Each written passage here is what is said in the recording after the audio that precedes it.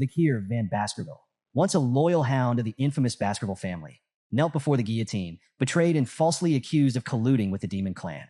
As the blade hovered above him, he vowed, if fate gave him another chance, he would never be a submissive hound again. To his shock, the guillotine's finality dissolved, and he awoke, not in the afterlife, but in the fragile body of an infant. Surrounded by the cries of newborns, Vakir realized he was in the Baskerville family nursery. His new life began under ominous circumstances. The cold-eyed patriarch Hugo Le Baskerville entered to inspect the infants. Dismissing the others as useless, Hugo's attention fixed on the silent Vakir, whose unyielding gaze betrayed no fear. Intrigued, Hugo ordered him sent to the Cradle of Swords, a deadly trial meant to forge Baskerville heirs. Vakir's hatred for Hugo burned hot. This was the man who had orchestrated his downfall in his past life. Memories of betrayal rushed back. He had been the Baskervilles' expendable pawn, loyal to the core, yet executed for knowing too much. But this time, Vakir would write a different story. Revenge could wait. Survival came first. The Cradle of Swords awaited, a brutal labyrinth of blades where children had to crawl to the Styx River, a mythical waterway said to fortify the body. The first to reach the river would reap its full benefits, while others were left with scraps.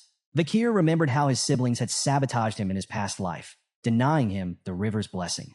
Not this time. Crawling through the razor-sharp maze, his infant body bleeding from countless cuts, Vakir pressed forward. Pain was an old friend, and he embraced it. Against all odds, he reached the river and plunged in. The Styx River's waters burned like molten fire, seeping into his wounds and bones. The agony was unbearable, yet Vakir endured. Compared to the torment of his past life, this was a whisper. Every second submerged strengthened his resolve and body. Outside, attendants panicked as they watched the infant endure far longer than any child before him. Hugo observed with his signature smirk, indifferent to their pleas for intervention. 7 minutes, reported John Barrymore, the family's butler. Hugo chuckled, his amusement tinged with grim expectation. He might not survive. Hugo called out, signaling it was time to surface. But Vakir ignored him. Each second in the river was a rare chance to grow stronger, and he refused to abandon it. The water began to flood his lungs, and his vision blurred. Even as his body screamed for air, his mind chanted a single mantra, endure. Just as darkness threatened to claim him, Hugo pulled Vakir from the Styx River. The patriarch's smug smile betrayed a mix of amusement and satisfaction. Greedy little thing, he mocked. You even try to drink the river. As Hugo examined him, something unusual caught his attention. Vakir already had teeth, an extraordinary trait for a newborn. Intrigued, Hugo turned to the head butler and asked the child's name. Upon hearing it, his smirk deepened. A very greedy son has been born, he mused, half amused, half impressed. Though weak and groggy, Vakir's mind remained razor-sharp. Silently, he vowed to grow stronger in secret and someday tear Hugo apart with his own hands. His hatred didn't stop with Hugo. It extended to the entire Baskerville family. They had tried to erase him once, but this time, he would make them disappear into history. As he lay in the nursery, the memories of his past life seared his thoughts. He was Hugo's illegitimate son, cursed with low status despite his extraordinary talents. By 20, he had proven himself a master of assassination, espionage, and conquest, earning renown despite the family's disdain. Yet to the Baskervilles, he had always been a tool, disposable and replaceable. At 30, when demonic gates unleashed hell upon the world, Vakir became a pillar of resistance, fighting for 5 grueling years. His efforts turned the tide, but instead of recognition, betrayal awaited him. Accused of treachery and silence for knowing too much, his life had ended on the guillotine. This time, however, Vakir vowed that no one, not Hugo, not the Baskervilles, would get the chance to betray him again. As he fully awoke, the power of the Styx River coursed through his veins, giving him a stronger starting point than in his previous life. Yet his thoughts were interrupted by the soft creak of the nursery door. A maid entered, startled to see him awake, muttering about Madam's unusual request to leave something on his bed. Curiosity piqued. Vakir waited until the maid left before inspecting the small box she had placed beside him. The lid creaked open, revealing 2 venomous mambas, their crimson eyes glinting in the dim light. Vakir's sharp mind pieced it together instantly. This gift was an assassination attempt, orchestrated by one of the few women in the Baskerville family addressed as Madam. The motive was obvious: eliminate competition. If Vakir died, the other infants in the nursery might also succumb to the Viper's fangs, removing all potential rivals. Hatred burned in his chest as the snakes lunged at him. With cold precision, Vakir caught the mid-strike, his tiny hands fueled by a lifetime's worth of rage and survival instinct. The venomous creatures writhed in his grip, but were no match for his iron will. By morning, the snakes lay lifeless beside him as Vakir peacefully dozed. The scene sent shockwaves through the Baskerville household. Chaos erupted as the nannies on duty faced brutal interrogations, their failure deemed an unforgivable crime. They were swiftly executed, but the Viper's origins remained a mystery to all, except Vakir. 8 years passed, and Vakir sat in a classroom, half listening as the teacher droned on about the hierarchy of swordsmanship. The students were captivated by the descriptions of the stages. Sword beginner, unable to imbue their blade with mana. Sword expert, capable of infusing a small amount of mana. Sword graduate, their blade shimmered with a liquid-like mana aura. Swordmaster, the pinnacle of mastery, able to form and shape solid mana freely. The class erupted in awe as the teacher mentioned that Sir Hugo, the family patriarch, was a sword master, the strongest in the Baskerville line. Vakir, however, paid no attention. His thoughts were consumed by his own goals, not Hugo's accolades. His coming-of-age ceremony was fast approaching, and each day brought him closer to the moment he would regain his full power. To him, the question wasn't if he could destroy Hugo, but when. The teacher glanced at Vakir, mistaking his quiet focus for disciplined dedication. Vakir's unmatched endurance in the Styx River and his remarkable physical development made him a standout. The teacher thought Hugo would be pleased. Vakir, however, cared little for Hugo's approval.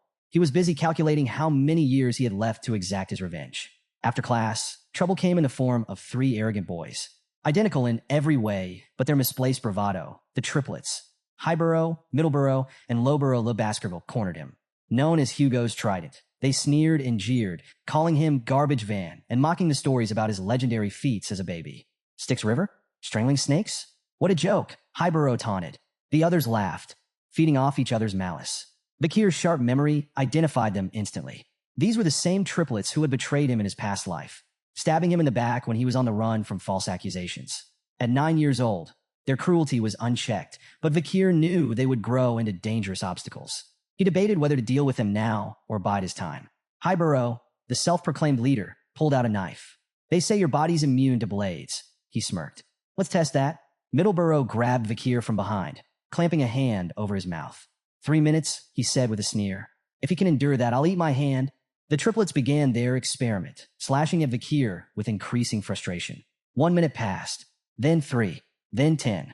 No matter how hard they tried, the knife didn't leave a scratch. Annoyed and out of ideas, the triplets let Vakir go. Guess the legend's true, Middleborough muttered. As he released Vakir, he froze, noticing blood on his hand and the absence of a finger. Vakir spat the severed digit onto the ground, his expression calm, almost bored. What are you doing? Middleborough shrieked, his face pale. Vakir's dark smile deepened. You said you'd eat your own hand, he reminded him coldly. Panic gripped the remaining 2 triplets.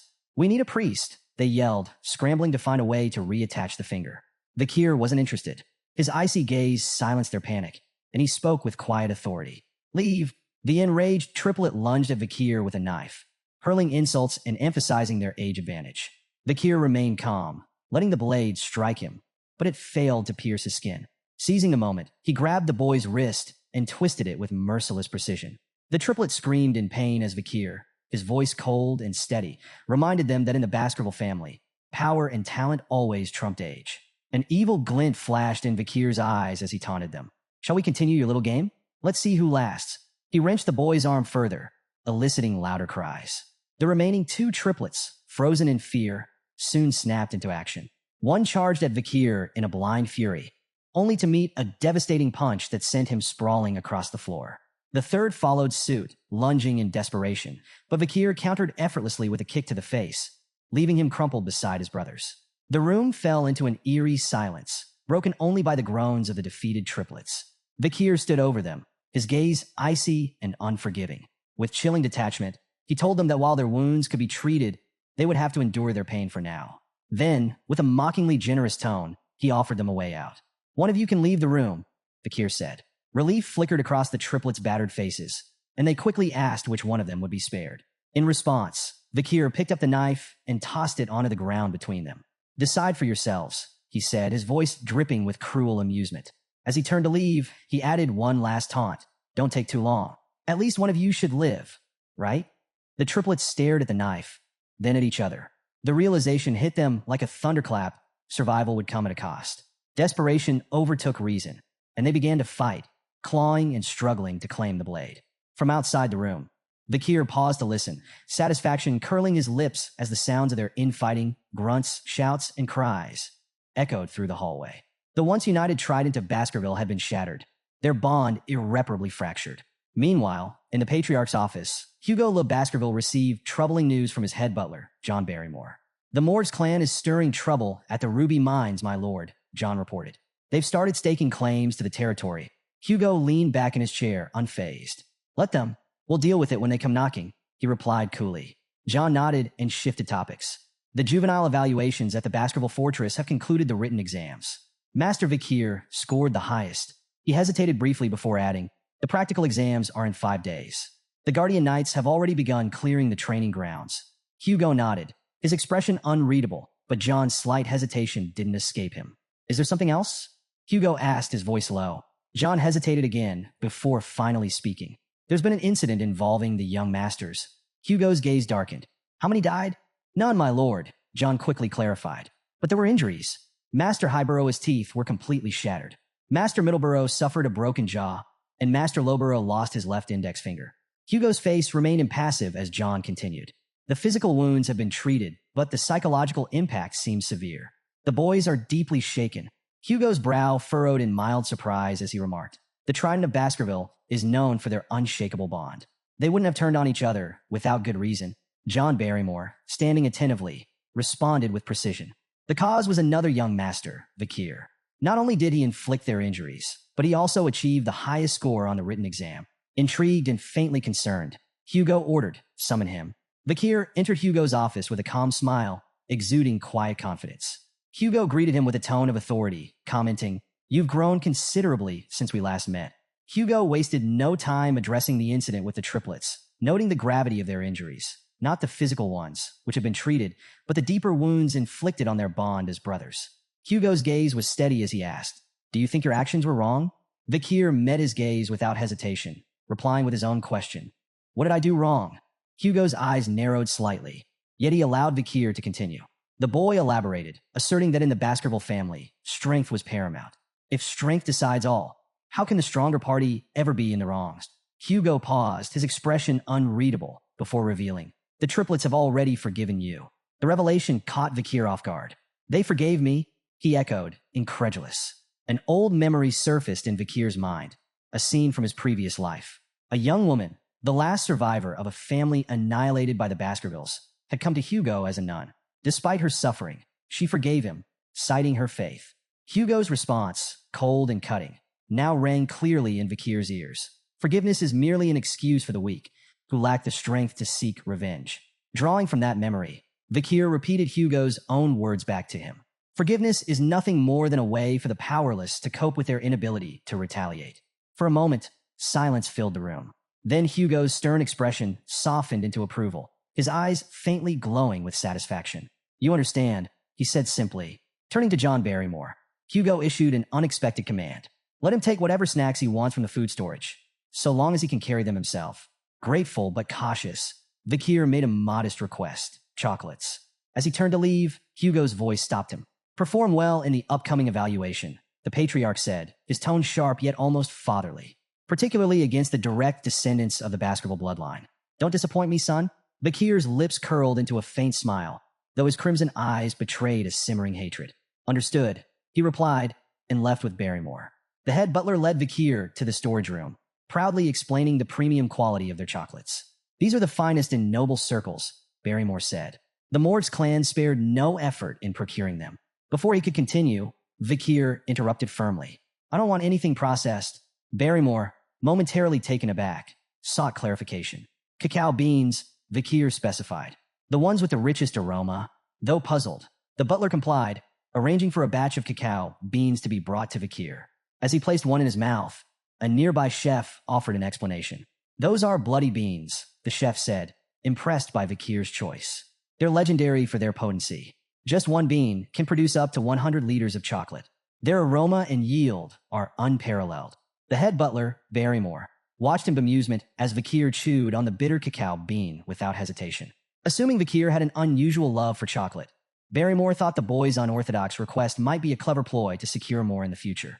When the chef offered to process the beans into chocolate and deliver it to his room, Vakir declined, insisting on taking the raw beans with him. The peculiar request left the staff scratching their heads. What none of them realized was that Vakir had no intention of eating chocolate.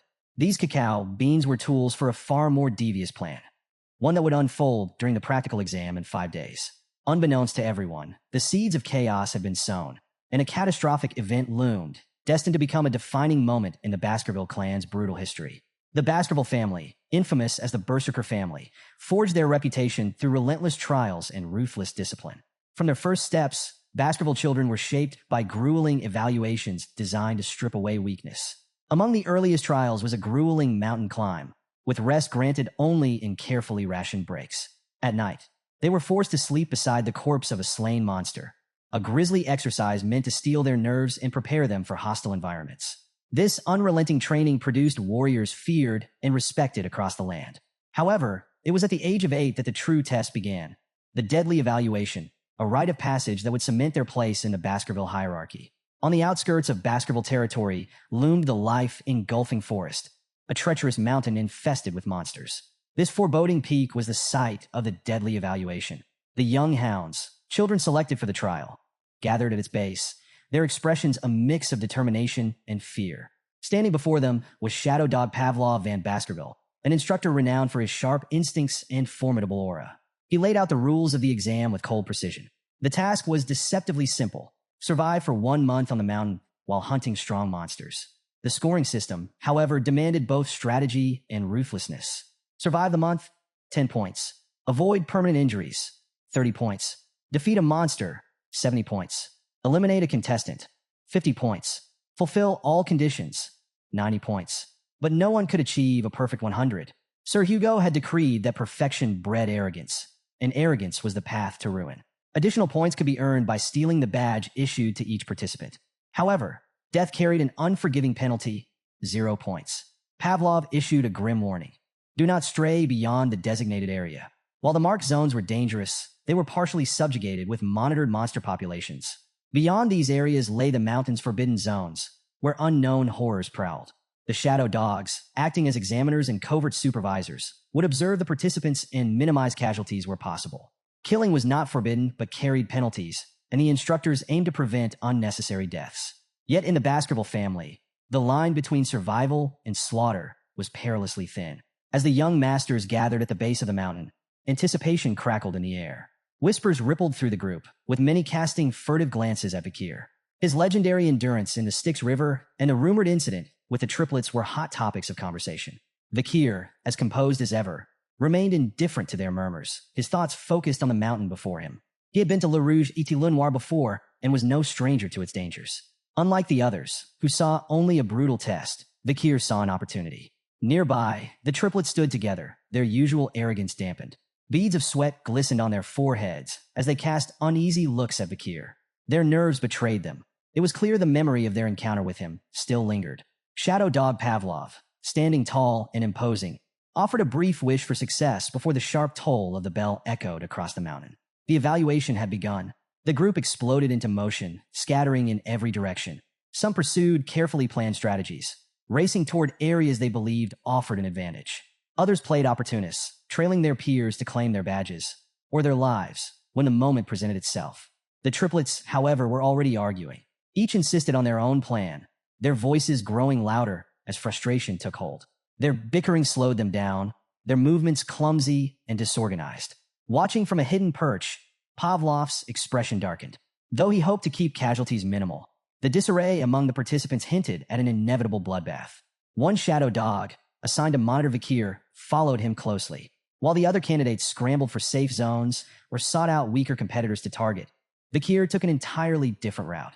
He strode confidently toward the restricted zone, a place forbidden even to many of the instructors. The shadow dog's curiosity was piqued. Who was this boy? Rumored to be a prodigy, Vakir had already distinguished himself through his feats. His boldness in venturing into the restricted zone intrigued the seasoned observer, who followed silently, eager to see how Vakir would fare in the uncharted wilderness.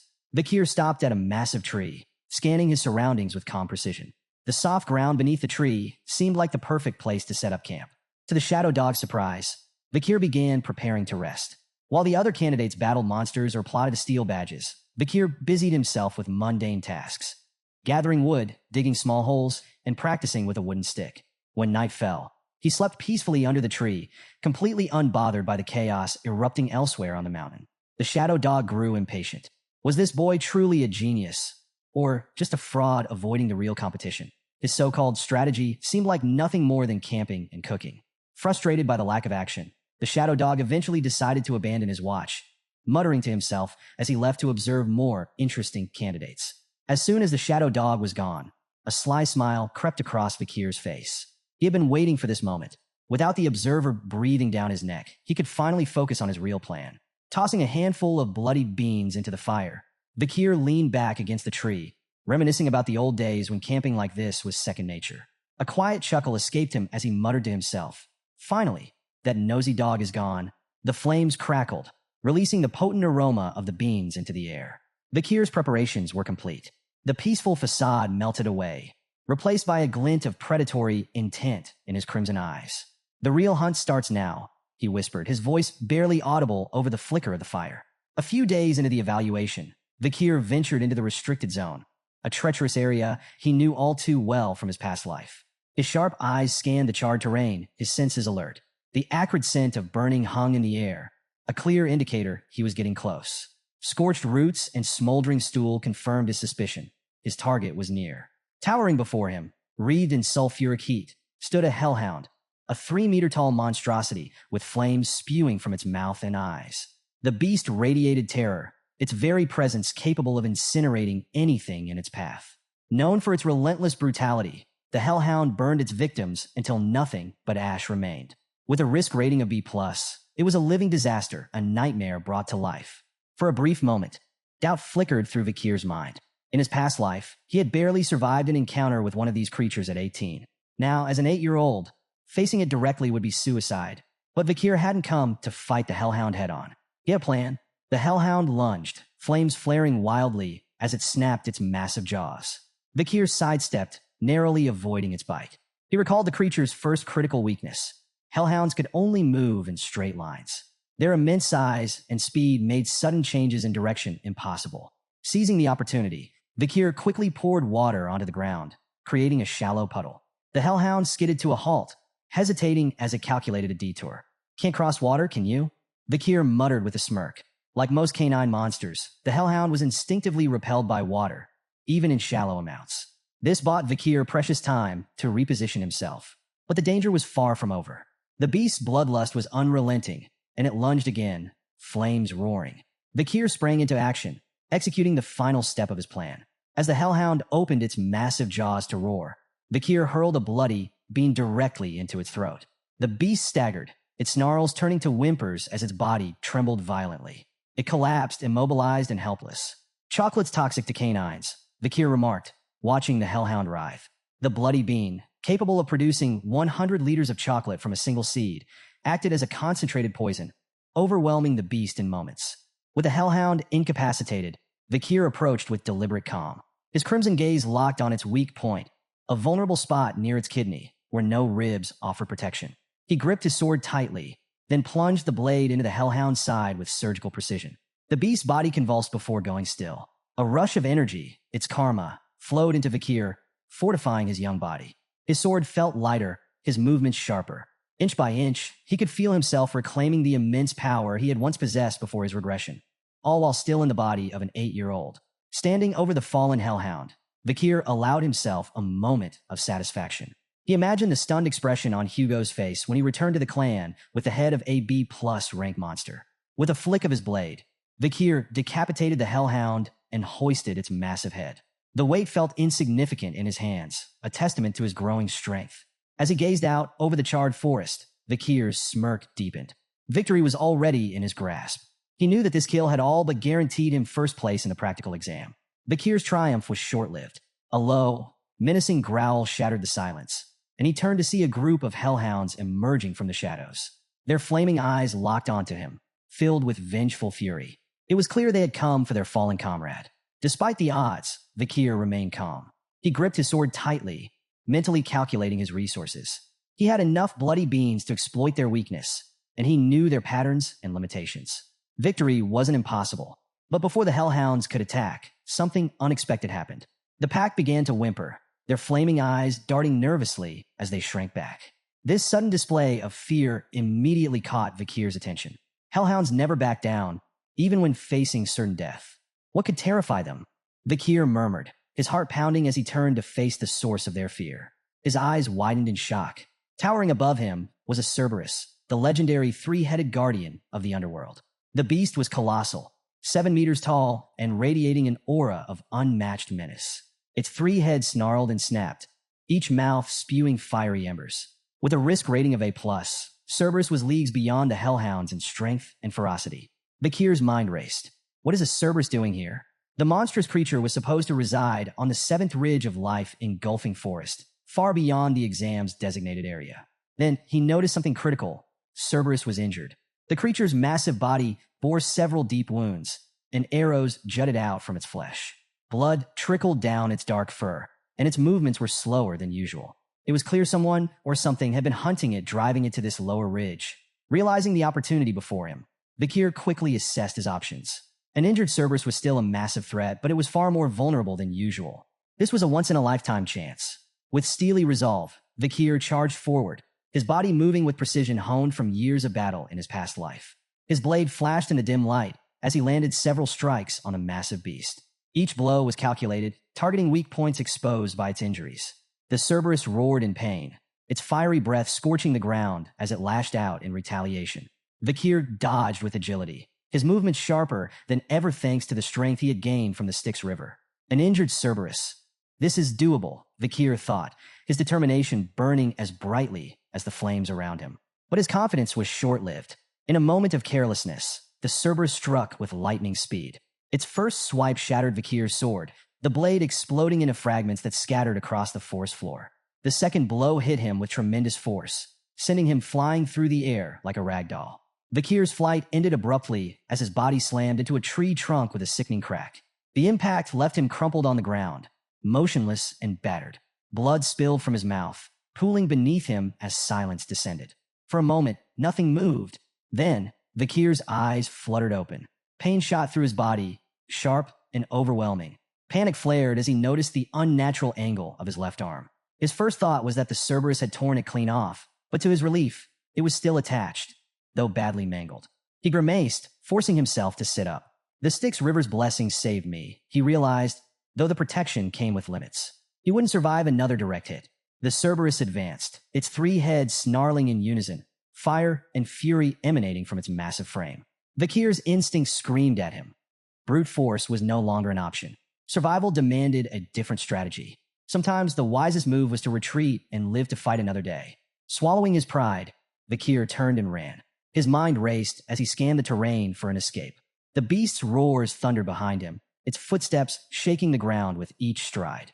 Then he saw its salvation. A weathered iron fence loomed just a few yards ahead, marking the edge of the restricted zone. If he could cross it, he'd be closer to the safe haven he had prepared before the battle. Summoning every ounce of strength, Vakir sprinted toward the fence. The Cerberus lunged, its massive jaws snapping inches from his back. With a final burst of speed, he threw himself through the gate, crashing onto the other side. Relief surged through him, but there was no time to waste. The beast's pursuit was relentless, and Vakir had to move fast. He scanned the forest, his eyes locking onto the trap he had set days earlier, a deep pit camouflaged beneath thick foliage. As the Cerberus charged, Vakir led it straight to the concealed pit. Timing his move perfectly, he dived out of the way just as the beast lunged forward. Unable to stop its momentum, the Cerberus plummeted into the pit, impaling itself on the wooden spears hidden below. Vakir's lips curled into a grim smile. His meticulous preparation had paid off. The spears, coated with the essence of bloody beans, acted as a lethal poison to canine monsters. The Cerberus howled in pain, its growls turning to gurgles as foam oozed from its mouths. Yet, Vakir knew better than to relax. The legendary beast wasn't defeated yet. Despite its injuries, the Cerberus began to climb out of the pit, its enormous claws scraping against the sides. Vakir wasted no time. He grabbed a wooden spear, its tip smeared with venom from a bloody mamba snake, and hurled it with precision. The spear pierced the creature's side, eliciting another anguished roar, but the beast pressed on. Step by agonizing step, the Cerberus dragged itself forward. Vakir counted silently, his pulse pounding. 1, 2, 3. The beast advanced, each step slower and more labored than the last. 4, 5, 6. As the seventh step landed, the mighty Cerberus faltered. Its knees buckled, and with a final, earth-shaking groan, it collapsed lifeless at Vakir's feet. Vakir exhaled deeply, his body trembling from exhaustion and relief. The venom of the bloody mamba, true to its legend, had ensured the creature couldn't take more than 7 steps after being struck. He had hidden the spear long ago, a precaution for the most dire of circumstances. Today, it had saved his life. The immense energy of the defeated Cerberus surged into Vakir, strengthening his body further.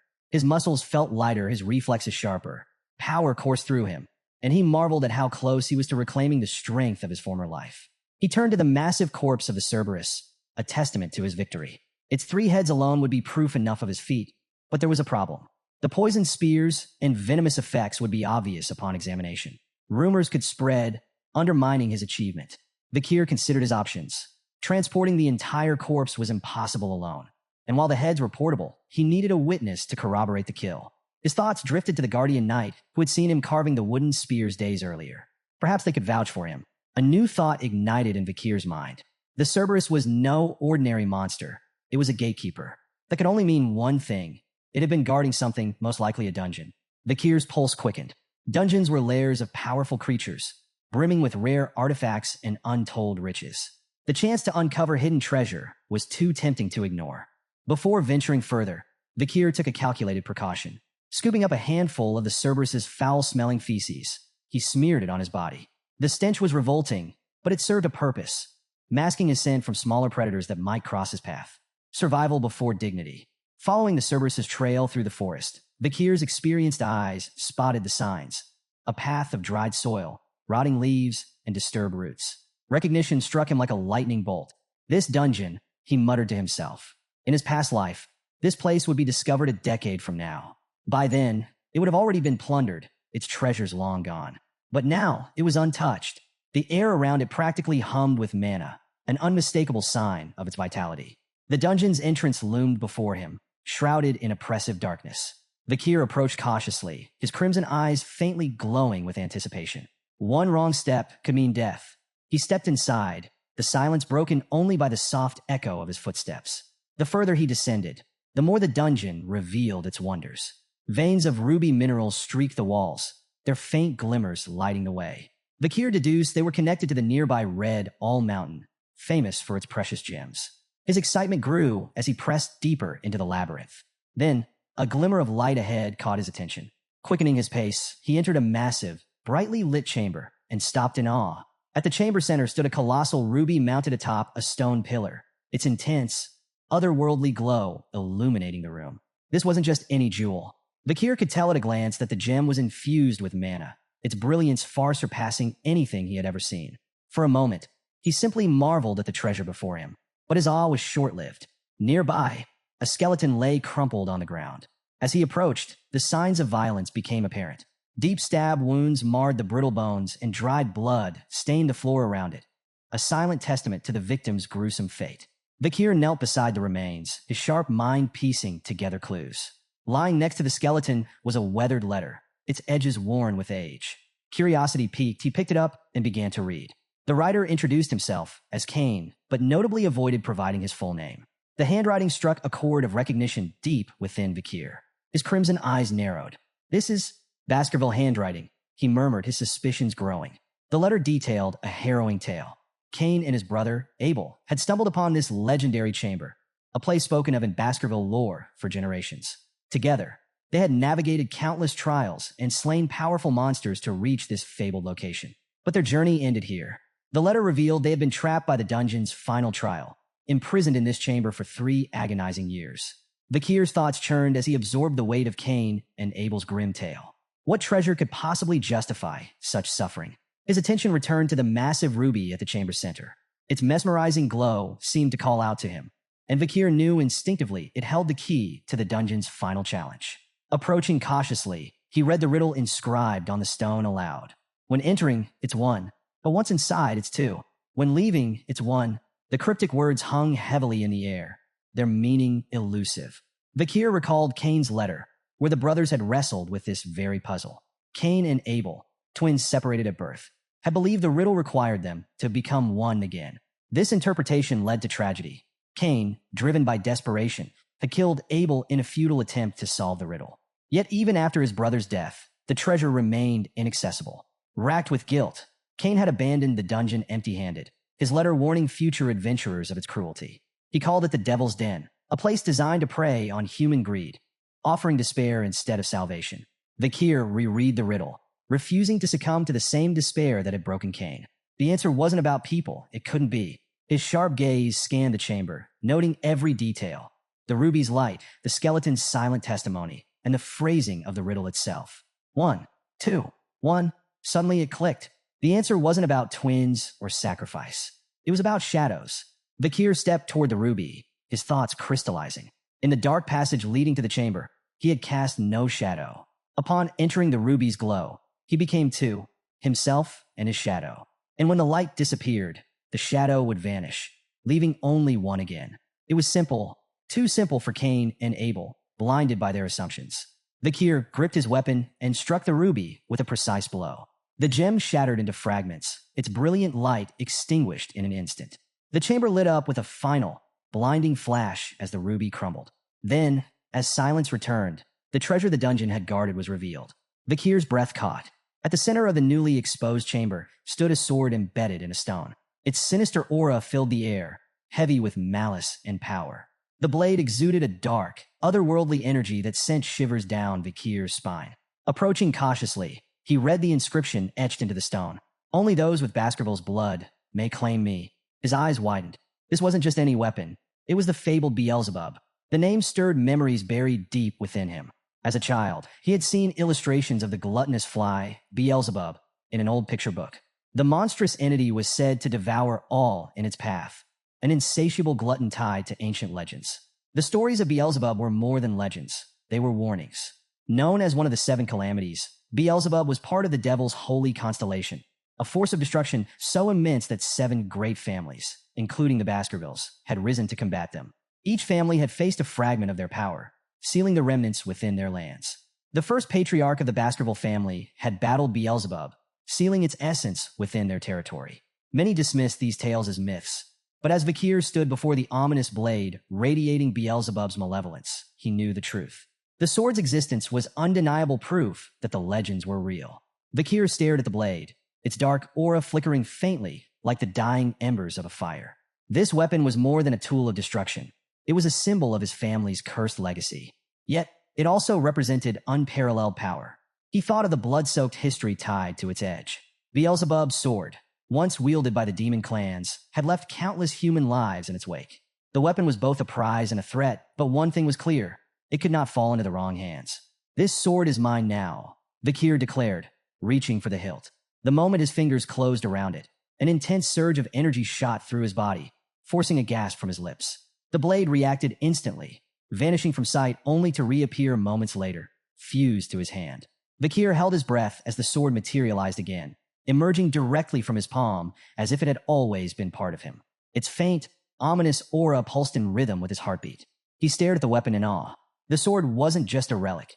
It was a fragment of the devil's holy constellation, imbued with potential that made his blood race. A grin spread across his face as he marveled at the power it could unlock. With such a weapon, his path to vengeance grew clearer. After thoroughly exploring the dungeon and finding nothing else of value, Vakir decided to leave. But as he approached the exit, a sudden wave of nausea overtook him. His vision blurred, his legs buckled, and he fell to his knees, clutching his stomach.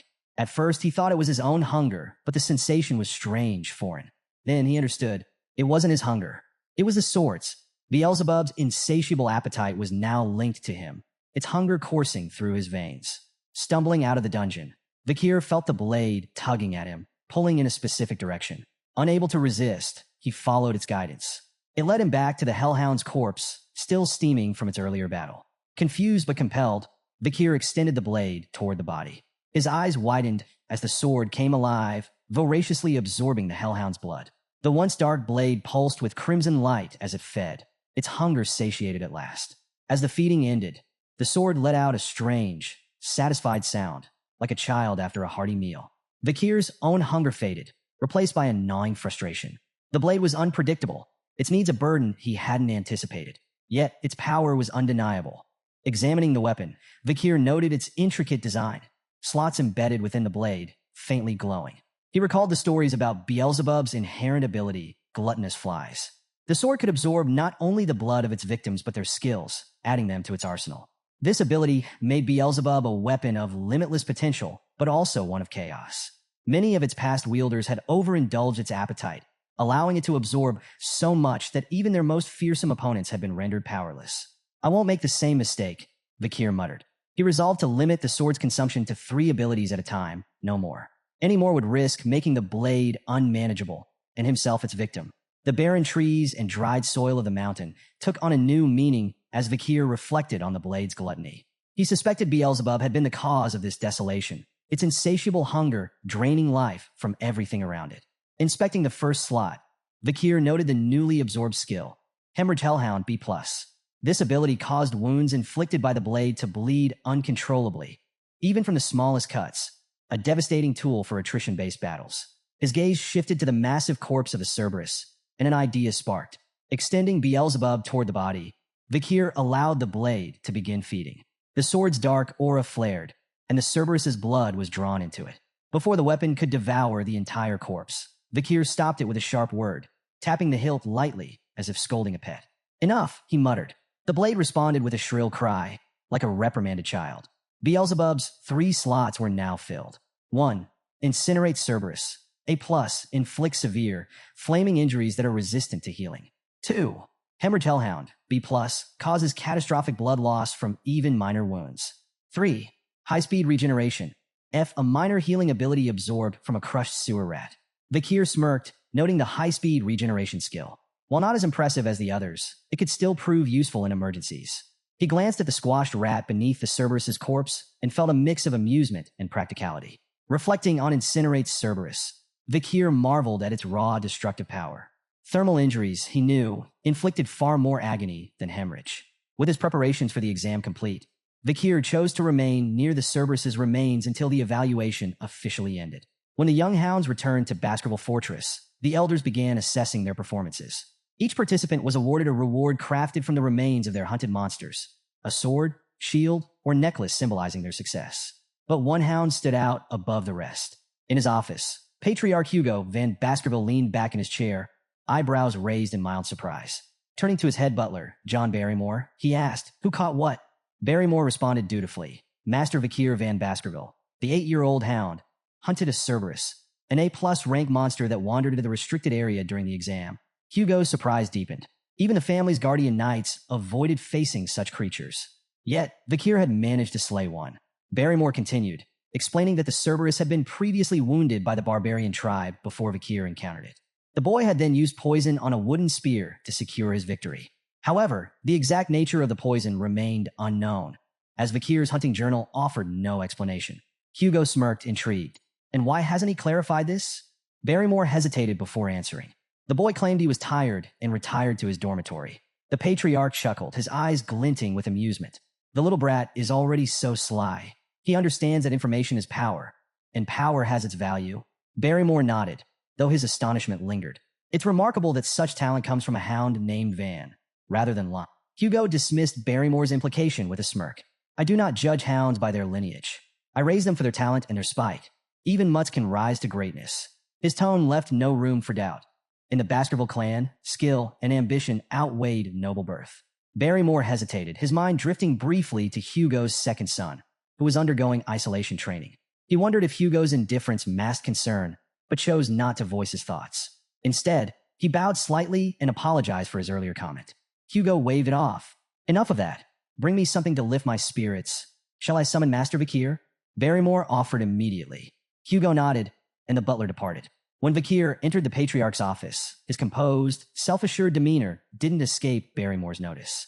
Hugo, ever direct, wasted no time questioning him about the Cerberus hunt. How did you manage it? Hugo asked. With calm precision, Vakir revealed his use of chocolate as a poison, exploiting its lethal effect on canine monsters. Hugo's eyes briefly widened in surprise, quickly piecing together the implications. The boy's earlier request for chocolate hadn't been a whim. It had been a carefully laid strategy. Barrymore, standing nearby, was equally astonished but kept his focus on the subtle tension between the two. The lack of formal greeting struck him as unusual. Was this how a father and son truly interacted? As the conversation continued, Hugo shifted gears. Why didn't you explain this to Barrymore earlier? Vakir's reply was curt but deliberate. The butler is not my master. Hugo raised an eyebrow, intrigued. Then who is your master? I belong to the clan, Vakir said without hesitation. The master of the clan is my master as well. Hugo smirked faintly, leaning back in his chair. Well said. He congratulated Vakir on his performance during the practical exam and declared that the Cerberus's corpse and all associated materials would belong solely to him. Hugo then announced an additional reward. As the highest scorer, Vakir was entitled to a special privilege, the opportunity to make a wish. Vakir's eyes gleamed at the prospect. Without hesitation, he requested access to the 10,000 book library, one of the largest and most prestigious repositories of knowledge in the Empire. Deep within the Baskerville clan's territory, the library housed forbidden techniques and secrets, accessible only to the Patriarch, the second in command, and their direct descendants. Hugo's eyebrows rose at the request. He reminded Vakir of the strict rules governing access, emphasizing that illegitimate children were barred from entry. Vakir, undeterred, replied coolly, if access is denied, I'll accept the decision. Inwardly, however, he was already devising plans to sneak in if necessary. To his astonishment, Hugo granted permission. You may enter, Hugo said, his tone calm but unreadable. Vakir was momentarily speechless, but quickly recovered. Hugo wasn't finished. Specifically, I want you to seek out the Baskerville 6 technique in the 6th restricted zone of the library. Barrymore's composure faltered. The 6th restricted zone was an area even the legitimate children of the family rarely ventured. No illegitimate child had ever been granted access this far, much less given a directive to retrieve such an advanced technique. The weight of the moment wasn't lost on Vakir. While he maintained his composure, his mind raced. Why is he giving me this opportunity? Even so, he reminded himself that the 6th technique, while formidable, was still far below Hugo's level of mastery. Before his regression, Hugo had achieved mastery over the Baskerville 7th technique, wielding the legendary power to bear 9 fangs. It was a feat that made him unparalleled within the clan, solidifying his place at its apex. But Vakir's ambitions extended far beyond the 6th or even the 7th technique. His sights were set on the ultimate prize, the textbook of swordsmanship, the foundational manual created by the first Baskerville Patriarch, who had subdued the 7 great disasters. It contained the teachings that had shaped the clan's unmatched legacy, and Vakir believed it held the key to his success. As Hugo offered a faint smile and wished him good luck, Vakir bowed, expressing his gratitude. Inside, however, he marveled at how Hugo had unknowingly handed him an opportunity of incalculable value. He doesn't realize what he's given me, Vakir thought. But it didn't matter. What mattered was what he would do with it. Arriving at the 10,000 book library for the first time, Vakir stood in awe.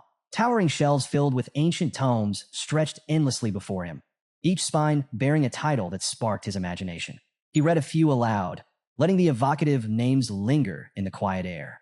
Severing incisors, grinding molars, piercing canines, snaggled tooth that embeds twice, wisdom teeth that lay down.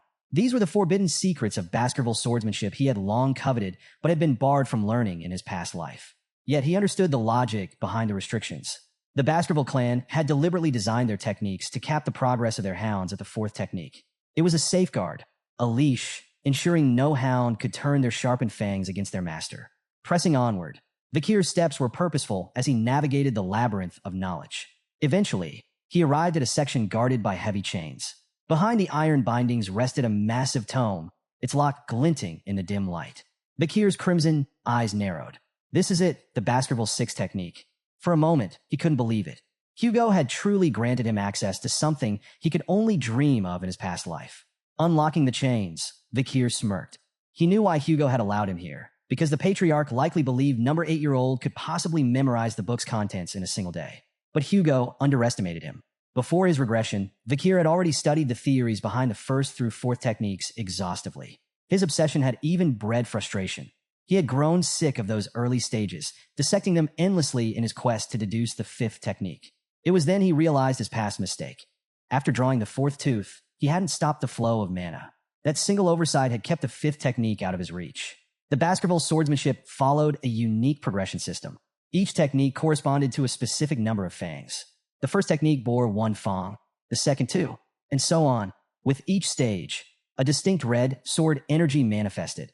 a visual representation of the user's mastery. The sixth technique, with its immense power, was a treasure Hugo likely thought Vakir could glimpse but never truly grasp. But Vakir's focus wasn't on the sixth technique itself. He wasn't here for what Hugo expected. His goal was far more audacious: to find a way to transcend his current limitations entirely. Leaving the swordsmanship section, Vakir caught the guards off guard. They stared at him in disbelief. "You're already finished reading?" one asked, incredulous. Another guard, clearly impressed, offered to retrieve more advanced texts from the deeper sections of the library. "You should check out the techniques stored in the restricted zones. That's where the real treasures are." But Vakir declined with a polite nod. "I've completed my task." The guards exchanged amazed glances as Vakir walked away. "Does he even realize how valuable those techniques are?" one whispered. "If it were me, I'd spend every second memorizing them," the other added. Vakir smirked to himself, letting them think what they wished. He knew exactly what he was doing. Amid the dusty shelves of miscellaneous books, Vakir searched for the real treasure he sought. His crimson eyes scanned row after row until they landed on an unassuming, tattered book tucked away in a neglected corner. Its title read, Lurking Embedded Teeth. The book's worn cover and damaged pages made it appear worthless, a relic forgotten by time. Vakir held it in his hands, his expression calm, but inside his heart raced. He vividly recalled the time before his regression when he had served in the Hound squad. During a mission, his team had stumbled upon a torn page from a Baskerville swordsmanship textbook. The page bore the unmistakable handwriting of a Baskerville ancestor and contained cryptic hints about a forgotten technique. When the page was brought to Hugo, it sent the Patriarch into an obsessive frenzy. Determined to find the original text, Hugo scoured the library for years before finally locating it, within the lurking embedded teeth. The book, hidden among useless texts, contained the writings of a Baskerville ancestor and revealed the existence of the legendary 10th Fong technique. Vakir remembered the carnage that followed. Hugo, captivated by the promise of the 10th Fong, declared war on anyone holding the missing pages. He dispatched Baskerville hounds to the 7 great families to recover the remaining 6 pages. The mission came at an unimaginable cost. Hounds died by the dozens, their bodies piling high, drenched in blood. When the pages were finally recovered, Hugo's only acknowledgement was a cold, dismissive phrase. "Good job." Bakir's hands clenched as the memory burned in his mind. The senseless waste of life enraged him. He vowed that history would not repeat itself. He would surpass Hugo, not by mimicking his methods, but by learning from his mistakes. Flipping through lurking embedded teeth, Vakir noted its disjointed techniques and incomplete passages. Without the missing pages, the book was little more than a fragmented puzzle. But Vakir had an advantage no one else did. Before his regression, he had memorized every detail of those lost pages. The reason he couldn't progress beyond the 4th technique in his previous life wasn't his lack of skill or mana. It was the absence of this original text. The missing pages were the key to understanding the techniques in their entirety. As Vakir closed lurking embedded teeth, he muttered to himself, to most, this book would seem like meaningless, disjointed nonsense. But with the missing pages, the misleading information transforms into an absolute masterpiece. He marveled at the text's brilliance, understanding that its true genius emerged only when the blanks were filled. Before his regression, Vakir had reached the pinnacle of graduate aura and mastered the highest level of the 4th Fong technique. Now, armed with this knowledge, he was confident he could surpass it. This time, however, he vowed to avoid the mistakes of his past. Before he turned 15, he would reclaim all the power he had lost, and more. Engrossed in the book, Vakir lost track of time. By the time he finished, dawn had broken. The realization of how much he had achieved filled him with pride. He had memorized every word, every nuance of the text. Glancing around the library, he noticed the absence of the Guardian Knights. The silence emboldened him. Though his young body wasn't yet capable of drawing all 10 fangs, he was certain the elusive 5th Fong technique, which had eluded him in his past life, was finally within reach. Approaching a nearby statue, Vakir steeled himself, his mind focused and his heart resolute. He began executing the Baskerville sword techniques, unleashing every ounce of power he could summon. First Fong technique, a sharp, decisive strike, its precision cutting cleanly through the air. Second Fong technique, building momentum. Each movement grew more deliberate and deadly. Third Fong technique, forceful and unrelenting. His strikes hammered the statue's surface. Fourth Fong technique, a whirlwind of honed precision, each blow infused with years of dedication. As his sword collided with the statue, Vakir's memories surged. He recalled the brutal struggle to reach graduate aura in his past life, only to have his illegitimate status bar him from progressing further. The direct bloodline of the Baskervilles had ensured he never advanced beyond the 4th technique, crushing his potential with their hostility. But this time was different. With each strike, Vakir channeled his anger, frustration, and defiance into his blade. In his mind, the statue became a vivid image of Hugo's face, taunting him. With a ferocious swing, he unleashed his full force, slicing through the statue in a series of precise, calculated blows. As the dust settled, Vakir stepped back, his breath ragged and his body trembling. For a moment, he stood still, hands gripping his weapon tightly, anticipation coursing through him. Then it came, a hot surge of energy flowing from his heart to his neck. He knew instantly. A triumphant smile spread across his face. He had done it, overwhelmed with emotion. Vakir nearly felt tears welling in his eyes. His success was monumental, but it was the tangible proof that left him awestruck. His canine teeth had begun to grow. In the Baskerville clan, this development symbolized the Hound's readiness to draw their fangs against their master. Such a transformation had never occurred at such a young age in the clan's history. His body trembled with excitement as his mana surged within him, evolving into something far greater. The solid state of his energy had transformed into a liquid form, denser and more versatile. This was graduate aura at its true peak, a level of mastery that had taken him 30 arduous years in his previous life. Now, at just 8 years old, he had reached the same milestone. Vakir gazed at the flowing aura surrounding him, its liquid form a testament to his newfound status. To reach graduate aura was to ascend leagues above sword experts, and the realization filled him with both awe and quiet confidence. Yet this was only the beginning. His gaze shifted back to lurking embedded teeth, the book that had unlocked this monumental progress. The text's seamless transitions between offense and defense represented a swordsmanship technique of limitless potential, one perfectly suited to someone with Vakir's boundless ambition. Carefully, he placed the book near the window and allowed himself a moment to reflect. Since his regression, his growth in strength and skill had been exponential. With his current abilities, Vakir was confident he could hold his own against a mid-class graduate aura swordsman and emerge victorious. Still, he knew better than to reveal the full extent of his power. Not yet. For now, he needed to keep Hugo's eyes on him, buying time to secure everything he needed for the future. A sly grin spread across Vakir's face as he pulled out a magnifying lens. Positioning it over the book, he allowed the sun's rays to converge, igniting the pages in a small, controlled fire. As the flames consumed lurking embedded teeth, he remarked to himself that destroying the book would make it nearly impossible for Hugo and the Hounds to piece together the 10th Fong technique. For him, however, it was no loss. He had memorized every critical detail. The acrid smell of burning paper quickly drew the attention of the library guards, who burst into the room. Startled to find Vakir there, they demanded an explanation. Vakir's expression shifted instantly to one of sheepish contrition. Bowing his head, he apologized profusely, claiming the fire had started when he had carelessly left the magnifying glass too close to the book. He even offered to report the incident to the butlers himself. The guards exchanged uneasy glances. Fearful of punishment for neglecting their duties, one finally suggested that the blame lay with them for failing to monitor the library properly. "We're just lucky it happened in this section," one guard muttered, glancing at the ashes of what they deemed useless books. Seizing the moment, Vakir subtly steered the conversation. He mentioned their preoccupation with the Morg's clan and the disturbances at the Ruby Mines, suggesting this might explain their absence. The guards nodded in agreement, grateful for the excuse and eager to bury the matter. They promised to keep the incident a secret if Vakir did the same. As he left the library, Vakir apologized again, thanking the guards for their understanding. Once he was out of sight, a mischievous grin spread across his face. The guards' voices echoed behind him, praising him as thoughtful and considerate, someone who deserved respect. Vakir relished their naivety, knowing he had orchestrated the situation perfectly. Later, in Hugo's office, the Patriarch leaned back in his chair, his piercing gaze fixed on Vakir. "So," Hugo began, "did you learn anything enlightening from the libraries?" Vakir replied cryptically, something warm, sharp, soft, and viscous. Hugo and Barrymore exchanged startled glances. The implications of Vakir's words hit them simultaneously. He might have achieved aura. Aura was the hallmark of a swordsman's true awakening, signifying their official entry into the world of the blade. Even among the most talented Baskerville hounds, reaching this milestone before the age of 15 was unheard of. Hugo, visibly skeptical, reminded himself that Vakir was only 8 years old. Shaking his head, he demanded, "Prove it. Show me what you've learned." Vakir nodded without hesitation, his crimson eyes glinting with quiet determination.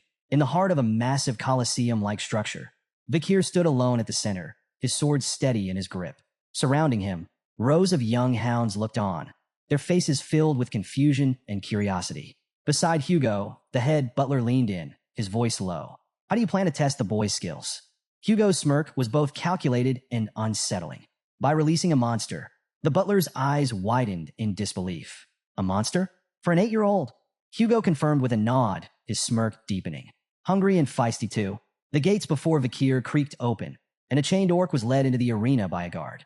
The massive, green-skinned creature snarled, its bulging muscles rippling with barely contained rage.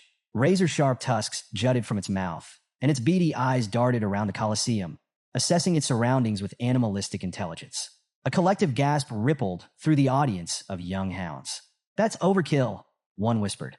"Do they really need a monster like that to test him?" murmured another. Some muttered their concerns aloud. If things spiraled out of control, would the Guardian Knights have to intervene? But while the crowd buzzed with doubt, Vakir stood calm and composed. His sharp eyes fixed on the orc, he showed no sign of fear. His body was still, his blade poised, as Hugo gave the signal. The orc's chains fell away with a deafening clatter. With a feral roar, the beast charged, its massive bulk hurtling forward with terrifying speed. Vakir remained motionless, timing his move with surgical precision. As the orc lunged, he swung his sword in a blinding arc. The strike was fluid and flawless, severing the creature's arm in a single motion. The orc stumbled back, roaring in pain and confusion. Before it could recover, Vakir closed the distance with terrifying speed. Another precise strike followed, this time severing the orc's leg. The monster collapsed, growling in agony, its body writhing helplessly on the arena floor. The Coliseum was frozen in stunned silence. How? How did he do that? One young hound muttered. Did he even use mana? Another asked, incredulous. From his vantage point, Vakir noted the orc's confusion. Its bleeding wounds failed to regenerate, a hallmark of its species. Vakir smirked. He knew why. It wasn't just the severed limbs. Hemorrhage Hellhound, the ability imbued in his blade, was preventing the orc's famed regeneration from activating. A C-class monster like the orc was powerless against the lingering effects of a B-class Hellhound's curse.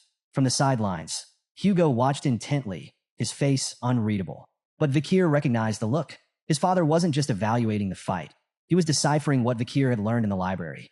Vakir decided it was time to give him an answer. Hugo's eyes began to glow faintly, a sign of heightened interest. Beside him, the head butler gasped, his voice trembling. That's an aura blade. In the arena, Vakir's sword began to radiate a brilliant red light. The energy was sharp and visceral, a manifestation of his mastery over aura. The orc, still struggling, roared weakly. But it was too late. Vakir charged forward, his blade slicing cleanly through the air. With a single, devastating strike, he decapitated the orc. The monster's massive head tumbled to the ground, its body crumpling lifelessly as the red glow of Vakir's blade faded into the silence of the Coliseum. The Coliseum erupted in astonishment. The young hounds could barely process what they had just witnessed. Murmurs rippled through the crowd, growing louder as disbelief turned to admiration. Beside Hugo, the head butler turned, his voice trembling with excitement. It's the aura of a low-class sword expert. We've just witnessed the birth of a genius. There will never be another like him across all the families in the Empire. But despite the head butler's praise, Hugo's sharp gaze remained fixed on the pool of blood spreading beneath the orc's lifeless body. The creature's famed regeneration had been utterly nullified. He only won because the orc was weak, Hugo said flatly, though his tone carried an undercurrent of intrigue. Before Hugo could say more, Vakir's calm voice cut through the murmurs. Is there anything stronger than this orc? The Coliseum fell silent. An 8-year-old, asking for a stronger opponent after defeating an orc? Even the doubters in the audience were struck speechless. Vakir's reasons were clear. He wanted to demonstrate his progress, not just to Hugo, but to the entire clan.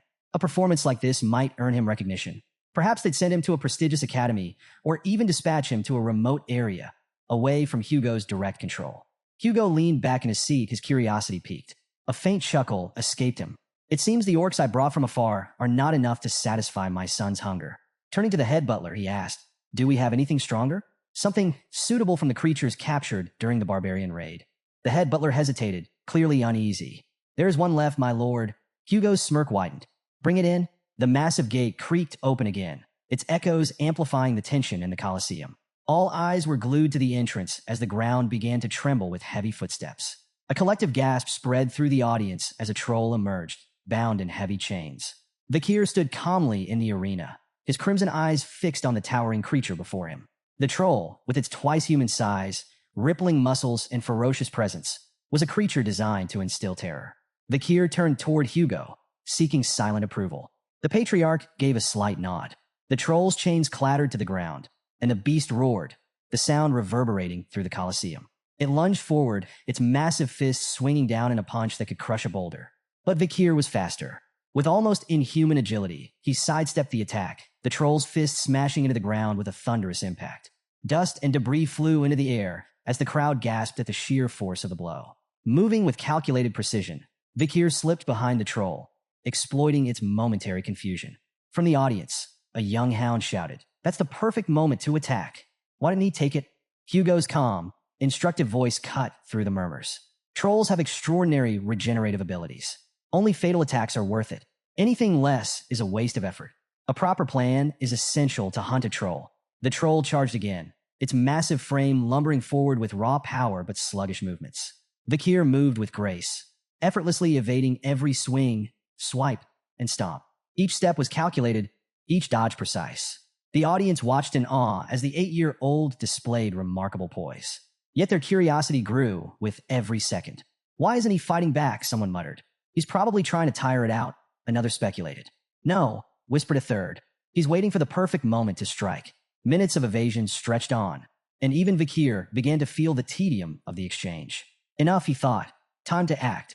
Fully aware that he could end the fight swiftly with his full strength, Vakir deliberately chose a more calculated approach. His goal wasn't just victory, it was to make his progress seem plausible, not overwhelming. As the troll launched another heavy attack, Vakir seized the moment. With a single, precise swing, he sliced deep into the troll's arm, nearly severing it from its shoulder. Gasps rippled through the Colosseum as the audience believed the fight was over. But their astonishment turned to unease as they watched the troll's wound heal before their eyes. The severed tissue reconnected rapidly, and within moments, the arm was as good as new. Vakir frowned slightly. He had expected the troll's regeneration to kick in, but seeing it firsthand confirmed the challenge he faced. The hemorrhage skill of Beelzebub could nullify this, he thought, but he couldn't rely on such an obvious technique. It would reveal too much. From the sidelines, Hugo's sharp voice rang out. "Enough, Vakir. Stop before this gets out of hand." But Vakir's response was calm, resolute. "I'm almost done," he replied. "If I can't finish it with the next attack, I'll give up." The troll roared, its beady eyes blazing with rage as it prepared another charge. Vakir's mind raced, his plan falling perfectly into place. He knew exactly how much power he was willing to reveal. This will look like a breakthrough, he thought, smirking inwardly. A moment of growth under pressure. The move would impress Hugo and the audience while concealing the true extent of his strength. The crimson glow of Vakir's sword flared, its fiery aura blazing brighter than before. Gasps echoed through the Colosseum as the young hound's presence seemed to grow, commanding attention. The troll lunged with a guttural roar, its massive fist hurtling toward Vakir. Vakir met the attack head-on, his blade flashing in a clean, decisive arc. The audience held their breath as his strike cut through the troll's neck, severing its head in one fluid motion. The troll's body collapsed with a deafening thud, its massive head rolling across the arena floor. Silence engulfed the Colosseum. Every pair of eyes widened in shock, frozen in disbelief at what they had just witnessed. Even the normally stoic head butler gasped audibly, his composure breaking. "The second technique," he whispered, his voice barely audible. "He's achieved the second technique of the Baskerville clan at 8 years old." His gaze turned to Hugo. "That's unheard of. Most don't reach this level until they're at least 18. In the center of the arena, Vakir stood with an innocent smile, his sword lowered, as if blissfully unaware of the magnitude of his accomplishment. "I did it," he declared cheerfully, his tone almost childlike. The silence that followed was deafening. Hugo remained seated, his expression unreadable. Yet inside, he was reeling. What he had just witnessed defied everything he knew about swordsmanship and training. An 8-year-old performing the second technique? The implications were staggering. A week later, Vakir sat in the Baskerville dining hall, staring down at a bowl of unappetizing meat porridge. Around him, the air was heavy with tension. None of the other young hounds dared approach him. Their gazes flickered toward him briefly before they quickly looked away. Vakir wasn't surprised. In the Baskerville family, power was everything. His recent display had placed him far beyond the reach of his peers, and they all knew it. As he ate, Vakir reflected on his progress with satisfaction. Even Hugo seemed unsettled by his performance. So far, he had revealed only what he wanted them to see: his mastery of the second technique and his rank as a medium-ranked sword expert. Yet the truth remained hidden. He was, in fact, a low-ranked sword graduate capable of weakly performing the fifth Fong technique. Vakir's thoughts turned to the ability he had gained from the troll. Super speed regeneration, C+. now occupying Beelzebub's third slot. The skill bolstered his strength to the level of an average graduate or a swordsman. Yet he noticed an unexpected side effect. His appetite had increased dramatically since acquiring the ability. Shoveling another spoonful of porridge into his mouth, he paused as he sensed a sudden presence behind him. The triplets had appeared, surprised and wary. Vakir turned to face them cautiously. He had no desire to deal with them again, so he returned his focus to his food, hoping they would leave. But instead of provoking him, the triplets quickly blurted out their reason for approaching. "You were so cool during your fights with the Cerberus and the troll." The statement hit Vakir like a thunderbolt. He was so shocked that he spat out his porridge. The triplets, alarmed, asked if he was okay, but Vakir remained suspicious. Could this be a two-faced technique? Or maybe a deceitful policy? He wondered. For a brief moment, he even considered beating them up preemptively, just in case. But after a moment's thought, he decided to observe them further. Before Vakir could act, Barrymore appeared behind him, his presence commanding the room. "Master Vakir," the head butler said, his tone polite but firm. Vakir turned, startled. It wasn't often that the butler sought him out in the dining hall. "The Patriarch has summoned you to his office immediately," Barrymore informed him. Intrigued, Vakir quickly finished his meal and stood. The triplets shuffled aside, their sudden admiration for him still puzzling. With a nod to Barrymore, Vakir made his way to Hugo's chambers, his mind racing with curiosity about what awaited him. In the Baskerville Patriarch's office, Hugo sat in his chair, exuding his usual air of authority. Across from him stood Adolf Morgs, the Morgs clan's proxy patriarch. The Morgs clan, a prestigious mage family, had a long, intense history with the Baskervilles, an iron-blooded sword clan. While their philosophies clashed, the Emperor's decree bound them to conduct annual joint training sessions for children between the ages of 8 and 15. "It's been a while," Hugo said curtly. Adolf nodded politely. "Indeed. I trust this year's event will proceed smoothly." Hugo's tone was casual, almost dismissive. "The joint training has always been handled without issue." Adolf raised an eyebrow. "Without issue? Last year, 2 children, one from each family, were seriously injured." Hugo waved off the remark with a faint smirk. "A scratch. Nothing more. It seems the Morg's children are dramatic." Adolf's lips twitched in irritation. "The Morg's children are noble and dignified, unlike some."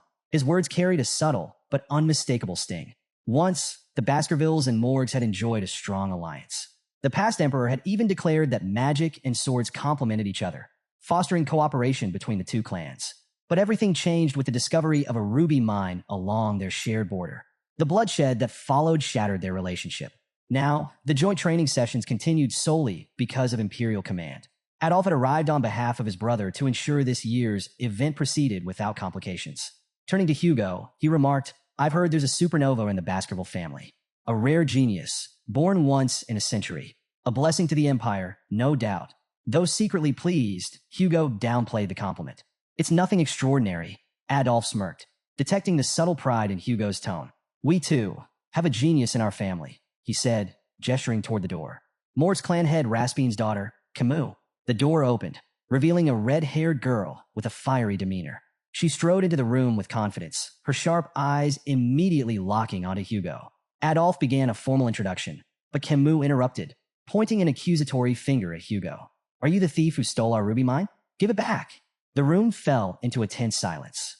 Hugo's face darkened, his calm demeanor giving way to a sharp glare directed at Adolf. "Thief?" he asked coldly. "Is that what you're teaching your kin now?" Adolf looked startled. "I never said such a thing." Camus, however, was unfazed. Fixing Adolf with a determined glare, she declared, "You did. An hour and 42 minutes ago, right before we got off the carriage, you called him that annoying chin beard who stole the ruby mine." Hugo's glare deepened further as Adolf stammered, his composure crumbling. "Camus, you must have misheard. I said no such thing." But Camus stood her ground, arms crossed. "You definitely said it." Hugo's patience was wearing thin. "It seems the Morg's clan struggles with teaching children proper etiquette," he remarked, his voice laced with irritation. Adolf, scrambling to salvage the situation, tried to defuse the tension. "It's simply a misunderstanding, Patriarch Baskerville. Camus is young and spirited." Hugo's sharp gaze remained fixed on him. "There's no need to explain the Morg's clan's problems with education to me," he said icily. Camus, undeterred, persisted. Crossing her arms, she repeated her demand, her fiery tone cutting through the air. "Our research is impossible without those stolen rubies." Adolf's voice turned warning. "Camus," but she ignored him, stepping closer to Hugo. Hugo's patience finally snapped. His voice was sharp, tinged with barely concealed anger.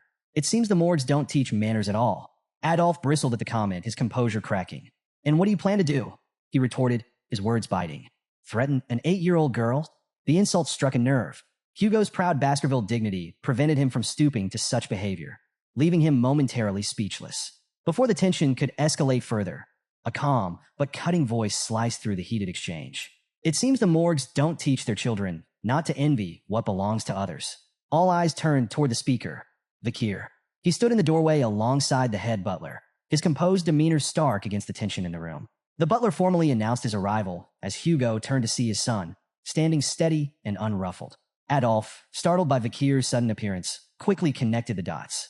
This boy had to be the rumored Baskerville supernova. His thoughts were interrupted when he noticed something odd. Camus, who had been sitting beside him moments earlier, was no longer there. Camus had moved swiftly, now standing directly in front of Vakir. Her fiery demeanor was on full display as she demanded, "What did you just say?" Adolf called her name sharply, trying to stop her from causing a scene, but Camus ignored him entirely. Vakir, meanwhile, remained unruffled, studying her intently. As Vakir observed her, memories of Camus' future self surfaced in his mind. In time, she would rise as the Morgs clan's legendary iron-blooded empress, a figure revered and feared across the empire. Renowned as a genius of geniuses, Camus would create an era of unprecedented power for the Morgs clan. She was infamous for her ferocity, having eradicated the monsters and barbarians from life engulfing forest to form the infamous border of blood and ashes. Her political acumen would even allow her to manipulate the imperial family, earning her the title Fire Goddess of Authority. But for now, Camus was just a child. A fiery, talented child, yes, but still far from the towering legend she would one day become. His musings were interrupted by Camus snapping. "Why does the ruby mine belong to you?" Remaining calm, Vakir countered, "Because it does. Your tantrum won't change that. Don't you think your behavior is childish?" Camus bristled at the remark, her irritation palpable. Without a word, she began casting a spell. Vakir instinctively prepared for an attack, but to his surprise, Camus conjured an intricate ice sculpture instead. She pointed at the sculpture, her tone defiant as she began explaining. "This is the joint security area," she said, using the sculpture as a visual aid. She pointed to a small cave carved into the icy representation. "The mine entrance lies within Morg's territory, but the vein itself runs beneath Baskerville land. This prevents you from claiming it entirely, but it also makes it impossible for us to mine freely without crossing into Baskerville territory." Her finger traced the icy veins with precision, her voice steady but laced with frustration. "We've offered, repeatedly, to pay rent for the use of the land, but your family rejects every proposal. You treat us like trespassers, interfering with our work." She turned to Vakir, her fiery eyes locking with his. "The ruby vein belongs to the Morgs clan," Camus declared firmly, "but your people keep claiming it's yours." Adolf nodded approvingly at Camus' explanation, his pride evident. Meanwhile, Hugo's expression darkened, annoyance brewing beneath his stoic exterior. Vakir, still calm and composed, interjected, "Rubies are common magic ingredients. The Baskervilles don't need them." Camus turned to him, her frustration evident. "Then why not rent your land if you don't need the rubies?" Vakir met her fiery gaze, his tone even. "The Baskervilles are fiercely protective of their land. We're uninterested in letting others profit from it. Entering Baskerville territory will bring losses, not gains, for your clan." Camus refused to accept his reasoning. With a determined glare, she placed her hand over the portion of her ice sculpture representing Baskerville land. "Then whose arm is this?" she asked defiantly. Vakir moved swiftly, catching her wrist in his grip. His confident smile returned. "It's my arm," he said coolly, "because it's in my land." Camus' face flushed crimson, caught off guard by his unexpected reply. She stammered, "W, what are you talking about? How could I belong to you?" Clearly amused, Vakir tilted his head, his grin turning mischievous. "Who said you're mine?" He teased, his tone ambiguous. Before Camus could respond, Vakir reached behind him and produced a knife. The sudden motion startled everyone in the room. Camus, Adolf, and even the head butler. Vakir's grin darkened, and his voice dropped. "What I'm saying," he said ominously, "is that your arm is mine." Camus froze, her fiery confidence shaken. "What?" she stammered, her voice trembling. Hugo, observing from his seat, broke into a cold sweat. The room grew thick with tension, the only sound Camus' faint, nervous hiccup. As Vakir moved the knife closer to her hand, Camus screamed, "Uncle, help!" Adolf appeared behind Vakir in an instant, his expression fierce. "Step away from my niece," he commanded, his voice full of protective fury. Camus seized the distraction to wrench her arm free, retreating quickly to Adolf's side. Shaken but defiant, She clung to her uncle's arm, glaring at Vakir. Adolphe turned his anger toward Hugo, his voice rising. What is going on here? Hugo, still sweating, turned his stern gaze to Vakir. You've gone too far with your joke, he said in a reprimanding tone. Vakir chuckled, raising the knife to reveal its harmless edge. It's just a toy, he explained, a Baskerville children's knife, given to us to practice with from a young age. The room fell silent for a moment. Adolphe's outrage returned with full force. A dangerous toy like that for children? This is unacceptable. Vakir bowed his head, his tone contrite. I apologize if I frightened Camus, he said. That wasn't my intention. Camus, however, was far from convinced, her fiery glare fixed on Vakir. Adolphe's frustration simmered. This boy fails to take anything seriously, he snapped. Hugo stepped in, his tone light but firm. Adults shouldn't meddle in the affairs of children, he said. Let's focus on the ruby mines and move on to the friendly duels. Adolphe hesitated, but seeing Hugo's resolve, he relented with a sharp nod. Camus, still upset and wiping away tears, turned to Vakir, her voice trembling with indignation. I won't forget this. Vakir met her glare with a faint, unreadable smile. Good, he said simply. Camus' fist clenched, her frustration bubbling over. But before she could respond, Adolphe guided her away. Vakir remained in place, his calm demeanor unwavering, his crimson eyes gleaming faintly in the dim light of the office. The day of the friendly duels had arrived. Children from both the Baskerville and Morg's clans, aged 8 to 15, gathered in the grand arena to showcase their skills. The younger participants displayed theoretical techniques and mana sensitivity, while the older children engaged in live combat. Yet, this year, all eyes were on one match. Camus Morgs versus Vakir Van Baskerville. Camus stood confidently in the arena, her fiery red hair catching the sunlight. She turned to Vakir, her expression sharp and determined. Get ready, she said firmly. I won't hold back. Without hesitation, Camus began casting a spell. Her intricate hand movements and the shimmering glow of mana captivated the audience. Spectators murmured in awe as her magical energy grew more intense. A voice in the crowd broke through the noise. Is she casting quadra spells? The exclamations turned to gasps of astonishment. Quadra casting, the ability to cast 4 spells simultaneously, was a feat that eluded even many adult mages. Seeing an 8-year-old achieve it left the audience awestruck.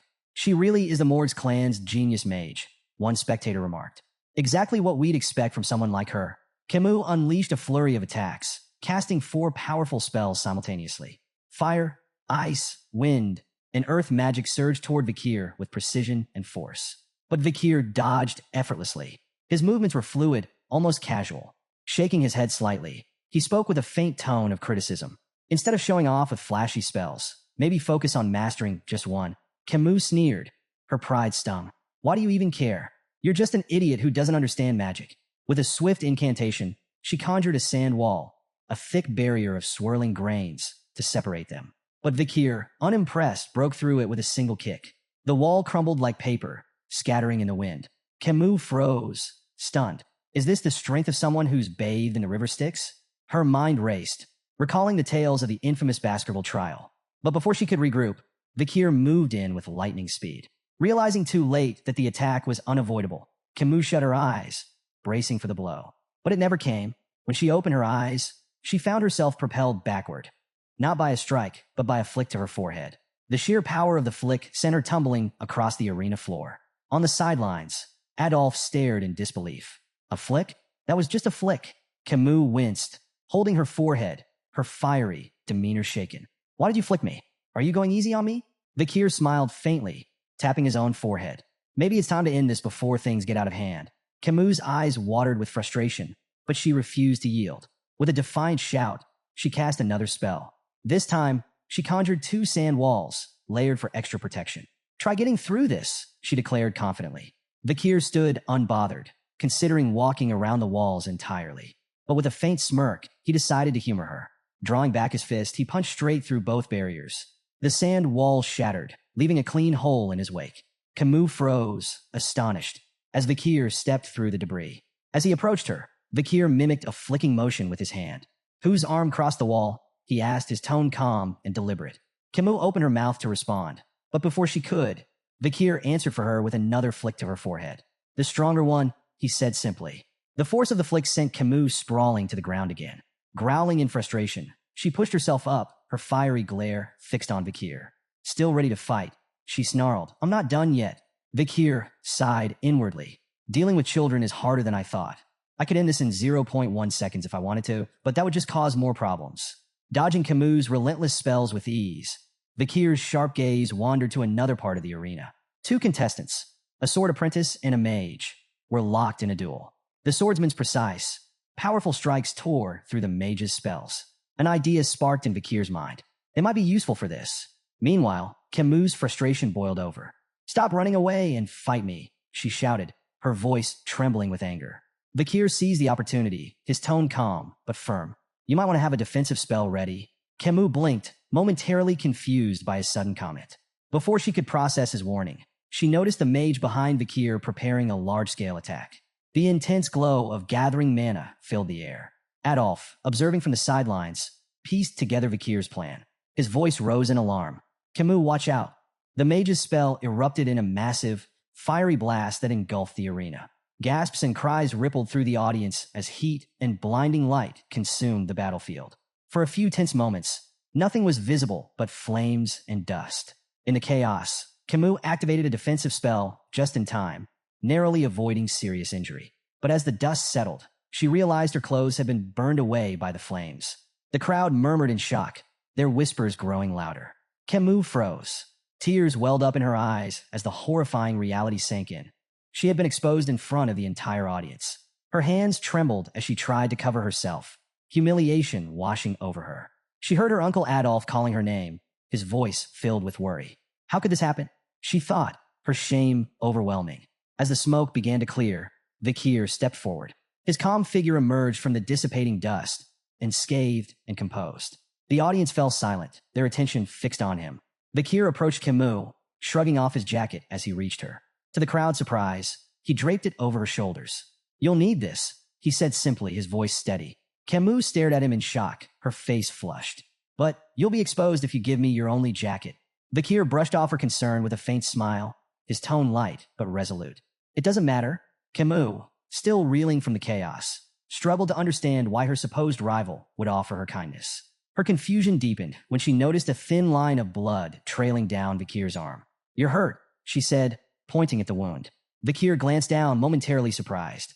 He hadn't expected his body, strengthened by the river Styx, to be scratched. Examining the cut more closely, he realized the swordsman's blade in the adjacent duel must have carried lingering aura. As the dust fully settled, the scene came into focus for the audience. Camus sat on the ground, wrapped in Vakir's jacket, her fiery demeanor momentarily subdued. Beside her stood Vakir, his shirtless figure revealing a small but noticeable wound on his arm. The crowd murmured in awe, their gazes drawn to Vakir's impressive physique. Despite his young age, his toned muscles and disciplined build stood as a testament to the brutal training of a Baskerville Hound. Among the spectators, admiration for Vakir was growing. But for Camus, the situation was more complicated. Her cheeks burned with a faint blush as her gaze kept drifting toward Vakir. "Why am I feeling like this?" She wondered, her earlier anger replaced by an unfamiliar sensation. Even as her uncle Adolf pulled her into a protective hug, her thoughts remained on Vakir. Later, Vakir walked alongside Hugo down a dimly lit hallway, breaking the silence. Hugo's voice was calm but probing. "How was the battle with the Morg's girls?" Vakir answered thoughtfully. "It was interesting. I learned the purpose of the event once again." Hugo nodded slightly. "A battle with a mage is different from a duel between swordsmen.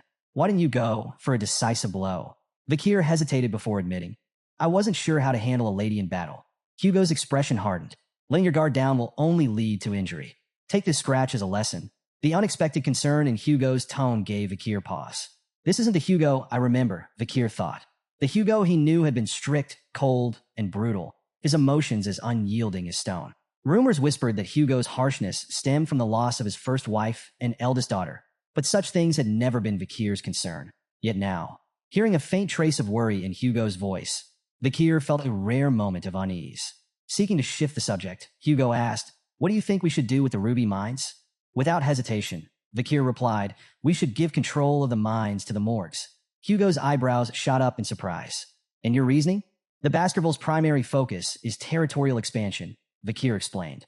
"The monsters and barbarians around the mines will be obstacles if we try to claim the region directly. By allowing the Morgs control of the mines, we can use them to minimize our losses. Their presence will draw the threats into that area, allowing us to handle everything at once." Hugo listened carefully, his sharp mind processing Vakir's words. Slowly, a smile spread across his face. Interesting, he said. Once the Morgs assign a large number of people to the mines, we'll push the monsters and barbarians into that region. The ruby veins will be soaked in their blood, and the Morgs will think twice before stepping onto our land again. Placing a hand on Vakir's head, Hugo said, "Your idea aligns with about 90% of what I had in mind." Impressive. Vakir accepted the praise silently, his expression composed. Inside, he mused on the irony. This plan was originally Hugo's idea. Vakir had carried it out on his orders in his previous life. Now, seeing it unfold from this perspective brought an odd sense of satisfaction. To conclude, Vakir added, "We should keep a close eye on the Morg's movements." Hugo dismissed the concern with a wave of his hand. "There's no need. I've already increased the number of hounds scouting the area." Vakir nodded, choosing to keep his thoughts to himself. As they continued walking, a familiar voice rang out behind them, stopping them in their tracks. "Hugo, I have something to discuss before I leave." Turning toward the source, they saw Adolf approaching, his expression serious. Hugo nodded, gesturing toward a nearby room. "Let's talk." Once seated, Hugo leaned back in his chair. "What is it you want to discuss?" Adolf wasted no time. "I think it's time to resolve the issues surrounding the ruby mines peacefully," he began. Hugo raised an eyebrow. "Peacefully?" Adolf continued. "We could implement usage fees, but I have another suggestion, an engagement between the Morgs and Baskerville children." As the two patriarchs discussed the potential union, Camus sat nearby. Her gaze occasionally drifted toward Vakir, her cheeks faintly flushed. Hugo noticed this, leaning forward with subtle interest. "Which children do you have in mind?" he asked. Adolf smiled confidently. "The eldest son of the Baskerville clan and the eldest daughter of the Morgs, my niece Camus. She's exceptional, beautiful, intelligent, talented. She lacks nothing and would make an ideal match." Hugo raised an eyebrow. "My eldest son is 25. That's a 17-year age gap." Adolf waved the concern away. "What's a mere 17 years? In the grand scheme of things, it's nothing." Before Hugo could respond, Camus interjected firmly. "I will not marry anyone weaker than my mother. And I don't want a significant age gap in my partner." Adolf's face twisted in frustration as he turned to his niece. "Camus, if you insist on marrying someone stronger than your mother, you'll be alone for the rest of your life. That's not a realistic demand." Hugo, clearly displeased, added dryly, "Engagements aren't a buffet where you can pick and choose. Consider the bigger picture." But Camus, confident and unwavering, crossed her arms. "I have no intention of playing around." Suddenly, Camus' face flushed a deep red, and she looked away, drawing the attention of both Hugo and Adolf. Adolf followed her gaze, his eyes narrowing as realization dawned. She was looking at Vakir. Adolf's mind reeled. "No, this can't be happening. Not him." Leaning toward her, Adolf hissed in a harsh whisper, "Don't even think about it. Vakir is of the Van surname, not from the Lil lineage. He's a small fish in a big pond. This is absurd." Hugo, sensing the rising tension, sighed and decided to intervene. "The most important thing in an engagement," he said, "is the opinion of those involved. Let's hear what Vakir has to say." All eyes turned to Vakir. Camus looked at him expectantly, her blush deepening as the room fell silent. Meeting her gaze, Vakir's calm voice broke through the tension. "I accept." The room erupted into chaos. Adolf's face turned beet red. He opened his mouth to object, but before he could say a word, Vakir added, "To do as I'm told." Adolf's outrage doubled, his voice rising. "What kind of attitude is that toward the Morgs clan's daughter?" Camus, on the other hand, was completely flustered. Her face turned crimson as she tried to decipher Vakir's cryptic response. Is he shy? Does this mean he's secretly okay with the engagement? Her mind raced with possibilities, each more baffling than the last. Hugo, clearly amused by the situation, interjected with a composed tone. "In the Baskerville household, names and titles hold little meaning. Greatness comes from ability, not bloodline. Even those of Van descent can rise to prominence." Adolf's expression remained skeptical, his eyes narrowing as he turned to scrutinize Vakir. The young Baskerville stood tall, calm and unyielding under Adolf's piercing gaze. Internally, however, Vakir was assessing Adolf just as carefully. As a six-circle mage and one of the Morgs clan's strongest supporters, Adolf was undeniably formidable. Breaking the silence, Adolf said coldly, "I don't think it's wise to rush this. We can't have just anyone become Camus' husband." Vakir reflected on the peculiar customs of the clans, where engagements often felt more like polite suggestions than binding agreements. Still, he couldn't help but wonder if Adolf, with his lofty standards, was dissatisfied even with the renowned genius of the Baskerville clan.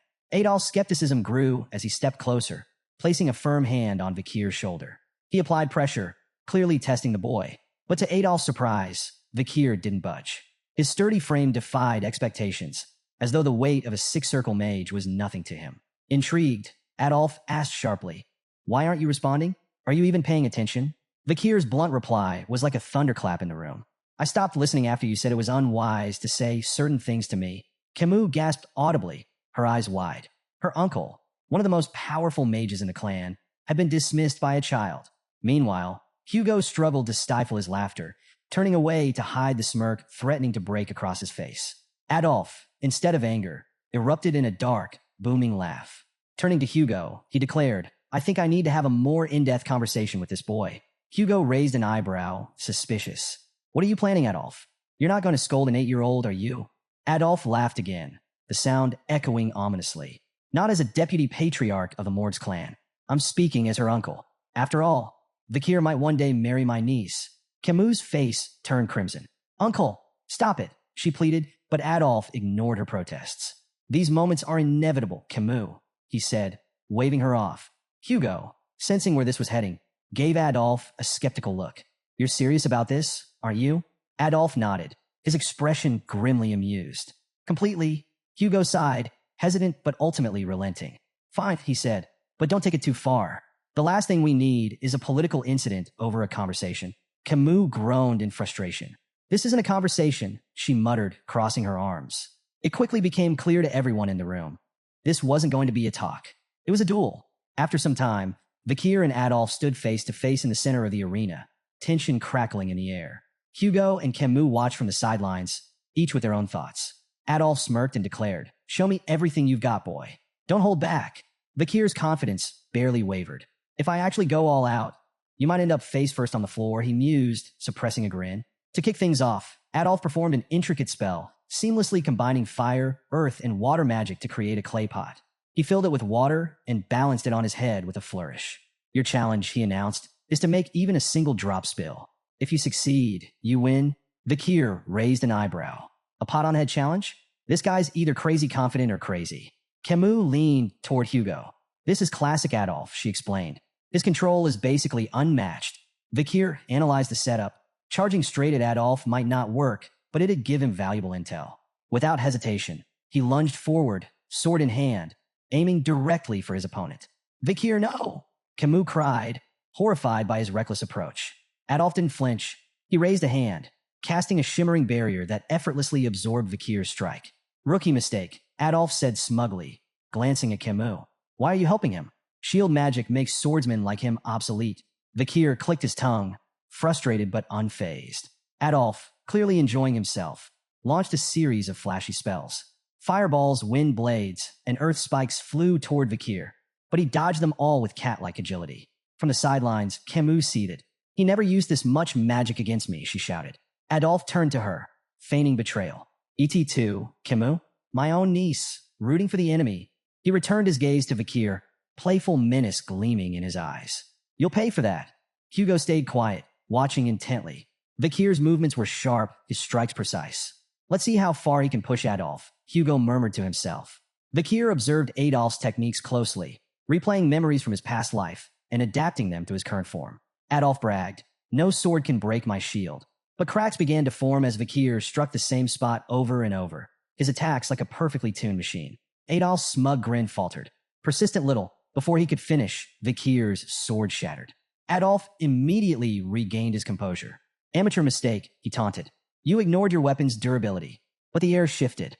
Hugo and Camus exchanged knowing glances as Adolf continued his mockery, oblivious to the danger. Water poured down Adolf's face, soaking him completely. He froze. "What the?" He glared at the shattered pot above him. "How did a shard pierce my shield and the pot?" Vakir, calm and composed, simply shrugged. "Maybe it was too full." Camus stood frozen, cheeks flushed as the weight of the moment hit her. Vakir had defeated her invincible Uncle Adolf. Her thoughts spiraled. "He's amazing. Is this fate?" Images of wedding bells and matching outfits flashed through her mind. Meanwhile, Hugo stood in silent contemplation, his gaze fixed on Vakir. This wasn't just talent or luck. It was raw potential. Am I raising a hound far more powerful than I imagined? 7 grueling years passed. The young hounds, now honed by relentless training, faced their ultimate test, a monstrous hornbear. The beast charged, its roar shaking the ground. In perfect unison, the hounds launched their attack, swords slicing with precision. From the sidelines, their instructor, Staffordshire Baskerville, watched with a calculating eye. "Stop wasting your energy on its vital points," he barked. "Go for the hind legs, slow it down first." The triplets responded instantly, their crimson auras flaring as they executed synchronized strikes. The beast staggered, its movements slowing. Staffordshire nodded in approval. "Good. That's how Baskervilles fight. As a pack." With the monster weakened, the remaining hounds moved in for the kill, finishing it with a coordinated assault. Staffordshire clapped his hands. "Congratulations. You're now lower-ranked sword experts and have mastered the first Baskerville technique." But his tone turned grim. This was a controlled environment. Out there in the life-engulfing forest, the oxbears won't be caged or predictable. One mistake, and you're dead. Your bloodline strength is your lifeline. Don't waste it. His words hung heavy in the air as the young hounds absorbed the harsh truth. Their 7-year training had officially ended, but their journey was only beginning. The newly minted hounds buzzed with excitement, discussing their futures. 2 of them debated their preferences for the Baskerville clan's 7 Knight Orders. "I'm all about the Wolf-Hound Order," the first said, puffing his chest. "Guarding the Patriarch? That's peak prestige. Wolfhound's cool," the second replied, "but I mind the Doberman, Pitbull, and Rottweiler orders. Assassination and all-out warfare? Now that's my vibe." Their banter shifted to a figure sitting atop the massive carcass of a slain oxbear, Vakir. "Who's that?" the second asked, intrigued. The first gestured toward Vakir. "That's the Vakir. Took down an oxbear twice the size of ours." He leaned closer, voice filled with awe. "He's already a high-level sword expert and mastered the 3rd Baskerville technique. He's on par with the Shadow Hounds." Sitting on the slain beast, Vakir stared into the distance, lost in thought. His progress had been substantial. He'd reached the 5th Baskerville technique and graduated as an intermediate-ranked swordsman. But to him, it felt agonizingly slow. 7 years, and still, I'm far from where I need to be. His brooding was interrupted by the arrival of Barrymore, the head butler. "Master Vakir," Barrymore said with a bow, "the Patriarch requests your presence. Your assignment has been decided." Vakir rose, his expression unreadable. "All right," he replied, sheathing his sword. The time for training was over. A new chapter awaited. Vakir stepped into the Patriarch's office, greeted by Hugo's signature grunt. His sharp eyes immediately caught a small cut on Hugo's nose. "Rough fight?" Vakir asked, curious. Hugo smirked. "Barbarians in a life-engulfing forest. Outmatched by an archer," he admitted, before adding with a satisfied grin. "But I left her a matching souvenir." After a brief silence, Hugo congratulated Vakir on his graduation, but his tone carried an edge. "Things will only get tougher from here," he warned. Vakir's mind wandered. This had to be about his new assignment. Memories of his previous life surfaced. Back then, as a junior knight of the Pitbull Order, he'd endured 21 brutal months in a life-engulfing forest. Just another expendable soldier in the Baskerville clan's ruthless system. At 15, Baskerville children were divided into 2 paths, elites or expendables. The expendables, like Vakir before his regression, were sent to the front lines, survival being their only measure of worth. Meanwhile, the elites received political and administrative training, protected by the expendables who lived long enough to serve them. Vakir knew the 5th Baskerville sword technique was designed to close the gap between the elite's polished training and the expendables' hard-earned battlefield experience. Before his regression, he'd never progressed beyond the 4th technique. Worse, as an illegitimate child, he'd never been considered for the elite path. Hugo's voice cut through his thoughts. "I want you to try the lower house of parliament." Vakir blinked. "What?" "The lower house manages the clan's regional administration. Law enforcement, infrastructure, economic oversight. It's politics and pragmatism combined. Far from the battlefield." The idea shocked Vakir. Hugo, the patriarch of the Baskerville clan, was offering an illegitimate son an elite position? It felt like a cruel joke. As if reading his thoughts, Hugo leaned back. "Your achievements by 10 surpassed our so-called geniuses. You've earned this." Vakir listened as Hugo explained his role. Deputy Consul of Underdog City, a city notorious for its challenges. Both the consul and deputy consul positions were vacant, leaving Vakir with a clean slate. "Do you want it?" Hugo asked. After a moment's consideration, Vakir nodded. "I'll take it." Before the conversation could end, Vakir shifted topics. About the Morg's clan and the Ruby Mines, Hugo's lips twitched, clearly aware. "Outmaneuvered Adolf Morgs, didn't you?" Vakir nodded and made a bold request. To borrow his reward from the incident. The head butler froze, his shock evident. But Hugo didn't flinch. Stamping a document, he handed it over. "Don't make me regret this." "I won't," Vakir said firmly, though his stomach churned at the sound of Hugo's final words. "Good luck, son."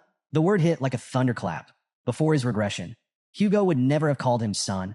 As Vakir and the head butler walked down the hallway, the butler's grave tone broke the silence. Master Hugo holds you in high regard. Assigning a consulship before a battle posting, unprecedented. It's part of the disciplines of kingship. His words implied that Hugo was grooming Vakir for far greater responsibilities. Vakir, however, wasn't one to bask in praise. He knew this appointment wasn't a reward but a challenge. This was a chance to sharpen his skills in a less dangerous environment. Even so, memories of his past life refused to let him relax. The cold sensation of the guillotine's blade haunted him. That vivid memory fueled his resolve. Someday, Hugo La Baskerville would feel the same icy despair. Meanwhile, in Underdog City, a bustling villa buzzed with activity. A bald man barked orders at two workers. The villa must be spotless by tomorrow. The new deputy consul arrives then. One worker, wiping sweat from his brow, muttered, "I hope he knows business." His companion snorted. "Business? The guy's only 15. Their speculation was interrupted by a boy approaching the villa. Mistaking him for a servant's child, one worker placed a hand on his shoulder. "Hey kid, whose son are you?" The boy's glare was icy. "Remove your hand." The workers exchanged glances, taken aback, as the boy produced a document. "I'm Vakir van Baskerville," he announced coolly. "Your new deputy consul." The men stood dumbfounded, their eyes darting between Vakir and the papers. One finally stammered, "But you're early." Ignoring their confusion, Vakir strode inside, issuing his first order. "Prepare food and drinks. We're hosting a party tonight." By nightfall, the villa was a whirlwind of celebration. Nobles mingled, tables groaned under feasts, and laughter echoed through the halls. Yet not everyone was in a festive mood. Chihuahua Baskerville, the general secretary of Underdog City, was pacing in his office. From his window, he could see the lavish party raging below. His fists clenched. "Unbelievable," he muttered. The city was already reeling from corrupt officials, and every deputy consul before Vakir had been sacked for bribe-taking. Now, the new appointee, just a kid, was throwing a party on his first day? Chihuahua's indignation turned to alarm as he suddenly felt a presence behind him. "Are you the general secretary?" Chihuahua whirled around, nearly tripping over himself. Standing in the shadows, calm and composed, was Vakir. Yes, that's me." Chihuahua stammered, trying to regain his composure. Vakir stepped into the light, his piercing gaze unsettling. "Vakir van Baskerville, your new deputy consul." Chihuahua swallowed nervously, but managed to introduce himself. Vakir repeated his name thoughtfully, his sharp eyes narrowing slightly. "No middle name?" Vakir mused aloud, his tone light yet pointed. Chihuahua braced for ridicule. In Baskerville hierarchy, a missing middle name marked one as an outsider, an employee, not family. He had endured years of discrimination because of it. When Vakir placed a hand on his shoulder and said, "Nice," he flinched internally, expecting sarcasm. Instead, Vakir's tone was calm. "I reviewed your background on the way here. Born and raised in Underdog City, right? You've done well. I won't interfere with how you manage things." Chihuahua blinked, his confusion palpable. "Okay," he muttered, unsure if this was a genuine compliment or some strange new form of harassment.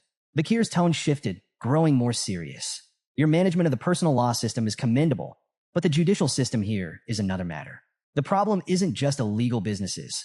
It's that the underground economy has more power than the law." Chihuahua hesitated before replying. "So, shut down the illegal businesses? That won't be enough," Vakir countered. "The heads of these operations need to be removed. And to do that, we need a new law." "A new law?" Chihuahua repeated, startled. Vakir nodded. "Within a week, the underground economy will be in shambles. But I need a cause.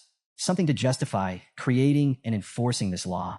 Chihuahua furrowed his brow. "Why do you need a cause? Isn't it enough to act against illegal businesses?" Vakir smirked, his gaze sharp. "I'm a 15-year-old deputy consul. Without a strong performance, I'm just a kid with a fancy title. This isn't about acting. It's about proving I can win." His expression twisted into a mischievous grin as he added, "To put it simply, I'll lay out poop for the flies." Chihuahua stood there dumbfounded. What in the world was this kid planning? The next day, Vakir arrived at Dort Smile Street, Underdog City's bustling downtown hub. Crowds had already gathered, their curiosity piqued by the rumors of their new deputy consul's first public action. Standing on a makeshift stage, Vakir held a large stake in his hand, his calm demeanor commanding attention. Chihuahua and the other officials stood nearby, exchanging puzzled glances. Since dawn, Vakir had been on that stage, silently biding his time. Finally, he stepped forward and introduced himself. "I am Vakir van Baskerville, your new deputy consul." The crowd buzzed with surprise, their whispers swelling like a tide. Many found it hard to believe that someone so young could hold such a high position. While a few onlookers murmured that Vakir was cute, Most questioned what someone his age could possibly achieve. Undeterred, Vakir raised his voice, addressing the crowd with confidence. He reminded them of the Baskerville family's long-standing laws, unwavering and as strict as ever, regardless of who held office. But skepticism was thick in the air. Doubts about his age, ability, and resolve rippled through the crowd. Some muttered bitterly about the corruption of past officials, assuming Vakir would inevitably fall into the same trap. Standing beside him, Chihuahua clenched his fists. Unable to stay silent, he snapped at the crowd, demanding respect for the new deputy consul. His sharp tone momentarily hushed the murmurs, though many still whispered that Chihuahua seemed better suited for the role than the boy standing on the stage. Then, Vakir acted. With a display of raw strength, he hoisted the large stake high above his head. In one powerful motion, he drove it into the ground with such force that the earth seemed to tremble. Gasps spread through the audience, their skepticism giving way to astonishment. Before the awe could fade, Vakir made his move. Standing tall, he declared the introduction of a new decree, the Vakir Special Law. The first provision, he announced, his voice carrying over the crowd, is simple. Anyone who pulls this stake from the ground will be rewarded with 100 million gold, personally paid by me. The crowd erupted in disbelief. 100 million? They shouted, their voices blending into a chaotic cacophony of awe and doubt. Could it really be that simple? Could pulling out a stake make someone unimaginably rich? Yet, despite the excitement, no one stepped forward. Vakir's sharp eyes scanned the hesitant faces, his gaze daring someone to take the challenge. What's wrong? He taunted. Does no one have the guts to try? When the silence persisted, he smirked and raised the stakes, literally. Paragraph 1, Article 2, he declared.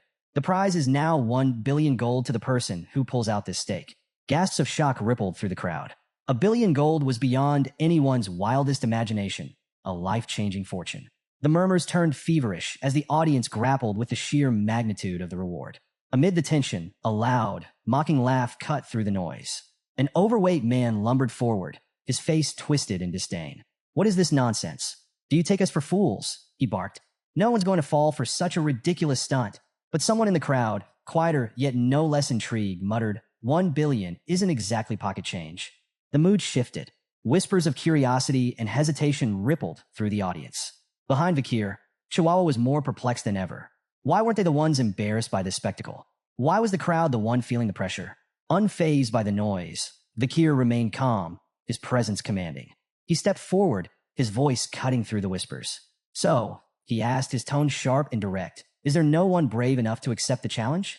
The crowd fell silent once again, the weight of his words hanging heavy in the air. When no one stepped forward, Vakir raised the stakes once more. His calm voice carried over the hushed crowd. The reward is now 10 billion gold. The crowd collectively froze, their disbelief palpable. Whispers rippled through the gathering. This has to be a joke, someone murmured. Don't be stupid, another cautioned. Look at his sword. If you seem too greedy, he might cut you down. Despite the unimaginable prize, fear and hesitation kept everyone rooted in place. Beside Vakir, Chihuahua leaned in, whispering anxiously. Deputy Consul, there isn't enough money in the city to back that promise. Before Vakir could reply, a small hand shot up from the crowd. I'll try, said a timid voice. Gasps echoed through the audience. All eyes turned to the source, a frail young girl clutching a basket of flowers. Judy? The flower girl, an old man muttered, stepping forward as if to stop her. Child, don't. But Judy shook her head, determination flickering in her eyes. My mother is sick. I have no choice. The crowd whispered in astonishment as she approached the stage, her movements hesitant yet resolute. Standing before the massive stake, Judy glanced nervously at Vakir, who towered over her with an unreadable expression. Vakir spoke a single word, pull. His voice was calm, devoid of any hint of mockery or encouragement. Judy couldn't tell if he was serious or testing her. With trembling hands, she wrapped her fingers around the stake. Taking a deep breath, she pulled with all her strength. To everyone's shock, the stake slid out effortlessly, as though it had been planted in sand. A stunned silence fell over the crowd. Mouths hung open, eyes wide in disbelief. How could a frail little girl succeed where no one else dared to try? Judy stared at the stake in her hands, unsure of what to do next. She glanced nervously at Vakir, her heart racing when she saw him reach for his sword. Tears welled up in her eyes as she thought of her sick mother and the consequences of her boldness. But instead of cold steel, something warm and heavy landed in her hands. Startled, she opened her eyes to see Vakir kneeling before her, holding out a small bag. For now, here's 100 million gold, he said calmly. Judy froze, clutching the bag tightly as the weight of his words sank in. Was this real? Vakir rose to his feet, his tone businesslike. Where's your home? He asked. 10 billion gold is too heavy to carry. I'll have it delivered with a guard to protect it. Placing a hand gently on Judy's head, Vakir spoke with quiet authority. This is the law. It must always be obeyed. The crowd erupted into a cacophony of murmurs and gasps. Vakir had done the unthinkable. He had kept his outlandish promise.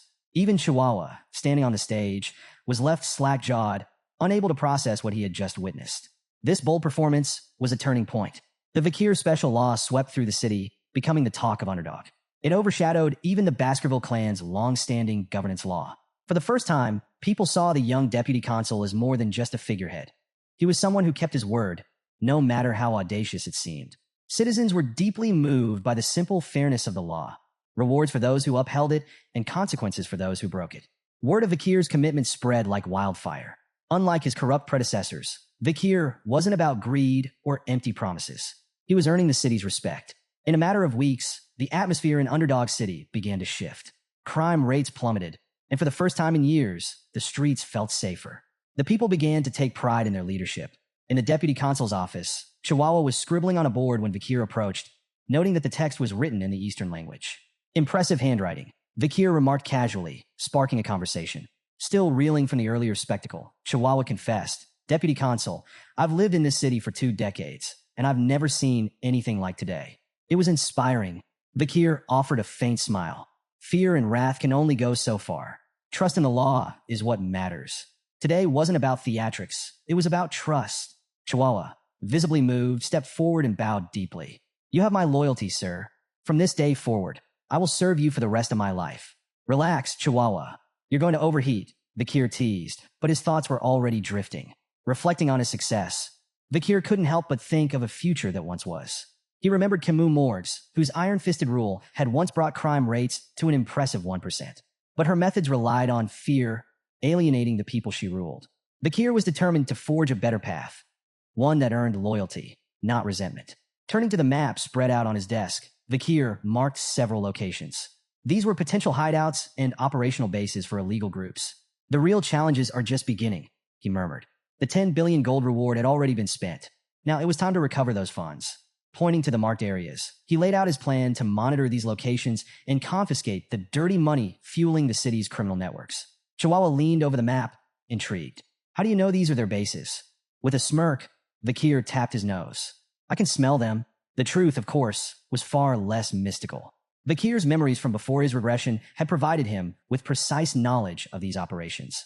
While Chihuahua marveled at his investigative prowess, Vakir kept his advantage to himself, confident that his next steps would tighten his grip on the city's underground economy. Their conversation was interrupted by a staff member bursting into the room. Deputy Consul, he announced, the Village Hall's Youth Autonomy Association has requested a meeting. Chihuahua didn't seem surprised. It's about time, he muttered. Vakir, however, scowled. Arrogant bastards, he said bluntly. What do they want? Chihuahua explained. The Youth Autonomy Association is made up of second and third generation members from Baskerville's 7 founding families. Despite the grand name, it's just a rowdy social club for entitled brats. He shrugged. They probably have opinions about the Vakir special law. Vakir's grin was sharp, his tone cutting. The dung flies have started to smell the bait. Both Chihuahua and the staff member blinked, momentarily speechless. Vakir's cold smirk deepened. Let's deal with the pests gnawing at the city's foundations. Meanwhile, deep within the burning suspension, a high-end club in Underdog City's most luxurious hotel, a raucous party was underway. In the VVIP lounge, rented for a staggering 10 million gold for just 6 hours, the 7 key members of the Youth Autonomy Association reveled in extravagance. These second and third generation heirs of Baskerville's most influential families were steeped in privilege.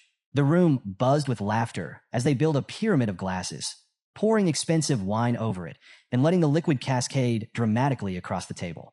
The blonde ringleader of the group smirked as he turned to the waiters. Drink it, he ordered, gesturing to the wine pooling on the table. Without hesitation, the waiters complied, lapping up the spilled wine like obedient dogs. Thank you, sir, for the privilege, one muttered, wiping his mouth. Reclining on a plush sofa, the blonde man chuckled. No matter how recklessly I spend, my money always comes back to me, he bragged. One of his companions nodded, raising a glass. Thanks to the Baskervilles, of course, all that territorial expansion gives us an endless supply of barbarians to kidnap and sell as slaves. Another laughed. The Baskervilles' ambitions are a blessing. They're like our personal hunting dogs, always there to protect us. Protect us, the blonde man scoffed. They're just sword-wielding idiots we can manipulate. Leaning forward, he added with a grin, remember when we orchestrated that conflict between the Mesamadrano and Baskerville clans? The Baskervilles wiped them out without even realizing they'd been played. The group burst into laughter, toasting their cleverness. As the laughter died down, one of them brought up the new deputy consul. What about this Vakir Van Baskerville? The blonde man sneered. Oh, never heard of him. The group shook their heads, equally unimpressed. Well, the blonde man said, his grin widening. How about we teach the boy a lesson? We'll invite him to a lavish party, ply him with expensive drinks and women, and then stick him with the bill. The group roared with laughter at the thought. Think about it, the blonde continued. The kid wouldn't dare report us. A 15-year-old deputy consul? He'd ruin himself trying to pay. As they finalized their plan, the waiter entered with a group of women in tow, their arrival announced with a flourish. The group's attention shifted immediately, their laughter giving way to eager anticipation for the night's indulgences. As the party raged on, one of the companions noticed an unfamiliar young man standing among the women. His brow furrowed. Who's that kid? He demanded. The waiter stammered nervously. He entered with so much confidence that no one stopped him. The young man stepped forward, and the room fell silent as recognition began to dawn. It was none other than Vakir himself. The blonde man, smirking to hide his unease, gestured for a waiter to handle the situation. The waiter grabbed Vakir by the hair, yanking him forward. Who do you think you are, barging in here? He snarled. Vakir's cold, glowing eyes froze the room. A tension so thick it felt like suffocating blanketed the space.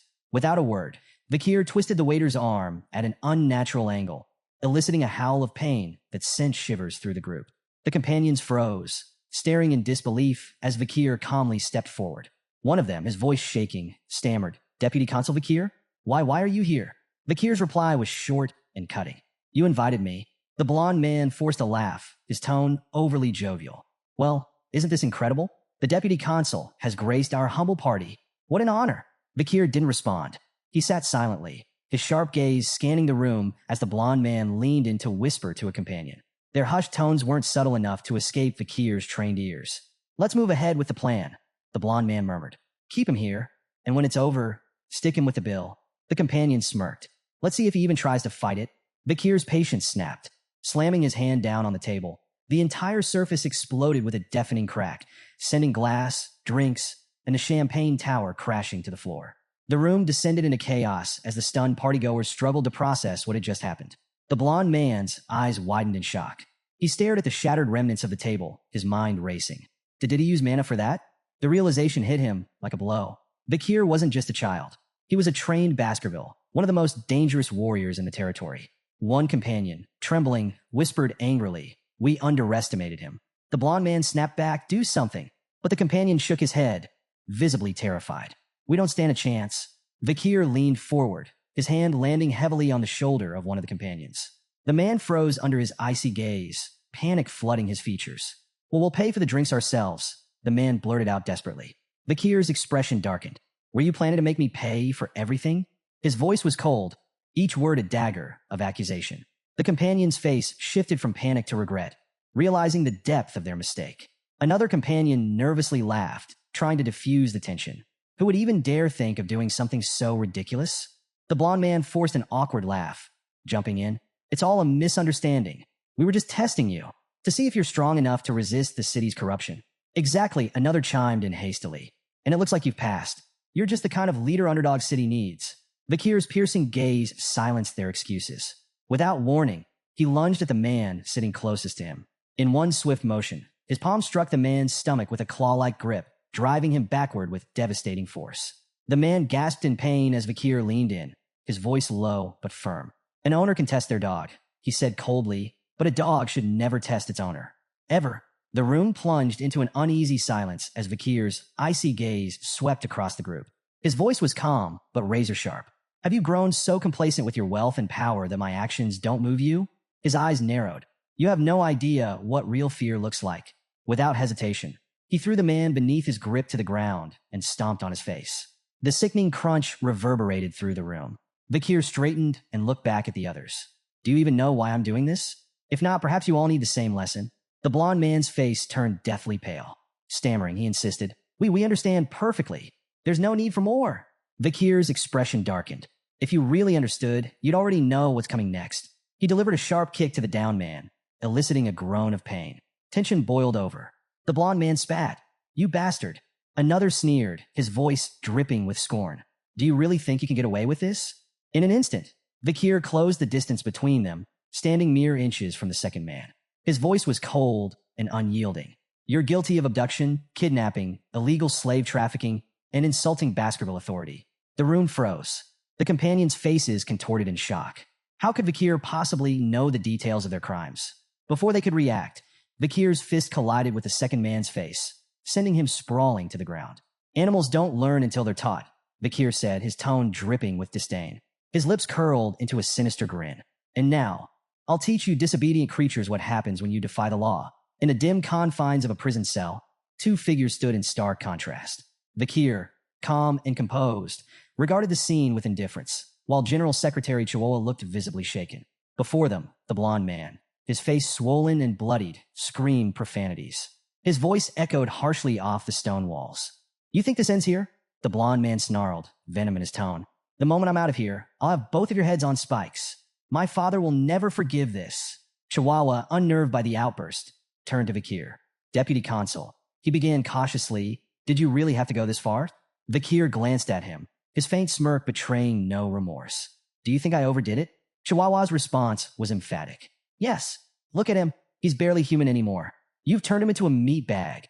Vakir's smile didn't waver. He strode toward the cell, his voice calm but laced with menace. This is nothing. I haven't even started." Chihuahua's unease deepened. "What are you planning?" he asked, his tone wary. Vakir's response was chilling. "I'm going to purge all the corrupt civil servants who've twisted the Baskerville system into something monstrous." He gestured toward the prisoners behind the bars. "Look at them, arrogant smug. They've trampled the clan's authority for far too long. This is what happens when education is neglected." The blond man and his companions, finally grasping the severity of their situation, dropped their bravado. Desperation etched their faces as they begged for mercy, offering Vakir anything he wanted in exchange for their lives. Chihuahua, ever the pragmatist, voiced his concern. "You do realize their families won't sit quietly, right? They may be cowards, but they're bold enough to retaliate if pushed too far. This could spiral out of control." Vakir's confident smile didn't waver as he reassured Chihuahua. "These men are deeply tied to the criminal underworld of Underdog City," he explained. "Their families are just as complicit. None of them would dare raise a complaint. They'd be incriminating themselves." Chihuahua wasn't convinced. "But what about evidence? Without proof, this could blow up in our faces." Vakir's reply was calm and cryptic. "I have ways of finding evidence. And if none exists," he let his words linger before finishing, "I'll create it." Despite his composed demeanor, Vakir's mind was racing with calculations. He wasn't concerned about backlash. The world was shifting, and soon he'd either be sent to battle or depart for the academy. Either way, time was on his side. Standing before the prisoners, Vakir's voice turned icy, each word deliberate and cutting. Human trafficking, kidnapping, bribery, blackmail, assault through intermediaries, murder. The crimes fell from his lips like hammer blows in the stifling silence of the cell. The blond man's desperation mounted. "Where's your proof?" he demanded, his voice cracking. Vakir smirked. "If I presented evidence, would you accept your punishment?" The blond man averted his gaze, the weight of his guilt unmistakable. His defiance crumbled into a silent plea, his expression screaming, "I'll never shame my family, even if I die here." The tense atmosphere broke with the sudden arrival of a bald man carrying a heavy bag. He greeted Vakir with casual ease, as though the grim scene before him was an everyday affair. "Your custom order is ready," he said, placing the bag at Vakir's feet. Vakir nodded in thanks and opened the bag, revealing an array of ominous tools.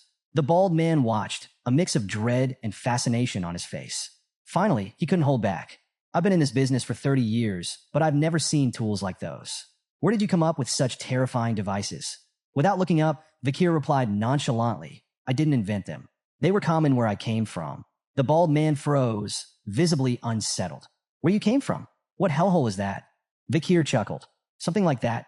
Then, almost casually, he added, "Want me to teach you how to use them?" The bald man quickly shook his head, his face pale. "No thanks. If I watch what you're about to do, I'd lose everything I've eaten this week."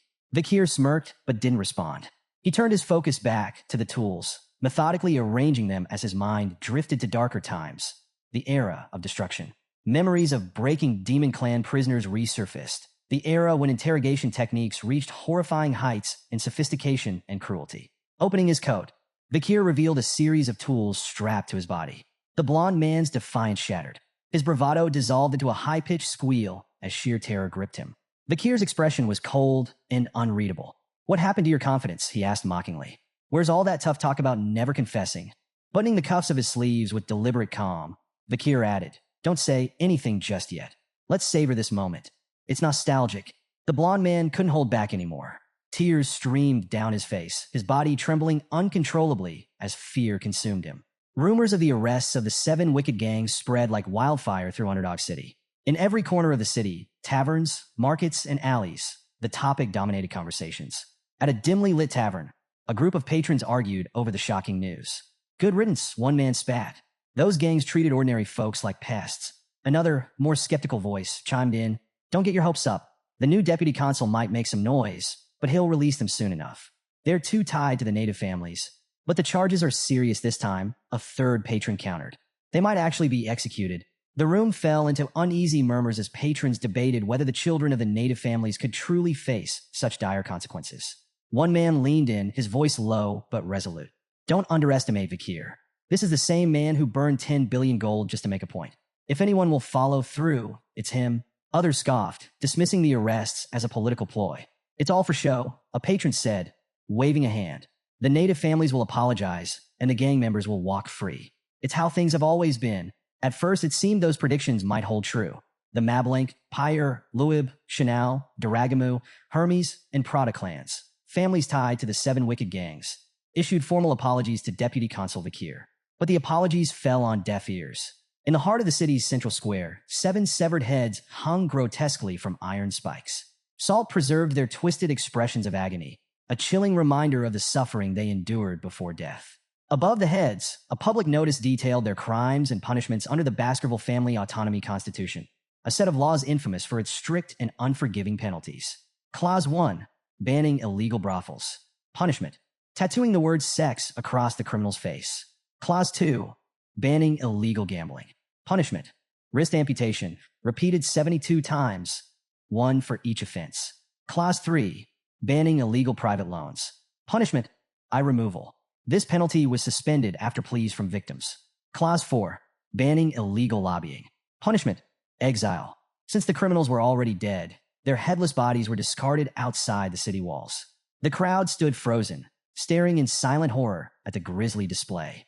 The severed heads of the 7 wicked gangs and the brutal enforcement of the laws left the city in shock. In his office, Vakir addressed Chihuahua, who was visibly shaken. "There's no need to look so surprised," Vakir said, his tone cold. "These laws have always existed. The only difference is that this is the first time the so-called native families are facing the consequences."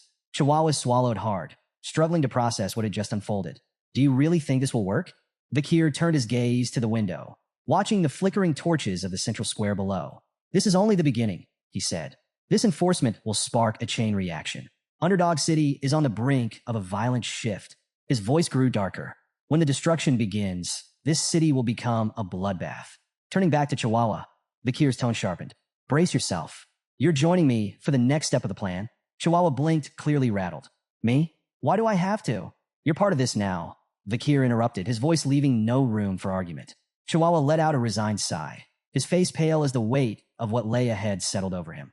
The scene shifted to a dimly lit tent buzzing with anticipation. Chihuahua, now donning a sinister mask that only made him more jittery, stood among a crowd of similarly veiled figures.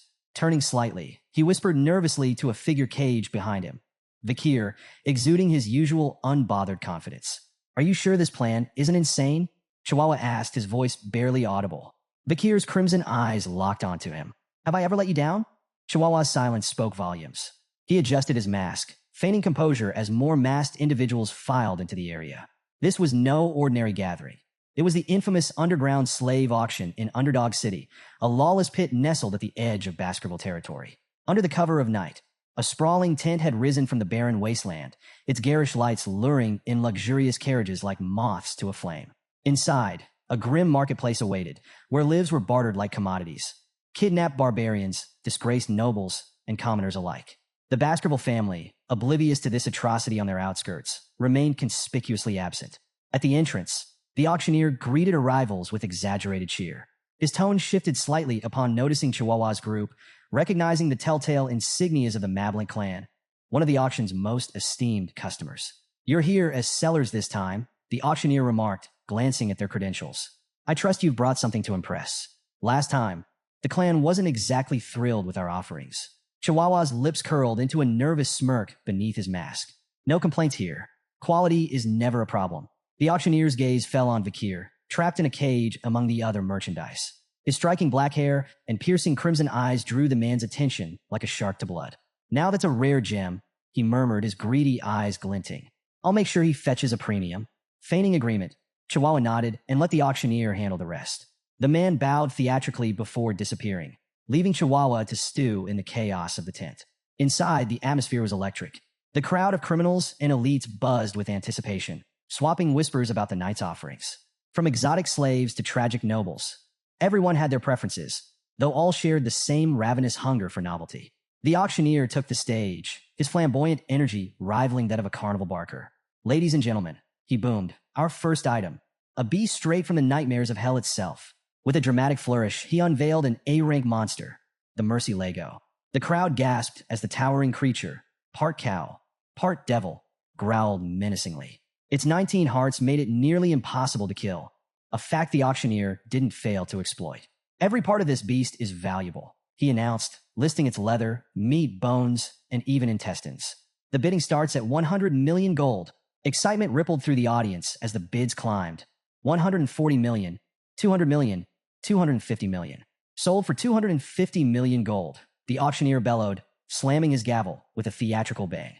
The crowd erupted into applause, eager for the next spectacle. As the auction continued, a variety of bizarre and horrifying products paraded across the stage, each commanding the audience's morbid fascination. However, the crowd's murmurs hushed when a worker approached the auctioneer, whispering in his ear. A wicked grin spread across his face. "Ladies and gentlemen," he announced, his voice laced with excitement, "we have a special addition to tonight's lineup. From the savage tribes of the life-engulfing forests, a warrior of unparalleled ferocity."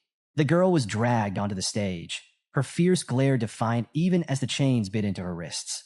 The auctioneer wasted no time hyping her up as a wild beast begging to be tamed, urging the crowd to prove their dominance. "Bidding starts at 5 million gold," he declared, his voice booming. Silence.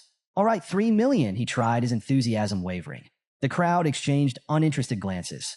"Fine, 1 million gold. She's a steal," he shouted, desperation creeping into his voice. Still nothing. Murmurs of boredom rippled through the tent. Frustrated, the auctioneer waved the guards over. "Take her away. Let's get to something worth their time." The guard stepped in, but the girl wasn't about to go quietly. She thrashed violently, almost breaking free, until one guard struck her in the stomach. She crumpled to the floor, unconscious, and was unceremoniously dragged backstage. The auctioneer cleared his throat, forcing a smile as he tried to salvage the moment. "Apologies for that little incident, but fear not. I present to you the crown jewel of tonight's auction." The crowd stirred as the spotlight swung to Vakir, seated calmly in his cage. He radiated a quiet, commanding presence that silenced even the most restless attendees. "Behold," the auctioneer proclaimed, "a pureblood with striking black hair and crimson eyes. Beauty, strength, and obedience in one perfect package." Before the bidding officially began, a woman in the crowd, smitten by Vakir's striking appearance, raised her hand. 600 million gold. The auctioneer blinked, momentarily caught off guard. "We haven't even announced the starting price." 800 million. Another bidder cut in, a gruff man with an imposing presence. The woman whirled on him, her tone sharp. "Why would you need him?" The man smirked. "I'll make him a gladiator. He'll be worth twice the price by the time I'm done." The two traded barbs as the bids climbed rapidly. 900 million, 1 billion. The tent buzzed with energy until a new contender, masked and silent, raised their plate. Number 99. 6 billion gold. The masked bidder said coolly, silencing the room in an instant. Gasps rippled through the crowd. Someone whispered, "That's Baron Gambino. He's swimming in money after taking over the underground funds from the granary." While the audience admired the Baron's bold move, his attendant leaned in, her tone cautious. "That's a dangerous sum for a slave. You'll only profit if he stays unscathed." The Baron shot her a withering glare. "I saved you from the streets, and this is how you repay me? Keep your mouth shut." The auctioneer slammed his gavel. "Sold. To customer 99 for 6 billion gold." Guards hauled Vakir from the cage, presenting him to Baron Gambino. Up close, Vakir's presence was even more intimidating, his crimson eyes practically daring the Baron to test him. "You're mine now," Gambino said, a twisted grin spreading across his face. "But don't worry, I'm not a bad guy." Vakir's stoic expression didn't falter, though the Baron's lecherous tone was enough to make the air in the room feel heavy. "Relax," Gambino purred. "I'll find all sorts of ways to enjoy you." If looks could kill, Vakir's glare would have struck him down on the spot. Vakir raised his bound hands toward the Baron, a subtle smirk playing on his lips. The Baron blinked, misinterpreting the gesture. "Oh, do you want me to unlock those for you?" Before the Baron could finish his sentence, Vakir's wrists tensed, and the cuffs snapped apart with a metallic crack that echoed through the room. "What?" The Baron sputtered, eyes wide. Vakir wasted no time. He delivered a thunderous kick to the Baron's chest, sending him sprawling across the floor like a discarded rag doll. Gambino's attendant, Cindy, froze in shock as the Baron writhed on the ground, gasping for air. Striding over, Vakir grabbed the Baron by the back of his collar, lifting him like a sack of grain. "Let's play a game," Vakir said, his voice calm, yet icy. "It's called Spear and Shield. I'm the spear. You're the shield. Let's see how long you last." With that, he slammed the Baron into the floor with bone-crunching force. Gambino screamed, flailing and calling out, "Cindy, do something."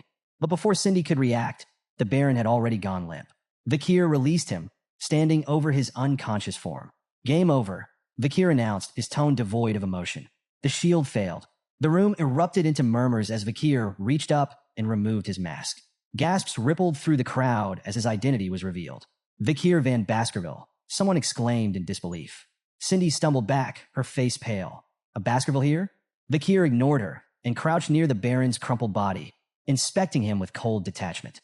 "Is he dead?" he asked flatly, as if the answer barely mattered. The crowd broke into whispers. "If he's here, then who's the new deputy consul of Underdog City? Why would a Baskerville hound come to this auction?" Amid the chaos, Chihuahua stood in the shadows, his heart pounding. He stared at Vakir, trying to make sense of what he had just witnessed. This isn't just an incident anymore, he thought, his mind racing. It's a catastrophe. Vakir straightened, surveying the tent with a chilling smile. "A circus," he muttered, his crimson eyes gleaming with menace. "That's what this place is. But don't expect the clowns to survive the show." Tension gripped the room. Vakir stood unarmed at the center, surrounded by a sea of guards. The crowd held its collective breath, unsure if they were about to witness a miracle or a massacre. The auctioneer, his face twisted with fury, shattered the silence. "Kill him," he roared, spittle flying. "I don't care if he's a Baskerville. Take him down." The guards charged, weapons glinting in the harsh light. Vakir's hand flickered. In an instant, Beelzebub, his blade, appeared, shimmering with a deadly red glow. Before the first guard could blink, Vakir moved, a blur of precision and brutality. The first wave of attackers fell in moments, their weapons clattering uselessly to the floor as crimson streaks stained the ground. The crowd recoiled in horror. A guard wielding a massive chain, an iron ball swung it with all his might, the heavy weapon whistling through the air. Vakir sidestepped smoothly and, in one clean motion, severed both the chain and its wielder in a single stroke. The auctioneer's confidence crumbled. His lips trembled as realization dawned. This wasn't just any warrior. It was a graduate, one of the elite Baskerville hounds. "We don't stand a chance," the auctioneer thought, dread washing over him like a tide. From the shadows, Chihuahua muttered under his breath, his eyes wide as he watched Vakir carve through the guards like a force of nature. "I knew he was strong, but this is insane," he whispered, his awe laced with disbelief. Then, chaos shifted gears. A chilling laugh echoed through the room, halting the remaining murmurs. Vakir turned sharply to see the auctioneer holding Chihuahua hostage, a knife pressed tightly against his throat. "Drop your weapon and surrender," the auctioneer barked, his voice trembling with desperation, but full of venom. "Or I'll cut his throat right here and now." All eyes turned to Vakir, waiting for his next move.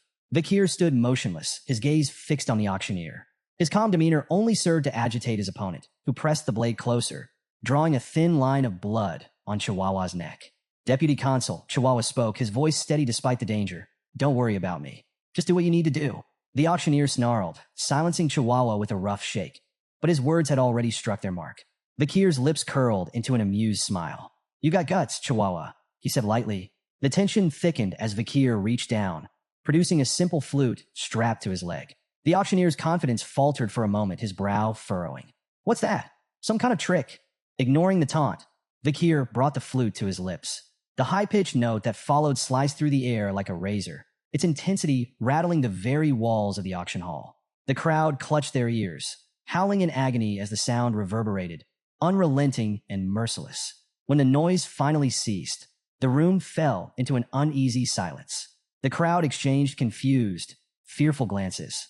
The auctioneer, sweating but outwardly unaffected, forced a grin. That's it? A cheap scare tactic. He chuckled nervously. Even a graduate can't. His words stopped abruptly. A thin blade pierced his throat from behind, slicing through flesh and bone with terrifying precision. Blood sprayed in an arc as his head rolled to the ground, his lifeless eyes still wide with shock. Behind him stood a hooded figure, their crimson-streaked blade gleaming under the dim lights. Chihuahua froze, unable to process what he had just witnessed. A guard, attempting to regain control, charged at the hooded figure.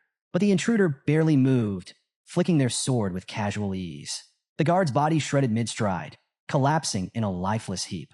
As panic spread, more hooded figures emerged from the shadows, dozens of them. They moved with an eerie, synchronized grace, their auras radiating power and malice. Their eyes, cold and unfeeling, swept across the terrified room, freezing everyone in place. "Who are they?" a trembling guard whispered, his voice barely audible. Cindy Wendy, still clinging to the edges of composure, gasped as her eyes locked onto the distinctive insignia on their chests, a pair of razor-sharp teeth. Her face turned pale as she whispered, "The Pitbull Order, the Baskerville clan's elite, the Annihilation experts." A wave of dread swept through the crowd as the reality sunk in. Everyone in the room knew the legend of the Pitbull Order, an unstoppable force of graduates trained to kill without hesitation, their loyalty only to the Baskerville clan. Cindy froze as one of the Pitbull Knights materialized behind her, his blade poised to strike. Her heart thundered in her chest, panic seizing her thoughts. "I can't die here, not like this." But just as the knight's sword began to fall, Vakir's voice cut through the chaos. "Leave her alive." The knight halted instantly, lowering his weapon and kneeling in deference to Vakir. Cindy gasped, her chest heaving as relief washed over her. Vakir's gaze swept coldly across the room. "Rip the rest of them to shreds," he ordered, his tone sharp and unyielding. "But spare those lying still. If anyone flinches, kill them without hesitation." The knight nodded and vanished into the shadows like a specter. The hall erupted into a cacophony of screams as the Pitbull Knights carried out their master's commands with ruthless precision. Blades flashed, flesh tore, and pleas for mercy were silenced in an instant. Amid the slaughter, one trembling man lay prone, desperately willing himself to stay motionless. "Don't move. Don't breathe. Just stay down and maybe, just maybe I'll survive this." A knight loomed over him, an imposing figure radiating lethal intent. "I'll wear the cuffs. I'll do whatever you want," the man sobbed, clutching at the last strands of his life. The knight's voice was cold and devoid of empathy. "We don't carry cuffs." The man stammered, confusion breaking through his terror. "Then, what will you do to me?" The answer came without hesitation. The knight's blade flashed, severing the man's legs in a swift, brutal motion. The man's screams echoed through the hall as the knight moved on, uninterested in his suffering. "Those sentenced to execution don't need legs," he muttered flatly. Meanwhile, a figure puffing on a cigar stepped up beside Vakir. It was Boston Terrier Le Baskerville, the formidable commander of the Pitbull Knights. He took a long drag, his sharp gaze appraising the young warrior. "So, what do you think of the Pitbull Knights?" Boston Terrier asked, his tone casual but laced with pride. Vakir gave a curt nod. "They're effective." Boston Terrier smirked. "If you need anything else, just say the word." As he studied Vakir, his thoughts churned. No wonder Brother Hugo is so invested in this kid. At 15, he's already this sharp. Fierce and ruthless, a natural fit for us. Placing a hand on Vakir's head, Boston Terrier grinned. "Come join us. I'll raise you into a proper knight." Vakir hesitated briefly before responding, his tone polite but firm. "I'll think about it." Turning, he added, "I have urgent matters to attend to." Boston Terrier watched him leave, a faint frown tugging at his lips. He's ignoring me, he thought, but instead of irritation, he felt a growing sense of intrigue. That just makes me want him even more. Vakir slipped into the shadowy storeroom, his eyes narrowing as they adjusted to the dim light. "It's here somewhere," he muttered, prowling between crates and barrels with the precision of a predator. In the corner, a hulking safe caught his eye. For a fleeting second, he considered if it held the nobles' contributions. The thought of dragging it to City Hall for some bureaucratic taxation ritual briefly crossed his mind. "Yeah, no," he dismissed, smirking to himself. "I'm not here to play accountant." His attention shifted to a cage covered with a tattered cloth. As he stepped closer, a faint whimper reached his ears.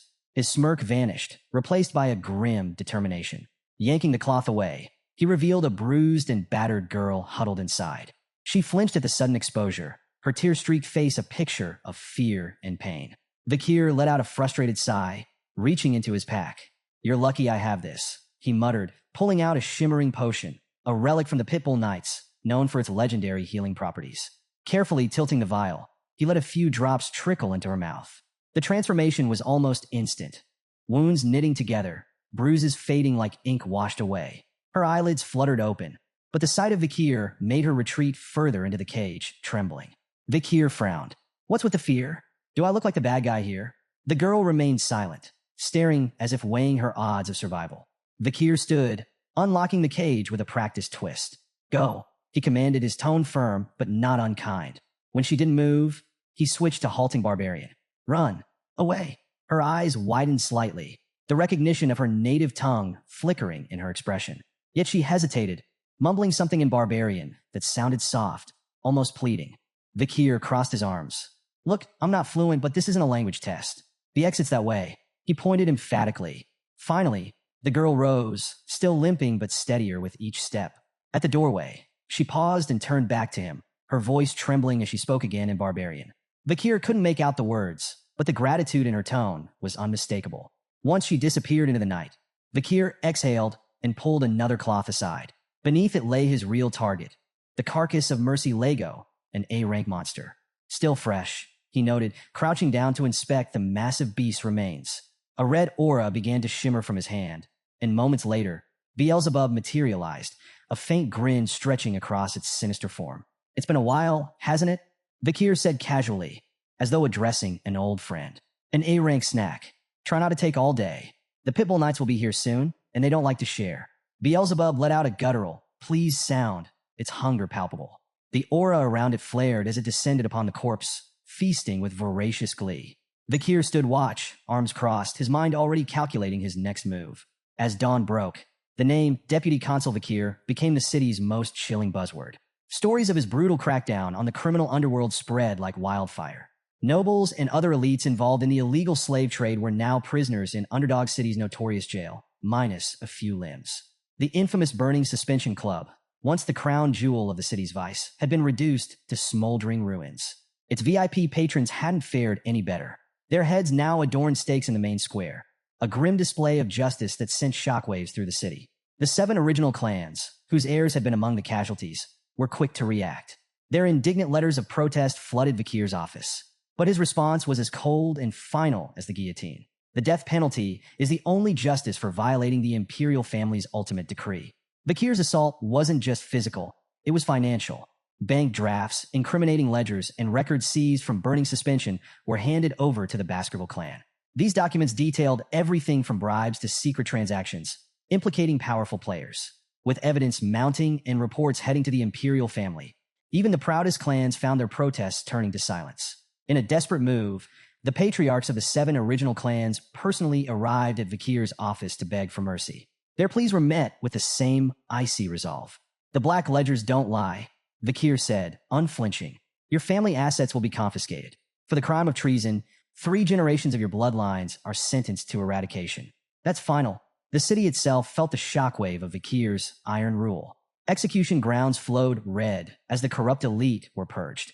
Freed from criminal strangleholds, public offices and contractors began hiring again, slashing unemployment. The destruction of the underground auction house funneled newfound tax revenue into public welfare.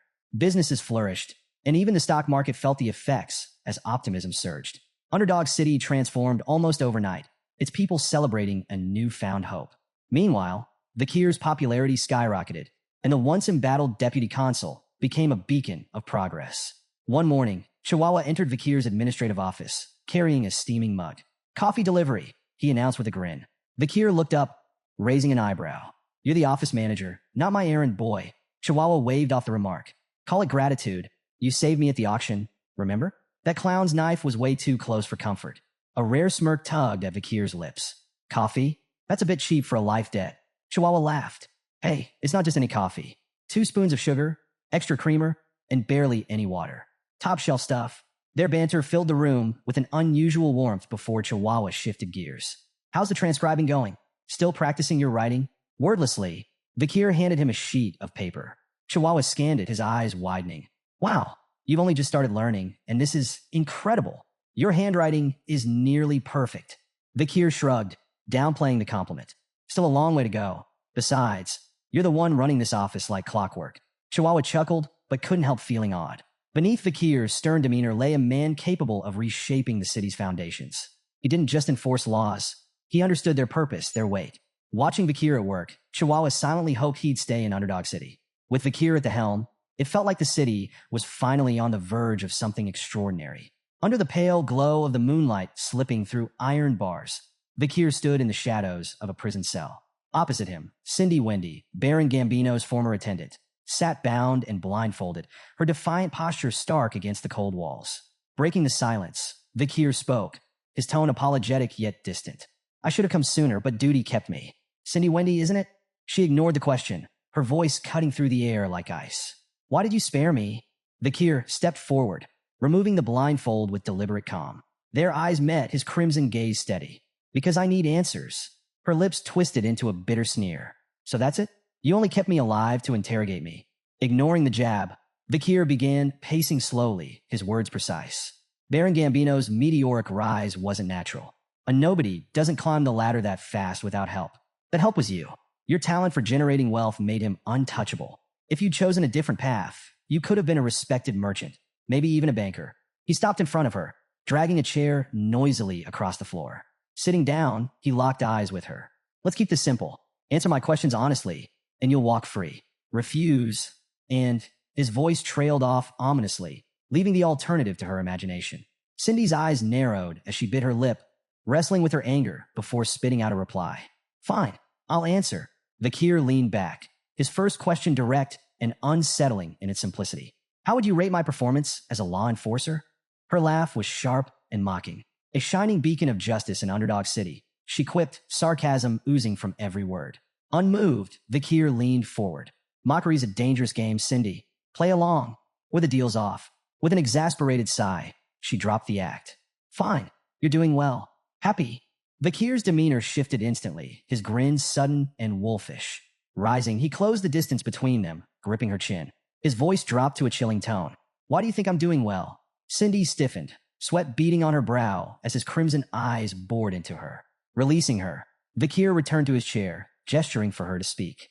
Grinding her teeth, Cindy finally relented. Because you enforce order with fear. People listen, but not because they respect you. They're terrified. You crush criminals and boost your authority, but you're planting seeds of hatred at the same time. That hatred will grow, and one day, it'll burn everything you've built. She paused, her gaze hardening. And the Baskerville clan? They won't tolerate your rise. They don't like threats to the throne, and you're becoming one. Vakir's face remained unreadable, absorbing her words like a stone soaking in rain. After a moment, he asked, What's your solution then? How would you navigate this? Cindy locked eyes with Vakir, her voice calm but firm. If you want to survive, return all your authority and accomplishments here to the Baskerville clan and its leader. Keeping the spotlight on yourself will only make you a target. She paused, then added, Find a place where your power won't draw attention. Somewhere like the life-engulfing forest or the Imperial Academy. Among your peers, you can blend in, hide your strength, and slip out of the Baskerville clan's crosshairs. Cindy's tone softened slightly. If you do this, the clan leader will eventually bear the consequences in your place. Vakir said nothing at first, his gaze distant. The silence grew heavy, and Cindy's breath hitched as an overwhelming wave of bloodlust radiated from him. The air turned suffocating, the weight of his unspoken menace pressing down like a predator, sizing up its prey. When he finally spoke, his voice was calm, but laced with steel. I understand your suggestion, he said. It's like asking a loyal hunting dog to turn its fangs on its own master. His crimson eyes locked onto hers, the mix of bloodlust and cold calculation behind them unyielding. Yet Cindy, despite the shiver crawling up her spine, held his gaze with an unsettling calm. It's the only way to escape the Baskerville clan's hatred, she said evenly. A faint smile tugged at Vakir's lips. Not bad, he remarked. Your thoughts align suspiciously well with my own. To Cindy's surprise, Vakir stepped forward and unlocked her handcuffs, the metal clattering to the floor. She stared at him in disbelief. You're really letting me go? Vakir nodded, his expression unwavering. I keep my promises. Cindy hesitated as she walked past him, glancing back. I hope you never come to regret this. Before she could leave, his voice stopped her cold. Do you know the Messama Denaro clan? Cindy turned, her expression puzzled. Vakir's tone was measured, deliberate. Among the founding families of Underdog City, everyone knows the 7 original clans. But there was an 8th, a prosperous merchant family, the Messama clan. They were as wealthy and influential as any of the 7. His voice darkened as he continued. Their rise ended in a single night. During a grand birthday celebration, the clan's youngest son showed off his newly learned sword technique. It stunned the onlookers because it was the secret Baskerville sword art, knowledge that only bloodline members of the Baskerville family are allowed to possess. Cindy's body tensed as she listened. Vakir's words carried the weight of history and bloodshed. The Baskerville clan leader deemed it a betrayal of the highest order. Their response was swift and merciless. The hunting dogs were unleashed, and the Messama clan was erased from existence. Cindy's unease grew, but she managed a forced smile.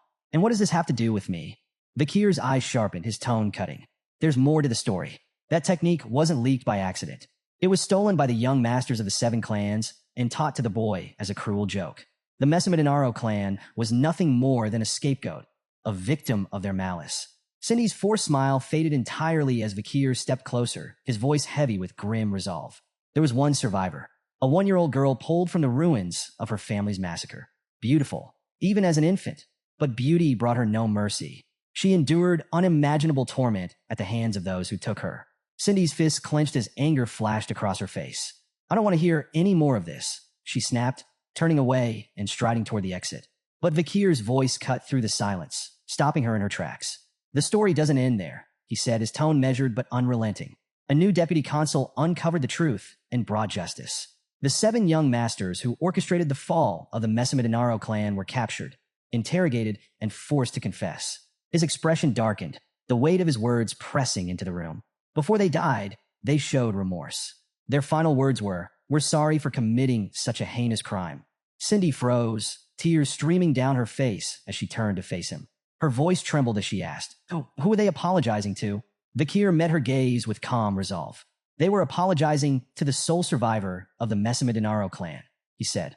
"To the girl who took the name Cindy Wendy." Cindy staggered, her tears falling faster. "How am I supposed to believe that?" she demanded, her voice raw with pain. "You tortured them. How can I trust that their apologies were genuine?" Without hesitation, Vakir grabbed a nearby torch. "There's only one way for you to believe me," he said evenly. "See it for yourself."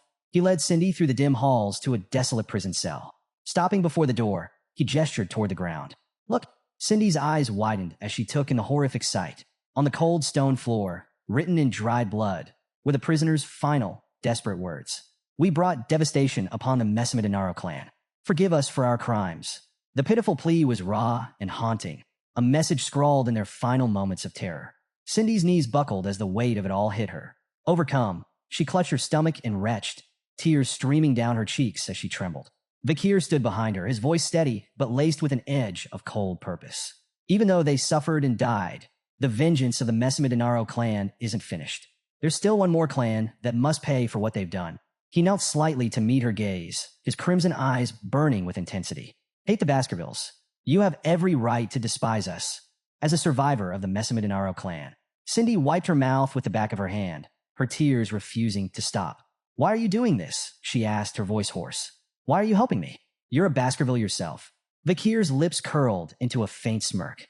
"You're asking the wrong question." Cindy pushed herself to her feet, brushing off the dust as she steadied her shaking frame. Without another word, she began to walk away, but at the door, she paused and turned back to him. Her expression was calm now, her voice steady. "I understand," she said quietly. "Vakir Van Baskerville, I owe you a debt." Her tone grew firm, conviction lining every word. "No matter where life takes you, you'll never have to worry about money again. That's my promise." With that, she disappeared into the shadows of the hallway. Vakir stood in silence, watching her go until her footsteps faded into the distance. Then, almost to himself, he muttered with a faint smirk, "I'll hold you to that promise." The next morning, Chihuahua burst into Vakir's quarters, full of energy. "Deputy Consul, it's time to..." He started but froze mid-sentence.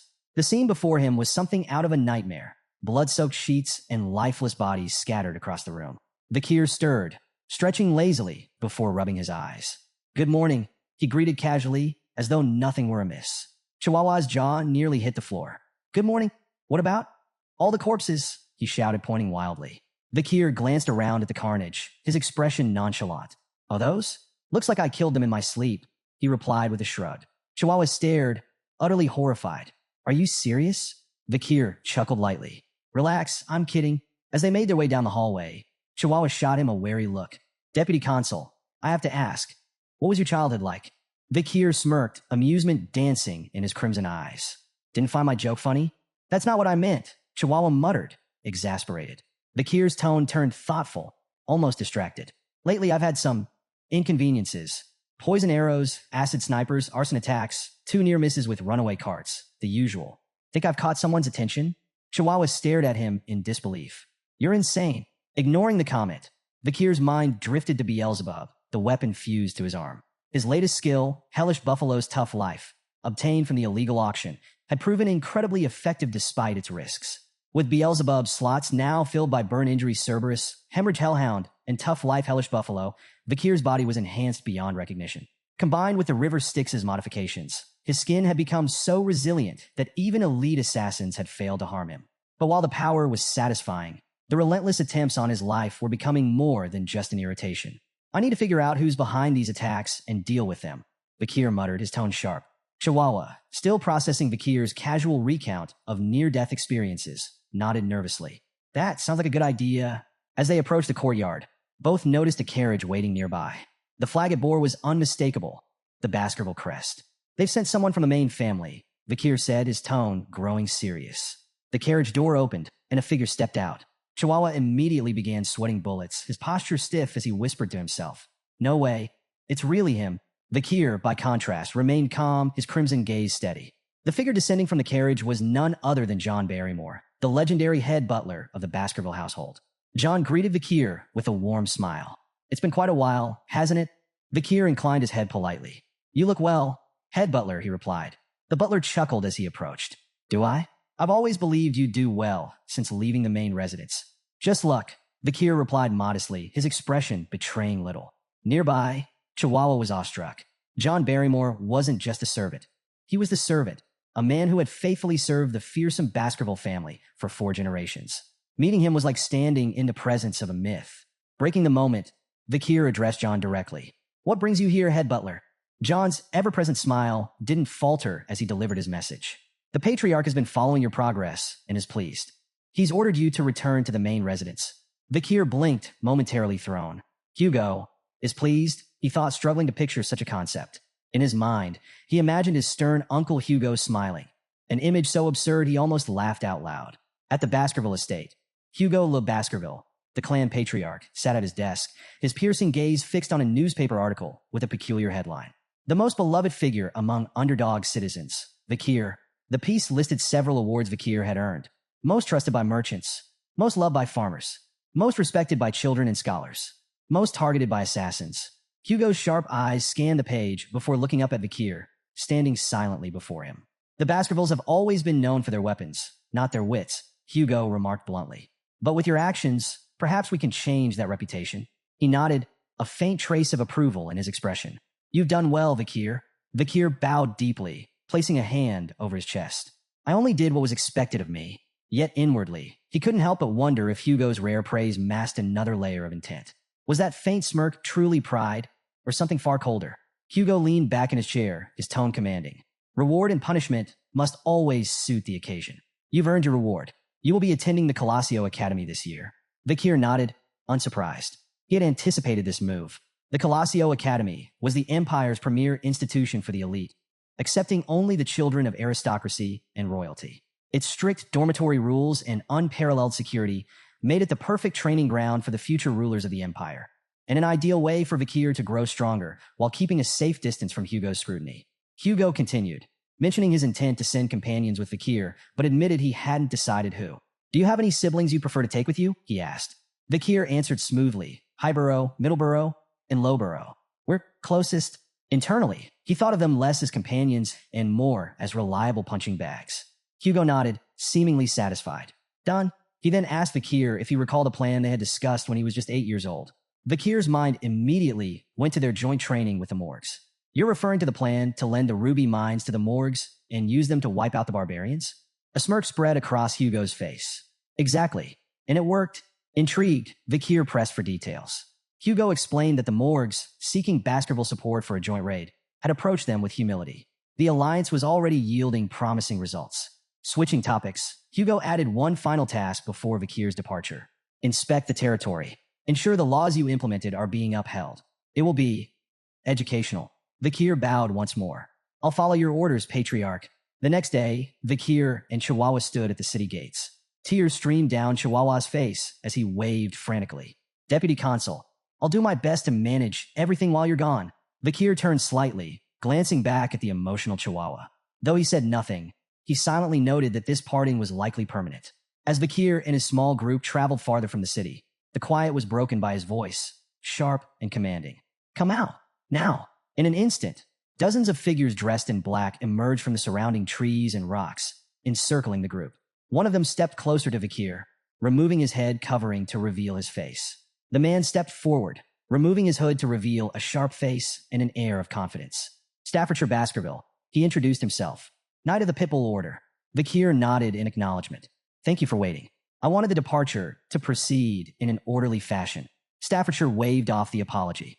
No trouble at all. Our mission is to safely escort you to the Morg's family's juvenile fortress. Vakir's expression remained calm as he asked, Any word from my uncle, Boston Terriers? Staffordshire chuckled. He's doing well, but he's been relentless about trying to recruit you into the Pitbull Order ever since the slave auction incident. A faint smirk tugged at Vakir's lips. Internally, he couldn't help but feel uneasy about his uncle's obsession. It bordered on fanatical. The group eventually reached a hilly region where farmers worked the land with quiet diligence. Vakir gestured toward the fields. Is this the territory we lent to the Morgs? Staffordshire nodded. That's right. Everything seems peaceful here. No signs of trouble. Vakir's eyes swept across the farmland, his sharp gaze taking in every detail. Though the stated purpose of their mission was a routine inspection, Vakir knew the real goal, to eliminate the barbarians. As they moved on, Staffordshire provided more information.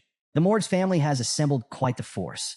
3 delegates, 30 members of the lower house parliament, and around 100 unaffiliated mages. Vakir noted the Morg's efforts, contrasting it with the Baskervilles' modest contribution. Just himself, a dozen knights, and the elite forces stationed on standby beyond the mountains. Hugo's parting words echoed in his mind. Observe the barbarians' way of life. It'll serve you well. The fortress came into view, looming in the distance. Its surroundings were grim. Dead trees littered the landscape, their branches adorned with skeletons swaying in the breeze. Vakir observed the macabre scene. A mage's handiwork, he remarked. Clearly a message from the Morgs to the barbarians.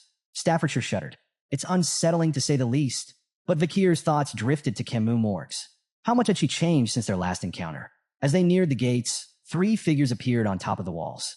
A stern voice called out, State your business. Vakir and Staffordshire looked up, surprised. Standing above them were 3 identical girls, their expressions equally defiant. One stepped forward confidently. No one passes without our permission. The other 2 immediately echoed her words in perfect unison. Vakir sighed inwardly. The 3 flowers. The infamous Morg's triplets, high cis, middle cis, and low cis, were well known for their chaos and unpredictable behavior. People often joked that their combined insanity could rival the gods themselves. Steeling himself, Vakir stepped forward. I am Vakir of the Baskerville Envoy team, here to inspect the territory and strengthen relations. Open the gates. High cis crossed her arms, unimpressed. I need to report to the person in charge first, she said smugly. You'll get your response tomorrow. Irritation flickered across Vakir's face. You're denying me entry into my own land? High cis smirked, and the other 2 followed suit. Tenant protection law, she retorted, her tone dripping with mockery. Don't look down on us just because we're renters. That law, it's from your family after all. Vakir's temple throbbed with annoyance as the mocking tone of High cis grated against his nerves. A familiar red aura flickered faintly around his hand, a reflection of his growing irritation. He exhaled slowly, reining in his anger before it boiled over. Keeping his voice calm, but icy, Vakir replied, I've amended the law. It now allows me to evict tenants I dislike. His words were sharp enough to cut through the tension. Open the gates. Now. A wave of killing intent radiated from Vakir, slamming into the triplets like a physical force. The sudden surge of bloodlust made them hesitate, a flicker of fear flashing across their faces. High cis, recovering quickly, glared at Vakir and sneered. We've heard about the psycho kid running Underdog City, but we've dealt with enough lunatics to know how to handle you. With a swift motion, she cast a spell, aiming it near Vakir. The explosion shook the ground, sending his horse rearing in fright. From above, Lo Sis shouted, "Don't even think about stepping on a Morg's territory without permission." Her insults sharpened. "Stupid swordsman. You think you can handle us? I'd love to see the so-called rising star of the Baskervilles try." Beside Vakir, Staffordshire's expression darkened as he instinctively drew his sword. "This won't end with words," he muttered grimly. Vakir signaled his readiness, a cold resolve settling over him. But before they could act, voices erupted from their group. "These girls don't even know their place." One member spat angrily. Another chimed in, his voice dripping with disdain. "Their words are absurd." The familiarity of the voices caught Vakir's attention. He glanced toward the hooded figures in his group, his thoughts turning. "I've heard those voices before." The Morg's triplets exchanged amused glances, their confidence unshaken. High Sis scoffed. "Mere underlings." Middle Sis smirked. "You think you outrank us?" Low Sis sneered. "You don't even know your place." But the three hooded members of Vakir's group stepped forward, their movements deliberate. "Not us," they declared firmly. In unison, they removed their hoods, revealing their identities. Vakir's eyes narrowed.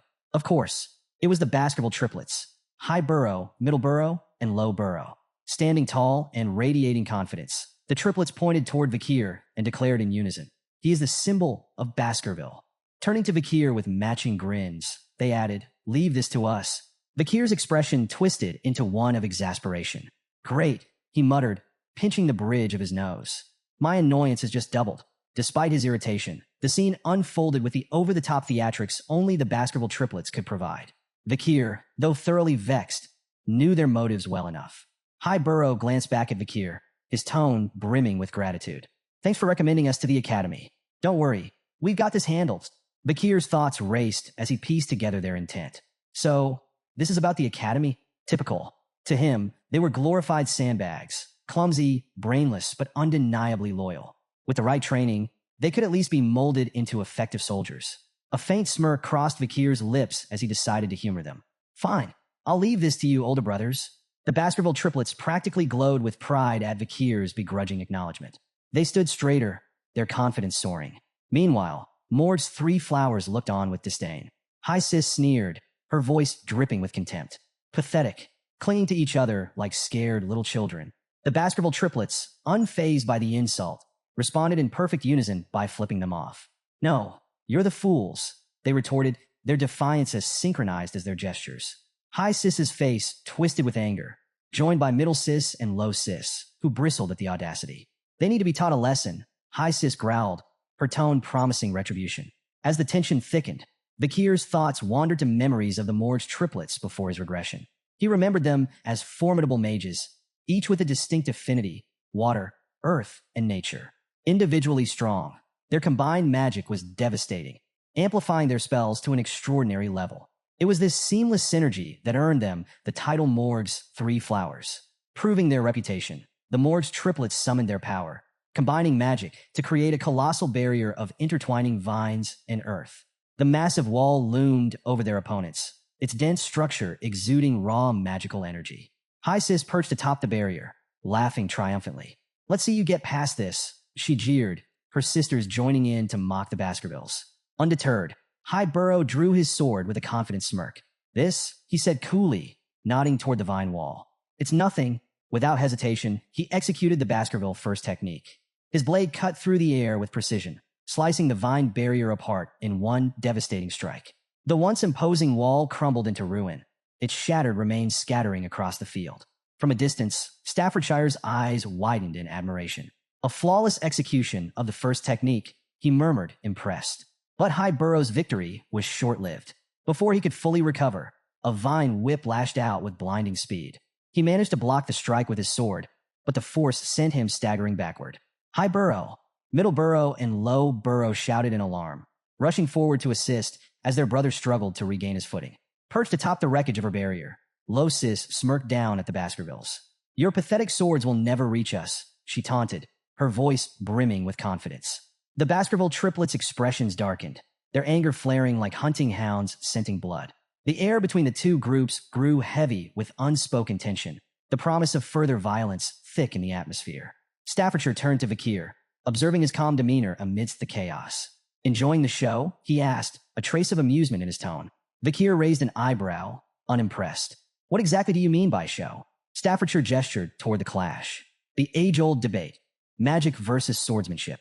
Magic channels mana from the surroundings to amplify elemental power, while swordsmanship focuses a warrior's own energy for pure, explosive strength. Watching the two collide, it's fascinating, don't you think? Vakir sighed, his crimson eyes narrowing in exasperation. If you put it like that, I'm part of this debate too. Staffordshire smirked knowingly. True, but let's face it, you've already left everyone else in the dust. Vakir, however, was far from entertained. His expression hardened with frustration as he glanced at the ongoing clash. They're all wasting my time. If only they'd wipe each other out and save me the trouble. I've got more important things to deal with than refereeing a squabble between overgrown children. His thoughts drifted to his mounting responsibilities. Between managing the chaos of Underdog City and finding a capable supervisor, his patience for pointless bickering had long since worn thin. A fiery explosion erupted across the battlefield, silencing the chaos in an instant.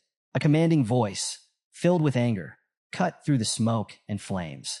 What are you fools doing in front of my territory? High Burrow, momentarily distracted, tried to seize the advantage against High Sis, but the battle's tide shifted dramatically as a massive wall of fire surged forth. The blast shook the ground, leaving everyone momentarily stunned. Staffordshire tensed at the overwhelming display of magic, while Vakir stood unfazed, a faint smirk on his lips. If we're lucky, that might have incinerated them all, he muttered dryly. To his annoyance, the Baskerville triplets emerged from the smoke, coughing and stumbling, singed but alive. Vakir clicked his tongue in irritation, glaring at them. High Burrow wiped soot from his face, still in shock. What the hell was that? Middle Burrow, equally rattled, spun toward the source of the attack. Who's behind this smoke wall? He shouted. As the haze began to dissipate, the Morg's triplets came into view. High Sis and Middle Sis, usually so smug, were visibly shaken, their confidence cracked. If I dodged a second later, I'd be dead, High Sis muttered, trembling. Low Sis clung to her sisters, her voice shaking. What kind of monster uses fire magic like that? From atop the fortress gate, a figure stepped forward, flames still flickering in her hands. Her presence exuded authority, silencing the battlefield. Camus Morgs. Her voice sliced through the tension. I can't forgive anyone who causes trouble in the territory I manage. She leapt down gracefully, landing in front of the Morg's triplets. Her cold gaze pierced through them, and High Sis scrambled to explain. We were trying to stop the invaders, she stammered. Low Sis pointed accusingly. It was their fault. They started it. Camus didn't flinch, fixing them with a withering glare. First of all, address me properly.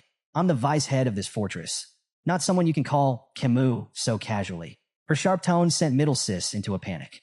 Hastily, she corrected herself and addressed Camus with the proper honorific. Camus' gaze shifted to the skeletons swaying ominously in the trees. If you don't want to end up like them, she said icily, I suggest you think more carefully next time. Middle Sis squeaked in fear, bowing repeatedly as she apologized on behalf of her sisters. Camus turned her attention to Vakir, her eyes narrowing before recognition dawned. Her expression softened slightly as she approached him, a faint smile tugging at her lips. It's been a long time, she said softly, her voice carrying a touch of warmth. 7 years, hasn't it? Vakir nodded, his expression relaxed. It has, he replied. As Camus studied him, Vakir's gaze briefly lingered on her. She looked more mature now, and he found himself noting her increased allure. He recalled how, in his previous life, Camus had captured the attention of countless men in high society. Rumors and scandals swirled around her, some involving even married men. But in this timeline, there were no whispers of such stories. Dismissing the thought, Vakir returned to the matter at hand. Open the gates, he said bluntly, his tone firm. Words won't work on the triplets. Camus blinked at Vakir's bluntness, her expression darkening. That's all you have to say to me after all this time, she snapped, her voice edged with frustration. Vakir tilted his head slightly, his crimson eyes studying her with a mix of curiosity and detachment. What else should I say? He replied, his tone calm and neutral. Camus' frustration boiled over. Staffordshire, observing from a safe distance, raised an eyebrow, wondering if this verbal sparring might escalate into a clash between the two stars of their respective clans. Pointing a trembling finger at Vakir, Camus glared at him, her eyes shimmering with unshed tears. 0 points. You get 0 points, she declared, her voice quivering with a mix of anger and embarrassment. Your attitude toward your future wife is appalling. The words hung in the air like a lightning strike. The entire group, Morg's 3 flowers, Baskerville's triplets, Staffordshire, and even Vakir, froze in stunned silence. Camus, realizing what she had just said, turned away sharply, her face reddening. She muttered a flustered humph while refusing to meet anyone's gaze. The collective thought running through everyone's mind was the same. Whose wife? Later, as the group rode toward the fortress, Vakir and Camus found themselves riding side by side. Their earlier tension softened into casual conversation. The Baskerville clan doesn't seem to know much about the barbarians, Camus remarked, her tone light but probing. Vakir raised an eyebrow. We know more than you think, he countered confidently. We've fought them countless times, probably more than the Morg's family ever has. Camus glanced at him sideways, her smirk returning. If that's true, why send those idiots? She asked, gesturing toward the Baskerville triplets in the distance, who were currently bickering over whose sword was shinier. Vakir shrugged. The arrangement was already made with the Morg's family, he replied. The main force is stationed on the other side of the mountain range. You know that. Camus leaned slightly closer, her voice teasing.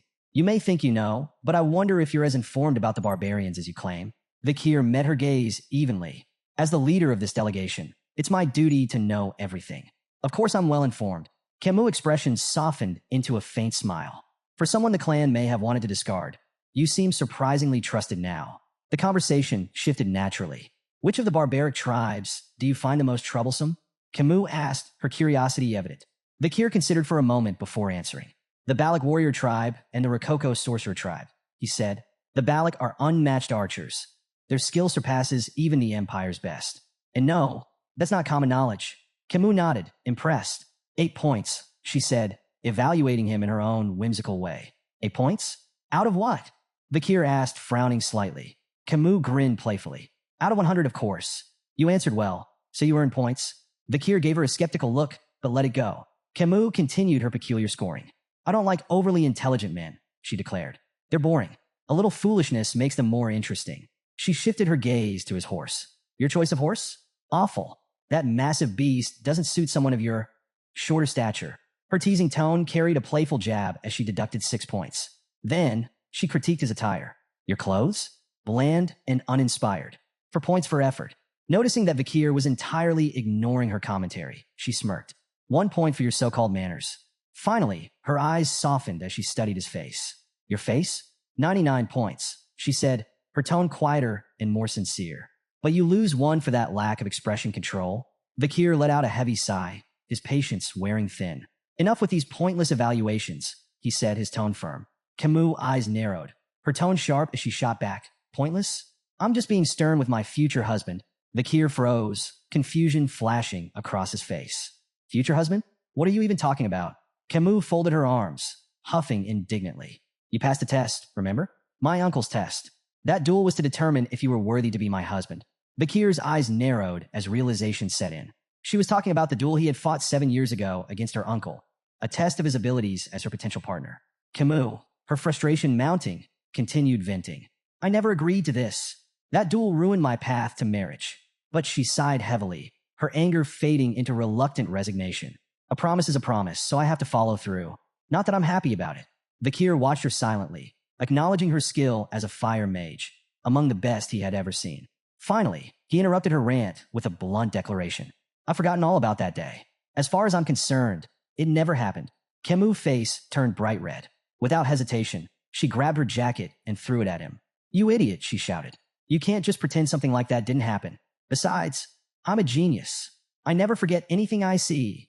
Vakir caught the jacket and stared at it, recognizing it instantly. It was the same one he had given her after their duel, 7 years ago, when her clothes had been burned. Camus, still blushing furiously, turned away with a huff.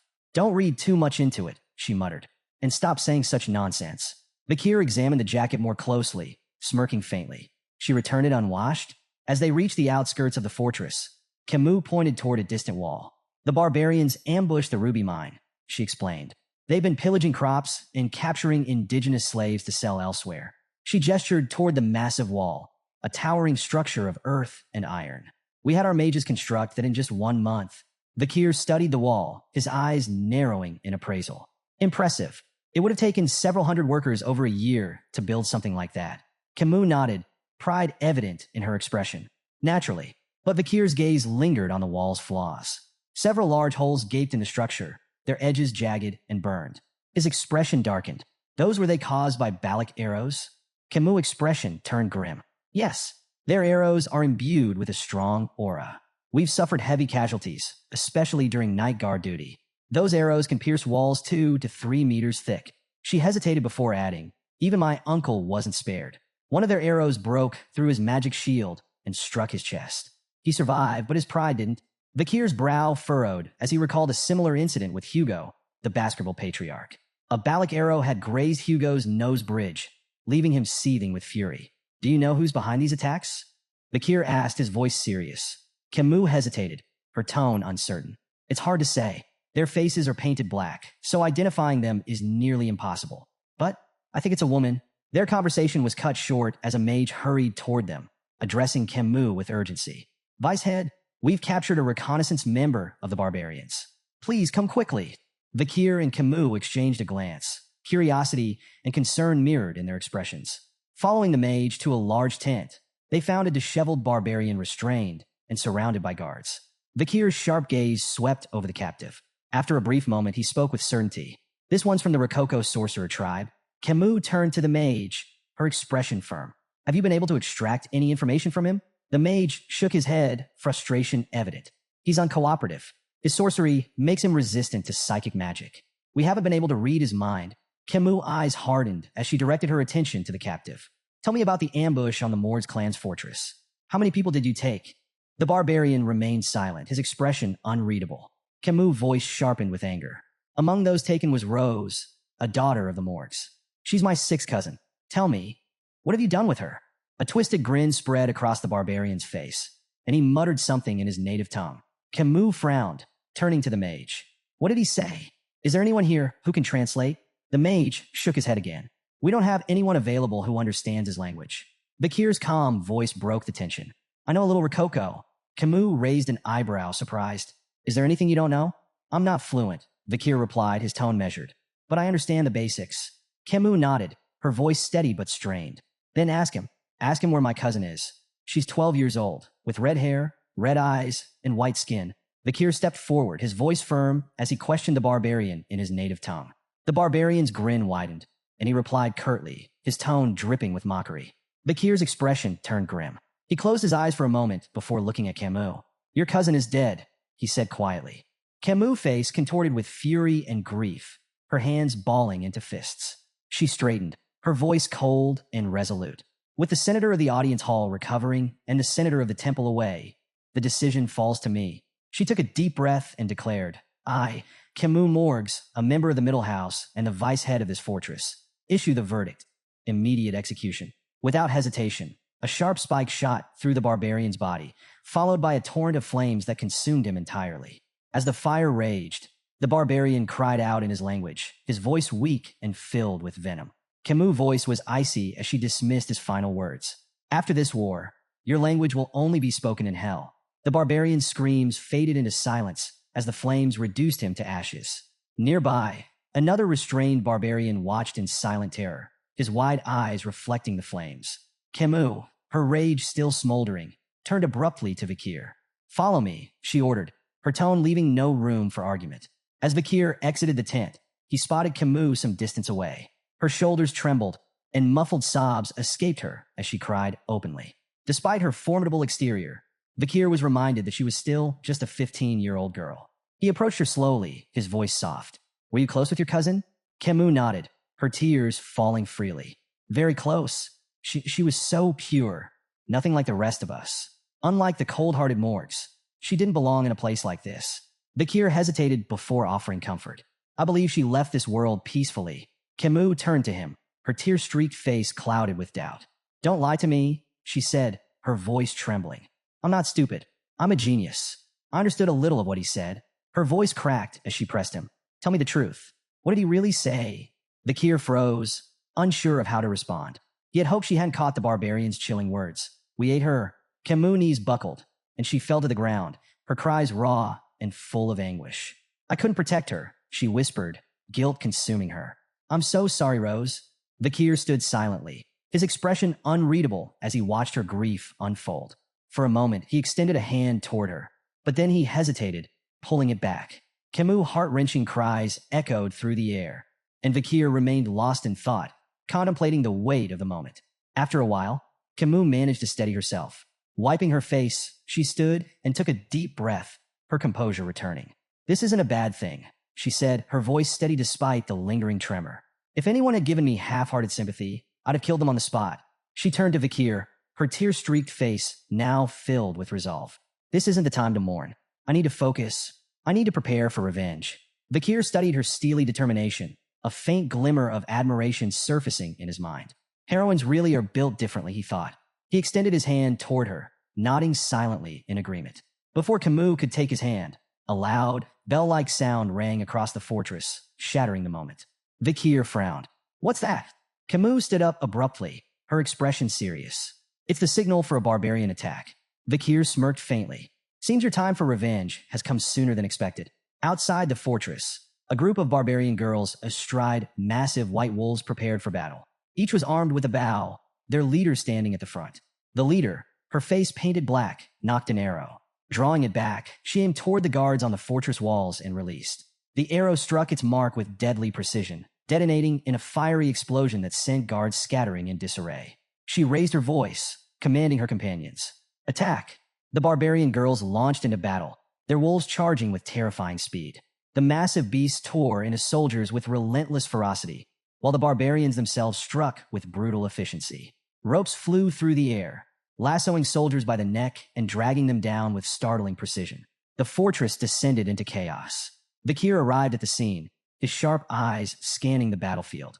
The gruesome sight before him, a storm of blood, smoke, and bodies, was something he had seen countless times before. Did I get here too quickly? He wondered, assessing the chaotic scene. His focus sharpened as he prepared to enter the fray. Suddenly, a rope shot toward Vakir, wrapping tightly around his neck before he could react. His crimson eyes narrowed as he turned his gaze forward, spotting two barbarian girls expertly holding the ends of the rope. In their native tongue, one of them grinned and said, "We've caught a good one. This hunt for husbands is going well." Vakir immediately understood their intention. The barbarians were capturing men to breed stronger offspring for their tribe. Without missing a beat, Vakir grabbed the rope with one hand and yanked it forcefully, sending the two girls flying through the air. "Sorry," he said dryly, "but I'm not available. I might already be engaged." The barbarian girls crashed to the ground with a heavy thud, eliciting shocked gasps from the male barbarians nearby. "What?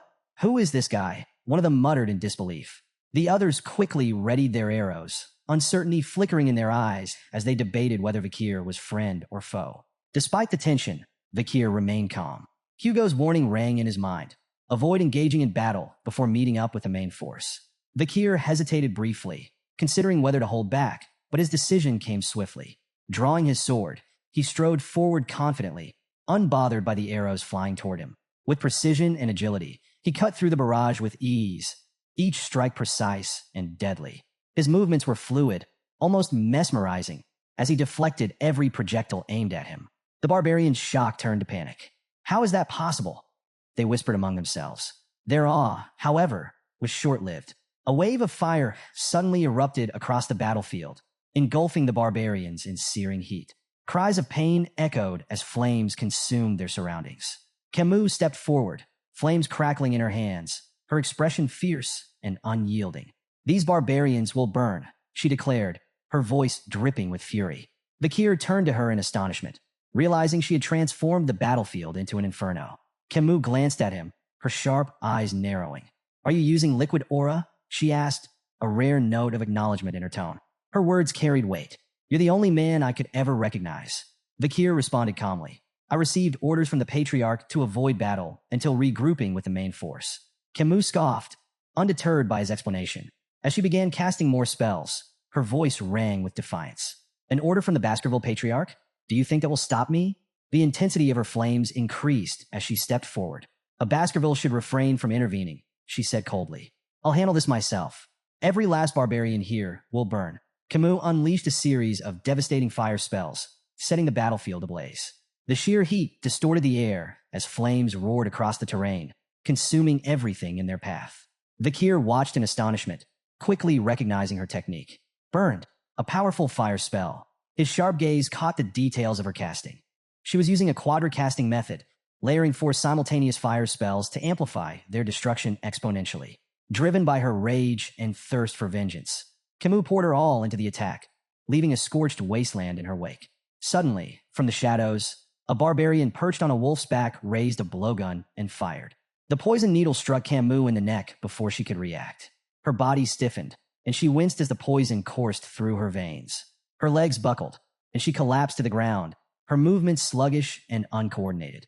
Through blurred vision, she spotted her attacker, the barbarian grinning smugly as he reloaded his blowgun. Vakir observed the scene, clicking his tongue in annoyance. She's more trouble than I thought. A rope shot toward Camus, aiming to ensnare her, but Vakir's hand snapped out, catching him midair with ease. Camus, despite the poison weakening her, managed a faint smile. Nice catch, she murmured.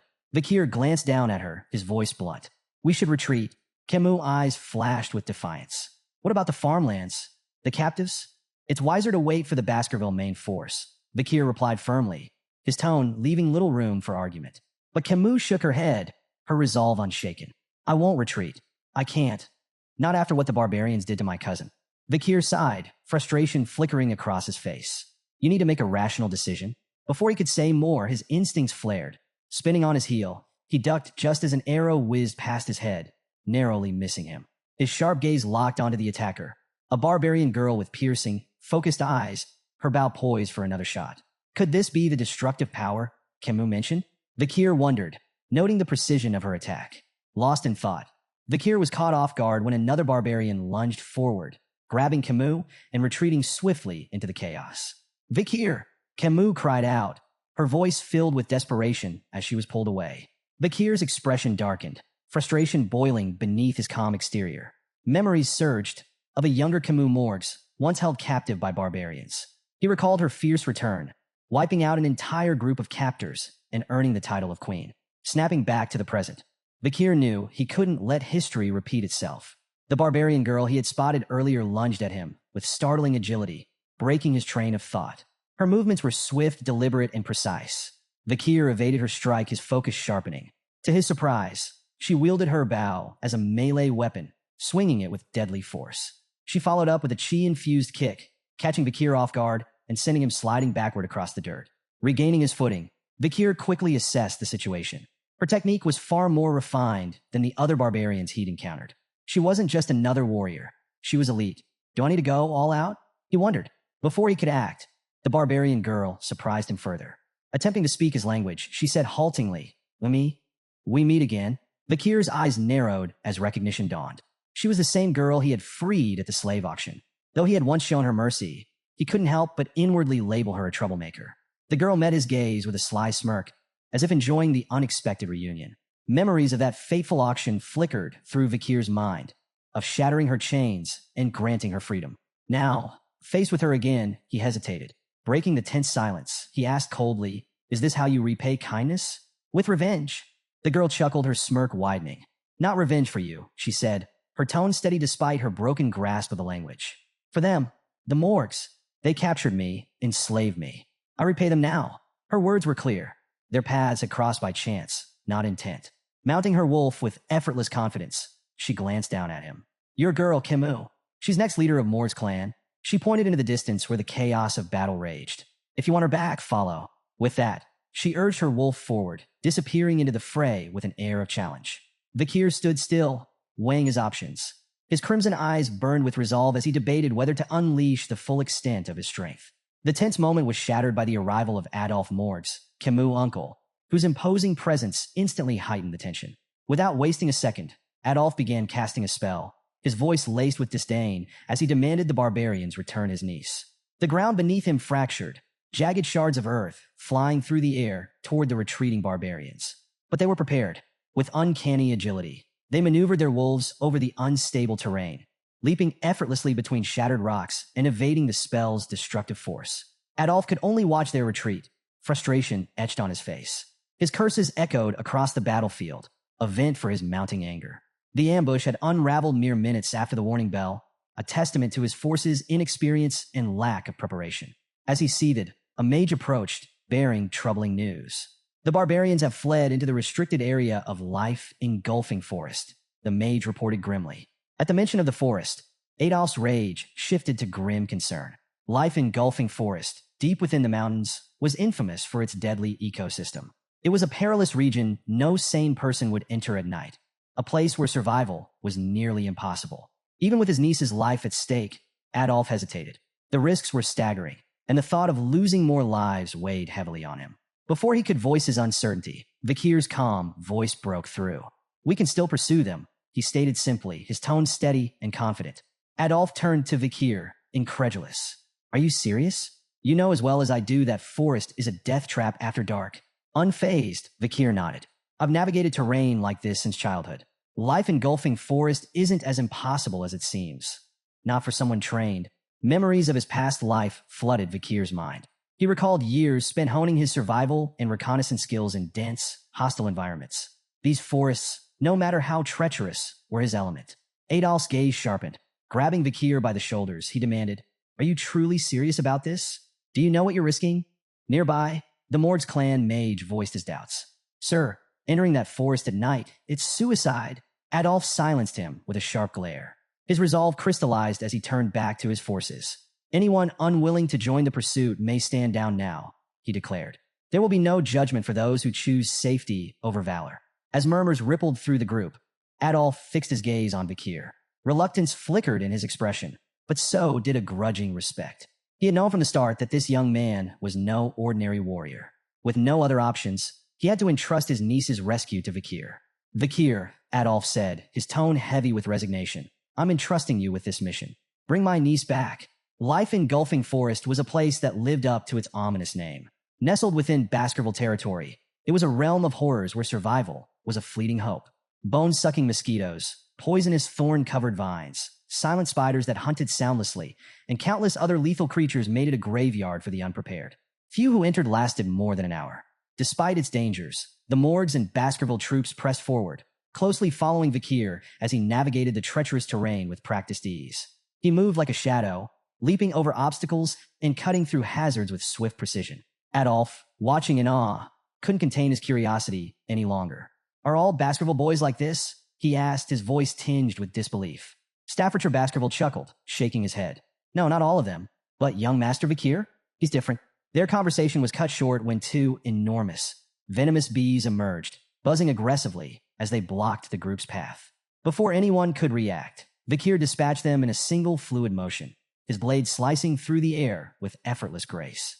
The bees fell, lifeless, before they could even pose a threat.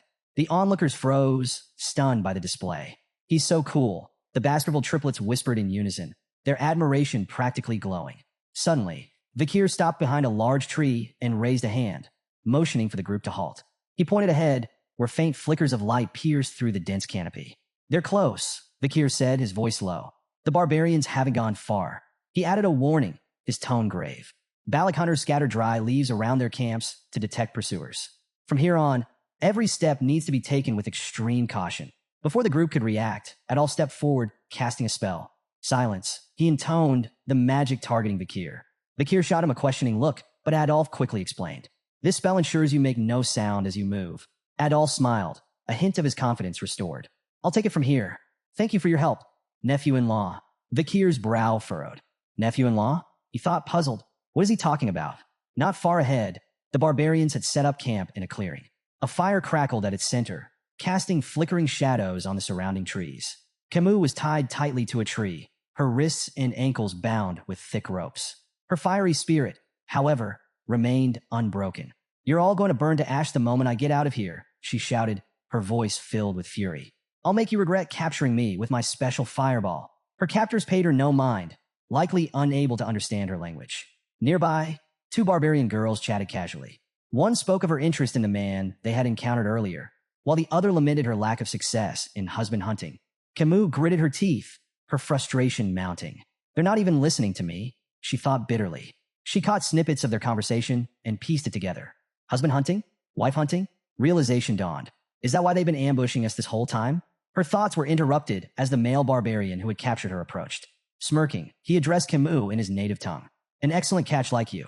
Every male in our tribe will want you. Camus glared at him, her fiery spirit undiminished. You perverted bastard, she shouted. If that's your plan, just kill me now. The barbarian scratched his ear lazily, feigning confusion. I don't understand what you're saying, he said with a mocking grin. Then, with unsettling cruelty, he grabbed her chin, forcing her to meet his gaze. But I can tell you're talking back just by looking into your eyes, he sneered. Camus struggled, her anger boiling over as she spat. Touch me again, and I'll burn you alive. Ignoring her, the barbarian raised an arrowhead in his hand. Slowly, deliberately, he licked its tip, his intentions clear. This arrogant slave needs to be disciplined, he said menacingly, his voice dripping with malice. Before things could escalate further, another barbarian strode into the clearing, a figure Vakir immediately recognized. It was the barbarian girl he had freed during the slave auction. "Stay away from my slave," she commanded sharply, her piercing gaze fixed on the male barbarian, Ahan. Ahan hesitated, his bravado faltering. "Commander Ian," he stammered. Then, regaining a shred of pride, he added, "But I was the one who captured her." Commander Ian shot him a cold glare. "Lower your voice," she ordered, her tone sharp enough to make him flinch. Defensive, Ahan tried to justify himself. "I shot the paralyzing arrow. I set the trap." Ian cut him off without missing a beat. "If I hadn't stepped in, you'd be a corpse. That boy with the sword would have taken your head in seconds." Ahan froze, her words sinking in. After a moment, he muttered weakly, "So, this woman, she's your prize now?" "That's right," Ian replied, her voice brooking no argument. Camus, still bound to the tree, watched the exchange with growing curiosity. An internal power struggle? She thought. While her grasp of the barbarian language was limited, she caught enough to piece things together.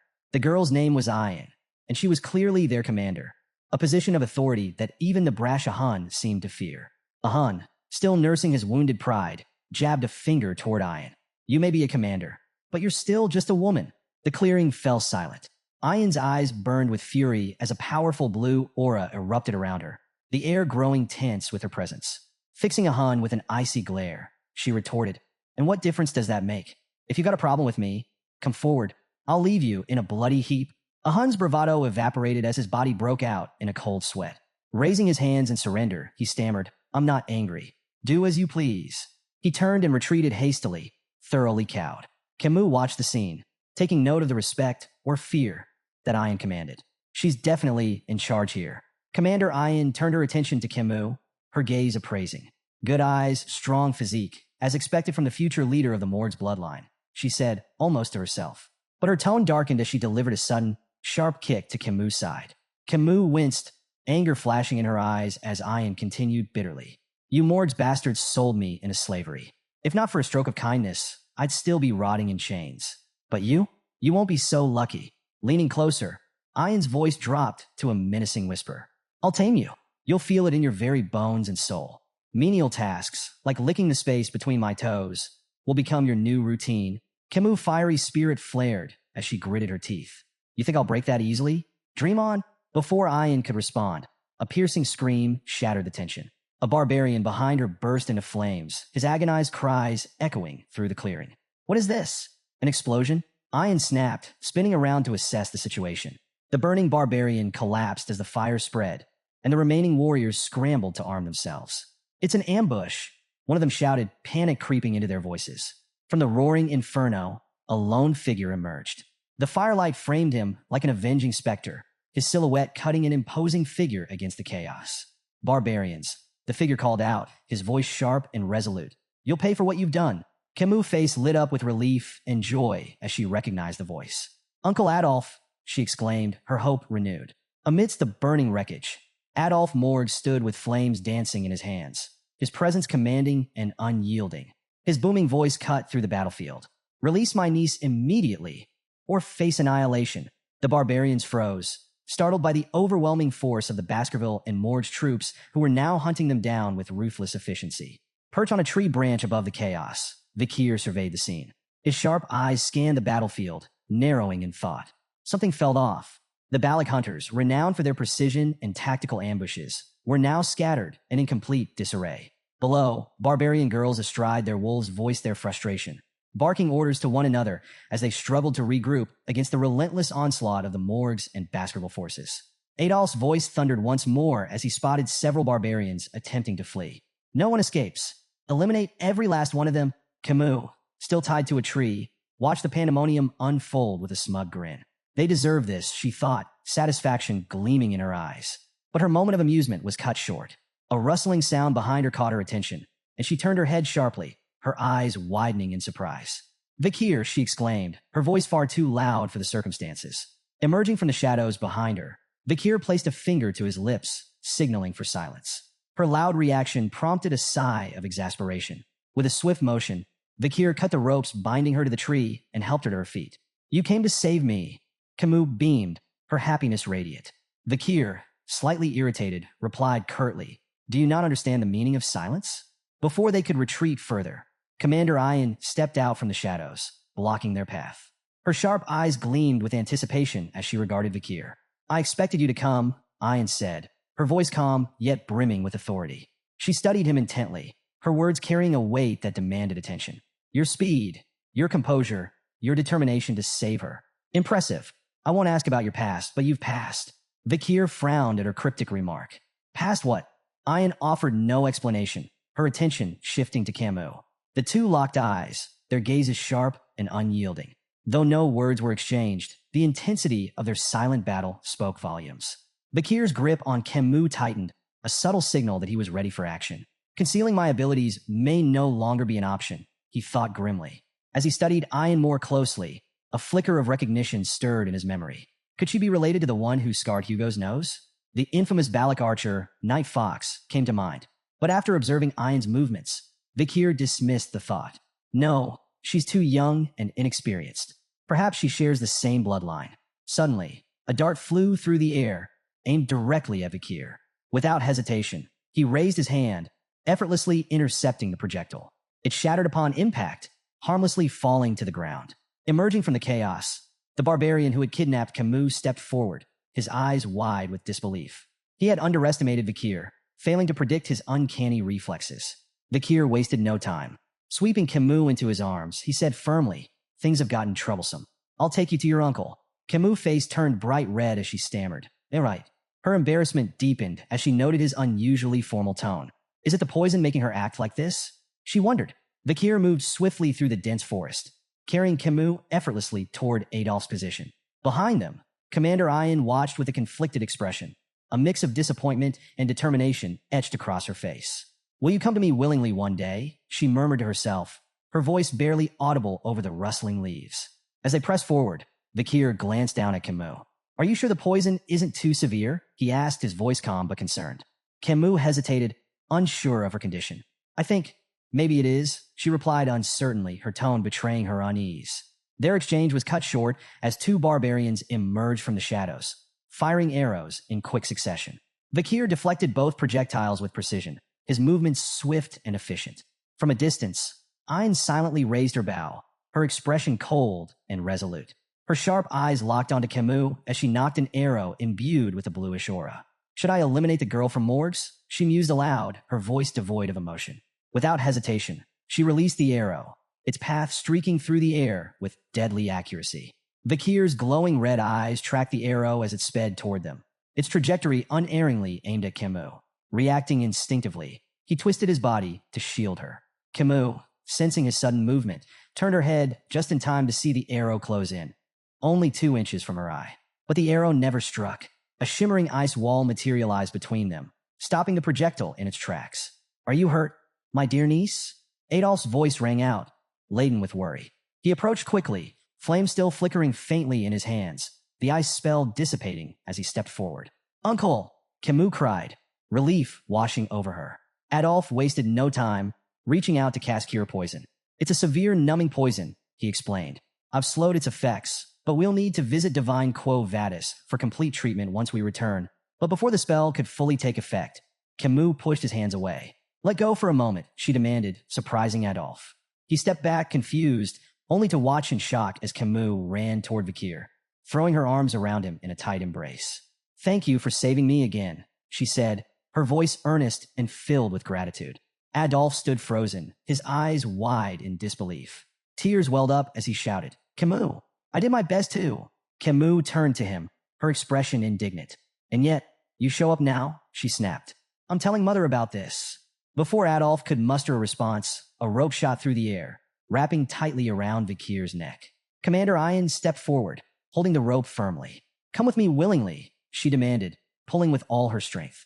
"It'll be easier for both of us." "I don't have much time." Despite her efforts, Vakir remained unyielding, his feet firmly planted. Ian's frustration grew as she struggled to comprehend how he could resist so effortlessly. Camus gasped, her recognition immediate. "It's you again," she exclaimed, her disbelief evident. Vakir remained calm, his focus unwavering. Gripping the rope with one hand, he broke it effortlessly, snapping it like a twig. Ian flinched at his strength, but held her ground. Her words, however, lingered in Vakir's mind. No, Tom, what does she mean by that? He wondered, sensing a deeper urgency behind her actions.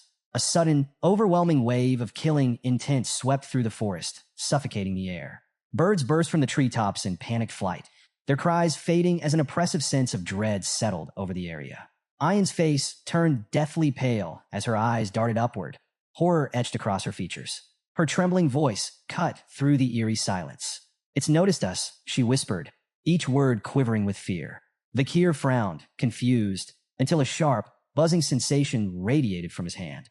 He glanced down to see the red lines etched into his skin glowing ominously. Beelzebub, the hidden blade coursing through his arteries, was issuing an intense and unmistakable warning. "She's coming," Ayan murmured, her voice barely audible, yet heavy with dread. Vakir's expression hardened. "She? Who's she?" he asked, his instincts sharpening. Ayan's cold sweat betrayed her terror as she uttered a single name, her voice barely a whisper. "Madam Eight Legs." From the heart of the forest, a towering pillar-like structure emerged, its form cloaked in darkness and pulsating with an eerie purple aura. The barbarians froze in place, their expressions twisted with fear. "It's the madam! The madam is here!" They screamed, their voices trembling. Camus, still recovering from the earlier events, squinted at the strange structure. "Is that just a pillar?" she asked, her tone uncertain. Vakir's sharp gaze remained fixed on the ominous form. His voice was low and firm. "No, not a pillar."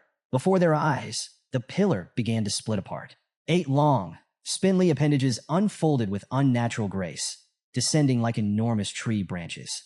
The massive legs anchored themselves into the ground, creating an unholy silhouette that towered over the forest. Adolf, his usual composure shattered, muttered in disbelief. How could something so monstrous have been hidden here all this time? Vakir's face turned grim as the pieces clicked into place. This was Madame Eight Legs, a name that carried weight and terror. A creature ranked as an S-tier threat, capable of leveling entire cities in mere hours. The spider stood on its 8 grotesque legs, its massive frame casting a shadow over the trembling group. It let out a piercing scream, an ear-splitting wail that sent shivers down every spine and rooted the onlookers in place. Camus opened her mouth to speak, but Vakir was faster. Placing a hand firmly over her mouth, he leaned in and whispered urgently, "Stay quiet. Madame Eight Legs has poor sight, but heightened touch and hearing." Vakir's mind raced as fragments of an old native legend surfaced. He had once dismissed it as a terrifying campfire story, a tale of the Madame of Eight Legs, a monstrous entity that haunted the depths of forbidden forests. But now, standing face to face with the legend, it felt all too real. He recalled the Empire's monster dictionary, its several revisions still failing to fully account for this nightmare. Madame Eight Legs, a name that struck fear into even the bravest warriors. The creature screamed again, louder this time, before spewing a stream of greenish liquid from its gaping maw. The acidic substance rained down in a deadly cascade, hissing and crackling as it melted through trees and rocks alike. Vakir moved swiftly, dodging the falling poison with calculated precision. Beside him, Adolf reacted just as quickly, flames flickering at his fingertips. He conjured a shimmering barrier that shielded himself and Camus from the deadly rain. The forest floor sizzled as the acid ate away at everything it touched. Not far away, a Hun screamed in terror as drops of the green poison landed on his hair. Panicking, he grabbed a knife and hacked off the affected strands, collapsing to his knees as he panted in fear. Ayn shot him a cold glare, her voice sharp and cutting. "Stop screaming in front of Madame Eight Legs." Her eyes flicked briefly toward the monstrous spider, her tone growing darker. "If you weren't the shaman's grandchild, I'd kill you myself." Turning back to the other barbarians, Ayn barked her orders with steely resolve. "Retreat, all of you." On the other side of the chaos, Adolf, cradling Camus in his arms, echoed the sentiment in a quieter tone. "Make a run for it," he instructed, his voice brooking no argument. The oppressive presence of Madame Eight Legs seemed to pulse through the forest, suffocating any thoughts of resistance. There was no choice but to flee. Madame Eight Legs emitted strange, mocking noises, as if reveling in the chaos. As the various groups scattered, the Balik barbarians splintered into smaller clusters, while the Baskerville and Morg's forces retreated in a more organized formation. The creature's twitching appendages seemed to consider its options before abruptly charging after the Baskerville and Morg's forces. Adolf scowled in frustration, muttering under his breath. "Why is it chasing us?" One of the Morg's mages, brimming with misplaced confidence, stepped forward. "Leave it to me," he declared boldly. "Fire attacks are a bug's greatest weakness." The mage began chanting, summoning a massive fire spell. Flames erupted in a brilliant explosion, engulfing Madame Eight Legs in a sea of fire. For a fleeting moment, the mage turned to Adolf with a triumphant grin, ready to boast of his success. But his victory was short-lived. Without warning, one of Madame's massive legs shot through the air, impaling the mage beside him. Blood splattered across the confident mage's face as his expression froze in sheer terror. The fire spell hadn't even scratched the monstrous creature. Madame Eight Legs let out another deafening screech, her massive legs slicing through the terrain as she pressed forward. Adolf, Camus, and Vakir continued their retreat, the forest a nightmare of crashing trees and searing acid. Camus, her voice trembling, stammered, "How is something like that even real?" Meanwhile, Vakir's sharp mind raced. He stopped suddenly, his eyes narrowing as a realization struck him. Without warning, he turned to face Madame Eight Legs, his unexpected movement causing the group to halt in alarm. "Vakir, what are you doing?" Staffordshire shouted, his voice filled with panic. Vakir's tone was firm and unyielding. "If no one acts, we'll all be annihilated." His eyes locked on the monstrous spider. "Someone has to tie down her legs to buy time." Staffordshire immediately volunteered, but Vakir cut him off with a blunt question. "Do you really think you have what it takes to restrain those legs?" Turning to Adolf, Vakir's voice carried urgency. "We can't let Madame Eight Legs follow us back to the territory. If she does, everyone there is as good as dead. I'm the best person for this job." He tightened his grip on his sword, his crimson eyes burning with resolve. Facing Adolf, he added, "There's no time left. Make the call." Camus' voice cracked as she called out to Vakir. "You can't do this." Ignoring her plea, Vakir urged the group to flee. "Run," he said firmly. "Leave this to me." Adolf hesitated, clearly torn. Finally, his expression hardened. "We run," he ordered, signaling the retreat. Camus struggled against him, tears streaming down her face. "Vakir, you promised. You have to come back." Adolf held her back, his voice resolute. He made his choice. Don't waste his sacrifice. As the group retreated, Vakir remained rooted in place, the weight of his decision pressing heavily on his shoulders. His grip on his sword tightened, but he paused, letting out a slow, resigned sigh. He didn't have a personal stake in the survival of Baskerville territory, nor did he believe the Allied forces were capable of stopping Madame Eight Legs' growing power. Yet, amidst the chaos, he saw an opportunity. If I can feign my death here, Vakir thought, I'll finally slip out from under Hugo's watchful eye. This deception could buy him the time he needed, time to master the elusive 10th technique. The unrefined skill lingered in his mind like an itch he couldn't scratch, a secret weapon waiting to be perfected. With mastery of the 10th technique, Vakir could refine his control over his power, burying it so deeply that even Hugo would fail to sense it. Then, when the moment was right, he would return to the clan, not as a hound, but as something far more dangerous. A crimson aura radiated from Vakir's hand as Beelzebub emerged, the weapon's menacing energy reflecting his steely resolve. He knew this battle might truly be his last. If he failed to wield every ounce of strength, skill, and cunning at his disposal, Madame Eight Legs would crush him. His crimson eyes burned with intensity as he committed to unleashing everything.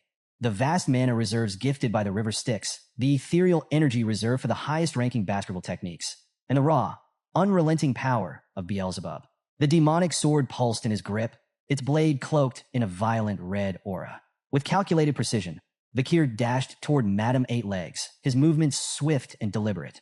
The monstrous spider loomed above him, her massive form radiating malice. Vakir leaped high into the air, the red glow surrounding him intensifying with each passing second. For a brief moment, he hovered above the creature, locking eyes with Madame Eight Legs. She let out a piercing, otherworldly scream, her legs twitching in agitation. Channeling the Baskerville 5th technique, Vakir descended with blinding speed, his blade aimed at the creature's head. The air around him vibrated with the sheer force of his attack. Madame Eight Legs struggled violently, but her limbs seemed inexplicably rooted to the ground. Vakir's attack slammed into her head with devastating force, driving it deep into the earth. From afar, a radiant red light burst into the sky, illuminating the entire forest like a second dawn. Adolf, clutching Camus tightly, and the Baskerville triplets fled the scene with tears streaming down their faces. The deafening explosion of energy rattled the trees, and Camus, watching the clash unfold, felt a surge of raw emotion. A single tear slipped down her cheek as she screamed, "Vakir!" In the aftermath, silence blanketed the forest. Only the ominous red glow remained, marking the site of the monumental battle. Vakir's vision blurred and shifted. He was no longer in the forest. Instead, he found himself kneeling before a guillotine. The cold steel blade loomed above him as his eyes locked on Hugo La Baskerville. Hugo stood motionless under the moonlight, his face expressionless. Slowly, he raised his hand, signaling the blade to fall. Vakir's cold gaze didn't waver as the blade descended. He watched as his own head rolled to the ground, his final sight the cold, indifferent gazes of the onlookers. Hugo turned and walked away, his back framed by the pale glow of the moon. In the end, Hugo did it, Vakir thought bitterly. But before the thought could take root, his eyes snapped open. Vakir awoke to the sight of an unfamiliar ceiling, his mind clouded with confusion. He lay on a thin mattress, his body wrapped in heavy bandages, and one eye completely covered. Scars crisscrossed his flesh, and a rope was wound tightly around his neck, its rough fibers biting into his skin. Where am I? He wondered, his thoughts sluggish as he tried to make sense of his surroundings. Fragments of the battle against Madame Eight Legs surged to the forefront of his mind. The blinding explosion that had stunned the monstrous creature lingered vividly, possibly the sole reason he was still breathing. Attempting to sit up, a jolt of searing pain shot through his body, forcing him to stop. Every muscle screamed in protest, his veins felt stretched to their limits, and his bones throbbed with fractures. There wasn't a part of him untouched by the brutal encounter. The memory of Madame's final, devastating attack made the rope around his neck feel like a trivial annoyance in comparison. Yet, ironically, it was that very trap, set during the chaos of battle, that had saved his life, anchoring him just out of reach of certain death. Vakir closed his eyes briefly, evaluating his situation. Despite his injuries, everything seemed to be going according to his plan. Adolphe and Camus had witnessed his supposed final stand, providing ample proof to confirm his death. Hugo's watchful gaze was finally off him. Dragging himself out of the room, Vakir surveyed his surroundings. Barbarians moved about the camp with purpose. Children practiced archery while slaves hurried under harsh commands. The chilling realization hit him. Gilak, the Balak camp. He was deep within the territory of the Baskerville clan's sworn enemies. His eyes scanned the area, noticing something unsettling. Among the slaves were captured soldiers bearing the insignias of both the Baskerville and Morg's clans. Why am I still alive? He wondered. In his condition, escape was impossible, yet his execution seemed equally overdue. Before he could dwell further, a familiar face appeared. A Hun, the barbarian who had kidnapped Camus, sauntered over with a smirk plastered on his face. You should be grateful, a Hun sneered, looking down at him. If you weren't the commander's pet dog, you'd already be boiling in a pot. Pet dog. The phrase echoed in Vakir's mind, igniting a deep, simmering rage. Memories of Hugo flashed before him, of chains, humiliation, and subjugation. A surge of killing intent radiated from Vakir, catching a Hun off guard. Startled but defensive, a Hun lashed out, his fist connecting with Vakir's already battered body and knocking him to the ground. Arrogant bastard, a Hun spat, his frustration evident. With a dismissive glare, he added, Follow the rope, dog. Your owner's waiting. Vakir lay still, his body racked with pain from the fall, his rage boiling beneath his calm exterior. He glared after a Hun's retreating figure, silently vowing to repay the humiliation tenfold once his strength returned. Dragging himself up, Vakir began following the rope tied around his neck. Its length stretched endlessly through the camp, each step testing his patience and fortitude. How far does this thing go? He muttered under his breath, his irritation growing with every tug. Finally, the rope grew taut, and Vakir found himself at its end. What lay before him stopped him in his tracks. Ayin, the barbarian girl from before, stood waist-deep in a small pond. She held the other end of the rope with casual ease, her expression relaxed. As she noticed him, a mischievous smile spread across her face. Lie down, she instructed, her voice carrying an air of playful authority. Vakir froze, his mind racing. He stared at her, bewildered and unsure how to respond to the bizarre command. Before Vakir could fully process her words, Ayin yanked the rope with surprising force, sending him stumbling forward. Whiz! An arrow streaked through the air, narrowly missing Vakir's head before embedding itself into a nearby tree trunk. Ayin's sharp glare turned toward a group of children holding bows in the distance. What did I tell you about practicing near the pond? Go somewhere else, she barked, her voice commanding enough to send the children scattering. As Vakir lay on the ground, recovering from the unexpected tumble, Ayin turned her attention back to him, a sly smirk playing on her lips. I never properly thanked you for the auction, she began, her tone light but calculated. Pointing at him, she continued, in Balak culture, kindness is repaid twofold and revenge tenfold. Since you saved me once, I've saved you twice. Vakir's brows furrowed in confusion. Twice, he asked, his tone skeptical. Ayin crossed her arms, clearly enjoying herself. After that explosion, who do you think dragged your sorry self out of the forest? If I hadn't gone back for you, you'd be spider food by now. So yes, twice. Her smug response only deepened Vakir's unease. He sat up slowly, the rope around his neck pulling uncomfortably. If you've repaid the debt, why keep me alive? He asked bluntly, gesturing toward the rope. Ayan's grin widened, her mischief on full display. Because you're valuable. I have no doubt your party will pay a hefty price for you. You're not some ordinary soldier, are you? Vakir froze at the implication, his mind racing. If the Baskerville clan got involved in hostage negotiations, his entire plan to feign his death and escape Hugo's control would unravel. He kept his expression neutral, suppressing the panic bubbling beneath the surface. Ayan leaned in slightly, her voice dropping to a playful whisper. Relax. I've got no intention of returning you to them just yet. She straightened, her tone turning mock serious. You're my slave now. Without warning, she drew a dagger and sliced through the rope binding his neck. For a moment, Vakir felt an internal surge of relief. Maybe my plan is still intact, he thought, but his optimism was short-lived. Ayan pointed the dagger at him, tilting her head mockingly. Let's settle this properly. You'll call me master, and I'll decide what to call you. Vakir remained silent, his face impassive. His lack of reaction only seemed to amuse Ayan further. I like those rebellious eyes, she remarked with a smirk. It'll make taming you all the more satisfying. Before Vakir could respond, Ayan sheathed her dagger and gestured for him to follow. We have a stop to make, she said casually. Where? Vakir asked, his voice low. She shot him a glance over her shoulder, her tone teasing. Don't tell me you don't know. In the Balak way, we always pay respects when stepping onto someone else's land. Her grin widened. We're going to meet the matriarch. The matriarch's tent loomed ahead, its entrance adorned with intricate carvings. Inside, a throne made from the skulls of predators dominated the room. Bears, jaguars, alligators, and other deadly creatures stared down at visitors, their heads mounted with precision. Each skull bore an arrow firmly lodged between its eyes, a testament to the matriarch's unparalleled skill. As they approached, Ayan glanced at Vakir and began explaining the Balak way of life. If you don't have a place to sleep, borrow a friend's hammock. If you're hungry, someone wealthier will share their food. That's how we survive. Her voice softened slightly, a touch of pride in her words. It's why we're strong. Everyone here is bound by the same rules, tight-knit, homely, and united. Vakir noted something intriguing about the Balak camp. Private assets seemed to hold little importance to them. Everything functioned on a communal system, a stark contrast to the rigid hierarchies he was used to. Ayan led the way to the grand tent without hesitation, her pace confident. Stopping outside, she gestured toward the imposing structure and declared, We've arrived. She entered first, her voice ringing out with authority. Mother, she called, addressing the figure seated on the throne inside. The single word sent a jolt through Vakir, startling him. His sharp mind immediately began piecing together the connection between Ayan and the matriarch. The implications were unsettling. The matriarch rose gracefully from her seat, her commanding aura filling the tent like a storm cloud. Her piercing gaze swept over Ayan before landing on Vakir. So this is the boy we've heard so much about, she said, her tone calm but laced with curiosity. Ayan blinked, taken aback. Mother, I haven't said anything about him, she retorted, her confusion plain.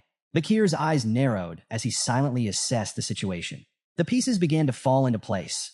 Ayan was the matriarch's daughter, which explained her high standing among the Balak. His gaze shifted to the matriarch, and recognition dawned. This wasn't just any Balak leader. This was the Night Fox, the infamous female Balak warrior who had left a scar on Hugo Law Baskerville's nose. Memories of her prowess flooded back, particularly how her influence had made crossing Le Rogue in life engulfing forest nearly impossible during his previous life. Vakir analyzed the hypothetical scenarios from his past. If his previous self had faced her head-on, the odds of survival were non-existent. Assassination attempts? A flat 0%. The only viable option would have been escape, and even that offered a slim 20% chance.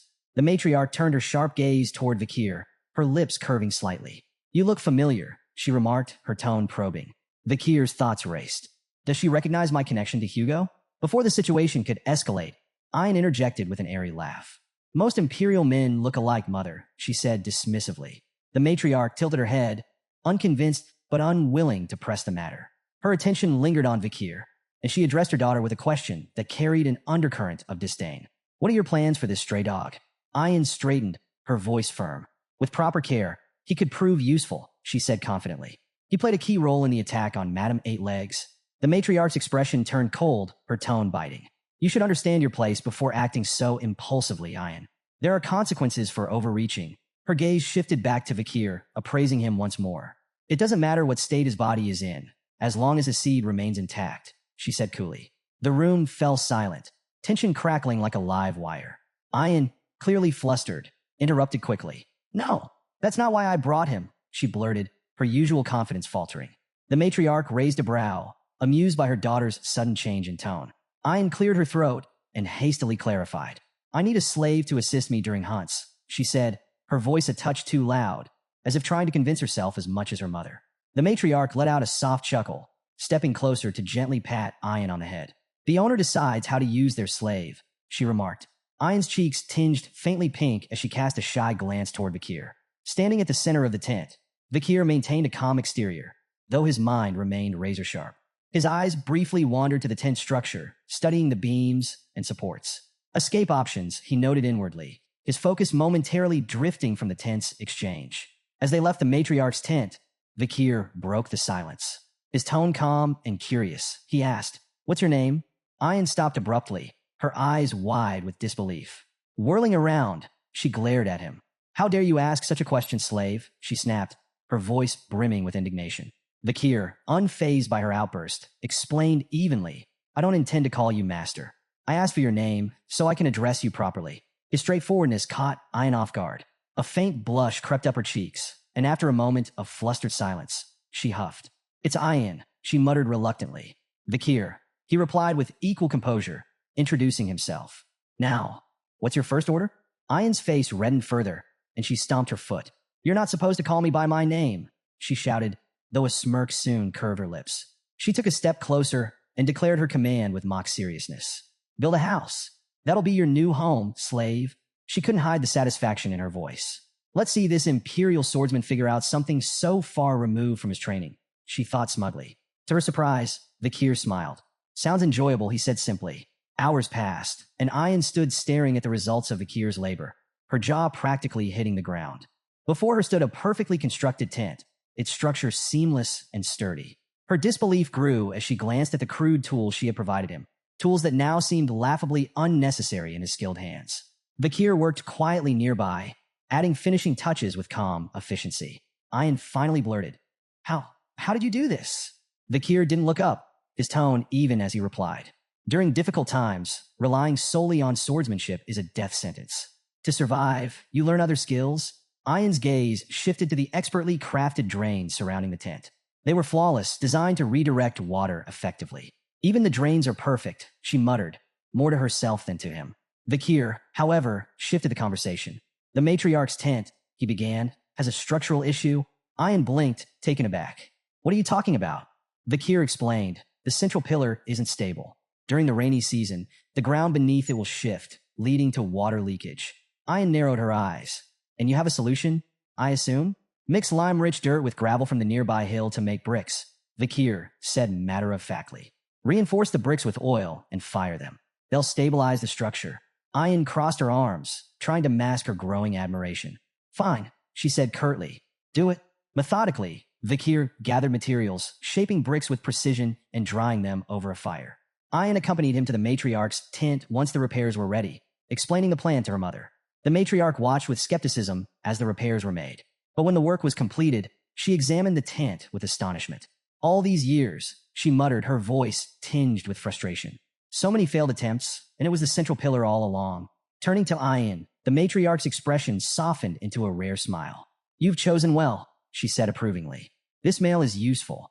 Ian's cheeks flushed as she tried to maintain her composure. He's my slave, she mumbled, though her tone lacked its usual edge. The matriarch addressed Vakir directly, her voice commanding. From now on, you're responsible for handling all such tedious matters in the barracks. By the water's edge, Vakir rinsed clothes methodically, his movements calm and deliberate. Ian approached, her tone casual, as she struck up a conversation.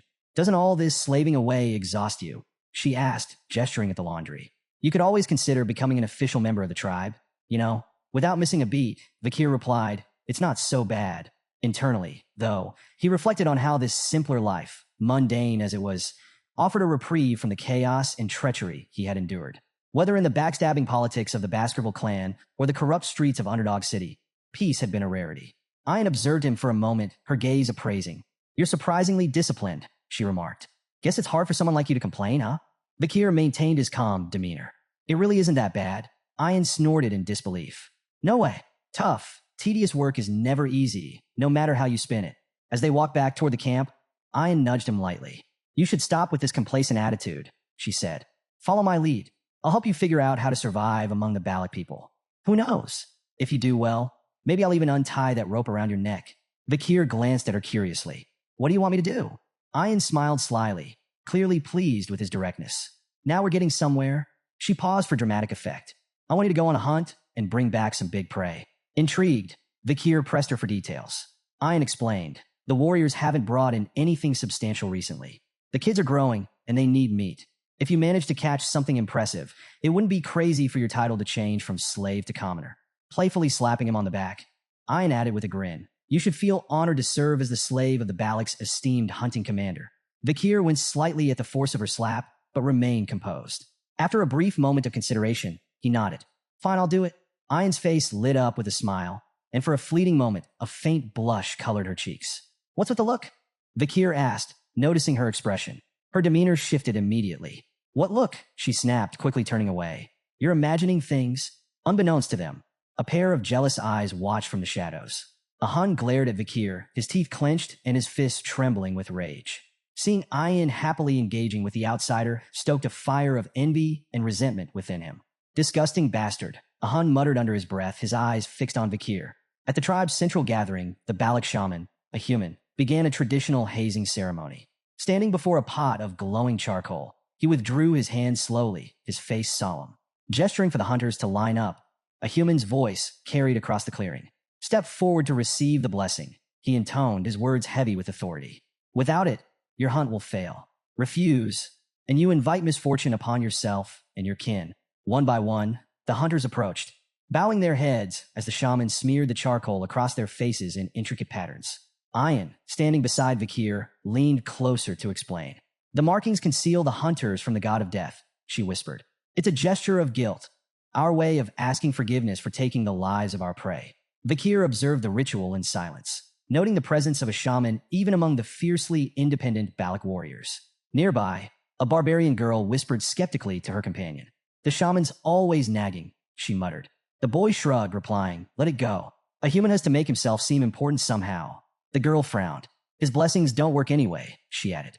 The only time the tribe even bothers with him is for rare hunts or big ceremonies.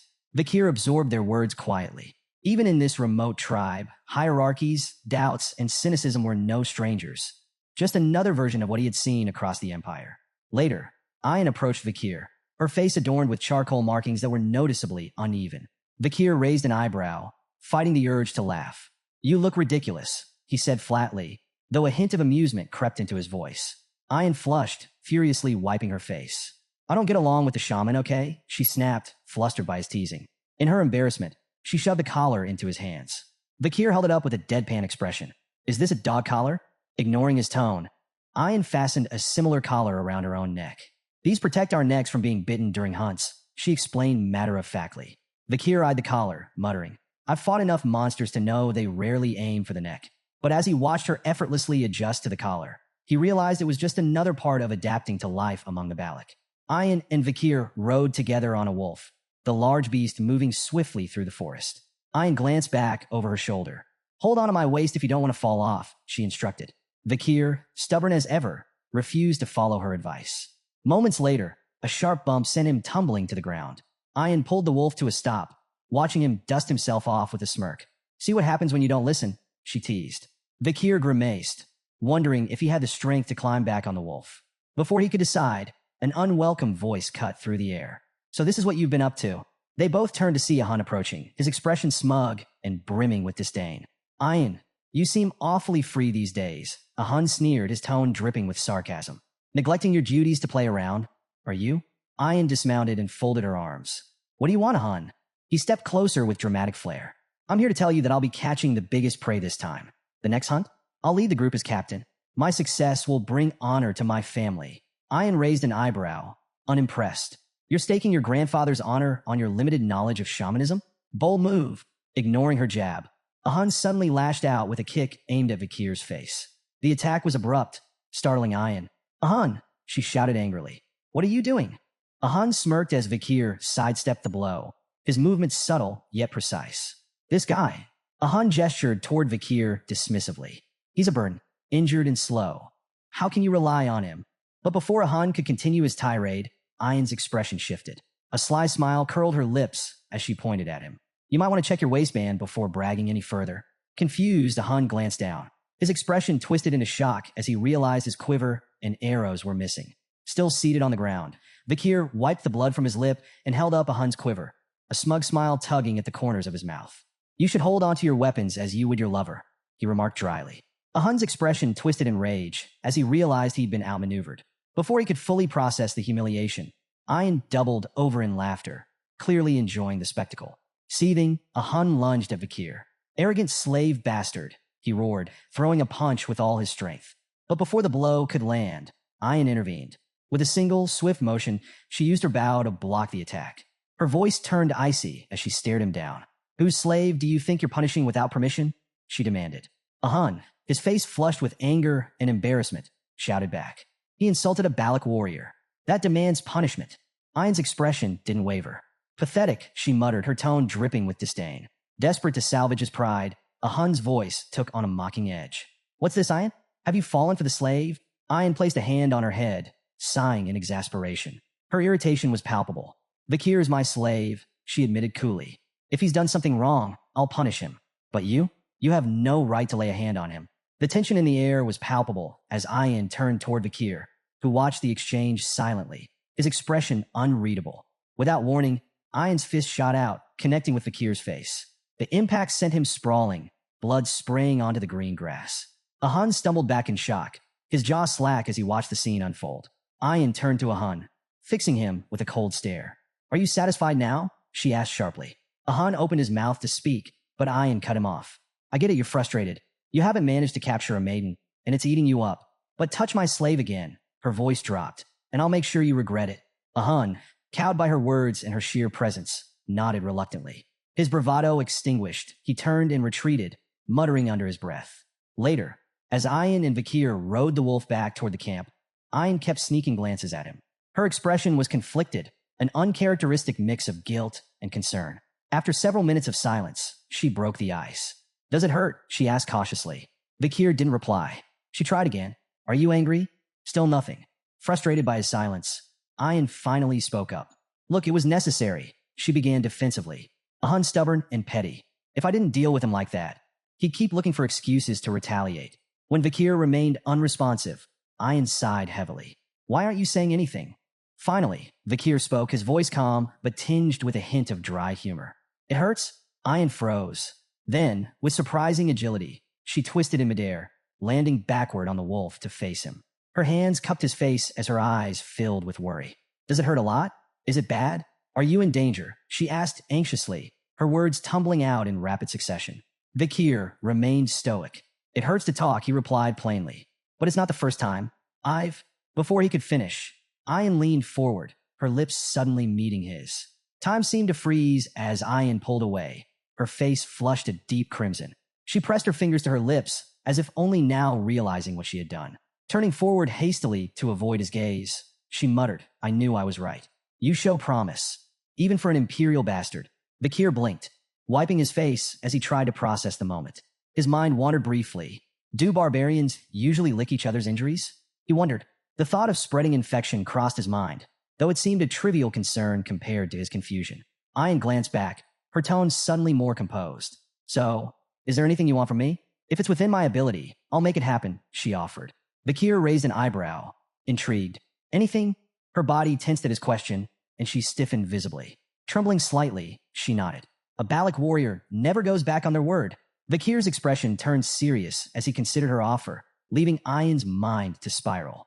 Her cheeks grew redder as she assumed he was plotting something inappropriate. Finally, Vakir broke the silence. Teach me how to shoot arrows, he said plainly. Ayan's hopeful expression fell flat, disappointment etched into her face. She quickly recovered, though, and nodded. Fine, she said curtly. As they continued onward, she added, we'll start your special training tomorrow. Vakir nodded in agreement, unaware of her lingering irritation. The next morning, Vakir took aim at a tree trunk, releasing an arrow under Ayan's watchful eye. The arrow missed its mark, landing far from the embedded target. Ayan sighed, her tone tinged with exasperation and amusement. No. Aim for the arrow already stuck in the trunk, she instructed.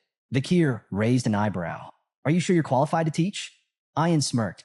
You're the one who asked for lessons, she retorted. You'll learn properly, or you'll learn nothing at all. She reminded him of the importance of mastering the bow, especially since his injuries prevented him from wielding a sword effectively. If you want to capture prey and stop being a slave, you'll do this right, she emphasized. To correct his stance, Ayan pressed firmly against his back, adjusting his posture. Vakir winced, feeling the strain on his battered body. Suddenly, Vakira, Ayan's wolf, appeared behind them, startling her slightly. Without realizing it, Ayan applied more pressure to Vakir's back, eliciting a loud crack.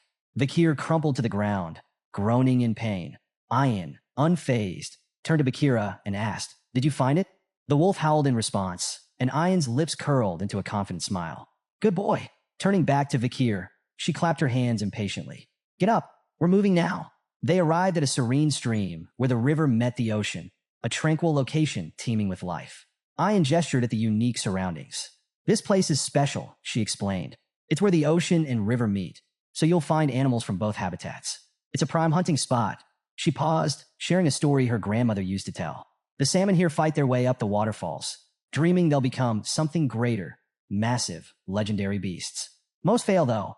They fall onto sharp rocks and become food for the ox bears. Vakir's gaze shifted to the massive bear prowling nearby. Is that one of them? He asked, noting its impressive stature. It looks a lot tougher than the ox bears I've seen before.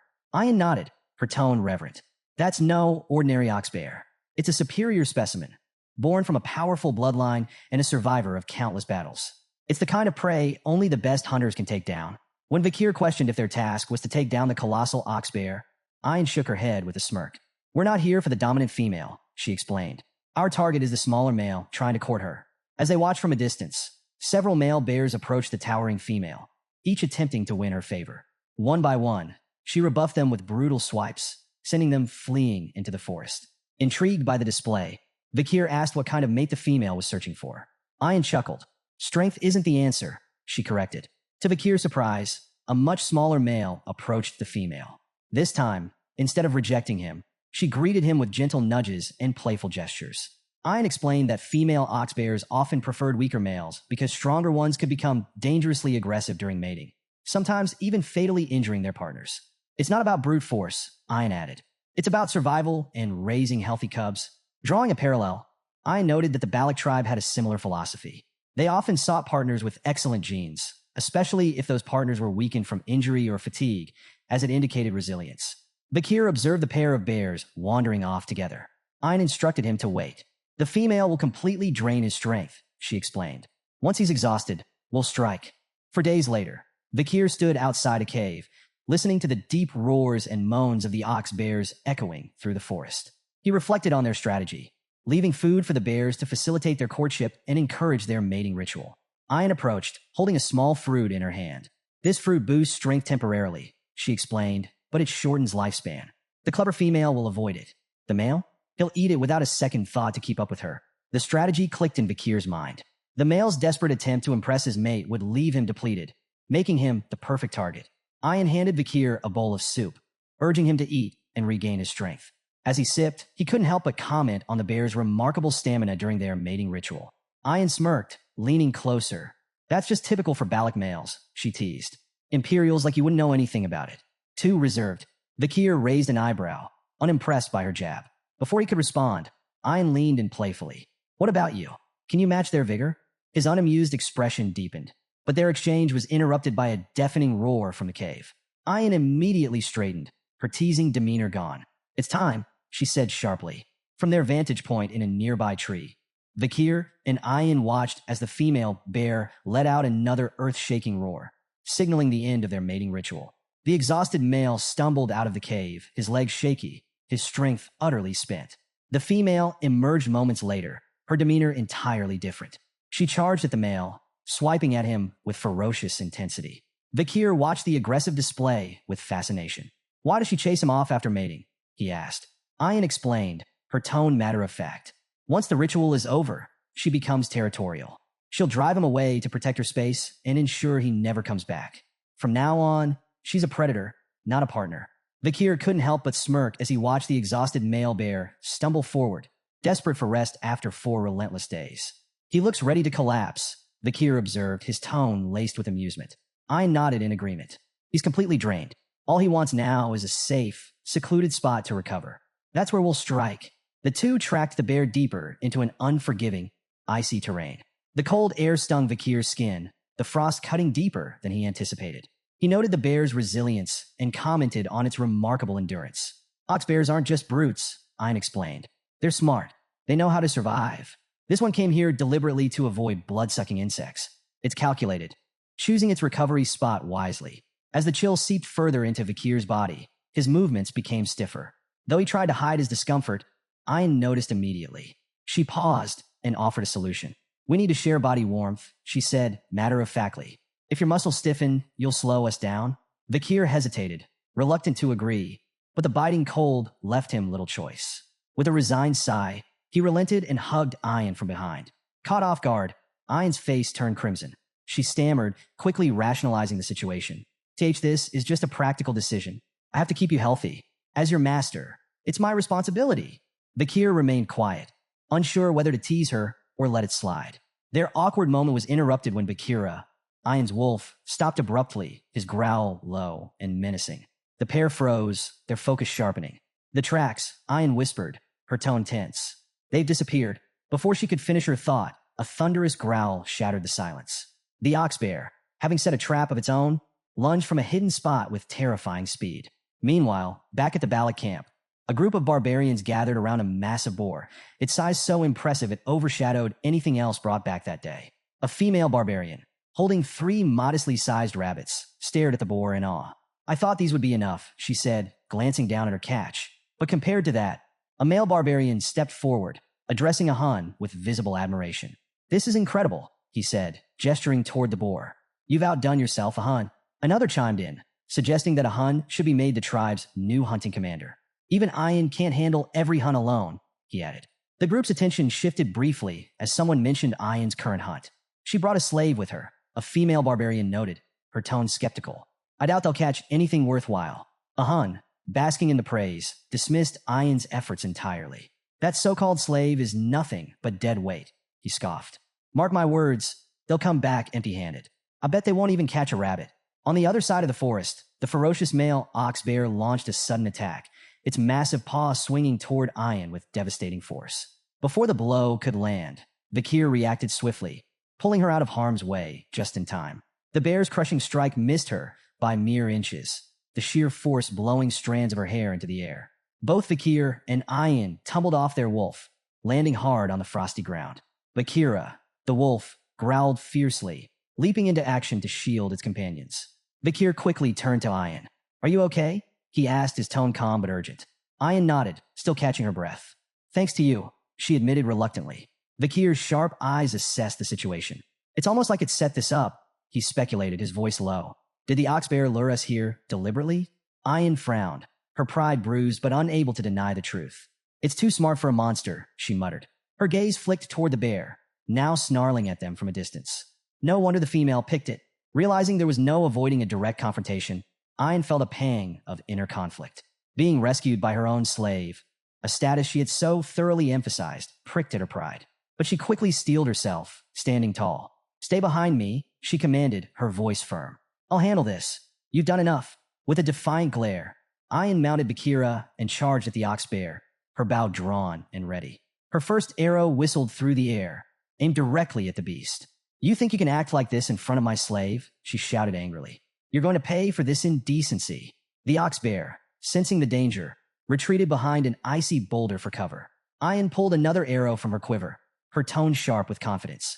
There's nowhere you can hide from me, she declared. She loosed the arrow, which embedded itself harmlessly in the boulder. The ox bear growled in defiance, thinking itself safe.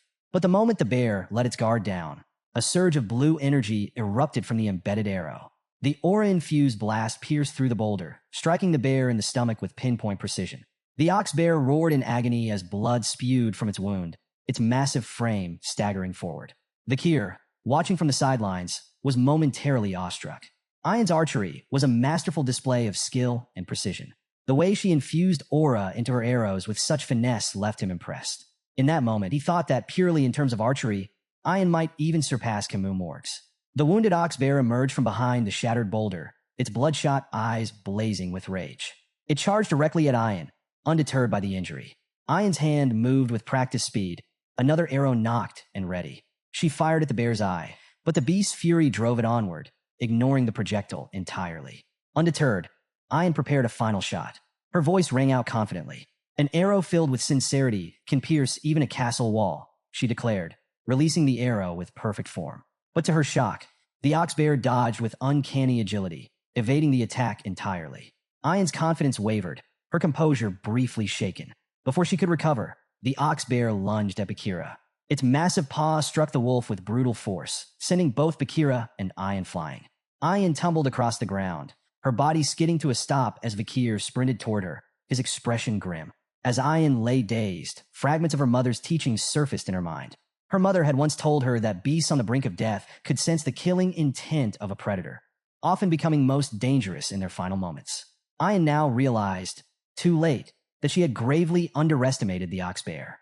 Confidence, bolstered by her righteous intentions, had blinded her to the peril. The ox bear, now a towering menace, advanced with drool dripping from its massive jaws. Its mouth open wide, ready to deliver a fatal bite.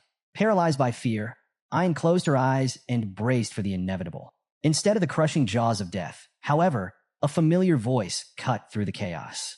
"Are you done demonstrating a master's dignity?" Her eyes flew open, and she saw Vakir standing before her, positioned squarely between her and the ox bear. His calm yet commanding presence sent a shiver down her spine. With a deliberate step forward, Vakir spoke with quiet confidence. "It's my turn now." Thrusting his glowing red hand toward the beast, Vakir summoned Beelzebub, the demonic blade igniting in a blaze of fiery energy. Flames infused with the power of Cerberus roared forth, engulfing the ox bear's head in a hellish inferno. The beast reared back, letting out an agonized roar as the searing heat overwhelmed it. Ian, frozen in place, could only watch in awe. The sheer ferocity of Vakir's attack left her speechless, her heart racing at the raw display of power. The ox bear staggered, its charred form collapsing lifelessly to the ground.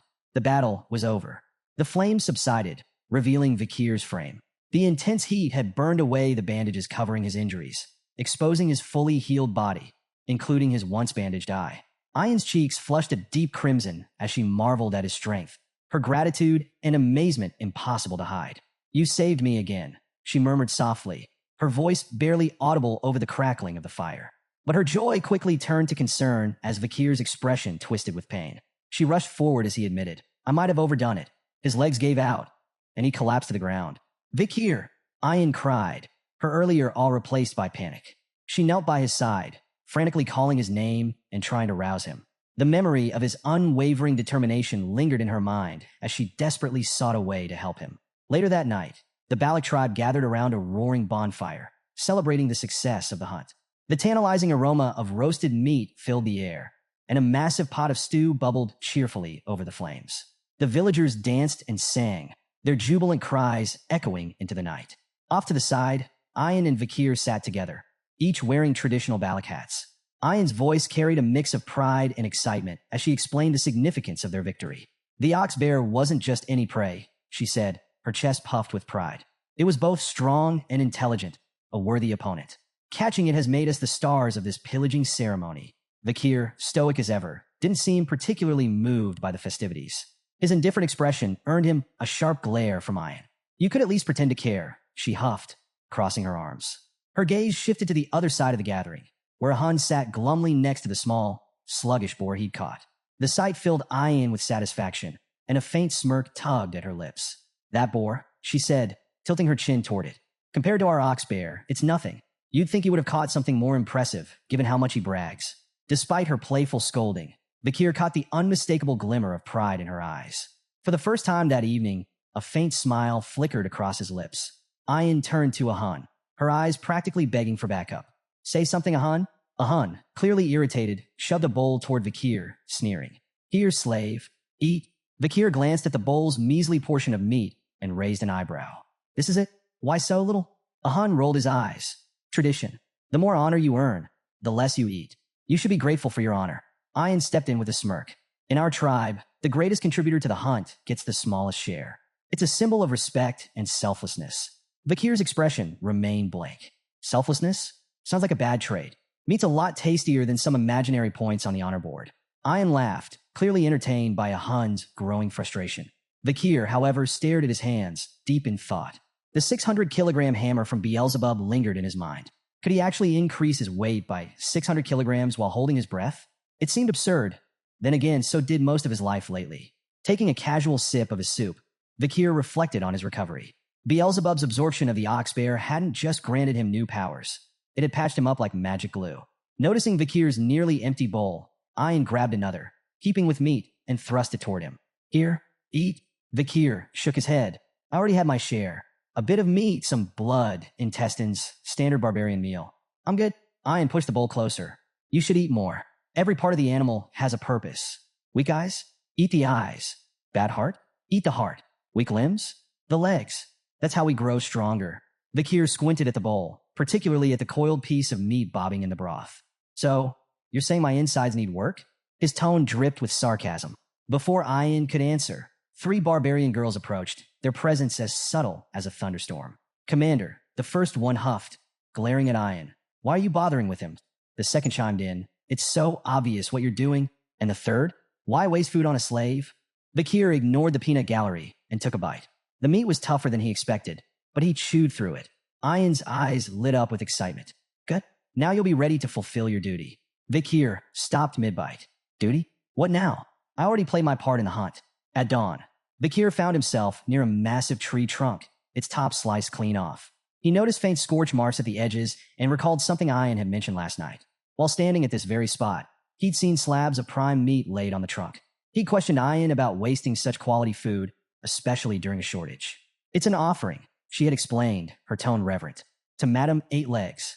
It's how we asked for permission to live here. Ah yes, the village's 8-legged landlord. Vakir had taken a moment to digest this, realizing how deeply the Balak people respected and feared the creature. Now, staring at the offering site in the cool morning light, Vakir muttered, what an annoying monster. As Vakir approached his hut, a peculiar scene stopped him in his tracks. A line of barbarian girls, chattering like eager festival goers. He blinked, trying to piece together the reason for the commotion. Was there a special event he hadn't been told about? One girl proudly announced she'd been in line since dawn. Another gloated about snagging a spot near the front. A third bragged about staying up all night to ensure a place. Amid the chatter, a few speculated about the previous day's hunt. Maybe a village woman will be chosen as Vakir's wife, one suggested starry-eyed. After all, he did take down an ox bear. Before Vakir could back away unnoticed, Ian appeared, a freshly hunted deer slung over her shoulder. Spotting the crowd, her expression soured. What's this nonsense? She barked. Go home. He's already spoken for. The girls gasped and immediately began protesting. You can't claim him just because you fed him stew, one argued. Yeah, that's unfair, another chimed in. You should have shared with us. Ian narrowed her eyes. If you're so hungry, why don't you catch something yourself? Set some traps. Prove you're worthy. The girls groaned in defeat, explaining they had tried and failed. We even went as far as the Empire's border, one muttered wistfully. But there's no one like him out there. Then keep going. Ian snapped, her tone sharp. Try hell while you're at it. Her glare was enough to send the girls scattering, their excitement evaporating like morning mist. As they disappeared, Ian muttered under her breath, annoyed yet wary. Those sneaky girls might try something while Vakir's still recovering. Her irritation turned into a self-assured smirk. After all, she had fed him the oxbear stew that made her claim indisputable. A sudden shift in the air made her glance sideways. There, not 10 feet away, stood Vakir, arms crossed, watching the entire scene unfold. Ian froze. I didn't realize you were standing there, she stammered, visibly flustered. Vakir's face twisted slightly as realization dawned. So that's what I ate yesterday. Sensing his discomfort, Ian scrambled to change the subject. Anyway, my mother held a meeting with the elders last night. You'll be called before her soon as the honorable hunter. When the time comes, make sure to ask for what I'll suggest. It's important. Later, in the matriarch's tent, the atmosphere was charged with quiet reverence. On one side, the elders sat stoically. Opposite them, the younger prodigies gathered in silent awe. Vakir knelt, bowing his head respectfully. The matriarch, the famed night fox of Aquila, greeted him with a warm yet commanding nod. You've brought great honor to our village by hunting the oxbear, she said. Because of you, we feasted well. Vakir replied humbly, I only did my duty. The matriarch smiled, her gaze sharp yet kind. You've healed quickly. Proof of both your resilience and the tribe's care, she noted. As Vakir observed her, he felt a flicker of respect. Despite her reputation as a fearsome archer who had once terrorized even the Empire, she carried herself with an almost maternal warmth. He couldn't help but compare her to Hugo, both commanding figures, but her demeanor was far more approachable. The matriarch rose gracefully, her voice commanding as she addressed the gathering. Vakir's deeds have proven his worth. From this day forward, he is no longer a slave, but a member of the Balak family. The room buzzed with a mix of murmurs and hushed whispers. While many nodded in agreement, a few elders, notably a human, the tribe's shaman and Ian's grandfather, exchanged skeptical glances. A human cleared his throat loudly, his disapproval evident. The matriarch ignored the undercurrent of dissent, her tone steady. As a member of our family, you have earned a reward. Speak your desire. She paused, her lips curling into a teasing smile. Perhaps a maiden to share your life? I would gladly bless such a union. Or if that's not your interest, perhaps a loyal servant instead? Ian, standing nearby, subtly gestured to Vakir with discreet hand signs. Her message was clear. Stick to the plan. Vakir locked eyes with her briefly before closing his own in thought. When he reopened them, his voice was calm yet firm as he spoke. I request to bathe in the hero's spring. A heavy silence blanketed the room. The weight of his words hung in the air like a thundercloud. The matriarch's playful demeanor vanished, replaced by a sharp, calculating expression. Her gaze bore into Vakir. Do you understand what you're asking? She asked, her voice cold. Before Vakir could reply, a human stood abruptly, his voice booming with anger. Such arrogance! Do you truly believe yourself worthy of the hero's spring? He turned to the matriarch, his tone seething. This place is sacred, reserved for the strongest warriors of the Balak. His request is nothing but an insult. The room erupted in murmurs as other elders chimed in. One elder slammed his fist on the ground. The hero's spring is not for outsiders. This is a privilege for our finest warriors, not some commoner. But Ian stepped forward, her voice cutting through the commotion. Enough, she declared. Vakir has proven himself more than worthy. None of you can deny his strength. He captured the ox bear during the pillaging ceremony, a feat even our most seasoned warriors have failed to achieve. The room quieted as her words resonated. The matriarch's piercing gaze shifted to Vakir. Do you truly understand the significance of a hero's spring? Without hesitation, Vakir nodded. I do. It is no ordinary shrine. Its waters can heal wounds, internal and external alike. Only the mightiest warriors are granted access to its power. The matriarch listened, her expression unreadable. Around her, the elders resumed their debate. The hero's spring must remain exclusive, one elder argued fiercely. To allow an outsider to touch its waters is to insult generations of our warriors. Another elder, however, countered, stroking his beard thoughtfully. This could be a chance to inspire him further. If he holds such potential, granting him this honor might benefit the tribe. The arguments volleyed back and forth. Some elders feared tarnishing the spring's legacy, while others acknowledged Vakir's feats and the value of rewarding his contributions. The matriarch's expression tightened, her frustration flickering. She wanted to honor Vakir's bold request, but could feel the weight of tradition and a human's staunch opposition pressing down on her. Just then, a sudden bell rang out, cutting through the tense atmosphere like a blade. Vakir's eyes narrowed as his gaze darted toward the sound. What's the meaning of that bell? An attack. Ian shook her head. No, that signals a guest's arrival. Not a threat. The matriarch seized the opportunity to end the heated debate. This meeting is adjourned. Return to your duties, she commanded, rising gracefully and exiting the tent. As the elders filed out, a human lingered, his expression dark and brooding. His disapproval was palpable, the faint click of his tongue like thunder in the quiet. Watching the matriarch leave, his unease simmered beneath the surface, a storm waiting to break. Vakir's attention shifted to the growing commotion outside. Is that the guest you were talking about? He asked Ian, gesturing toward the group setting up nearby. She nodded. Merchants from beyond the forest. They visit a few times a year, bringing goods we can't make ourselves. The tribe always looks forward to their arrival. Vakir's sharp gaze fixed on a symbol emblazoned on one of the merchant banners. Recognition flashed in his eyes. The bourgeois family, he muttered, his voice low. Ian glanced at him. You know them? More than I'd like, he replied, his mind racing. The bourgeois family was one of the 7 most powerful merchant clans in the empire. Their presence in such a remote region was unusual, almost suspicious. The only way to reach Balak territory was through lands controlled by the Baskerville or Morg families. neither of whom would allow safe passage to outsiders. Vakir's thoughts turned dark. How did they get here? Smuggling routes? Backdoor deals?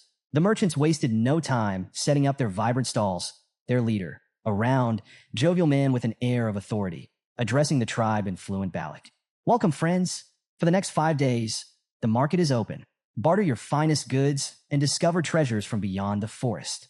Excited murmurs spread among the villagers, who surged forward to browse the offerings. The merchants displayed their wares with practiced flair. One held up a gleaming glass orb, claiming it could bring sweet dreams when placed near a bed. Another showcased perfumes, cosmetics, and sacks of grain. Vakir observed the frenzy with a critical eye. The goods on display were mundane by imperial standards, but the merchants bartered them for rare forest treasures of far greater value. The imbalance was glaring, and Vakir's jaw tightened. The bourgeois are bleeding them dry. A commotion nearby drew his attention. Ian's voice rang out, laced with frustration. A diamond for corn? Are you serious? For a brief moment, Vakir felt a flicker of relief. At least someone here recognized the absurdity of the trades. But then, to his horror, Ian's expression shifted. She grinned triumphantly, handing over a diamond for 2 ears of corn. Clutching her prize like a trophy, she beamed with pride, clearly convinced she had struck an incredible deal. Vakir pinched the bridge of his nose, exhaling sharply. Hopeless, he muttered, watching her celebrate her victory. Elsewhere in the market, 3 Baloch warriors were locked in intense negotiations with the merchant leader. I'll trade this pearl clam for 2 radishes, one of them demanded, his tone suggesting he genuinely believed it was a steal. Another inspected a cabbage with a critical eye, scrutinizing its quality before eventually bartering a prized deer antler for it. Their persistence wore down the merchant leader, who, with exaggerated reluctance, tossed in extra items to seal the deals. The warriors left with wide grins, proudly celebrating their victories. The merchant leader, meanwhile, smirked as he watched them walk away, amused by how easily they'd given up treasures worth far more than the goods they'd received. In a quieter corner of the market, a young Baloch girl timidly approached the merchant leader. Her wide eyes sparkled with hope as she pointed at one of the glowing glass orbs on display. "Excuse me, sir," she said softly. "May I trade for that orb?" The merchant leader crouched down, his smile dripping with condescension. "Well now, little one, what do you have to offer?" Beaming with pride, she reached in her pouch and pulled out a small, wriggling sun larva. It's very rare, and it's nutritious too." The merchant leader's face twisted with disgust. "Ugh, disgusting," he barked, slapping the larva from her hand. The tiny creature hit the ground with a wet thud, and the girl froze, her face crumpling as tears welled up in her eyes. Sneering, the merchant leader turned to leave, muttering under his breath, "For a primitive barbarian, she's quite pretty. She'd fetch a decent price as a slave." The girl knelt, clutching the rejected larva in trembling hands, tears streaming silently down her cheeks. Suddenly, a shadow loomed over her, and a gentle hand rested on her head. She looked up to see Vakir standing beside her. His expression was calm, but the fire in his eyes burned with quiet fury. "This trade is invalid," Vakir declared, his voice steady but sharp enough to cut through the market's noise. The merchant leader stopped mid-stride and turned back, his feigned confidence masking unease. "And what do you know about valid trades?" he asked mockingly. "Surely a savage like you wouldn't understand the intricacies of imperial customs." Perhaps there's been a misunderstanding. Vakir's gaze locked onto the merchant with chilling precision. "A misunderstanding?" he asked, his tone colder than ice. "Do you mean your intention to sell a Baloch child as a slave?" The merchant leader flinched but quickly recovered, waving his hand dismissively. Now, no need to be dramatic. These trades are sanctioned by the Baloch Shaman, a servant of the forest god, no less. It's not your place, boy, to question their sacred authority." Vakir ignored the merchant's bluster, taking a deliberate step forward. His voice, though calm, carried an undeniable weight. "I demand the cancellation of every trade conducted today. They are blatantly unfair." The merchant leader furrowed his brow in feigned confusion, his voice dripping with mockery. "Unfair, you say? And who made you the arbiter of fairness?" Vakir's expression remained cold, his tone sharper than steel. "Fairness is determined by market value, something your trades blatantly disregard." He stepped forward, his presence commanding, as he began dismantling the merchant's schemes piece by piece. "Take that corn you bartered. Each ear is worth 100 gold at most. Yet a diamond, worth 2 million gold, was given in exchange. And the ox-bear horn? Properly crafted into billiard balls, it would fetch no less than 1 million gold. It's comparable in value to goblin bud mushrooms, banned for export due to their high medicinal demand in the empire." The crowd murmured in disbelief as the merchant leader's confident grin began to crack. Vakir's precise breakdown of values left the merchants visibly shaken. their earlier smugness now replaced with unease. Reaching for one of the merchant's prized items, a glass orb, Vakir held it aloft for all to see. "And this," he began, his voice heavy with contempt, "is your so-called treasure for sweet dreams." The merchant leader forced a tight smile. "Ah yes, one of our finest wares. A marvel for peaceful sleep, perfect for weary minds." Vakir rolled the orb between his fingers, his eyes narrowing. "This orb is coated with microscopic holes that release a drug. It's banned in the Empire for its devastating effects. While it may induce dreams at first, prolonged exposure destroys the mind, leaving its users broken." Without warning, he crushed the orb in his hand. The crowd gasped as shards fell to the ground, releasing a fine, powdery mist into the air. "This isn't a treasure," Vakir continued, his voice hard as iron. "It's poison, and you've been spreading it under the guise of trade." The merchant leader stumbled backward, his pale face glistening with sweat. Nearby, one of his associates leaned in, whispering frantically, "Who is this boy? How does he know so much?"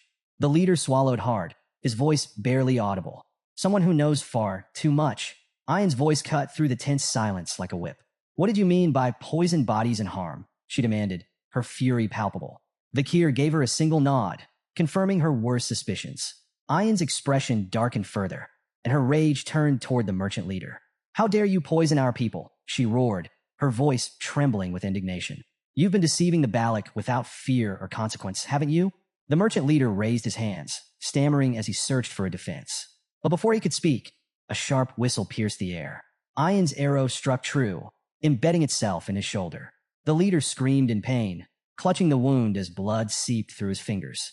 His face contorted in agony as he staggered back, tears springing to his eyes. "You cowards preyed on us with your lies and poisons." Ian snarled, her bow drawn and ready for another shot. The merchant leader glared at her, his voice weak but venomous. "You'll regret this," he spat, his words barely audible over his labored breathing. His companions wasted no time. Scrambling to their feet, they shouted frantic orders to pack their goods. The merchants hastily mounted their horses, clutching whatever they could as they fled into the night, leaving behind shattered wares and stunned villagers. Vakir watched the merchants flee into the shadows of the forest. He turned to Ian, his expression calm but questioning. "You're letting them escape?" he asked. "You know they'll regroup to recover their losses. Why not end it now?" Ian lowered her bow, a cold glint in her eyes.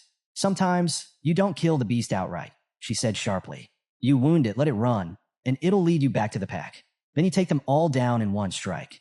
Vakir considered her strategy, his gaze shifting back to the fading silhouettes. The merchant leader, still clutching his bleeding shoulder, cursed and spat promises of revenge as he stumbled deeper into the forest with his group. The merchants eventually reached a hidden mercenary camp nestled in the woods. The firelight cast flickering shadows over the assembled fighters, their sharp weapons glinting ominously. The merchant leader, now seething with a mix of pain and humiliation, wasted no time ranting. "Those savages," he roared. "They humiliated us. They stole everything."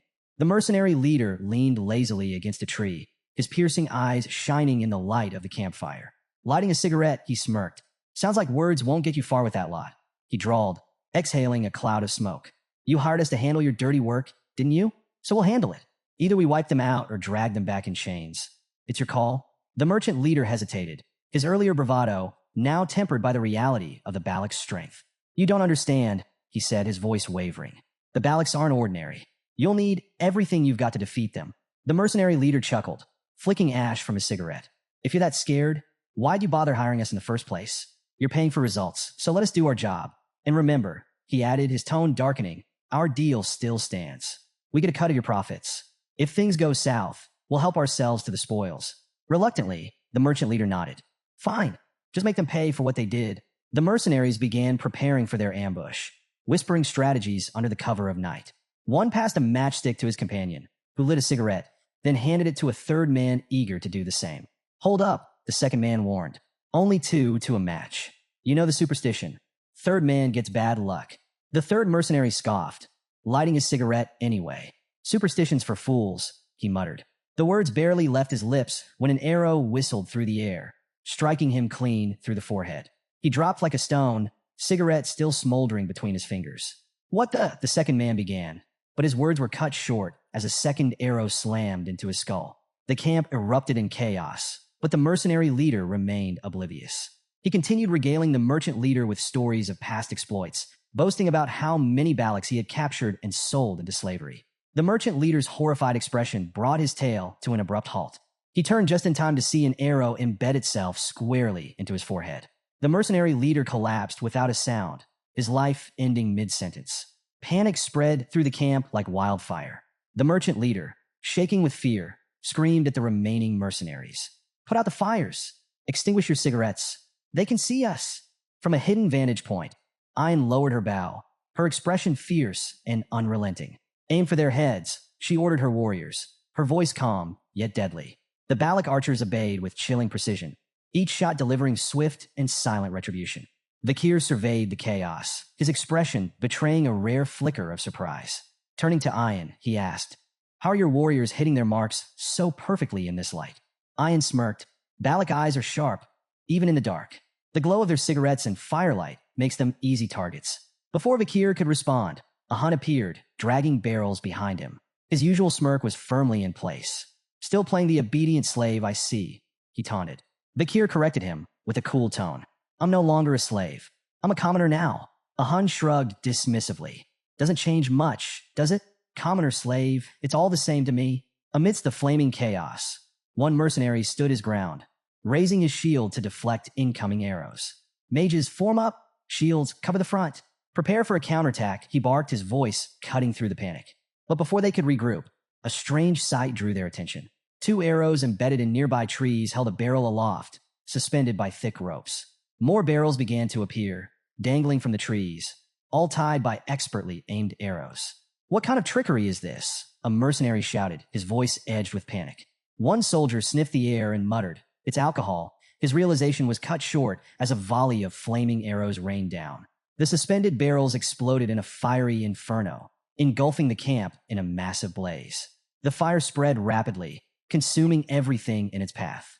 The screams of burning mercenaries filled the night air, mingling with the crackle of flames. Hidden behind a tree, the merchant leader's face twisted in horror. "They're using oil barrels as weapons," he muttered, his voice trembling. "Launching them with arrows? How?" A rustling noise behind him made him freeze. Turning slowly, he saw a shadowy figure emerging from the darkness. His heart raced as he recognized the crimson glow of Balak eyes. "Wait, don't kill me," he pleaded desperately. Fumbling, the merchant leader pulled a document from his bag, the official seal gleaming faintly in the firelight. "This is an exploration permit," he stammered, "stamped by the deputy consul of Underdog City. If you kill me, the Baskerville family will have their revenge." Vakir stepped into the light, his red eyes gleaming coldly. "This deputy consul," he said softly, "was his name Vakir by chance?"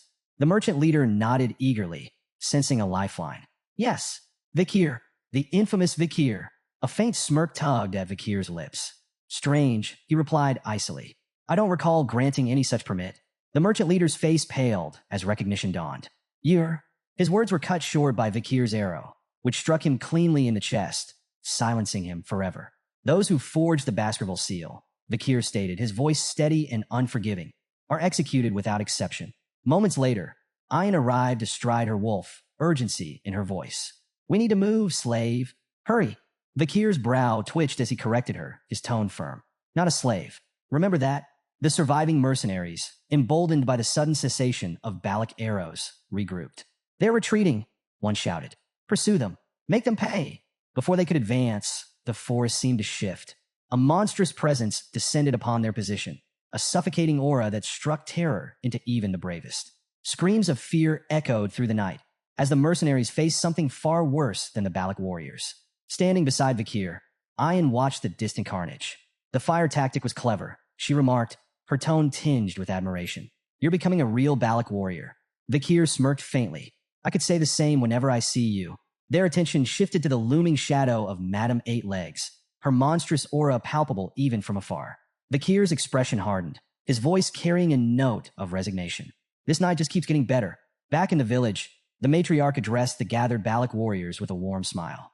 Placing a hand on Vakir's shoulder, she declared, "For your many achievements, resolving our food shortage, minimizing casualties with clever tactics, uncovering the truth behind the warriors' ailments, and exposing the merchant's deceit, I grant you permission to enter the hero's spring." The crowd murmured in approval as she added, "Tonight's full moon marks a sacred time. Ayn, guide Vakir to the spring." Ayn stood with a cheerful, "Yes, mother," and led Vakir toward the sacred site. As they walked, she looped her arm around his casually, her tone light but pointed. Did you notice a human stayed quiet back there? He was quick to blame curses for the warrior's sickness, but your discoveries? Let's just say they didn't help his reputation. Vakir's gaze drifted toward the shaman, recalling the merchant leader's words about a human being a supposed proxy of the forest god. He couldn't help but wonder how much truth there was in those claims, or how much the shaman might be hiding. That night, Vakir submerged himself in the hero's spring, letting its warmth seep into his battered body. He closed his eyes as relief washed over him. The spring's magical properties soothed his muscles, mended his bones, and purified his mana. It was leagues beyond the river Styx back in Baskerville, free of its limiting conditions. He was so absorbed in the spring's restorative effects that he almost missed Ian slipping into the water beside him. Opening one eye, he raised a brow. The matriarch said I should bathe alone. If you're here, the spring's effect might diminish. Ian waved off his concerns with a grin. Details. True Balacs don't bother with minor rules. Rolling his eyes, Vakir let it slide. His interest peaked when Ian mentioned Sir Adonai, the legendary figure credited with discovering the spring. Adonai? What's his story? Ian's tone shifted to reverence as she explained. He's the only warrior in Balac history who dared to face Madame Eightlegs head-on, the most powerful man in our legends. You should show him respect. Vakir nodded, acknowledging her words. If he stood up to that monster, he deserves honor. Ian frowned, catching the faint trace of skepticism in his tone. I'm being serious. You're impossible to talk to sometimes. She huffed and turned away, muttering about how frustrating outsiders could be. Her irritation softened as she thought back to her mother's earlier words. The matriarch had spoken of Vakir's transformation, from a slave to a respected commoner with a growing reputation. With the hero's spring aiding his recovery, her mother had said, he might become the man he's destined to be. He wouldn't make a bad husband. Ian's face flushed as she stole a glance at Vakir, her resolve strengthening. Today, I'm going to make him mine, she thought with determination. Breaking the silence, Ian shifted the conversation, trying to mask her embarrassment. You know, I was aware of those merchants' shady profits, she said confidently. If you hadn't stepped in, I would have handled it myself. Vakir smirked knowingly, which only flustered her further. Her cheeks burned as she blurted, I really do know the price difference between diamonds and corn in the Empire. Curious to test her claim, Vakir asked Ian to explain the actual exchange rate of diamonds to corn in the Empire. 20 corns per diamond, she declared confidently, only to falter at Vakir's silent stare. Quickly revising, she added, fine, 30 corns. Final answer. Vakir raised a brow before calmly revealing the truth, the staggering amount of corn 1 diamond could fetch. Ian's jaw dropped. That's insane, she exclaimed, quickly clapping a hand over her mouth. Trying to save face, she mumbled, well, the Empire's logic is just weird. What could they possibly need all those shiny rocks for anyway? Unmoved by her evasions, Vakir shifted the focus.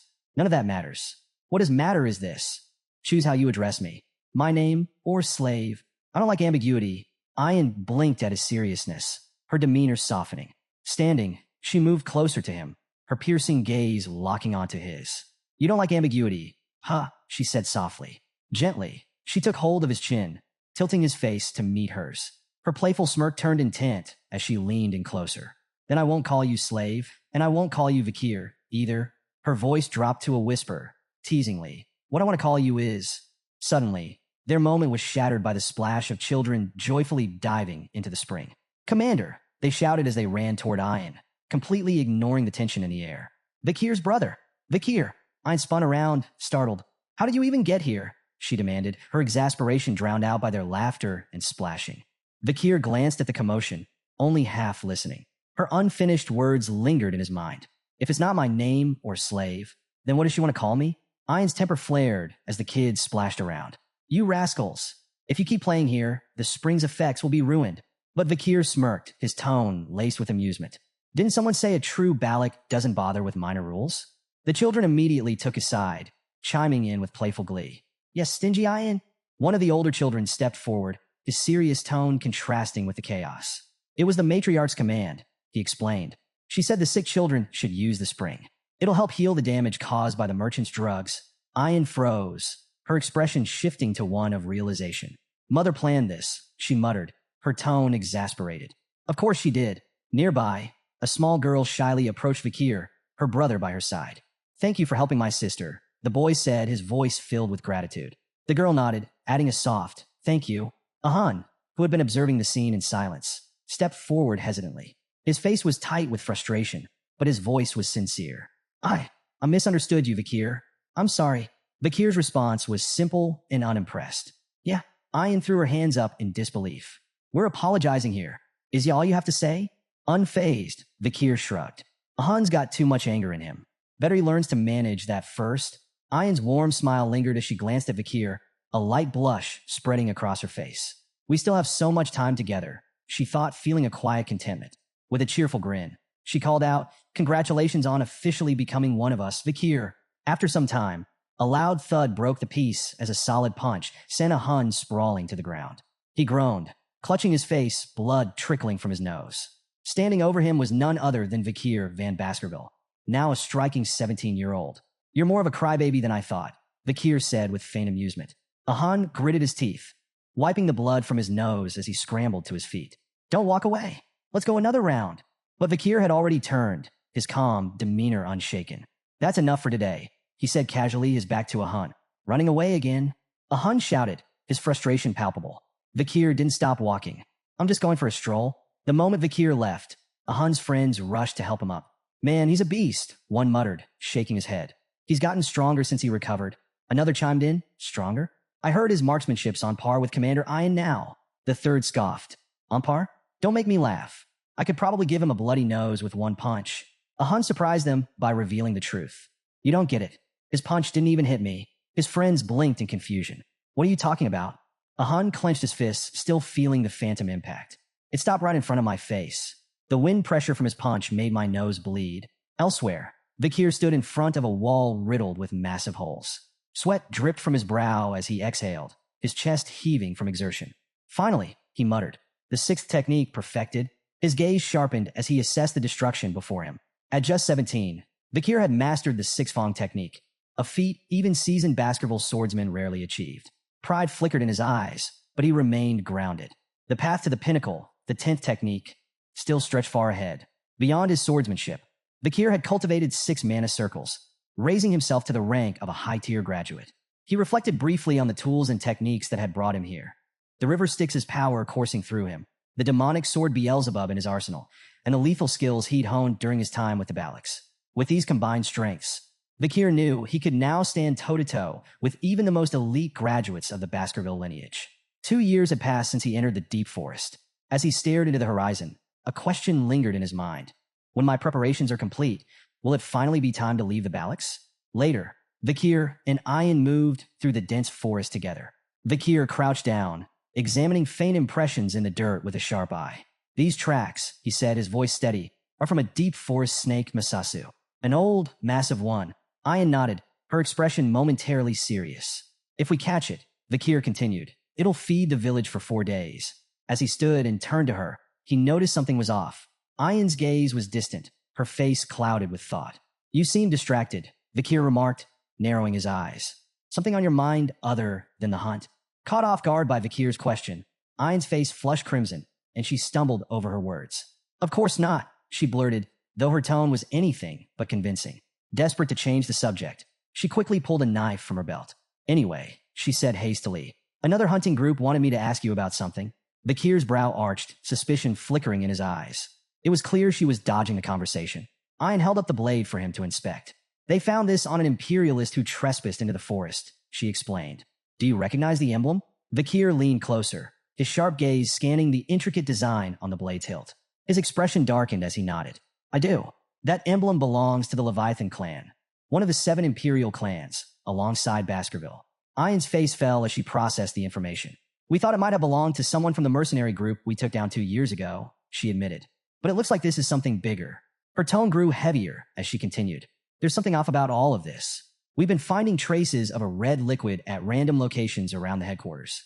Glass bottles, shattered and discarded, always left behind by intruders who disappear before we can catch them. Vakir's eyes narrowed. What kind of red liquid? Ayan sighed. We're not sure, but it's deliberate. The hunting group did manage to capture someone once, but she hesitated, her frustration evident. They swallowed poison before we could question them. This dagger is all they left behind. She paused, studying Vakir intently. Her demeanor shifted, her voice lowering.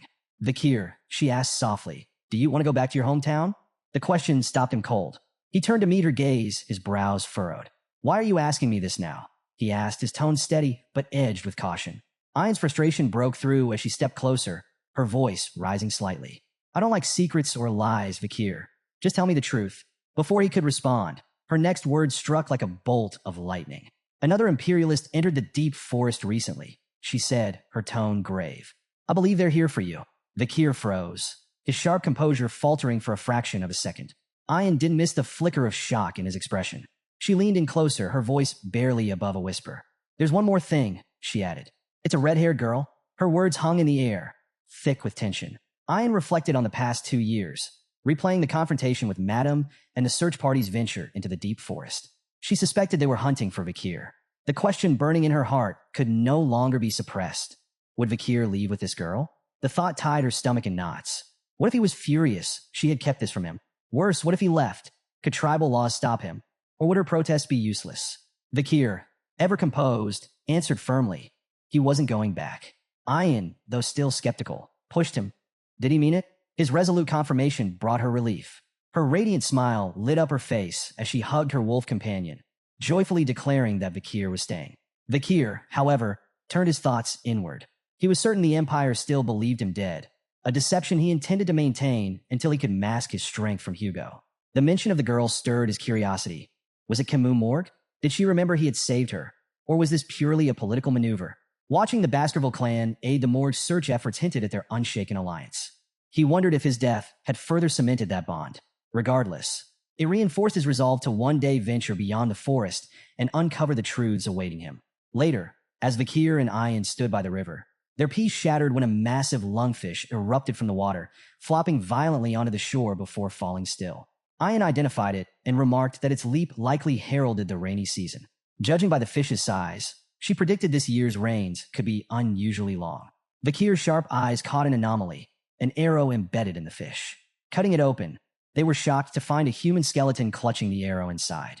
Ayan, after a closer look, deduced it might belong to someone from the Loco tribe. Signs of resistance hinted at a struggle, even in the fish's belly. This confused her. Lungfish typically scavenged only the dead. Vakir speculated the person was so weakened the fish mistook them for a corpse. Ayan questioned what could drive someone so frail to risk such dangers, and Vakir suggested desperation.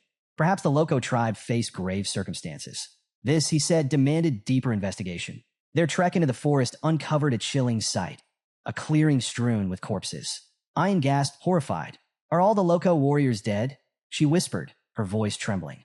Struggling to process the carnage, she watched as Vakir crouched to inspect the remains. His keen observation revealed grim signs: vomiting, diarrhea, and red spots on the bodies. The horrifying possibility struck him. This could be a deadly disease. The implications were staggering, and both Vakir and Ayan felt the oppressive weight of a tragedy unfolding within the forest depths.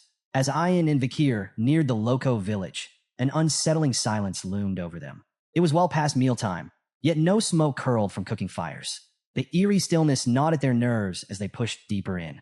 Overgrown weeds choked the paths, and there wasn't a single sign of life. Ayan hesitated. Maybe they relocated, she suggested, though her voice lacked conviction. But before Vakir could respond, she yanked back the curtain of a tent and immediately recoiled.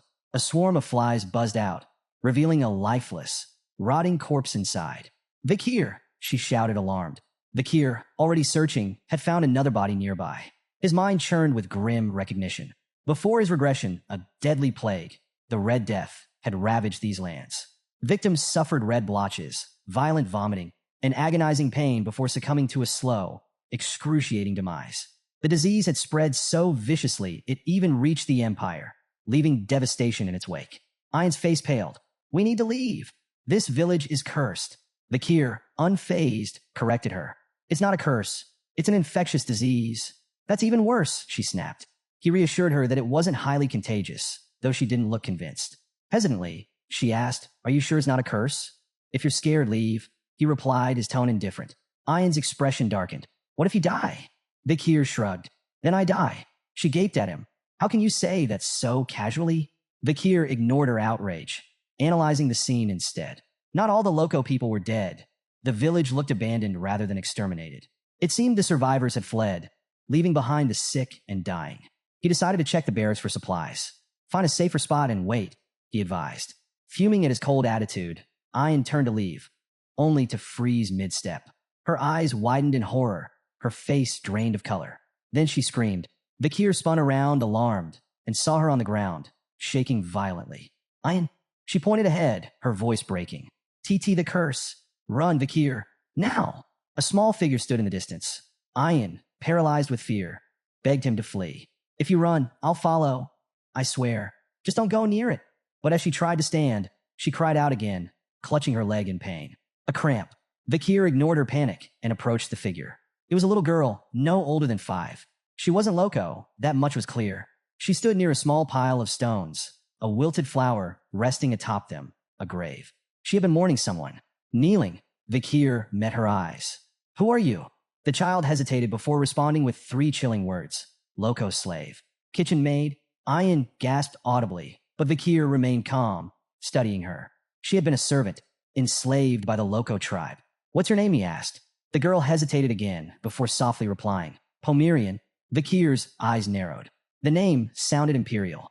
Was she a kidnapped noble? Then she completed her introduction. Words that sent a shock through his entire body. Pomerian Le Baskerville. Vakir froze. Within the Baskerville clan, middle names carried immense weight. The extended family bore Van, but Lum was exclusive to those of direct lineage, reserved for male heirs. In the rare case of female descendants, they too carried the name Le. That meant Pomerian was a direct descendant of Hugo Baskerville. Ayin's voice cut through his spiraling thoughts. She pointed at the pendant hanging from Pomerian's neck, its etching unmistakable, the Baskerville crest. Vakir seized the pendant, startling the girl, who clutched it protectively. Ignoring her reaction, he flipped it open. His blood boiled. Inside was a portrait of Hugo. A storm of emotions surged through him. Rage, confusion, disbelief. His grip on the pendant tightened as he turned to the trembling child. Where did you get this? His voice was sharp, demanding. Pomerian flinched, holding the pendant closer to her chest. Ayin quickly intervened. You're scaring her, she said, stepping between them. Try smiling. Vakir exhaled sharply. He was losing control. After a deep breath, he forced a smile. The result was so unnatural that Ayin actually looked impressed. Kneeling, he spoke again, this time softer. Who are they? He asked, pointing to the images inside the pendant. Pomerian hesitated before responding. My mother, grandmother, and grandfather. Vakir's mind raced. He recalled something Butler Barrymore, the longtime Baskerville butler, had once said about Hugo's past. Before becoming the cold, ruthless tyrant of the Baskerville clan, Hugo had been a devoted husband to his first wife, Roxana, and a loving father to their only daughter, Penelope. But tragedy struck when barbarians kidnapped Penelope. Desperate, Hugo moved the entire Baskerville clan to the remote Lenore Mountains, near barbarian lands, and sent out countless hounds in search of her. Yet no trace of Penelope was ever found. Her loss shattered him. The once devoted father became the infamous executioner of the empire, a man who hated barbarians with an unquenchable fury. At the time, Vakir had dismissed the story as a tragic legend. But now, the truth stood before him. Pomerian was Penelope's daughter, which meant she was Hugo Baskerville's granddaughter. The irony was almost poetic. Hugo, the man who despised barbarians more than anything, had a half-barbarian granddaughter. Vakir smirked. He could only imagine Hugo's face when he learned the truth. But that was a problem for later. For now, he ruffled Pomerian's hair. You've been through a lot, haven't you? He said gently. The girl studied him, uncertain. Then, with quiet fascination, she whispered, Your hair and eyes, they look like my mother's. Vakir chuckled. All Baskerville hounds tend to look alike. He smirked and added, Guess that makes me your uncle. Pomerian's eyes widened. Uncle, a memory flickered in her mind. Mother told me, if I ever saw someone with red eyes, I should follow them. Vakir arched a brow. Oh, and what do you think? Pomerian hesitated. Then, with sudden determination, she clung to him. I'll go with you. And just like that, 2 stragglers of the Iron-Blooded Sword clan crossed paths, bound by fate. The next morning, Pomerian peeked out from the tent, rubbing her sleepy eyes. Spotting Vakir preparing to leave, she immediately trotted over. Where are you going? Vakir slung his weapon over his back. A meeting. The clan's matriarch called for it. Without hesitation, Pomerian ran up to him, arms outstretched. I'm coming too. Before he could refuse, she climbed into his arms, clinging to him like a stubborn little monkey. Vakir sighed, realizing there was no point in arguing.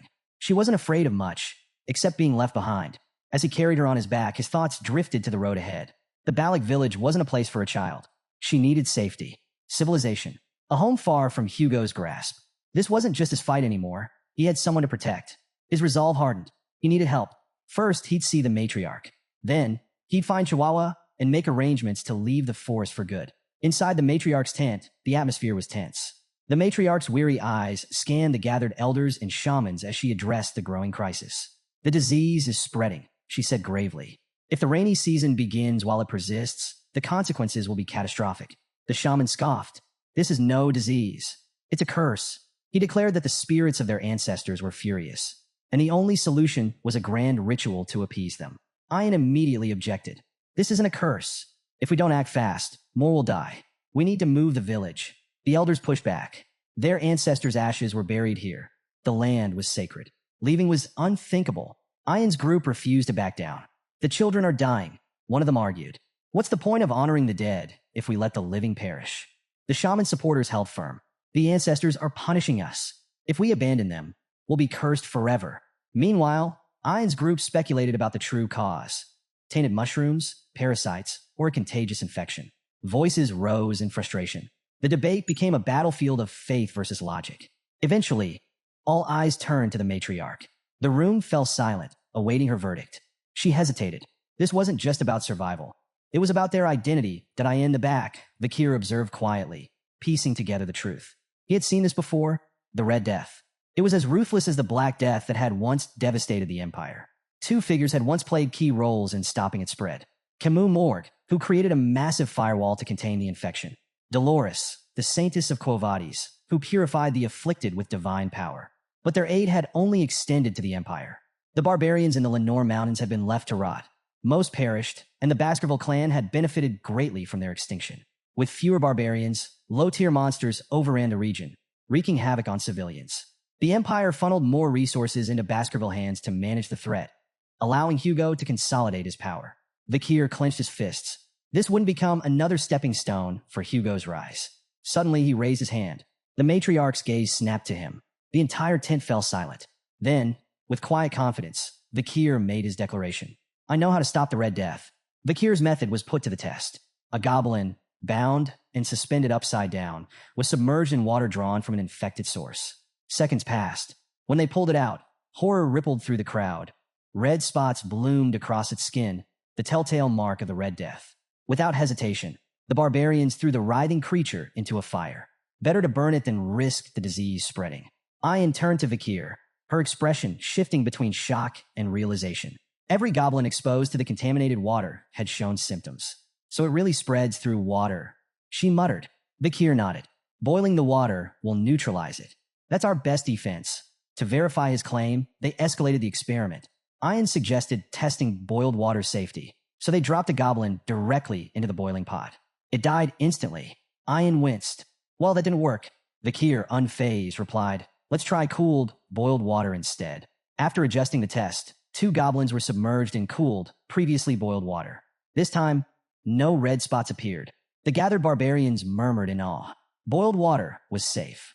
The matriarch, watching the results unfold, finally spoke. You've given us hope, Vakir. Despite their breakthrough, Vakir remained cautious. The Red Death doesn't just spread through water.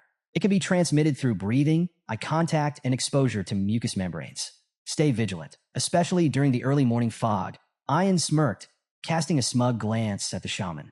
Funny, I remember someone insisting it was a curse. The shaman scowled but quickly fired back. And how do you plan to avoid rain? The river will flood. The humidity will rise. You can't fight water forever. Vakir didn't argue. The shaman was right. The rainy season would spread the infection faster than ever. The Lenore River would overflow, drowning the forest in contaminated water. So he made a bold decision. We need to relocate. The elders stiffened in outrage. You already know the answer to that. One snapped. We cannot abandon the graves of our ancestors. Vakir remained unfazed. Then we won't abandon them. We'll adapt. As the rainy season arrived, the Lenore River swelled, turning the deep forest into a treacherous swamp. Normally, the Balak village would have been washed away. But this time was different. Under Vakir's direction, the barbarians worked tirelessly, constructing elevated platforms, rope bridges, and reinforced barriers. 2 warriors pulled massive support beams into place, securing them high in the towering trees. Others wove thick rope walkways to link their new homes above the floodwaters. When the work was done, the village no longer stood on the ground. It thrived above it. As the storm raged and rivers overflowed, the Balak remained untouched. A barbarian, staring down at the flooded forest below, whistled in admiration. Even with these rains, we haven't lost a single home. Another, beaming, clapped Vakir on the back. We owe this to you. Vakir didn't respond, just gazed up at the towering trees. If the Balak territory hadn't been so naturally blessed, none of this would have worked. Pomerian, crawling out of the hut, rubbed her sleepy eyes. I want to stay with you, she murmured, clinging to Vakir's leg. Before he could respond, urgent shouts cut through the air. Two barbarians were waving frantically from a nearby platform. Something fell off. Vakir's instincts screamed danger. A massive catfish erupted from the murky waters, its gaping maw aimed at the unsuspecting warriors. Their fearful screams rang out as they scrambled to react. Too late. Just as the catfish lunged, an arrow whizzed through the air, striking it cleanly in the side. The impact sent the beast flailing back into the water. The sharpshooter? Ian. Lowering her bow, she glared at the catfish. You ugly bastard. Try that again, and I'll turn you into stew. Vakir exhaled, momentarily impressed. Fast, precise, sufficient. Ian had saved them in seconds. He turned to her. That thing, is it the infamous Mishisu? Ian shook her head. No, this one's Ka. It's ruled these waters for decades. Before she could say more, Ka slammed into a platform. The impact sent two barbarians tumbling toward the water. Vakir moved instantly. His hand glowed red as he summoned Beelzebub. His blade blurred as he unleashed the sixth Baskerville technique, 6 lurking ambushes. A flurry of precise, deadly slashes struck Ka, forcing it back. The beast screeched in agony before retreating into the depths. The fallen barbarians caught onto a nearby tree trunk and managed to climb back up, shaken but safe. The gathered warriors, still processing what had happened, suddenly erupted into cheers. Vakir, the hero of Balak Village. You save us again. As chants of praise filled the air, Vakir noticed a bitter glare from the crowd. The shaman, watching from a distance, clicked his tongue in irritation. Meanwhile, Ian smirked, giving Vakir a thumbs up. You pass, she teased, though her eyes hinted at mischief. That evening, the atmosphere inside Vakir's hut was surprisingly warm. Pomerian sat at the table, happily eating the meal Vakir had prepared. Beside her, Ian also dug in, her face blissful as she chewed. Pomerian beamed. This is delicious. Ian, mouth still full, nodded in agreement. You're a surprisingly good cook. Vakir arched a brow. I don't remember inviting you. Ian, flashing a mischievous grin, pointed to her empty plate. The smell led me here. Can't just ignore fate. Vakir sighed. I didn't make enough for you. Ian shrugged. What belongs to the slave belongs to the master. Vakir scowled. I'm not a slave. She waved him off, clearly enjoying herself. Pomerian, watching their playful exchange, suddenly tilted her head. You two act like a married couple. Ian choked on her food. Face burning red, she grabbed Pomerian into a tight hug. You're so adorable. Let's keep you forever. Pomerian giggled, hugging her back. Vakir, watching them, exhaled. When did those two get so close? Suddenly, the warm mood shattered. A chill swept through the hut, and Vakir's sharp instincts flared. Turning toward the entrance, he saw a shadowy figure standing in the rain, soaked to the bone, trembling, and eyes filled with desperation. Ian's expression darkened. Ahan, the young warrior stepped forward, his voice shaking. Vakir, I need your help. His tears mixed with the rain. Please save my little sister. The rain pounded against the tent, the dim light inside barely piercing the gloom. On a makeshift bed, a frail young girl lay still, her breathing ragged. Red bruises mottled her small body, a cruel sign of her worsening condition. Vakir, Ian, and Ahan stood around her, the weight of the moment pressing down on them. Breaking the silence, Vakir's voice was calm but firm. When did this start? Ahan swallowed hard. Yesterday. She went into the swamp to gather wood for the village. Ian added softly. Ahul is always trying to help. She's kind, too kind. She turned to Vakir, eyes pleading. Is there a way to save her? Before he could answer, a shadow entered the tent. A sharp grunt, a heavy presence. A human, the shaman and Ahan's grandfather. His piercing gaze swept over them before settling on Ahul. His face twisted with disapproval. Foolish girl, he muttered, voice dripping with contempt. I warned you not to go near that swamp. His frustration exploded. He turned on Ahan and slapped him across the face. The crack echoed in the tent. Useless boy, he spat. You and your imperial spy bastard friend have disgraced this tribe. His glare bore into Vakir. Ian bristled at the insult, but Ahan didn't fight back. Tears slid down his face, silent and unchallenged. The shaman's voice boomed, declaring Ahul's condition a divine curse, punishment for neglecting ancestral rites. Only an offering will cleanse this taint, he warned. The matriarch will understand. With that, he stormed out. The silence that followed was thick with tension. Ayan clenched her fists. That old bastard, she hissed. How can he? But Vakir's calm voice cut through the storm. If you want to save her, I have a plan. The battle against disease begins. Vakir turned to a Hun. You want to help? A Hun snapped out of his daze. Yes. Then listen carefully. Vakir's tone was steady, decisive. Sanitize everything a Huel has touched. Use boiling water. Burn charcoal in the bonfire to repel insects and bats. Keep her isolated, warm, and dry. This gives her the best chance to fight the disease. He locked eyes with a Hun. Can you handle it? A Hun wiped his tears away. I'll do it. Without hesitation, he rushed out to begin preparations. Ayan stepped closer, worry clear in her voice. You really think you can save her? Vakir didn't hesitate. I can, but I need your help. She straightened. What do you need? Vakir's answer shocked her. I have to leave the forest. I need medicine. Ayan stiffened. You know that's impossible. Though Vakir had earned a place in Balak, leaving the territory was strictly forbidden. The matriarch, Ayan's mother, would never allow it. Vakir nodded. I know. That's why I won't ask her. Ayan's breath hitched. If you and the others keep this secret, I can leave and return before anyone realizes. His red eyes met hers. Will you let me go? Ayan froze, caught off guard. She struggled for words, but none came. The rain poured harder, flooding the forest, washing over everything in its path. Vakir pressed forward, leaping across floating planks in the rising water. Then he stopped. He glanced back. Ayan was following him. His voice cut through the storm. Why are you following me? You agreed to let me go. Ayan's expression remained firm. Then let's go together. Vakir's brow furrowed. You'll slow me down? She didn't budge. At least tell me where you're going. No, her frustration flared. Then why are you taking Pomerian? Vakir fell silent. Ayan hesitated, then spoke the truth she had buried. I've noticed things about you, Vakir. Your sword that comes from your arm. Your knowledge of the Red Death. But I never asked. She clenched her fists. I was afraid. Her voice trembled. I was afraid that if I pushed for answers, you'd disappear. She looked away. Finally, she whispered, You'll come back, right? Eyes shut. She braced herself for an answer she didn't want to hear. A moment passed. Then his calm voice reached her. I will come back. She opened her eyes. He was gone. Rain blurred her vision as she muttered softly, You'd better keep your promise. The deputy consul's office was a disaster zone of paperwork. General Secretary Chihuahua sat at his desk, drowning in documents. No matter how much he worked, the pile never shrank. He sighed, rubbing his temples. Back when the deputy consul was alive, things were just as exhausting, but at least they felt meaningful. Nostalgia settled over him. His late superior's memory weighed heavily on his heart. I miss him. Then, a face appeared outside the window. Upside down. Deadpan. Did you call for me?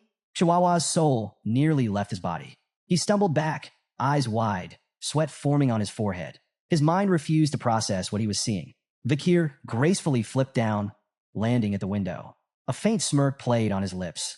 How have you been, General Secretary Chihuahua? He asked, sipping tea as if nothing was amiss. Chihuahua's brain short-circuited. Vakir, the man he thought was dead, was sitting across from him, completely unfazed. His mind flooded with questions. Had Vakir fought some monstrous entity in the deep forest? Had he been gravely injured? Had he been living among barbarians?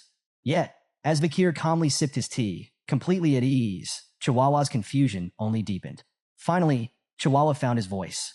You're really alive? His voice wavered between disbelief and relief. You're not some ghost haunting me, right? Vakir chuckled. You've been frozen in shock for a while now. Chihuahua swallowed hard. You little... His voice cracked before he could finish. Tears welled up in his eyes. He didn't care how or why Vakir was alive.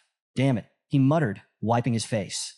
You have no idea how relieved I am. But as his eyes landed on Pomerian, his relief turned into something else. His brows furrowed.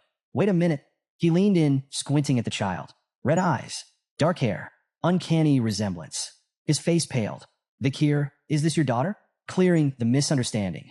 Vakir sighed, already expecting this. She's not my daughter, he said bluntly. We just share the same bloodline. Chihuahua exhaled in relief. Oh, thank God. I thought you'd. He stopped, realizing there was still a lot of new information to process.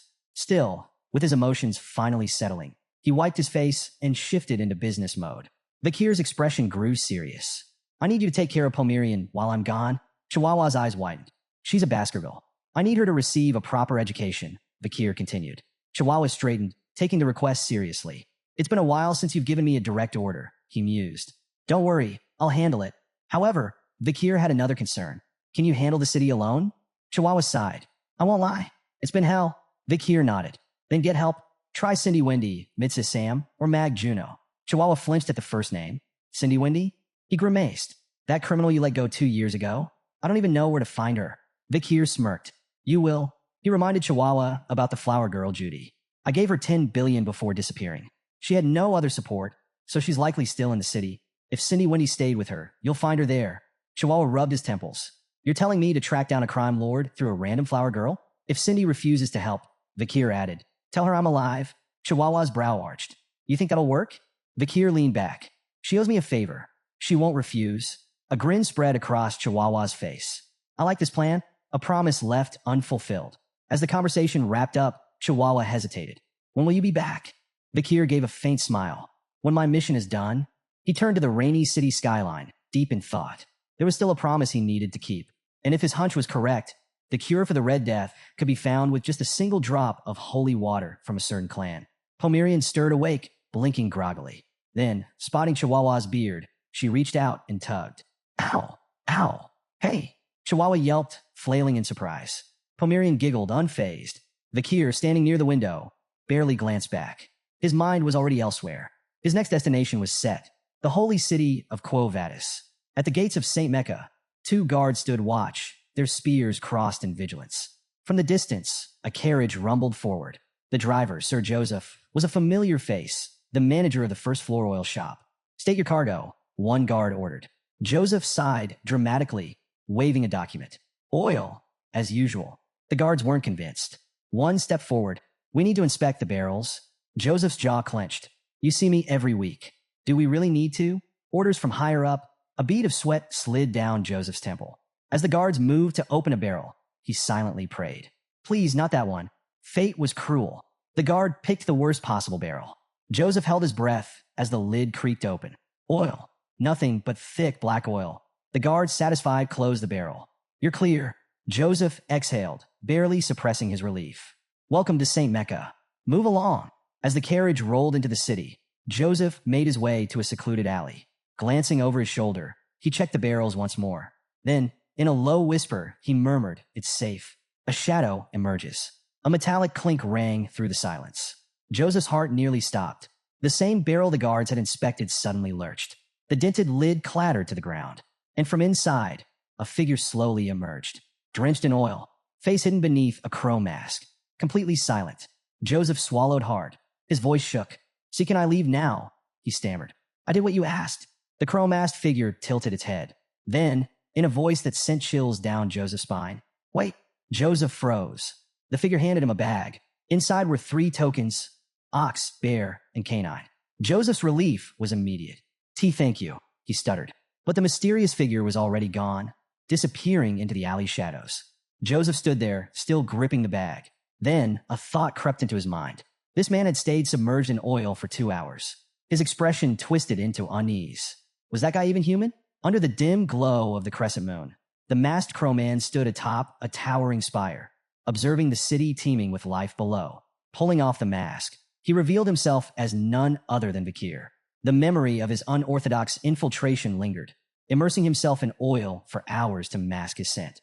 It had been a trial, reminding him of the river Styx, though far less grim. Despite the discomfort, his plan was successful. He was now within the heart of the Quo Vadis clan stronghold. St. Mecca, the sanctum of the Quo Vadis clan, housed 160,000 devout souls. Bound by stringent religious laws, its citizens renounced material desires and maintained an eerie discipline. Even if gold littered the streets, they would pass by without a glance. This facade of harmony, rooted in rigid control, struck Vakir as oppressive. The solemn toll of a bell shattered his musings. High above, the bell tower stood as a silent sentinel. At its signal, the bustling city froze. Citizens halted mid-stride, bowed their heads, and shut their eyes in unison, uttering prayers as the air grew heavy with reverence. Their white garments seemed to glow in the evening light, a sea of purity that hid any individual expression. Weaving through the immobile crowd, Vakir felt like a shadow slipping between statues, his mind preoccupied with the suffocating devotion that gripped this city. As darkness fell, he approached a secluded well. From his jacket, he produced a small glass vial, its contents ominously swirling under the moonlight. Tipping it into the well, he released the bacteria responsible for the Red Death. It was a calculated gamble, In a city as devout and disciplined as St. Mecca, the outbreak would force authorities into swift containment, avoiding a catastrophic death toll. The Red Death's chaos, however, would sow the seeds of distrust and division. The sound of soft footsteps jolted him from his task. 3 children stood a short distance away, their wide eyes fixed on him. Whispering among themselves, they debated whether to approach or run. Vakir's sharp gaze pinned them in place, and a cold fear crept over them. "Stay away from the well," he commanded, his voice low and foreboding. "It's cursed. Anyone who drinks from it will be claimed by death." The children's faces turned pale, and with a shared scream, they bolted into the night, convinced they'd encountered a ghostly specter. Satisfied they wouldn't return, Vakir added a theatrical touch. He hurled a dagger near the well, murmuring that it bore the marks of the Leviathan clan, known for their mastery of poisons and treachery. As the blade lodged into the ground, Vakir's mind raced. The Leviathan clan's presence in the spread of the Red Death was plausible. Their enmity with the Quo Vadis clan made them prime suspects, and the resulting blame could ignite tensions into a full-blown war. A slow grin crept across his face. The board was set, and the first pieces were moving. With his groundwork laid, Vakir turned his attention to his next objective. The hour was near for the city's sacred ritual involving holy water. His destination?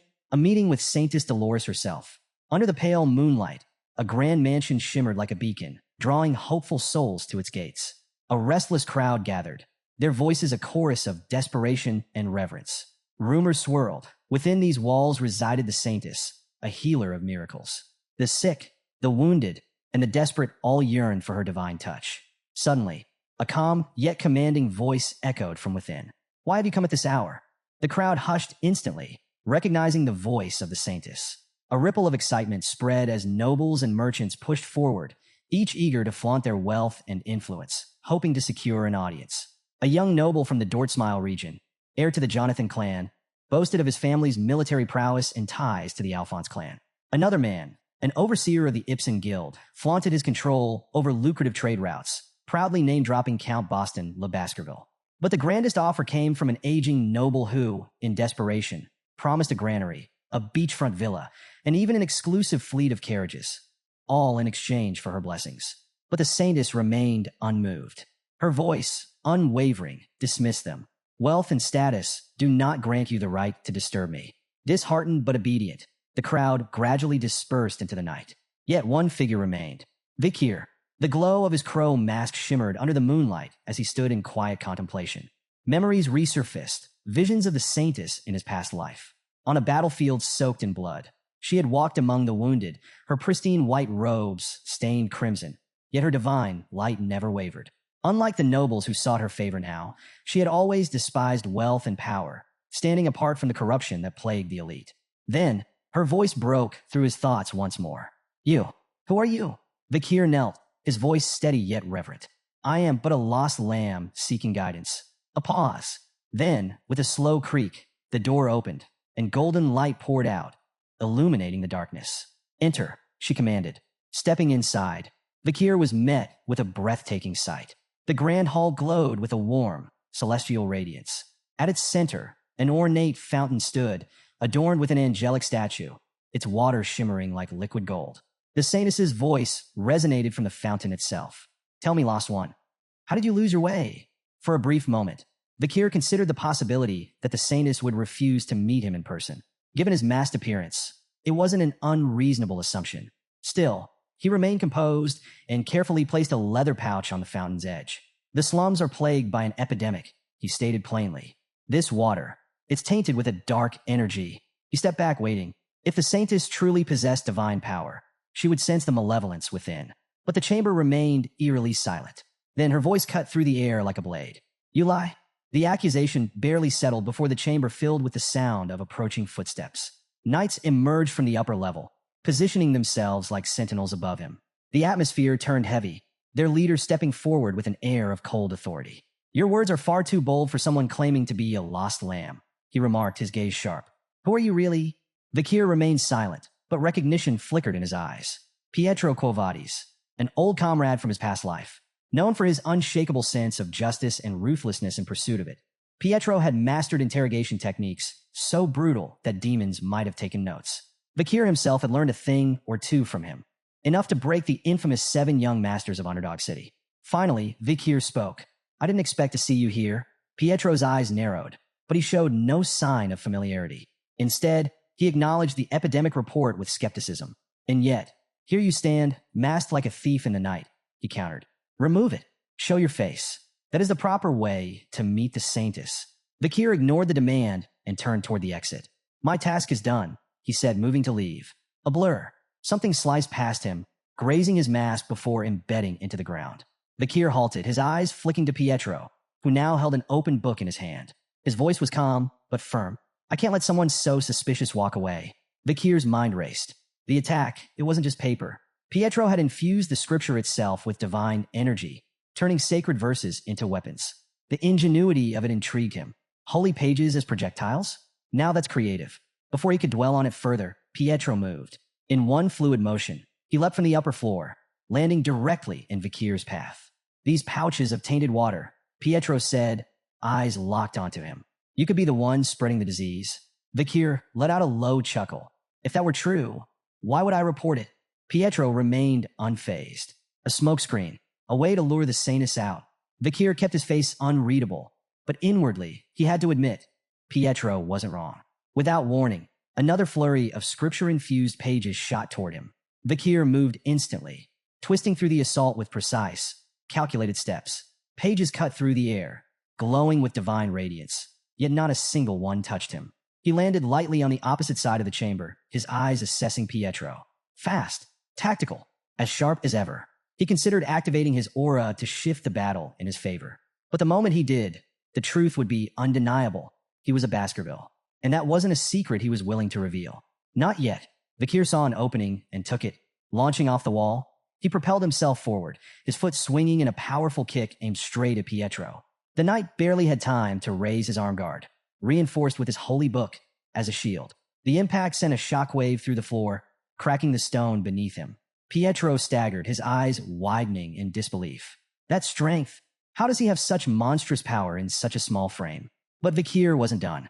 Using the rebound, he pushed off Pietro's guard and flipped backward, landing gracefully. He smirked. 600 kilograms stability. A technique he had developed 2 years ago after taking down the legendary Oxbear. This was its first real test in battle, and judging by the cracked floor and Pietro's shaken stance, it worked beautifully.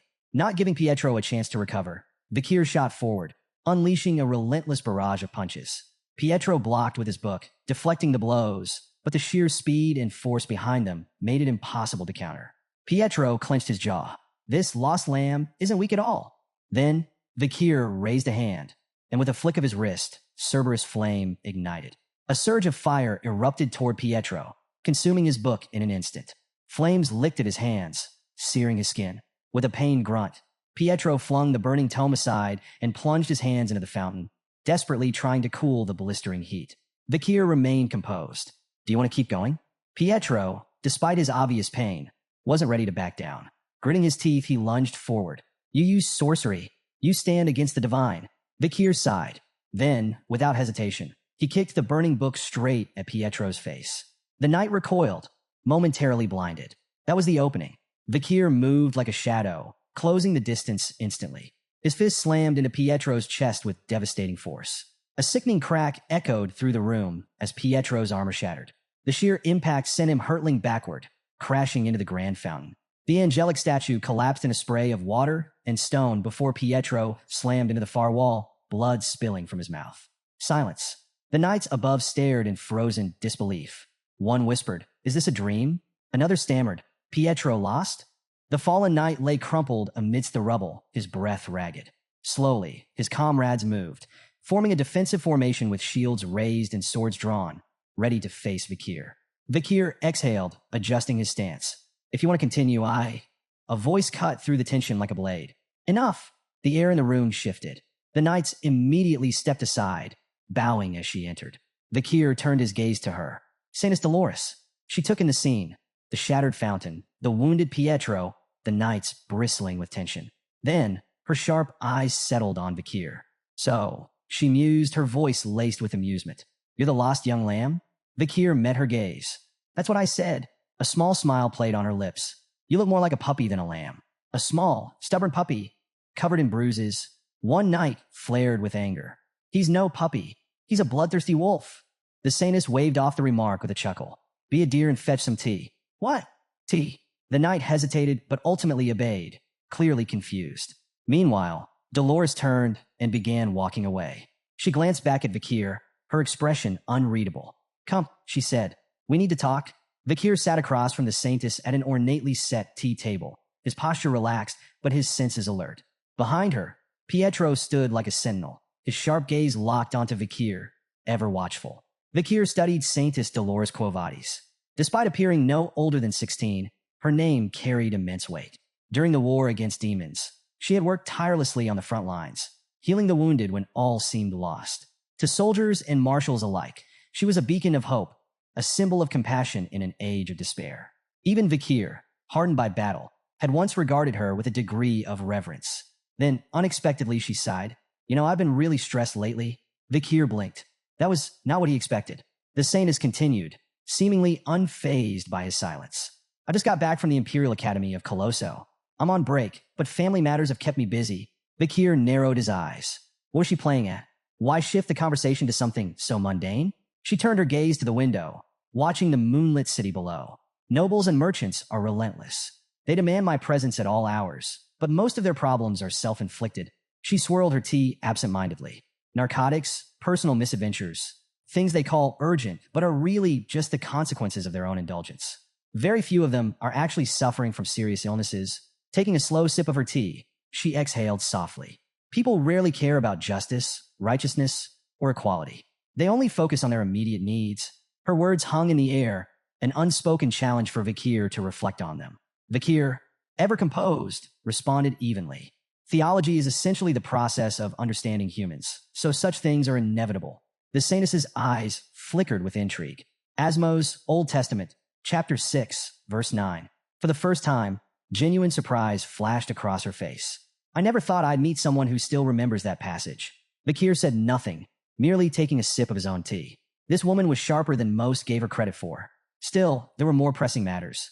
He placed a pouch of contaminated water on the table. There's an epidemic in the slums of St. Mecca, he stated. It's spreading fast. The Saintess's demeanor shifted instantly, her light-hearted tone vanishing. Are you certain? Vakir nodded. See for yourself. She studied the pouch carefully, but did not immediately take it. Her gaze flickered back to him. Did you have anything to do with this? Vakir met her eyes, unshaken. If I did, why would I be telling you? Pietro, ever the skeptic, tensed. Silence settled over the room as the Saintess continued scrutinizing him. Vakir could almost hear her calculating the risks, the possibilities. Then, slowly he raised his hand. Pietro moved instantly. In a blur, he stepped between them, reaching for his weapon. Saintess stepped back, but there was no attack. Instead, a radiant golden glow enveloped Vakir's hand. I dislike harming innocent people, he said simply. Especially in my hometown. Pietro froze. The Saintess stared, her previous composure breaking in a genuine astonishment. The power radiating from Vakir, it was unmistakable. Are you? She hesitated, her voice tinged with disbelief. A believer of Lewin? Vakir remained unfazed. He met the Saintess's gaze and spoke with calm precision. Now, will you hear me out? With no objections, he began recounting his findings. He detailed how he had witnessed suspicious individuals pouring liquid from glass bottles into the slum's water supply. These figures, he asserted, were the real culprits behind the epidemic. The Saintess's eyes darkened. And their motive? Wordlessly, Vakir unfolded a map, laying it on the table. He pointed to two key locations, his tone measured as he explained his deductions.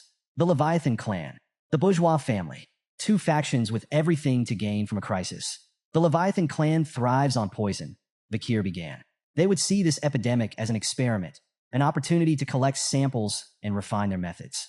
If the Quo Vadis clan collapses, their influence will spread unchecked. The Saintess's lips pressed into a thin line. She knew of the Leviathan clan's long-standing enmity with her own. But Vakir wasn't finished. He tapped another point on the map. The bourgeois family. They don't need poison. They profit from disaster. His voice was sharp, cutting through the tension. When an epidemic sweeps through, the poor die first. Landowners go bankrupt. Factories shut down. Stores close. That's when the bourgeois family steps in, buying up land, seizing assets, expanding their empire. The Saintess and Pietro exchanged stunned glances. It all made too much sense. Vakir leaned back. The Leviathan clan sets the fire. The bourgeois family waits for the ashes to settle. And to mask their scheme, They blamed the native tribes of the deep forest. Silence. Pietro looked like he'd just swallowed glass. The Saintess, normally composed, found herself genuinely shaken. Vakir had pieced together an insidious conspiracy with alarming clarity. Finally, she exhaled. Just who on earth are you? Vakir smirked. Call me Night Bloodhound. Pietro scoffed. Blasphemous. His gaze flicked to Vakir's dark attire, his torn cloak, the faint traces of blood still staining his boots. That name suits you far too well. The Saintess, however, remained thoughtful. Even if your name is ominous, your words hold weight. She stood. Pietro, we're going to the slums? Pietro straightened. Understood. They would investigate the epidemic firsthand and report their findings to the Quo Vadis leadership. Vakir observed the Saintess in silence. She acted swiftly and decisively, a rare trait among nobles. Meeting her had been fortunate. With her involved, the truth wouldn't stay buried for long. As she prepared to leave, the Saintess glanced back at him. There was something about him that unsettled her. His small frame, battered from battle, seemed at odds with the sheer power he had displayed. His presence carried a storm of emotions: blood, oil, steel, violence, and fury. Yet beneath it all, there was sadness. A sadness so deep, so ancient, that she found herself wondering, who was this man before he became the Night Bloodhound? When they arrived at a small church deep in the slums, the air was thick with desperation. The moment the Saintess stepped inside, the sisters rushed to her, their faces streaked with tears. Saintess, please, save them. The sight that met her eyes was devastating. Rows of infected lay writhing in agony, their bodies marked by the telltale signs of the disease. Their groans of suffering filled the sacred space, mixing with the scent of damp straw and fevered sweat. The Saintess's hands trembled. Night Bloodhound was right. The epidemic was real, and it was spreading. Vakir stood beside her, his expression unreadable. Guilt gnawed at him. He had set this chain of events in motion, knowing innocent people would suffer. It was a calculated risk, but it didn't make it any easier to watch. Still, one thing brought him relief. There were no children among the afflicted. His earlier deception, the cursed well, had worked. The children had stayed away. At least some lives had been spared. But this was no longer his battle. Now, it was her turn. The Saintess stepped forward, her presence radiating warmth and sorrow. My people, she whispered, her voice heavy with emotion. God's love is boundless. His light will heal you. She knelt, clasping her hands together, and began to pray. Her voice wavered, raw with emotion, calling upon the divine. Her life, her fire, her soul. She pleaded for the suffering to end. A single tear slipped from her cheek, striking the cold stone floor. And then, light, a golden radiance erupted from the tear, spreading like wildfire. It poured through the room, seeping through every crack, flooding the church with an ethereal glow. The windows shimmered. The wooden pews hummed with divine energy. Then, the miracle unfolded. An elderly man, once gasping for breath, suddenly stilled. His ragged breathing steadied. The red lesions on his skin faded, disappearing like a bad dream. Around the room, the same transformation took place. Fevered bodies cooled. Pain-ridden groans turned to gasps of awe. The disease was lifting. The sisters wept with joy, falling to their knees. Their prayers of desperation became prayers of gratitude. Vakir watched in silence. Even after all he had seen, the wars, the bloodshed, the horrors, this was something different. The Saintess truly was a miracle incarnate. And if her power could do this, it could change the fate of the deep forest. Late into the night, Saintess Dolores sat alone in her study, her face illuminated by the flickering candlelight. Before her, a map lay open, marked with precise notations. Her thoughts were razor-sharp. Her divine power had stabilized the afflicted, but it wasn't a cure. More cases would surface unless the true source of the epidemic was eradicated. Her gaze shifted to a glass tube filled with an infected patient's bodily fluids. A nightmare in liquid form. Short incubation. Slow, agonizing death. A disease designed not just to kill, but to prolong suffering. Her grip tightened. This wasn't natural. After careful deliberation, she reached a conclusion. Purifying the deepest well in the slums was the key. If she concentrated her divine power into a single, potent drop, it could neutralize the contamination at its source and put an end to the outbreak. A deep breath. A sense of renewed purpose washed over her. There were still people to save, but as she stood, a sudden pain lanced through her skull. She staggered, gripping the edge of her table. A headache, sharp, unrelenting. Was it anemia? Exhaustion? The strain of overusing her divine power? She clenched her teeth, pushing the pain aside. There was no time for weakness. Moments later, she emerged from her chambers, her expression unreadable. Waiting outside was a trio of noblemen. One of them, overly enthusiastic, lit up at her arrival. Saintess, what perfect timing. Dolores raised an eyebrow. Why were they here? Another noble, practically beaming with self-importance, stepped forward. We couldn't possibly allow someone as noble as yourself to venture into the filth of the slums alone, he declared. So we took the liberty of gathering some relief supplies. With a flourish of his hand, he gestured to 3 wagons stacked high with goods. Food, medicine, blankets, the works. The poor souls in the slums have truly hit the jackpot today, he chuckled, nudging his companion. Dolores studied them. Their smiles were too wide. Their voices dripped with self-satisfaction. This wasn't charity. It was theater. They weren't here for the sick. They were here for themselves. With a serene smile, Saintess Dolores walked past the noblemen, their exaggerated pledges of loyalty trailing behind her. It is a gentleman's duty to protect a lady, one declared dramatically. We swear to assist you in every way possible, another added, his eyes practically sparkling as if expecting praise. Her presence clearly captivated them, their hearts racing as if they were knights in a chivalric ballad rather than men about to enter a disease-ridden slum. Ever composed, Dolores offered them a gentle nod. I trust you will handle everything with great care, she said, her tone light yet distant. Their enthusiasm lasted all of 5 minutes. As they stepped deeper into the relief zone, the air grew thick with decay. The stench of sickness, filth, and human suffering assailed them like a physical blow.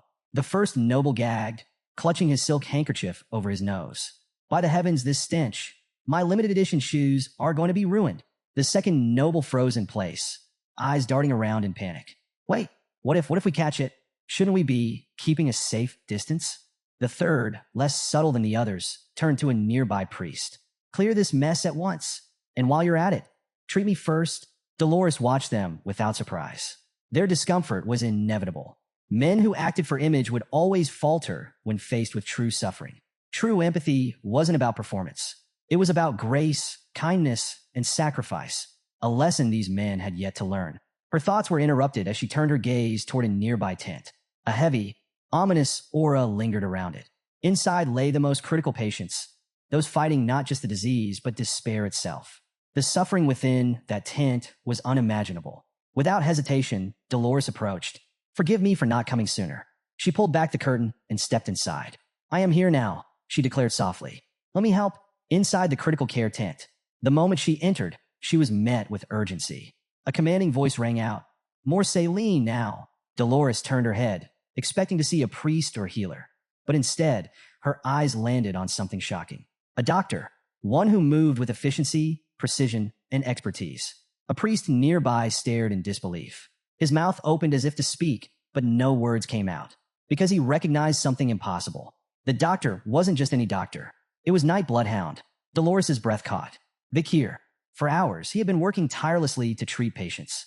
But what truly stunned everyone was his method. Using a small clinical knife, he made a careful incision at the infection site. Then, with just 2 fingers, he pressed against the wound, channeling divine power directly into it. The infection vanished on the spot. The priest, watching this unfold, felt his worldview shatter. Unlike the usual surface-level blessings used by the clergy, Vakir's technique forced divine power directly into the source of the illness. A technique no priest had ever considered. Dolores stood frozen, watching in silent awe. Vakir, this man with the aura of steel, blood, and fire, was healing people. After curing the infection, he administered medicine, ensuring the patient's recovery. His movements were efficient, measured, and above all, purposeful. This wasn't just skill. This was a man determined to save lives. Vakir placed both hands on the patient's chest, channeling divine power into their body. He understood the mechanics behind divine power well. It was typically granted through prayers to a god. The stronger the faith, the greater the return. 1 unit of devotion equaled 1 miracle. 10 units equaled 10. But Vakir knew better. There existed a loophole, a method that allowed 10 miracles with just 1 unit, and 100 miracles with 10. His mind drifted back to the Great Fall, a time of war and chaos, when hordes of monsters flooded the battlefield, and the wounded piled higher than prayers could reach. The clerics, their power reserves rapidly depleting, faced a grim realization. They didn't have enough divine energy to save everyone. So, the rules were rewritten. A divine decree altered the system. Miracles first, consequences later. Instead of strict calculations, clerics could now draw divine power without an immediate limit. The catch: the excess power came with an invisible cost, and interest to be paid later. This phenomenon became known as advanced divine power, and it wasn't limited to clerics. Anyone, even non-believers, could harness it, provided they had purged enough evil. Vakir, with a soul steeped in karmic energy from his past, could tap into this power naturally within the sacred grounds of Saint Mecca. It was this ability that made his miracles so efficient, allowing him to perform feats others deemed impossible. Just then, a child's sobs broke through the silence.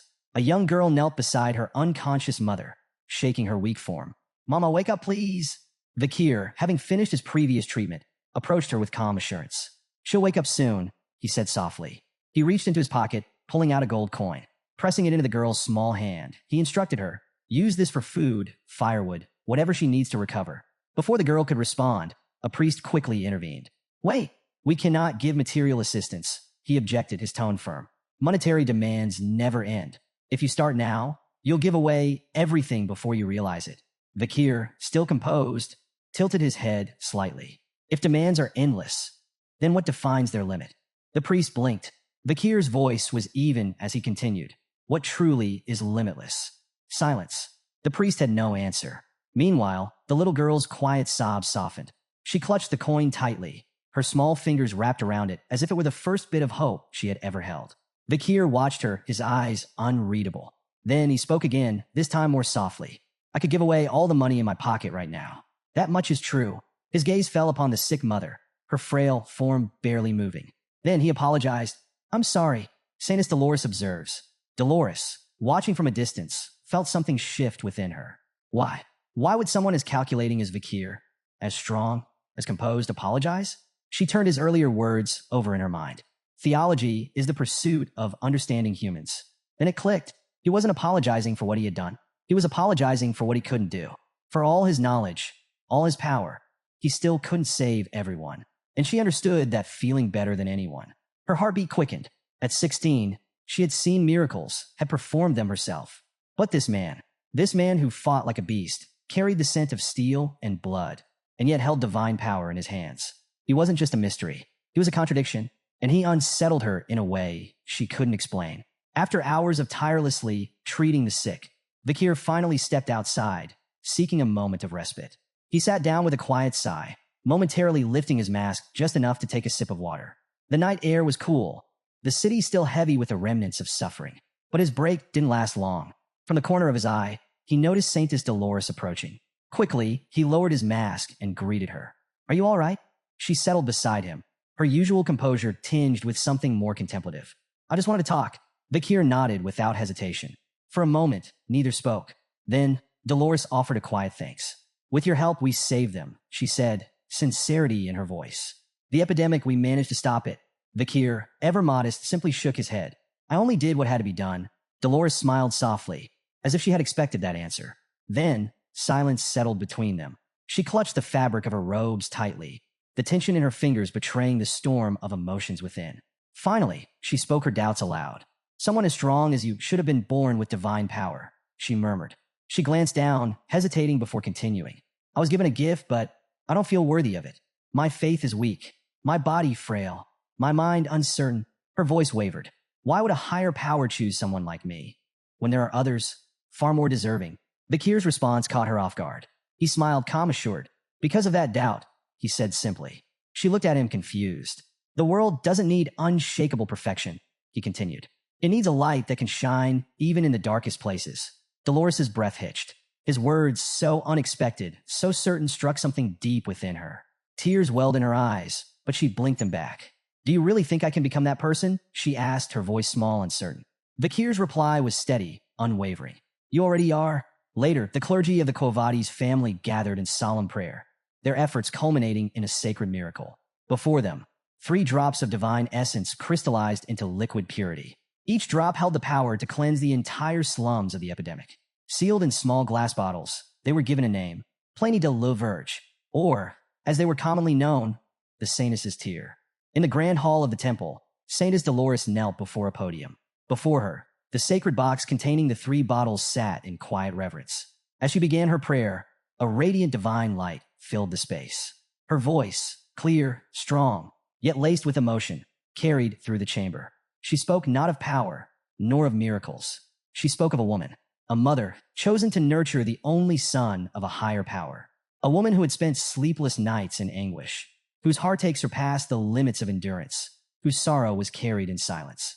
She declared this day as one of suffering, and she poured every ounce of that suffering into her prayer.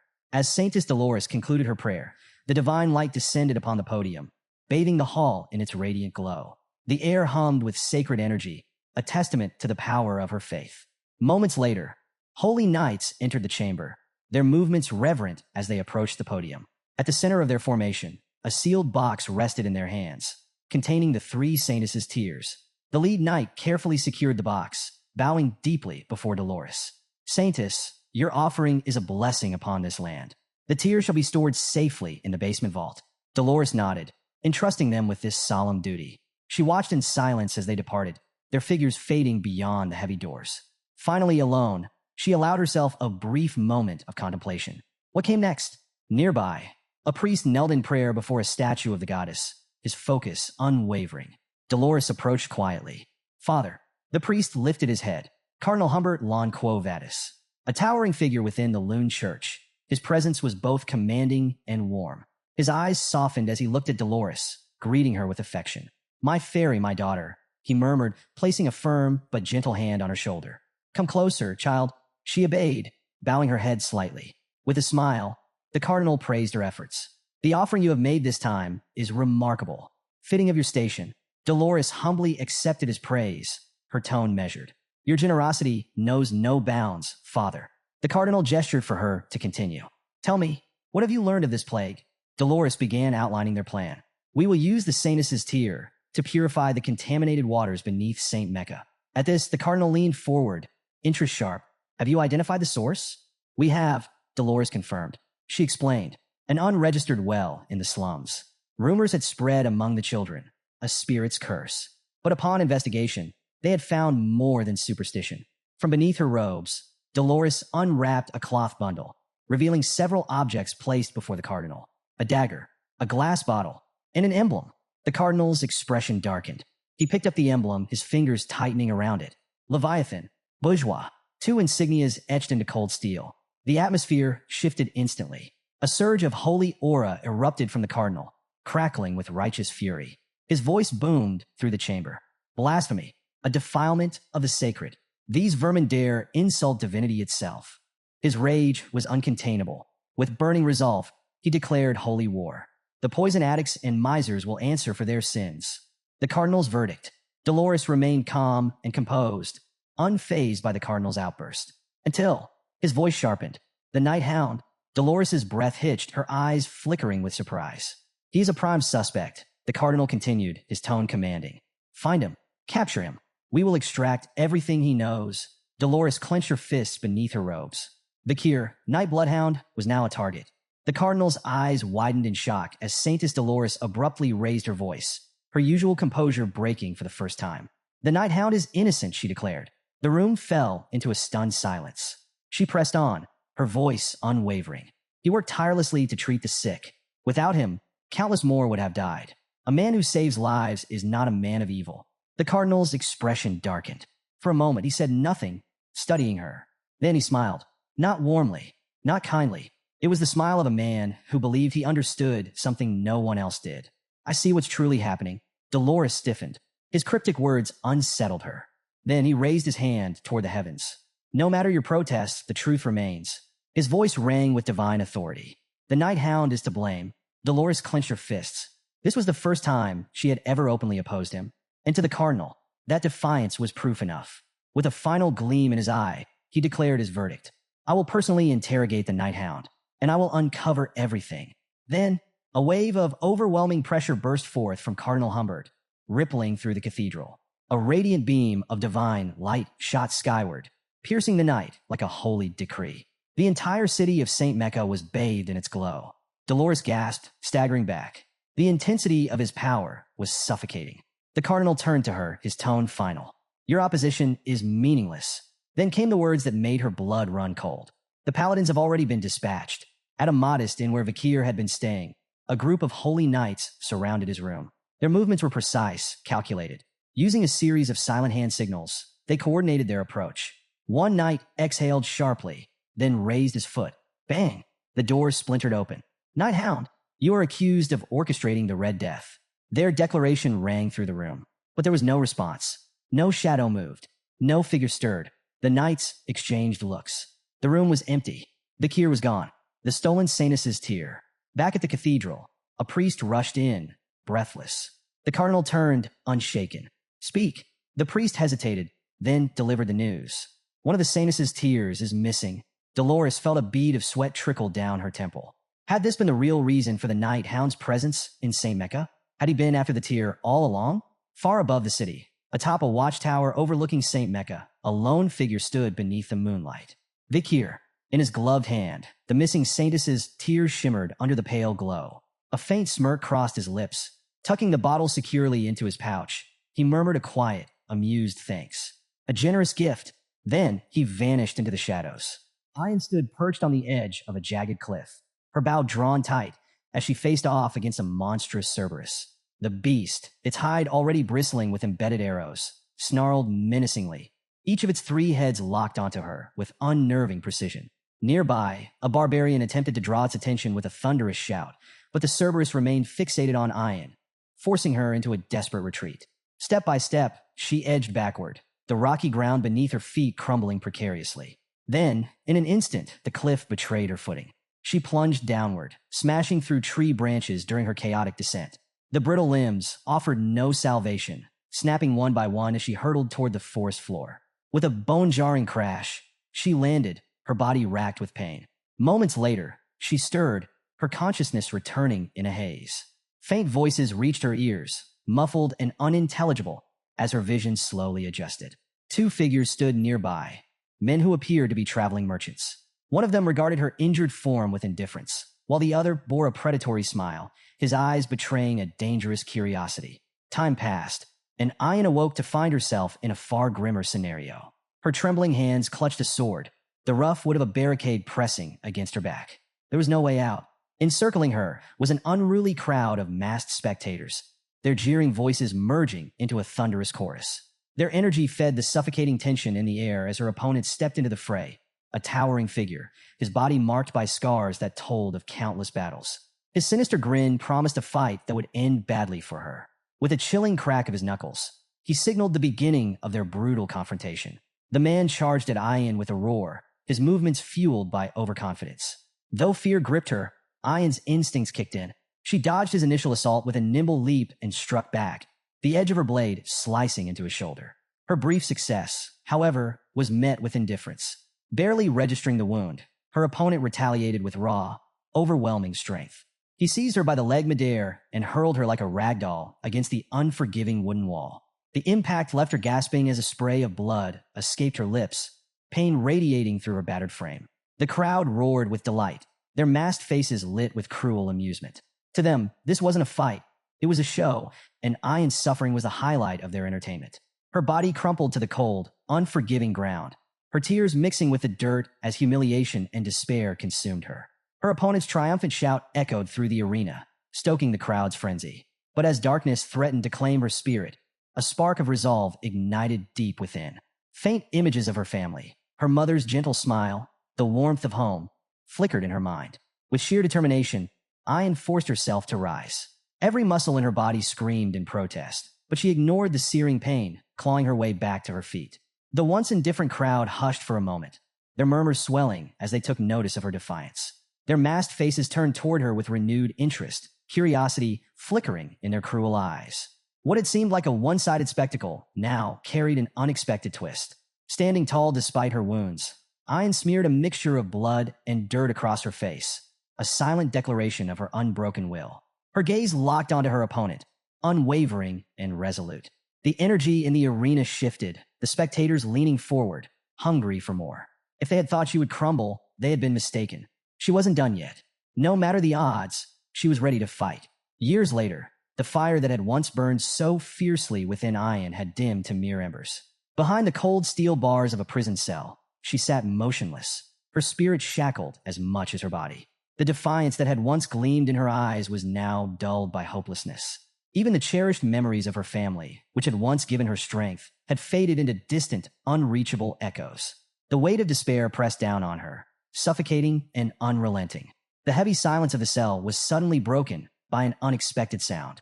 Ayan's eyes snapped open, her gaze landing on a small glass tube lying before her, its remnants of elixir glistening faintly. Instinctively, she recoiled, unease creeping into her bones. Then, she noticed a shadowed figure standing just beyond the bars. As he stepped closer, recognition struck her like a thunderbolt. It was Vakir. Without hesitation, he unlocked her cell door. His voice, rough and commanding in the barbarian tongue, carried a simple order: leave. Ayan awoke with a gasp, her chest heaving as she was pulled from the depths of the nightmare. Tears streamed down her face, the lingering weight of her torment pressing heavily upon her. But as she blinked away the remnants of the dream, she realized she wasn't in a prison. Instead, she lay cradled in her mother's lap, the warmth of the matriarch's presence anchoring her to reality. With gentle concern, her mother asked if she had been dreaming. She mentioned that even in her sleep, Ayan had called out for Vakir. But the nightmare was not the only thing haunting her. Trembling, Ayan confided in her mother, her voice breaking under the weight of her suffering. A deep, unrelenting pain burned within her chest, her body racked with an agonizing dryness that felt as though it was suffocating her from the inside. Fear crept into her words as she admitted the terrible thought that had taken root in her mind. Was she afflicted with the Red Death? Through choked sobs, she confessed the unbearable truth. The pain was so overwhelming that it made her regret ever being born into this world. The matriarch's expression softened with sorrow, yet her touch remained steady and reassuring. Placing a comforting hand on her daughter's trembling form, she began to speak, her voice gentle and soothing, weaving a tale meant to mend the cracks in Ayan's wounded spirit. The matriarch's voice softened as she delved into a story from long ago, a memory woven with both joy and sorrow. She spoke of a time when she and Ayan's father had planted a tiny seed together. He had buried it in the soil, while she had diligently watered it each day. Before long, the seed sprouted, growing into a vibrant, beautiful flower. When the time came, they harvested the blossoms, extracting their sap and smoking it. What followed was a blissful euphoria, a fleeting moment of pure happiness. And it was during this time of joy that Ayan had come into their lives. But as the matriarch continued, the warmth in her tone faded. The story took a darker turn. Because of a grave misdeed, Ayan's father had faced a terrible fate, executed at the hands of her own grandfather. The matriarch paused, watching as pain flickered across her daughter's face. Struggling with both her illness and the weight of her emotions, Ayan could no longer hold back her despair. The suffocating agony inside her made her question everything. Sensing this, the matriarch smiled gently, reminding her that life was unpredictable, a journey filled with both hardships and triumphs. She urged Ayan to endure, to hold on to hope, and assured her that Vakir would return with a cure. But Ayan, lost in hopelessness, rejected the comforting words. She voiced her doubts, convinced that Vakir would never come back. Just as the words left her lips, a sudden shout echoed from outside, piercing through the heavy atmosphere. The message was clear. Vakir had returned, and he had brought the much-needed medicine. The matriarch's expression brightened instantly, a knowing smile playing on her lips. She turned to Ayan, ready to tell her that her faith in Vakir had been justified. But before she could speak, Ayan was already gone, having bolted out the door. Slightly exasperated, the matriarch muttered to herself, wondering if her daughter truly had the Red Death after all. Ayan sprinted through the settlement, her heart pounding with a mix of hope and urgency. Her thoughts raced back to the past, to the moment Vakir had rescued her from a life of slavery. She remembered the fearless way he had stood against Madame Eight Legs, the unshakable strength he had displayed. Through his actions, he had taught her a valuable lesson: the power of facing one's fears head-on. That lesson had given her the strength to rise above her own suffering. And now, as she pushed forward, her mind held on to one single thought. Vakir was back. Finally, she arrived at the gathering of barbarians, her breath coming in ragged gasps. And there he was, standing tall, calm, and resolute. Their eyes met, and for the first time in what felt like forever, a wave of relief washed over her. Vakir, noting her presence, raised an eyebrow in mild surprise. He had heard she was suffering from the Red Death, and yet here she was very much on her feet. Before he could say anything more, Ayan acted on instinct. Without hesitation, she ran straight at him and leaped into a forceful hug, sending them both crashing to the ground. Vakir groaned dramatically beneath her weight, pretending to struggle. With an amused smirk, he muttered that if he hadn't reinforced his body with mana, her first hug might have actually broken his back. Then, with a teasing tone, he questioned how someone supposedly afflicted with the Red Death had the strength to tackle him like that. Still clinging tightly to him, Ayan admitted with a soft smile that the moment she heard he had returned, Her body had felt lighter. Vakir studied her, his confusion evident, but as he took in her expression, bright, full of relief, he let out a breath and asked if she was truly all right. Ayan nodded, her joy unmistakable. She admitted that perhaps she was only pretending to feel better, but at this moment, she had never been happier. Then, with a beaming smile, she welcomed him back. Vakir's expression softened, warmth flickering in his eyes. "I'm back," he replied. Inside a dimly lit tent, the atmosphere was thick with tension. Ahil lay on a crude bed, her breath shallow and labored, her condition worsening by the second. Around her, worried barbarians stood in anxious silence, their expressions etched with fear. Vakir knelt beside her, his gaze steady as he reached into his pouch and retrieved a small vial. The Sanus's tear. The moment he uncorked it, a brilliant golden radiance spilled forth, bathing the tent in a warm, ethereal glow. The light cascaded over Ahil, enveloping her in its healing aura. All eyes were locked onto her frail body as, miraculously, the red spots marring her skin began to vanish. Gasps of disbelief filled the space, followed by murmurs of awe. The once hopeless barbarians watched as Ahil's ragged breathing steadied, her complexion regaining its natural color. The Red Death, which had plagued her so mercilessly, was gone. A wave of gratitude surged through the group, their voices rising in praise. To them, Vakir was no longer just a warrior. He was the bringer of salvation. But Vakir had no time for accolades. His focus remained sharp. Turning to Ayan, he asked how many among their tribe had been infected. She responded grimly. Ahil had been one of 30. His expression darkened as he pressed further, inquiring about the state of other tribes. Ayan's answer was even more troubling. Many clans were teetering on the brink of devastation. Vakir quickly did the math. If the disease had spread as widely as suspected, there could be as many as 10,000 infected individuals across the land. Wasting no time, he instructed Ayan to send word to every tribe, telling them to gather their sick. The battle against the Red Death was far from over. Concern flickered in Ayan's eyes. With hesitation, she asked the pressing question, was there truly enough of the cure for all? Vakir's response was calm, unwavering. More than enough, he assured her. But beyond survival, he saw an opportunity. This was their chance to showcase their tribe's strength and capabilities to the rest of the land. His words carried weight, filling the barbarians with awe. Whispers of admiration spread like wildfire. Vakir was proving himself to be nothing short of extraordinary. However, he wasn't done yet. Shifting gears, he brought up another pressing matter, a formidable swamp monster known as Ka. Without much fanfare, he revealed that he had slain the beast during his journey. With his usual practicality, he instructed the barbarians to retrieve its carcass for food. More stunned murmurs rippled through the crowd. One by one, they realized just how far beyond their own abilities Vakir truly was. But there was no time for idolization. Keeping the group focused, Vakir issued the next directive. The tribes were to gather near the river catchment area for the next phase of the plan. Before long, the various barbarian tribes assembled by the riverbank, their leaders and warriors standing in anticipation. All eyes were on Vakir, who stood at the forefront, the Sanus's tear in his grasp. With measured precision, he poured the sacred liquid into the flowing waters. The moment it touched the river, a radiant golden light burst forth, illuminating the water as it surged downstream. The glow spread rapidly, casting a brilliant shimmer across the forest, its reflection dancing like liquid gold. Vakir turned to the gathered leaders, his voice steady as he addressed them. The water had been purified. Now, all the infected had to do was drink. One by one, the afflicted stepped forward, aided by their kin. As they took hesitant sips of the gleaming water, a hush fell over the crowd. Then suddenly laughter, cries of disbelief. "The sickness is gone," someone exclaimed. More voices followed, each filled with astonishment. One after another, the sick found themselves free of the Red Death, their bodies cleansed, their suffering lifted. The weight of despair that had loomed over the tribes evaporated, replaced by a wave of joyous celebration. Cheers erupted across the riverbank, the sound of victory echoing through the forest. Vakir turned to the matriarch, his voice calm and assured as he explained the extent of the purification process. The river's catchment area was now carrying the cure far and wide, ensuring that the bacteria responsible for the Red Death would soon be eradicated entirely. The matriarch listened intently, her expression shifting from admiration to deep respect. Then, with a thoughtful nod, she spoke, suggesting that Vakir be named the tribe's shaman. Before he could decline, the ground suddenly trembled beneath them. A thunderous thud shook the earth as one of the tribal leaders stomped his foot with overwhelming force, causing a visible crack to form in the dirt.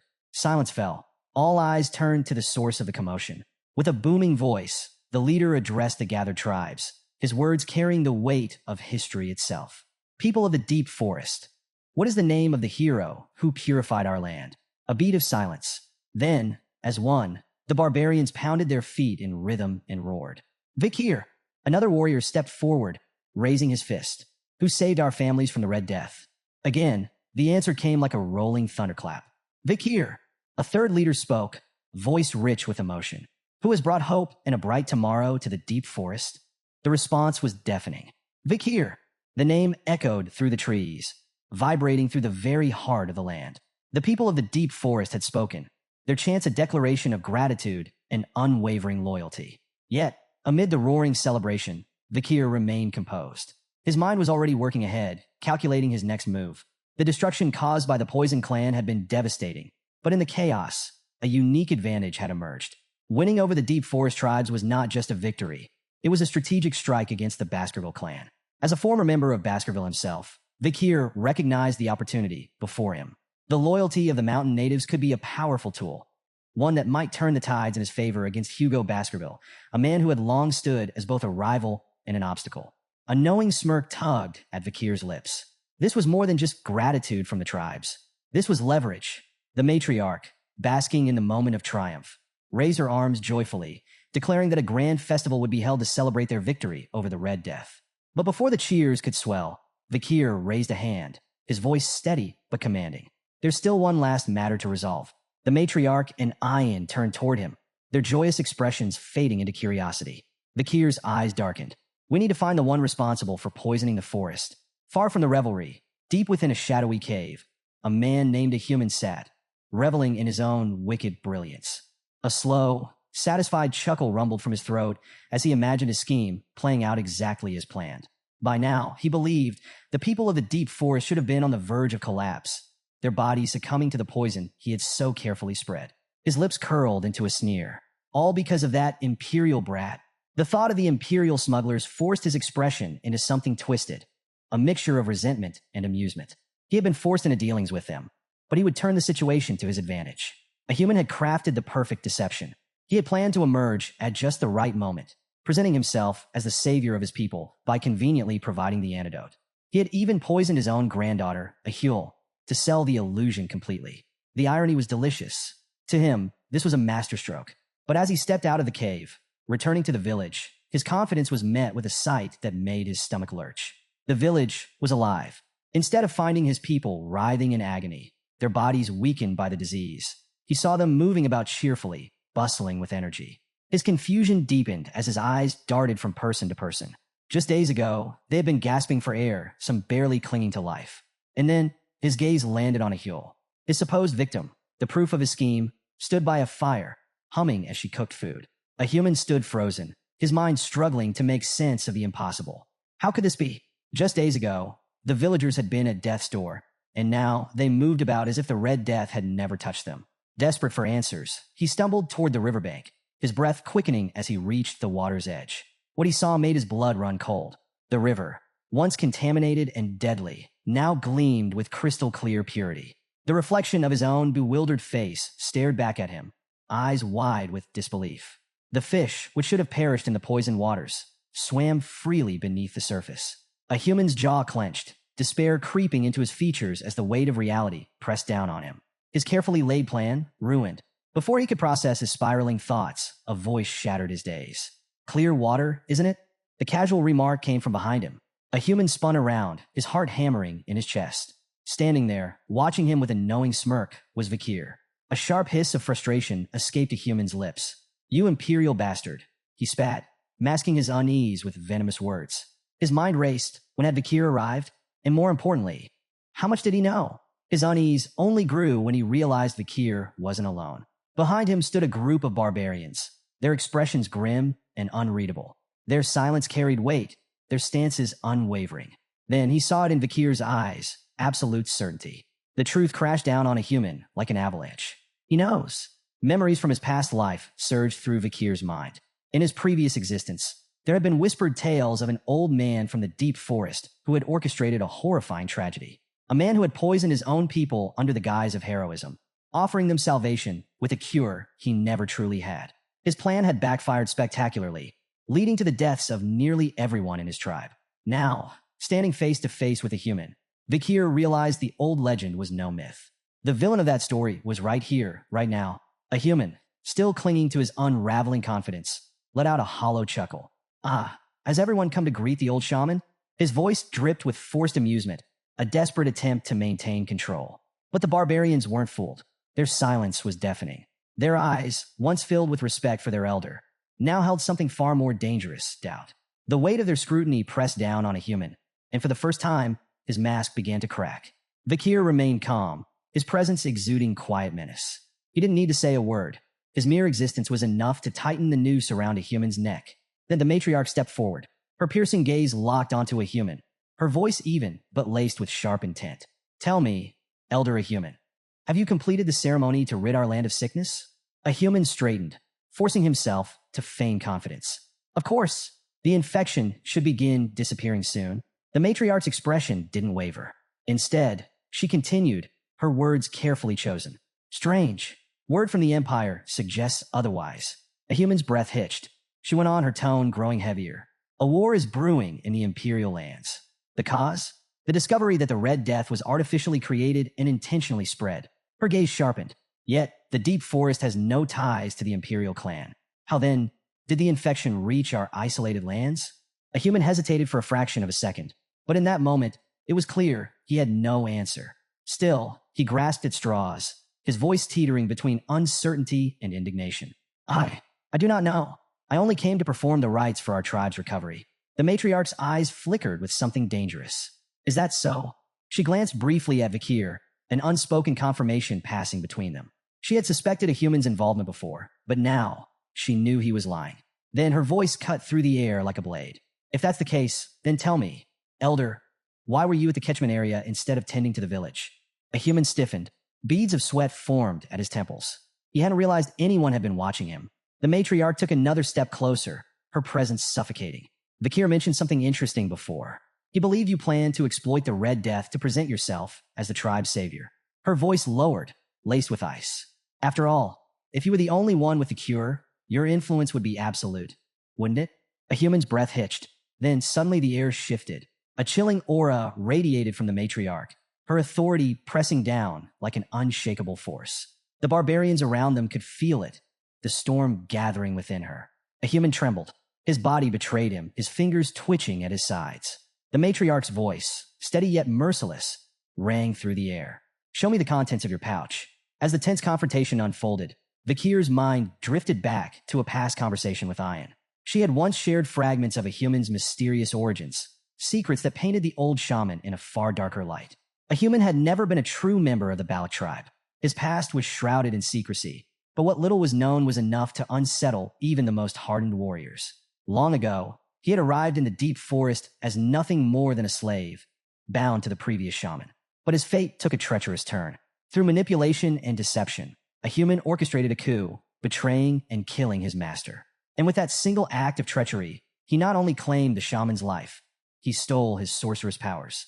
For his role in the rebellion, a human was elevated from the lowest of slaves to the tribe shaman.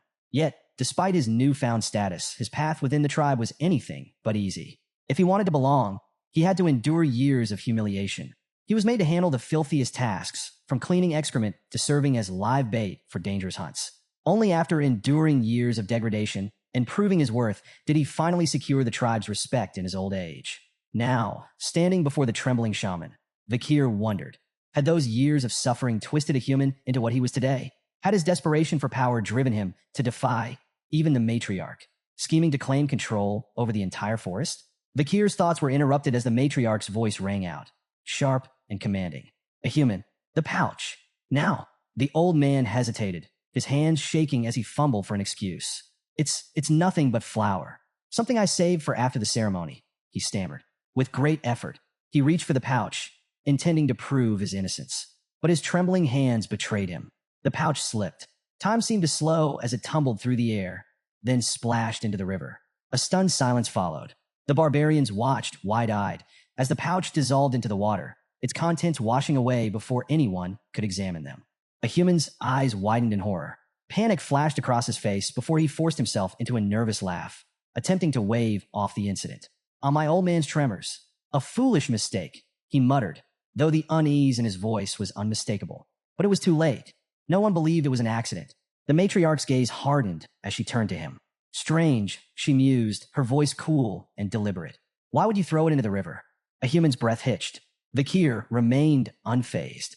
Unfortunate, he remarked casually. Without the pouch, we can't verify its contents using conventional means. A human's face twisted with anger. His calm facade crumbled, and in a desperate attempt to shift the blame, he pointed an accusing finger at Vakir. This is a setup, he snarled. You've been scheming against me from the start. Matriarch, I demand you punish this imperial wretch for disrespecting an honorable shaman. The matriarch regarded him with an unreadable expression. Then, after a pause, she spoke, her tone eerily calm. You are right, human.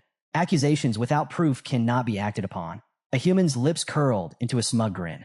She continued, since you are so certain of your innocence, then I will ensure your honor and pride remain intact. A human straightened, believing he had successfully turned the situation in his favor. But his confidence shattered when the matriarch uttered two simple words. Call the Iliad. A ripple of murmurs spread through the gathered barbarians. A human's stomach dropped. The Iliad, a sacred ballad tradition, a trial by combat, invoked when words alone could not settle a dispute. In an Iliad might determine truth. The victor was deemed competent and righteous, while the loser was proven unworthy, either exiled in disgrace or in some cases executed for their failure. Ian, standing to the side, smirked. You always stress the importance of tradition, don't you, a human? She remarked, her voice laced with quiet mockery. Now's the perfect time to uphold it. A human clenched his fists, cursing his misfortune. He had no choice but to accept. But then an idea struck him. Time. He needed time to prepare. He cleared his throat and forced a nod. Very well, he conceded, masking his panic. Let us hold the Iliad in 4 days, on the night of the full moon. Vakir's voice cut through the air like a knife. No, a human stiffened. Vakir's lips curled into a knowing smile. Tradition states that the challenger has the right to set the date. His gaze locked onto a human, like a predator eyeing cornered prey. I choose now. The barbarians erupted in gasps and murmurs. A human paled. Vakir's plan had worked flawlessly. He had maneuvered a human into a trial he couldn't escape. And with no time to scheme, no allies to call upon, and no tricks left to play, the old shaman was trapped. Near the summit of the mountain, the Balak tribe gathered beneath the watchful gaze of their ancestors. The warriors' circle had been drawn, marking the sacred battleground where justice would be decided. At its center stood the matriarch, her presence alone enough to command absolute respect. With a solemn tone, she declared the commencement of the Iliad, reminding all present that any attempt to flee would be met with swift execution by the warriors stationed nearby. Behind her loomed the mighty Warriors' Mountain, where the graves of their forebears rested. She called upon the spirits of the ancestors, urging both combatants to fight with honor and prove their righteousness in battle. The crowd buzzed with anticipation, their voices swelling as they cheered for Vakir. Ayin, her eyes gleaming with excitement, cupped her hands around her mouth and shouted, Finish him in one strike, Vakir. Her enthusiasm spread like wildfire, and soon the entire tribe echoed her sentiment, chanting his name with fervor.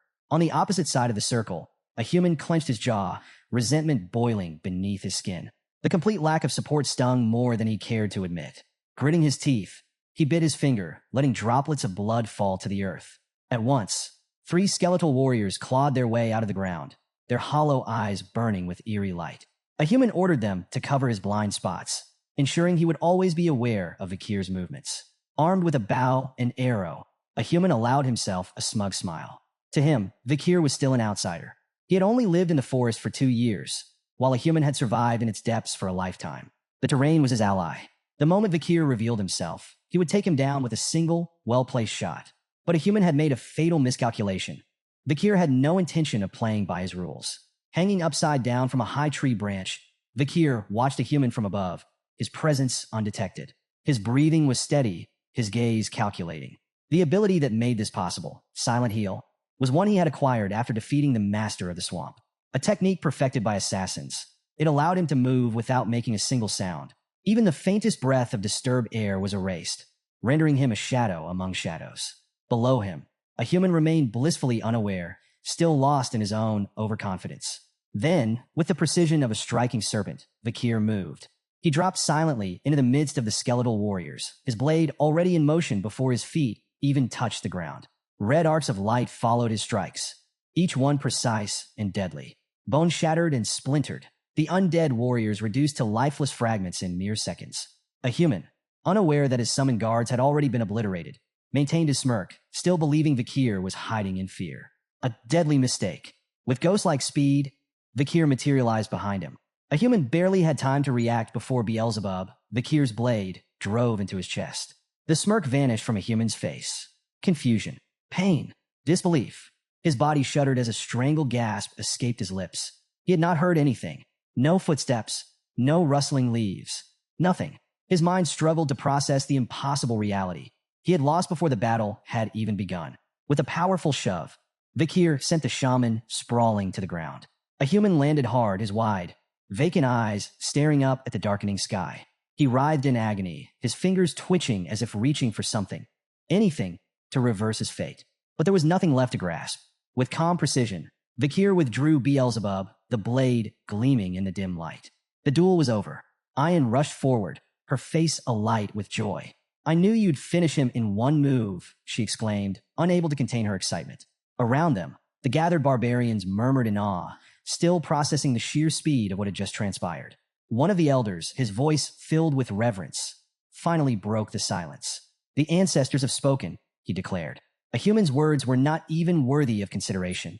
A human lay sprawled on the ground, his body racked with pain, the searing agony of his wound consuming every fiber of his being. His breaths came in ragged gasps as fear coiled around his heart, tightening its grip with every passing second. Was this how it would end? Desperation clawed at his mind, dragging him deep into the bitter memories of his past. The humiliation he had endured, the years spent groveling for acceptance in the Balak tribe, the injustice of it all. It crashed over him like a tidal wave. In his twisted perspective, the blame for his downfall lay with everyone but himself. Vakir, the Balak tribe, Loco, all of them. They had mocked him, scorned him, forced him into this wretched existence. Now, in his final moments, resentment was all he had left. They would all pay. Vakir, watching the old shaman suffering with a detached gaze, turned to Ayan. "We should end his pain," he suggested, his voice devoid of emotion. "It would be more merciful." But Ayan's expression darkened. His jaw clenched as he shook his head. "No," he declared coldly. "He doesn't deserve mercy." The weight of Ahul's near death still lingered in Ayan's heart, the thought of losing her to the Red Death fueling his anger. Even though a human was his grandfather, the man had crossed every line. A coward like him deserved to feel every ounce of his suffering. Yet, in the midst of his agony, a human wasn't done. Unnoticed by the others, he dragged his trembling fingers through his own blood, scrawling something onto the ground. The symbols took shape, an intricate pattern forming beneath him. As the final strokes were completed, an unnatural purple aura pulsed outward, thick and oppressive. Then, a deep, guttural groan echoed from the ancestral graves. The matriarch's sharp eyes snapped toward the burial grounds just as the heavy stone coffins creaked open. The sky darkened. The very air seemed to shudder. The ground beneath their feet trembled with an eerie, malevolent energy, spreading like an infection. A hushed silence fell over the gathered barbarians, their earlier triumph dissolving into sheer terror. Ayan's face drained of color, his breath quickening as realization set in. "What is he doing?" he shouted, his voice laced with panic. The once revered warrior's mountain now loomed under an ominous shadow, its sacred presence twisted into something unnatural. Vakir's eyes narrowed. He had been certain, absolutely certain, that his blade had pierced a human's lungs. The old man shouldn't even be breathing, let alone moving. Yet there he was. The barbarians erupted in fury, their voices filled with outrage. "He's desecrating the graves," one roared. "He's bringing ruin upon us all." But a human, now surrounded by a pulsating, violet aura, only laughed. A chilling, hollow sound that sent a shiver through even the bravest warriors. His eyes, once dim with age, now burned with an unnatural glow. "And you call me a coward?" He sneered, his voice thick with mockery. "Do you really think I fear the ancestors?" Something was terribly wrong. Sensing the urgency, Vakir didn't hesitate. He lunged forward, blade in hand, his instinct screaming that a human needed to die now. But just as his strike was about to land, boom! A violent explosion of dark energy erupted, hurling Vakir backward. He landed hard, skidding across the dirt, his vision flickering from the sheer force of the blast. Had he acted too late? Ayan rushed to his side, wide-eyed, his gaze locked onto the source of the destruction. Embedded in the ground near a human was an arrow, one cloaked in pulsating, black energy. Vakir's mind reeled. That attack, it hadn't come from a human. The old shaman, still writhing on the ground, let out a triumphant, rasping chuckle. His gaze drifted toward the mountain summit, his voice laced with malicious glee. You wished for the ancestors' judgment? His lips curled into a sinister grin. Then the time has come. Atop the mountain, a figure cloaked in a deathly aura stood motionless, gripping a bough with an unnatural stillness. The oppressive energy radiating from it sent an icy chill through the air, freezing the breath in the lungs of those who dared to look upon it. Then, a hushed whisper rippled through the gathered warriors. A Death Knight. The mere utterance of the name sent a wave of dread through the tribe. A creature of nightmare. Its risk rating ranged from A to S, a level of danger reserved for only the most formidable of beings. Death Knights were once warriors at the height of their power, only to be corrupted and resurrected as undead monstrosities. Their souls and physical bodies had been twisted into conduits for dark mana, granting them overwhelming strength and relentless endurance. Ian's voice wavered as he took a hesitant step back. Is that truly one of our ancestors? Vakir's gaze darkened as he analyzed the situation. This level of resurrection magic, a human couldn't have done this alone. Had the old shaman defiled the graves of their ancestors? Or had he turned himself into an undead being to seize such power? Before Vakir could reach a conclusion, the air thickened with malice. A human, his body now pulsing with dark energy, raised a trembling hand. With a wicked grin, he unleashed a torrent of skeletons, their hollow eyes gleaming with malevolence as they clawed their way out of the earth. His voice dripped with mockery. Did you really think I lived among you fools without preparing countermeasures? The warriors gritted their teeth, weapons at the ready, but a human wasn't finished. His smirk widened as he gestured toward the graves littering Warriors Mountain. You're all so shocked. Yet this is only the beginning, he sneered. Did you forget? There is not just one grave here. A horrifying rumble rolled through the earth. Then, one by one, more Death Knights emerged. The air grew heavier with each resurrection, the sheer malice emanating from the corrupted ancestors enough to sap the will of even the bravest warriors. What had once been a sacred burial ground was now a battlefield of the undead. As chaos erupted, a human climbed into a grotesque skeletal carriage, the construct pulsing with dark mana as it formed around him. With a deranged laugh, he urged the skeletal beast, pulling it to move. Try your best to survive, he called mockingly. I'll enjoy hearing how you all beg for mercy soon enough. He cracked the reins, and the carriage lurched forward, carrying him away from the carnage. But Ian wouldn't let him escape so easily. How low can you sink? He roared, drawing his bow. With furious precision, he loosed an arrow, its trajectory honed for a direct hit. But just before it could reach a human, shatter. Another arrow intercepted it mid-flight, splintering it into useless fragments. Ian's breath caught in his throat as he turned toward the source. Standing unmoving, bow still raised, was the Death Knight. It had protected a human. Before Ian could react, another arrow streaked through the air, this time from the depths of the forest. Crack! The Death Knight's head exploded on impact. Its lifeless body crumpled, collapsing into a pile of unmoving armor. A stunned silence fell over the battlefield. Who had fired that shot? The barbarians, still locked in their fight for survival, snapped their heads toward the forest's edge. But the archer responsible remained hidden, their presence shrouded in mystery. The moment of hesitation passed quickly. The undead army still loomed, and a human had escaped. From the center of the battlefield, the matriarch stood firm, her voice slicing through the chaos. Do not falter, she commanded. These creatures are not our ancestors. They are a human's puppets. Her sharp gaze swept across the warriors. Destroy them. Prioritize your survival. Hesitation will kill you. Her words reignited the warriors' resolve. But even with renewed determination, the battle was far from easy. The undead ancestors were unlike anything the tribe had ever faced. They moved with unnatural speed, wielded weapons with terrifying precision, and felt no pain. Every attack that should have felled a man only served to slow them down. The barbarians fought valiantly, but their losses were mounting. For every undead warrior that fell, 2 more seemed to take its place. The ground was soon littered with the bodies of fallen comrades, their sacrifice a grim reminder of the enemy's overwhelming power. Amid the chaos of battle, an undead warrior let out a defiant scream, only to have its head obliterated by a perfectly placed arrow. A heartbeat later, 2 more suffered the same fate, their skulls pierced with lethal precision. Vakir's sharp gaze followed the trajectory of the shots, his mind piecing together the source of such flawless marksmanship. Then, his eyes landed on the matriarch. It's her, the night fox Aquila. Even among the relentless swarm of undead, her movements were effortless. Each arrow she loose struck with pinpoint accuracy, instant kills against enemies powerful enough to rival elite warriors. The Death Knights, feared beings of immense strength, fell like leaves in an autumn wind under her assault. Vakir's eyes narrowed as realization dawned. So this was the woman behind the legends. Aquila, the warrior who had once single-handedly defended the deep forest from the Empire's aggression. The stories of her prowess were not exaggerations. They were a testament to sheer skill. Turning to Ian, Vakir spoke with certainty. With the matriarch here, the tribe will survive. But survival alone wasn't enough. Their true objective still lay ahead. Ian, we're going after a human, Vakir ordered. The battle here is only a distraction. He's still out there, scheming. Without hesitation, the two warriors vanished into the forest. Meanwhile, a human moved deeper into the wilderness, his laughter ringing through the trees as he fled. His thoughts churned with bitterness. Fools, all of them. The Balak tribe would rue the day they cast him aside. Along the way, he turned to a skeletal minion trailing behind him. Go, he commanded, voice low and urgent. The creature nodded and disappeared into the shadows, carrying out a mysterious task. A human sneered. The tribe might have Aquila, but even she wouldn't be able to stop what he had planned. She's a genius, he admitted under his breath, his tone laced with both admiration and resentment. The strongest leader in our history. But no matter how brilliant she was, no matter how skilled, she wouldn't be able to handle this trap.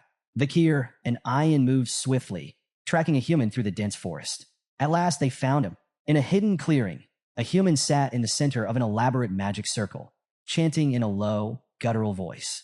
The air around him pulsed with dark energy. Towering stone pillars, worn with age, surrounded the ritual site, their surfaces etched with ominous markings. Vakir's gaze swept across the scene, his mind racing. This wasn't just some improvised spell. This was ancient.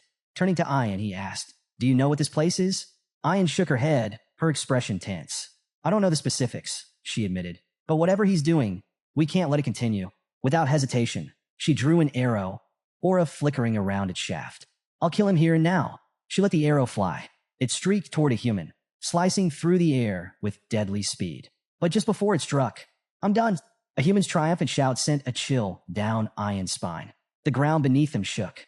Then, from within the earth, a hand shot up. Snap! With impossible speed, it caught Ian's arrow between its fingers. Ian's heart nearly stopped. The air around them darkened. A wave of oppressive energy crashed over the clearing, suffocating and vast. A human staggered to his feet, his face alight with glee. "It worked," he whispered, before turning toward Vakir and Ian with a wide, deranged grin. "You're too late." Vakir's grip on his sword tightened as a human stepped aside, revealing what had risen from the ritual circle. A lone figure stood amidst the swirling dark mana. Tall, imposing, wrapped in an aura of unfathomable power. A human spread his arms in a grand gesture, his voice dripping with triumph. "Behold," a heavy silence filled the clearing as he spoke the name. "The divine archer, Adonai." Ian's blood ran cold. She knew that name.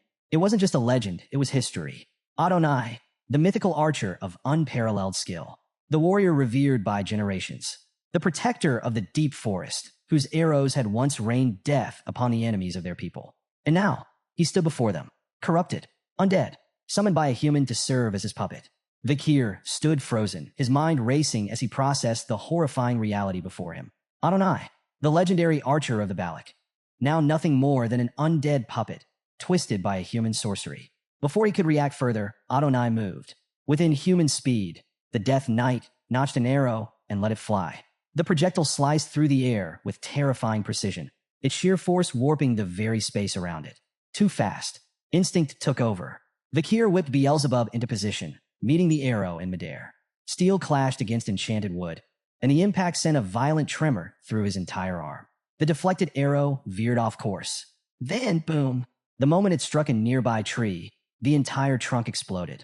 Shrapnel and splintered bark rained down like deadly shrapnel. The very earth beneath them shook, the blast carving a smoldering crater into the battlefield. Vakir staggered, his mind reeling. Aura-infused arrows. And not just any aura. This is something else entirely. Then, a sharp cry of pain. Vakir's head snapped toward the sound. Ian clutched her thigh, her fingers slick with blood. Her face contorted in agony as she gritted her teeth. "It burns," she gasped, her voice laced with panic. Vakir's eyes narrowed as he inspected the wound. The bleeding wasn't normal. The flesh around it was corroding. Poison. Then it clicked. He had heard the stories, legends of Adonai's battle against Madame Eight Legs, a monstrous arachnid feared even among the deep forest warriors. The bow Adonai wielded, It had been crafted from that very creature's remains. And now, its venomous essence still lingered within its arrows. Before Vakir could fully process the revelation, Adonai attacked again. Another barrage rained down. Vakir moved, deflecting each shot with Beelzebub. Every impact sent bone-rattling shockwaves through his arms. The ground beneath them cracked and burned from the force of each explosion. But something was changing. Vakir's movement slowed. His breaths became more labored. His grip on Beelzebub tightened as the blade groaned under the relentless strain. Too strong. Too fast. Ayin, watching him struggle, screamed, "Stop protecting me. Run away and save yourself." Vakir didn't even glance at her. His stance remained firm. There is no retreat. A human's laughter rang through the chaos, dripping with venomous glee. "Fools," he sneered. "Your resistance is meaningless." Adonai finished them. The death knight obeyed. With calculated precision, Adonai drew another arrow. This time, the aura around it darkened, twisting into something even deadlier. A single shot, brimming with the power to end everything in its path. Vakir clenched his jaw, his battered body screaming in protest as he prepared for one final deflection. But before the arrow could strike, something changed. A shadow moved. Then snap. In an instant, the deadly projectile stopped. It didn't explode. It didn't shatter. It had been caught by a single hand. A hush fell over the battlefield. Vakir, Ayin, a human. Even Adonai stared in stunned silence. Then from the shadows, she emerged. The matriarch Aquila. She stood between them and certain death, her grip firm around Adonai's arrow. Then without a word, she crushed it. The aura-infused shaft splintered like fragile glass, crumbling into nothing. Her piercing gaze lifted, locking onto Adonai. With calm authority, her voice carried across the battlefield. "This ends now." The deadly energy around them seemed to recoil, as if even the dark forces at play recognized who she was. A human, watching from his skeletal carriage, felt an unnatural chill crawl up his spine. Then, the matriarch's gaze shifted to him.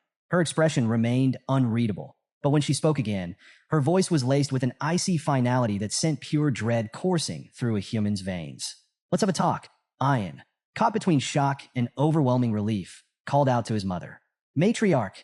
His voice trembled as he struggled to process her sudden arrival. Aquila, standing tall amidst the battlefield's chaos, responded with calm certainty. "I sense the disturbance," she said, her tone unwavering. This level of aura couldn't be ignored. Her gaze swept across the destruction.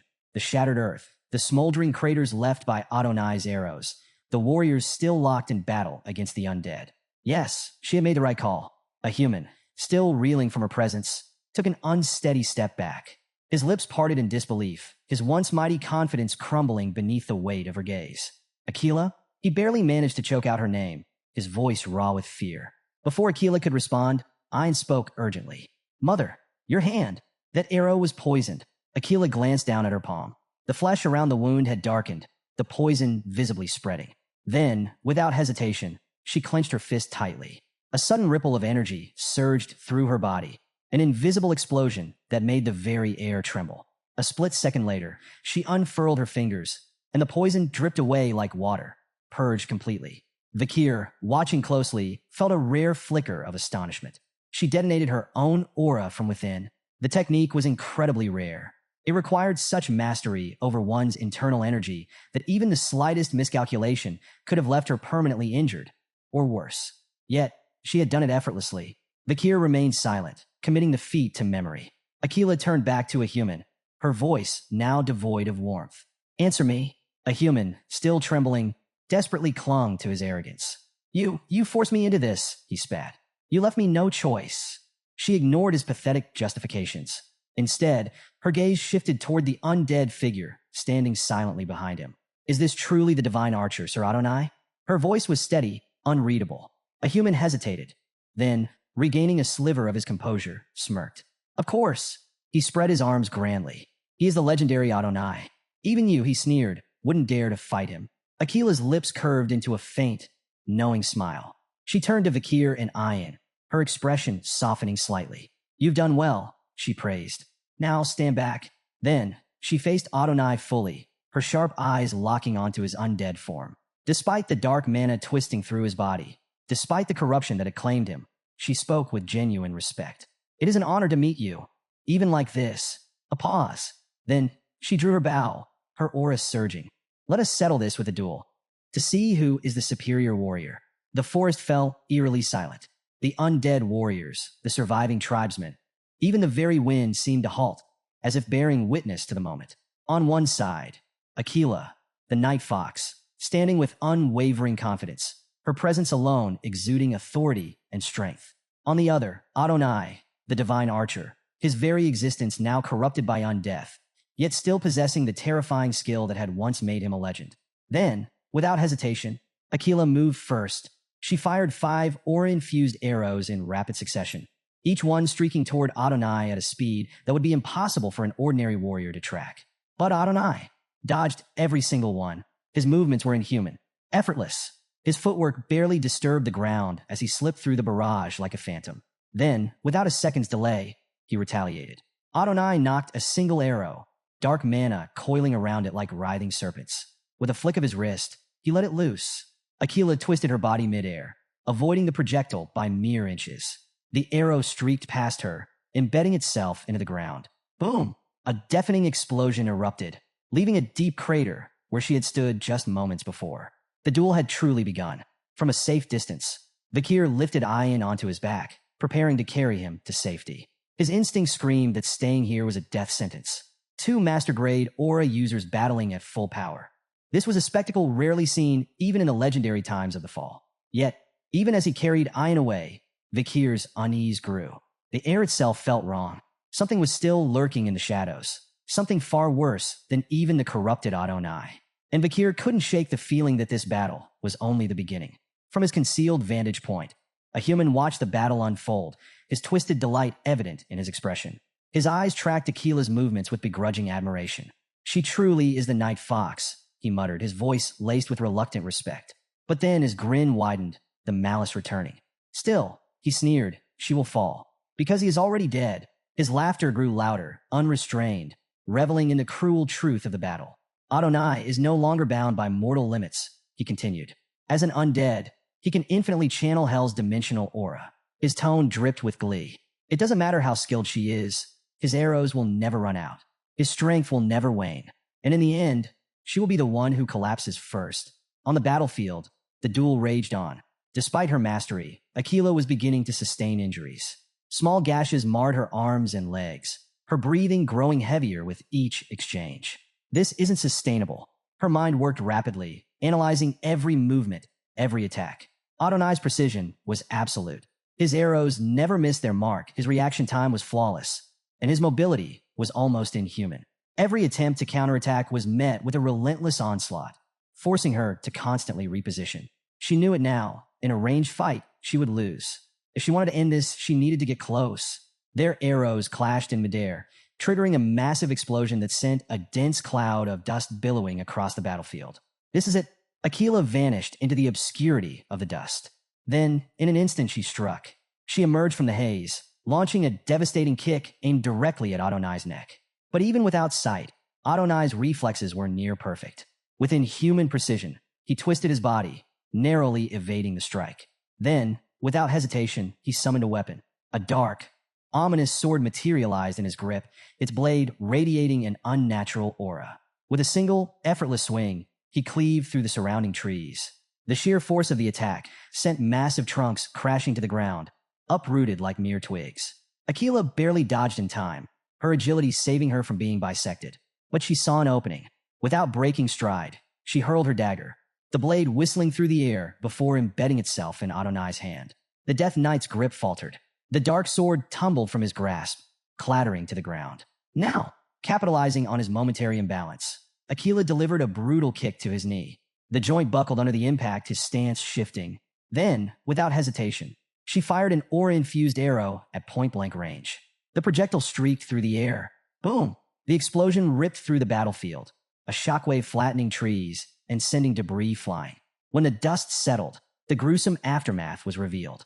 Adonai's upper right half had been completely obliterated. His bow arm was gone. A massive portion of his chest had been torn away, leaving a hollowed-out cavity where flesh and bone had once been. Aquila, steady despite her exhaustion, addressed him with respect. Great ancestor. Her voice was solemn. Is it your undead state that makes you hesitate? Or is it your will, buried somewhere deep inside you, that refuses to strike down your descendant? She exhaled. Regardless, I will free you from this corruption. Then, she knocked another arrow. One final shot, aimed directly at his face. She released it. The arrow sped toward its target, cutting through the air with lethal precision. But just before it could strike, a dark aura-infused arm materialized out of nowhere, catching the arrow in mid-flight. A low, guttural scream erupted from Adonai as the corrupted energy surged through his body. The dark energy began to reconstruct his missing half. His lost limbs regrew, the torn flesh stitched back together by necromantic power. His form, already fearsome, now looked even more monstrous. A human, watching from his hiding place, let out an impressed exhale. Legends truly are different, he muttered. For a brief moment, it seemed as though he respected Adonai's sheer willpower, his ability to resist the necromantic spell. But that admiration quickly turned to frustration. With a scowl, he scoffed, "But what's the point of resisting if you're still my puppet?" His eyes gleamed with malice. Enough of this half-hearted rebellion. Then, with a cruel smirk, he gave the command. "Adonai, unleash your full power. Destroy them all." With blinding speed, Vakir closed the distance that Akila's sharp voice cut through the battlefield, her frustration clear. She knew what was happening, but Adonai, now fully engulfed in dark aura, let out a blood-curdling scream. The transformation had completed. The air around him twisted, pulsating with raw, oppressive energy. His once noble presence had vanished, replaced by something sinister, something unnatural. A human, relishing the chaos, chuckled darkly. "That thing before you," he mocked. "That's no longer Adonai." Then, a new disturbance rippled through the forest. Thunderous booms echoed across the battlefield. The ground trembled as three colossal Irank monsters emerged from the depths of the woods, drawn to the overwhelming energy of the fight. Towering and savage, their massive forms radiated raw destruction, their piercing eyes locked onto the scene before them. But they never got the chance to act. Without hesitation, Adonai moved. In the blink of an eye, 3 arrows left his bow, each infused with immeasurable power. Then, silence. The monsters froze. Their bodies shuddered for a split second. Then, all at once, they collapsed. 3 unstoppable beasts, annihilated before they could even take a step. Akila stood motionless, her breath caught in her throat. She hadn't even seen the arrows. The realization sent a chill through her. I couldn't react, not even slightly. A human's lips curled into a delighted sneer, though even he looked momentarily shaken. I knew he was strong, he muttered, half to himself. But this? Even I didn't expect him to eliminate them so easily. Then, regaining his composure, he turned back to Akila, malice dripping from his tone. "Well then," he grinned, "why don't we see what he can do against you?" He raised his hand. "Adonai, finish her." Without hesitation, the Death Knight obeyed. A barrage of arrows streaked toward Akila, each one carrying the venomous essence of Madame Eight Legs. The sheer speed and precision of the attack made them impossible to fully dodge. Akila moved, her reflexes still extraordinary. She twisted, ducked, and weaved between the incoming projectiles, her footwork flawless. But something was wrong. A creeping numbness spread through her limbs. Her movements became ever so slightly slower, the poison from the earlier wounds taking hold. She needed to end this quickly. Making a snap decision, Akila spun and fired 2 arrows in rapid succession. The first arrow veered off course, seemingly missing its mark. The second arrow, however, shot straight for Adonai's face. Adonai reacted instantly. With an almost lazily precise motion, he obliterated the second arrow mid-flight, reducing it to useless splinters. Akila's face shifted, her eyes widening in what looked like shock. A human laughed, his voice filled with mockery. "That was pathetic," he sneered. "Even you misfire sometimes." Then his words died in his throat. Something was wrong. The first arrow, the one that had missed, suddenly reversed course. It curved midair, spinning at an unnatural angle before piercing straight through Adonai's throat from behind. A human's triumphant grin vanished, his expression twisting in disbelief. Akila, now smirking, exhaled steadily. That was no mistake. Her voice carried through the battlefield as she addressed Adonai with measured respect. "It may look like the first arrow missed," she explained, "but the second one hitting the target is just the setup."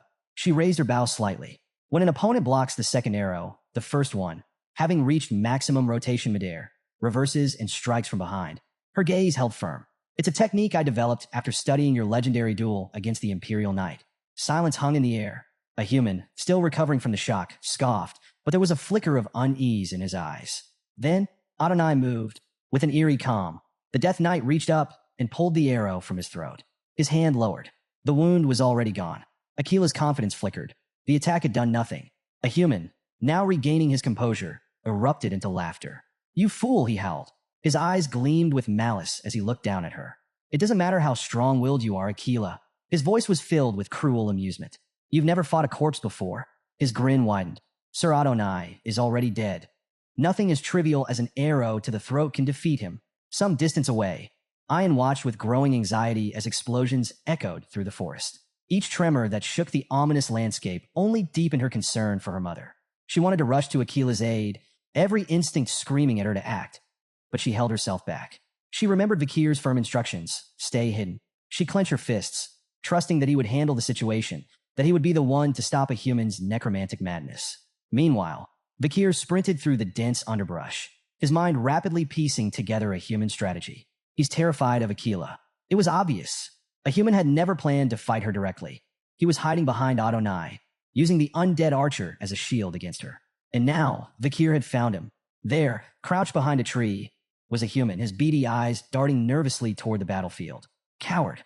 Vakir didn't hesitate. He charged forward, aiming to end this with a single decisive strike.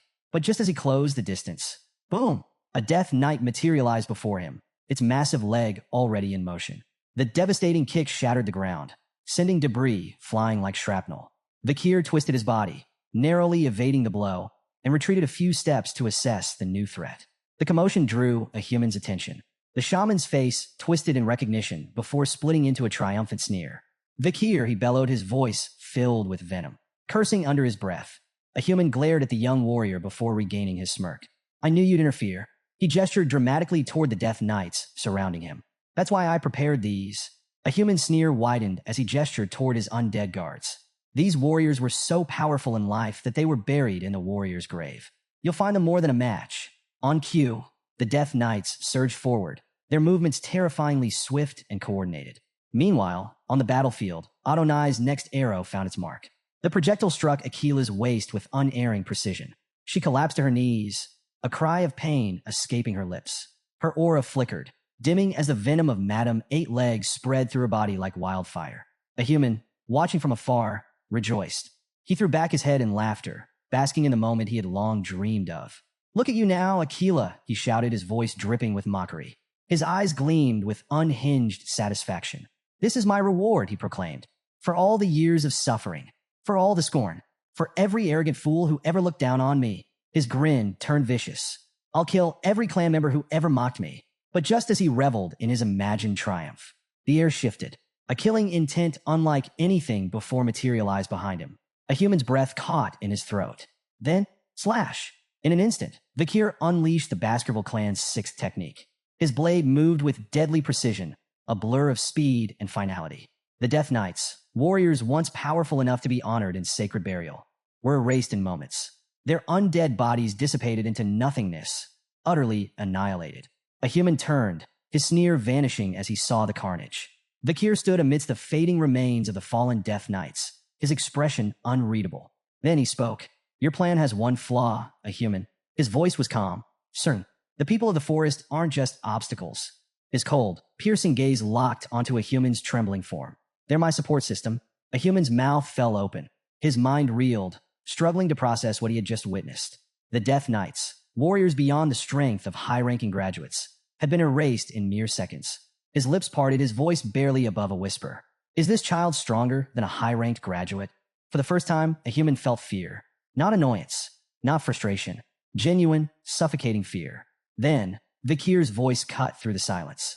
"Have you truly perceived every desire?"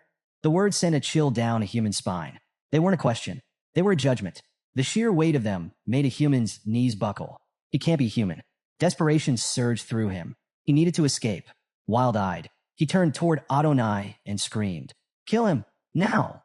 The undead archer obeyed. Adonai drew his bow. A murderous aura enveloped the arrow, its power radiating pure destruction. But before the shot could be loosed, boom! Aquila struck. Appearing behind Adonai, she delivered a devastating kick to the Death Knight's back. The force disrupted his aim, sending the arrow streaking just inches past Vakir's head. The shot missed. A human's heart plummeted. Panic consumed him. His mind screamed for a way out, a way to survive. He turned back to Adonai, shrieking once more. "Obey me. Finish them." But this time, his words never finished. Slash! The sound was silent, almost too fast to register. A human staggered. His eyes flickered downward, confusion dawning on his face. His hands, they were gone, severed at the wrists. Then, slash, a second strike. His head left his shoulders. His expression, frozen in death, was one of pure disbelief. He hadn't even processed what had happened. A lifetime of scheming, of malice, of ambition. All of it had ended in a single, merciless instant. The Balak tribe faced an uphill battle against the relentless Death Knights, their resolve waning under the overwhelming power of the undead. Amid the chaos, a young girl's bow was shattered by a Death Knight, which then prepared to use it against her. But before it could act, its body disintegrated into ashes, triggering a cascade across the battlefield. The entire legion of Death Knights dissolved into smoldering remains, their menace extinguished. Standing amidst the carnage, Aquila loomed over Adonai's fading form. Her breaths were heavy, her expression solemn. As Adonai crumbled to nothing, she placed a hand on his vanishing shoulder and whispered, "Rest in peace," her words soft but resonating with finality. On the other side of the clearing, a human's bitter laughter echoed, mingling frustration with despair. He cursed his failure to claim the forest, his venomous gaze fixed on Vakir. "You child of the Empire, you've ruined everything," he snarled, his rage unrestrained. Vakir met his tirade with calm indifference, though his thoughts briefly wandered. For all of a human's dark ambition, his mastery over necromancy was unparalleled. Commanding Death Knights and subjugating Adonai had required immense power. Vakir pondered what a human might have achieved had he chosen the path of a true shaman instead of succumbing to corruption. The moment passed as a human, defiant to the end, bellowed a final threat. "This isn't the end. You'll regret driving me out." Yet his declaration was cut short by an arrow that struck his forehead, ending his twisted saga. Vakir turned to see Ahun, bow in hand, his breathing labored. Ahun approached, guilt etched into his features. "If only I had listened earlier," he confessed, his voice heavy with regret. Vakir placed a firm hand on Ahun's shoulder, his tone steady. "It wasn't your fault. You did well." With a human defeated, relief rippled through the group. Zir suggested they return to the village, and the survivors set off, eager to leave the horrors behind. But their relief turned to dismay when they arrived to find the village reduced to ruins. Where life once thrived, only wreckage remained, strewn like forgotten remnants of a shattered past. A stunned silence enveloped the group until Ayan's trembling voice broke it. "What happened here?" she asked, disbelief and dread lacing her words. The matriarch, her face ashen, explained that those who hadn't joined the Iliad had stayed in the village. Ahul stepped forward, her voice quivering as she revealed the culprit, Madame Eight Legs. Ayan froze. "Madam, she came here?" The revelation hit like a thunderclap. Desperately, she rushed to check on her sister, hoping against hope for her safety. Meanwhile, Vakir, standing apart, puzzled over the monster's sudden aggression. Madame Eight Legs had remained dormant until now. Why had she unleashed such destruction during their battle with a human? Ahul pointed toward the ceremonial tent of their grandfather, recounting how smoke had risen from it moments before the rampage. Vakir followed her gaze, investigating the site. Among the charred remains, he identified a burned plant used to attract insects, an intentional act by a human to summon Madame Eight Legs. Even in death, a human's malice had left its mark. Back in the devastated village, the matriarch slammed her fist against a boulder, the impact echoing her fury. Her voice shook with rage as she cursed a human's treachery, her frustration boiling over. A subordinate rushed to her side, concerned as her injury worsened, but she waved them off, refusing to show weakness. Gritting her teeth, she steadied herself and declared, "We can rebuild.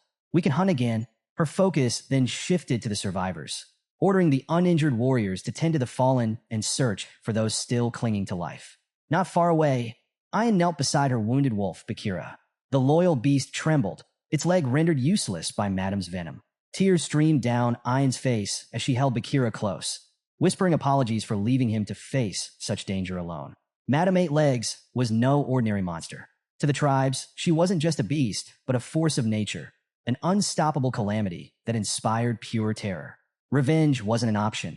Survival was the only goal. Yet, while despair settled over the village, Vakir's sharp mind was already working through a plan. Later that night, beneath the cover of darkness, Vakir entered Matriarch Aquila's tent. She turned to face him, her expression wary yet composed. "What brings you here, Vakir?" she asked. Unfazed, Vakir met her gaze. "I need to know more about Madame Eight Legs." Aquila's eyes narrowed. "And why this sudden interest?" Without a word, Vakir produced a worn document and laid it before her. "I found this in the Loco tribe's village. he explained. It's a record detailing Madame Eight Legs, her venom, witness reports from battles against other monsters, even the location of her lair. Akila's brow furrowed as she scanned the document. Vakir continued, his tone unwavering. But even after reading it, I still don't understand. Why do the forest tribes fear her so deeply? Why hasn't anyone united to take her down? The matriarch exhaled, her voice tinged with the weight of generations. She began recounting the ancient lore of the Balak tribe. Long ago, the great archer Adonai fought Madame Eight Legs. He was the first to pierce one of her legs with an arrow, a feat no one else had achieved. Her voice darkened, but instead of victory, his attack triggered something far worse. She described how the severed limb didn't just regenerate, it multiplied. The more they destroyed her legs, the stronger she became, she revealed grimly. Her body became impenetrable, even to Adonai's legendary arrows. And every warrior who stood against her eventually fell to her venom. Akila gestured toward her own side, where an old wound still pulsed with lingering poison. Her venom infects everything it touches. Even the smallest wound becomes a death sentence if left untreated. Her voice carried both sorrow and warning as she concluded. Madame Eight Legs isn't just a monster. She's a nightmare woven into the very fabric of this forest. She is the evil force born from the deaths of those who tried to destroy her. Vakir, I warn you, do not pursue this path. I cannot bear to lose any Morg of my people. Vakir fell silent, weighing her words. Even with warriors like Akila and Adonai, the odds of defeating Madame Eight Legs were unimaginably low. Her regenerative abilities, invulnerable body, and lethal venom made her a near unstoppable force. And yet, despite the matriarch's warnings, Vakir couldn't shake the thought that a path forward, however perilous, still existed. He had survived the fall, a time when monstrous demons ravaged the human world. He had faced horrors that defied logic and lived to tell the tale. No matter how terrifying Madame Eight Legs seemed, she was still a monster. And all monsters, no matter how powerful, had patterns, instincts, and weaknesses. If he could uncover hers, he was certain he could kill her. Deep in the heart of the forest, a seemingly dormant mountain suddenly trembled as a flurry of grotesque legs burst from its peak. Madame Eight Legs emerged, her ear-piercing scream slicing through the silence, sending shivers across the land. Concealed nearby, Vakir remained perfectly still, observing her every move. The deafening sound that accompanied her awakening confirmed something he had already suspected. She followed a pattern. After days of staking out her lair, Vakir had identified a crucial detail. Madame left her den at specific intervals to hunt, always returning within 2 hours. With this knowledge, he waited patiently for her departure before making his move. Ascending the summit, he peered into the cavernous depths of her lair. At first glance, it appeared to be an ordinary, rugged mountain, but a closer look revealed the truth. It was hollow. The interior was an intricate labyrinth of webbing, its strands gleaming faintly in the dim light like threads of spun steel. Using Beelzebub, he sliced through a rock entangled in the webbing and examined the cross-section. The texture was rough and fibrous, unnervingly durable. Even an advanced mana user would struggle to cut through it. Recognizing its potential, he pocketed a sample, planning to use it for his descent. Moving deeper into the lair, Vakir took careful note of the structure. The entrance was just large enough for Madame to squeeze through, but the space widened the further he went, perfectly suited to accommodate her immense size. Then he stumbled upon a chilling sight. Figures trapped within the webbing. The grotesque collection included both humans and monsters, their lifeless bodies suspended like grotesque trophies. Some remained eerily intact, their expressions frozen in terror, while others had decayed beyond recognition. Whether they were meant as warnings, food storage, or simply a grim display of power, Vakir couldn't say. He pushed aside his unease and focused on the mission. As he ventured further, his eyes locked onto something even more disturbing. A clutch of eggs embedded in the walls. He carefully plucked one and examined its translucent shell. There was no doubt, these were Madame's eggs. The very same kind that had spawned the spider demons responsible for the world's collapse. Securing it for further analysis, he ensured not a single crack formed on its fragile surface. Then suddenly he froze. A familiar, dreadful sound echoed through the cavern. Madame had returned. Her colossal form loomed at the entrance, massive legs clinging to the walls as her many eyes scanned the lair. Vakir flattened himself against layers of webbing, barely daring to breathe. Her movements were slow, deliberate, searching. Had she sensed him? Was it instinct? For what felt like an eternity, she lingered. Then, just as suddenly as she arrived, she skittered away, vanishing into the darkness. Vakir exhaled silently. His Mashu skill, which muffled sound, had likely saved his life. Without it, things could have ended in disaster. He had gathered enough information. It was time to leave before her routine changed. Back in the Balak village, the rhythmic sounds of construction filled the air as the tribe worked tirelessly to rebuild their homes. Amid the activity, a curious voice rang out. "Any news about Vakir?" A villager shrugged. "Last I heard, he's been holed up in that lodging he built. Hasn't stepped out in days." Another added, "Actually, I saw him heading toward another tribe at dawn. Wonder what he's up to." The question lingered, but those who knew Vakir understood one thing. He always had a plan. A peculiar observation spread among the villagers. A faint scent of burning emanated from Vakir's lodging.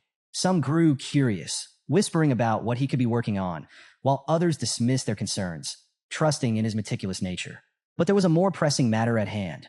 Vakir had yet to meet with Commander Ian. Standing outside his tent, Ian called out, her voice carrying a mix of concern and determination. She mentioned that her mother had told her about his inquiries regarding Madame Eightlegs. With teary eyes, she pleaded with him not to attempt the impossible. No warrior had ever survived a battle against the monstrous being. Then, she shared heartbreaking news. Bakira, her loyal wolf, had lost a leg. Madame's venom had made amputation the only option. Her voice trembled as she admitted, "He might never run like before. If something happens to you too, I don't think I could bear it." Before she could finish, Vakir's voice rang out from inside. "Come in." Hesitant but curious, Ian stepped into the tent and froze. The walls were covered in pinned documents, maps, and diagrams. Samples of spider web, shed skin, and even an egg were arranged meticulously on a table. "These are records," Vakir explained, "collected from different tribes across the forest. They document Madame Eightlegs, her habits, her weaknesses, everything I could learn from my time inside her lair." Ian's breath caught. "You went inside her cave?" Alarm surged through her voice. "Are you planning to fight her? If so, I'll come with you." Vakir shook his head and pointed at the lingering wound on her side. "You're still recovering," he said matter-of-factly. "You'd only slow me down." Then, with the same level tone, he revealed something unexpected. "I'm leaving the forest soon. I need to return to Baskerville." Ian's face fell, not in shock, but in quiet resignation. "I already knew." Her voice was barely above a whisper. But before the sorrow could settle, Vakir's next words carried a quiet reassurance. "I'll come back when I'm done. This place is somewhere I want to protect. Somewhere worth returning to." His gaze returned to the board, his voice filled with conviction. "My plan to hunt Madame Eightlegs is complete. I won't let what happened to Bakira be in vain." Ian inhaled sharply. Hunt. He had called it a hunt. Not a battle, not a suicide mission, but a hunt. She thought back to all the impossible odds Vakir had faced. The poison outbreak. A human. Adonai. No matter the challenge, he had always returned with a solution. With a small, hopeful smile, she reached for his hand. "If you're calling it a hunt, then I can't help but expect great things. Is it okay for me to look forward to the outcome?" Vakir's response was soft but unwavering. "It's more than okay. You should." As night fell, heavy rain poured over the forest, drumming against the earth. Amid the downpour, Vakir stood face to face with a giant salamander. The creature lunged, jaws snapping, but Vakir didn't flinch. With a single, precise swing of Beelzebub, he sliced through its arm effortlessly. The salamander howled, its severed limb falling to the soaked ground, only for a new one to regenerate in moments. Vakir's cold gaze didn't waver. This was exactly what he needed to confirm. If the creature's head remained intact, its regeneration would continue indefinitely. He tightened his grip on his weapon. "This is the last thing I need to confront, madam." Fixing his unyielding stare on the beast, Vakir stepped forward and declared, "Give me your regeneration." Back in the village, Ahun wiped the sweat from his brow, admiring the sturdy house he had just finished building. One of his friends, clearly impressed, let out a whistle. "Since when were you good at building houses?" Another pointed at the structure and asked, "Is this for Vakir?" Ahun grinned with pride. "Of course. Vakir's like a brother to me. Building this house is just part of my brotherly duty." His heartfelt declaration earned laughter from his friends, who couldn't resist teasing him. "Brotherly duty? Weren't you the one who couldn't stand him at first?" Ahun brushed off their jabs, crossing his arms. "That was before. Look around. The village is back to how it was, all thanks to him." Feeling eager to share the news, the group made their way toward Vakir's tent, only to find it empty. One friend shrugged. "Maybe he's out." Ahun frowned slightly. "I really wanted to see his reaction." Another friend chuckled, more skeptical. "Do you really think Vakir is capable of looking touched?" From a distance, Ian watched the scene unfold, a bittersweet smile on her lips. Unlike the others, she knew exactly where Vakir had gone. The day everyone had been dreading had finally arrived. Lowering her head, she knelt in quiet prayer to the spirit of the forest, seeking blessings for the warrior who had set out to face disaster itself. Far from the warmth of the village, Vakir stood at the edge of Madame Eight Legs' lair, his gaze locked onto the dark clouds swirling above. Rain loomed on the horizon, but he hardly noticed. His mind was razor sharp, his focus unshaken. He had accounted for every variable, every contingency, and now the hunt was about to begin. Without hesitation, Vakir leapt into the cavern. His voice rang out firm and resolute. The hunt begins. Inside, Madame Eight Legs lay in deep slumber, her grotesque form curled in eerie stillness. The air was thick with the scent of venom, and the faint hum of her breathing reverberated through the lair. She had no idea her doom had arrived. Moving with precision, Vakir activated the Baskerville clan's sixth technique. In one swift, decisive strike, he severed one of her legs. A deafening, inhuman scream tore through the cavern. Madame Eight Legs lurched awake, her body writhing in agony. But just as the ancient records described, her severed limb regenerated instantly, splitting into two new legs. Vakir's eyes narrowed. Confirmed, Madame shrieked and lashed out, her freshly grown legs thrashing in a violent frenzy. The force of her movements sent tremors through the lair, but Vakir was already in motion. Plan 1. Execute. Like a phantom, he weaved through the chaos, striking again and again. Each precise slash cut through another limb, each attack triggering another agonized wail. Madame retaliated, spewing venom in every direction, her movements growing erratic. Vakir dodged effortlessly at first, until a single drop of venom grazed his arm. Searing pain tore through his body. A sharp exhale escaped his lips as the poison spread with terrifying speed. Even with his training, the burning sensation threatened to overwhelm him. He clenched his jaw. One hit was already too much. He couldn't afford another. Ignoring the pain, Vakir adjusted his stance. This was only the beginning, and he was ready. Vakir, feeling the venom ravage his bloodstream, made a split-second decision. Without hesitation, he severed his own poisoned arm. Madame Eight Legs recoiled, her countless eyes widening in genuine shock. But before she could process what had happened, his arm regenerated before her very eyes. Standing tall, unshaken, Vakir met her gaze and smirked. Don't look so surprised. I'm in the same position as you now. Then, he charged. The battle that followed was nothing short of relentless. Vakir focused on severing Madame's legs one by one, moving like a blur to evade her attacks. But no matter how fast he was, even he couldn't dodge everything. One of Madame's massive limbs smashed into him with devastating force, completely obliterating his arm and leg. But even as he fell, he adapted. Rolling onto one of her massive limbs, he used the momentum to slow his descent, just enough time for his body to regenerate. Then, without missing a beat, he attacked again. The cycle continued, a brutal, endless loop of destruction and regeneration. Madame doubled her legs each time they were severed, while Vakir's limbs reformed over and over. But while she was growing stronger, he was draining himself. Vakir had long since lost count of how many times his body had repaired itself. Each cycle took a greater toll on him. Fatigue crept into his muscles. His breathing grew heavier. But then, something changed. As the battle raged on, Madame's severed legs piled up around them. Too many legs. Too much mass. Vakir, panting, suddenly grinned. With newfound determination, he lunged for the webbing above, using it to pull himself toward the top of the lair. Madame, sensing something was wrong, tried to follow. But she couldn't. Her own legs, her greatest strength, had become her downfall. She had too many limbs, too much bulk.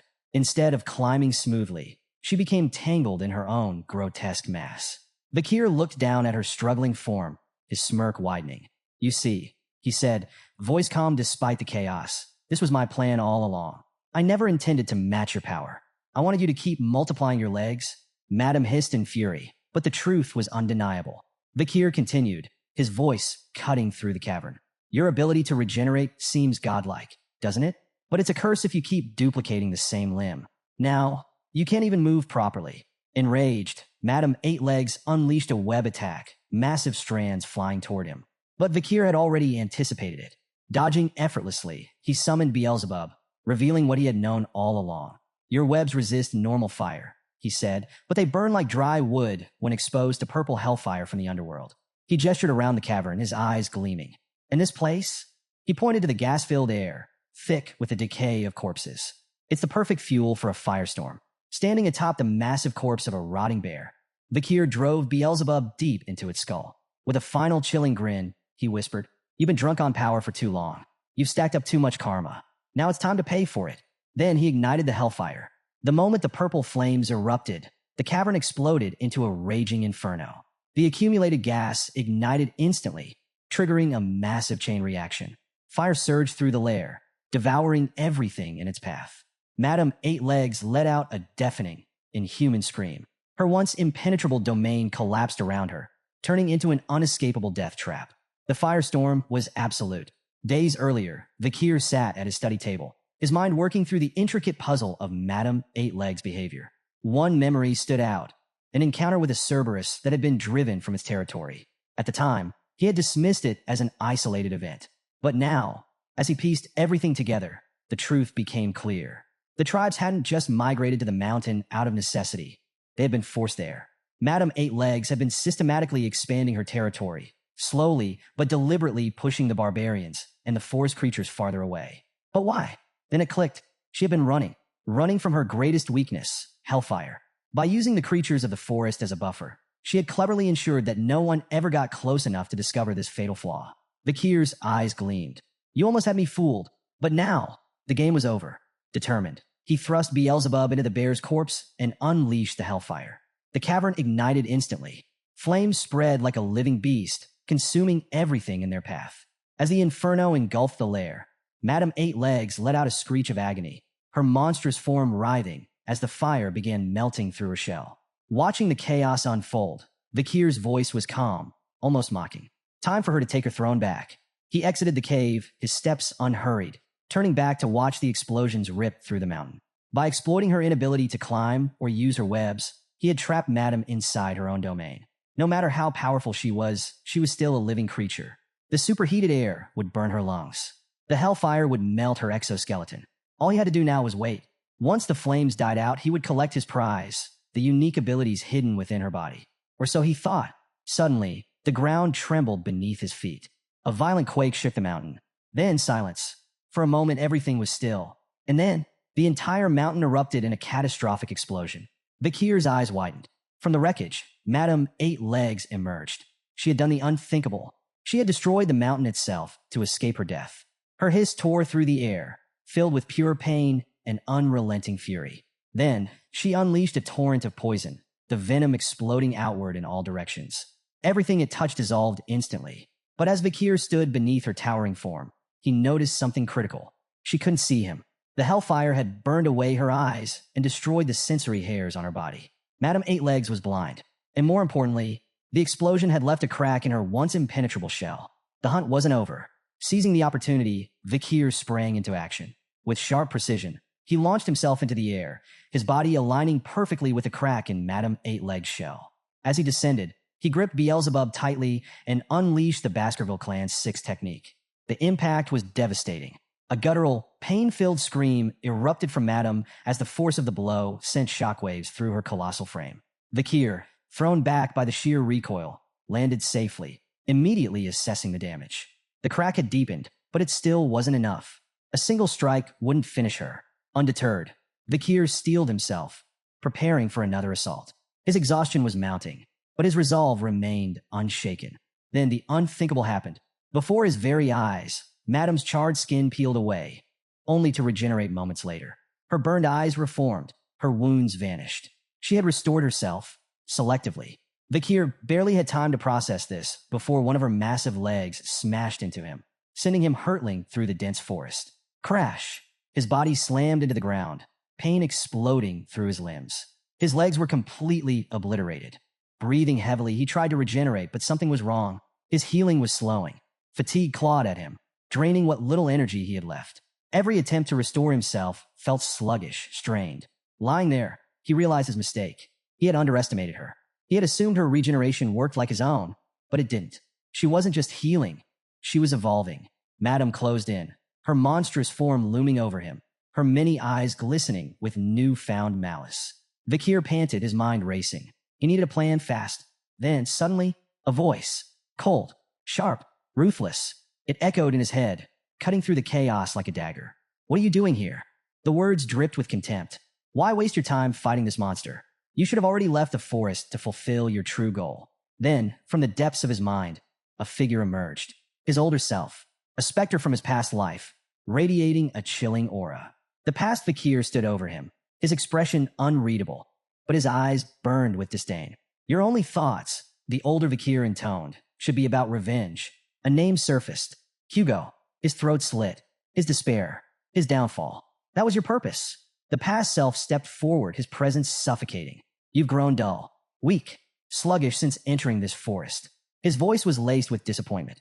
Do you even remember the hatred that once consumed you? Or has this place softened you? Each word cut deep. The older Vakir didn't stop. We were never meant to be free. We existed to complete the mission, no matter the cost. He sneered, his tone venomous. That was the only time we ever felt fulfilled. As the older Vakir continued his tirade, his expression twisted. Not just with anger, but with something deeper. Despair. Regret. His voice dropped to a raw, bitter tone. When I was beheaded by Hugo, he admitted, I realized how futile and vain my life had been. My existence as a tool, a weapon, was meaningless. His ghostly form trembled with rage. Yet here you are, messing up the plan, ruining everything. You exist for one reason, to kill Hugo and destroy Baskerville. Nothing else matters. Vakir, still lying on the ground, grappled with these accusations. Was it true? Had he ever truly defied Hugo's will in his past life? His mind searched through the fragments of his old memories. And then he found it. There had been one moment, one fleeting instance, long ago, when he had gazed into the forest and, for the briefest second, entertained the thought of breaking away from his team. But that moment had vanished as quickly as it came. He had remained behind his comrades, following orders like the obedient bloodhound Hugo had trained him to be. I was never free, he realized. I simply followed the path dictated by my chains. Yet now, something stirred deep within him. A spark, a defiance he had never allowed himself to feel before. His jaw tightened. His fingers clenched the dirt beneath him. No more.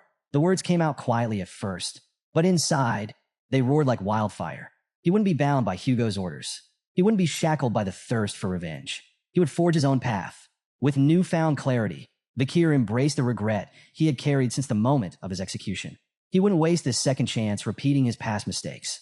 I am not just a hunter chasing prey. I am my own master. A piercing scream shattered his thoughts. Madame Eight Legs, enraged beyond reason, lunged forward, one of her massive legs crashing down toward him. But this time, Vakir was ready. His eyes blazed with determination.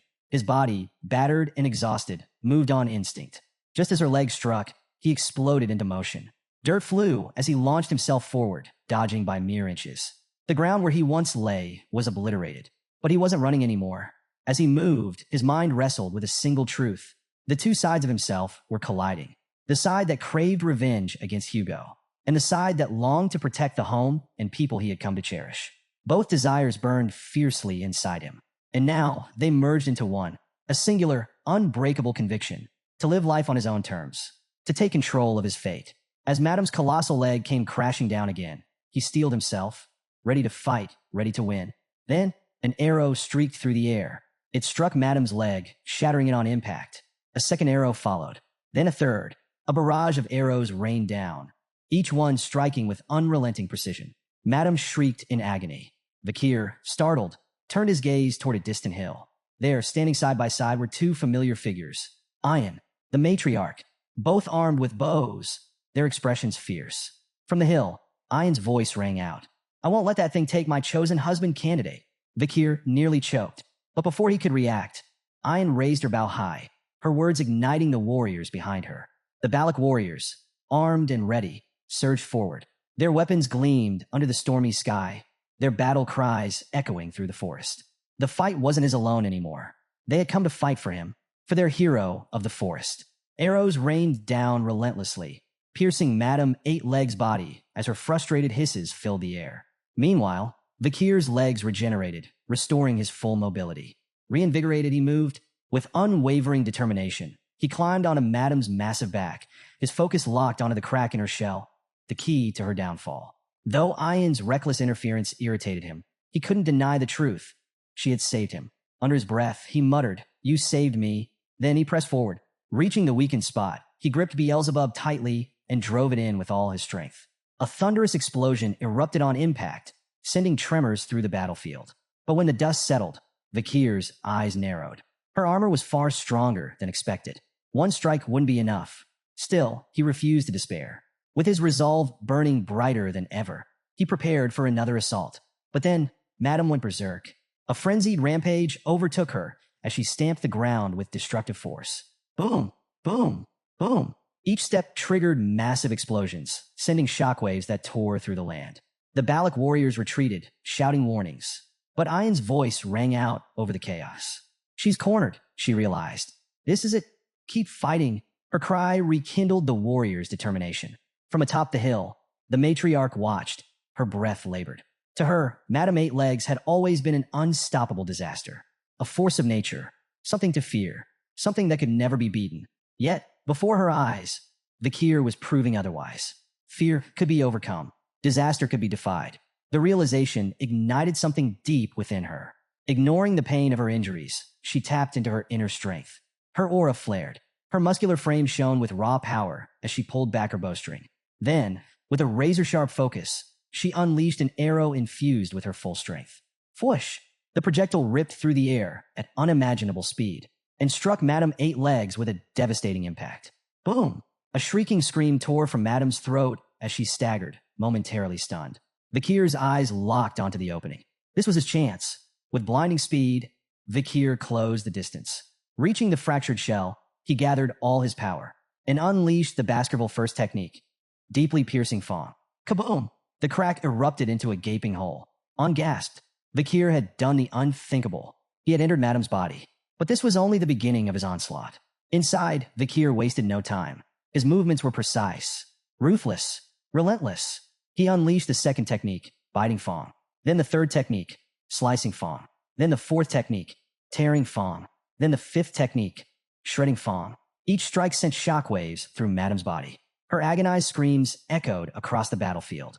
Blood gushed from her mouth, proof of the devastation inside. But Vakir did not stop. His fury, his resolve, his very existence, all converged into a single purpose. With every strike, he shattered the chains that had bound him for so long. He was not Hugo's bloodhound. He was not a tool for revenge. He was his own master. Then with one final, decisive blow, he executed the Baskerville Six technique, crushing fawn. The attack landed. The chains shattered. And Madame Eight Legs' reign of terror came to an end. Madame Eight Legs let out one final, guttural scream, her massive body convulsing violently under the relentless onslaught of Vakir's attacks. Her monstrous eyes bulged unnaturally, and in a gruesome, surreal moment, Vakir burst forth from one of them, emerging from within her body. A heavy silence blanketed the battlefield. The Balak warriors stood frozen, their expressions a mixture of horror and awe. Ayan gasped, eyes wide with shock. She couldn't comprehend what she was seeing. Vakir, drenched in blood, emerging from Madame's eye like a demon clawing its way out of hell. Then, Madame's massive form collapsed. Her enormous body crashed to the ground, sending up a cloud of dust that swallowed the battlefield whole.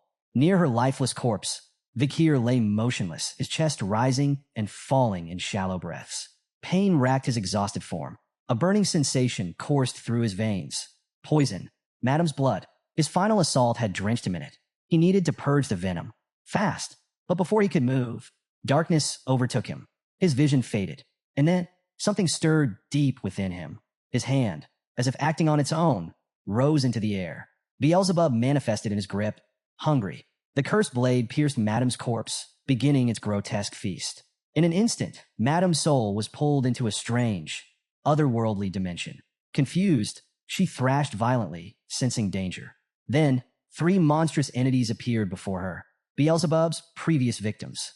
Among them, Cerberus, its three heads snapping hungrily. With feral brutality, the beast lunged, its fangs tearing into Madame's legs. Under Beelzebub's control, the entities descended upon her, ripping her apart. Her screams echoed in the void, until she was completely devoured. Back on the battlefield, Ayan's voice cut through the silence. Vakir! She rushed toward him, but others held her back. Stay away, they warned. The poison. But Ayan didn't care. Tears streamed down her face as she broke free, falling to her knees beside him. She gripped his shoulders, shaking him gently. Hold on, Vakir. Don't you dare die on me. For a moment, there was no response. Then, a small, weak whisper. Can you keep it down? Ayan froze. Then, in stunned disbelief, she watched as his eyes slowly fluttered open. His first reaction? Mild annoyance. You're too loud. I'm trying to rest. Ayan let out a shaky laugh. Half sob, half relief. Then she hit him. Idiot, she muttered, her voice cracking. Do you have any idea how much you worried me? As the battle came to an end, Beelzebub let out a sinister, satisfied slurp. The blade had grown even deadlier. Now, it carried 3 formidable abilities: the deadly venom of Madame Eight Legs, the silent healing of Masasu, the regeneration of the swamp salamander, each ability woven into its cursed steel, making it an even more terrifying weapon. Days later, the Balak warriors lay scattered across the village, drunk from endless celebrations. For days, they had feasted, drank, and laughed, reveling in their hard-earned victory. At the center of it all, the matriarch and a visiting tribal chief sat atop Madame's massive, severed head, raising their cups in a celebratory toast. Vakir, watching from a distance, couldn't help but marvel. These people really knew how to party. How many days had passed since the festival began? He wasn't sure anymore. As the festivities continued, Vakir made his way toward Bakira. Despite his missing leg, the wolf greeted him with bright eyes and a wagging tail. Vakir knelt beside him, stroking his fur. "You've done well, Bakira." The wolf tilted his head, listening, overpowering another wolf.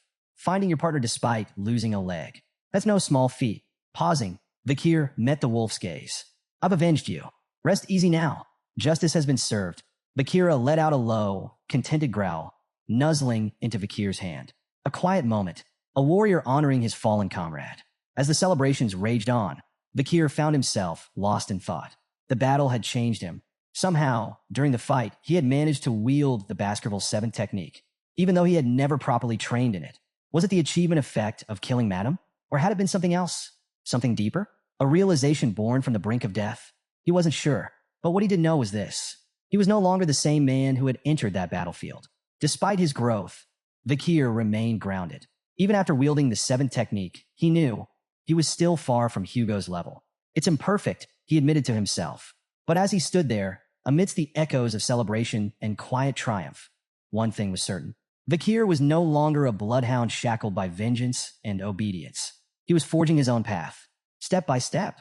Facing Hugo, a master swordsman, head-on was no simple feat. But Vakir had changed. He had grown, and with newfound determination, he reached for the garland around his neck. Snap! The chain broke, signaling his readiness to move forward. His time in the village had come to an end. Now it was time to return to Baskerville. A few days later, fully prepared, Vakir stood at the village gates, ready to depart. He turned to the matriarch, expressing his deepest gratitude for her support. She simply smiled and reassured him. No matter where he went, he would always be part of their family. To her, he was and always would be a Balak hunting commander. Vakir nodded at her words, accepting their bond. He glanced at the crowd gathered to see him off. But one face was missing. Ayan. She hadn't come. Perhaps she had chosen not to face his departure. And though it stung, he understood. He accepted it without resentment. The villagers surrounded him, offering words of encouragement. They pledged their support, urging him to aim high and never forget them. Ahan, eyes brimming with emotion, promised he would always be welcome. Ahul, ever practical, simply asked, "Keep in touch, will you?" Their voices followed him as he stepped away from the village, their heartfelt goodbyes carrying him forward. But then he stopped. Someone was waiting for him. Ahead, standing alone in the forest, Ayan, she held something in her hands. As he approached, she looked up. "So, you're really leaving?" Vakir said nothing. Instead, he waited. With a small breath, Ayan stepped forward and placed something in his hands. Vakir looked down, examining the item. It was a bow. Ayan hesitated before explaining. "This is Anubis. It once belonged to Adonai. She had painstakingly adjusted it for him, and that was why she had been absent these past few days." Vakir's fingers brushed over the weapon, recognizing the effort she had put into it. Before he could speak, she surprised him again. She reached up and placed something around his neck. Vakir touched the choker, puzzled. The chain was broken. Ayn met his gaze, her voice softer now. "I made this for you." She explained how, during a past collapse, he had muttered deliriously about bloodhounds. It had stuck with her. But this was not a bloodhound's collar. It was a symbol, a rejection of his past shackles.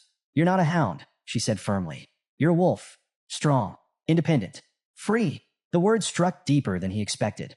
For a long moment, Vakir simply stared at her. Then a warm smile broke across his face. He opened his mouth to thank her, but before he could finish, she pulled the choker's chain, and their lips met. The kiss was soft, heavy with unspoken emotion. A goodbye, a promise. When she finally pulled away, tears shimmered in her eyes. Without looking back, she turned toward the village.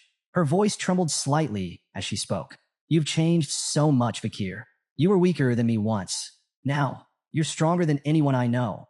She hesitated, then quietly, "Take care of yourself." And with that, she walked away. Vakir, still smiling softly, exhaled.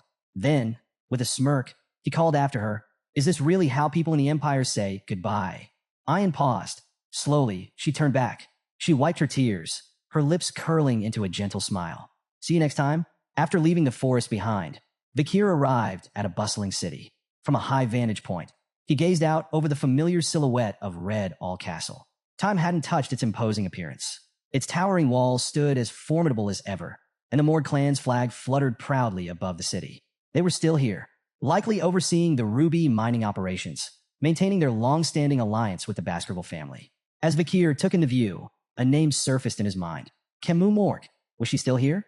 Would she still be as sharp-tongued as ever if they crossed paths? With a resigned sigh, he brushed the thought aside. He had more pressing matters to deal with. Leaping down from the city wall, he landed gracefully, his movements effortless. With the late hours setting in, he decided to search for an inn. But then, something caught his eye. A towering golden statue. Intrigued, Vakir approached the massive structure. A monument of this scale, it must have required immense resources. Not just that, approval from both the Morg and Baskerville families. Would Hugo have signed off on something like this? Or was this the work of the Morg clan alone? As he pondered, a sharp voice cut through the night. "Don't get too close." A nearby guard stepped forward to stance firm. "No touching. Admire it from a distance." Vakir raised an eyebrow. "Who's the statue of?" At his question, the guard's expression shifted to one of pure disbelief. "Are you a foreigner?" he asked, eyes wide. "You don't know?" Before Vakir could answer, the guard's tone turned reverent. "This statue honors a hero." His voice carried admiration, pride.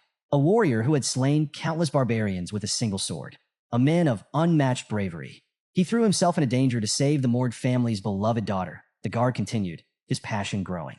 In doing so, he bought precious time for the Allied forces to escape, facing a massive monster alone. The Morg family, overwhelmed with gratitude, had built this golden monument in his honor.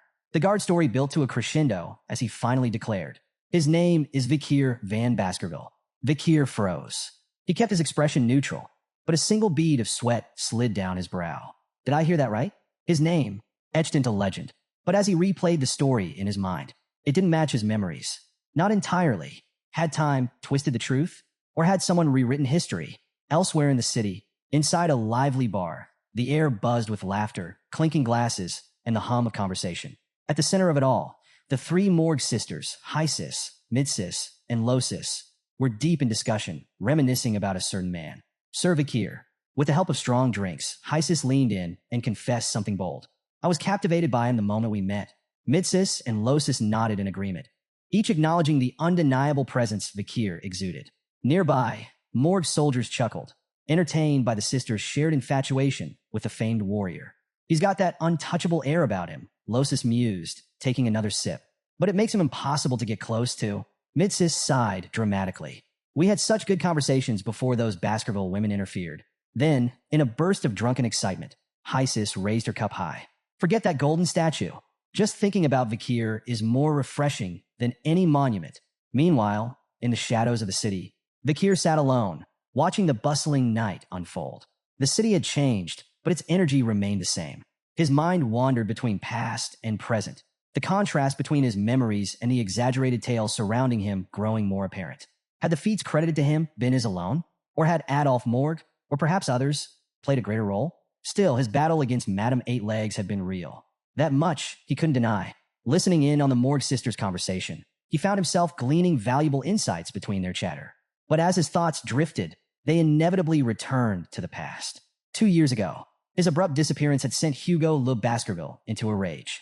The fallout had led to multiple clashes between the Baskerville and Morg families. Even though the Morgs had offered compensation, it hadn't been enough to quell Hugo's fury. Vakir couldn't blame him. To Baskerville, he had been a valuable bloodhound, and the Morg's payment likely felt more like an insult than a settlement. Back in the present, the Morg sisters were still deep in their liquor-fueled banter. High Sis pouted, lamenting Vakir's absence.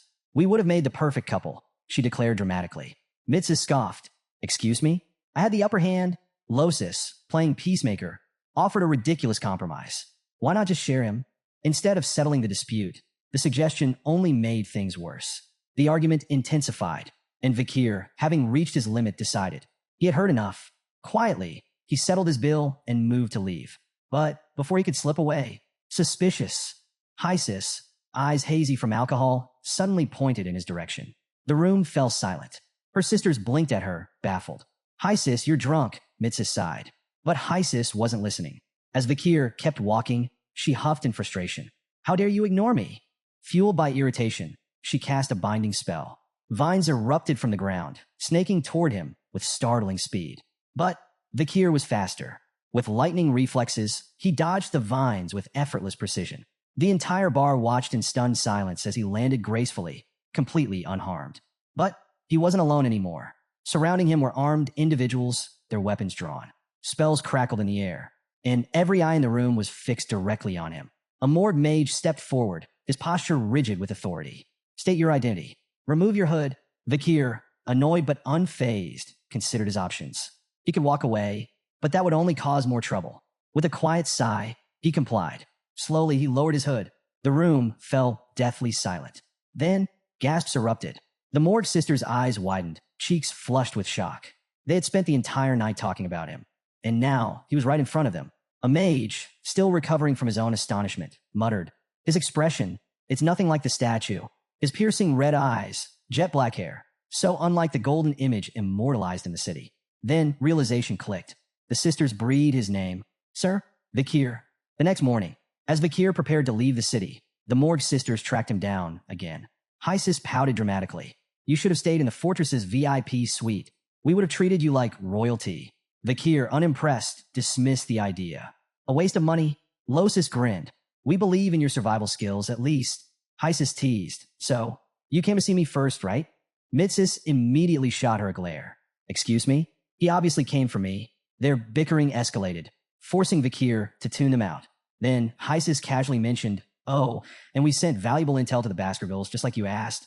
Vakir froze. I only told you to contact them. Hysis waved off his concern. Same thing. His patience frayed. Deciding he'd had enough, he turned to leave. Hysis, sensing his impending departure, offered to escort him. Vakir shut that down immediately. Don't you have actual work to do? A pause. Then Hysis grinned sheepishly. No. Apparently, the sisters spent most of their time lounging around. Vakir sighed internally. He made a silent vow to report their rampant laziness to Baskerville. Before departing, Vakir asked about Camus Morg. She had been noticeably absent.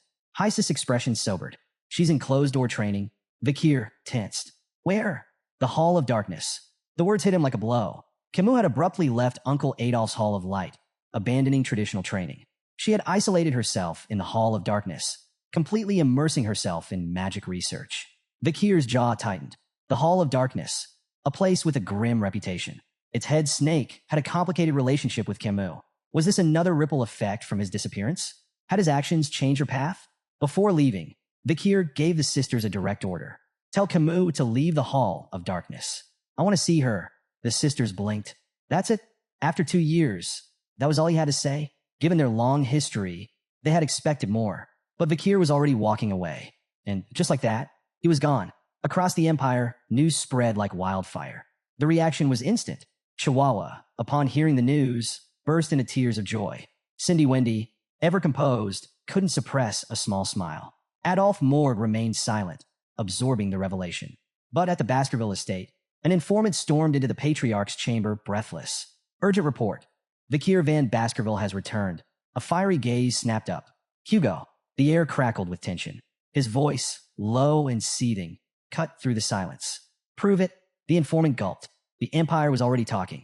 The legend, the outcast bloodhound, had come home. When Vakir arrived, Chihuahua greeted him with an unusually cheerful smile. She couldn't help but tease him about his decision to use the main door for once, a departure from his usual dramatic window entrances.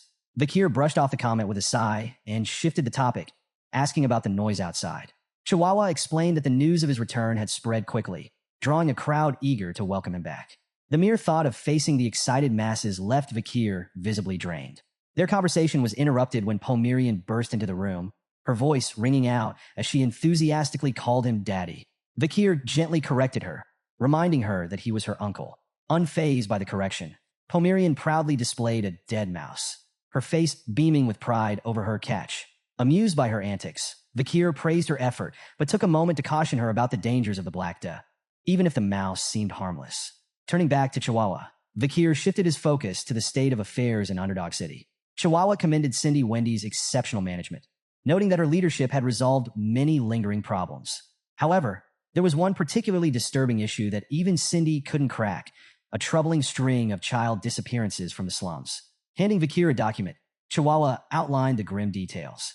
The case was unsettling. Children had vanished without a single clue, no ransom notes, no evidence of black market trafficking, and no signs of monster activity. Chihuahua suspected a single mastermind was responsible, but admitted to having no solid proof. As Vakir read the report, his expression darkened. It reminded him of a similar case he'd once been wrongfully implicated in. The resemblance was unnerving, though the incident he recalled wouldn't occur until years after this timeline. Was there a connection? He mulled over the implications until Pomerian's gleeful voice jolted him back to reality. Pointing at the dead mouse she had proudly presented earlier, Pomerian shouted with excitement. To everyone's shock, the mouse was now alive and scurrying around the room as if nothing had happened. Vakir and Chihuahua exchanged astonished glances before turning to Pomerian. Calmly but curiously, Vakir asked her if she had revived the creature. Pomerian admitted she had, her tone brimming with pride. Vakir's curiosity deepened. Speculating aloud, he wondered if her ability was tied to voodoo magic or perhaps mana from another dimension. He probed gently, asking when she had discovered this extraordinary skill. Pomerian, counting on her fingers, nervously explained that it had happened only a few nights ago. She added, with a hint of pride, that she'd picked it up by observing the tribespeople. Vakir's mind raced. This power was no ordinary talent. It was unprecedented. Even in prestigious families like Baskerville and Morg, children considered prodigies couldn't wield magic until at least the age of 8. Yet here was 5-year-old Pomerian, mastering what seemed to be a form of forbidden black magic. The revelation was both astonishing and deeply concerning. Vakir's thoughts turned grim as he considered the possible fallout if Hugo ever discovered Pomerian's secret. He envisioned Hugo's fury and the harsh punishment her use of black magic and her barbarian lineage would provoke. The thought of Hugo ordering her execution sent a shiver down Vakir's spine. Resolute, he vowed to protect Pomerian and keep her hidden from Hugo, no matter the cost. As if on cue, a pigeon swooped down to the window, dropping off a letter. Chihuahua retrieved it, his usual relaxed demeanor vanishing the moment his eyes scanned the contents. His hands trembled slightly as he stammered. Something bad has happened. Vakir's gaze sharpened. What is it? Speak clearly. Struggling to collect himself, Chihuahua finally blurted out the alarming news. The Baskerville Patriarch was on his way. A heavy silence loomed over the deputy consul's office in Underdog City. Chihuahua and head Butler Rodwell stood on opposite sides of the room, while Vakir faced Hugo directly. The tension was suffocating, an unspoken battle of wills hanging in the air. It was Hugo who finally broke the silence, acknowledging Vakir's return. Vakir met his gaze steadily, confirming his presence with an unwavering voice. At the side, Chihuahua exhaled in quiet relief. At least the initial frost had been broken. Before Hugo's arrival, Vakir had taken precautions, ensuring Pomerian was safely hidden in the adjacent room. He had no intention of letting her anywhere near Hugo, knowing the risks. But Hugo wasted no time on pleasantries. His focus was sharp, immediately pressing Vakir for details about his whereabouts during the past 2 years. Without hesitation, Vakir explained that he had spent the time recovering with the barbarians in the forest. Playing the part of an ally, he had studied their way of life and devised a strategy to handle them. Intrigued, Hugo demanded further details. Vakir laid out his plan with calculated precision. The barbarians, despite their rugged independence, had become reliant on the Empire's industrial goods. Basic commodities like glass orbs, woolen textiles, and staple foods such as grains and vegetables were invaluable treasures to them. By controlling the supply of these essentials, the Empire could tighten its grip on them without drawing a blade. Hugo, initially skeptical, scoffed at the notion. That sounds more like trade than suppression. Vakir's expression darkened as he elaborated. The goal wasn't simply to trade. The goal was to erode the barbarians' strength from within. In exchange for these goods, they would be forced to undertake monster subjugations, throwing themselves into constant battle. The endless cycle of fighting would weaken their numbers, ensuring that their forces dwindled without the Empire lifting a finger. A slow, sinister smile spread across Hugo's face. He was impressed. This was strategy worthy of a true Baskerville. He praised Vakir's ruthless ingenuity and, with a nod of approval, entrusted him with full authority over the plan's execution. From the sidelines, Chihuahua struggled to steady his breath, marveling at how this cold, calculated discussion could pass as a reunion between father and son. Meanwhile, head butler Barrymore observed Hugo's rare smile with both astonishment and concern. It had been 2 long years since Hugo had displayed even a hint of warmth, and even now, it was laced with that same unsettling intensity. Vakir, however, remained composed. Beneath the surface, his thoughts ran deeper than anyone in the room could suspect. While Hugo believed the barbarians would march toward their own destruction, Vakir had a different vision. From the Empire's perspective, the barbarians would appear to be dwindling as they cleared out the monsters. But in reality, they were simply retreating, regrouping in secrecy under the protection of the Madam. Hugo remained oblivious to her existence, convinced the barbarians would comply without resistance. But Vakir knew the truth. This so-called plan was more than just a means of control. It was an opportunity. A hidden game of strategy was unfolding, one that would allow the Balak people to grow stronger right under Hugo's nose. Hugo's voice suddenly cut through the room, commanding everyone's full attention. The air itself seemed to tremble under his sheer presence. All eyes shifted to his teacup, where the liquid inside had begun to boil, not from heat, but from the sheer force of his killing intent. With a voice laced with menace, he issued an order that left no room for debate.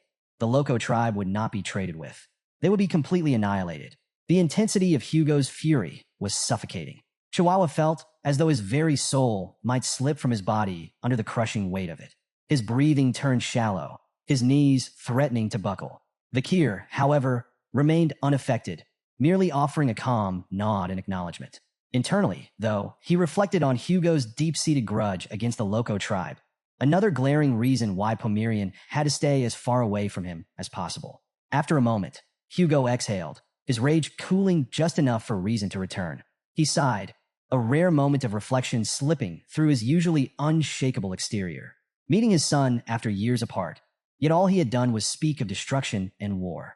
His gaze softened ever so slightly as he urged Vakir not to overextend himself on the battlefield again. He then acknowledged the unexpected diplomatic benefits Vakir's supposed death had brought. The story of his heroic sacrifice, saving Morg's daughter and then vanishing, had reached the ears of the imperial family. It had bolstered the reputation of the Baskerville Knights, solidifying their standing in the Empire. But for all his calculated strategy and ruthless efficiency, Hugo's next words carried a rare vulnerability. No amount of diplomatic victories or material success, he admitted, could ever make up for the loss of a child. His tone, for once, bordered on fatherly as he advised Vakir to be cautious. Yet Vakir wasn't swayed. To him, Hugo's concern felt hollow, a well-rehearsed performance rather than genuine sentiment. His mind drifted to the night before his regression, the night everything had come crashing down. He could still feel the sting of betrayal, the sharp agony of a blade slicing through his back, the cold, pitiless gazes of the bloodhounds he had once called comrades. That night had burned an undeniable truth into his soul. He had been abandoned. Outside, lightning slashed across the stormy sky, casting fleeting shadows over the tense scene. But Vakir's face remained unreadable. He offered a polite response, thanking Hugo for his supposed concern, his words formal but devoid of warmth. Then, before anyone could react, the door burst open with a loud bang.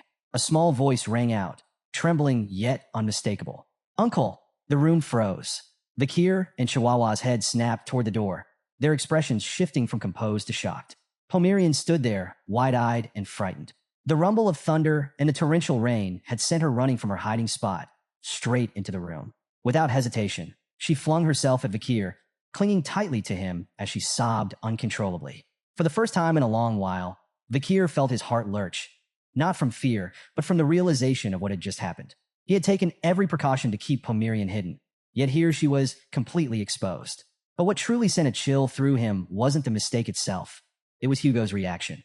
The ever-stoic Patriarch, whose face rarely betrayed emotion, was staring at Pomerian with an expression Vakir had never seen before.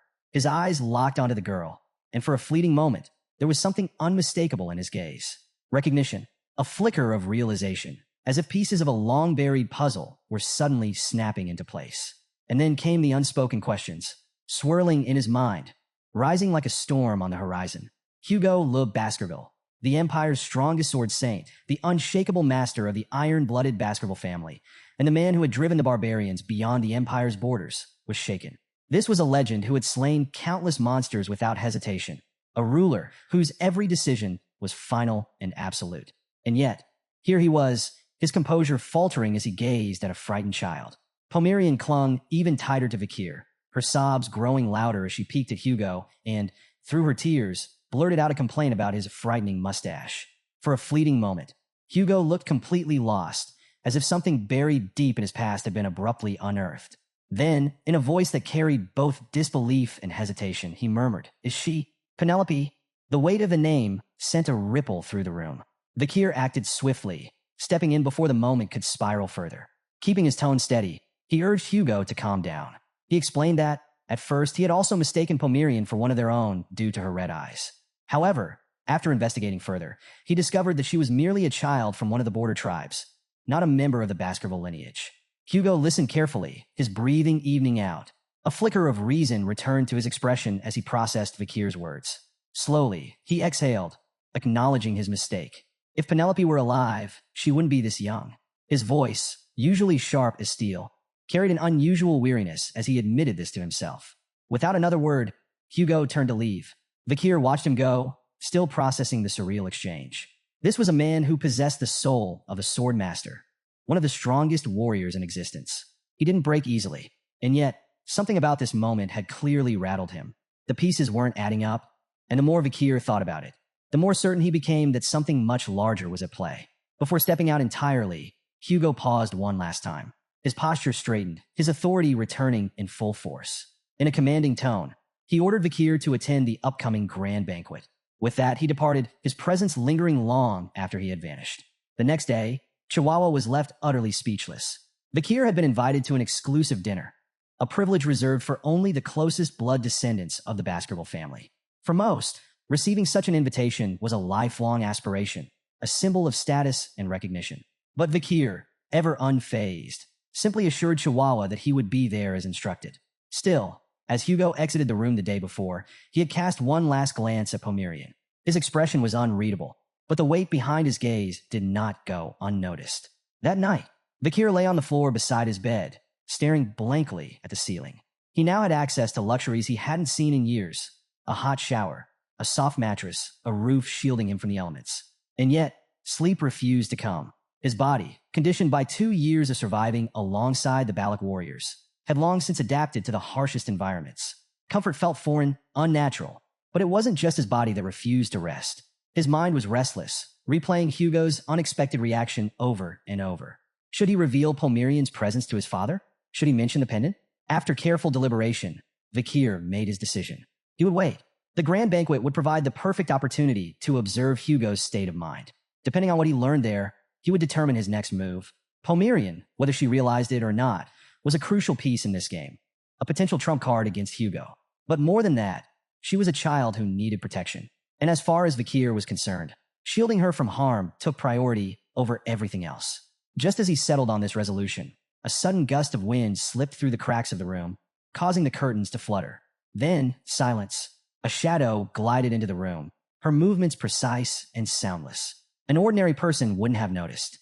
But Vakir was far from ordinary. His breathing remained steady, his posture relaxed, yet his senses were razor-sharp.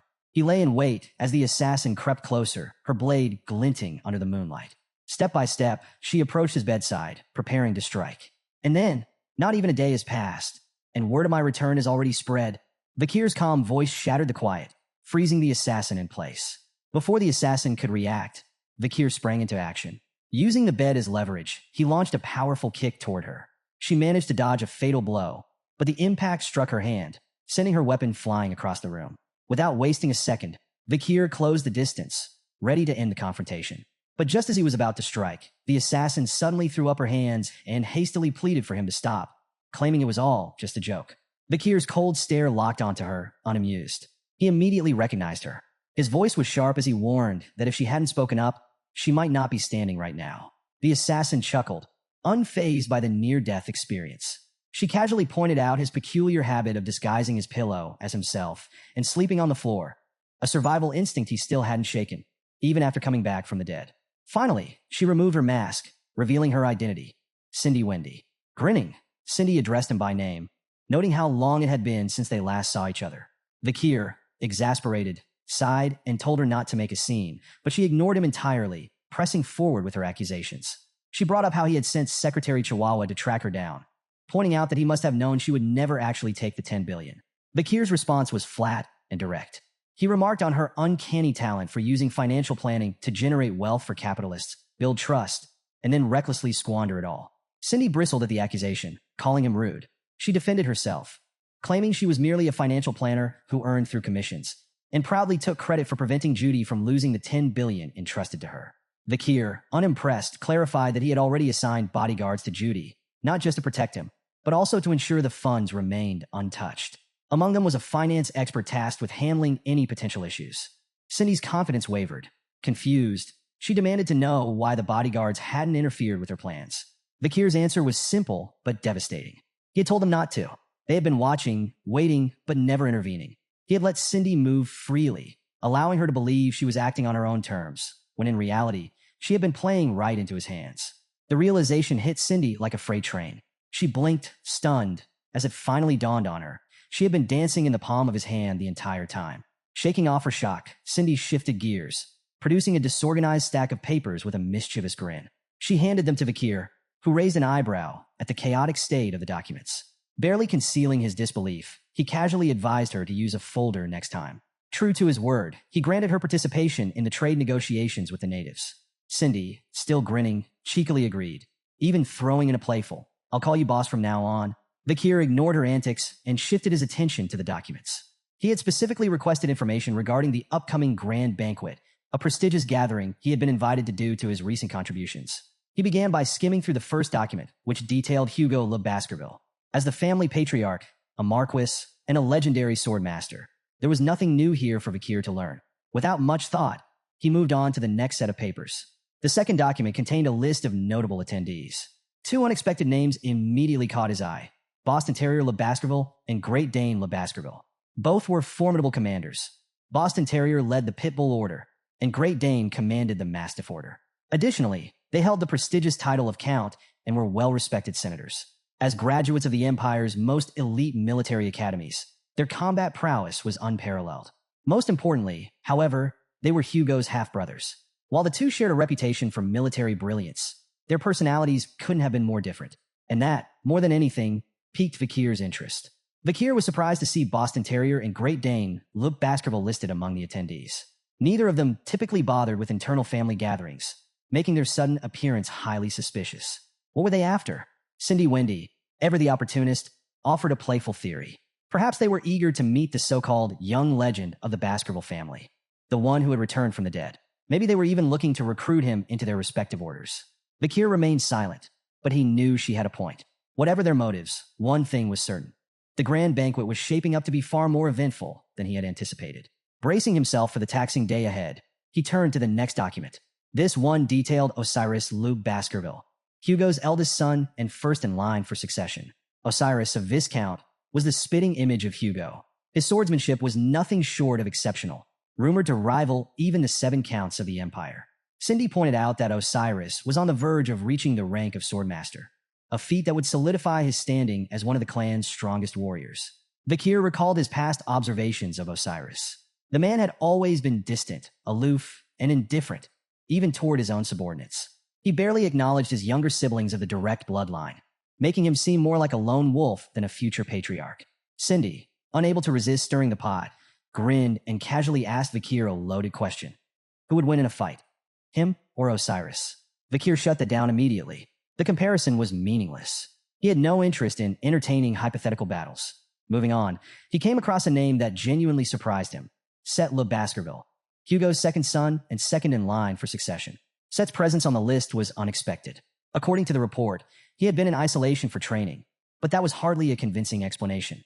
Unlike Osiris, Set had no remarkable talent for swordsmanship. Physically weak and ill-suited for combat, he was the complete opposite of what the Baskerville family valued. Even more unusual was his personality. Unlike the ruthless and pragmatic Baskervilles, Set was gentle, too gentle. His kindness had made him an outcast within the family, earning him nothing but scorn. While others viewed the dying bloodhounds as expendable, Set was the only one who had ever shed tears for them.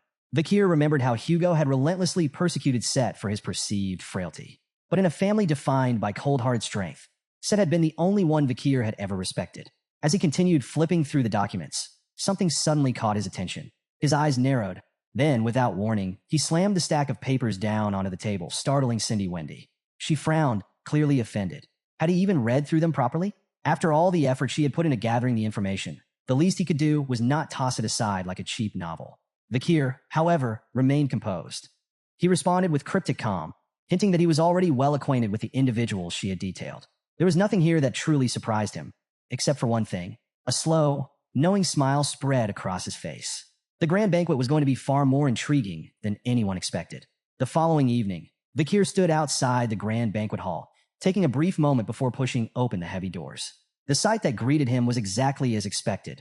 All the attendees were already seated, their gazes shifting toward him the moment he entered. Breaking the silence, Vakir announced himself, his voice steady and composed. Vakir van Baskerville, attending the grand banquet as per the Patriarch's orders. A brief hush followed as his presence commanded the room's attention. After a few moments, he bowed slightly, expressing gratitude for the invitation.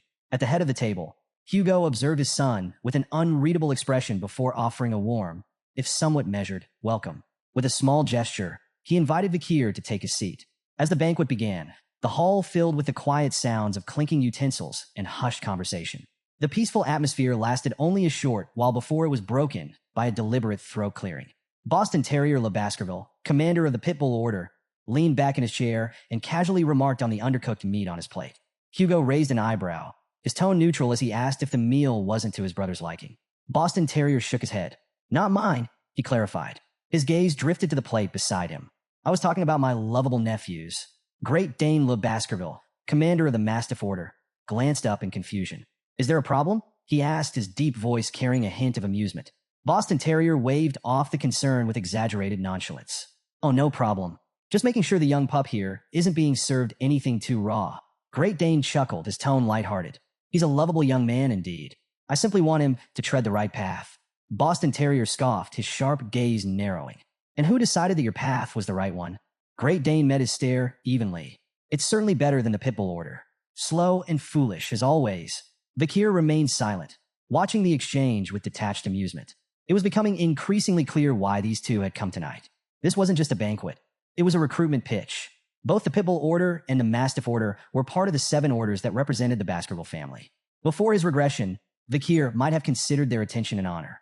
A golden opportunity, one that guaranteed prestige and success within the clan.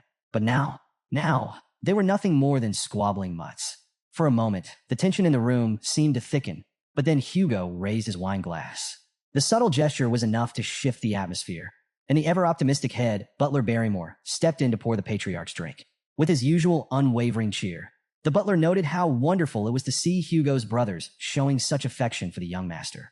Vakir smirked slightly, recognizing the butler's habit of framing things in the most positive light. Hugo, meanwhile, remained silent, watching the verbal sparring between his half-brothers with mild amusement. Then, without missing a beat, Boston Terrier turned back to Vakir, his sharp eyes glinting with curiosity. So, 2 years out in the wild. Surely you've got some stories to tell. There it was, the real conversation they had been waiting to start. Boston Terrier leaned forward, eager to hear tales of battles with barbarians and monsters in the Lair at Lenore Mountains. Great Dane, though less direct, echoed the sentiment. He spoke with measured concern, expressing curiosity about how much Vakir had grown during his time in such a perilous environment. Before the questioning could escalate any further, Hugo intervened. His tone was firm, leaving no room for argument as he reminded his brothers to let Vakir eat in peace.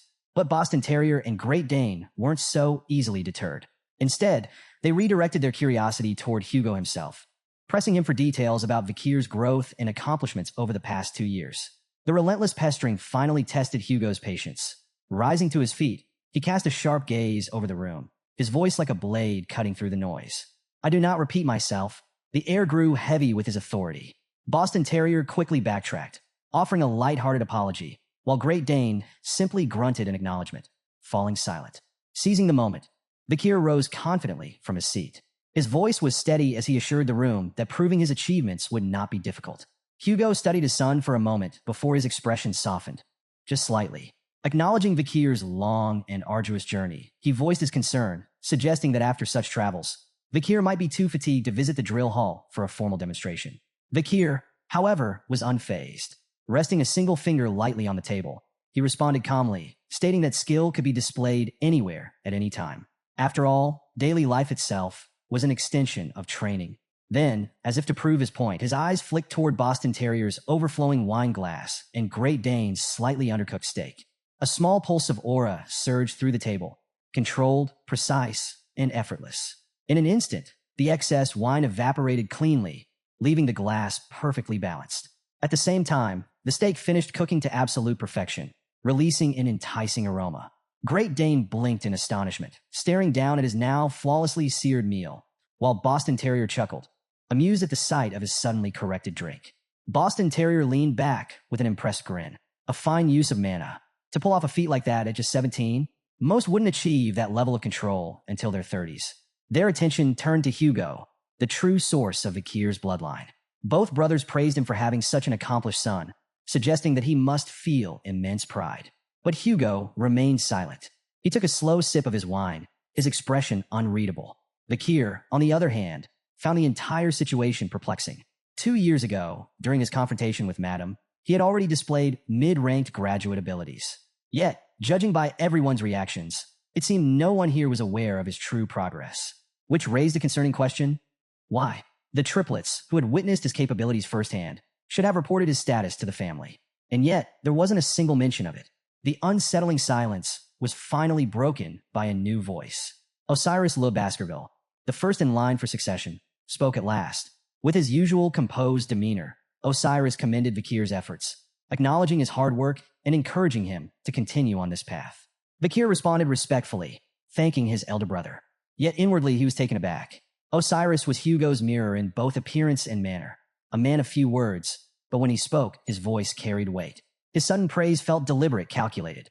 This wasn't mere acknowledgement. It was an evaluation. Before Vakir could dwell further on Osiris's words, another voice entered the conversation, one far gentler than the others. Set Le Baskerville, Hugo's second son and the second in line for succession, spoke with rare warmth. With a light chuckle, he remarked on how unusual it was to hear Osiris openly praise someone. He even compared their shared poker faces before tilting his head curiously. Or maybe you don't recognize me? Vakir quickly reassured him. I know exactly who you are. Set smiled, seemingly pleased. He explained his frequent absences, attributing them to his weak constitution. Much of his time had been spent either in the medical wing or in isolation training halls, leaving him largely disconnected from family affairs. However, his training hall was located near Underdog City, where Vakir had served as deputy consul. He mentioned he was eager to visit soon, curious to hear firsthand about Vakir's time in the Larrett-Lenore Mountains. Set's demeanor was different from the rest of the Baskerville family. Where others were ruthless and pragmatic, he was bright and kind. Vakir reflected on their past. During the fall of Baskerville, Set had been there. Amidst chaos, betrayal, and bloodshed, he had remained steadfast. While others dismissed the dying bloodhounds as expendable, Set had been the only one to comfort them in their final moments. And when Vakir himself had been falsely accused, branded a traitor, drenched in blood, abandoned on the battlefield, Set was the one person who had stood by him. Until the very end, for Vakir, Set was the only member of the Baskerville family he truly respected. Seeing him again stirred something unexpected, a sense of relief. He hadn't realized it, but deep down he had hoped to meet Set at this banquet. But the moment was fleeting. Suddenly, Vakir's expression darkened. A familiar, revolting stench crept through the banquet hall, one that no one else seemed to notice. It was horrific, sickening, a stench he could never forget. Demonic energy. Tension gripped Vakir as he came to a chilling realization. There was a demon hiding among them. His sharp gaze swept the banquet hall, scanning each attendee with cold precision. He closed his eyes for a brief moment, steadying his thoughts, then reopened them. His senses honed on the source of the corruption. His breath hitched. The foul aura was radiating from Set Le Baskerville. Vakir's mind raced. This didn't make sense. Set was the kindest of them all, the most human, and yet the unmistakable scent of demons clung to him like a shadow. Noticing Vakir's unblinking stare, Set blinked in confusion before flashing a warm smile. Is something wrong? He asked, his tone lighthearted.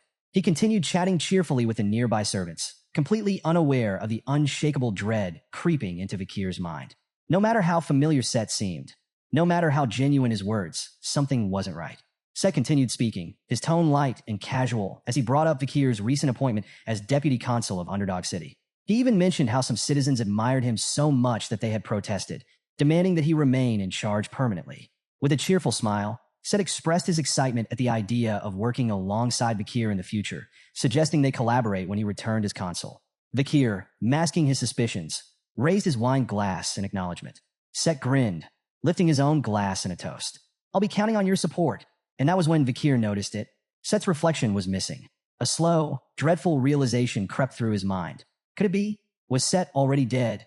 His body nothing more than a puppet for a demon? His grip tightened around the glass, but he forced himself to remain composed. He couldn't afford to expose his suspicions. Not yet. Without solid proof, accusing Set would only invite scrutiny and weaken his position.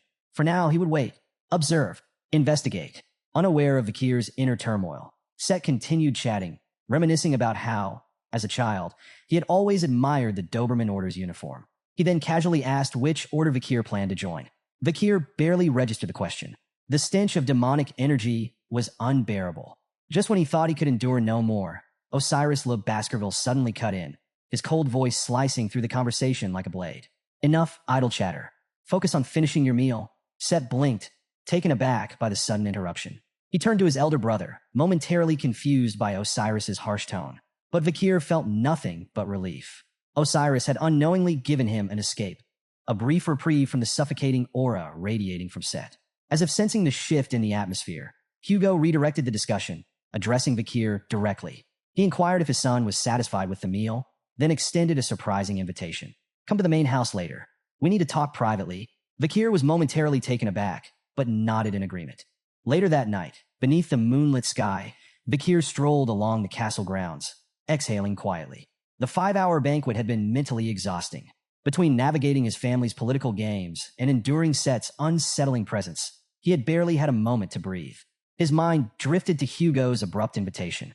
Perhaps it was related to the official papers for his academy entrance, which had recently arrived.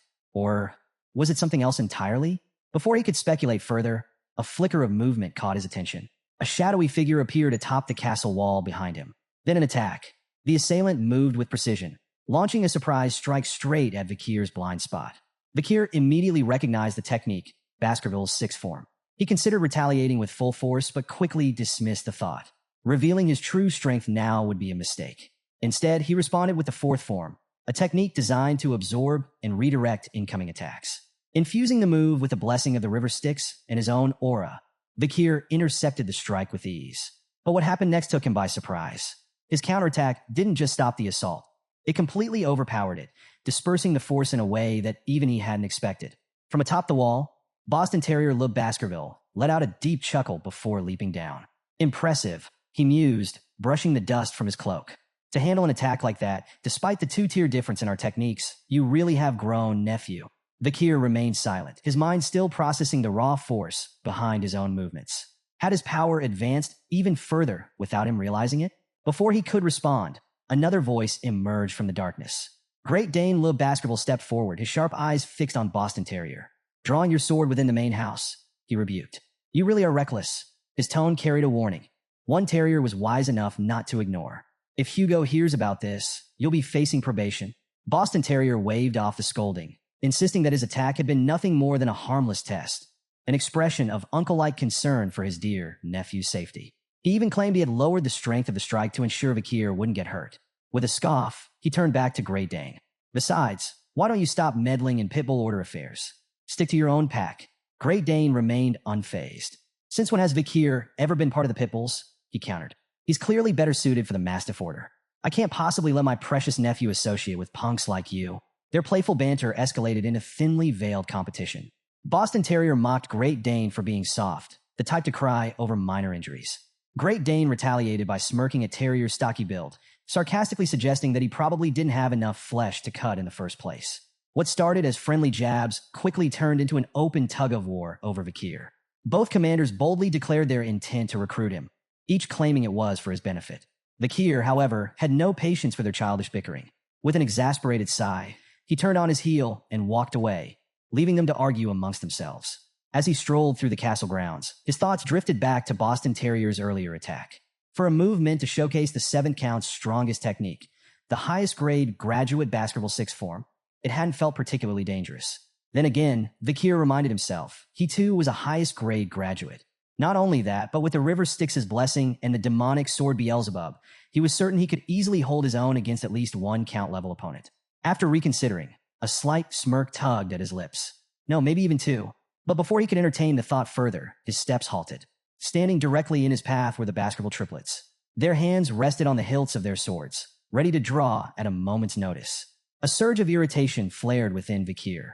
These three again? Did they still dare to challenge him despite knowing the vast difference in their power? A part of him was tempted to teach them a lesson. But just as his irritation was about to shift into action, the triplets did something completely unexpected. Without a word, they suddenly knelt before him, pressing the tips of their swords against their own feet. Vakir's eyes narrowed. He immediately recognized the gesture. The pledge, a symbol of absolute submission.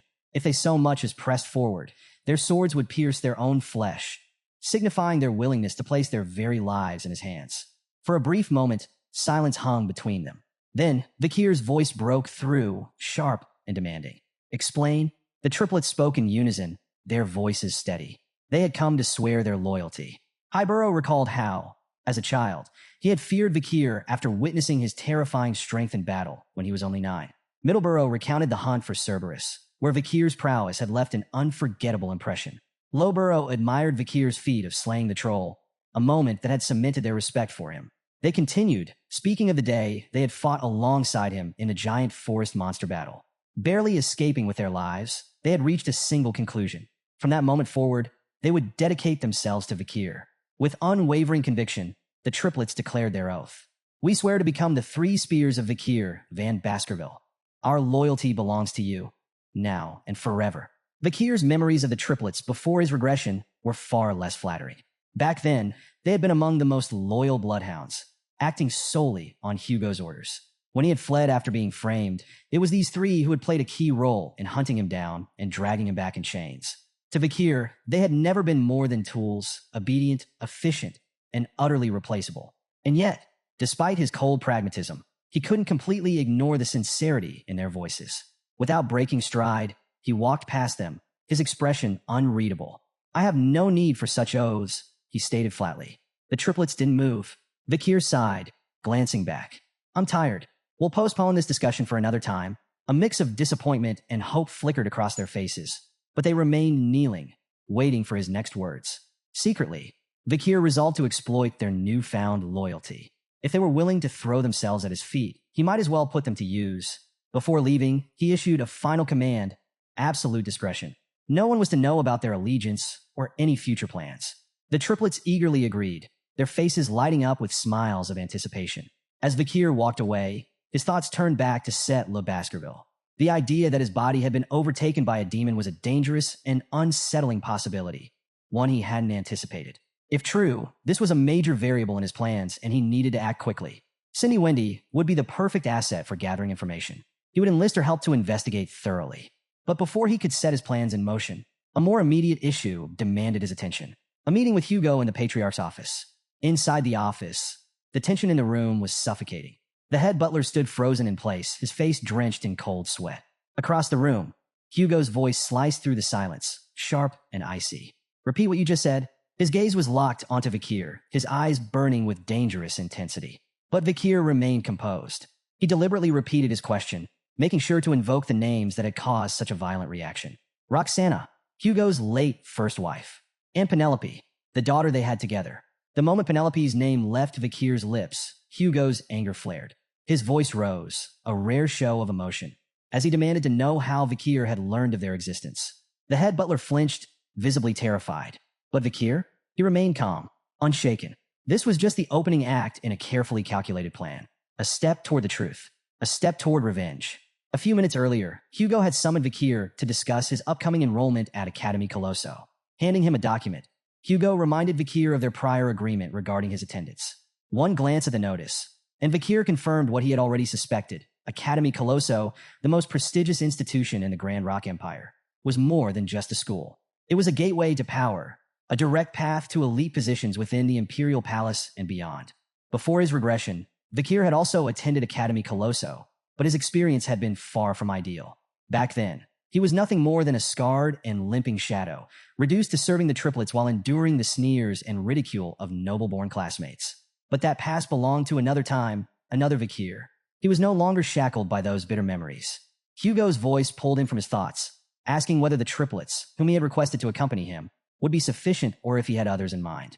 But instead of answering immediately, Vakir seized the moment to bring up something else, something that had been on his mind for years.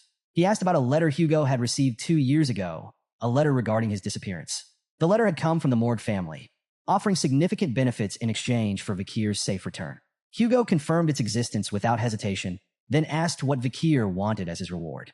Expecting a request for wealth or status, he was caught off guard when Vakir asked for a story instead. A story? Hugo was puzzled. What kind of story? Without hesitation, Vakir spoke the names: Miss Roxana and Miss Penelope. The air in the room shifted instantly. The head butler gasped in shock, while Hugo's hands clenched into fists. His fury surged as he demanded to know how Vakir had learned those names. But Vakir didn't back down. He assured Hugo that he wasn't asking out of idle curiosity. He needed answers. And to get those answers, he needed Hugo's trust.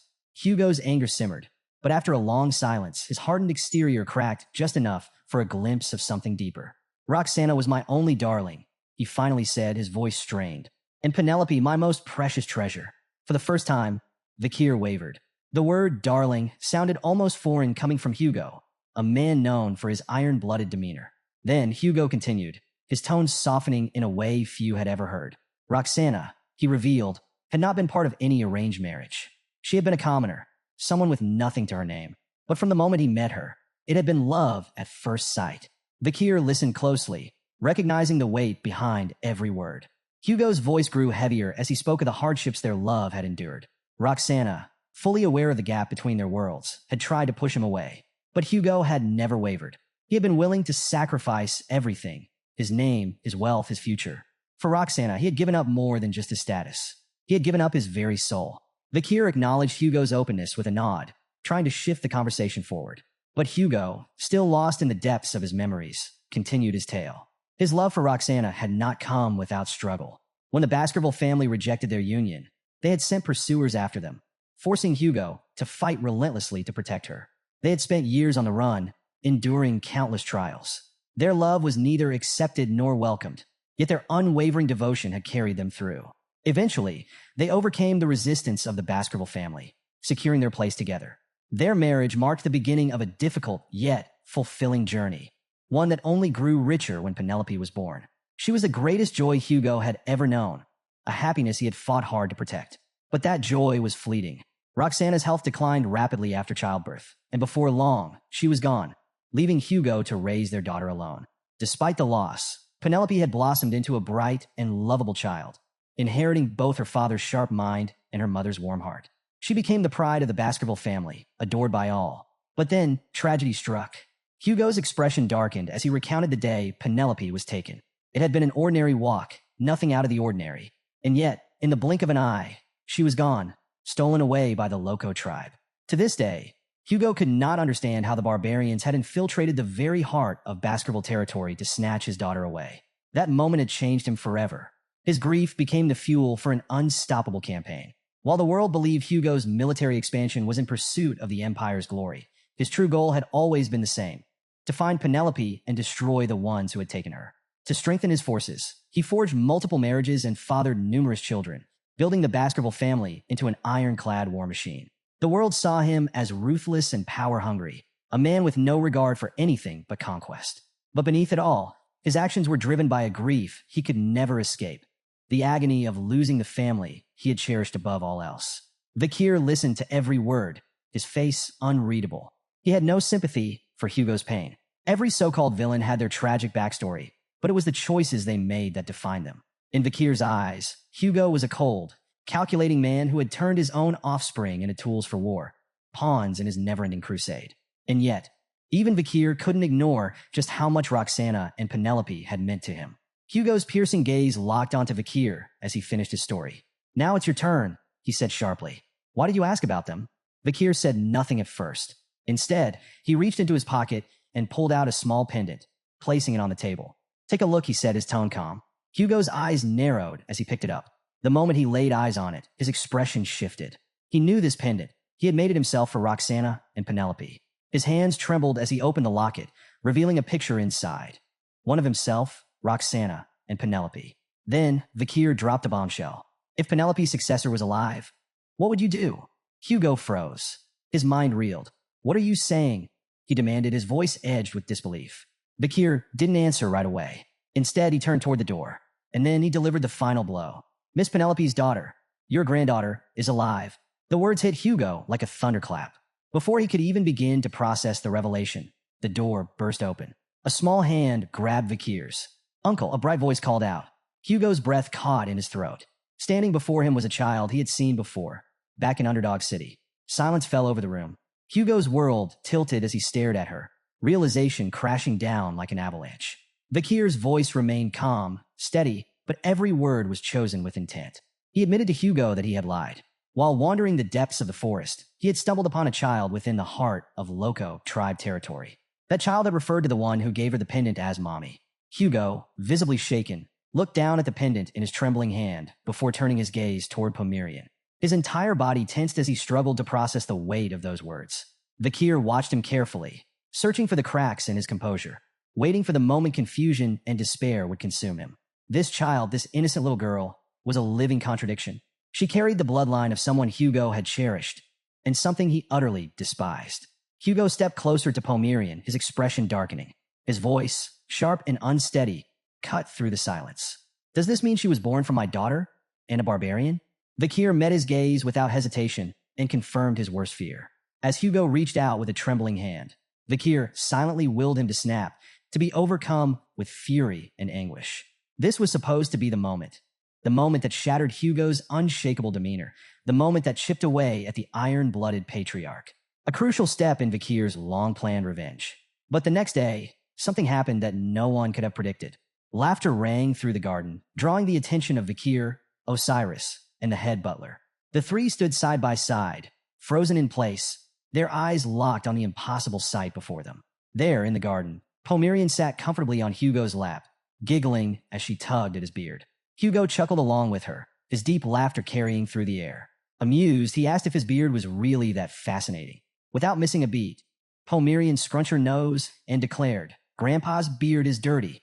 Hugo blinked in shock. "Did you just call me Grandpa?" he asked, his voice trembling.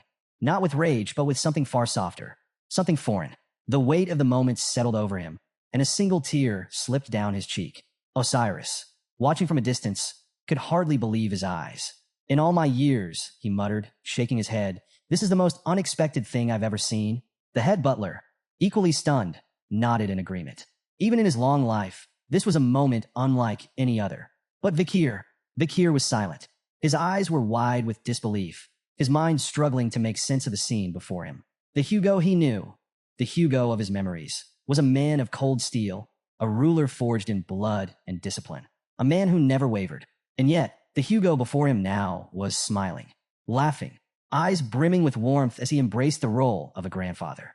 Vakir's hands clenched into fists. His entire plan, his carefully orchestrated revenge, was unraveling before his eyes. This wasn't how it was supposed to go. Why? Why does Hugo Le Baskerville have that expression on his face? For years, Vakir van Baskerville had waited for this moment. Ever since regressing at the age of 15, he had carefully plotted his path forward, every step leading to this pivotal confrontation. And yet, as he stood before Hugo now, one question gnawed at him. The same question that had haunted him for years. Could he kill Hugo? The answer was clear. Impossible. Swordmasters like Hugo weren't just physically formidable. They had minds like steel, unshakable and nearly impenetrable. Even in the most mundane moments, Hugo left no openings, making an assassination attempt little more than a fool's dream. Accepting this reality, Vakir had long abandoned the idea of killing him directly. Then, fate had led him to Pomerian, Penelope's daughter, the key to Hugo's downfall. He had known the moment he found her that she was his greatest weapon, the one thing that could pierce through Hugo's ironclad defenses. If anything could crack the Swordmaster's unyielding resolve, it was her. With the demonic sword Beelzebub at his side and the madam's poison in his arsenal, Vakir had been certain that today would be the day everything changed. The day Hugo Le Baskerville finally fell. But now, as Hugo sat in the garden, laughing as Pomerian tugged playfully at his beard, Vakir's carefully laid plans wavered. His hatred, once so sharp and absolute, collided with the unexpected sight before him. And for the first time in years, doubt crept into his mind. Why? Why was Hugo laughing like he was happy? Vakir had expected rage, confusion, even sorrow, but not this. His mind reeled back to the previous day. He had expected Hugo to react with shock, maybe even denial, when he revealed Pomerian's identity. Instead, Hugo had stepped forward hesitantly, reaching out with a trembling hand. His voice, usually so commanding, had barely been a whisper. "Are you really Penelope's child?" Pomerian had looked up at him, her small fingers curling around his outstretched hand. Mommy's name was Penelope, she had said, her voice innocent and pure. She always missed her daddy. She kept looking at her necklace. Then, with wide eyes, she had asked, "Are you my grandpa?" And in that moment, Hugo had shattered. The weight of memories crashed down on him. Penelope's laughter, her warmth, her love. Overwhelmed, he had collapsed to his knees, his grief erupting in a raw, anguished cry as tears poured down his face. Now, standing in the present, Vakir felt the weight of those emotions lingering in the air. The head butler, who had been watching silently, turned to Vakir with an expression of deep gratitude. "Thank you," he said, his voice thick with emotion.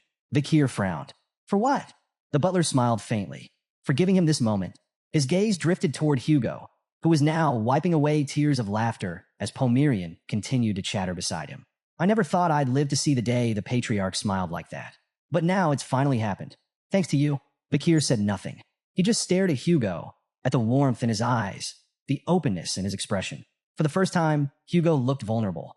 And yet, despite the countless openings in his defenses, Vakir found himself unable to move. Later that night, Vakir lay awake, staring at the ceiling. Sleep refused to come. His mind kept dragging him back, to the past, to the moment that had sealed his hatred forever. He remembered kneeling before Hugo, his body battered, his voice desperate. "Why won't you listen?" he had pleaded. "Are you really going to blame me for Baskerville's sins?" But Hugo's eyes had been cold, devoid of mercy. His voice, sharp as a blade, delivered his sentence. "You consorted with demons in secret. You kidnapped innocent children and sacrificed them to dark forces. Lies. False accusations." Vakir had protested, had begged Hugo to see reason. But his words had meant nothing.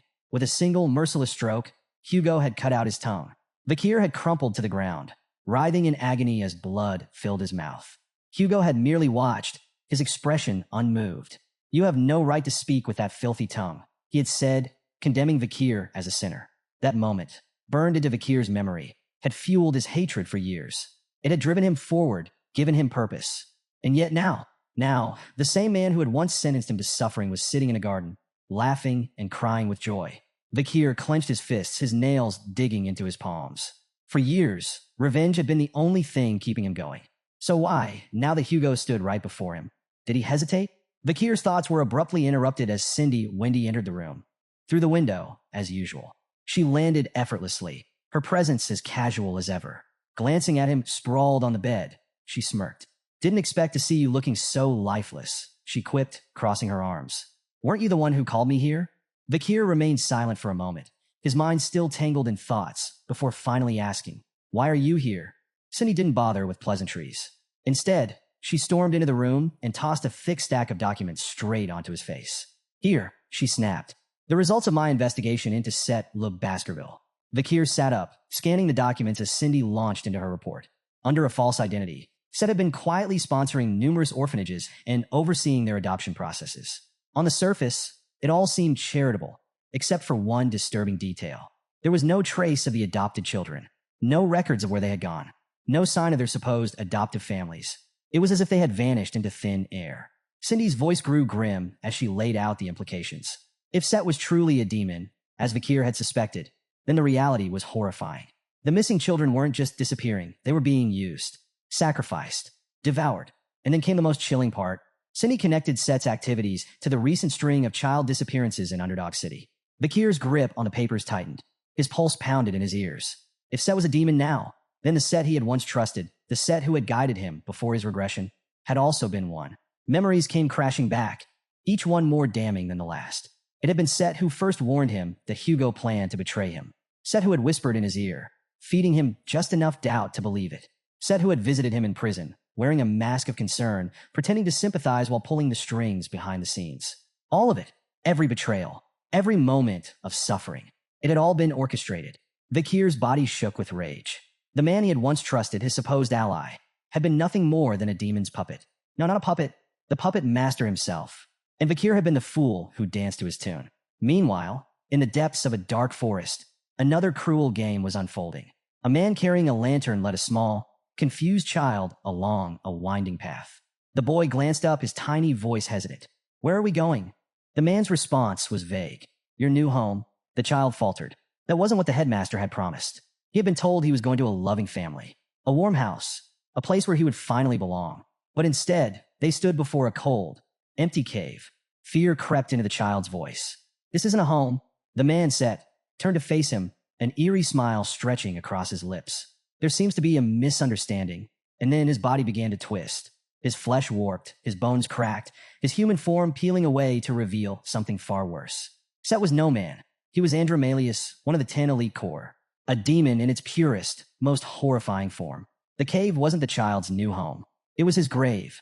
The boy's breath hitched. He turned to run, to scream, to beg for his mother. But his cries never reached anyone. In a single, merciless motion, Set devoured him whole. Licking his lips, a sickening grin spread across his face. Children really are the tastiest. Deep within the dimly lit cave, Andromalius, Set's true demonic form, sat upon a makeshift throne, bathed in the pale glow of moonlight seeping through cracks in the ceiling. A crow perched on a nearby table, its dark eyes gleaming as it watched Set mull over his thoughts. He spoke aloud, lamenting the dwindling supply of humans and pondering the possibility of cultivating them like livestock. A controlled system, he mused, could ensure a sustainable food source for demons. The crow, addressed as 8, was another member of the 10 elite corps, and he was far from impressed with Set's reckless ideas. With a sharp tone, he voiced his concerns. If humans uncover our existence, he warned, everything we've built will come crashing down. He also criticized Set's unhealthy fixation on consuming children, emphasizing the need to cover their tracks carefully. The last thing they needed was for Baskerville's infamous hounds to catch wind of their operations. Set, unfazed, dismissed 8's concerns with a lazy wave of his hand. Traps had been set, he assured him. There would be no unwelcome visitors. However, he admitted that at their current pace, it would still take another 12.5 years of consuming human blood to gather enough magic power to open the gate to the demonic realm. Shifting the conversation, 8 inquired about the state of affairs within Baskerville. Set reassured him that everything was proceeding smoothly and reminded him to oversee the Morg family's matters. Confident in his own influence, 8 assured Set that he would handle it, reiterating that the 10 elite corps needed to stay focused on their ultimate goal, bridging the human and demonic realms. Once 8 departed, the cave fell silent. Set remained seated, brooding. His thoughts turned back to Baskerville, but there was one truth he had left unspoken. Hugo, once the ruthless, iron-blooded patriarch, had changed. That man, who had once discarded emotions like useless burdens, was now reduced to an affectionate fool for his granddaughter. Set scowled. This was dangerous. Their entire plan depended on Baskerville remaining a machine of discipline and brutality. As long as Hugo continued treating the young Baskervilles as expendable, they could be taken without raising suspicion. But with Pomerian in the picture, everything had become fragile. Set's eyes burned with malice as his thoughts settled on a single name: Vakir van Baskerville. Vakir had been nothing but a thorn in his side, a problem that refused to be erased. Seething with frustration, Set replayed the countless ways Vakir had defied expectations. The venomous snake attack in his childhood should have killed him. Instead, he had survived. When Set had assumed him dead after vanishing into the forest, he had returned, dragging Hugo's granddaughter back with him. Vakir was a walking disruption to carefully laid plans, a nuisance that needed to be eliminated. Set's jaw tightened. If he wanted to see this plan through, if he wanted to crush Hugo completely, there was no other option. Vakir had to die, and soon. The following morning, Vakir walked beside Hugo through a quiet hallway. His mind buzzed with suspicion. Hugo had summoned him without explanation, and now, after nearly 5 minutes of silence, Vakir was beginning to wonder why. The tension in the air was subtle, but undeniable. He studied Hugo carefully. Something was different. There were openings in his posture, an extremely rare occurrence. For the briefest moment, a thought crossed Vakir's mind. This would be the perfect moment to kill him. But the idea vanished just as quickly as it came. No, killing Hugo still wasn't an option. Not yet. Just then, Hugo broke the silence. "I know you hate me." Vakir stiffened. Had Hugo somehow sensed the murderous intent buried within him? But Hugo's voice remained solemn as he continued. He acknowledged the way he had treated his sons, raising them as nothing more than bloodhounds, throwing them into relentless battles, testing their survival at every turn. "I've always assumed they despised me for it," he admitted. Then he turned to Vakir. Despite his exceptional abilities, Vakir had endured even harsher treatment than the rest. Hugo finally explained why. It wasn't Vakir himself that Hugo had despised. It was his own hatred, festering unchecked. His loathing for the barbarians had twisted his judgment, and Vakir had been caught in the crossfire. Vakir's suspicion deepened. Why was Hugo speaking so openly? Was this some kind of test? But then, something happened that shattered all expectations. Hugo bowed. The formidable, iron-blooded patriarch of the Baskerville family lowered his head. He apologized, and he thanked Vakir, Pomerian told me that Penelope was happy until the end, he said, knowing that his daughter had not spent her last days in misery, lifted a weight he hadn't even realized he was carrying. He admitted that, in a way, Vakir had saved him. This gratitude wasn't a soldier's reward. It was genuine. For the first time in his life, Vakir was at a loss for words. His mind raced, torn between the past and the present. Memories surfaced, moments when Hugo had shown unexpected trust, brief glimpses of a man who wasn't just a cold ruler. Had something changed? Was this truly the same Hugo who had condemned him to death? For the first time in 17 years, something stirred within Vakir, a feeling he had thought long dead. Forgiveness. But he crushed the thought before it could take root. No matter what had changed, one truth remained. It was still Hugo who had ordered his execution.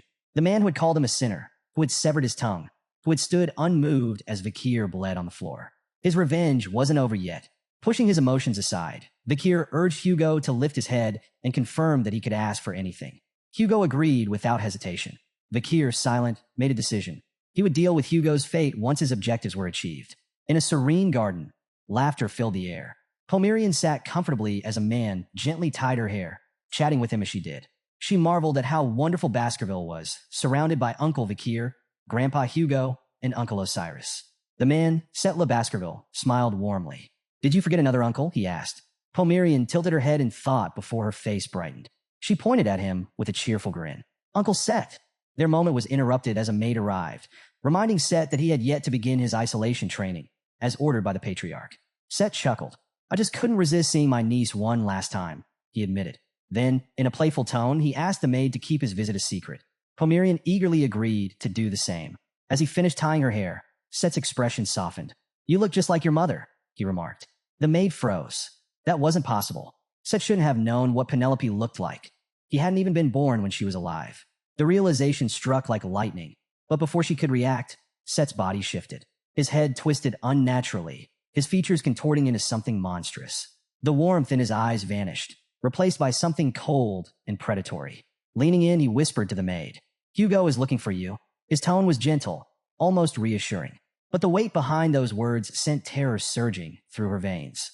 Her body refused to move. Her breath caught in her throat. Tears welled in her eyes as she trembled, paralyzed with fear. Nearby, Pomerian blinked, noticing the maid's absence. She glanced up at Set, confused. "Where did Grandma go?" Set straightened, his expression slipping effortlessly back into his usual charming facade. With a light chuckle, he waved off her concern. "She had something urgent to do," he said smoothly. Then, he leaned closer, his voice carrying an eerie warmth. "Do you like Grandpa, Hugo?" Pomerian beamed. "Yes, I love Grandpa." Set's smile widened.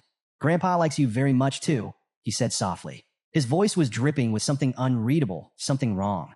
You remind him of his wife and his daughter. His hand reached out, claws slowly extending. He could already taste the devastation this would bring Hugo, and he intended to savor every moment of it. Before Set could act, a sharp voice cut through the garden. Osiris Le Baskerville had arrived. His gaze was firm as he questioned Set's presence and the whereabouts of the maid. Set's jaw tightened in annoyance. His perfect opportunity ruined. With no choice but to retreat, he forced a polite smile and withdrew, his sinister intent momentarily thwarted. Pomerian, oblivious to the tension, turned with a bright grin. "Uncle OSI," she chirped. Set maintained his usual calm demeanor as he explained himself. The nanny hadn't been present when he arrived, he claimed, so he had simply stayed to watch over Pomerian.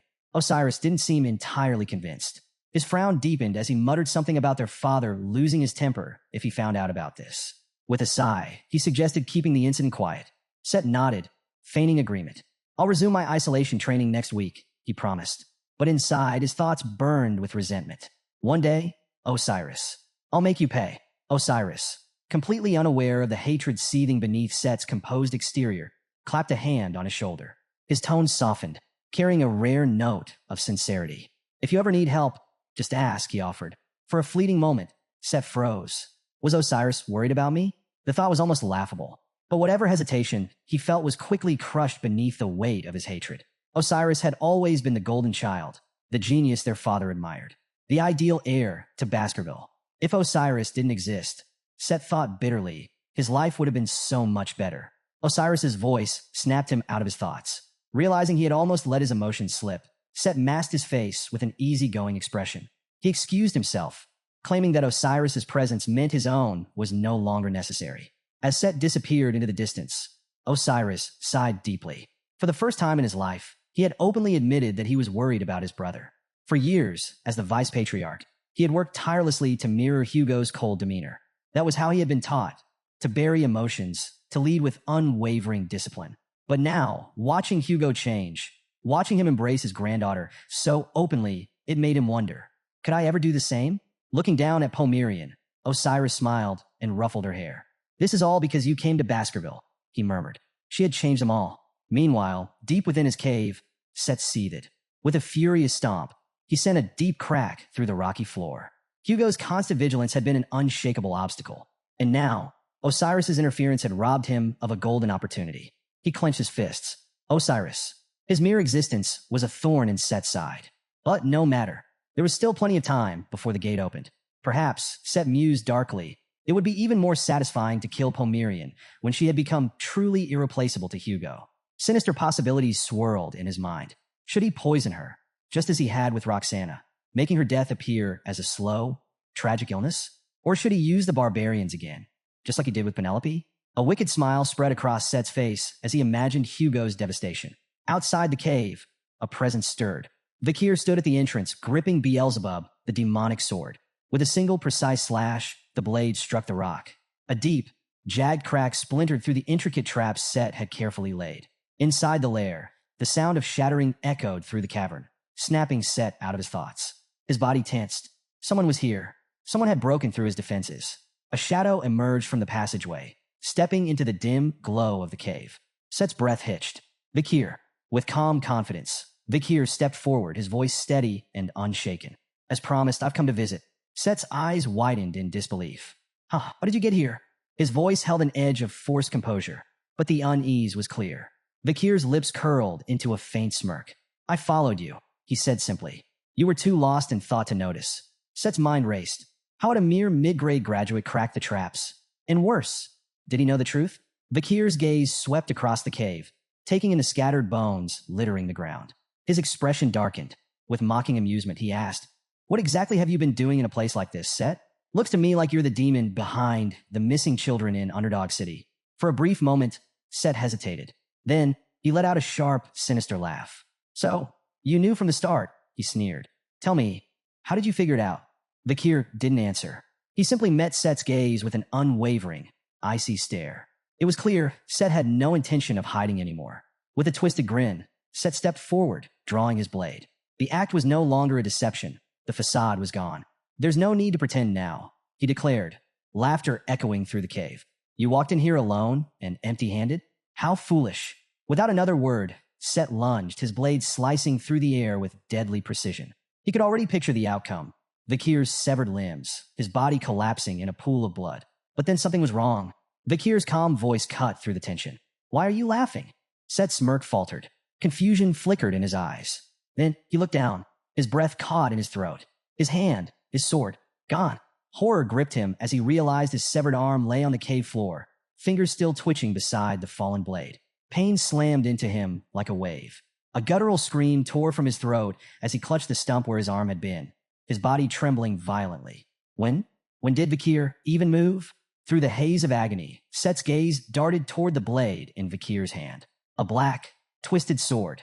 One that pulsed with a hunger far beyond mortal comprehension. Beelzebub, the sword of gluttony. Set's face contorted in terror. How do you have that? He choked out. That's the relic of the Grand King of Flies. The holy constellation of the ancient devil. Vakir's smirk deepened, cold and merciless. You demons seem to know yourselves well, he said, his voice like ice. Then he tilted his head, eyes burning with cruel amusement. But tell me, should I call you Set Le Baskerville? He took a step closer. Or should I refer to you as one of the 10 elite corpses sent to this world to open the gate to the demon realms? Set's entire body went rigid. He knows. Vakir knows everything.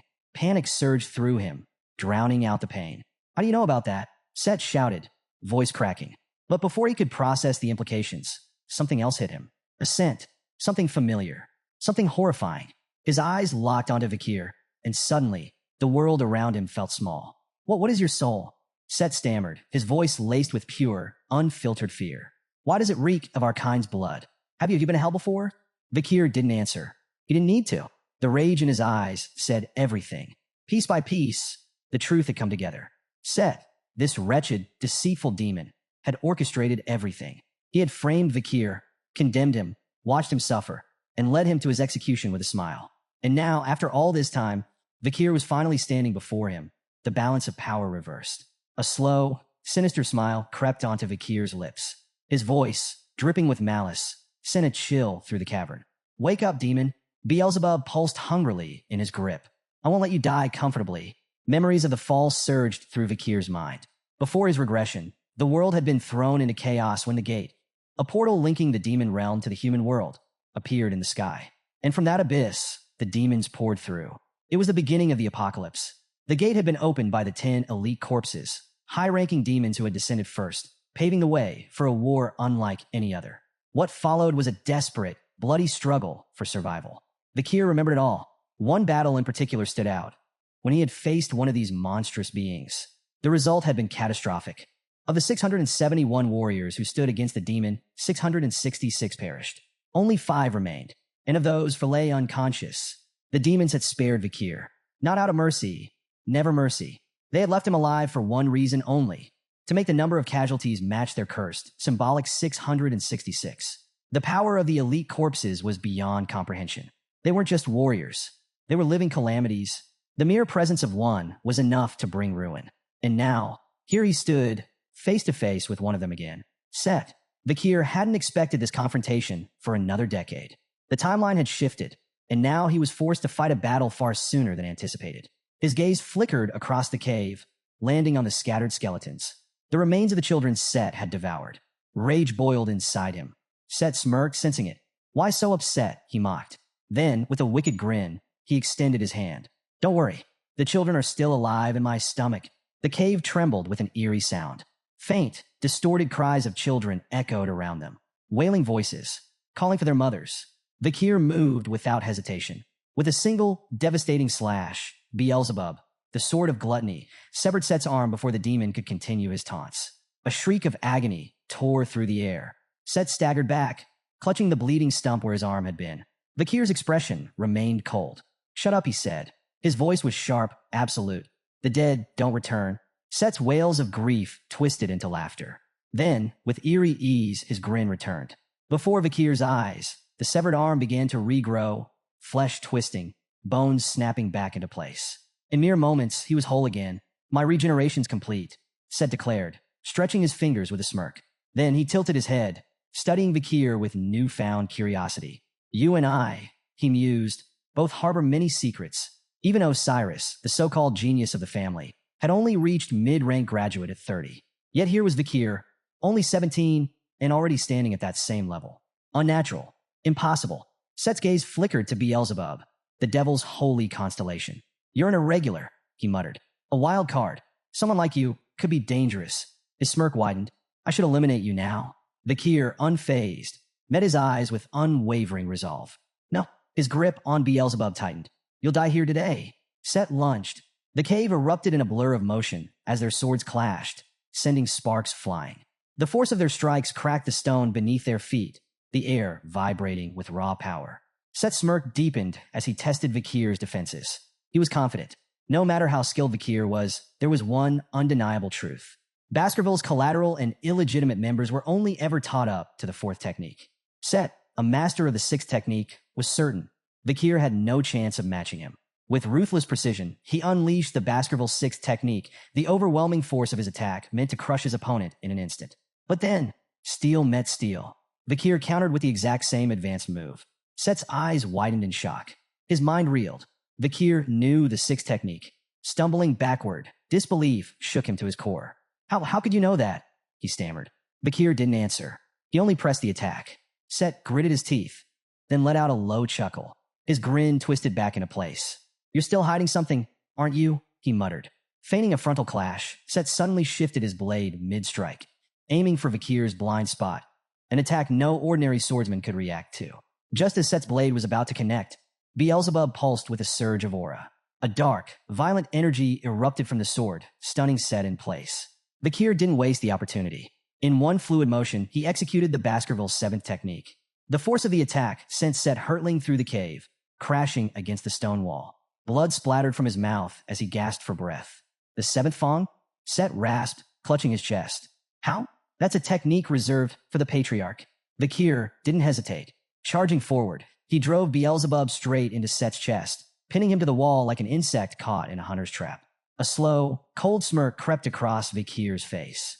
You demons love looking down on humans, don't you? He mocked. Thinking you're above us. Untouchable. He twisted the blade deeper. Fooling you lot is easier than I thought. Set thrashed against the wall, struggling in pain.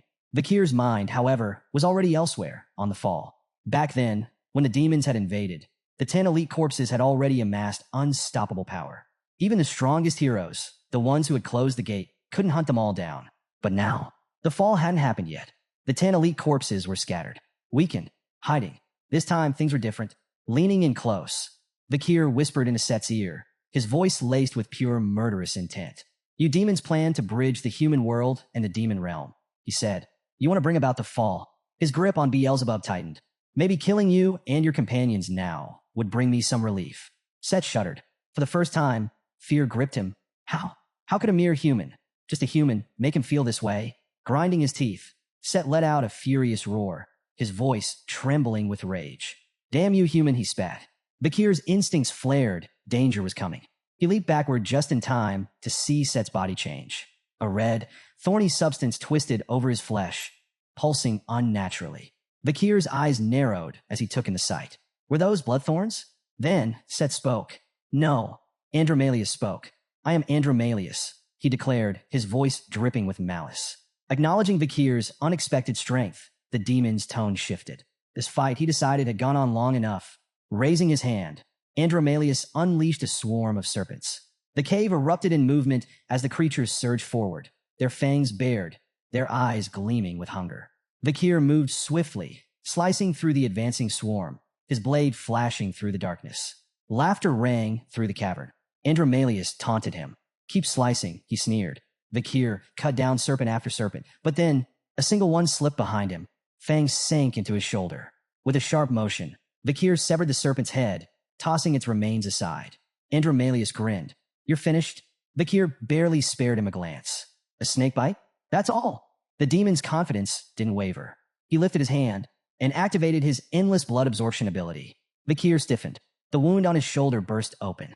Blood, pulled by an unseen force, began to stream from his body, straight into the demon's outstretched palm.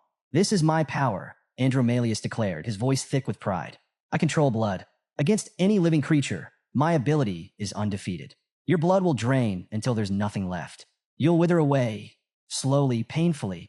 The demon reveled in his dominance, confident in his near immortality. No warrior had ever survived once their blood fell into his grasp. But then, a chuckle, low, quiet, amused. Andromalius's expression darkened. Are you insane? He growled. What's so funny? Vakir lifted his gaze, his smirk laced with cold amusement. It's just entertaining, he mused, watching a demon so delighted while unknowingly sealing his own fate. Before Andromalius could react, his body lurched. His smirk twisted into a grimace. His throat tightened. A sharp pain shot through his gut. Blood, his own blood, erupted from his mouth. He collapsed. His hands trembled as he clutched his stomach. Confusion flickered in his eyes. This wasn't possible. What is this? He choked out. Vakir stepped forward, his tone calm but edged with malice. Would you like to see something impressive? With a deliberate motion, he sliced his own wrist. Blood dripped onto the ground. Andromalius watched, his eyes widening in horror. The moment the droplets touched the floor, realization crashed down on him. This blood, he gasped, his voice trembling. It's poison. Vakir's smirk deepened. Not just poison, he corrected. He held up his wrist, and the wound vanished. Instant regeneration. Flawless. Andromalius's disbelief grew. How? A human possessing such an advanced healing factor? And the poison, it wasn't just ordinary venom. No, it was something far worse. Andromalius knew this kind of toxin. It was as deadly as the venom from the cunning spider of Lenore Mountain. As fatal as the bite of the 9-headed snake from the land of Titans. As suffocating as the sting of the massive jellyfish lurking in the Black Sea. These poisons were legendary, impossible for humans to wield. And yet, this human had it. More blood dripped onto him. A searing, unbearable pain exploded through his body. Andromalius howled. Vakir watched him passively. The madam's poison works well, even against the 10 elite corpses, he remarked.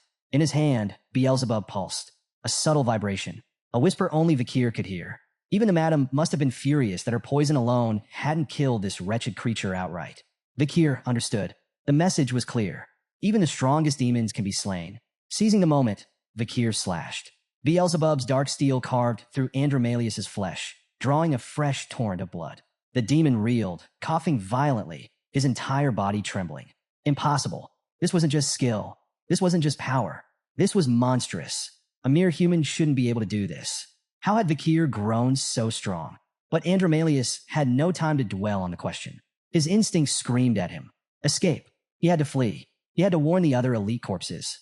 Desperate, Andromalius dispersed the barrier protecting the cave. Vakir's sharp gaze caught the shift immediately. The air grew thick with power. Andromalius raised his hand. The water in the cave, pools, droplets, moisture in the air trembled. Then it began to rise, swirling, twisting, turning blood red. Vakir's eyes narrowed. This ability, he muttered. He recognized it. Andromalius could transform water into blood. Even weakened, even incomplete, this was the power of a high-ranking elite corpse.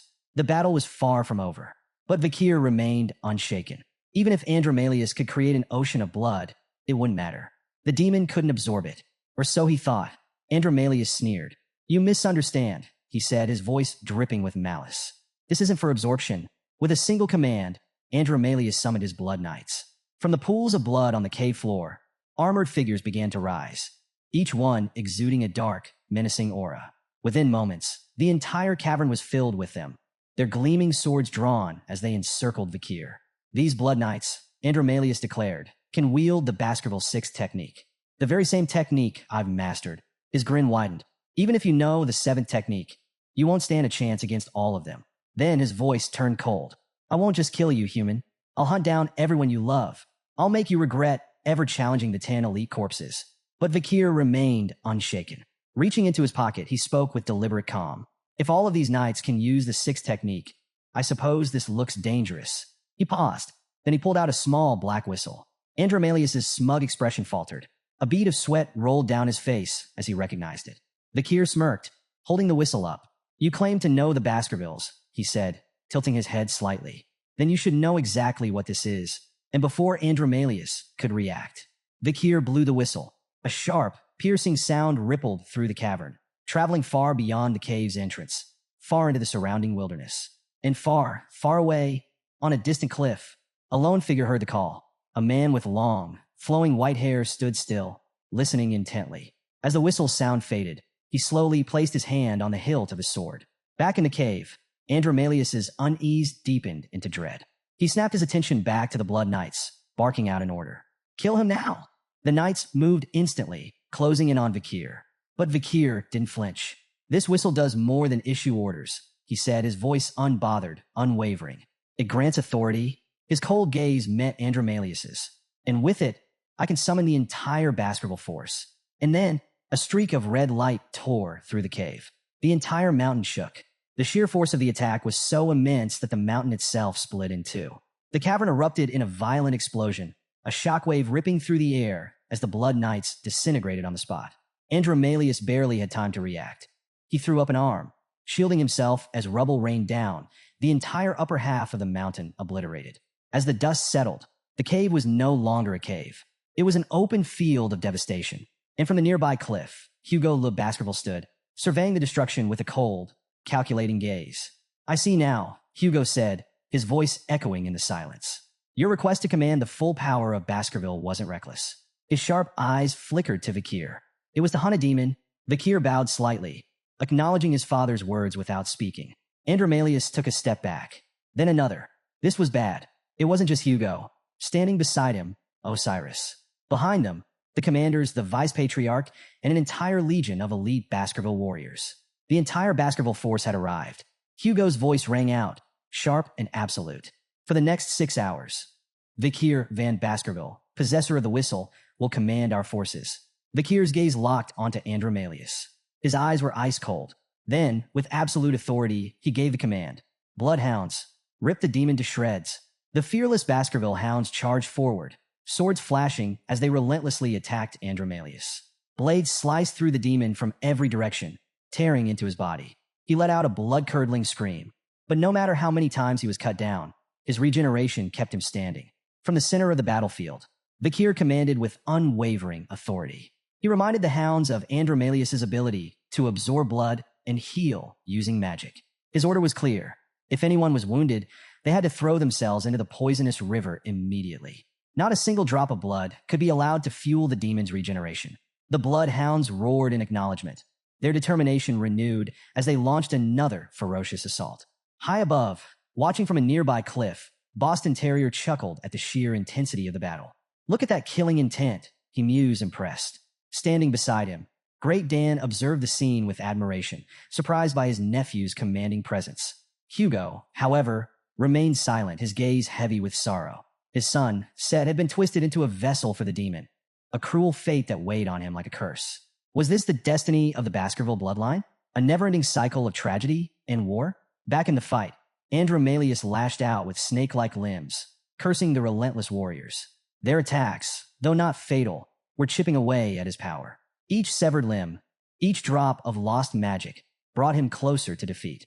Grinding his teeth, Andromalius begrudgingly admitted the truth. These so-called mutts were far stronger than he had anticipated. He needed an escape. That's when he saw Osiris. A new plan took shape. With a desperate grin, Andromalius made an offer. He would abandon Set's body in exchange for his own life. He played on their emotions, reminding them that Set was the second son of the Baskerville family. Surely, they wouldn't sacrifice him so easily. Vakir's response was ice cold. "You really think we'd take that deal?" Frustration flashed across Andromalius's face, but inwardly, he smirked. He didn't need to fool all of them, just one. His gaze locked onto Osiris, the one known for his kindness. His voice softened as he spoke directly to him. "Osiris, Set admired you. Are you really going to let him die like this?" The words struck their mark. Andromalius pressed on, his tone urgent. "His soul is still here. You can still save him." Osiris hesitated. For a moment, doubt flickered in his eyes. Then, slowly, he began to step forward. Vakir's voice cut through the tension like a blade. "Don't fall for his lies, Osiris." But Osiris didn't stop. He approached the demon with a grave expression, staring into the darkness that had swallowed his brother. "Is Set's soul really here?" he asked. "Can he still be saved?" A victorious smirk curled across Andromalius' lips.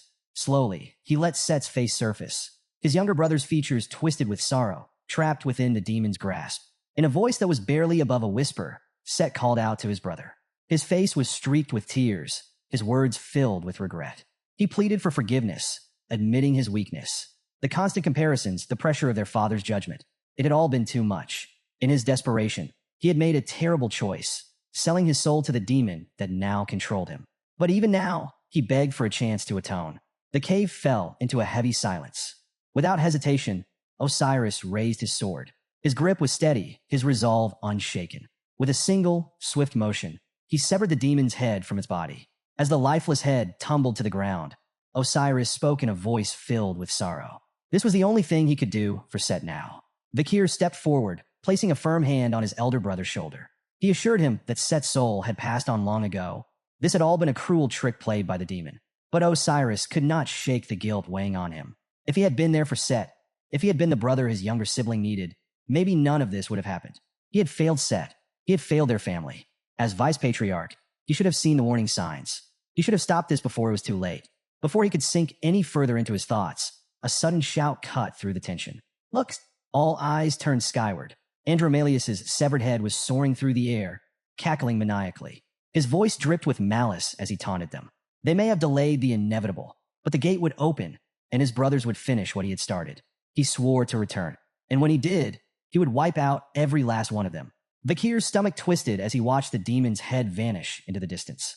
At this range, there was no way to strike. Then, a cold, sharp voice broke through his panic. "Vakir!" Hugo's gaze was locked onto the fleeing demon, his tone carrying the weight of absolute authority. "What is the first rule of a swordsman?" Vakir hesitated for only a moment before answering. "A swordsman must never show his back." Hugo's eyes burned with intensity. "Then prove it." As Andromalius soared higher, an unfamiliar sensation gripped him, a primal, bone-deep fear. It had been centuries since he had felt anything like this. At first, he thought it was Set's lingering emotions, a remnant of the boy's terror. But no, this fear was his own. His mind reeled with the realization. This wasn't just any swordsman. This was Hugo Baskerville. With deliberate precision, Hugo unsheathed his blade. Every warrior on the battlefield turned to watch.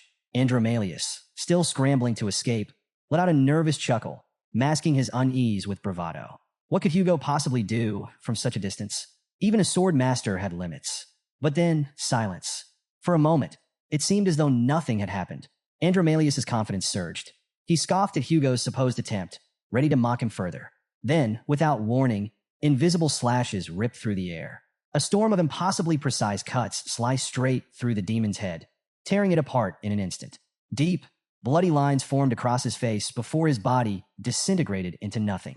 In his final moments, the once mighty Andromalius could only utter in disbelief. Defeated by a mere human impossible. In the days that followed, notices were posted across all Baskerville-controlled territories, announcing a full-scale investigation into the missing children and the string of horrifying crimes linked to the case.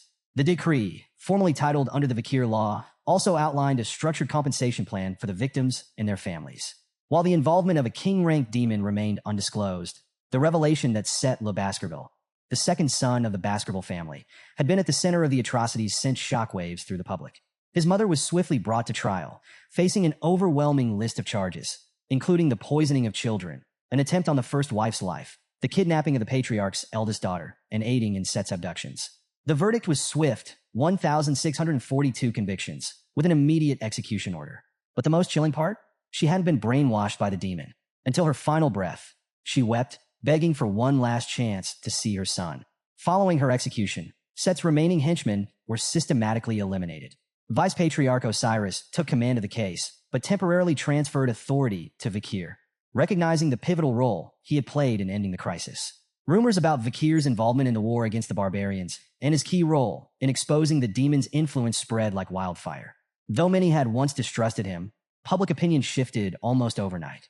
In just a few days, Vakir's reputation soared, and whispers of his growing power echoed throughout the territory. The execution of a high-ranking Baskerville family member left many citizens stunned, but it also sent a clear message.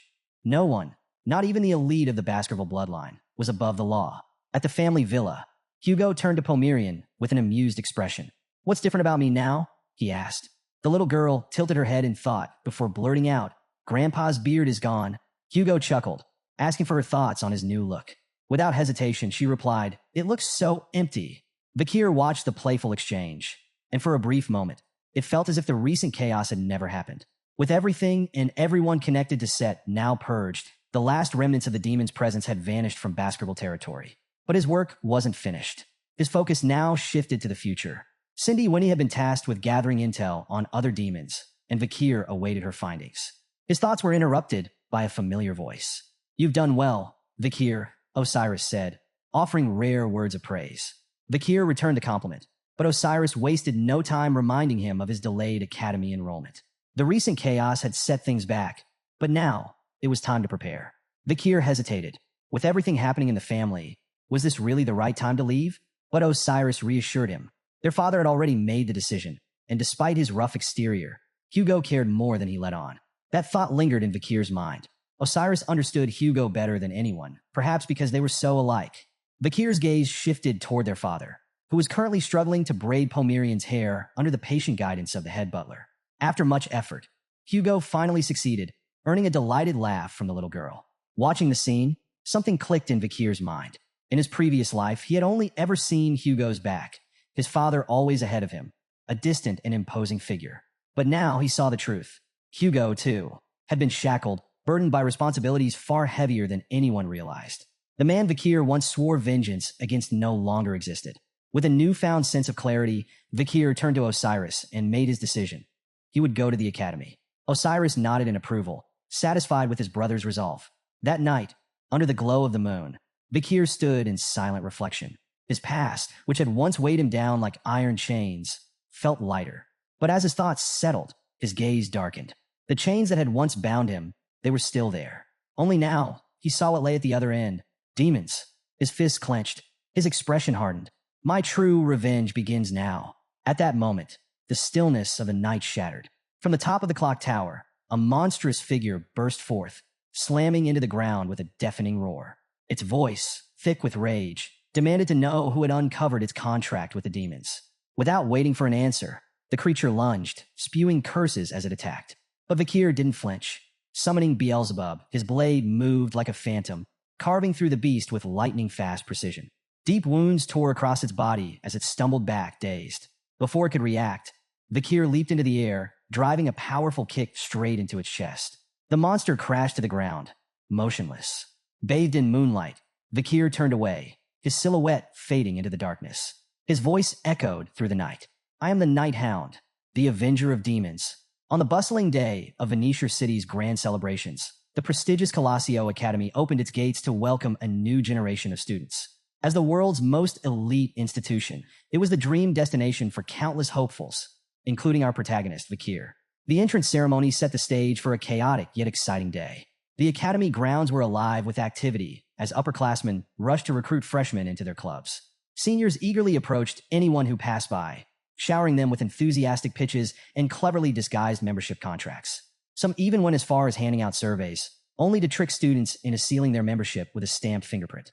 This year, the recruitment frenzy was more intense than ever. A senior explained the reason. This incoming class was exceptionally strong, particularly within the Academy's two dominant factions, the Fire Corp and the Ice Corp.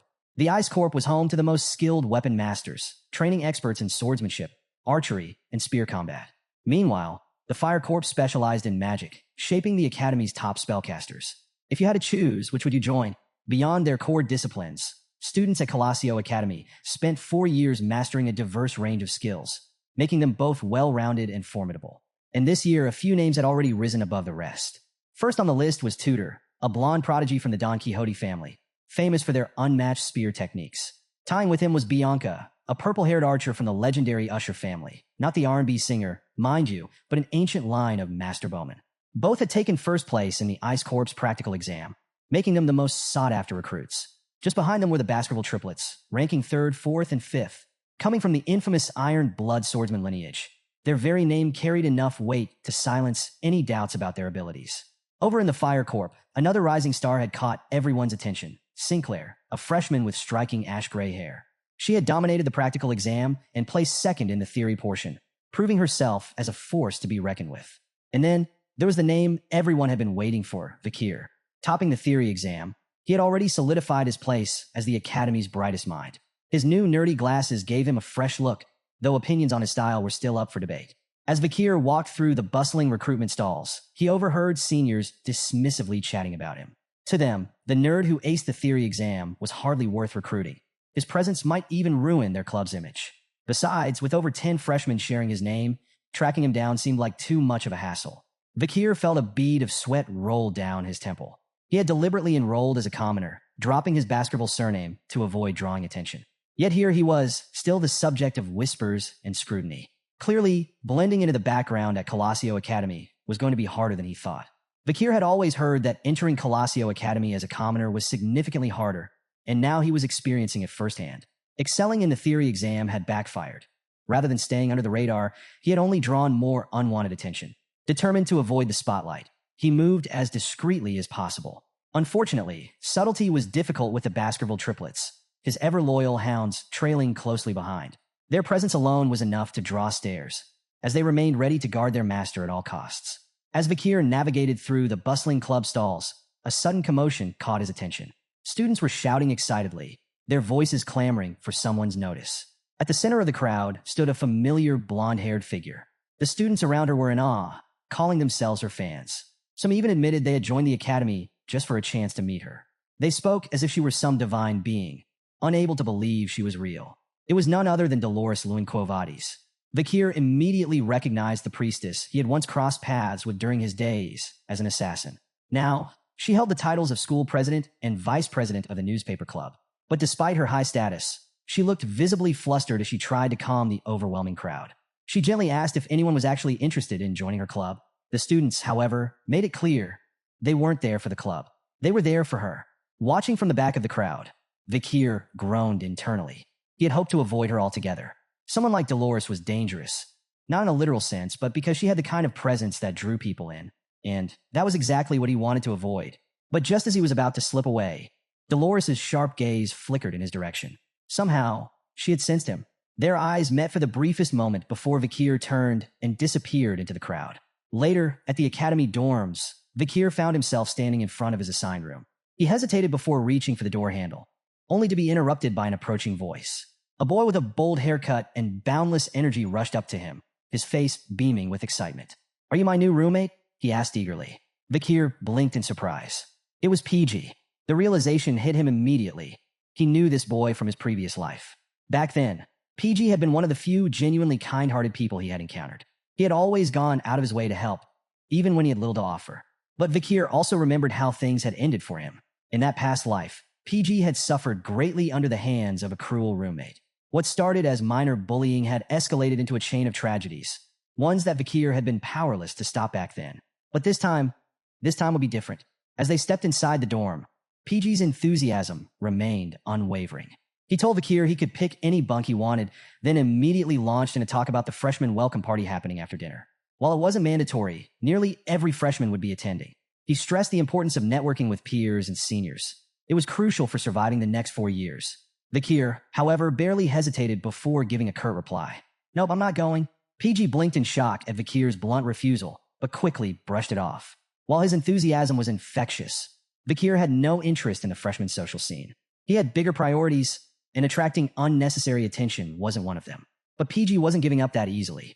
Utterly horrified by Vakir's indifference, he launched into a desperate campaign to change his mind. He warned that skipping the party would make Vakir a prime target for upperclassmen and risk isolating him from his peers. Then he switched tactics, hyping up the event by listing the big names attending. Tudor, the eldest son of the Don Quixote family, Bianca, the eldest daughter of the Usher family, and of course, the infamous basketball triplets. Still no reaction. Undeterred, PG kept going.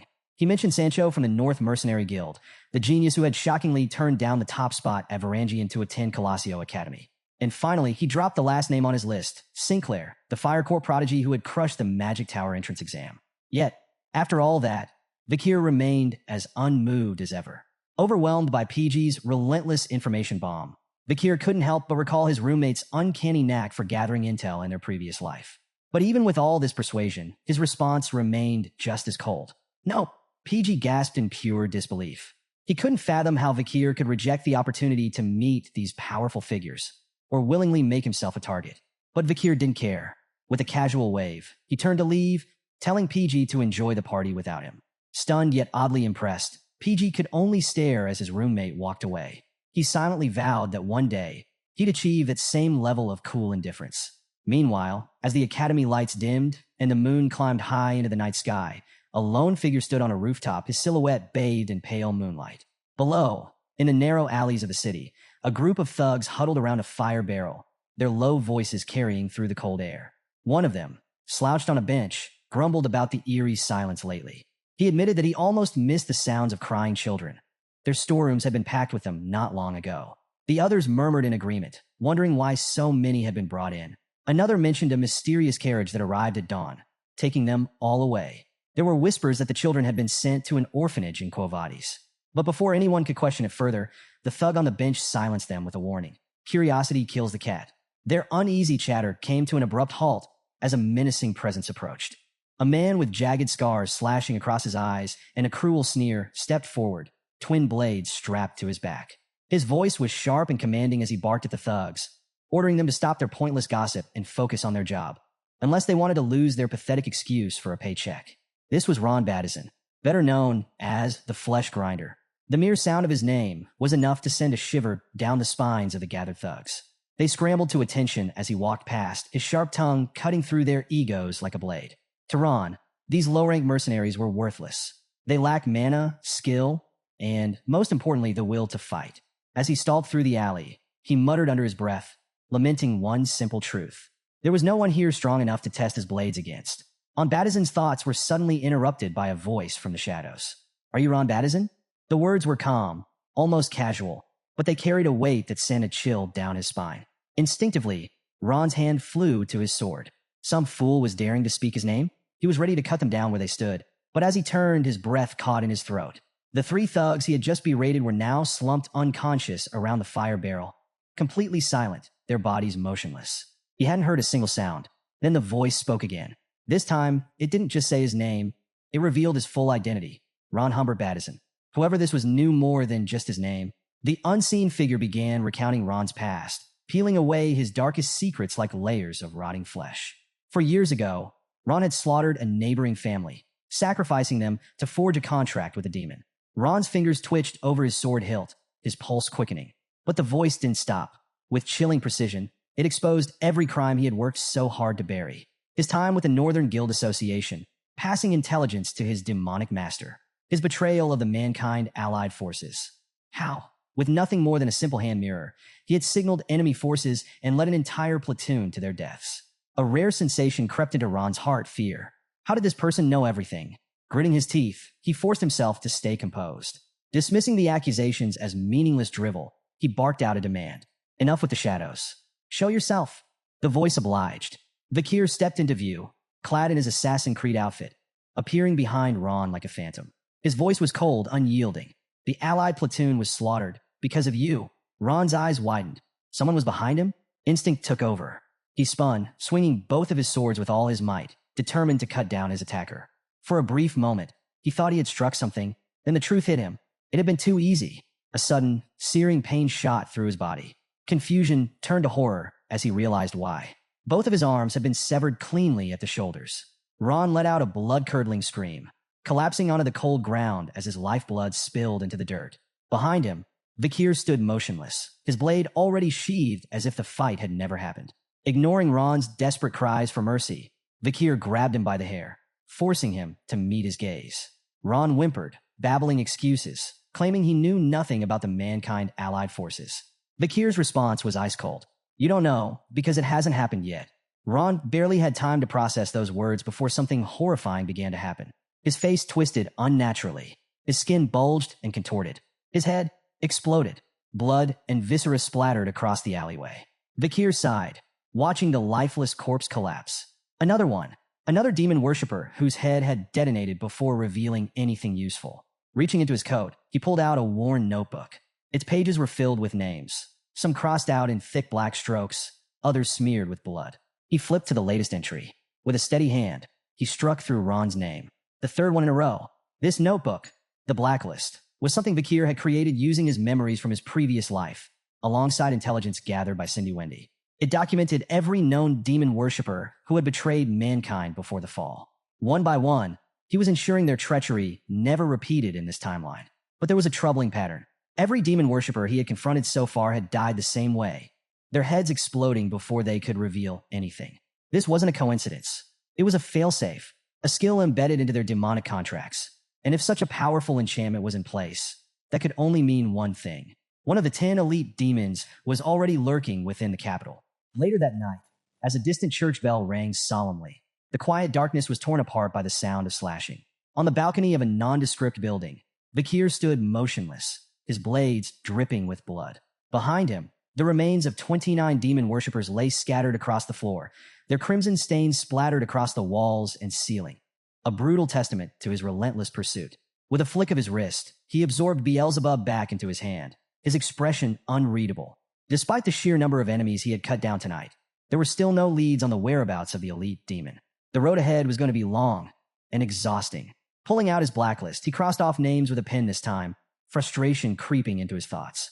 He hadn't expected a breakthrough on the first day, but the slow progress gnawed at him. Still, there was no turning back now. As the night stretched on, Vakir moved like a shadow across the city's rooftops, making his way back to the academy. He landed soundlessly on a sturdy tree branch overlooking the well-lit hall, where the freshman welcome party was still in full swing. Dusting himself off, he slipped back into his usual nerdy disguise. With a quiet sigh, he decided to stop by, just in case. Inside, the party was alive with energy. Laughter rang out, students mingled freely, and the buffet table looked like a battlefield of its own, under constant attack from hungry freshmen. The Baskerville triplets were putting on a spectacle, downing massive mugs of beer one after the other, much to the awe of the crowd. Dolores, as always, was in the center of an adoring fan frenzy, her admirers practically falling over themselves to shower her with endless praise. Meanwhile, Tudor, the blonde playboy, basked in the attention of a group of swooning ladies. On the other side of the room, Bianca maintained her usual air of grace, pouring wine for her seniors with practiced elegance. Standing in the shadows, Vakir quietly observed the scene. Among the crowd, his gaze settled on Tudor and Bianca, two figures he hadn't expected to see here. In his previous life, they had been among the great heroes who led humanity to victory during the fall. Tudor, a prodigy from the renowned Azure Spearman family, had commanded the front lines with unmatched skill and bravery. Bianca, a legendary markswoman from the mystical Archer family, had taken down countless demons with unerring precision. Yet here they were, carefree, unburdened, completely unaware of the fates that awaited them. Scanning the room further, Vakir spotted other familiar faces from the battlefield. A small, almost wistful smile played at his lips. It was surreal, seeing these future legends in such an ordinary setting. He couldn't help but wonder, was another key figure, Camus Morg, somewhere among them as well? While Vakir observed the lively scene, an uneasy situation was brewing across the room. His roommate, PG, stood trembling as a group of seniors surrounded him, pressuring him to sing. The timid freshmen tried to refuse, but they weren't willing to take no for an answer. A female senior approached with an enormous jug of alcohol in hand, a sneer curling her lips. If PG didn't want to sing, she declared, he'd have to drink the entire jug in one go. Tears welled up in PG's eyes as he stared at the daunting challenge before him. He pleaded, asking how he was supposed to finish such an absurd amount. But his protests were met with cruel laughter. The seniors showed no sympathy, shoving the jug into his hands and demanding he comply. With no way out, PG hesitantly lifted the jug and began drinking. The seniors erupted into laughter, mocking him as he struggled to keep up. Their taunts grew sharper, their jeers louder, but PG did his best until his body betrayed him. Halfway through, he lost control and vomited all over the floor. Instead of concern, the seniors howled with laughter, pointing at him in amusement. In an instant, they branded him with a cruel new nickname, the Vomit Pig. Humiliated and defeated, PG could only stand there, tears streaming down his face as he gasped for breath. Then, from the shadows, a figure stepped forward. Vakir moved with quiet composure, his cape sweeping across the floor as he covered the mess, shielding PG from further humiliation. The room fell into stunned silence. The seniors exchanged confused glances. "Who is this guy?" one of them muttered. Vakir didn't answer. He simply stood tall, his unshaken presence carrying an authority that made even the jeering crowd hesitate. For PG, it was like a lifeline had been thrown his way. His hero had arrived. As Vakir glanced at him, old memories surfaced. Memories of a previous life where PG had suffered in silence. The relentless bullying had driven him to drop out of the academy, forcing him into a hard life as a low-ranking government official while taking care of his parents. Yet when the fall began, PG had been one of the first to step forward, fighting on the front lines. His brilliant strategies and sharp mind had saved countless lives, including Vakir's. This little man had been one of the few people Vakir had truly respected. Seeing him suffer now lit a fire inside him. There was no way he was going to stand by and do nothing.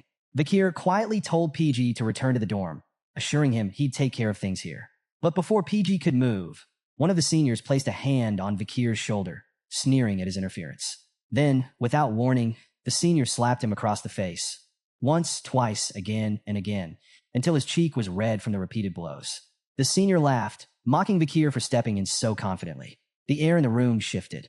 At that moment, the Baskerville triplets arrived, their bloodhound-like gazes locking onto the scene before them. Their master was being struck. A dangerous aura crackled around them as their rage filled the room, ready to explode. But before they could act, Vakir's icy stare cut through the tension. He adjusted his glasses, his own bloodhound eyes flickering with cold fire.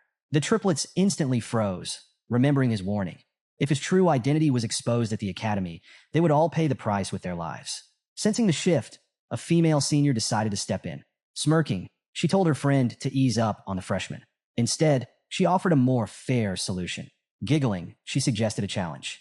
If Vakir could drink an entire jug of alcohol, they would let both him and PG go. PG immediately protested, not wanting Vakir to get dragged into his mess.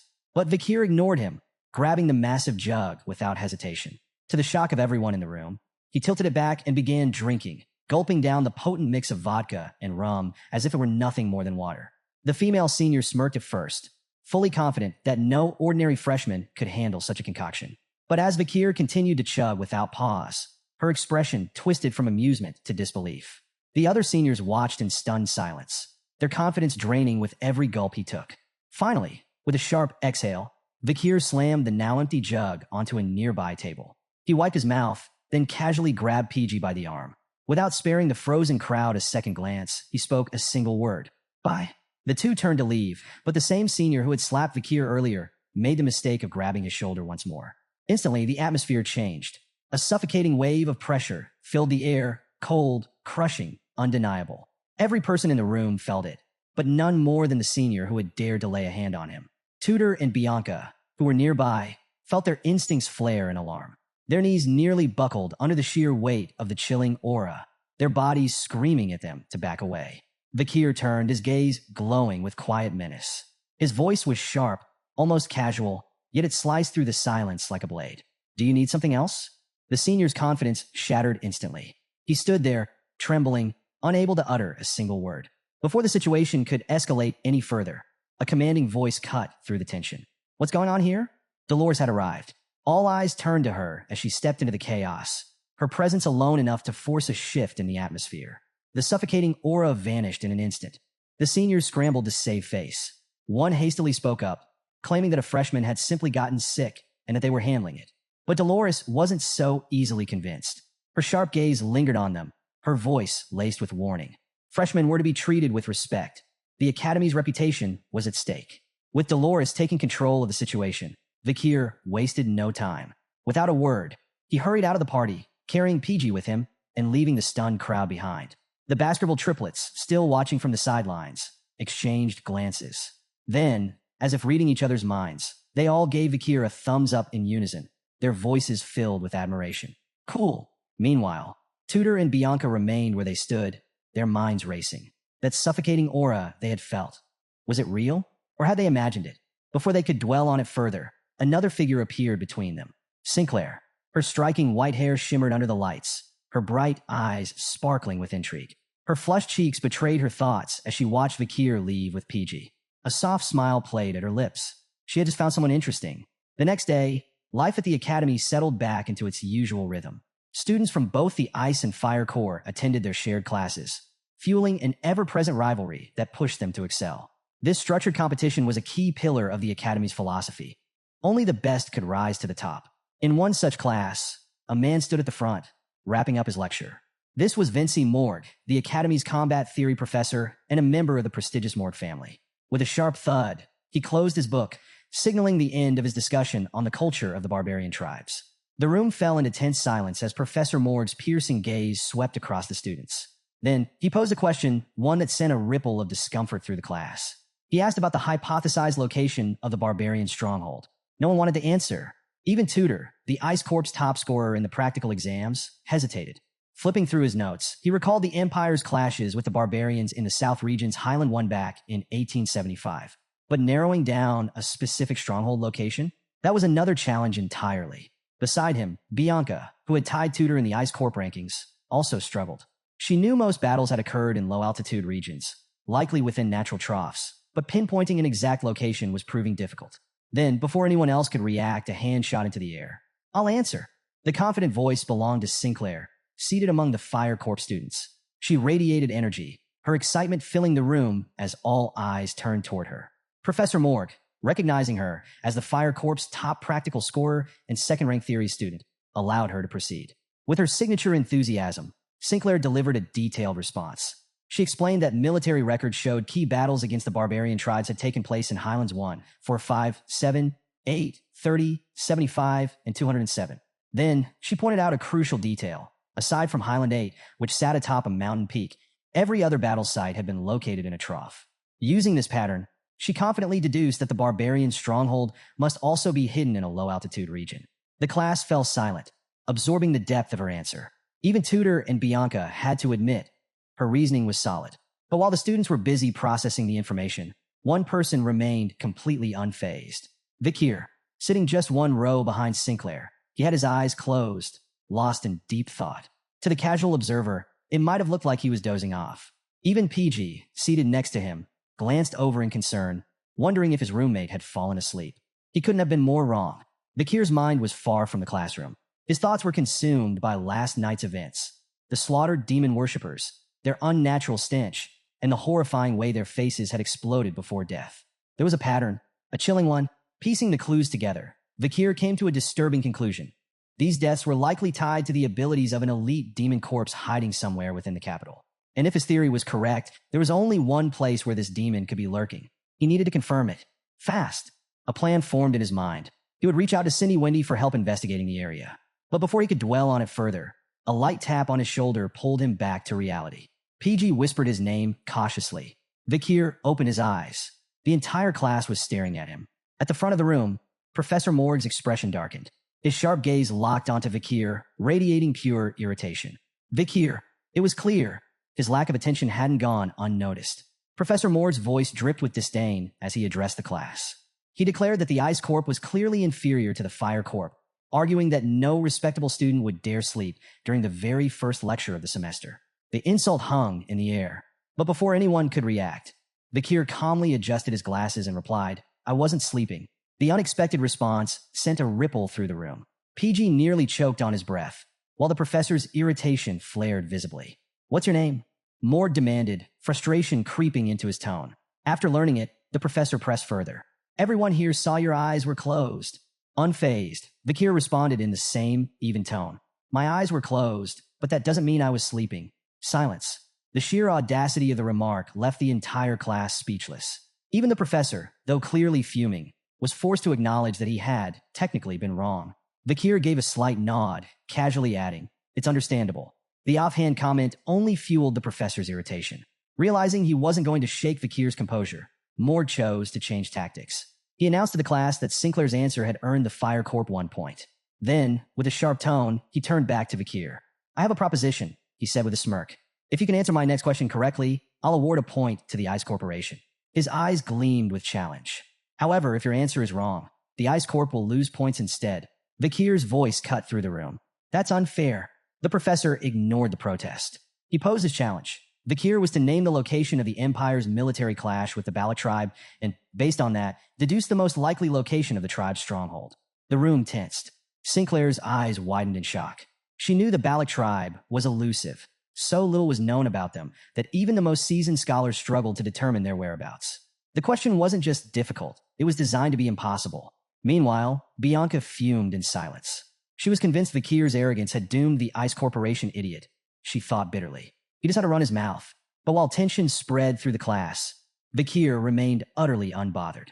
He closed his eyes for a brief moment, and then a memory surfaced so vivid it felt almost tangible. He saw the Balak tribe gathered around a roaring campfire. He heard their laughter as they tore into roasted meat, felt the warmth of their camaraderie under the night sky. They weren't just some obscure historical footnote to him. They were family. A small, almost nostalgic smile crossed his lips before he opened his eyes again.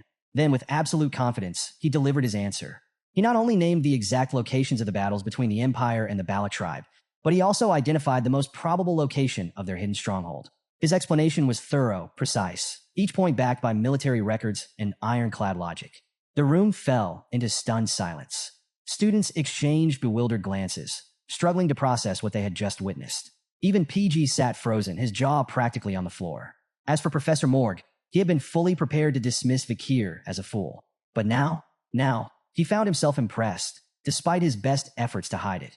Vakir's answer wasn't just correct.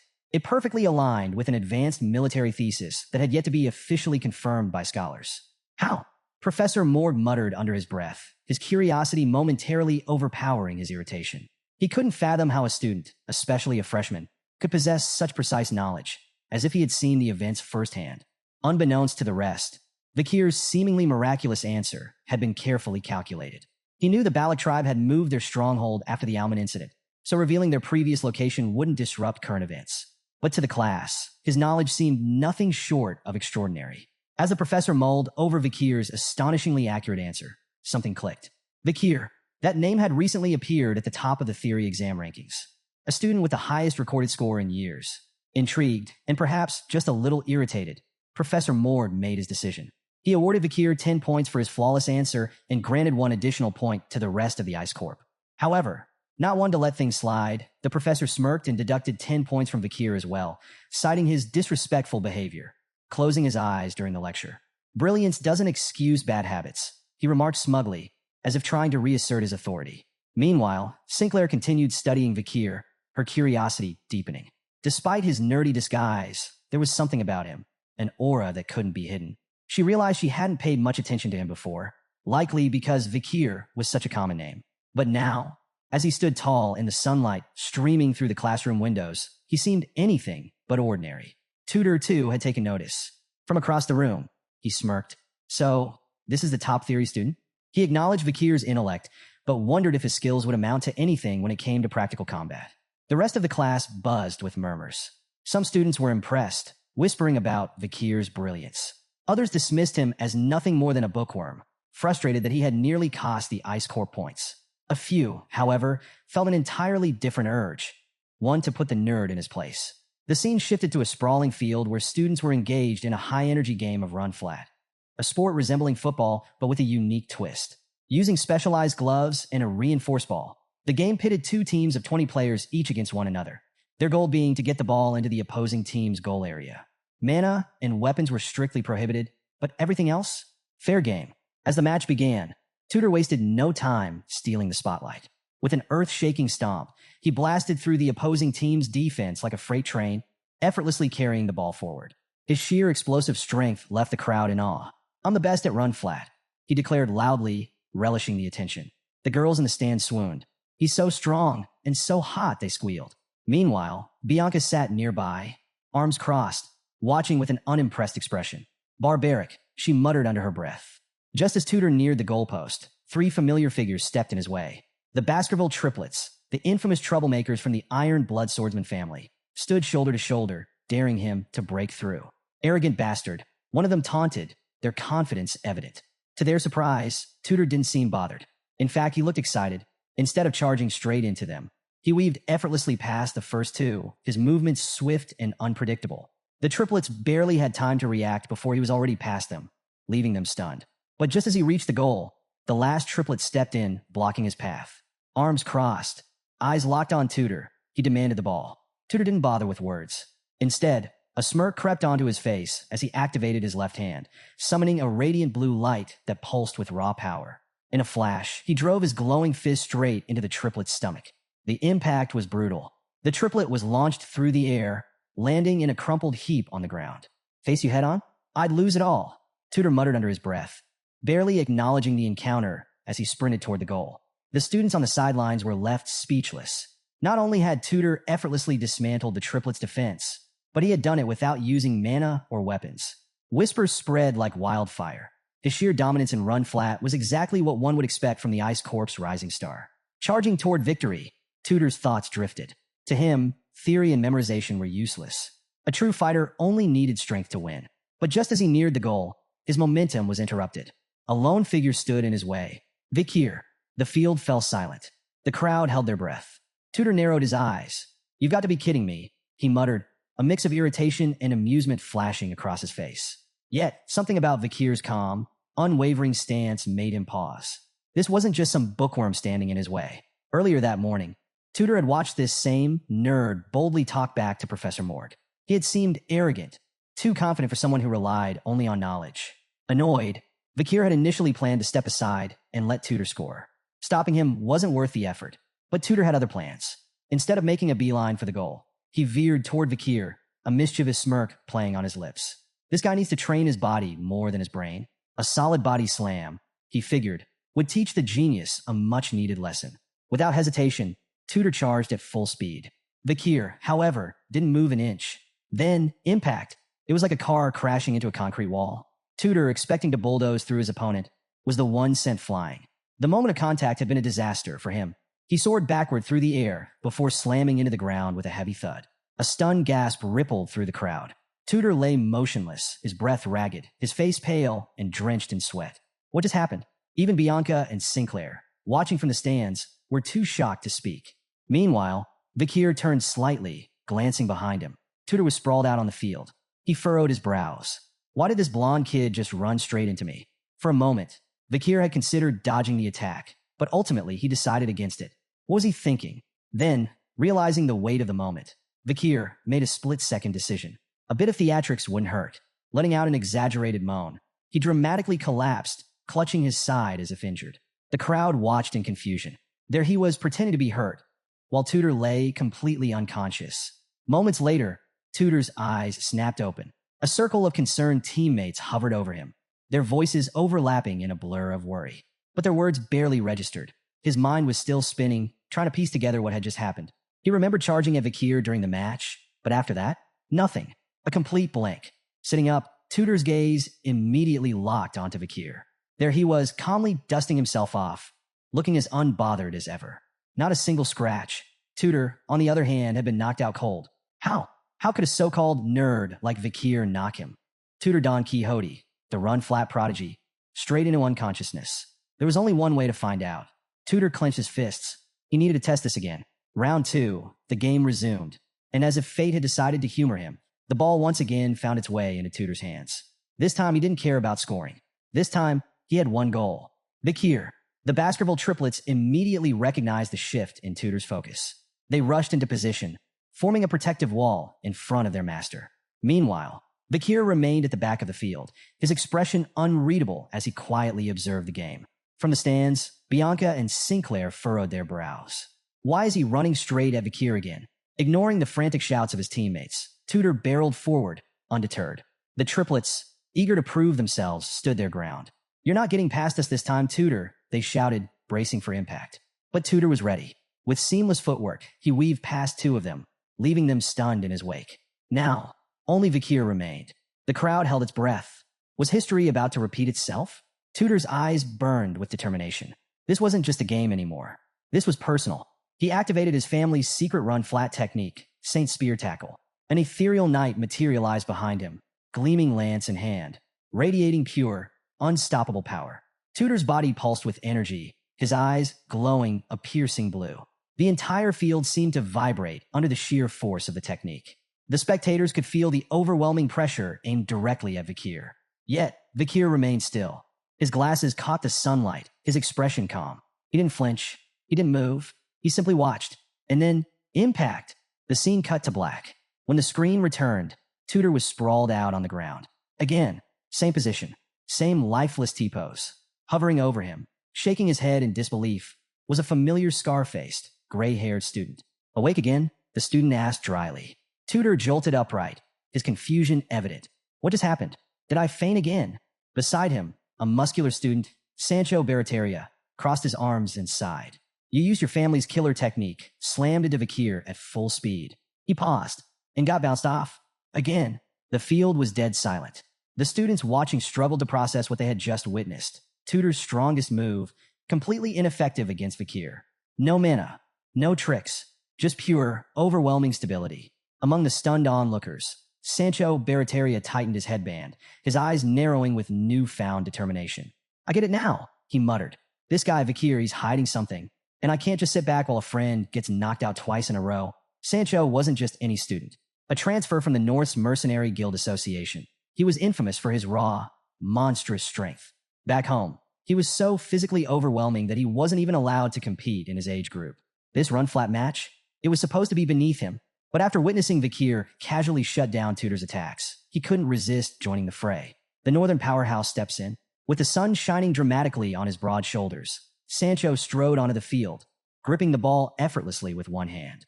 His deep voice carried across the arena as if narrating his own legend. In the frozen lands of the north, even newborns and the elderly fight for survival. It's in our blood. We're all warriors.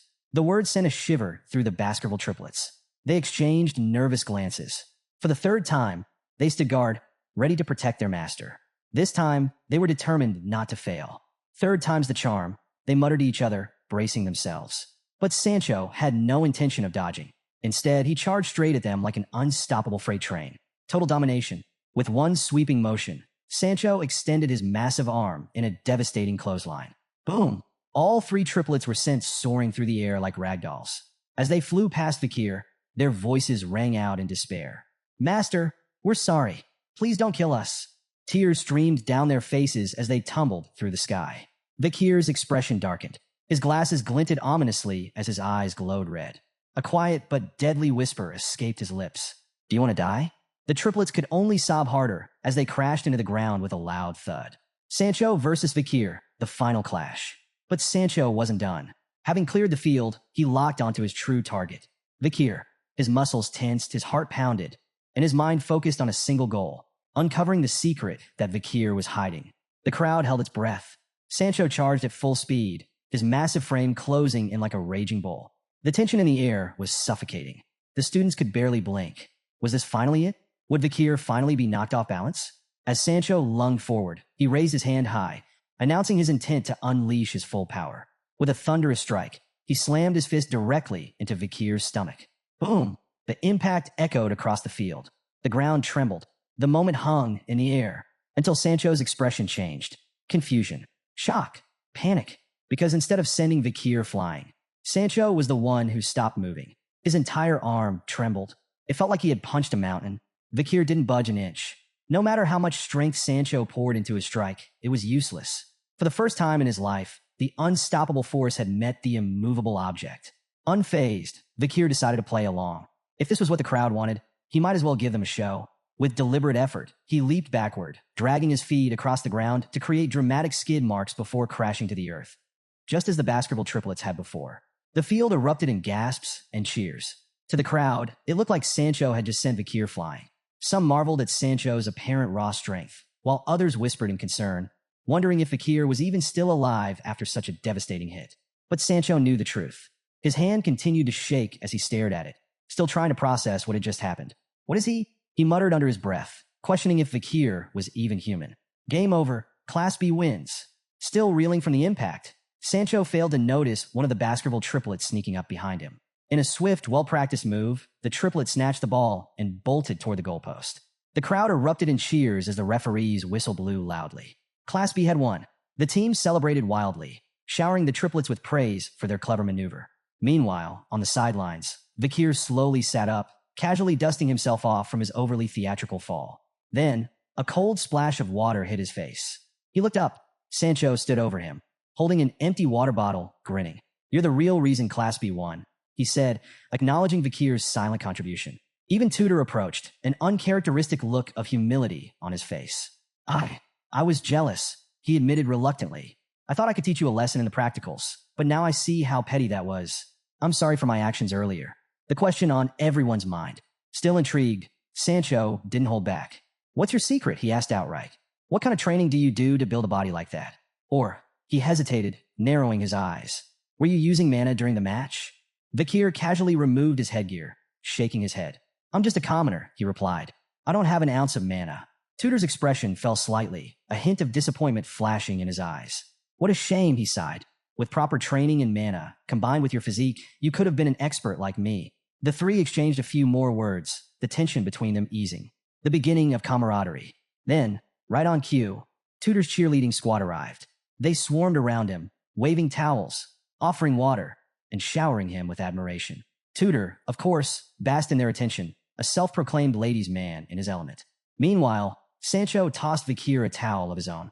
These two, Tudor and Sancho, future heroes who would one day hunt demons and fight for humanity during the fall, had no idea just how intertwined their fates would become with Vakir's. As Vakir wiped the water from his face, he instinctively removed his glasses to clean them.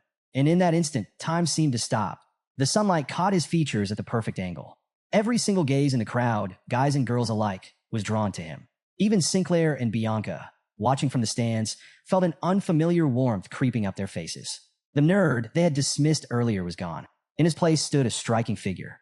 The light accentuated his lean, toned frame, his every movement effortless and sharp.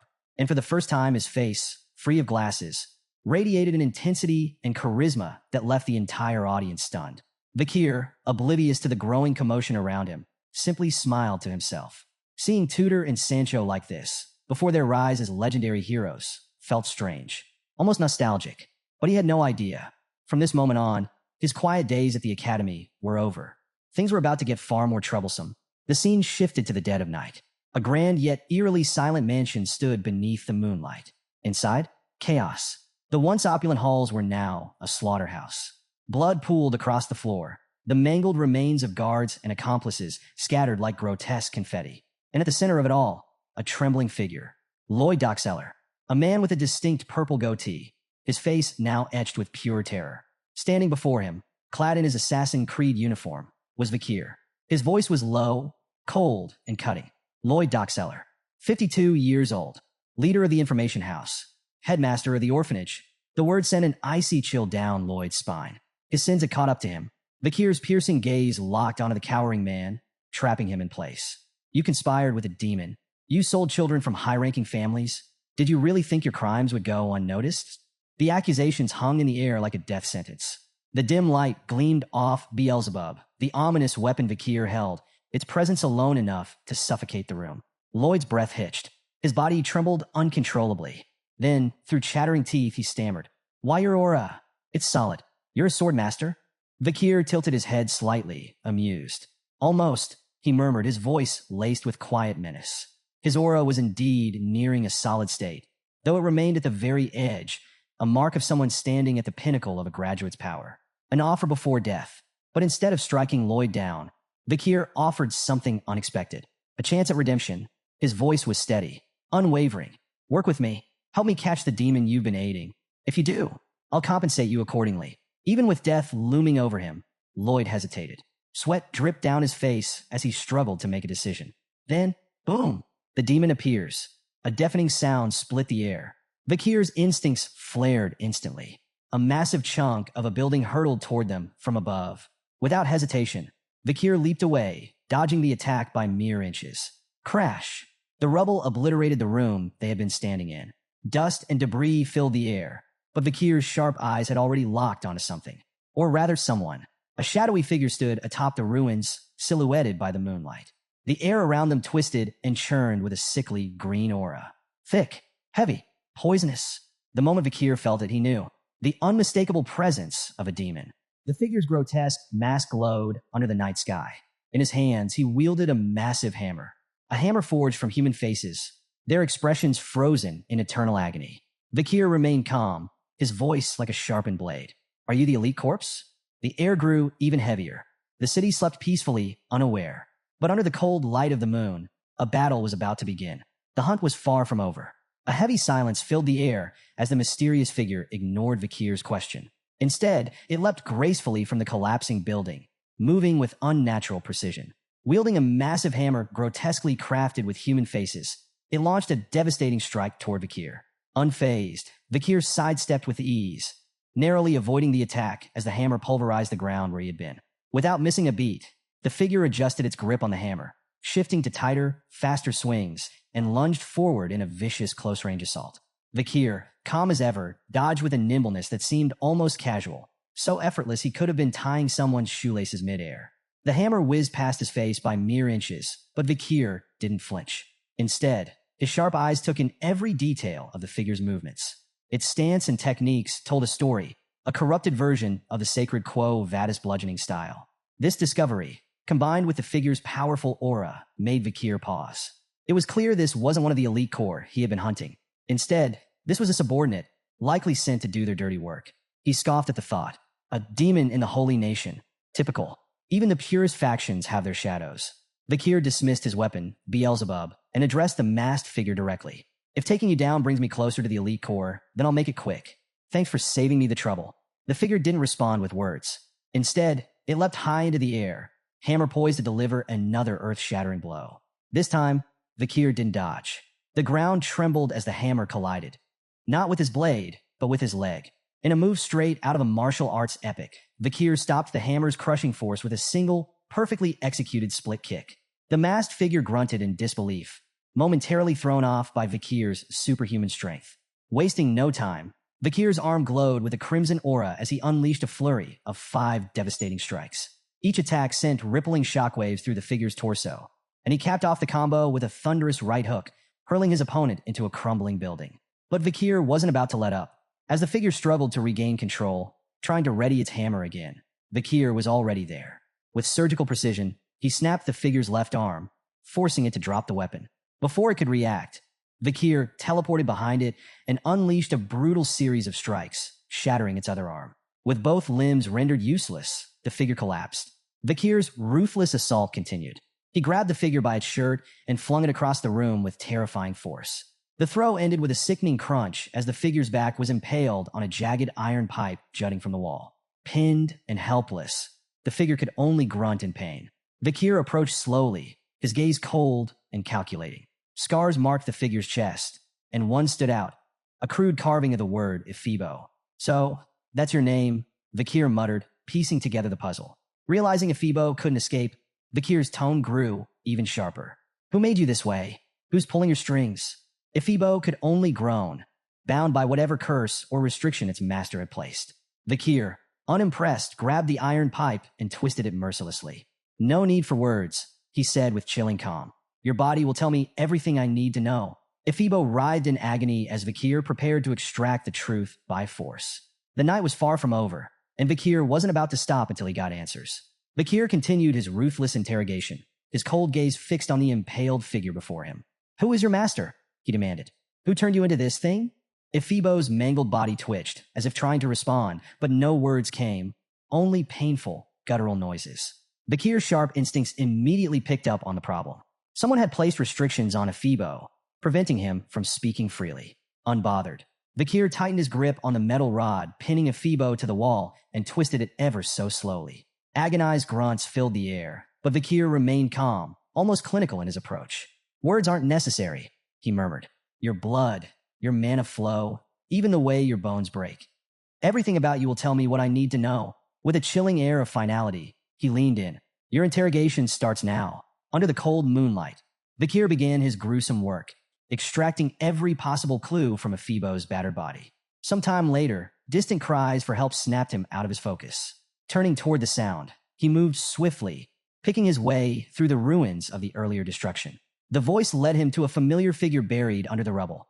Lloyd Dockseller, barely clinging to consciousness. With little effort, Vakir yanked the trembling man free and fixed him with an icy stare. If you want to live, then talk, he said bluntly. Tell me everything you know. Lloyd, too weak to resist, nodded frantically. I'll tell you anything.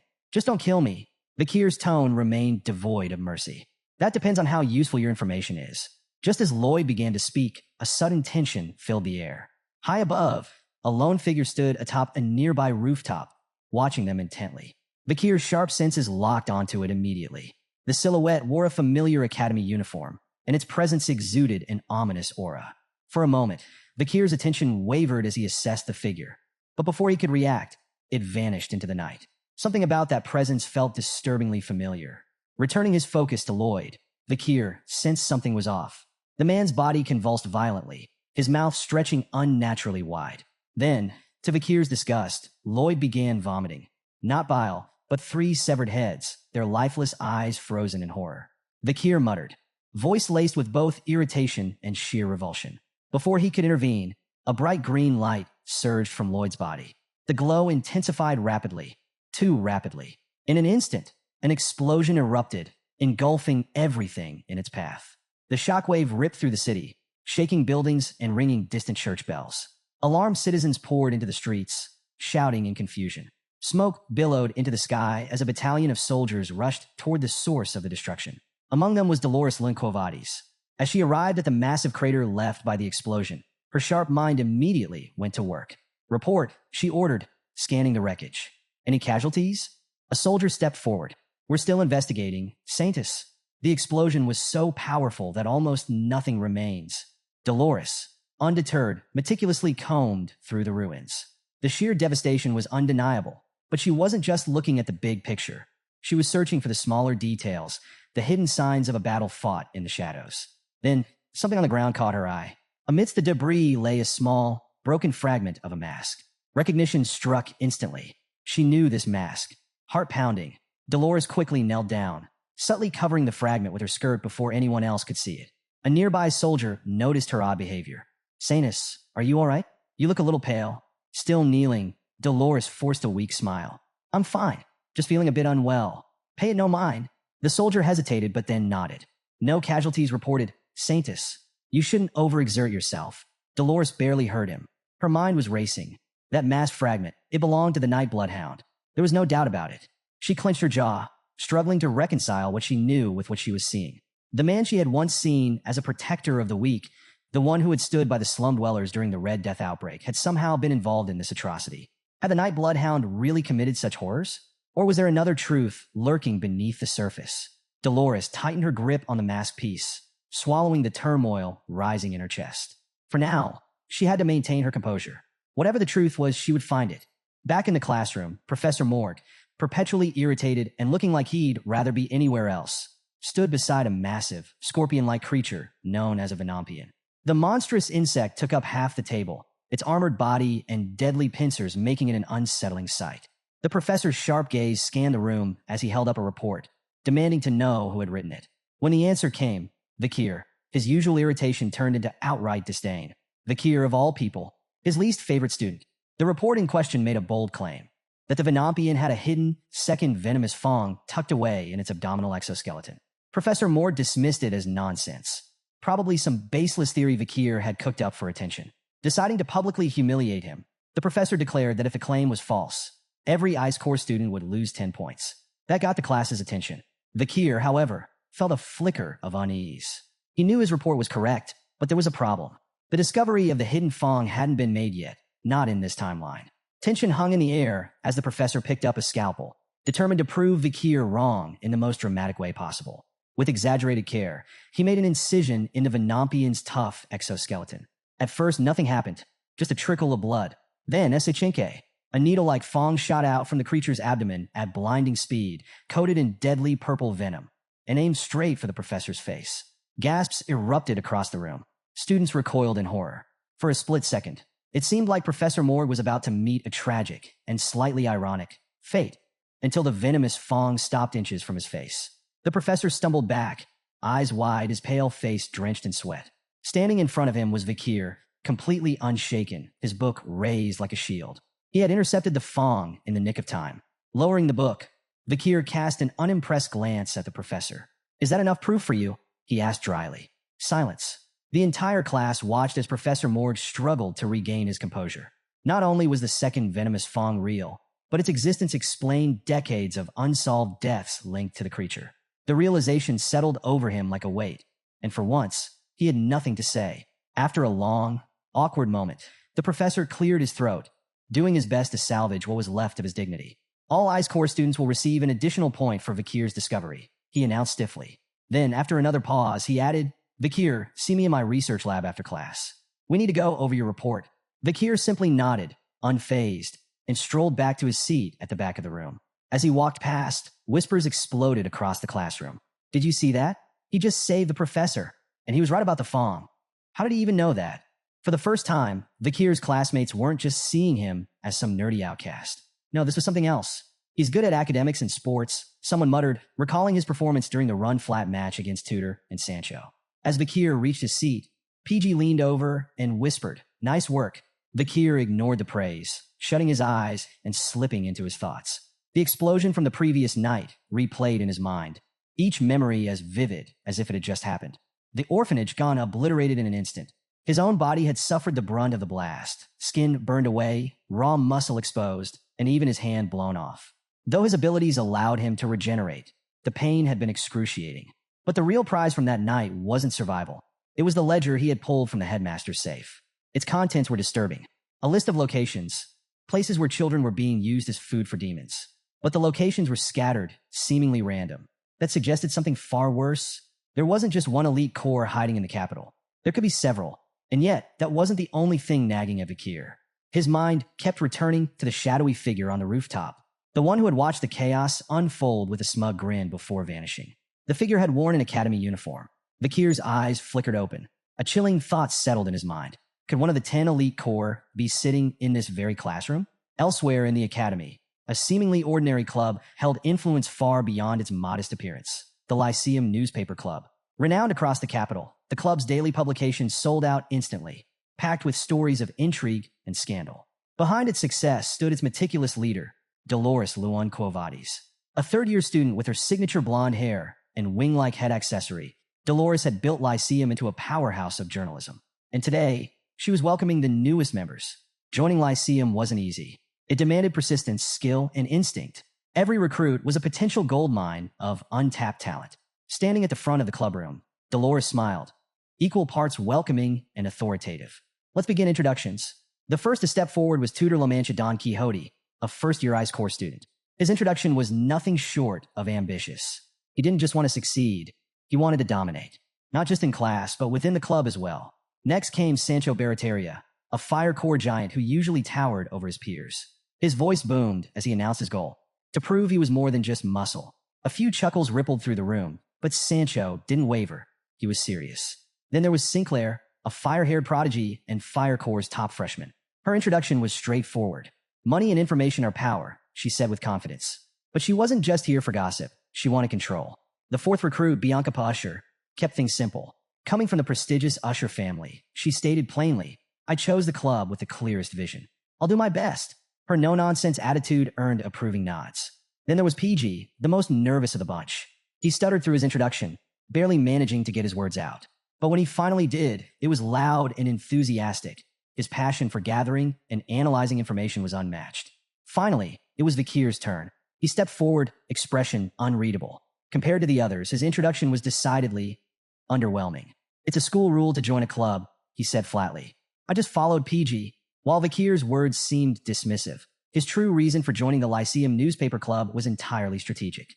With its vast network and access to critical information, it was the perfect place for him to gather intel for his own objectives. The only problem? Dolores. Having the Saintess in the same room made things slightly uncomfortable. And of course, she wasted no time singling him out. With that attitude, you can't be a Lyceum reporter, she scolded, locking her sharp gaze onto him. Before the tension could escalate, another voice cut through the room. Wait a second. A third-year student suddenly stepped forward, practically shoving Dolores aside in excitement. The girl, introduced as Anna, was the club's vice president. In her hands was a newspaper article, and her eyes gleamed as she waved it in Vakir's face. Is this you? She asked, grinning. I thought you looked familiar. The headline of the article read, Exclusive. Who was the Ice Core freshman who dominated the run-flat match? Right beneath it was a clear, full-color photo of Vakir during the intense game. Vakir remained silent, his expression unreadable, while Tudor burst into laughter. That's definitely him, Tudor exclaimed. Even Dolores looked surprised. She hadn't seen the article before and turned to Anna with suspicion. When did this get released? Anna grinned unapologetically. Oh, last night? I heard rumors about a handsome freshman, and I couldn't let that scoop go to waste. What kind of reporter would I be if I didn't publish it? Dolores sighed, clearly unimpressed. Unbelievable, she muttered. Anna, however, was completely unfazed. Turning back to the first years, she clapped her hands together. Well, now that we're all introduced, let's get started on our first activity. Dolores, momentarily speechless, stepped back as Anna seized control of the room. With her usual enthusiasm, the vice president formally introduced the first-year members' very first assignment. 2 articles were placed on the table. The dates had been redacted, but the contents were disturbing. The first article detailed a mysterious arson attack. An unidentified assailant had burned an orphanage to the ground during the early hours of the previous night. The group gathered closer, scanning the grim details. PG, always quick to connect the dots, was the first to speak. Wait, could this be related to the explosion in the capital yesterday? He asked, his voice barely above a whisper. Anna nodded. She had learned about the incident while outside the academy and revealed that the club suspected something even more terrifying. The same person might be responsible for both the orphanage fire and a high-profile murder in the capital. But the worst part? Most of the orphanage's children had been identified among the deceased. A heavy silence settled over the room. PG leaned in, whispering to Vakir, his voice uneasy. Do you think our target did this? Vakir didn't answer aloud, but deep down he already suspected the truth. The demon he was hunting might very well be behind it all. With all the information laid out, Anna took charge. It was time to craft a headline for their article. The brainstorming session kicked off immediately. Ideas flew across the room. The birth of a terrible villain. The appearance of a monster outside the academy. What are the Imperial Guards doing? But despite the flurry of suggestions, none of them felt powerful enough. Bianca voiced her frustration, agreeing with Tudor, who speculated that the lack of a name for the villain was the real problem.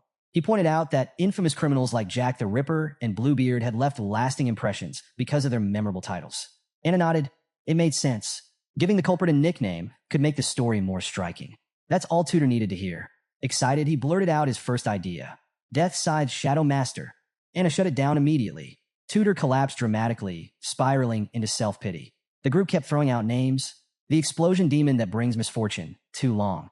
The orphanage killer, too direct. Mr. Terrorist, which sparked a heated debate. Meanwhile, Dolores remained eerily silent, simply watching the discussion unfold. Then she spoke. Her voice barely above a whisper, she murmured a name. The Nightblood Hound. The room went dead silent. All eyes turned to her. Dolores hesitated for a moment before explaining. The name had come to her after recalling a mask she had picked up at the crime scene. A mask that undoubtedly belonged to the elusive figure. And that wasn't all. She had seen this mysterious individual before. A shadowy figure who had once helped the poor in the slums, even risking exposure to the Red Death to treat the sick. She had believed this person's motives were noble. But now, their presence at the crime scene changed everything. Had the same person really killed the orphanage's children? Had they become a cold-blooded murderer? Before Dolores could fully process her own thoughts, Anna pounced on the name. The group was captivated. The raw, barbaric tone of the Night Bloodhound resonated instantly. Dark, violent, intimidating. Even as Dolores instinctively covered her mouth, embarrassed by her slip, it was too late. The name had already stuck. Anna immediately proposed the headline. Who is the Night Bloodhound, the terror of the capital? But Dolores shut it down. She reminded everyone that Lyceum's articles had to be rooted in truth. They couldn't label someone a criminal without solid proof. A debate broke out between the two leaders. Meanwhile, Tudor turned to Vakir. What do you think? He asked. Do you think the Night Bloodhound is evil? Vakir's response was curt. I don't care. Not satisfied, Tudor pushed further. Come on, give me a real answer. Reluctantly, Vakir exhaled. What I know for certain is that they're not virtuous. So, they're evil, Tudor concluded.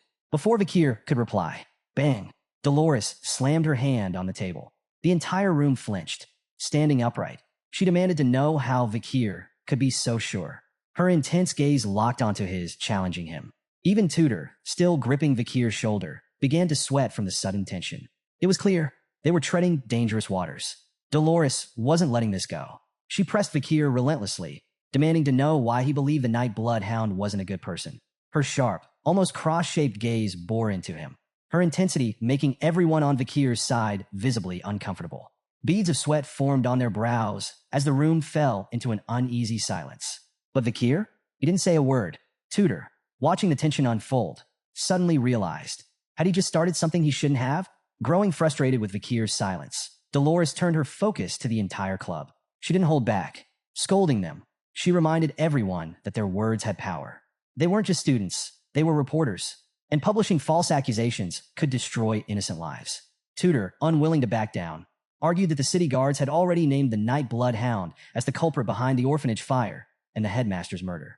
But Dolores wasn't buying it. She dismissed the guards' claims as mere speculation, pointing out that they had no real evidence. And then she brought up something even more unsettling: the children's corpses found in the orphanage basement.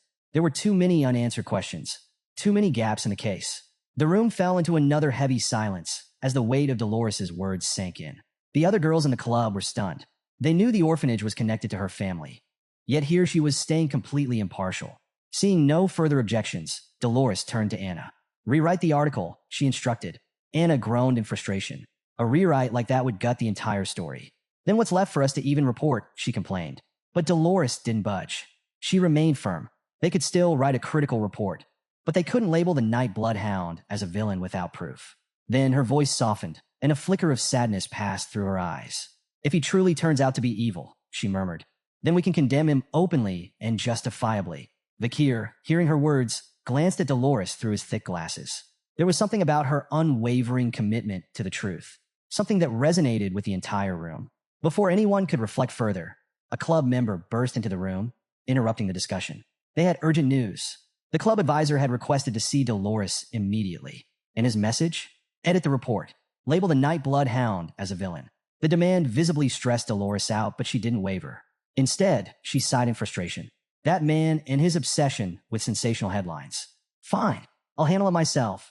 With that, she turned and left, heading off to confront the advisor directly. As she exited, Tudor, clearly impressed, let out an approving remark. She's such a girl boss.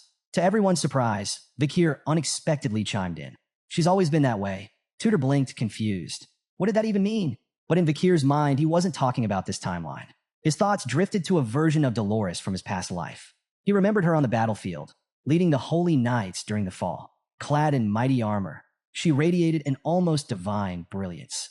She commanded troops with unshakable confidence, blessing warriors with holy light as she urged them forward into battle.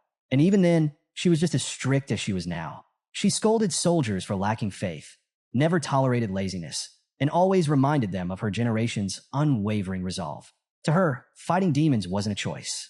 It was an expectation. Lost in his memories, Vakir found himself smiling.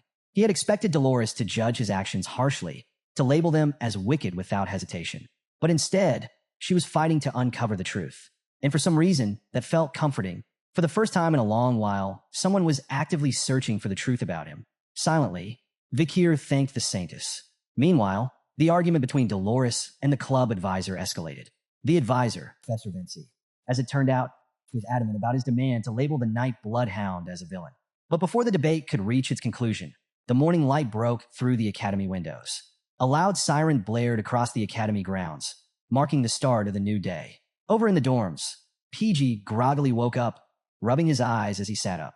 Still half asleep, he muttered a lazy good morning, only to see Vakir already dressed in his exercise uniform, casually stretching. Of course, at this academy, 6 a.m. sharp meant mandatory morning training. Like clockwork, students shuffled out of their dorms, heading toward the training grounds where they began their daily light jog under an instructor's watchful eye. Afterward, everyone split into their own routines.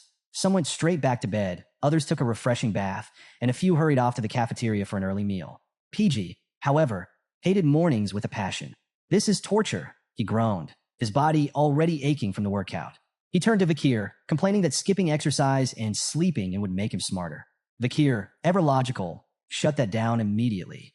Physical activity activates the brain, he stated matter-of-factly. PG scoffed, not because he had a counterargument, but because being proven wrong first thing in the morning wasn't exactly his favorite way to start the day. That's when Tutor joined the conversation, grinning. "Vakir, you're too logical," he teased. "You should try a more empathetic approach. Maybe start with PG." PG, alarmed, immediately rejected the idea. "No, not happening. I refuse to be your practice target." Switching gears, Tutor had a new idea. "Let's take a trip to the city this weekend." PG instantly perked up. "There's a book I need to buy." Even Sancho chimed in, his usual booming voice filled with excitement. "I heard about a restaurant in the city that I've been dying to try." With everyone on board, Tutor turned to Vakir. "Well, what do you think?" Vakir paused for a moment before shaking his head. "I have volunteering duties that weekend." The group stared at him. PG, having heard this excuse before, quickly explained. "Vakir has too many deductions, so he has to make up for it with volunteer work." Tutor immediately put 2 and 2 together. "Professor Vinci?" he guessed. PG nodded. Everyone knew Vinci had it out for Vakir, handing out unfair punishments even when he wasn't at fault.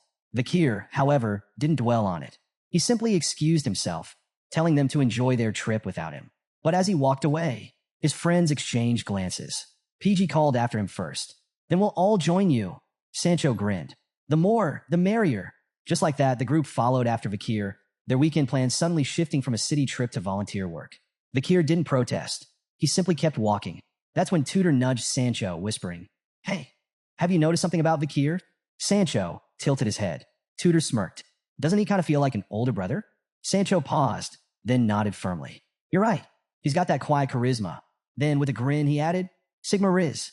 As they walked, Sancho continued his train of thought. During his time as a mercenary, he had encountered many natural leaders, people who, without trying, just seemed to command respect. And to him, Vakir fit that mold perfectly. Even PG couldn't help but smile. He had to admit, there was just something about Vakir that made him extraordinary. Vakir always seemed to attract remarkable people. Tutor, from the prestigious Don Quixote family, was born with both status and talent. Sancho, a skilled fighter from the Northern Mercenary Guild, had sought Vakir out early on. And then there was PG, who deeply admired Vakir for reasons beyond his intelligence and strength. Vakir had been the one to help him through a tough time at the entrance party. And beyond that, he was practically flawless in both academics and combat. PG couldn't shake the feeling that, as long as Vakir was by his side, anything was possible. But then, something changed. As they moved through the academy corridors, a chilling aura seeped into the air. Vakir's bloodlust, the unmistakable presence of a hunter, leaked out. His eyes gleamed a menacing red. His very existence pulsed with murderous intent. Right beside him, PG froze. His body went rigid, heart pounding as he sensed the shift in Vakir's demeanor. But Vakir ignored the tension in his group, because he smelled it, the stench of demons. His gaze locked onto a group of 3 students walking ahead, one boy flanked by 2 girls. As they moved further away, Vakir turned to PG, knowing his friend's encyclopedic knowledge of their peers might hold the answer. "Do you know that guy?" Vakir asked, his voice low. PG, still rattled, jolted at the sudden question, but quickly scanned the group. "Oh, him? That's sophomore Bane Kaudzak." Then, as if stating an undeniable fact, PG added, "He's the most handsome guy in school." Vakir's jaw clenched. His teeth gritted. He couldn't believe it. Right there, walking through the academy like any other student, was a member of the infamous 10 elite corpses. A demon, blending into society far too easily. His instincts screamed at him to act now, to strike him down where he stood. But there were too many students around. The collateral damage would be too great. And more importantly, he wouldn't risk his friends. They were future heroes, ones who had yet to realize their full potential. Seeing the tension in Vakir's face, Tutor and the others grew concerned. You okay, Vakir? Tutor asked. Vakir quickly masked his thoughts. I'm not feeling well, he lied. I need to rest. He had already made his decision. Instead of acting recklessly, he would gather more information first. Once out of sight, Vakir activated a skill from his second slot, Silent Heal Mishisu. His steps became soundless. His presence faded. Removing his glasses, he adjusted his disguise, his transformation seamless. His plan? Shadow sophomore. Uncover his movements. Find proof. But then, bam! Vakir collided headfirst into someone descending the nearby staircase. A loud scream echoed through the hallway. The entire corridor snapped to attention as Dolores hit the ground hard. She winced, waving her hand in pain while Vakir stood there, momentarily stunned. Tutor and the others rushed over. Tutor, ever dramatic, immediately demanded an apology. Without hesitation, Vakir bowed deeply. My apologies, he said. To everyone's surprise, Dolores brushed it off. It's fine. I was careless too, she admitted. As Sancho helped her up, she couldn't shake a strange feeling. Vakir felt like a solid wall when she bumped into him. And something else? As he adjusted his glasses, Dolores' curiosity deepened. Not only was he ridiculously strong, but she couldn't sense his presence at all. It was as if, at any moment, he could vanish into thin air. Her mind raced. Who exactly was Vakir? With too many eyes on him, Vakir made a choice. For now, he would delay his plans to trail sophomore. But one thing was certain. Bane Kaudzak was no ordinary student. He was one of the 10 elite corpses. And eventually, Vakir would have to confront him. Back in the Lyceum newspaper club room, Vakir's focus was razor-sharp. Amid the chatter of his peers, his attention was locked on a task.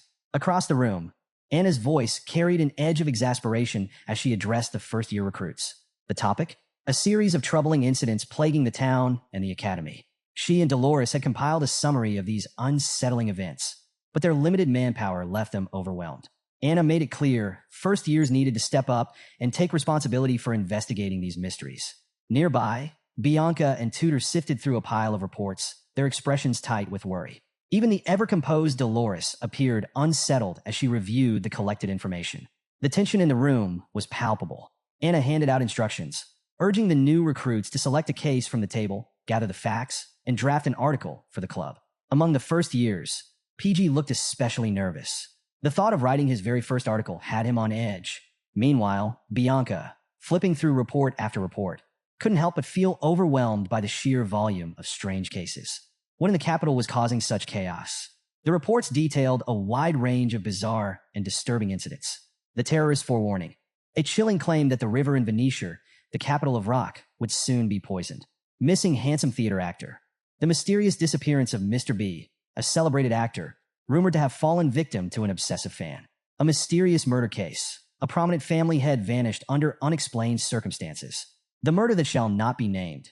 A person set for execution insisted their face had been altered, pleading their innocence in a string of violent street attacks. A rapid increase in missing people. A surge in disappearances plagued Venetia, with whispers of the elusive night blood hound being responsible.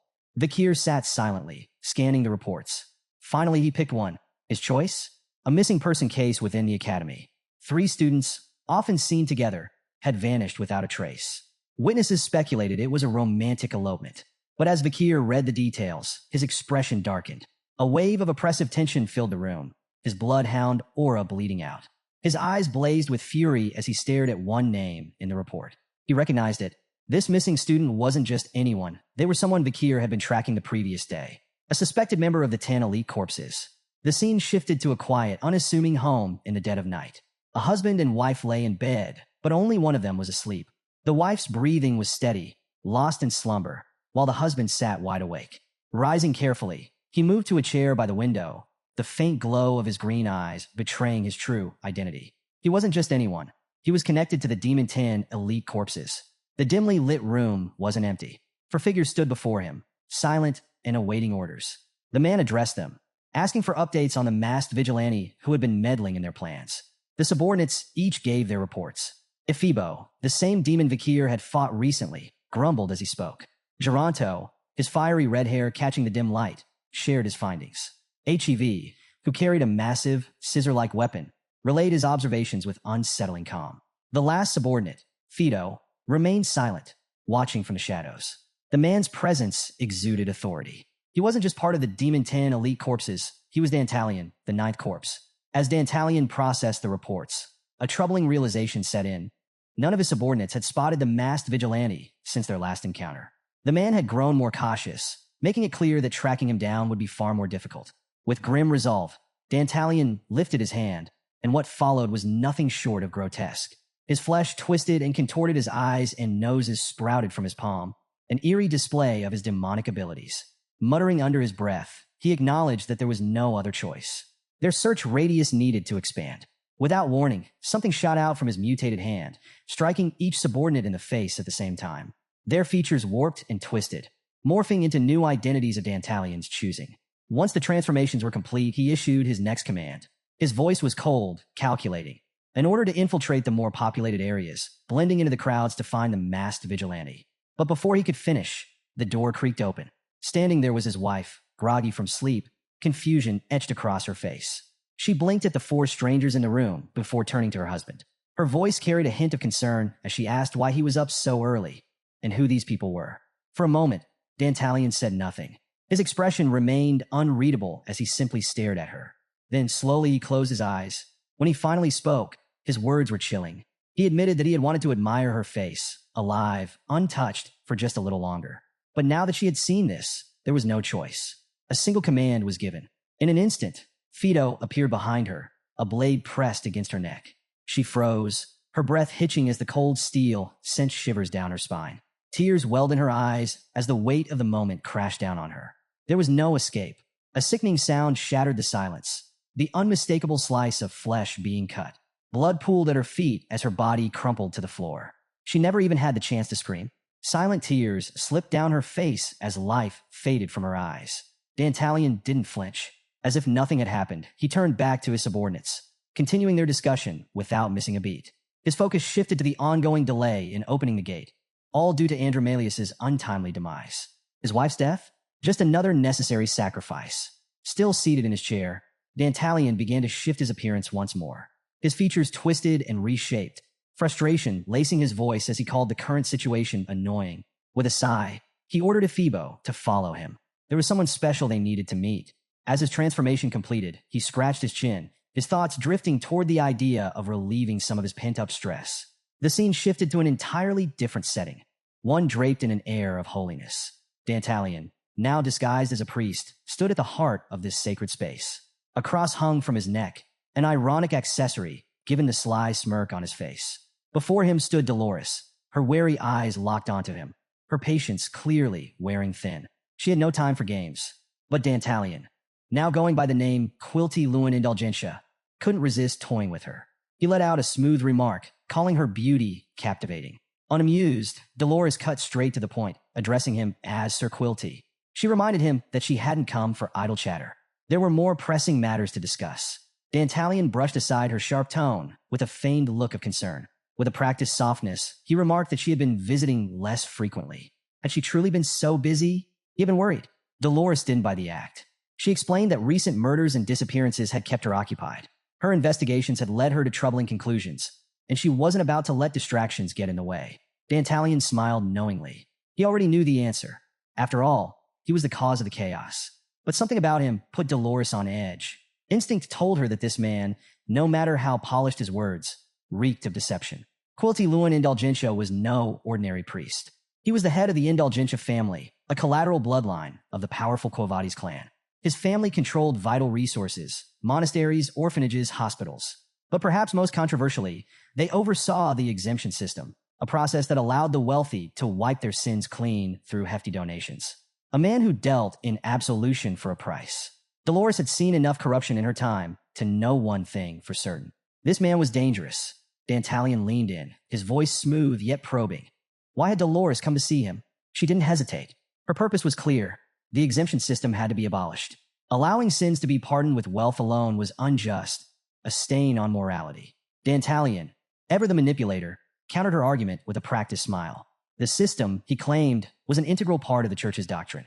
In his view, donating vast sums of money was already a severe punishment, one that ensured the church thrived. But Dolores stood firm. True repentance, she argued, required sinners to expose their crimes and face genuine consequences. Her conviction was undeniable, strengthened by the holy light casting a glow behind her. Then came the words that struck deep. The people affected by the exemption system cannot be saved. For the first time, Dantalion faltered. His mouth opened slightly as if to respond, but no words came. The silence stretched. Then, just as quickly as the moment arrived, he regained his composure. With a dismissive turn, he suggested she take her concerns to her father, the church's cardinal, if she truly wanted change. And then, with a knowing smirk, he reminded her that students from the academy were volunteering here today. A public dispute within the Quo Vadis family? That wouldn't be wise. Dolores clenched her fists but relented. She promised she would return to finish this discussion another time. As she left, Dantalion's mask of civility began to crack. His transformation bled through, his face twisting, eyes multiplying in grotesque clusters. A wicked grin stretched across his skin, his teeth clenching so hard that blood seeped between them. He fought the overwhelming urge to collect her face. To him, Dolores, the saintess, was the most exquisite masterpiece he had ever laid eyes on. But he wouldn't take her yet. No, he would wait. He would savor the moment when the world plunged into chaos. Then, and only then, would he claim her face in its most despairing state. Trembling with anticipation, Dantalion uttered a silent prayer, a plea for his brethren to hasten the descent of darkness. The scene shifted. Vakir stood before the towering gate of a grand building, his sharp eyes scanning its structure. According to Cindy Wendy's report, this orphanage was linked to the 10 elite corpses. By analyzing Andromalius's ledgers, they had uncovered its connection to the demons. His gaze trailed upward, locking onto the flag flying above. The Quo Vadis family crest. It made sense. If demons had infiltrated both the Iron Blood and Holy Divine families, then the Quo Vadis were just as likely to be compromised. The Night Bloodhound's recent activities had put a target on his back, so Vakir decided to take a subtler approach, volunteering. A perfect cover for a deeper investigation. But just as he steeled himself for the task ahead, 3 familiar voices interrupted his thoughts. Turning, he found PG, Tudor, and Sancho standing beside him. Before he could protest, Tudor threw an arm around his shoulder, grinning. Lucky you, Vakir. You've got such loyal friends willing to volunteer with you. Vakir let out a long sigh, rubbing his temple. He hadn't asked them to come. A nervous sweat drop formed on his forehead. This was supposed to be a covert investigation. Today was about to get a lot more complicated. The Academy's 10-day-long golden holiday had officially begun. A time of grand celebration. This break honored both the school's anniversary and the Easter of the Loon Church, offering students the perfect excuse to visit their families, explore the imperial capital, or simply relax. But not everyone was indulging in festivities. Back at the orphanage, the boys stepped inside for their volunteering assignment. Tudor's voice rang out, teasing Vakir about how lucky he was to have such loyal friends tagging along, unlike the rest of the students who were out enjoying their well-earned break. Of course, each of them had different motives for being there. Sancho was thinking ahead, wanting to knock out his volunteer hours early. PG had a genuine love for helping others. Tudor? He was just here for the fun of it. As for Vakir, their presence felt more like a burden than a blessing. Tudor's gaze swept across the vast hall, whistling at its sheer size. This has to be the Indulgentia orphanage, he guessed. PG nodded, confirming it was the largest orphanage in the imperial capital. He also revealed an interesting detail. The orphanage's headmaster, Quilty Lun Indulgentia, wasn't just its founder, but also an external lecturer at the academy. Sancho, surprised, asked who this Quilty guy was. PG pointed to a large portrait hanging nearby. The painting depicted Quilty Lun Indulgentia, a man from the maternal side of the Quo Vadis family, making him an influential figure within the Loon Church. But then, PG mentioned something even more intriguing. There was notable tension between Quilty and the saintess, Dolores, due to their opposing religious beliefs. Tudor groaned at the thought. The last thing he wanted was to get dragged into some high-profile family feud. Meanwhile, Vakir remained silent, standing at the back, deep in thought. The mention of the popular headmaster piqued his curiosity. He made a mental note to keep a close eye on Quilty during their stay. Before long, the group stood before the church staff. A nun greeted them warmly, young children peeking out nervously from behind her. With a gentle smile, she welcomed the student volunteers and explained their task. For the next 10 days, during the golden holiday, they would serve as teachers for the children. The nun encouraged them to care for the orphans with the heart of a parent, reminding them that their kindness could leave a lasting impact on these young lives. But as she spoke, the boys' attention drifted elsewhere. They had just noticed something. Or rather, someone. Tudor was the first to break the silence. Wait, why are Bianca and Sinclair here? The 2 girls approached, and Bianca immediately took offense at his tone. She let out an annoyed grunt before snapping back, saying they were here to volunteer, just like them. Then, flipping the question, she asked why they were even there. Unfazed, Tudor smirked. A hero doesn't need a reason to do good deeds. Bianca visibly cringed at his words. She absolutely hated his so-called hero complex, a classic trait of the Don Quixote family. As they bickered, Vakir and PG were focused on someone else. Sinclair. The gray-haired girl stood in front of them, radiating warmth. Her smile was bright, her energy unmistakable.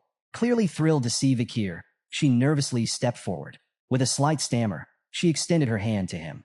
She admitted that they hadn't spoken much before, but hoped they could get along during the next 10 days. Vakir hesitated for a moment before shaking her hand. He simply echoed her sentiment, agreeing that they'd work well together. But Sinclair's reaction?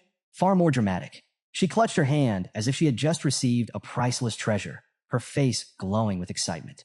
Then, with absolute sincerity, she declared, "I'm never washing this hand again." Vakir blinked. This holiday was already shaping up to be a lot more eventful than expected. Meanwhile, PG leaned in close to Vakir, his voice hushed with intrigue. He had noticed something earlier. Sinclair had specifically requested to be placed at this orphanage. He had seen her speaking with the volunteer coordinator, making sure she ended up in the same location as Vakir. So much for coincidence. Vakir mulled over PG's words, silently deciding to stay wary of Sinclair. But before he could dwell on it, his sharp eyes scanned the room, picking up on something strange. The headmaster, Quilty Lindindulgentia, was nowhere to be seen. A man of such high standing should have at least made an appearance, yet he was absent. Suspicion flickered in his mind. But before he could pursue that thought, the nun's voice rang out, announcing that it was time for the children to choose their teachers. The moment the words left her lips, chaos erupted. The children surged forward, swarming the volunteers with boundless energy. Tutor laughed as he scooped up 2 kids at once, thrilled by their enthusiasm. Sancho was already running around, giving piggyback rides to a group of giggling children. Bianca, meanwhile, found herself completely smitten by how adorable they were. Even Sinclair was in her element, surrounded by kids as she animatedly read a funny story from a book. And then there was Vakir, standing stiffly before 3 small children. He spoke in his usual gruff, monotone voice. Names? His stern demeanor and cold expression were met with wide, trembling eyes. A single beat of silence passed. Then, in unison, the kids burst into tears and immediately bolted toward PG for comfort. PG gently patted their heads, consoling them, before turning to Vakir with an amused but pointed piece of advice. Try smiling a little. Vakir stood there, stunned. Interacting with children was far more difficult than he had anticipated. He had always done well with people like PG and Marin, but this was an entirely different challenge. As he tried to process the situation, something caught his eye, a small, blonde-haired girl quietly slipping out of the room. His instincts kicked in. Vakir followed her and found her sitting alone by a pillar, her tiny form curled up, her face shadowed with sadness. Approaching quietly, he spoke in a low but gentle voice. Crowded places can be overwhelming. The girl flinched slightly at his sudden presence. If I'm not careful, people misunderstand me too. His words hung in the air, but the girl refused to look at him. Vakir sighed. His usual directness wasn't working. He recalled Ian's advice. Kids won't answer if you question them too bluntly. You have to soften up first, smile, make it easier for them to talk. Taking a closer look, he noticed the name tag on her chest. Slowly, he knelt down her level and, for the first time, made a genuine effort. With a softer expression, he smiled and said, "Perry, right?" The girl froze. Her eyes widened in shock, her cheeks turning pink as she stared at him. Then, instead of responding, she turned and ran off. Again, Vakir blinked. Was his smiling face, somehow, even scarier than his usual one?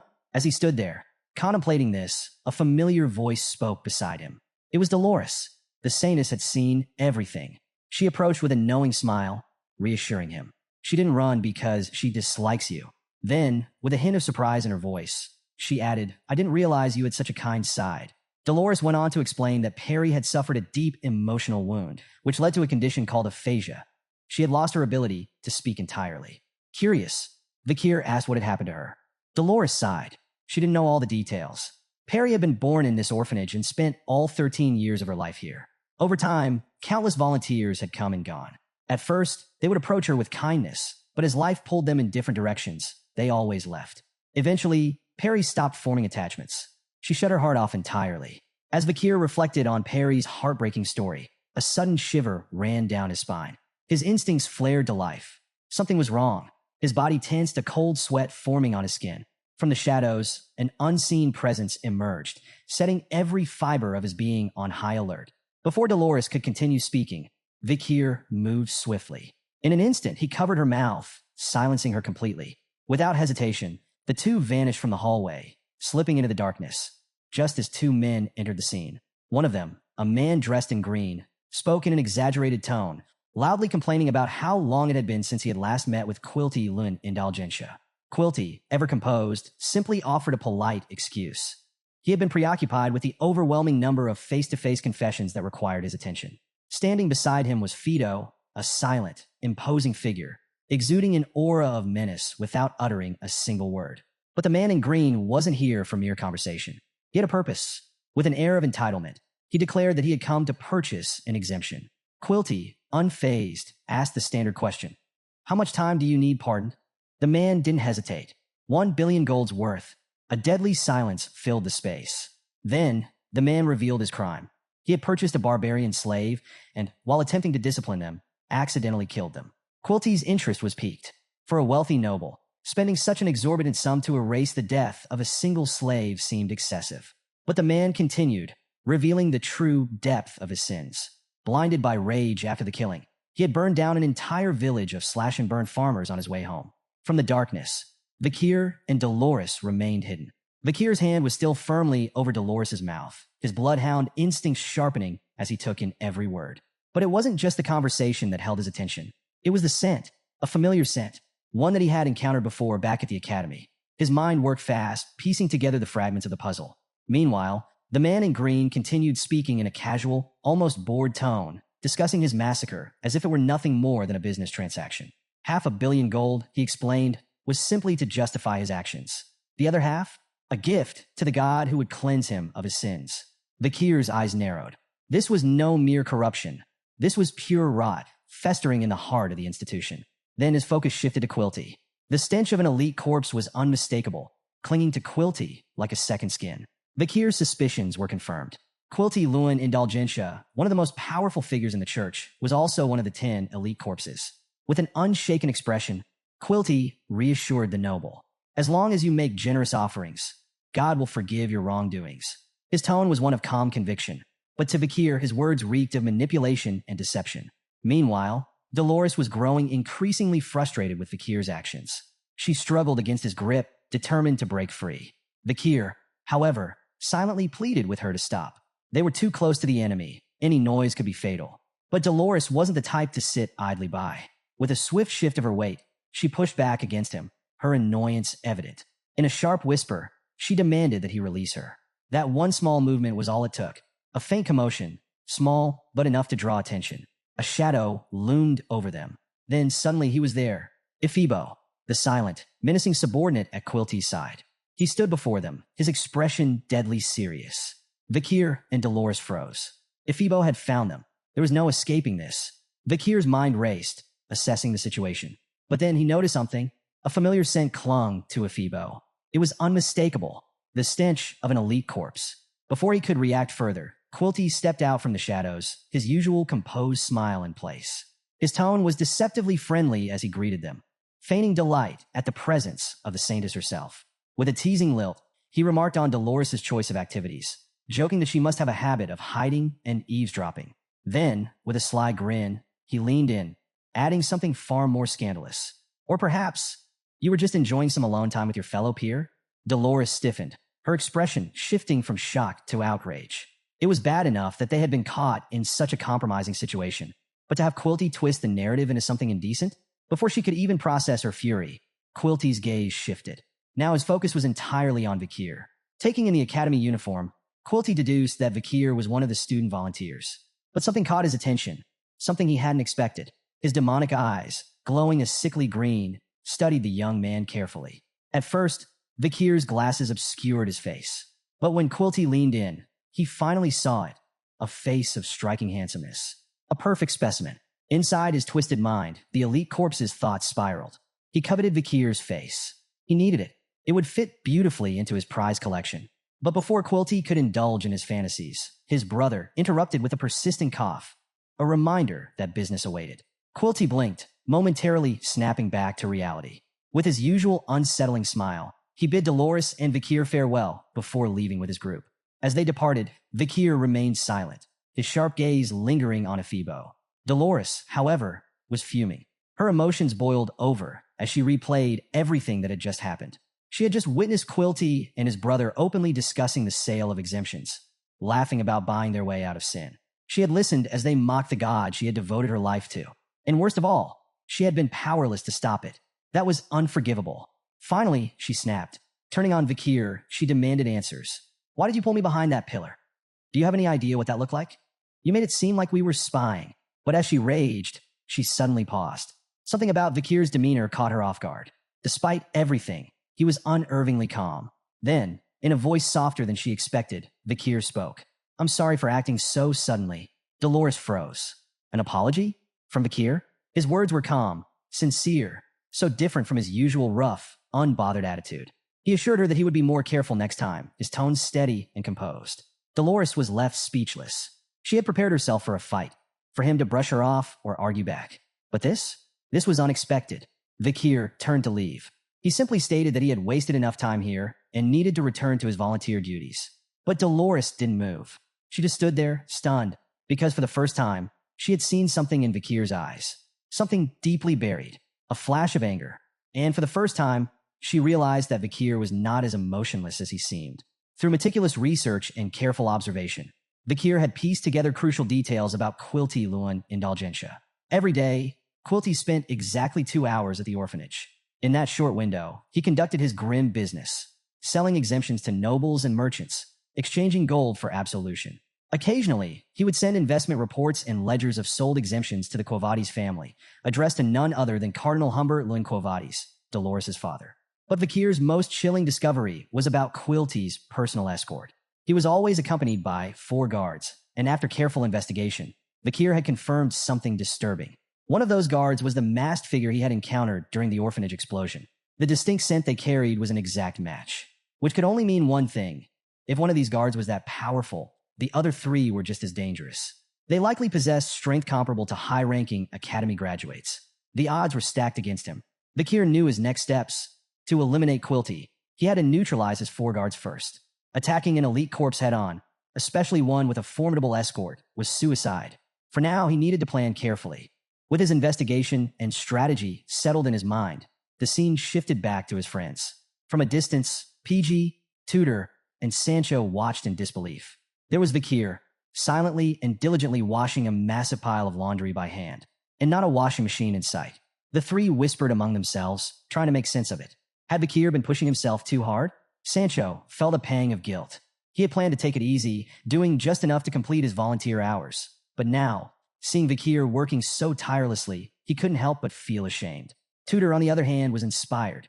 Watching Vakir's selflessness stirred something deep within him. His fist clenched as he made a vow. I need to work harder if I want to be a true hero, just like Vakir. Before long, all 3 of them raised their fists in unison, shouting, Everyone, follow Vakir. Their enthusiasm was contagious. Meanwhile, Vakir wiped sweat from his brow, momentarily pulled from his deep thoughts. He had been so focused on his plans that he barely noticed what was happening around him. Since it was difficult for him to move freely during the day, he resolved to make the most of his time by throwing himself fully into the orphanage's tasks.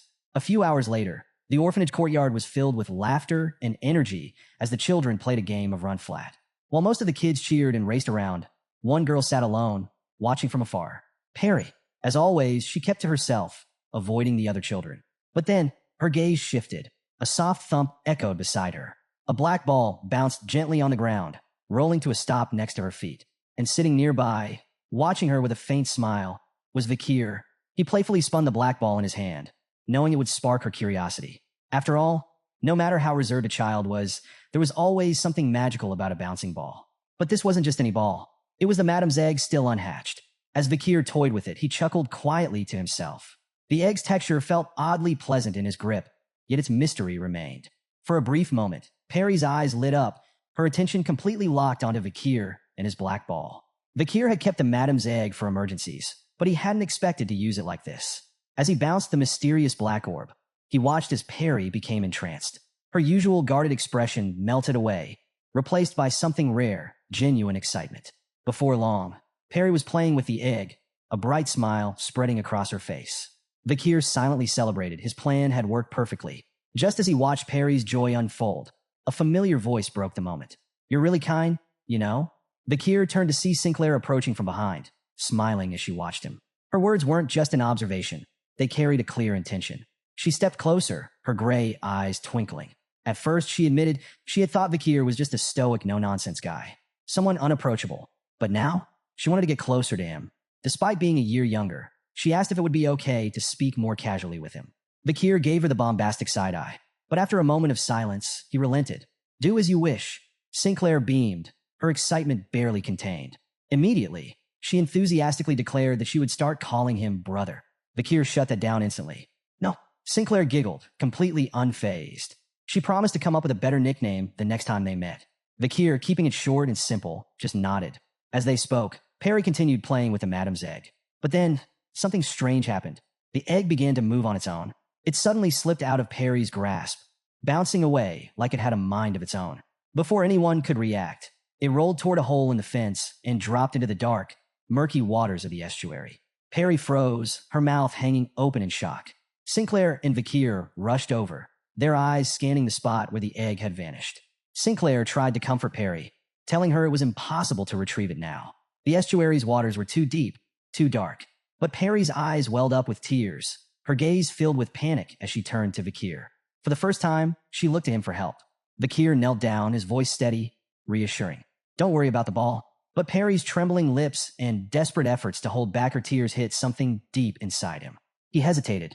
Then, without another word, he unbuckled his uniform. There was no choice now. He couldn't leave her like this.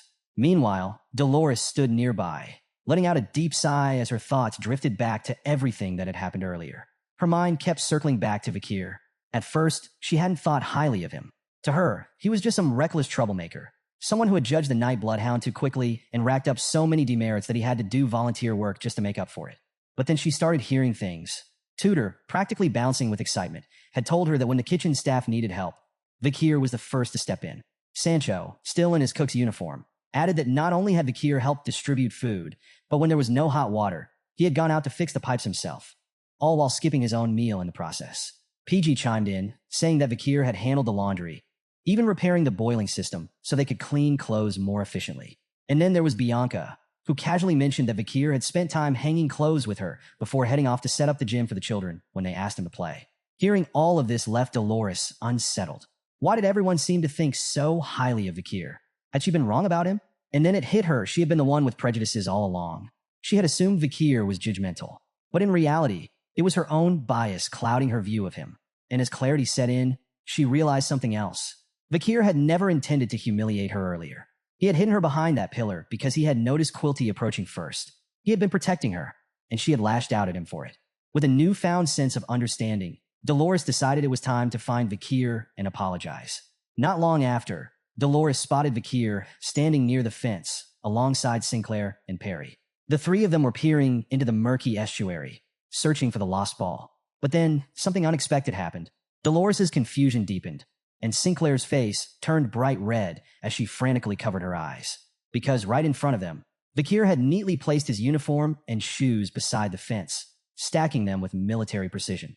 Then, without a word, he vaulted over the barrier and plunged into the estuary below. All three girls stood frozen, their expressions locked in stunned silence. Vakir disappeared beneath the dark water. For a few moments, nothing happened. Then he resurfaced. In his outstretched hand was the ball, dripping with water, but completely intact. He had done it, completely soaked in black water. Vakir looked like someone who had just conquered a legendary quest. And as if the universe itself had been waiting for this moment, the clouds above parted. The sun broke through, its golden light spilling across the estuary. The rays bathed Vakir in a soft glow, amplifying his aura and making him seem almost otherworldly. A true main character moment. Turning toward the trio, Vakir held out the ball and spoke softly to Perry. "Now, you don't need to feel sorry for losing it." His kindness left all three girls staring at him in disbelief. It wasn't just the act of retrieving the ball. It was the effort, the care. But for Perry, the moment meant something even deeper. She stared at Vakir, her wide eyes locked onto him. Something inside her stirred. For so long, she had lived in silence. But now, her heartbeat, once quiet and dormant, had begun to echo once more. Under the warm sun, the boys were out in the open field playing football with the children. The atmosphere was filled with infectious energy as laughter and cheers echoed all around. Everyone was immersed in the joy of the moment, running and kicking the ball with unrestrained enthusiasm. After what felt like an endless session of fun, the boys finally slowed down, drenched in sweat and utterly exhausted. Tudor wiped his forehead, a grin spreading across his face as he marveled at the fact that this was their final day of volunteering. Sancho agreed with a nod, commenting on how quickly time had flown by. The realization hit them hard. This was their last chance to make memories with the kids. With a burst of renewed determination, the trio decided to go all out, promising to keep playing until they had no energy left. Fueled by their resolve, they dove back into the game, their spirits high and their hearts full. Meanwhile, under the shade of a tree, Vakir sat in his usual spot, lost in his own thoughts. Beside him sat Perry, her small frame tense with nervousness. Her flushed cheeks betrayed her feelings as she clutched a delicate bouquet of flowers. Her eyes flickered between the flowers in her hands and Vakir, who seemed entirely unaware of her internal struggle. Summoning her courage, Perry inched closer to him and, with a quick but purposeful motion, gently placed a handmade flower crown on his head. Vakir blinked in surprise, his hand instinctively reaching up to touch the unexpected adornment. He tilted his head, trying to make sense of it, as a flicker of confusion crossed his face. Before he could say anything, Perry waved her arms frantically, her nervous energy palpable. Determined not to let her shyness stop her, she took his hand and began writing carefully on his palm. Her silent gestures conveyed her heartfelt gratitude for everything he had done, for sitting with her during his time at the orphanage and retrieving her lost ball from the estuary. Through her actions, she expressed how much his presence meant to her. Vakir felt the sincerity in her unspoken words. In his usual calm demeanor, he reassured her that it had been nothing. He simply enjoyed sitting under the tree with her. Perry hesitated for a moment, her fingers hovering uncertainly. Gathering her resolve, she wrote one final message, a question. "Can we meet again?" Her hopeful expression tugged at Vakir's heart. He remembered what Dolores had told him about Perry's past, how everyone she grew close to eventually drifted away, leaving her to face the ache of solitude once more. Her silence wasn't just a condition. It was her shield, protecting her from the sting of abandonment. As he gazed at her, Vakir felt the weight of his own reality. His life, filled with relentless demon hunting, left little room for promises. Death was always close at hand, and he knew the danger of raising false hopes. But at that moment, seeing the light of hope in her eyes, he made a choice. With quiet conviction, he told her, "We'll meet again." Perry's face lit up with pure joy, her smile so radiant it was as though the sun itself had brightened. Vakir then added sincerely, "If there's a tomorrow for me, I'll come back." His words filled her heart with hope. In response, Perry carefully wrote one last message on his palm, calling him her older brother. Vakir chuckled softly, the warmth of her sentiment melting away some of his guarded exterior. With a playful correction, he gently told her to call him Uncle instead. In the grand hall of Indulgentia Orphanage, Quilty stood before the gathered crowd, his voice laced with emotion. His words resonated deeply, moving many to tears as he spoke about the children, those who had been separated from their parents and had found a home within the orphanage's walls. With a solemn tone, he praised the volunteers, calling their time with the children priceless. Through their efforts, the orphans had experienced the warmth of a parent's love, something many had long been deprived of. Continuing his speech, Quilty expressed his hopes for the children's futures, believing they would grow into great individuals thanks to the care they had received. Wrapping up his address, he reminded the volunteers of the love they had received over the past 10 days and encouraged them to carry that love forward into the world. As he concluded, a staff member rolled out an enormous donation box, its polished surface gleaming under the hall's lights. The sight immediately sent PG into loud, dramatic sobs. Meanwhile, Vakir watched the scene unfold in silence, his eyes narrowing slightly. It was almost amusing. Quilty had finally decided to make an appearance, and of course, it was on the very last day.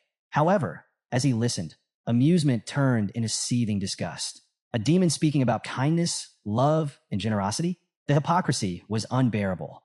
Quilty skillfully pulled at the volunteers' heartstrings, stirring their gratitude and sense of duty, all while angling for their gold. Vakir's sharp gaze quickly took in the details. All 4 of Quilty's bodyguards stood close by, making any ambush far more complicated than he had hoped. Still, a faint grin tugged at his lips as his eyes briefly flickered red. The odds were stacked against him, but that didn't matter. His preparations were complete. Today, he would hunt the elite corpse. One by one, the volunteers stepped forward, dropping generous amounts of gold coins into the donation box. The queue moved steadily, but Vakir remained where he was, standing apart from the others. Noticing this, Sinclair approached him, her curiosity piqued. "Why aren't you donating?" Vakir's answer was blunt. "I don't have any money." Her brows lifted in surprise. An academy student without money? That was unusual, but the truth ran deeper. Vakir had no intention of giving gold to a demon. Before she could dwell on it, Sinclair shifted topics, announcing that she had finally decided how to address him. With a small smirk, she called him brother. Vakir, unbothered, simply waved it off, telling her to do as she pleased. Undeterred, she pressed him further, arguing that as individuals of means, they had a responsibility to help the children. But Vakir's response was cold and unwavering.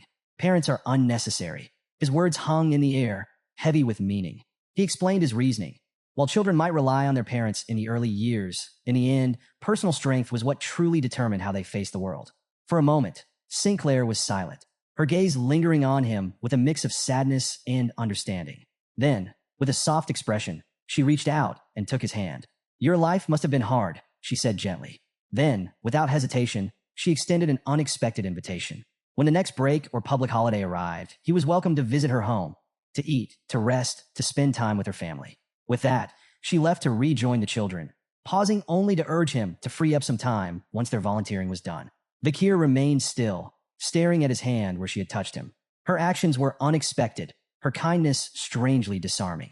But what truly unsettled him was who she really was. Before his regression, Sinclair had only been a name, a false identity she used to blend into the academy. In truth, she was far more than that. She was the most extraordinary member of the Ice Corp, a name that commanded respect and fear. She had dominated both theoretical and practical exams for 4 consecutive years, and then she vanished. After graduation, she disappeared without a trace, never showing herself again.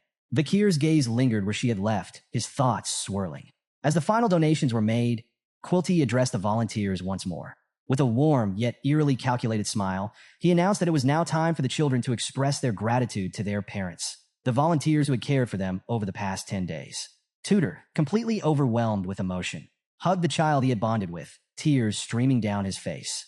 With a heartfelt promise, he declared, "Until I become a great hero, I'll come here every week, and even after I do, I'll still visit you."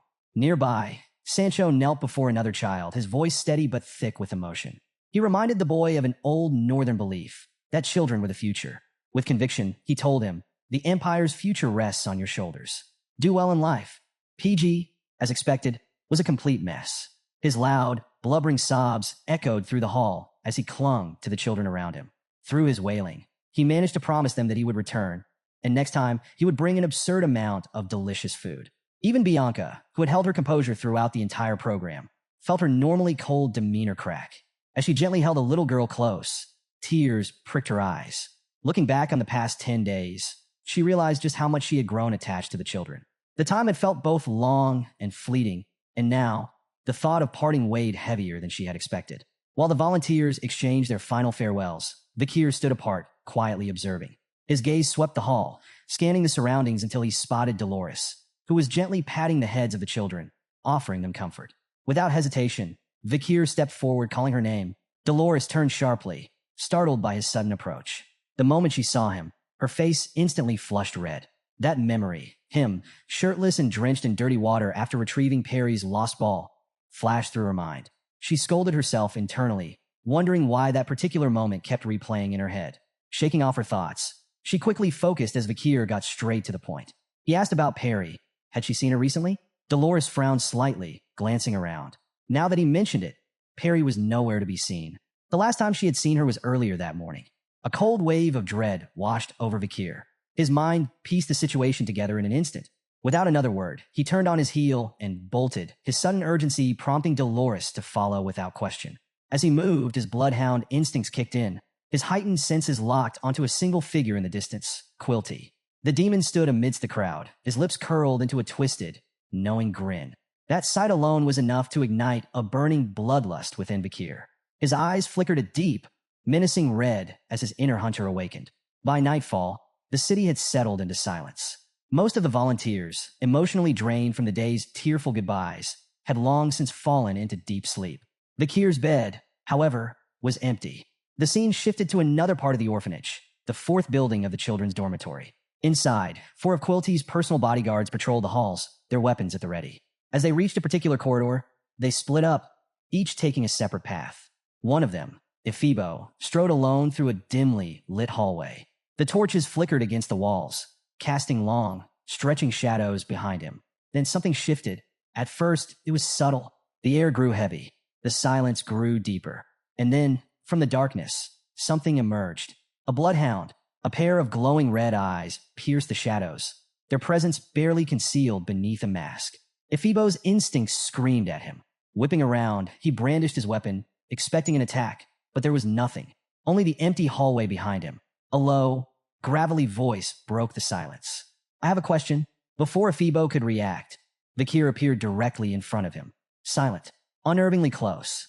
His presence alone was suffocating. His voice was sharp and direct.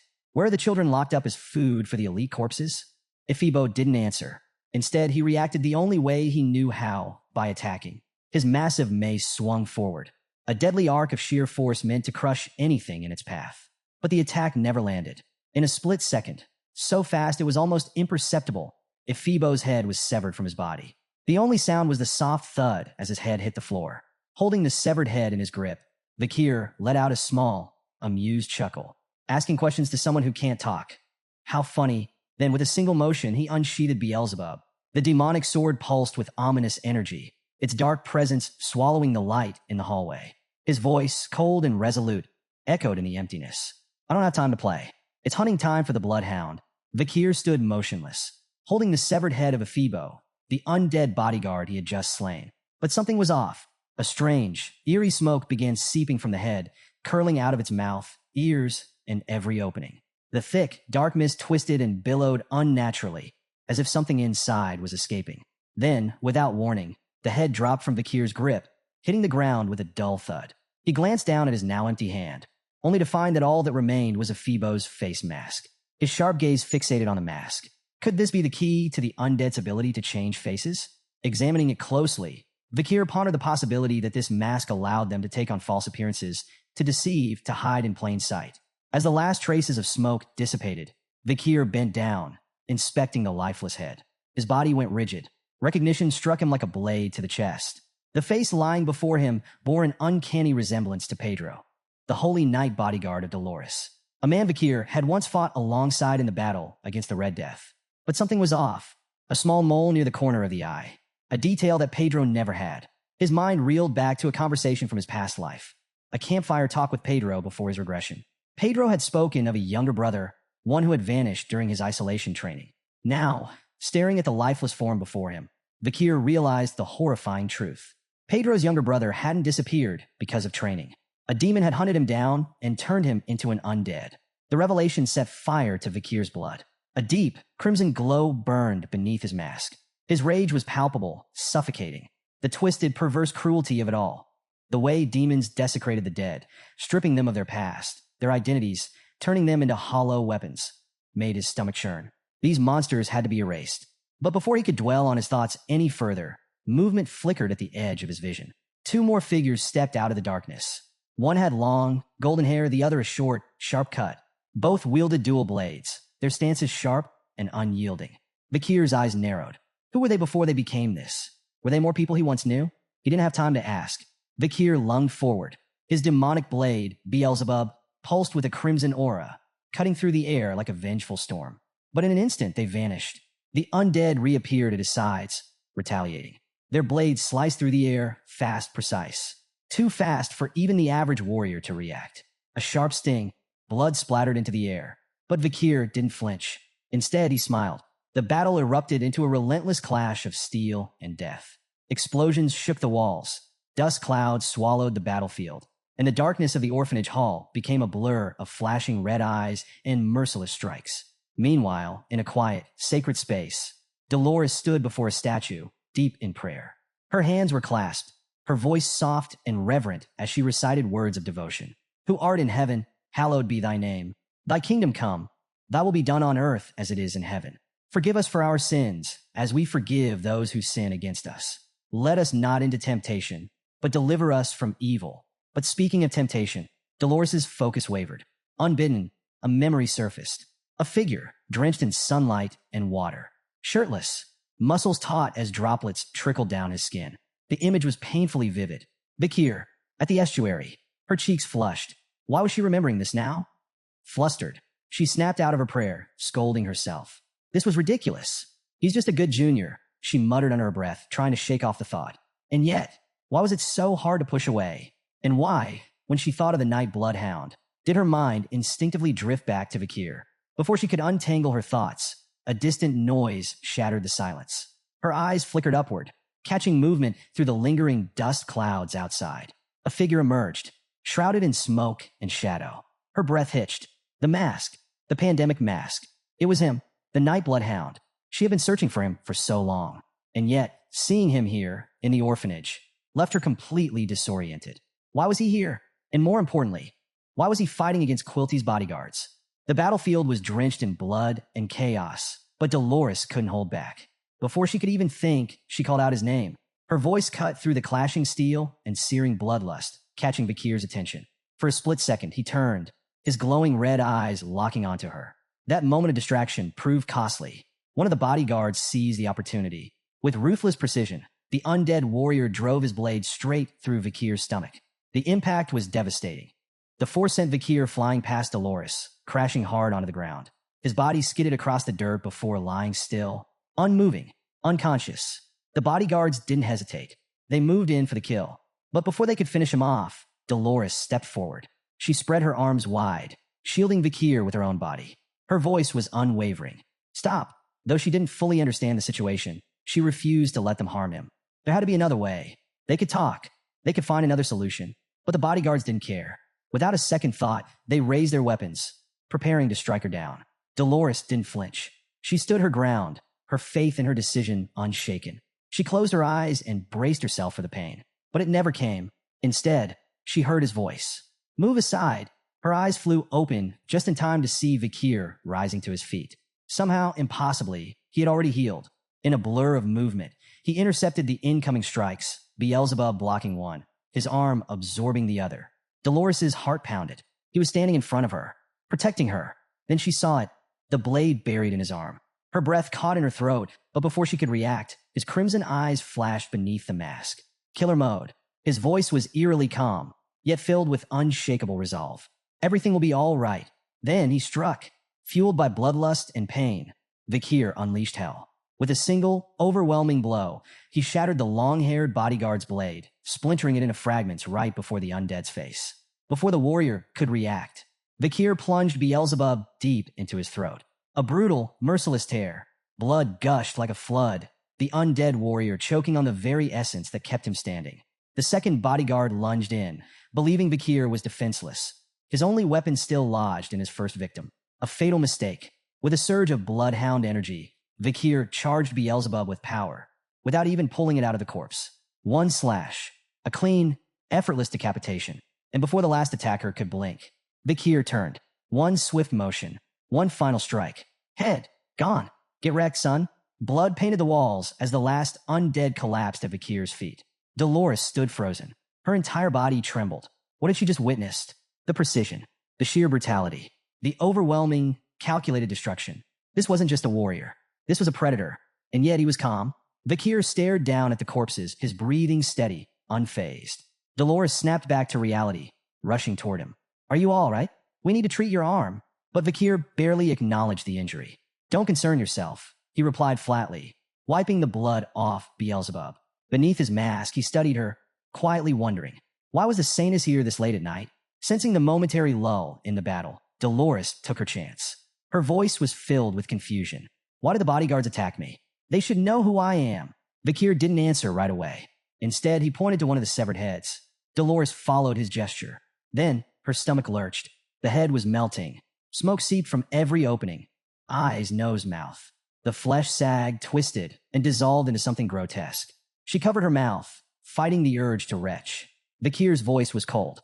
Quilty's bodyguards aren't who you think they are. They're undead. Their faces are stolen from others. Dolores's mind reeled. Undead. People associated with the Quavati's family. Turn into monsters? Her chest tightened. This couldn't be happening. Why is this happening? Vakir's reply was sharp and unsettling. You should know the truth more than anyone else in the world. The words struck Dolores like a bolt of lightning.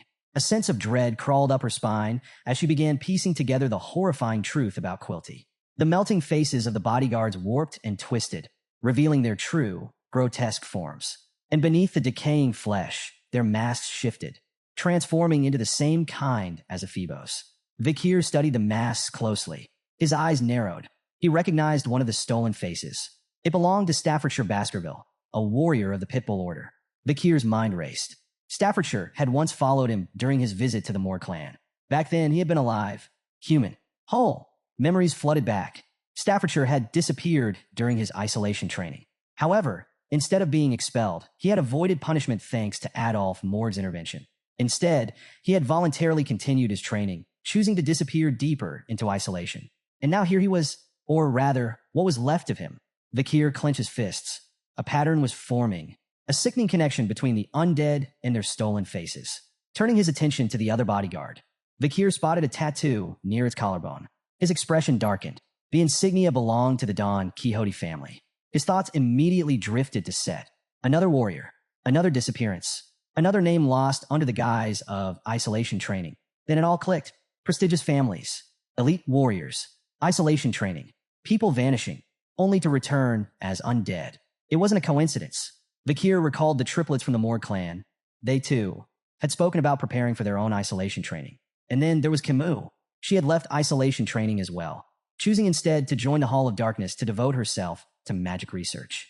The pieces of the puzzle snapped into place. Isolation training was a lie. It was a cover, a facade hiding something far more sinister. But before Vakir could fully process his theory, a presence emerged. A figure stepped forward, their wrapped hand glowing ominously with fire magic. Before he could react, a massive explosion erupted. Fire and force consumed everything in its path, roaring toward Vakir and Dolores. More explosions followed, each one ripping through the orphanage grounds, reducing the area to chaos and destruction. Instinct took over. Vakir grabbed his cape, shielding Dolores from the searing heat as flames surged around them. When the firestorm finally subsided enough to see, both Vakir and Dolores froze.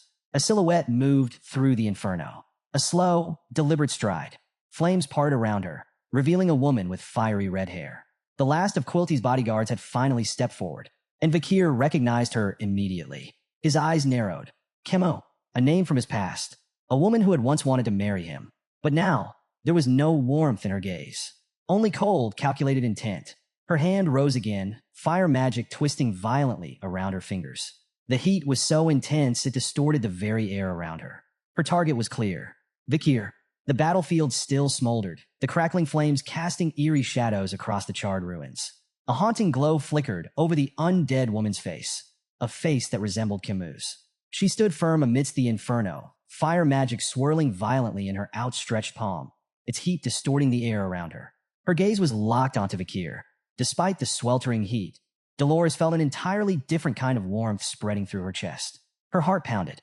Vakir had protected her. Again, shaking herself out of her daze, she forced herself to focus. Something wasn't right. The fiery attacks weren't just aimed at Vakir. They were aimed at her, too. The realization hit hard. This wasn't just a fight between Vakir and the undead. There was malice in these strikes, an intention to kill her as well. Her brows furrowed. Who was this woman? Why was she attacking her? Turning to the Nightblood Hound, she asked, is she undead like the others? Vakir's answer was careful but blunt. There's a chance she might be. Dolores' mind raced. The woman's resemblance to Camus was too precise to be a coincidence, but something felt off. Vakir, seemingly thinking the same, asked, when did she join Quilty? Dolores hesitated, trying to recall. It hadn't been long. Recently, she admitted. That was all Vakir needed to hear. His suspicions deepened. Beside him, Dolores clasped her hands together in a prayer stance. Her voice was resolute. If she truly is undead, I can't stand idly by. As a servant of God, I will fight beside you. But Vakir wasn't one to rely on others. Stand back. His words were firm. This fight is mine. Dolores frowned, but before she could argue, she tried a different approach. At least let me heal you. Again, Vakir refused. Quick, decisive. He shut down her offer before she could protest further. Then, a sudden shift in the air. The undead woman moved. Sparks ignited in her palm. From the embers, multiple fire lances materialized, deadly, molten projectiles floating in the air. Without hesitation, she launched them, straight at Vakir. And yet he didn't flinch. He walked forward, straight into the barrage.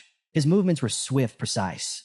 With calculated slashes, he cut down the lances, sending their burning remnants spiraling into the sky before they exploded harmlessly. Yet even as fire erupted around him, Vakir's mind was elsewhere. His red eyes weren't watching the undead woman in front of him. Instead, he saw the past. A young woman, long, straight red hair cascading down her back. Casting magic. Not just any magic 6th class level. A fusion of steel and fire. A rare ability, even among the prestigious Morg clan. The resemblance was undeniable. Could this truly be Camus? The undead woman moved again. More steel lances appeared shimmering in the firelight, razor sharp. She fired. This time, Vakir didn't dodge. He didn't cut them down. He let them hit him. A fiery explosion engulfed his figure. Dolores gasped. But when the flames cleared, Vakir was still standing. Unscathed. His movements were deliberate, unyielding. Then, he caught one of the lances in his bare hand and kept walking, straight toward her. More lances struck him. Some grazed his shoulders. One tore into his left side, yet he didn't stop, didn't slow down. Dolores watched, horrified. He was taking the hits. On purpose. Why? Was it because he recognized her? Because he knew who she was? Or worse, what kind of relationship did the Night Bloodhound have with his fiery opponent? Even as flames and steel tore into him, Vakir didn't stop. Vakir's slow march continued, unfazed by the searing pain. He didn't defend himself, didn't evade the attacks, he just kept walking. But with each step forward, his mind was pulled back into the past. Memories flashed before him. Before his regression, Camus Morg had been different. She had been close with her uncle, Adolphe Morg, a rising force within her family. She wouldn't have just left the Morg family registry. She wouldn't have thrown herself into the Hall of Darkness for isolation training so easily. Yet here she was, dead, undead, changed beyond recognition. The weight of it settled heavily in his chest. He regretted it. Their conversations, their shared moments, the trust they had built. And worst of all, he regretted involving her in his plans after his regression. Camus' once bright future as a hero was gone, and that guilt clawed at him like a beast. Finally, he stopped, face to face with the undead version of Camus. His thoughts spiraled. What have I done to cause this? The undead woman moved. Sensing an opportunity in his hesitation, she began casting another spell. But Vakir was faster. His hand shot out, gripping her wrist, forcing her arm down. The flames in her palm flickered and vanished before they could be unleashed. Then, without hesitation, his other hand reached for her face. He ripped the mask away. He had to know, had to confirm the truth. A sharp gasp filled the air. Dolores. Even from a distance, her mouth hung open in shock. And Vakir, beneath his pandemic mask, his entire body tensed. Whatever he saw had shaken him to his core. But the undead wasn't finished. Even without her mask, she began casting again. Fire magic surged in her hand. Vakir didn't hesitate. Beelzebub swung. One clean, precise strike. Her head hit the ground with a sickening thud. The flames flickered, then died. The battle was over. Her lifeless body collapsed. And finally, Vakir fell to his knees. The pain he had ignored crashed down on him. Blood seeped from his wounds. His entire body trembled from the relentless damage he had taken. Dolores rushed to his side, panic in her voice. Holy light enveloped him as she worked quickly, her healing magic mending his broken body. As the last of the flames died out, the battlefield fell into silence. Dolores finally spoke.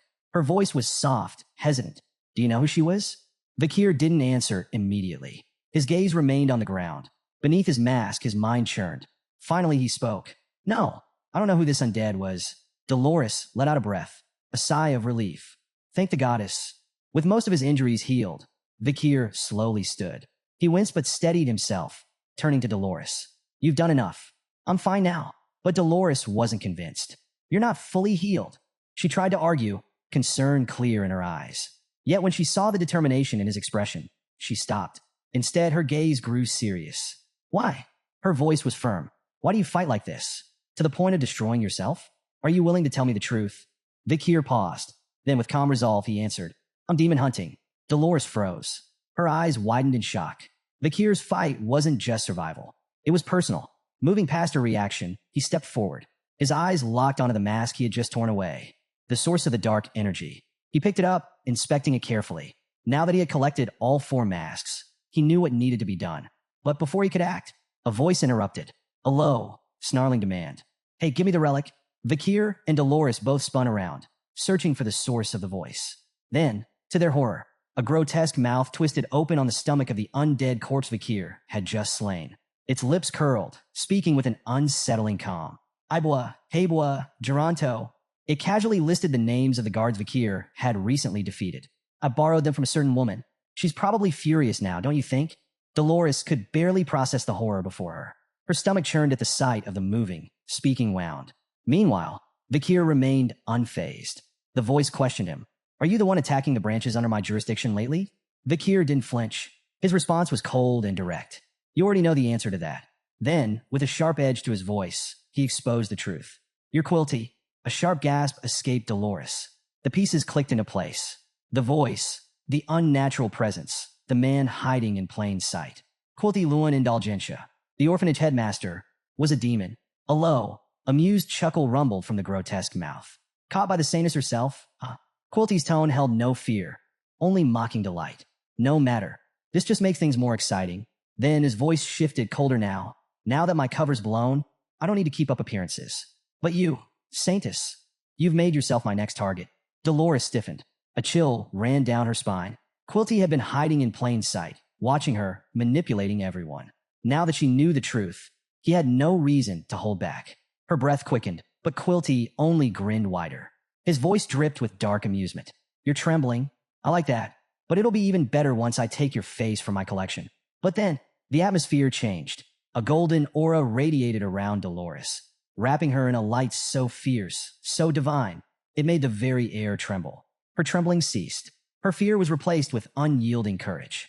Clasping her hands together, her voice rang out with power. The light of my life, the fire of my existence, and my sin in my soul. I will make those who are wicked feel the weight of their karma twofold. A blinding pillar of divine energy erupted from the heavens. Holy light! The radiance swallowed Quilty whole. A monstrous, guttural scream tore from the undead. His voice howled in agony as the holy power burned him away. The cries grew weaker. The light faded, and where the corpse had been, only blackened ash remained. Dolores stood tall, unwavering. Her voice rang with righteous defiance. Reflect in the afterlife. You demon. But just as those words left her lips, a shadow flickered in the distance. And from the darkness, a figure licked his lips with dark delight. Then, a sudden, violent blast of green energy tore through the air. It struck Vakir directly. The impact was so powerful, so swift, even he couldn't react in time. A shockwave rippled through his body, sending him crashing to the ground.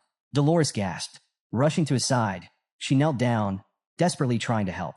Then, her wide eyes snapped upward, and from the shadows, he emerged, not as a disguise, not through a grotesque mouth, but in his true demonic form.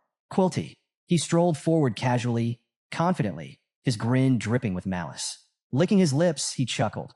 Interrupting me with that prayer? Such bad manners, saintess. Seeing Vakir injured, Dolores didn't hesitate. She moved in front of him, standing between him and Quilty, using her body as a shield. Her voice lashed out, sharp and unwavering. How dare you wear the cloak of a saint while committing such wickedness? But Quilty's grin only widened. He drank in her defiance, savoring it like a fine wine. His gaze lingered on her, twisted amusement never fading. When she accused him of his atrocities, he simply shrugged. I did what any demon would do, he said, his tone dripping with mockery. Then leaning in just slightly, he murmured, But tell me, saintess, do you really think you can fight me? Dolores held her ground, but her voice betrayed a slight tremor. Yes, I'm going to fight you. Quilty's laughter echoed through the night. Dark, amused, completely entertained. He gestured lazily between her and Vakir, his voice mocking. An inexperienced, immature saintess, and a swordsman one step away from the grave. His smirk deepened. Do you really believe the two of you stand a chance against me? His voice dropped into a low, ominous whisper. I am an elite corpse. A shiver ran down Dolores' spine as Quilty reached out. His cold, clammy fingers brushed against her cheek. She stiffened, disgust curling in her stomach, but she refused to recoil. Quilty studied her, savoring the fear she desperately tried to hide. You're forcing yourself to act strong, he sneered. But I can see it. The fear dripping from your expression. His mouth twisted into something even more grotesque. Saliva began to pool and drip from his lips as he revered the moment. His prize. The face he had desired for so long. His fingers trembled with twisted delight. It's right here in my hands. And then, his fantasy shattered. With a sickening crunch, a blade shot through the underside of his chin and pierced straight through his skull. Beelzebub. Dolores gasped. Quilty's expression froze. Confusion flickered in his wide, glowing eyes. A voice cut through the silence. You really thought you had me, didn't you? Vakir, standing behind Quilty. His mask hid his smirk, but the amusement in his voice was unmistakable. He spoke calmly, almost bored. I've been tracking you for some time, Quilty. As Quilty trembled, Beelzebub's blade still lodged in his skull. Vakir continued. You taught me a few things. He raised a hand, ticking them off one by one. First, you're a coward who sacrifices your subordinates without a second thought. Second, you never fight for yourself. And third, his voice sharpened. You wouldn't reveal your true form unless you thought your opponent was too injured to resist. Dolores' eyes widened. A setup. A trap. Vakir had planned this from the start. The fatal attack that had sent him crashing to the ground? An act. He had already healed from the wound long ago, waiting for Quilty to let his guard down. Now, the blade embedded in Quilty's head glinted in the firelight, his pupils rolling back, blood dripping from the gaping wound. For a moment, silence. Then, a chuckle. Soft at first, then louder. And then, menacing. Quilty's bright green, demonic eyes snapped back into focus. His voice slithered through the air, now drenched in pure malice. Call me Dantalion. With a sudden jerk, he cast aside his former name like a discarded mask. Then, grinning wickedly, he looked straight at Vakir. You damned method-acting brat.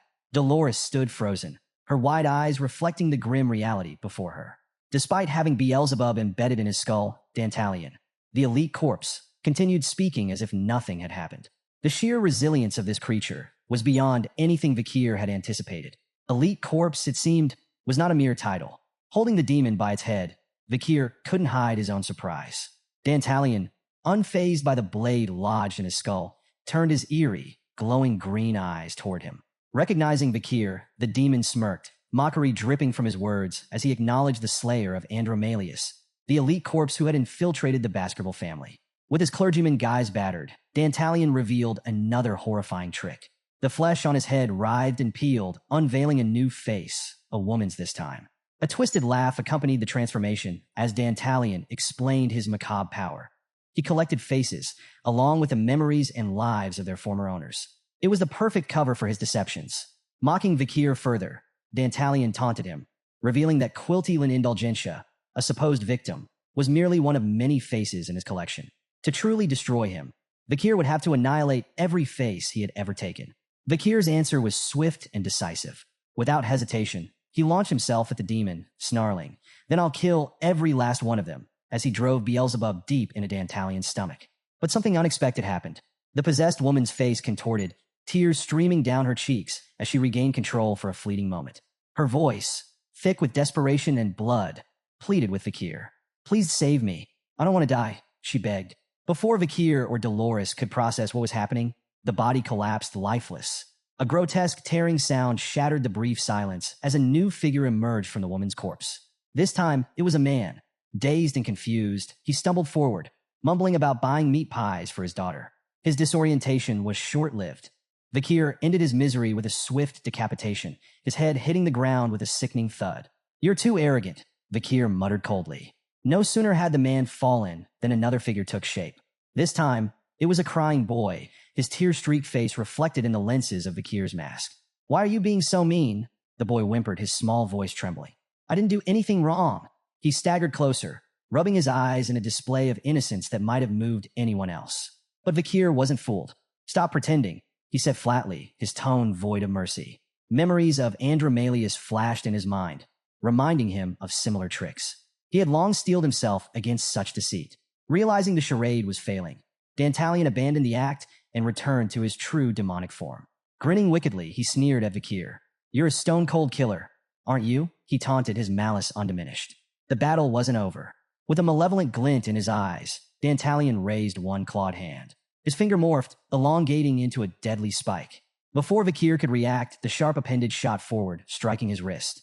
Vakir's breath hitched as he looked down. A grotesque fragment of Dantalion had latched onto his wrist, burrowing into his flesh like a parasite. The demon, now speaking through the face of the young boy, grinned with dark amusement. "A little present," he taunted.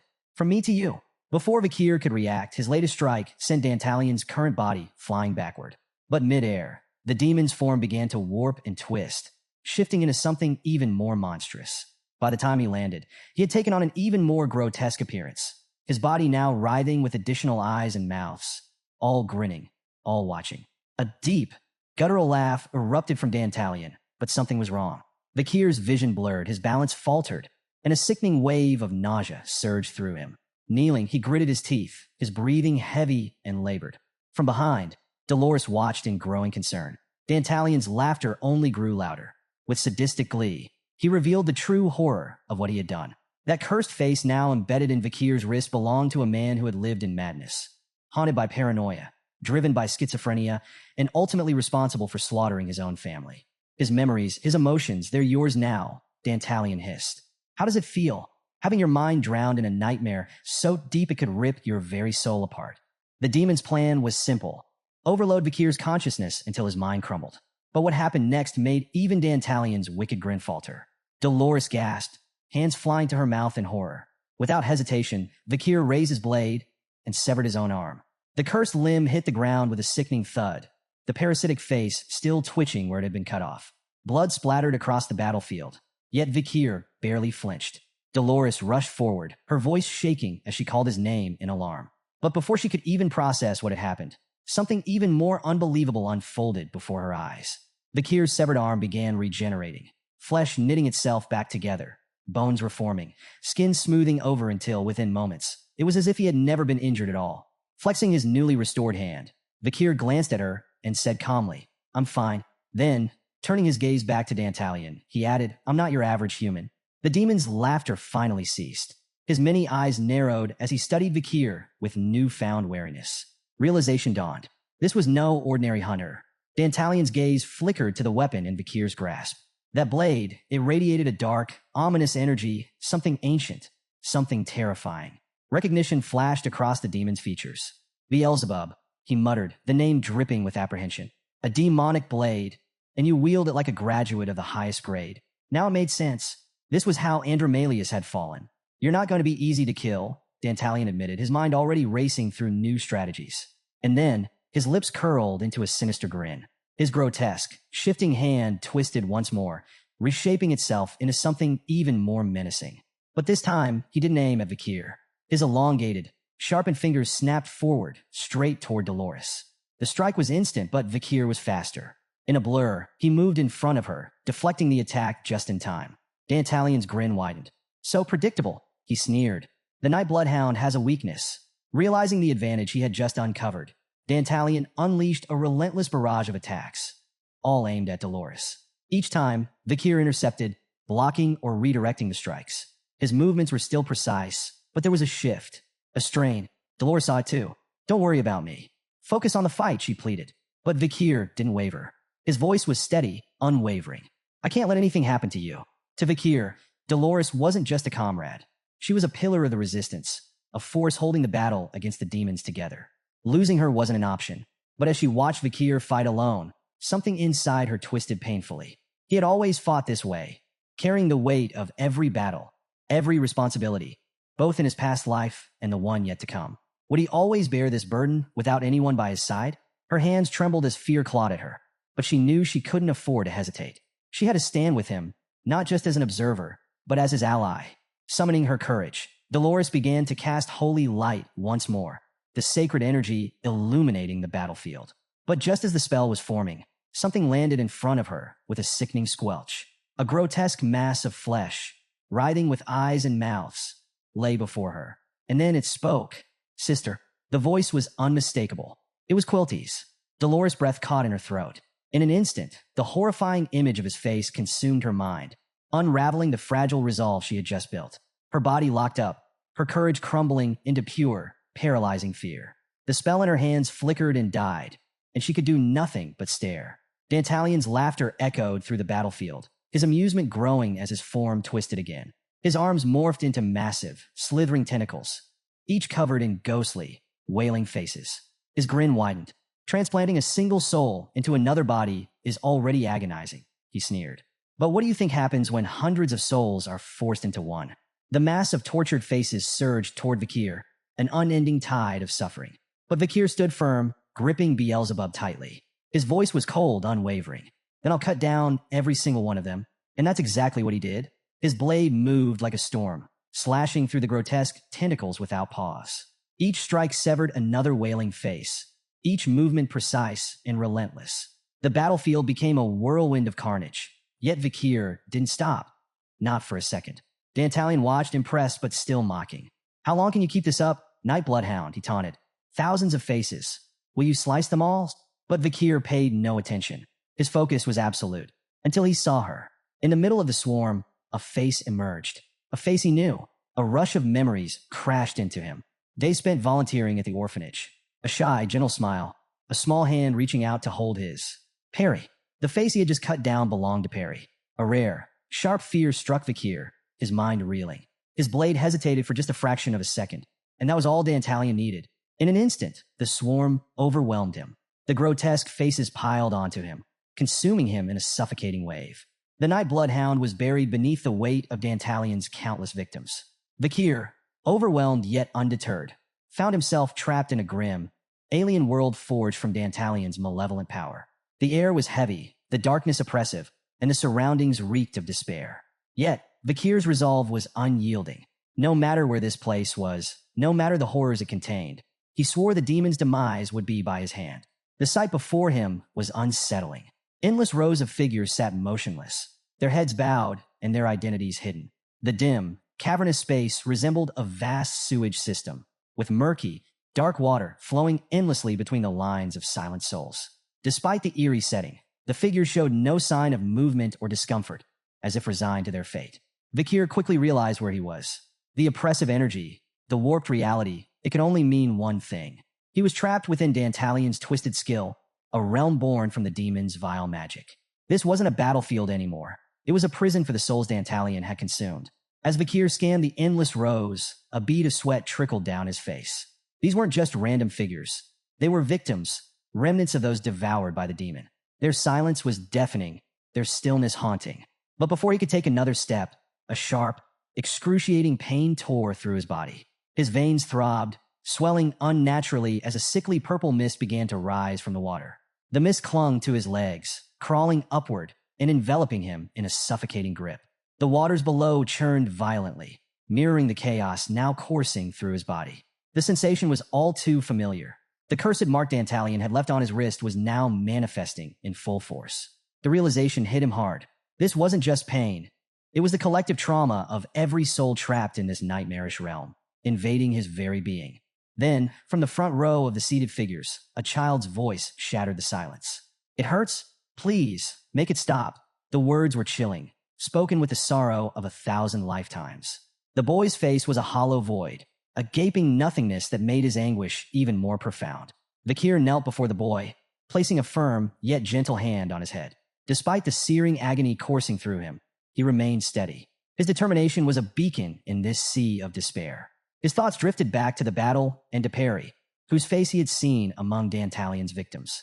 If this was where all the consumed souls were imprisoned, then Perry's body, and perhaps even a fragment of her soul, had to be here too.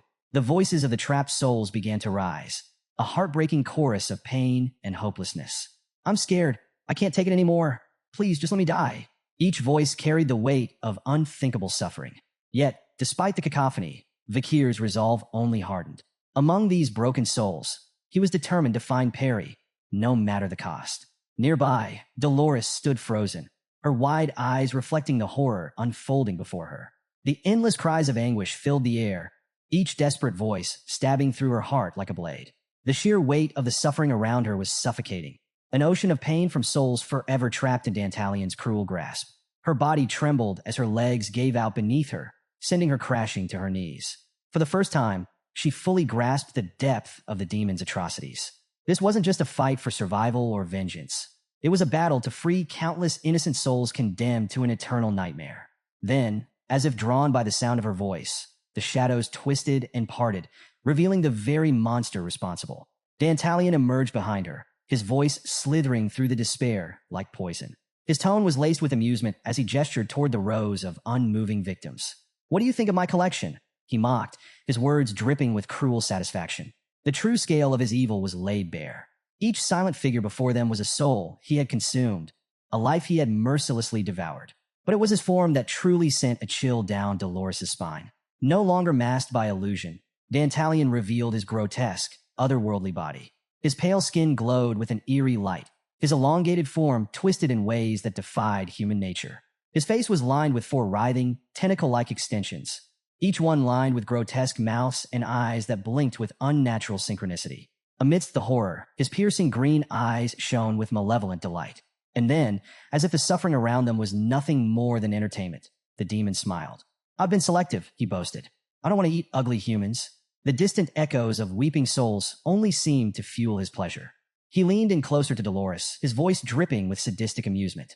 Do their cries touch your heart, Sanus? Because they stir something in mine? The scene only grew darker as more of the demon's terrifying nature was revealed. Risk rating, S+. Natural enemy of humans. Invulnerable and immortal. One of the 10 disasters. Discovered deep underground at the Gate of the Fall. Dantalion had long been the stuff of nightmares. A terror humanity had never truly been able to contain. But Dolores, fueled by a trembling fury, finally found her voice. She glared at the demon, demanding how he could commit such unspeakable atrocities, especially against the children from the orphanage.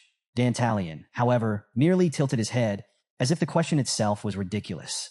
Sins? He mused, his lips curling into a smirk. Why would I need to justify eating? Does food require an excuse? Then, with deliberate slowness, he reached into his jacket and pulled out something that made Dolores' stomach drop. A glowing holy paper. The exemption from sins. Waving it mockingly in front of her, he let out a low, amused chuckle. See this? It says I have no sins. Humans gave me this. The demon's laughter echoed through the chamber as he reveled in the absurdity of it all. A system where sins could be bought and forgiven. An invention so twisted that even demons themselves hadn't conceived it. He continued his words like venom.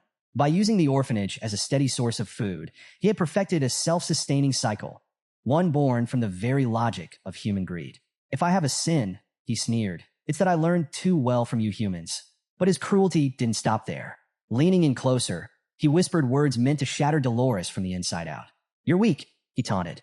A burden to everyone around you. His voice was smooth, his words precise, each one carrying the weight of a dagger pressed against her throat. You're only here because of your divinity.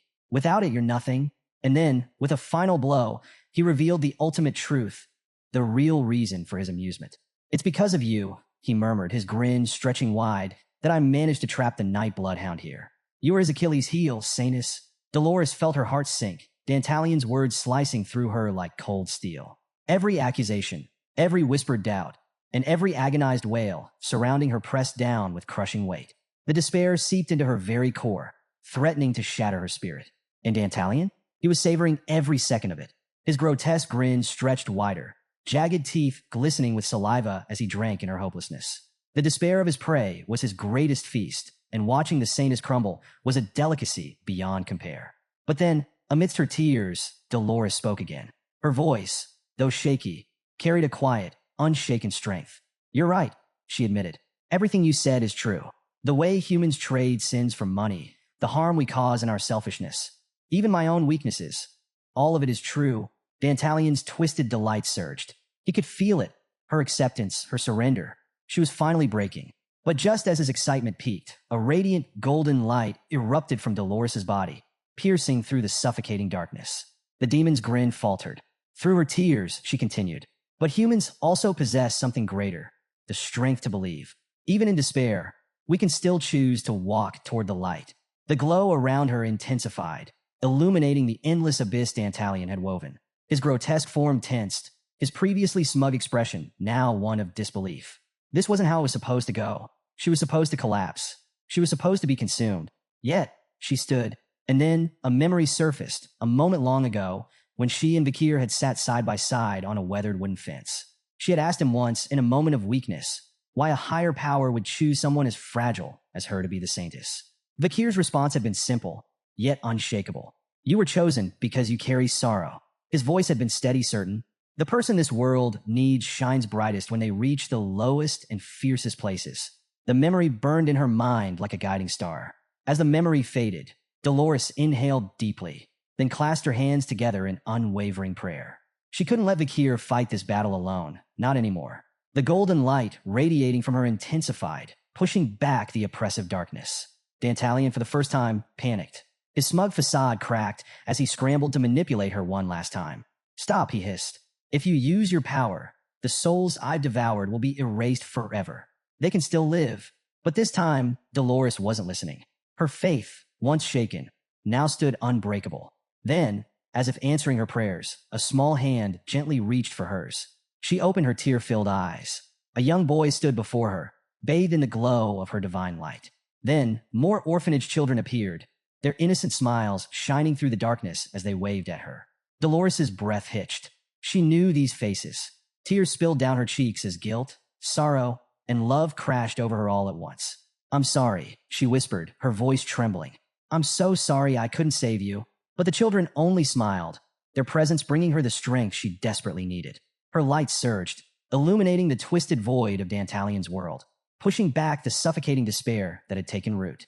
Elsewhere, Vakir sat among the lifeless victims, his eyes searching desperately through the sea of lost souls. And then he found her. Perry sat among them, still as a statue.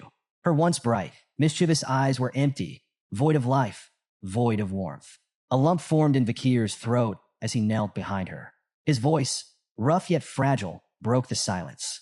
"I finally found you." For so long, his only purpose had been vengeance.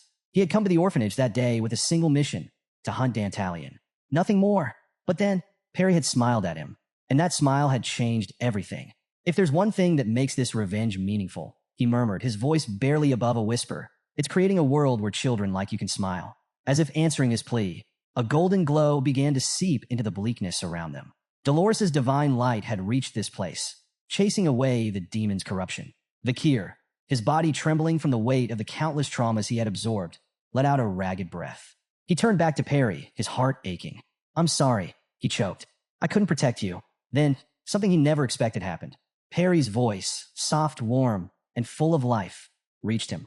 "I'm glad you came back to see me." His breath hitched. As the golden radiance spread, the other victims slowly began to stir. Faces that had once been locked in lifeless despair now flickered with light. Perry turned to him, tears welling in her eyes as she whispered the truth she had been too afraid to say before. "I was so scared." Vakir's resolve shattered, and without hesitation, he pulled her into his arms. Holding her tightly, he made a vow, one spoken with the full weight of his soul. "I will never forgive the man who made you cry." Perry let out a shaky laugh between her tears, her arms wrapping around him in return.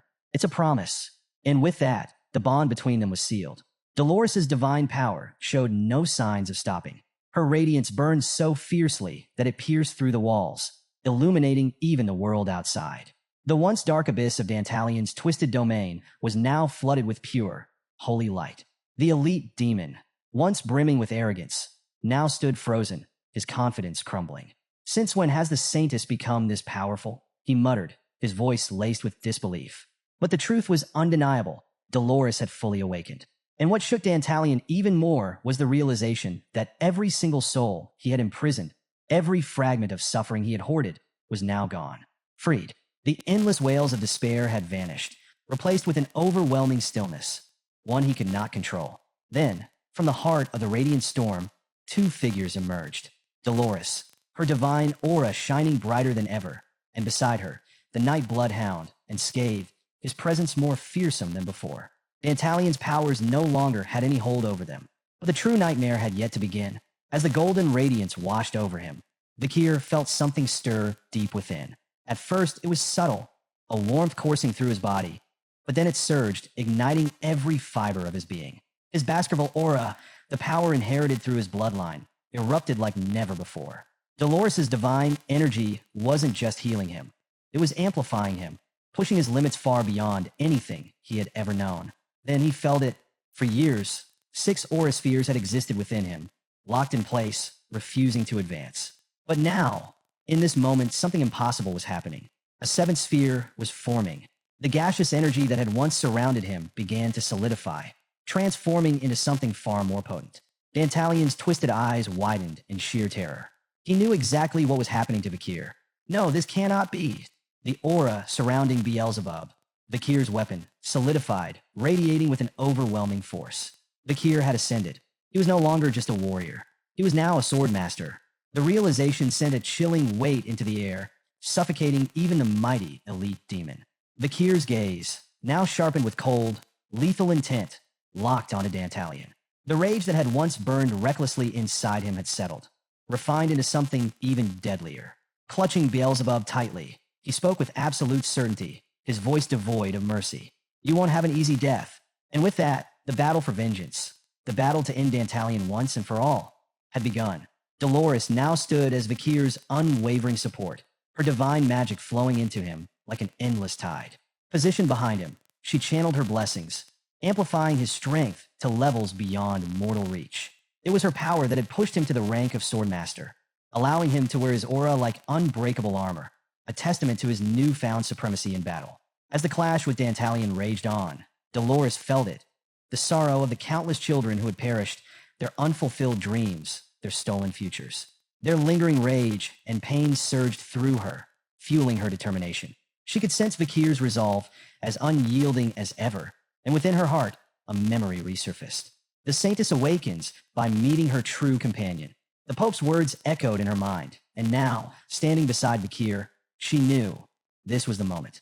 With unwavering faith, she clasped her hands together and cast soul resonance, a sacred blessing that transferred her divine energy to the one person she acknowledged as her true companion. The power poured into Vakir like a flood, pushing his abilities to their absolute limit. And then he ascended. Vakir van Baskerville had stepped into the supreme domain, awakening as the first swordmaster of his generation. Dantalion, once a picture of arrogance, now stood frozen in fear. Sweat dripped down his grotesque face as he stared at the young warrior before him. Among humans, only a rare few ever reached the rank of swordmaster, a power feared even by demons. And yet, before his very eyes, this human, a mere child by demonic standards, had defied all expectations. But before the demon could fully process his horror, his vision flipped. For a moment, confusion clouded his mind, until realization struck. His head had been severed. It soared through the air, accompanied by countless glowing slices of aura that tore through his body with ruthless precision. With a single swing of his blade, Vakir had dismantled him. As Dantalion's dismembered form scattered across the battlefield, Vakir appeared in an instant, his boots slamming down onto the demon's mouth, silencing him completely. Leaning in, his voice was cold and unforgiving. The souls you collected? Freed. Your tricks? Gone. You're nothing but a faceless monster now. And for the first time, Dantalion felt what he had inflicted on so many others, fear. Real, paralyzing fear. The demon's mind raced. He had been tasked with saving enough mana to open the gate to the demon realm, a mission that would have secured his race's dominance over the human world. He had believed himself unstoppable, and yet, here he was being torn apart by one single, relentless human. He couldn't accept this. Backed into a corner, Dantalion made his decision. If he had to die, he would take them all with him. His mangled form began to shift, grotesquely twisting and expanding. His body ballooned to an enormous size, his face warping into something monstrous. A deep, chilling laughter erupted from his new form, shaking the very ground beneath them. I still have one more face left to play. With a sinister grin, Dantalion announced his final move. He would self-destruct, and in doing so, he would take Vakir, Dolores, and everyone in the orphanage down with him. The air grew thick with dark energy, so suffocating that even Dolores, standing at a distance, could feel it piercing her skin like 1,000 needles. Panic seized her chest. This was no bluff. Dantalion was truly prepared to annihilate everything. Vakir, she called out, desperation in her voice. You have to stop him now. But Vakir, unfazed, simply turned his gaze to her. His grip tightened around Beelzebub, his expression unreadable. And then, with absolute certainty, he said, Relax. I got this. Vakir's confidence wasn't unfounded. This was the moment he had dreamed of since before his regression. He recalled the legendary sword strike Hugo had once demonstrated, a swing so powerful it could tear the sky in half. Now, standing at the very peak of his strength, Vakir knew this was his chance to reach that level. Dantalion's massive form pulsed with unstable energy, his final act of defiance ready to obliterate everything in sight. With a bellowing roar, he sent a desperate message to his fellow demons, urging them to finish what he started, the fall of the human world. But before that devastation could take shape, everything shifted. In one swift, unstoppable motion, Vakir swung his blade. A crimson arc of light blazed through the darkness, cutting through Dantalion's massive body, and the impending explosion with a single stroke. The force of the strike didn't end there. The sheer power surged skyward, splitting the air itself. The clouds above ruptured, torn apart like fragile paper, revealing the endless expanse of the night sky. Stars that had been hidden moments before now glittered in full view. The tremors from the attack shook the entire orphanage. Back in their lodging, PG woke with a start, rubbing his groggy eyes. Did we just have an earthquake? He mumbled, confused. Across the room, Sinclair stood frozen, her gaze locked onto the sky beyond the window. She had no words. The once clouded heavens had been forcibly parted, exposing a breathtaking view of the starry night sky. She couldn't understand how or why. only that something utterly incomprehensible had just happened. As the dust settled, Dolores slowly opened her eyes, bracing herself for destruction. But what she saw left her speechless. Instead of ruin, the sky stretched wide and clear above her. The heavy darkness that had once swallowed the orphanage was gone, banished by Vakir's blade. Overwhelmed, her legs gave out, and she collapsed to the ground. He had done it. Vakir van Baskerville had achieved the impossible. He had followed in Hugo's footsteps and surpassed even his own limits. The incident at Indulgentia Orphanage sent shockwaves through the imperial capital. Whispers of another terror attack spread like wildfire, this time striking a Quo Vadis family orphanage. The city buzzed with fear and speculation, and just as before, the Night Bloodhound was blamed. Crowds gathered, confusion gripping the citizens. Watching from the sidelines, Bianca couldn't believe it. The Night Bloodhound was right here, where we were staying. Beside her, Sinclair, still shaken, clutched her arms. It's terrifying. And we were here the entire time? PG let out an exhausted sigh. Of all times, we were just about to leave, and now this happens. But Tudor, arms crossed and scowling, saw things differently. TCH. I missed my chance. He clicked his tongue, annoyed. If I had caught the Night Bloodhound, I could have proven myself as a true hero. Sancho, however, raised an eyebrow at the situation. Wait, isn't it weird? No casualties? If this was a terrorist attack, why weren't there any victims? PG frowned, thinking back. Well, the headmaster, Sir Quilty, and all his guards have been missing since yesterday. Maybe the Night Bloodhound got to them first. The group continued theorizing, unaware of the real truth. As Dolores walked past them, her expression unreadable, the student volunteers assumed she was grieving the disaster. But beside her, Pietro walked in silence, his mind spinning from everything he had just learned. Because the truth? Sir Quilty hadn't just been a cruel, eccentric man. He had been a demon in disguise. And even more shocking, the Night Bloodhound, the very man accused of spreading terror, was the one who had stopped him. Pietro's fists clenched. The attack on a branch of his family was unforgivable, but at the same time, he couldn't deny it. There was a rotting wound within Quo Vadis, and the Night Bloodhound had cut it away. Still, Pietro understood better than anyone. Truth and public perception were rarely the same thing, and soon, the world would have to choose what to believe. Breaking the silence, Dolores stepped forward. Her movements were steady, her resolve unwavering. As she passed Pietro, she softly murmured an apology, not for what she had done, but for what she was about to do. Then, turning to face the gathered crowd, she addressed them directly. The reporters, caught off guard, fell silent as the Saintess took center stage. Her voice, though calm, carried a weight that demanded attention. She thanked them for coming, then asked them to listen carefully. Word spread quickly. The Saintess had something important to say. More journalists gathered, their anticipation growing. And then, from beneath her robes, Dolores pulled out a book. A simple, unassuming book, yet one that held the truth. A flashback to the night of the battle revealed Vakir, placing that very same book in Dolores' hands. This contains the truth about the Quo Vadis family, he had told her, his expression unreadable. What you do with it is up to you. Back in the present, Dolores took a deep breath and opened the book.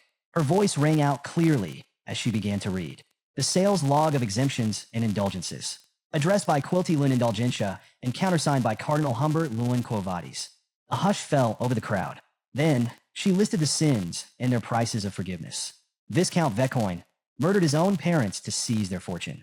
Forgiven after paying 1.5 billion gold.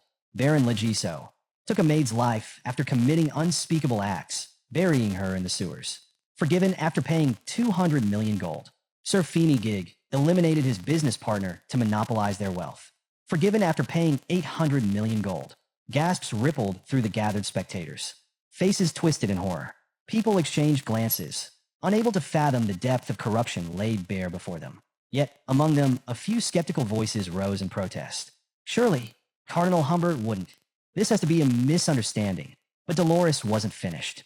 Her voice, unwavering, continued.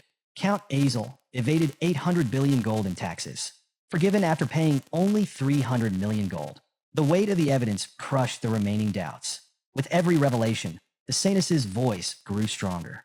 Then, with a conviction that shook the very foundation of the Quo Vadis name, she declared, This practice of selling sins for gold is a blasphemy against God. Tears welled in her eyes, but they did not dull her resolve. No longer afraid of her father, no longer willing to be silent, she made her vow to the people. Never again. I will not allow such injustice to plague our faith any longer. Far from the commotion, Vakir sat alone. Atop a familiar wooden fence, he rested in the place where he used to sit with Perry. Even from this distance, Dolores's words reached him, as if they echoed across the very heavens. As he gazed at the afternoon sky, a rare expression flickered across his face, a quiet marvel at her courage. Even after his regression, even after everything, her heart had not changed. Yet, despite defeating Dantalion, his expression carried a shadow of sorrow. Because his fight wasn't over, 9 elite corpses still remained. His path was far from finished. Slowly, he ran his fingers over the wooden seat where Perry had once sat, the memory of her soft laughter lingering in his mind. Then, with quiet determination, he made a promise. By the end of this journey, I will create a world where children like you can live and laugh freely, where no innocent soul would be devoured by monsters, where no child would have to be afraid. As Vakir rose to leave, the camera lingered on a simple memorial. A small wooden cross, Perry's name carefully inscribed, a wreath of flowers, woven by her hands and once gifted to him, rested gently at its base. A quiet reminder that, no matter how dark the world was, a beautiful soul like Perry had once existed. And Vakir hoped, with all his heart, that she could finally laugh in peace. The scene shifts to a familiar setting, the professor's laboratory, where the air is thick with tension. Dolores, now dressed in her academy uniform, storms in with frustration burning in her eyes. Her voice rings out, sharp and unwavering. Why wasn't my article published? She stands before Mr. Vinci Morg, her expression filled with righteous indignation. She had written nothing but the truth. So why had the Academy's newspaper chosen to print a hit piece against the Night Bloodhound instead? Across the desk, the professor remains cool, barely reacting to her outburst. Instead, he calmly picks up a stack of papers and slides one forward. You really don't know why? He asks. Dolores's gaze drops to the bold headline printed on the article in question. Are the Night Bloodhound's attacks truly unwarranted? The darkness behind the Holy Quo Vadis household. The weight of those words settles over the room. The professor leans back in his chair, arms crossed. Your article was politically charged, he explains. It directly criticizes one of the most powerful organizations in the Empire. It goes against the Academy's stance of neutrality. But Dolores refuses to back down. Everything I wrote is based on facts. The professor exhales through his nose, shaking his head. Facts? As far as the public is concerned, your father has already denied all allegations. And the leaders named in your article? They've dismissed your claims as slander. A chill creeps up Dolores's spine, but she pushes through. I have proof. The records of exemptions. The list the Night Bloodhound gave me. But the professor remains unimpressed. To you, maybe, he says. To the world, it's an unverified list. Nothing more. Dolores clenches her fists. This wasn't about neutrality. This was deliberate censorship. Her tone sharpens. Why are you defending them? She narrows her eyes. Is someone pressuring you to do this? For the first time, the professor hesitates. A flicker of something? Doubt? Guilt? Crosses his face. Then, slowly, he rises from his seat. No point in lying anymore, he mutters. Dolores watches as he admits the truth. He had been explicitly ordered to shift the newspaper's focus, to paint the Night Bloodhound as a villain. Even the Academy's headmaster had found the request strange. A cold dread spreads through Dolores. Her father's reach was even deeper than she thought. Is my father powerful enough to pressure the Academy itself? She murmurs. The professor scoffs, cutting her off. If it were just your father, I could handle it myself. Dolores's breath catches. There was only one person above Cardinal Humbert in the Quo Vadis hierarchy. The Pope, the supreme leader of the Church, the one considered closest to God. For a fleeting second, Dolores clings to her faith. But then, the rumors resurface in her mind. The Pope, aging and frail, may have lost control over his own house. If he had become a mere figurehead, then who was really leading the Quo Vadis family? The professor's voice snaps her back to reality. Your article can't be published. It openly supports a wanted criminal. The Night Bloodhound is accused of multiple attacks. To the public, he's nothing more than a terrorist. Dolores swallows hard, biting back a response. Because she knows the truth. The real villains aren't in the shadows. They wear robes of white and sit in the highest seats of power. And the demons? They don't just lurk in the dark. They hide within the Quo Vadis family itself. As Dolores stepped out of the professor's laboratory, her mind replayed the Night Bloodhound's words. Demons still plague this world, and he, a lone warrior, had been fighting them without rest, without hesitation. The weight of his burden was immense, yet he carried it alone, pushing forward no matter the cost.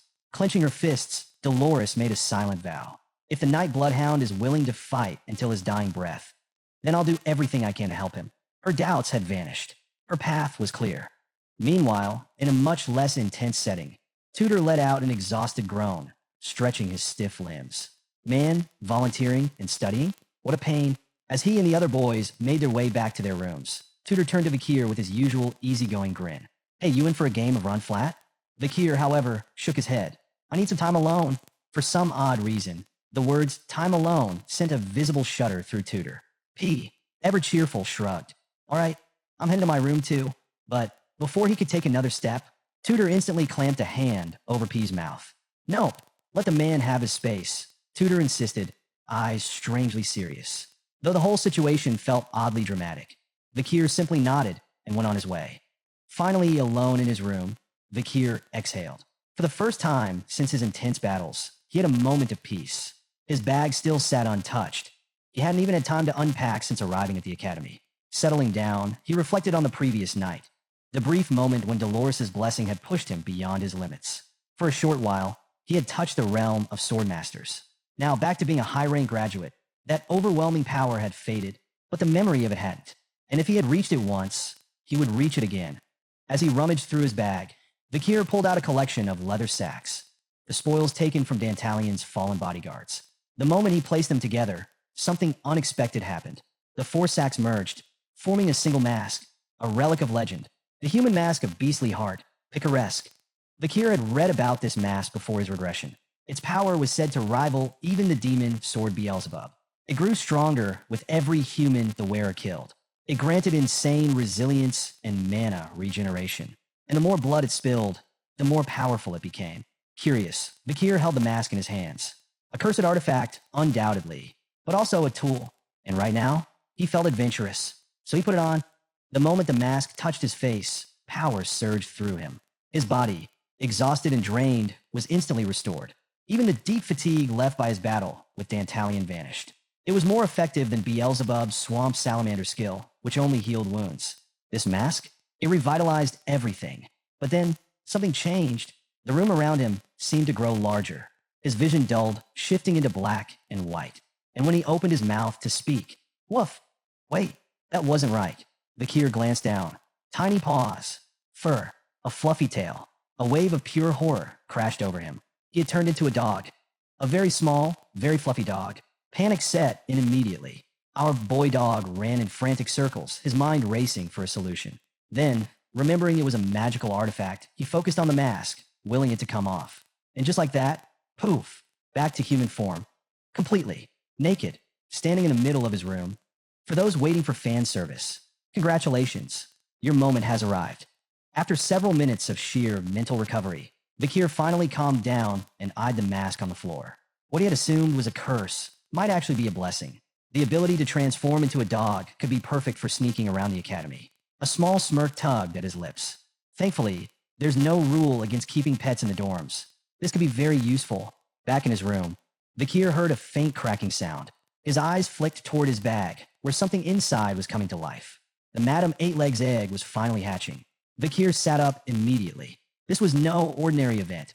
Madam Eight-Legs was a legendary S-rank monster, feared even by ancient demons. The fact that he possessed one of her eggs was already absurd, but now it was hatching.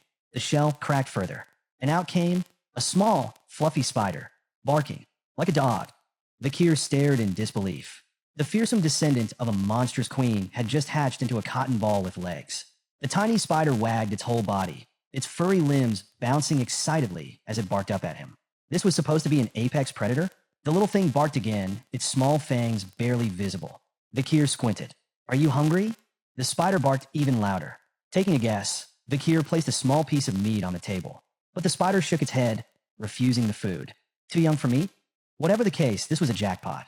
Owning the direct descendant of an S-rank monster wasn't just a flex. It was a complete game changer. Deciding to find a more suitable meal for his mysterious new pet, Vakir scooped up the barking spider and left his room. As he wandered through the academy halls, a voice caught his attention. Someone was shouting, muddying the academy's waters. Vakir stopped. Trouble. Keeping to the shadows, he hid behind a pillar and observed. A group of bullies had cornered PG. At the center stood Granui de Leviathan. Vakir narrowed his eyes. A top student of the Fire Corps, a direct member of the prestigious Leviathan family. And from the looks of it, a walking pile of arrogance. PG, ever the human encyclopedia, tried to excuse himself, explaining that his friends were waiting. but Granui's lackeys blocked his way. "A commoner like you doesn't belong here," one sneered. Granui himself stepped forward, his voice dripping with disdain. "You're worthless," he spat. "Leave the academy." Then he made a fatal mistake. He insulted PG's friends. Something snapped. PG's timid demeanor vanished. His eyes burned with defiance. Before Granui could react, PG grabbed him by the collar. "Say what you want about me, but don't you dare insult my friends." Granui blinked in shock. Then his expression darkened. With a bored sigh, he motioned to his lackeys. "Teach him a lesson." One of the bullies swung a fist straight at PG's face. PG shut his eyes tight, bracing for impact. But the hit never landed. Instead, a hand caught the punch midair. PG opened his eyes. Standing in front of him, gripping the bully's fist with ease, was Tudor. "You good, P?" Tudor asked casually. Before PG could respond, another bully screamed in pain. Sancho had grabbed him by the head, his red, demonic eyes glowing. His fingers tightened their grip. "If it's a fight you want..." His voice dropped into a low growl. "You've chosen the wrong people." PG stood stunned, but it wasn't over. Behind him, another figure stepped into view. Vakir. Granui gritted his teeth. He recognized Tudor immediately. Tudor Lamacha Don Quixote. A name with weight. A household not to be trifled with. This was bad, but the damage was already done. Because now, the Gigachads were here. Vakir, Tudor, Sancho. They stood unmoving, unshaken. No words needed to be spoken. Their presence alone made one thing crystal clear. PG wasn't just a friend. He was family.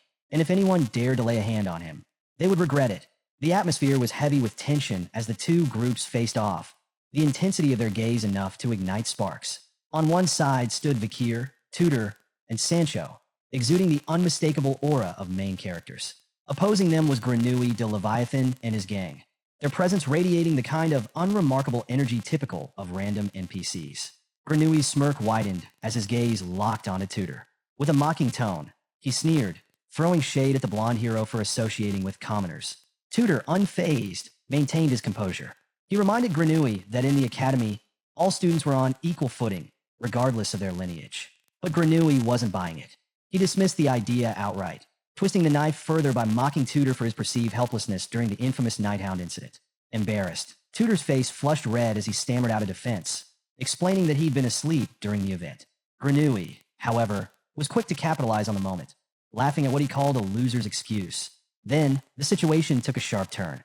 Granui began emitting a toxic gas, a menacing fog that spread outwards as his gang donned gas masks with practiced ease. The bully smirked, claiming that if he'd been around during the Hound chaos, he would have resolved it effortlessly. As the paralyzing poison drifted closer, Tudor instinctively raised an arm, questioning the wisdom of showcasing such abilities inside the academy. The tension among the group rose, but not for Vakir. Calm and collected, he took a moment to analyze the situation, sniffing the air to evaluate the poison's potency. Even Madame Eight Legs' tiny descendant, nestled with Vakir, seemed intrigued. The fluffy little spider began sniffing the air before doing something completely unexpected. She opened her mouth and inhaled the toxic fog like a miniature vacuum. In seconds, the danger had vanished entirely. Vakir, startled by the spider's peculiar appetite, quickly cupped his hands over her to keep her out of sight. Meanwhile, Tudor looked around in bewilderment, unaware of what had just transpired. He assumed Granui had stopped his attack, while Granui's gang muttered among themselves, equally confused. Granui, however, stared hard at Vakir. For a split second, he could have sworn the fog had been drawn toward him. Shaking off the thought as a trick of the light, he smirked arrogantly. "Consider yourselves lucky. I've shown you generosity far beyond what you deserve."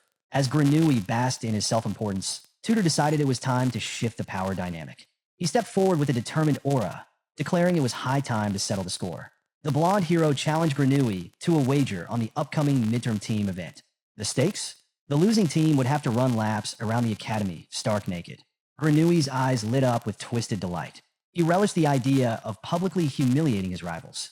Turning on his heel with a smug grin, he accepted the bet without hesitation, already imagining his victory. "This will be entertaining," he muttered to himself, confident in his team's superiority. But Granui had no idea what was coming.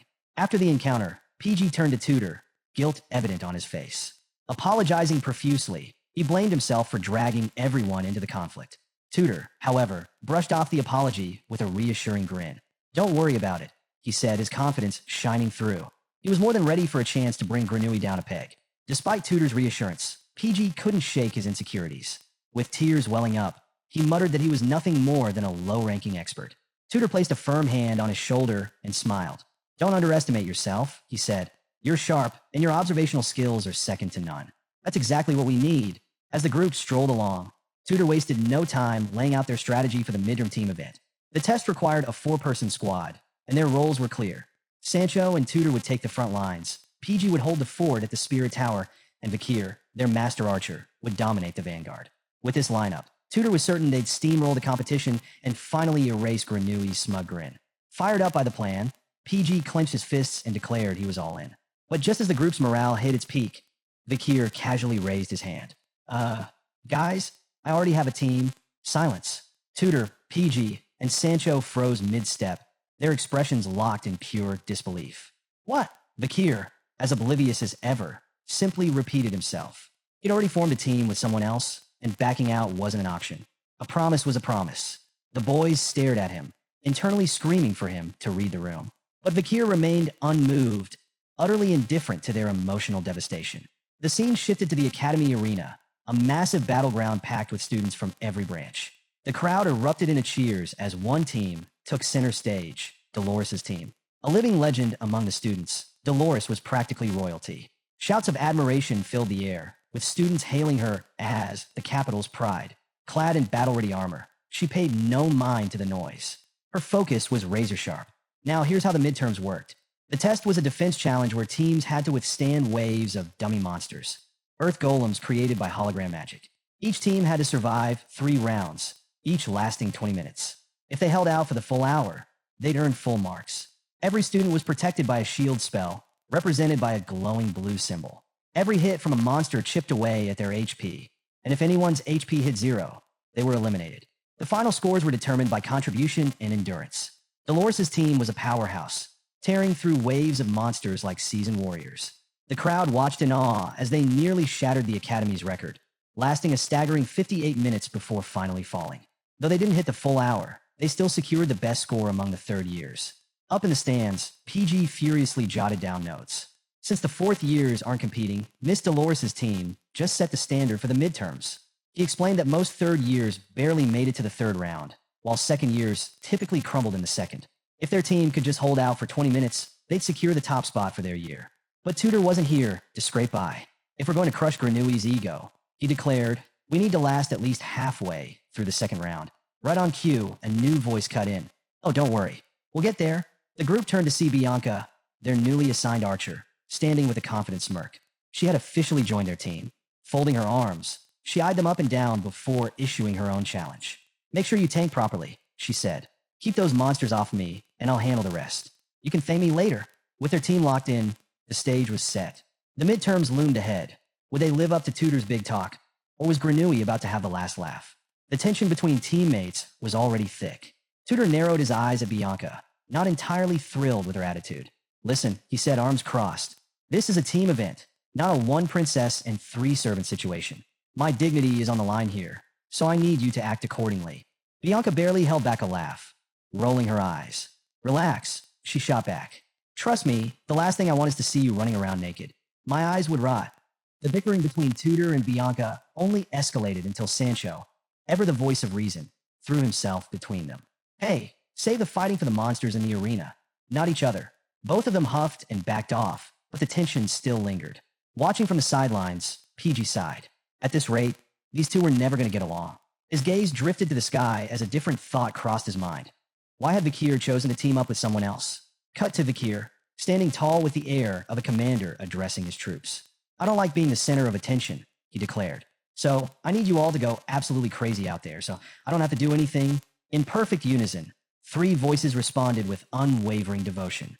"We will protect you with everything we have." "My lord," the camera panned to reveal his team.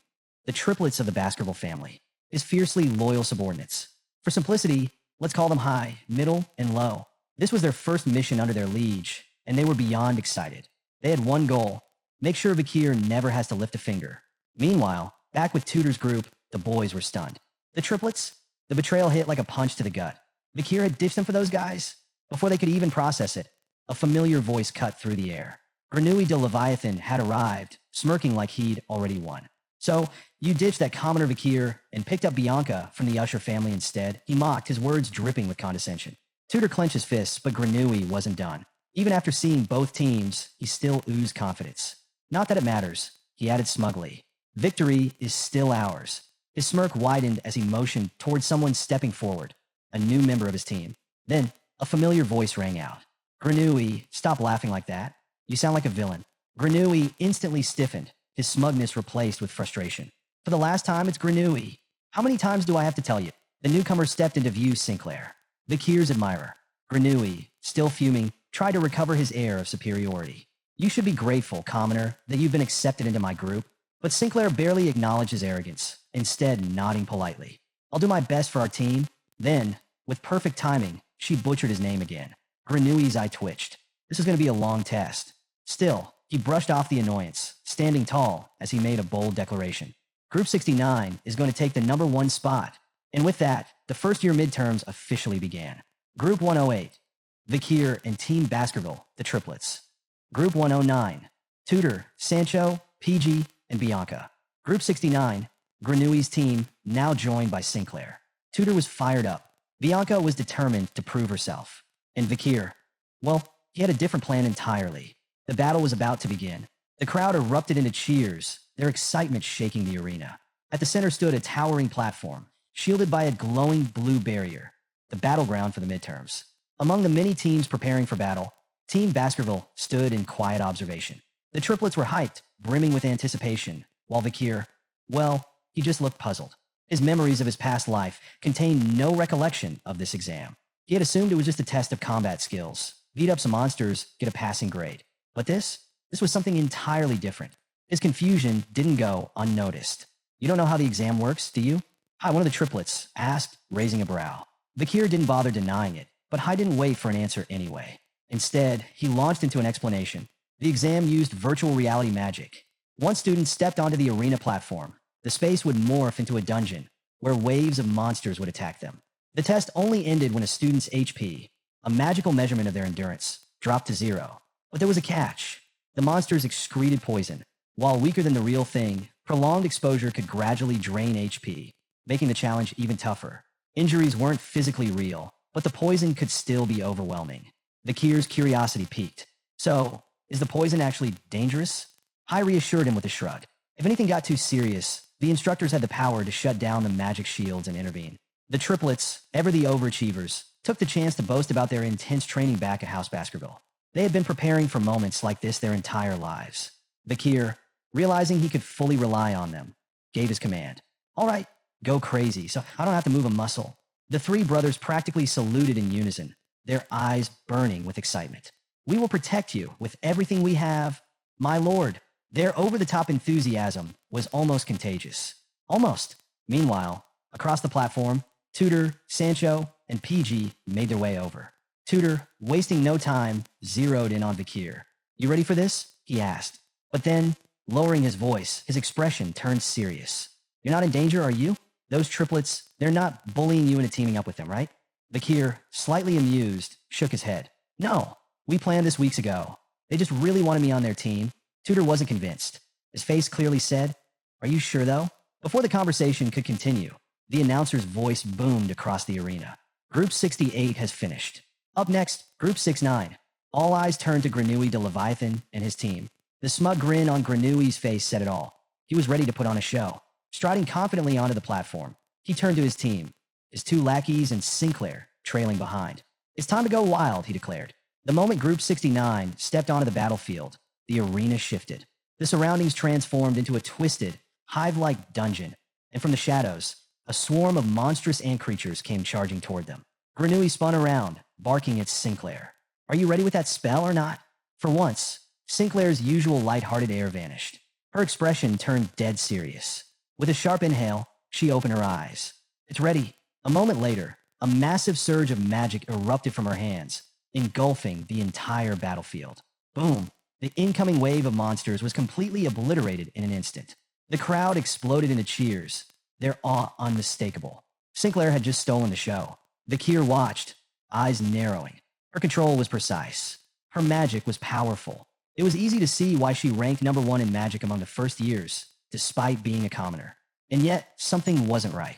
His mind drifted back to that moment during the fall. If she's this skilled, Vakir thought, then why didn't she do anything back then? In the arena, Sinclair continued her dazzling display of magic, casting one powerful spell after another. Each attack was precise, controlled, a clear glimpse into the future where she would one day be recognized as a renowned mage.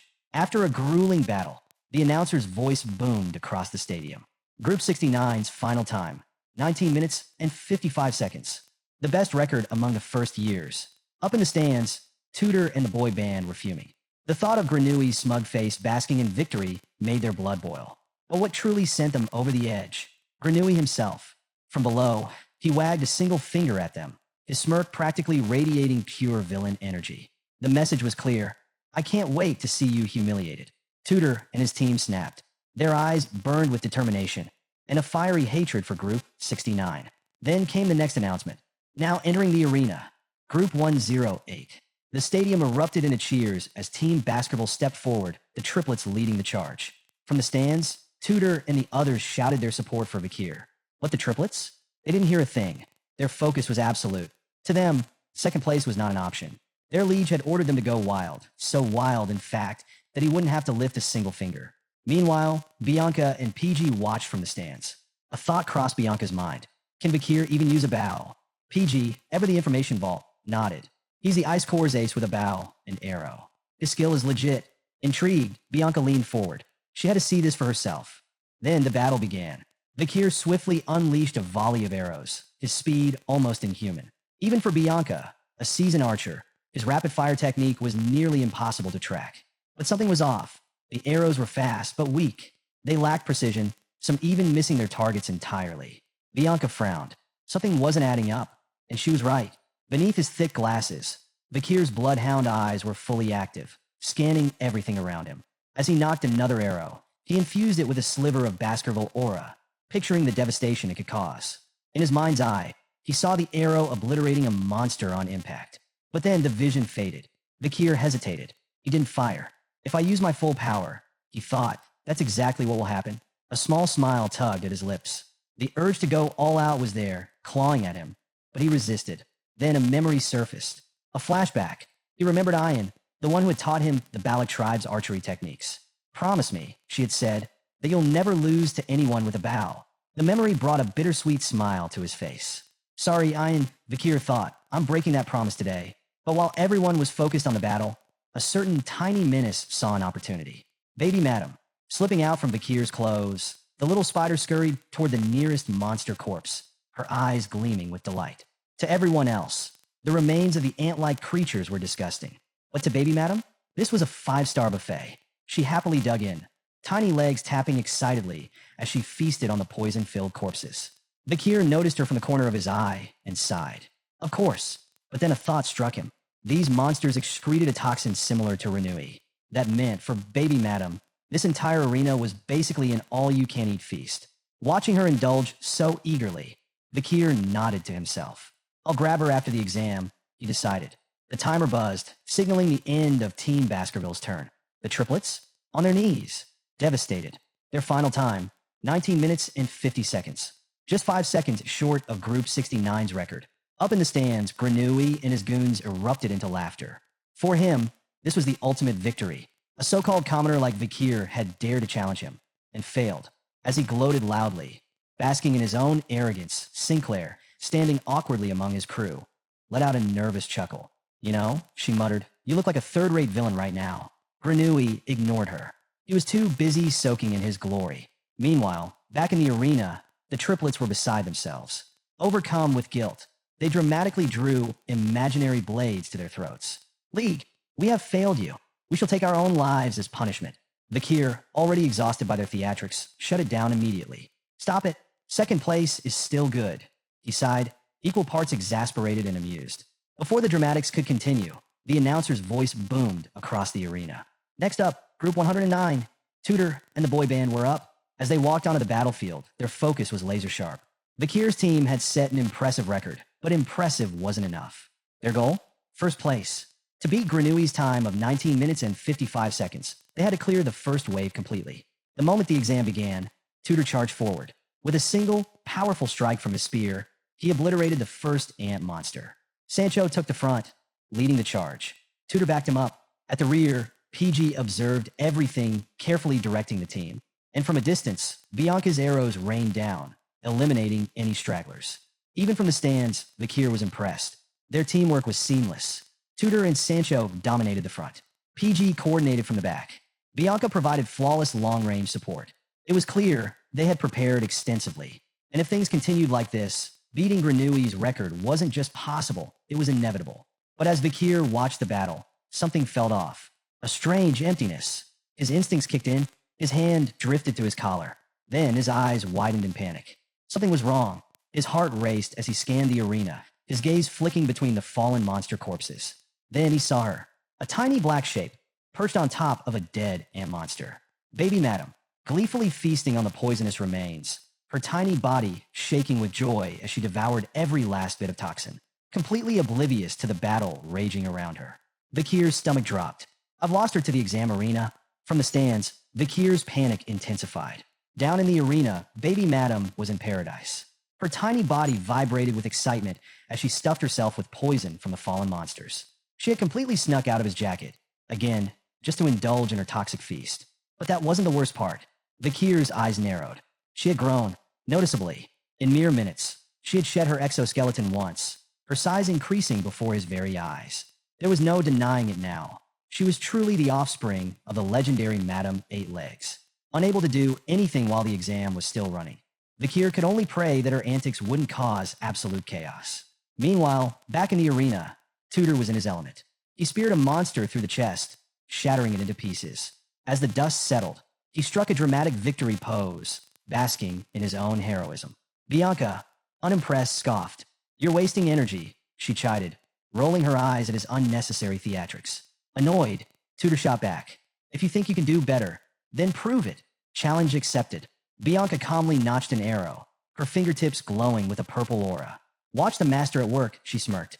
With a smooth release, the arrow curved elegantly through the air, twisting, turning, before piercing directly into an ant monster's skull. Even Tudor had to admit, that was impressive, but instead of conceding, it only ignited his competitive spirit. Fueled by pure rivalry, he charged back into battle, crushing more monsters. Sancho, meanwhile, calmly split an ant monster in half with his axe. As he watched Tudor and Bianca bicker mid-fight, he scratched his head. Are they teammates or frenemies? PG, ever the strategist, observed the absolute chaos unfolding before him. Then he snapped.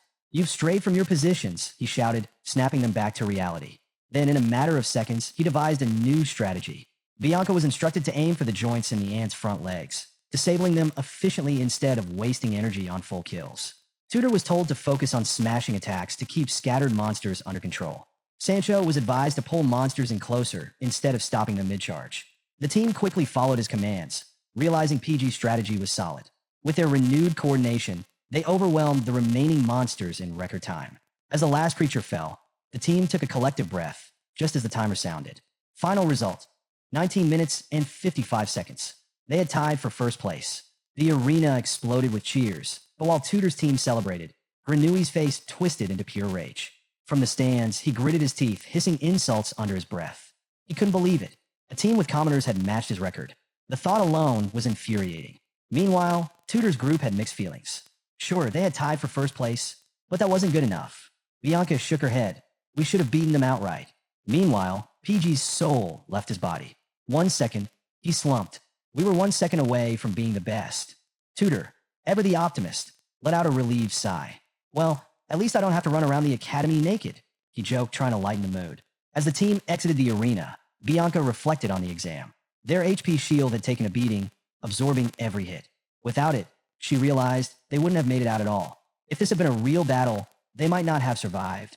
Sancho, however, saw it differently. Instead of fear, he felt inspiration. One day, he declared, I want to last a full hour. Just like President Dolores' team. Unbeknownst to them, Dolores herself was watching from the stands. Her gaze lingered on the group, impressed. They were part of her club, and if they had come this far already, just how strong could they become in the future? But before Tudor's team could even leave the arena, boom, the announcer's voice boomed through the stadium, cutting through the air like a blade. Phase 1 is now complete. Phase 2 will now begin. The entire crowd fell silent. Then, second-year exclusive monsters will now appear. A collective gasp. Stronger ants began swarming into the arena. Instantly, chaos erupted. In the stands, Vakir, Granui, and the rest of the students stared in shock. But no one was more panicked than Tudor's group, because they were still inside. The moment they saw the new wave of monsters, they huddled together, uncertain, unprepared. Tudor, quickly assessing the situation, took charge. "Be careful," he barked. "From here on out, any injuries will be real." His warning sent a chill down their spines. This wasn't a test anymore. This was life and death. Meanwhile, in the exam control room, pure panic. The professors, overseeing the test, were scrambling. Phase 2 wasn't supposed to trigger this early. The students' HP had already hit 0. Who authorized this? One professor shouted, demanding answers. As they frantically examined the system, something strange appeared on the screen. Among the students, the system was detecting a powerful life force still active in the arena. "That's impossible," a professor gasped. "When HP hits 0, all life signs should disappear." They struggled to understand what was happening, until Dolores suddenly stormed into the room. "Shut it down! Now," she demanded. But instead of taking action, the professors dismissed her concerns. "We only control the waves," one of them explained. "We're not responsible for system errors." Dolores' hands clenched into fists. They weren't taking this seriously. The professors continued arguing about potential fixes. One suggested breaking the magic wall to force an emergency stop. But there was a problem. It required 2 keys to override the system. And guess what? One professor had a key. The other had gone to the bathroom and was completely unreachable. Dolores' eye twitched. Students were fighting for their lives in the arena, and their best chance at stopping it was currently stuck in a restroom. The control room was in disarray. Professors yelled over each other, scrambling for a solution. But outside the room, Vakir sat quietly by the window, listening, analyzing. Then it clicked. The error in the magic system? The reason Phase 2 had triggered. It had to be Baby Madam. After devouring so much poison, her unique biology was likely disrupting the system's ability to properly detect life signals. Turning his sharp gaze back to the arena, Vakir's expression darkened. The poison fog was spreading fast. Tudor's team was in serious danger. If the Academy didn't act soon, they wouldn't make it out. Scanning the arena, Vakir's eyes landed on something. The air circulation holes leading into the battlefield. Too small for a human to fit through. But luckily, Vakir had a trick up his sleeve. Chaos erupted in the stands. Students ran around in confusion, panicked and clueless about what was happening. Except for Sinclair, still oblivious. She casually assumed the commotion was because someone had set a new record in the exam. That assumption didn't last long. As she wandered aimlessly, a small, fast-moving figure suddenly barreled into her, knocking her off her feet. Sinclair screamed, crashing to the ground. Around her, students froze, noticing something unusual skittering across the floor. Slowly turning her head, Sinclair's breath caught in her throat. It was a puppy, carrying a pair of pants. Meanwhile, back in the control room, one professor desperately smacked the magic crystal, hoping to force it back to life. But the rest? They stood paralyzed in shock, because standing before them, relentlessly swinging her sword at the magic crystal, was Dolores. 2 professors lunged forward, grabbing her arms mid-swing. "Stop," they yelled. "That crystal is a priceless artifact. Do you have any idea what you're about to destroy?" But Dolores didn't care. The only way to save Tudor's team was to sever the magic link between the crystal and the arena. Even as the professors warned her about expulsion, financial ruin, and her family's reputation being tarnished forever, she didn't hesitate, because none of that mattered if they didn't survive. Back in the arena, the battle had turned into a nightmare. PG was the first to fall. A massive ant monster struck him with a single, devastating blow, sending him flying across the battlefield. He crashed into the ground unconscious. The team screamed in panic, rushing to wake him, but he wasn't responding. And then things got worse. The poison fog thickened, and in the distance, a massive shadow loomed over them. A horde of gigantic ant monsters emerged, their deadly intent clear. Tudor gritted his teeth. This was it. He wasn't the hero he aspired to be, and now his dreams would die here. It didn't take long for the horde to overwhelm them. Both Tudor and Sancho were struck down. Only Bianca remained, frozen. Her breath hitched. Her legs wouldn't move. As the shadow of a colossal ant monster loomed over her, she fought back tears. This can't be how my life ends. Then, a figure emerged from the fog, red eyes blazing. Before the monster could land its killing blow, a fist, engulfed in red aura, shot forward. Boom! The ant monster exploded into pieces. Obliterated, Bianca staggered, barely able to process what had just happened. As her vision blurred, one thought raced through her mind. How is he here? Then, she saw him, standing alone amidst the carnage. Vakir, shirtless, his body covered in old scars, exuding a calm yet commanding presence. His red eyes burned as he turned toward them. Then, in a voice steady as steel, he assured them, "Nothing else is going to happen to you." In the magical control room, several men restrained Dolores, holding her arms tightly to prevent her from striking the magical crystal again. Her eyes burned with fury. She was determined to shatter it at all costs to save the students. One of the men warned her that if she didn't stop, the crystal would break completely. But consumed by desperation, she demanded they release her, insisting she had to rescue her friends. She struggled harder, preparing to strike once more, forcing the men to tighten their grip. Behind them, a man stood holding a tablet, its screen projecting a live map of the stadium. He examined it in silence, but his expression suddenly shifted to pure shock. Just as the Saint test was about to continue, he made a startling announcement. An unexpected life signature had been detected inside the stadium. The revelation sent a wave of disbelief through the room. Dolores and the others turned toward him, their eyes wide with surprise. How is it possible? The stadium was sealed behind a powerful virtual barrier. No one should have been able to enter. Two men, one bald with glasses and the other with a long mustache, leaned in to observe the map. Their faces stiffened with astonishment.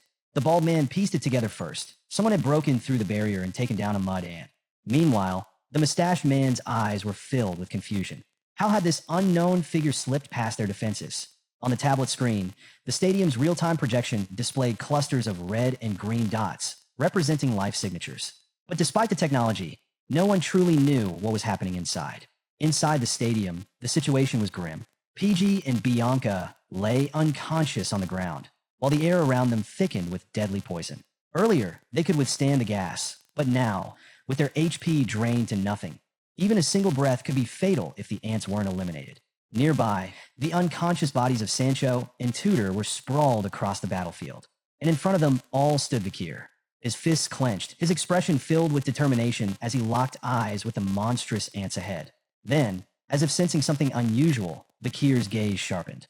He swiftly turned around. Hidden beneath the corpse of a fallen ant, a small spider lurked in the shadows. Vakir had noticed her presence, yet instead of attacking, he stood firm. He muttered to himself. According to his family's creed, an untamable beast had only one fate, death. The tiny spider, though just a baby, understood the weight of those words. Fear gripped her. She had made a terrible mistake by venturing into the stadium in search of food. Vakir's eyes gleamed as he turned to her, but instead of striking her down, he made a decision. He could deal with her later. For now, she had a job to do. With a commanding voice, he ordered the spider to absorb all the poison in the area to protect the others. Grateful for the chance, the small creature placed a paw on her forehead in a sign of obedience. Then, without hesitation, she opened her mouth and began inhaling the toxic gas, purifying the battlefield. However, as Vakir remained focused on the spider, danger crept closer. A massive ant loomed above him, its beady eyes locked onto its prey. But Vakir, ever vigilant, sensed its presence almost instantly. He exhaled calmly, his fists tightening once more. With an unwavering gaze, he stared the beast down and scoffed. Not even a shred of shame? In response, the ant's mandibles spread wide, ready to strike. As usual, before the beast could even make a move, Vakir acted first. In a blur of speed, he activated his mana and, without much effort, delivered a devastating kick to the creature's neck. The impact was instant, its head separated cleanly from its body. Back in the magical control room, the bald man and the others stood frozen in shock. One of them scrutinized the map, his face twisting in confusion. A sudden surge of vital energy had appeared, but no one could explain how. Meanwhile, Vakir's attention remained locked on the fallen ant's corpse, his expression dark with concern. Something felt off. He didn't recall this place having any noticeable life energy, but there was no time to dwell on it. Nearby, the small spider continued devouring the poisonous gas, working tirelessly to cleanse the battlefield. Vakir placed a hand on the ground and shifted into an offensive stance. At just 18 years old, he was already an intermediate sword expert, a level that, if revealed, would send shockwaves through the academy. Before him stood two formidable soldier ants, specialized killing machines. One carried a B+ threat level, the other a C, but both were built for battle. Vakir studied them carefully, realizing that these so-called monsters were actually artificial golems, designed to perfectly mimic the real thing. A short distance away, Sancho lay unconscious. Vakir made his way over, grabbing the fallen warrior's axe. But he didn't stop there. He also collected Bianca's bow, Tudor's spear, and Piggy's sword, strapping them securely to his back. His eyes burned with determination. Turning his focus back to the ants, he calculated his next move. He recalled the strategies of killer ants from his past life, knowledge that gave him an edge. If he played his cards right, he could take them down as if he were an advanced sword expert. His gaze locked onto their weak point, the dorsal cover, the vulnerable link between their head and thorax. Before the ants could launch their attack, Vakir wrapped Sancho's axe in mana and hurled it with incredible force. The weapon spun violently through the air before slamming into the dorsal cover of one of the ants, sending a wave of agony through the creature. Glancing at the ground, Vakir recalled another crucial detail, the biometric compass embedded in the killer ants. If damaged, the creatures would lose their sense of direction and start moving backward. The sheer display of power made the remaining ants hesitate. Fear crept into their movements as their bodies trembled. Seizing the moment, Vakir dashed forward, wielding Sancho's axe with precision. In rapid succession, he struck 3 more ants directly at their dorsal covers, rendering them completely disoriented. But he wasn't done yet. He drew Bianca's bow, his sharp gaze locking onto another weak point, the skull. Each ant's head was split into 2 halves, connected by a fragile link no thicker than a finger. Channeling his mana, he knocked an arrow and fired. The projectile shot through the air like a bolt of lightning, striking the exact point of weakness. The impact shattered the ant's skull, its shell far weaker in that area than anywhere else. Wasting no time, Vakir grabbed Tudor's spear, leaped high into the air, and descended upon the incapacitated ants. Their heads tilted upward, their eyes wide with panic as they saw him descending like an executioner. With lightning-fast movements, Vakir struck. First, he shattered their skulls. Then he severed their necks. Finally, he finished the job by slicing off their legs. After delivering his final strike, Vakir landed back on the ground, steadying himself with one hand as he locked eyes on the remaining beasts. He was ready to finish them all, until something unexpected happened. His eyes widened in disbelief. A massive shadow loomed over him, far larger than any of the other ants. Vakir slowly stood up, his gaze fixed on the colossal figure above. Yet, despite the overwhelming presence of the creature, he remained composed. Instead of fear, curiosity flickered in his expression. A giant red ant had appeared. Unlike the others, this one radiated pure dominance. Drool dripped from its mandibles as it locked onto Vakir, its hunger evident. This wasn't just any ant. It was a general ant, a creature ranked at a dangerous A-level threat. Vakir let out a quiet exhale, his grip loosening as he dropped Tudor's spear to the ground. He studied the beast intently, his surprise evident. This monster had been included in the exam. A slow, exhilarated smile crept across his face. This was getting interesting. Reaching for the hilt of Piggy's sword, he unsheathed it with deliberate slowness, his excitement growing. Meanwhile, outside the stadium, the atmosphere was tense. The thick curtain of poisonous gas had spread, completely obscuring the battlefield from view. Spectators fell silent, unable to see what was happening inside. Students murmured among themselves, worried about the outcome. Even third-year students struggled against these trials. How could first years possibly endure? In the magical control room, panic was setting in. One of the men monitoring the stadium suddenly froze in shock. Sensing the shift, the mustached man turned to him, his expression filled with both curiosity and unease. "What's the problem?" he asked. The bald man, drenched in sweat, struggled to find his words. His heart pounded as he turned toward the others, his face drained of color. With a panicked voice, he revealed the impossible. The General Ant had been defeated. A stunned silence fell over the room. Even more shocking, all the students inside the stadium were still alive. Professor Morg stepped forward, his expression twisting in confusion. He knew just how powerful the General Ant was. This wasn't some standard exam creature. It was a hidden obstacle, planted unfairly to prevent students from lasting the full hour. Yet somehow, it had been taken down. His mind raced as he rubbed his chin, his gaze narrowing in suspicion. What in the world was happening inside that stadium? Before he could process it further, a commotion erupted behind him. A man appeared, carrying a woman with purple hair draped over his shoulders. His frantic shouts filled the control room. "I found Professor Sadie. She has the key to the magic barrier." One of the superiors turned toward him, frowning. Where was she? The man hesitated, clearly flustered. With a nervous expression, he explained that she had been found in an alleyway, reported for vandalism and interfering with a bar owner's business. All eyes shifted to the so-called professor. She was completely drunk, drooling, swaying, and barely able to stand. In short, she was a total mess. Dolores, already on edge, clenched her fists. Her patience had run out. Turning toward the magic barrier, she raised a furious finger and ordered them to open it immediately. The others exchanged uneasy glances.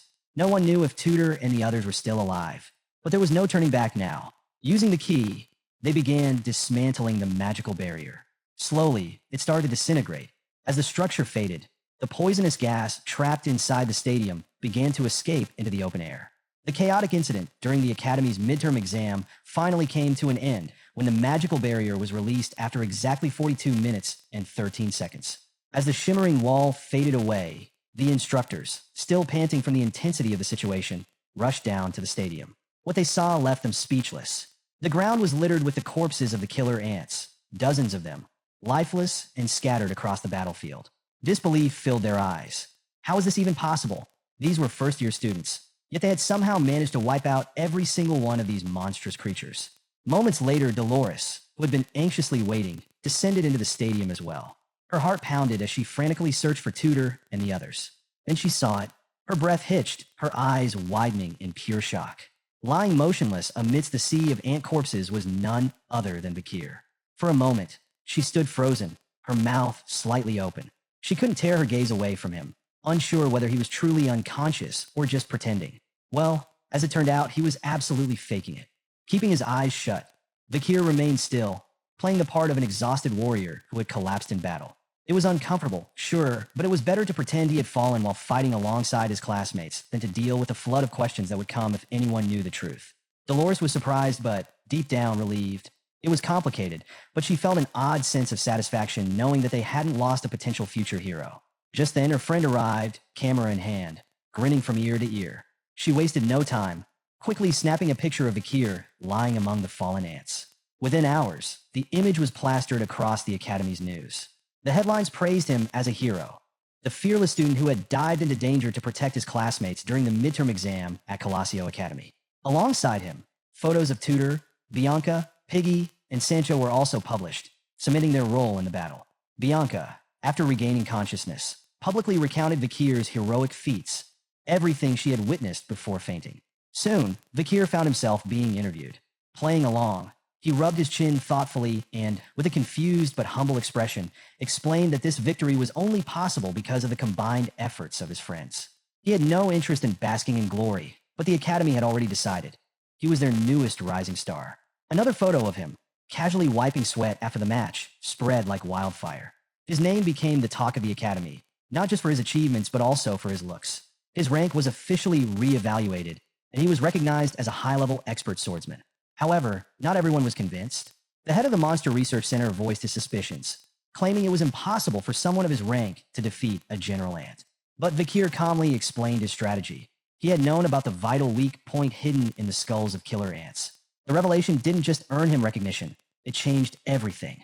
Even the Crown Prince himself summoned Vakir, acknowledging that his knowledge could significantly reduce the mortality rate of Imperial soldiers. As a result, the prince awarded him an honorary certificate.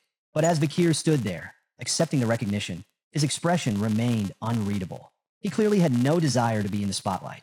He was soon labeled the Hot Star of the Year, a title that he didn't quite know how to feel about. Elsewhere, someone reading the Academy newspaper reacted very differently. Their hands tightened around the pages before tearing them to pieces in frustration. That night, under the silver glow of the moon, Vakir sat alone on the Academy rooftop. His gaze was distant, locked onto the ground below as he let out a deep sigh. His quiet student life had officially ended. And the worst part?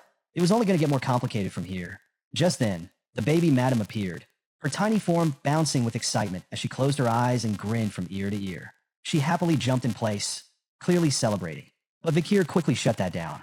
This was no reason for celebration. Even though everything had changed, he was just relieved that the others were finally out of danger. As he was caught up in his thoughts, an owl suddenly swooped down toward them. Vakir tensed up, feeling a strange sense of unease, while the baby madam panicked and quickly scurried into his clothes, trembling in fear. The owl, undisturbed, gracefully perched on Vakir's outstretched arm. His eyes immediately locked onto its leg, where a rolled-up note was securely tied. He recognized it instantly, Cindy Wendy's regular report. Without hesitation, he took the note and began reading carefully. Cindy had managed to acquire critical training techniques from the 10 elite corpses, but she needed at least a month to properly analyze them. Meanwhile, there were reports of night hound imitators. One was acting for fame, but the true intentions of the others remained unknown. Even more concerning, Osiris of the Baskerville family had left the estate and was believed to be heading toward the imperial capital. And lastly, perhaps the most shocking piece of information, one of the first-year students at the academy was secretly of royal lineage. As the owl finished its mission, it spread its wings and took off into the night sky. The baby madam peeked her head out from Vakir's collar, her tiny eyes blinking curiously. But Vakir wasn't paying attention. His gaze remained fixed on the paper, his mind racing with questions. Cindy's request for a month to analyze the corpse's training methods made it clear. She was approaching this matter with extreme caution. His thoughts drifted back to the time he had fought alongside Saintess Dolores to defeat the demon. He knew better than anyone that victory had only been possible because he had borrowed the Saintess's power. That wouldn't be an option next time. In the coming month, he needed to push himself to improve, diligently, relentlessly. His expression darkened. The Night Bloodhound had already been a troubling mystery, but now imitators had appeared. If their actions escalated, it could attract unwanted attention from the palace. And the last thing he needed was interference from the royal family. He had to investigate this immediately. Then there was the matter of his brother, Osiris La Baskerville. Vakir knew that piercing gaze all too well. If Osiris had left the family estate, it wasn't without reason. And as for the hidden royal at the academy, that was another headache entirely.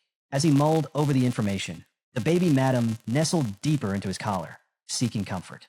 Meanwhile, an image of Cindy popped into his mind, grinning, giving him a thumbs up, as if she had done something brilliant. He hadn't asked her to uncover the identity of a hidden royal, so why had she bothered? She was truly an unpredictable woman. Without a second thought, Vakir raised his hand and ignited the note.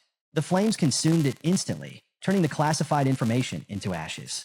He wasn't interested in knowing more than necessary. It wasn't as if he had anything to gain from it. The ashes scattered with the wind, carried off into the night.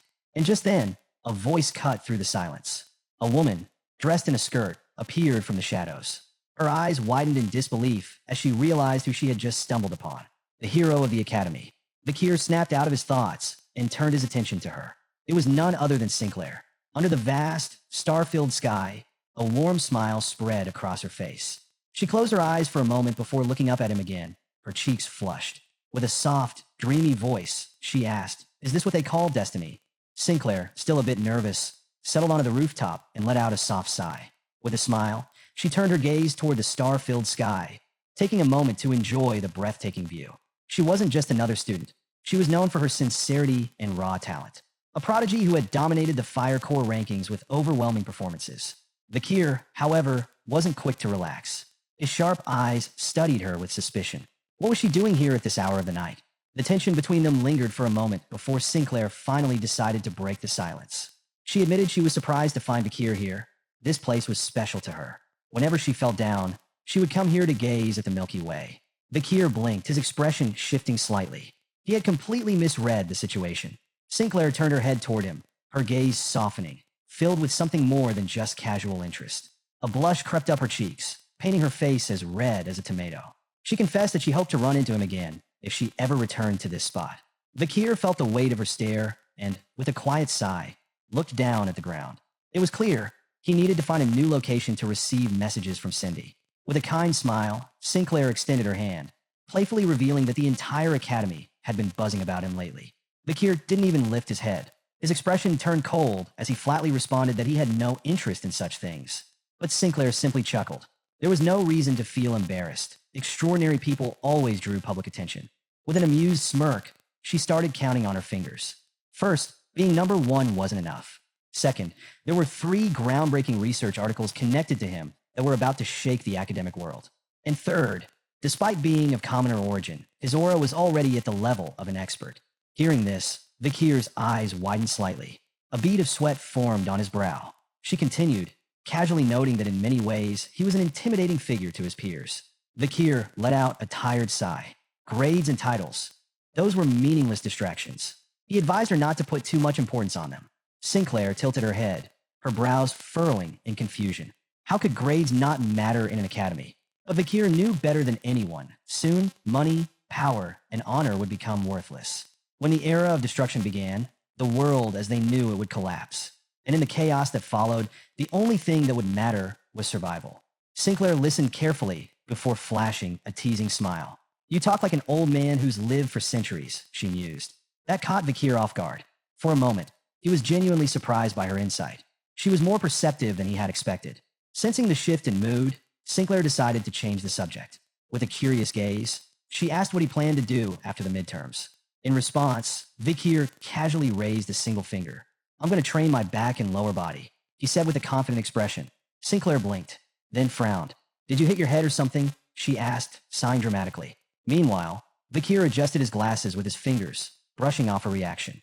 He knew that Sinclair, much like himself, carried secrets of her own.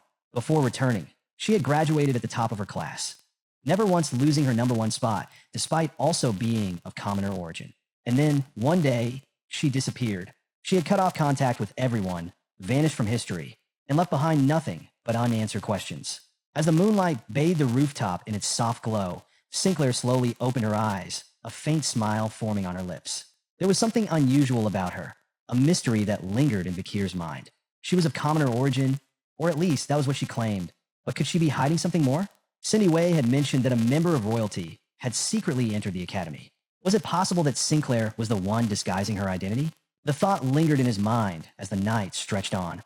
The next day, as the sun rose over the academy, the campus slowly came to life. Tutor, still groggy from sleep, stretched his arms with a loud yawn, feeling the exhaustion in his body.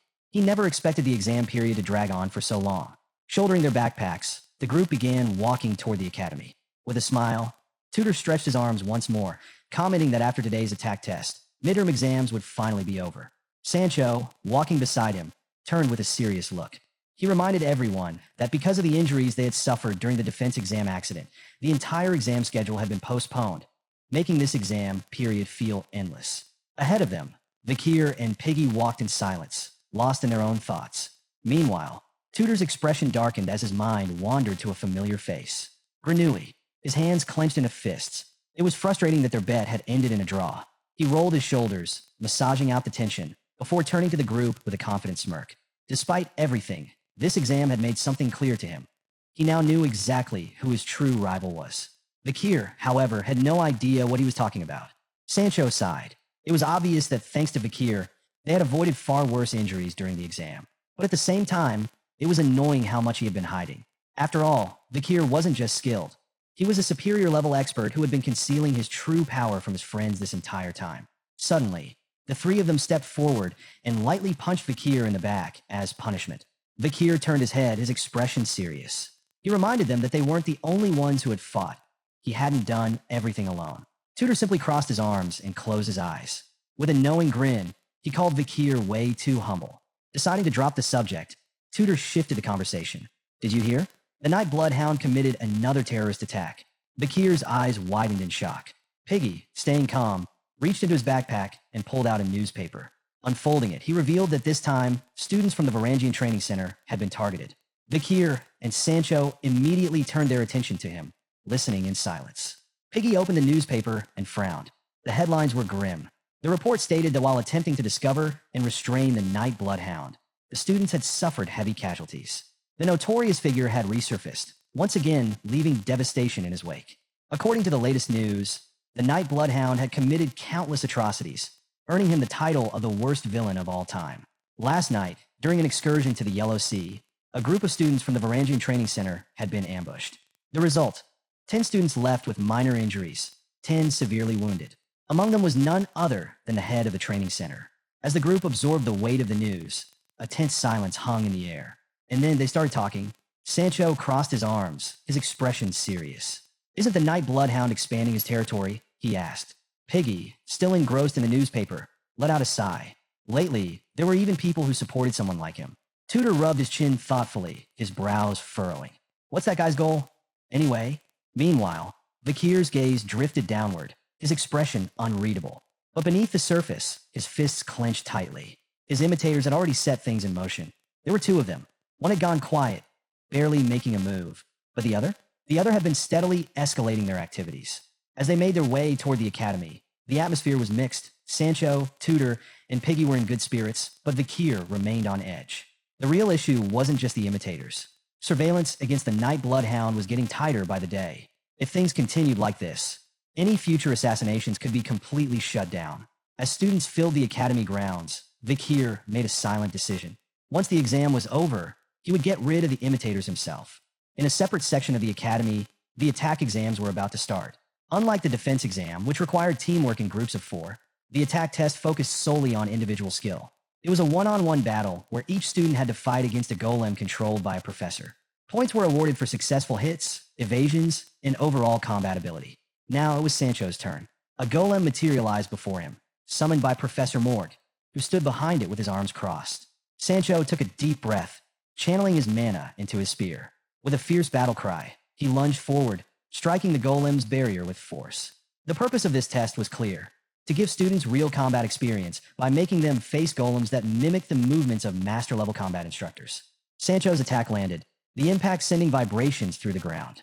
Professor Morg observed the fight in silence, his sharp gaze unreadable. Then came Tutor's turn. Determined, he gritted his teeth and poured everything into his attack. His muscles burned, his mana surged, and with one final burst of strength, he shattered the golem into pieces. For a moment, he stood there, panting, staring at the broken remains. He could hardly believe it. His attack had actually worked, but Professor Morg's expression remained serious. He stared at Tutor, the air around him growing tense.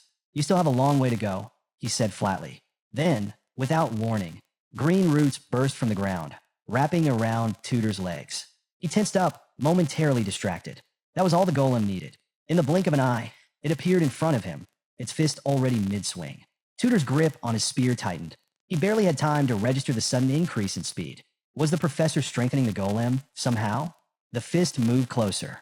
Instinctively, Tutor raised his arms to block. But it was a feint. Too late. Before he could react, the golem's real attack came. A devastating kick aimed directly at his ribs. The impact sent a shockwave of pain through his body. His vision blurred, and his breath hitched. His eyes went wide with fear. Then, a scream tore from his throat. His body crumpled to the ground, writhing in agony as the pain consumed him. The golem stood over Tutor, unmoving, as Professor Morg's voice echoed through the training hall. "You made a mistake," he said. "Just because I'm a mage doesn't mean I can't use my fists and feet." With surprising gentleness, the golem extended a hand, helping Tutor back to his feet. "The only thing that matters in a fight is victory. Never forget that. Even as a mage, you should be ready to use your fists, feet, even your teeth if necessary." Still catching his breath, Tutor nodded and thanked the professor. Once all the matches were over, the students gathered in the stadium as their scores were calculated. Tutor, utterly exhausted, collapsed onto a seat. The results were announced. Ice Corps Class 8 Cadet, Tutor Layden Kota. Evaluated by Professor Vinci Morg. 12 landed attacks, 20 successful dodges, 3 blocks, 0 critical hits. Final score, 35 points. From the crowd, Bianca's jaw nearly hit the floor. She blinked in shock, then raised her hand in disbelief. Tutor had beaten her. Her results followed. Ice Corps Class 8 Cadet Bianca. Evaluated by Professor Vinci Morg. 7 landed attacks, 24 successful dodges, 0 blocks, 0 critical hits. Final score, 31 points. Her face flushed red, not from embarrassment, but pure rage. She jumped to her feet, pointing an accusatory finger at Tutor. "This is ridiculous," she fumed. "This whole test is flawed. A one-on-one combat exam is totally unfair for an archer." Tutor, still slouched in his seat, turned to her with a puzzled look. "Oh, and was fairness on your mind when you took all the individual points during the defense exam?" He shot back. Before the argument could escalate, laughter rang out from behind them. They both turned toward the source of the sound, Granui. Leaning casually on a chair, he smirked, extending a hand as if presenting himself. Well, this just proves that I am the best of the two," he said smugly. His score flashed on the board. Ice Corps Class 8 Cadet Granui. Evaluated by Professor Vinci Morg. 11 landed attacks, 22 successful dodges, 2 blocks, 0 critical hits. Final score, 35 points. Tutor narrowed his eyes, confused. "What are you even talking about? We got the same score." At that, Granui's smugness instantly turned into fury. He jabbed a finger at Tutor, his face twisting with frustration. "That's exactly the problem," he snapped. "We tied in the defense exam and the attack exam." But then his expression shifted. His lips curled into a devilish grin, and his eyes gleamed with joy. "That means I win," he declared dramatically. "Because my theoretical grade is higher than yours."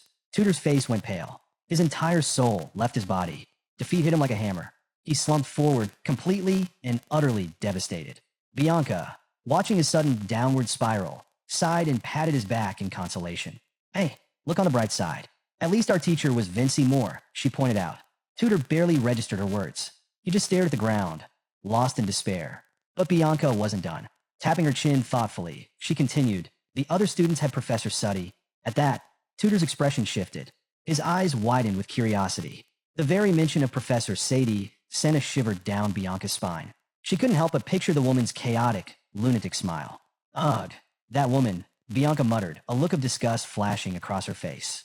Professor Sadie had a reputation, a terrible one. She was a pathetic drunk who had disappeared with the magic barrier key and caused an entire security crisis. The older students described her as strange, unreliable, and completely unprofessional. She was, without question, the number one teacher every student wanted to avoid. Tutor, now even more confused, turned to Bianca. How in the world did someone like her become a professor at the academy? He asked, bewildered. Bianca lowered her hand from her chin and sighed. Well, believe it or not, she's actually insanely skilled. Tutor frowned. That didn't sound convincing. Bianca continued. When she's not wasting time as a teacher, she helps the authorities catch criminals. As she spoke, an image formed in her mind, a terrifying figure wielding the Beelzebub sword. She's in charge of tracking down and capturing criminals like the Night Bloodhound. Tutor's expression hardened. His eyes filled with both seriousness and concern. He had faith in his friends. They were strong. They'd be fine. Or at least, that's what he wanted to believe. Beside him, Bianca rested both hands on the seat, her gaze drifting toward the sky. A quiet sigh escaped her lips. That's exactly why I'm worried, she admitted. Her expression turned distant as she continued. Professor Suddy, she's the last living relative of a fallen marquis. And because of that, she's filled with envy, especially toward talented students from noble families. Her voice lowered. There's a rumor that she completely destroys students with potential. A heavy silence followed. Somewhere in the academy, the scene was brutal. Piggy lay motionless on the ground, covered in blood.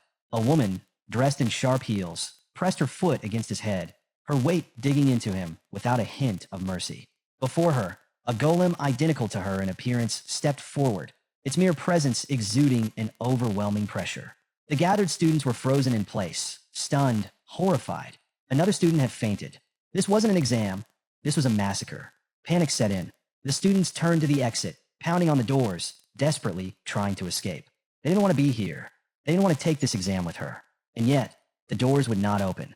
Standing in the center of it all was Professor Sadie. With one hand on her hip, she absent-mindedly touched her lips, her gaze dripping with amusement. Her heel remained pressed firmly on Piggy's head. To her, these students were all cowards. The results were displayed. Ice Corps Class B Cadet Piggy. Professor Sadie. 0 attacks landed. 0 dodges executed. 0 blocks. 0 critical hits. Final score, 0 points. Next to him lay Sinclair, also unconscious, her body stained with blood. Ice Corps Class 8 Cadet Sinclair. 0 attacks landed. 0 dodges executed. 0 blocks. 0 critical hits. Final score, 0 points. Not far away, Sancho's lifeless form was sprawled out, his uniform soaked in red. Ice Corps Class 8 Cadet Sancho. 0 attacks landed. 0 dodges executed. 0 blocks. 0 critical hits. Final score, 0 points. Suddy let out a bored sigh. This was a waste of time. Sadie pulled out a whip, her eyes scanning the remaining students. Most had already fled, leaving only a single figure standing. One student hadn't run. One student was still there. Vakir, his piercing gaze locked onto hers unwavering. Sadie's lips curled into a wicked grin. She placed a hand on her cheek, stuck out her tongue, and with a voice dripping in bloodlust, she gave the order. Come closer. 30 minutes earlier, Vakir and the others were waiting for their turn. Sancho cracked his knuckles, eyes gleaming with excitement. A grin crept across his face. The attack exam was finally about to start. Right beside him sat our boy, arms folded, quietly observing Sancho. Behind them, PG looked a little lost. Next to him was Sinclair. She reached out a hand, noticing how fired up Sancho looked. He flashed a smile and held up a finger. The one-on-one duel, he said, is a warrior's true calling. He was practically buzzing with energy, clearly eager for the exam to begin. PG stared at Sancho wide-eyed. My tutor told me, he muttered, if no one uses aura, then Sancho's the strongest among the Ice Corps. Vakir, meanwhile, was staring at the ground, lost in thought, until something pulled everyone's attention. A voice rang out, asking what Professor Suddy was doing. PG turned, confused, then shocked. There she was, Professor Suddy, standing in front of a student, holding a bottle of wine. The student stared, then snapped. Rage boiled over as he shouted, how can you be drinking at a time like this? Students' lives are on the line. Suddy didn't say a word. The student kept going. I can smell it from here. You're drunk. Without a care, Suddy raised the bottle to her lips and downed it in one go. To me, she said, You're just another annoying kid. She planted a hand on her hip and, wearing a devilish grin, bit into the glass bottle like it was a loaf of bread. The student's face drained of color. He backed away, trembling. Shards of glass filled Suddy's mouth. She ran her tongue across her cheek, licking up stray drops of wine, then wiped it with her hand. Her eyes locked onto the boy, cold and vicious. The alcohol's only 76%. Bit dramatic to call that drunk, don't you think? Sinclair covered her mouth, clearly shaken. PG stared in disbelief. This was the professor in charge of their test, the one from all those creepy rumors. And she was exactly as strange as they'd heard. Vakir, still calm. He'd seen plenty like her in his past life. Nothing surprising here. Suddy pulled out a paper, scanned the names, and jabbed a finger at one of them. A crooked smile spread across her face. Let's begin, she said. First up, Sancho Batteraria. Instead of panic, Sancho tightened his grip on his weapon and stood up, eyes burning with anticipation. Sinclair and Vakir rose to their feet. PG cupped his hands and shouted, "Be careful. There's a rumor. Students who take the exam with her don't come back to the academy." Sancho smiled and waved him off. "I'll be fine." Suddy summoned her golem.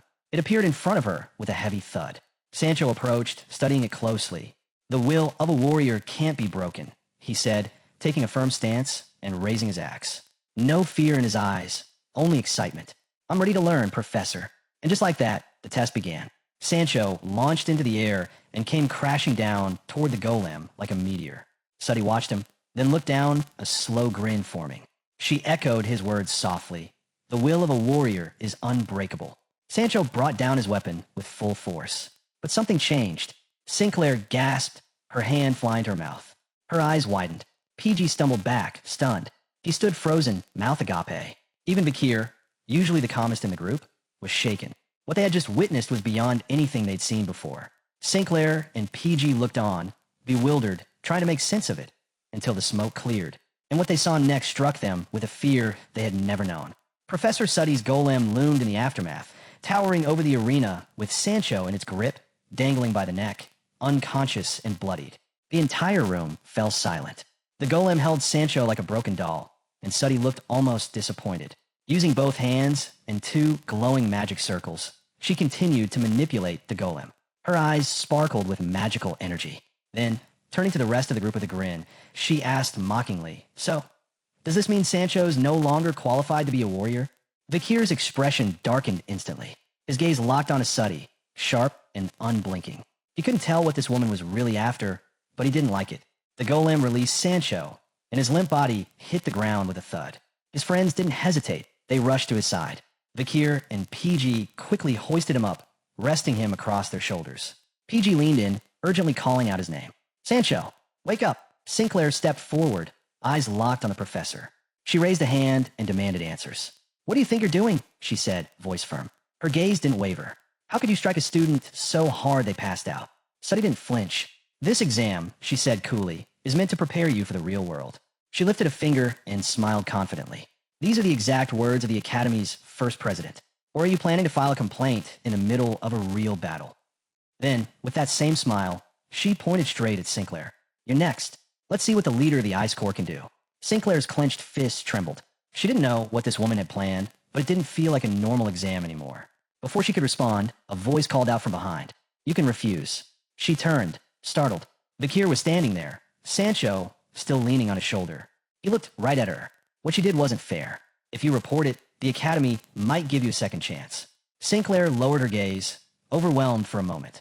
Then she nodded, eyes burning with gratitude. "Thanks for looking out for me." But as she looked back up, that gratitude turned into something else, resolve. She clenched her fists tighter. "I won't back down. Not from the person who hurt my friend." The air went still. Suddy chuckled. "Why the dramatic face?" she mocked. "Let me fix it for you." That was all Sinclair needed. She snapped into position, battle-ready, eyes filled with fire. Her aura flared, magic circles spinning around her body as she lifted her hands to the sky. Energy surged around her like a storm ready to break loose. Suddy raised an eyebrow, momentarily caught off guard. "Third-class spells." At her age, she whispered, clearly impressed, but also very entertained. "Not bad for the Academy's future ace." Her lips curled into a wicked smile. She guided the golem towards Sinclair. Without warning, the ground split beneath Sinclair. Suddy's golem burst upward, its fist rearing back. Sinclair, still mid-cast, barely had time to react. Her eyes went wide. "Ever experienced a mana backlash?" Suddy asked coldly. Just as Sinclair was about to unleash her spell, the magic was forcibly cut off. The golem's punch landed hard, slamming in her gut with brutal force. The spell's circles shattered around her. Mana burst out uncontrollably from her body, bleeding from her nose, pouring from her eyes and mouth. The pain was instant and unbearable. She had no time to scream. Sinclair collapsed to the ground, clutching her chest. Her entire body quaked, and drool dripped from the corner of her mouth. She was in agony. The golem stepped in close, studying her with eerie calm. Suddy tilted her head and asked, "So, how's it feel?" The pain was far worse than Sinclair had imagined. She couldn't even respond. Suddy's eyes narrowed, a wicked smile growing on her face. "If you're really unlucky," she whispered, "you might never use magic again." The thought seemed to delight her. After all, what fun would it be if the next heir to the Ice Core was rendered powerless? Especially since she was just a commoner. With a heavy thud, the golem kicked Sinclair hard, sending her body tumbling across the ground. She'd fought so hard for her position, and now she had to pray it hadn't all been for nothing. Watching this, PG's face twisted in worry. He couldn't just stand by. He bolted toward her, desperate to help. Vakir stood quietly, eyes locked on Sinclair with a serious, unreadable expression. But the exam wasn't stopping. It was time for the next challenger. PG. He took a breath, drew his sword, and stepped forward. On the outside, he wore a confident look, but inside, fear gripped him tight. Still, he didn't back down. Suddy leaned on one hip and raised an arm lazily. "And who's this?" she asked. "Trash who doesn't even know how to hold a sword." PG broke into a sweat, but his eyes stayed steady. He gripped his sword tighter. He wasn't running. Not today. The golem began its slow march toward him. This was PG's moment, the chance to prove the strength hidden behind his timid exterior. But he barely had time to lift his weapon. The golem struck fast and hard. One kick, and the blade shattered.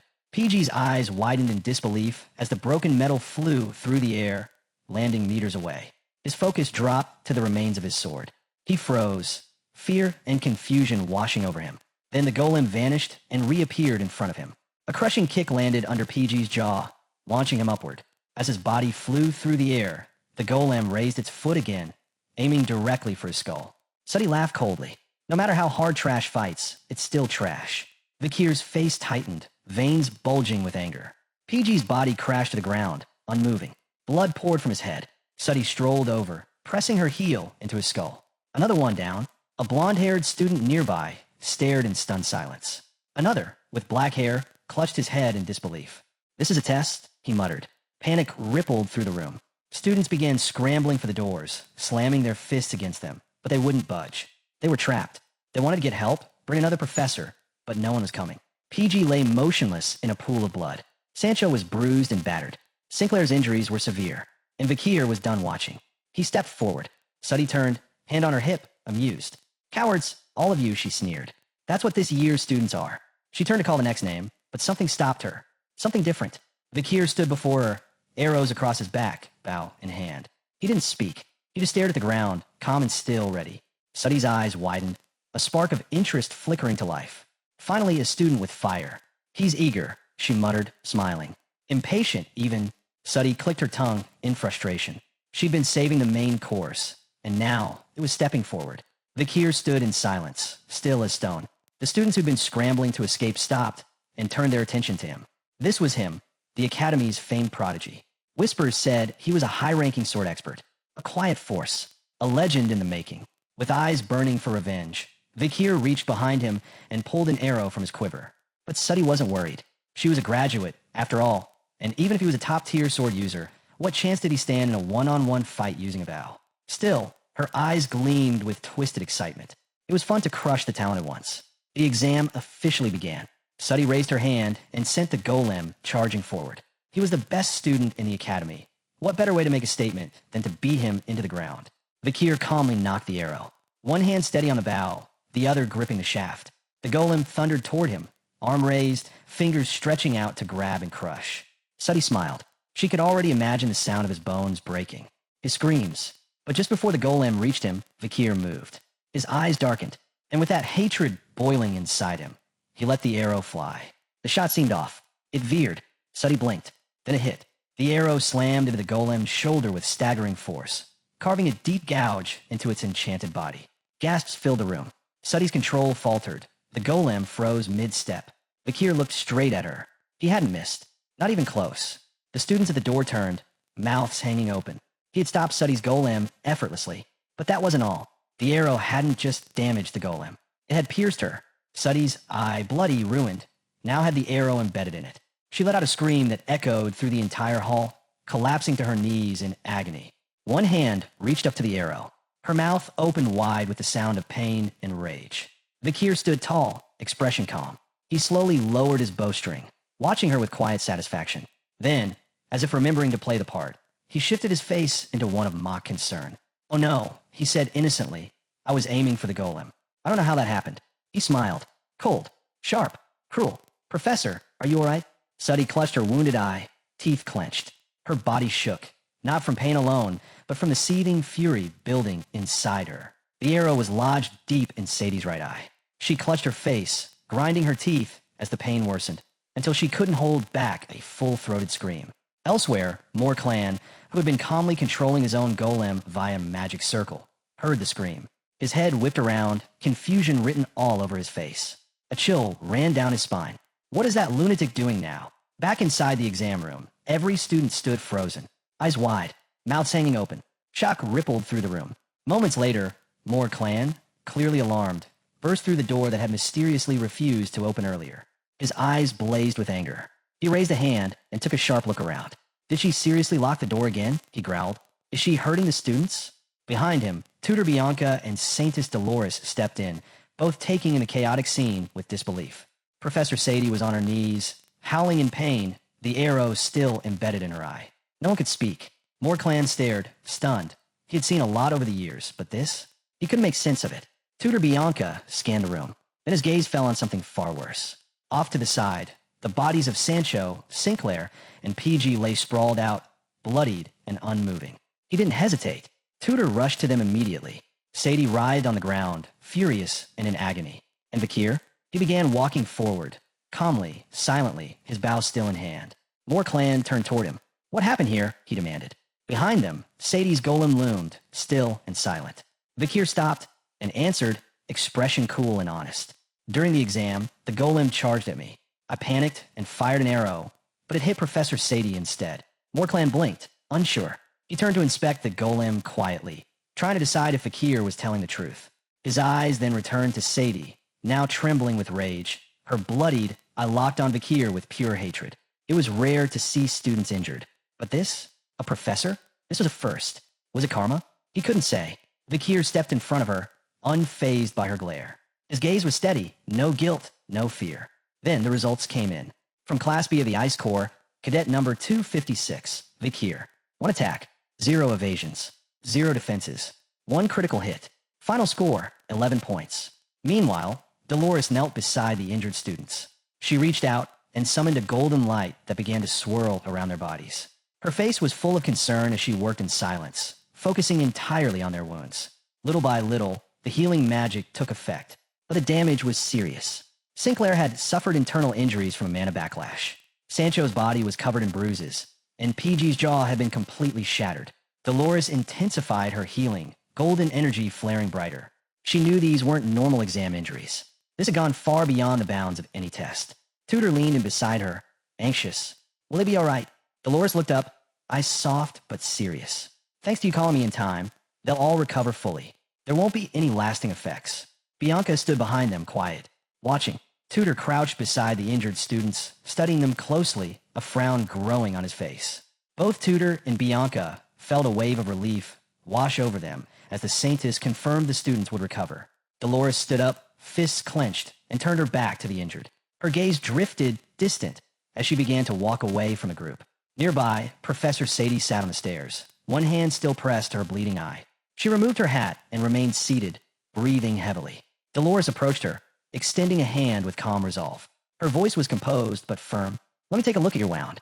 Then her tone shifted, serious and direct. "When your condition improves, I'll be filing a disciplinary report with the student council. Excessive force against students will not be ignored." But Sadie didn't flinch. In fact, she smiled. A cold, wicked smile. "Oh, aren't you the Saintess from the renowned Quavades clan family?" Dolores hesitated, concern flashing in her eyes as she leaned forward, hand reaching to heal. Then, suddenly, Sadie yanked the arrow out of her own eye. Blood gushed from the wound, and Dolores froze in shock. Before she could react, Sadie shoved the bloodied arrow into her mouth, eyes gleaming with malicious delight. She grinned. "I'll pass on your healing." Gasps echoed across the room. The students recoiled, fear and revulsion creeping into their faces. Morg Clan, watching from nearby, clenched his teeth and glared at her with growing rage. Still bleeding, Sadie slowly stood and turned her back to Dolores. As she walked away, she said calmly, "Go ahead and punish me, but you might want to wait for the day you have the authority to lift it." Dolores remained silent, watching her retreat. Sadie smirked to herself, amused. So many things delighted her lately, like the night bloodhound, stirring chaos across the Empire. She passed close to Vakir, pausing just for a moment. Tilting her head up, she smiled. "You're Vakir, right?" He didn't look at her. His gaze remained fixed on the floor, lost in thought. She laughed softly, continuing past him. "I'll remember your name. We'll meet again." As her steps echoed down the hall, Vakir slowly raised his head. His eyes glinted, not with fear but anticipation. He was already looking forward to their next encounter. And with that, the long, brutal midterm exam came to an end. Later, the results were posted, and students crowded around to see the rankings.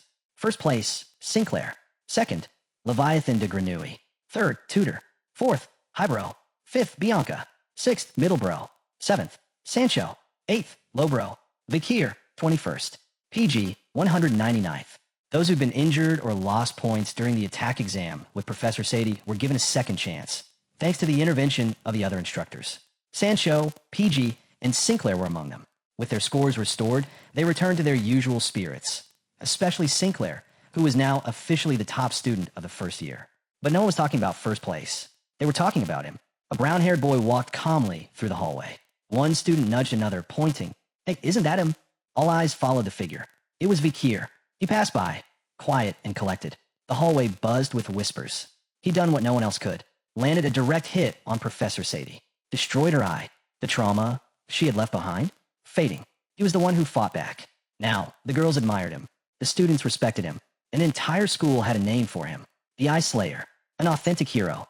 Vakir kept one hand on the strap of his backpack, face unreadable. Because deep down, he knew this was the price of acting on emotion.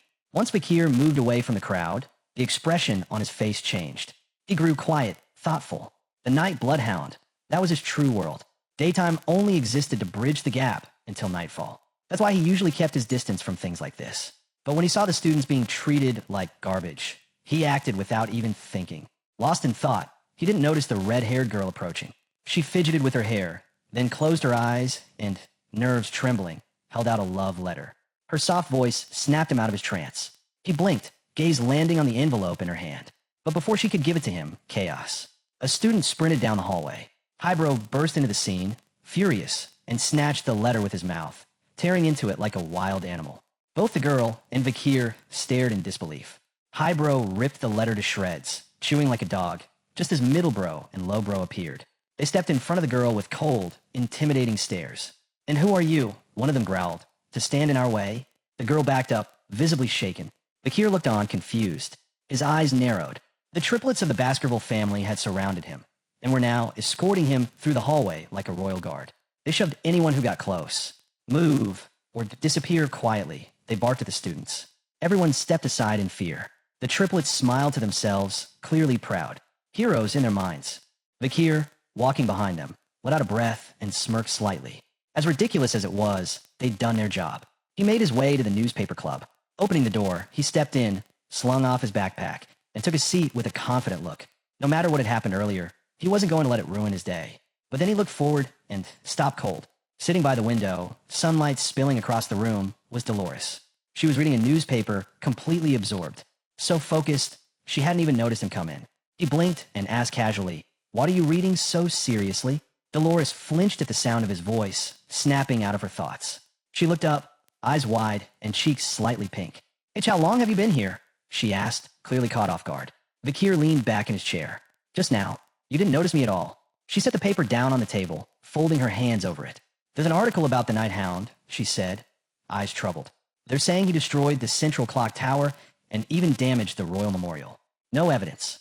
Just accusations." Her voice lowered. "They're blaming everything on him." She looked sad. That struck Vakir more than he expected. The fact that someone still believed in the Night Hound, believed in him, it gave him a comfort he hadn't realized he needed. He reached over, picked up the paper, and began reading. The clock tower, once a symbol of peace and order. A landmark every citizen glanced at least once a day. And now gone. To attack, it meant more than destruction. It was a message, a declaration. Someone out there had a deep grudge against society. He narrowed his eyes.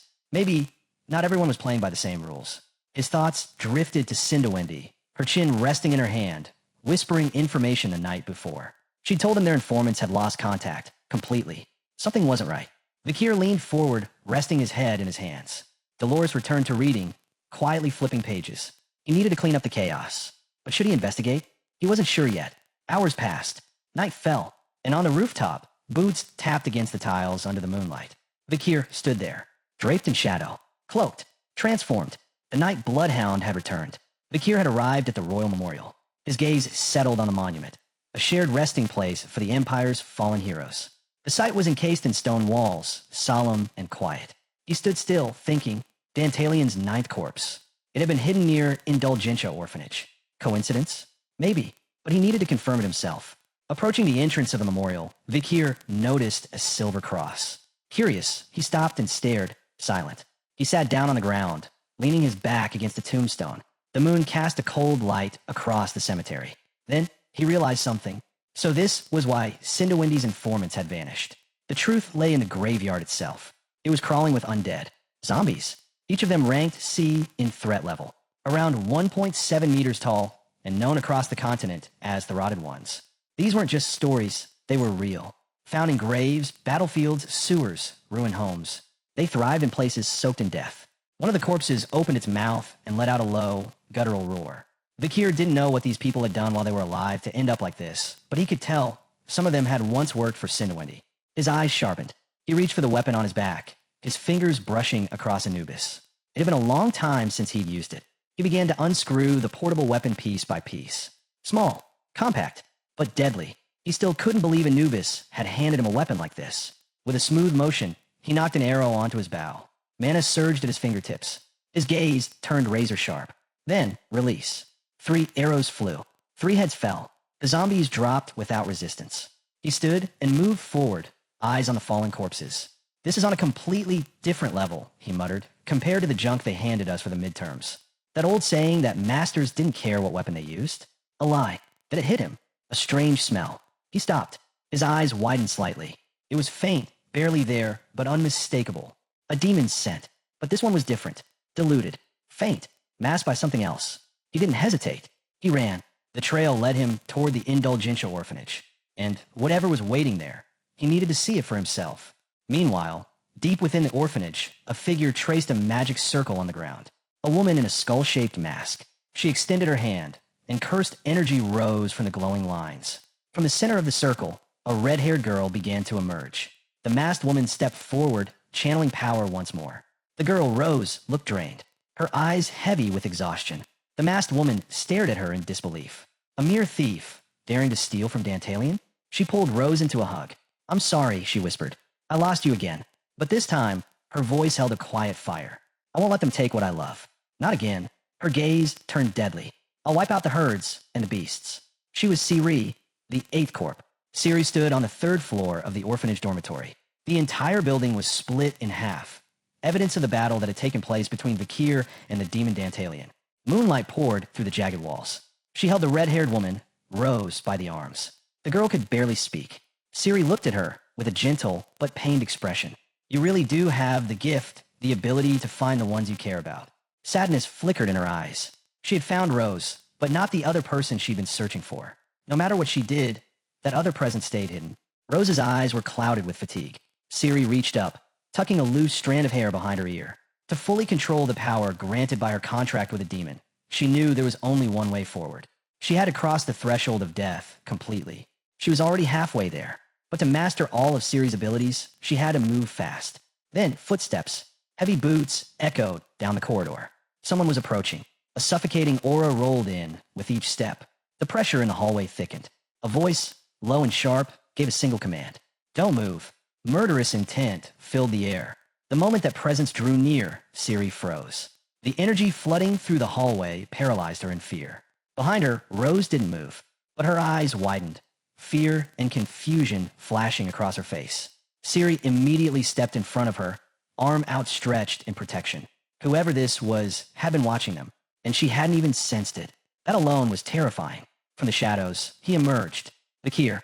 He stepped forward with his bow drawn, eyes glowing with hatred. A crackling mana arrow shimmered at his fingertips. From here on, he said coldly, "You'll only speak when I ask. If you move, you die. If you say anything I didn't ask, you die." The mana arrow pointed directly at her heart. Her scent, it wasn't right. It was both human and demon. So he asked the question straight. "Are you human or demon?" Ciri stood calmly, still shielding Rose. "I'm both," she answered.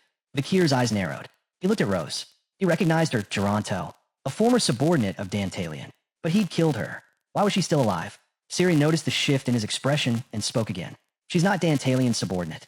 He stole something that belonged to me." His gaze darkened. Only one question remained. Vakir raised the glowing arrow higher. His voice, low and filled with fury. "Is the demon one of the 10 elite corpses you made a contract with?" Ciri's eyes lit up, her expression hardening. She nodded. "And what if he is?" she asked sharply. "What are you going to?" She didn't finish the sentence, because Vakir had already fired. The mana arrow roared through the air, straight for her eye. Ciri's eyes went wide in shock. At the last possible second, she jerked her head, just barely dodging. The arrow grazed her, slicing through her hair. She froze. Who is he? She thought. How is he this powerful? Smoke trailed from Vakir's hand.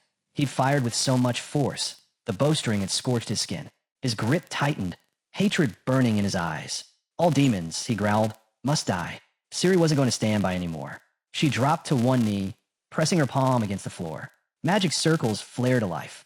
From them, skeletons clawed their way out of the ground, grotesque, decaying. "If you think you're brave," she taunted, "then come and prove it." Then her eyes widened. Even children's bones had risen. Little skeletal forms stumbled forward. Ciri hadn't expected this. Her lips parted in disbelief. Even the corpses of children had become undead. Vakir's eyes locked onto the scene, expression cold and grim. He raised his bow. "I'm sorry," he whispered to them, then fired. The mana arrow struck with brutal precision. The explosion ripped through the floor, blowing apart stone and bone alike. The weaker skeletons were incinerated instantly. Ciri saw her chance. Through the smoke and fire, she grabbed Rose and leapt out of the collapsing building. But Vakir wasn't letting her go. He surged forward, appearing behind her midair, mana arrow drawn once more. His voice cut through the night. "You think you'll get to die peacefully?" Ciri turned her head, eyes wide with shock. She held Rose close, her body limp in her arms. Desperation twisted across her face. She braced herself, whispering to Rose, "Hold on." Vakir fired again. The air cracked with a second explosion. Ciri twisted midair, blocking the blast. But her clothes were torn, her strength wavering. She landed hard on the ground, Rose still in her arms. Vakir dropped down soon after, tension crackling between them like lightning. Ciri stood in front of Rose again, her eyes lowered to the dirt. Slowly, she looked up. "I know that archery," she said. "What's your connection to the Balak tribe?" Vakir didn't answer at first. His eyes glowed faintly. Then came the answer. "I was one of Balak's hunters." Ciri's fists clenched. Her whole body tensed. "You should have been there that night," she spat. Her eyes burned with rage. Then she lifted her hand and summoned a glowing ball of mana. Ciri locked eyes with Vakir, her rage boiling over. To her, he was nothing but another barbarian. And for that, he had to die. She hurled a powerful mana sphere straight at him. Vakir reacted fast, ducking just in time. The attack missed his head but scorched the edge of his cloak. His gaze snapped back to her, sharp with curiosity. How did she know about the Balak tribe? Ciri raised both hands again, preparing her next assault. Now that he was close, Vakir could sense it clearly. Her aura. It wasn't like a full demon's. It was mixed. She smelled human. He remembered something. The 10 elite corpses, each ranked at the level of a demon king, took control of human corpses as vessels. Ciri launched again, this time with rapid bursts of mana. Vakir dodged to the side, slipped forward, then ducked under another shot. The blasts hit nearby walls, erupting into small explosions. He landed on the ground, only for jagged stone spikes to shoot up from beneath his feet. They pierced through his chest before he had time to react. Ciri stood a few paces away, eyes burning with hatred, controlling the spikes with a flick of her hand. "To think, you're just a barbarian." Blood trickled from his fingertips. The spikes twisted in his torso. Ciri lifted her hand, a delighted smile spreading across her face. She wanted to hear him scream. But then, the spikes crumbled. They shattered, crashing to the ground in pieces. Ciri froze. "What?" Vakir stood up, the wounds on his chest, already healing. He clenched his fists. His glare burned into her. She stared in disbelief. Was he even human? Vakir coiled his bow and stepped forward, calm and sure. after clashing with you a few times. I get it now, he said coldly. You're not like the others. You're weaker. His eyes narrowed. You're only a half-demon. He holstered his bow and took a long, quiet look at her. There's no reason to keep talking. Ciri didn't move. Her thoughts raced, unsure what to do. But Vakir already made up his mind. I'll kill you. She refused to let that happen. Slamming her palm into the ground, she summoned a massive magic circle. From it, something began to rise. A hulking golem. It roared as it emerged. A Frankenstein golem. Risk level, A+.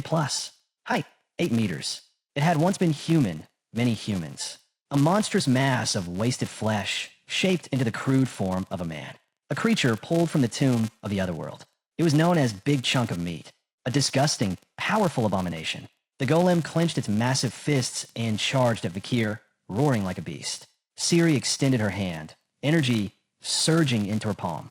The golem was just a distraction. She was going to kill him with fire. But Vakir wasn't waiting. He drew the Beelzebub sword, its edge gleaming with a deadly aura. Just before the golem reached him, he launched forward and swung. One strike. The sword sliced through the monster's flesh like butter, splitting the golem clean in half. Ciri was still gathering her fire magic, but now her eyes widened in shock. Vakir was staring at her, and his aura, blood red, savage, was unmistakable. It was Baskerville. Her hand trembled.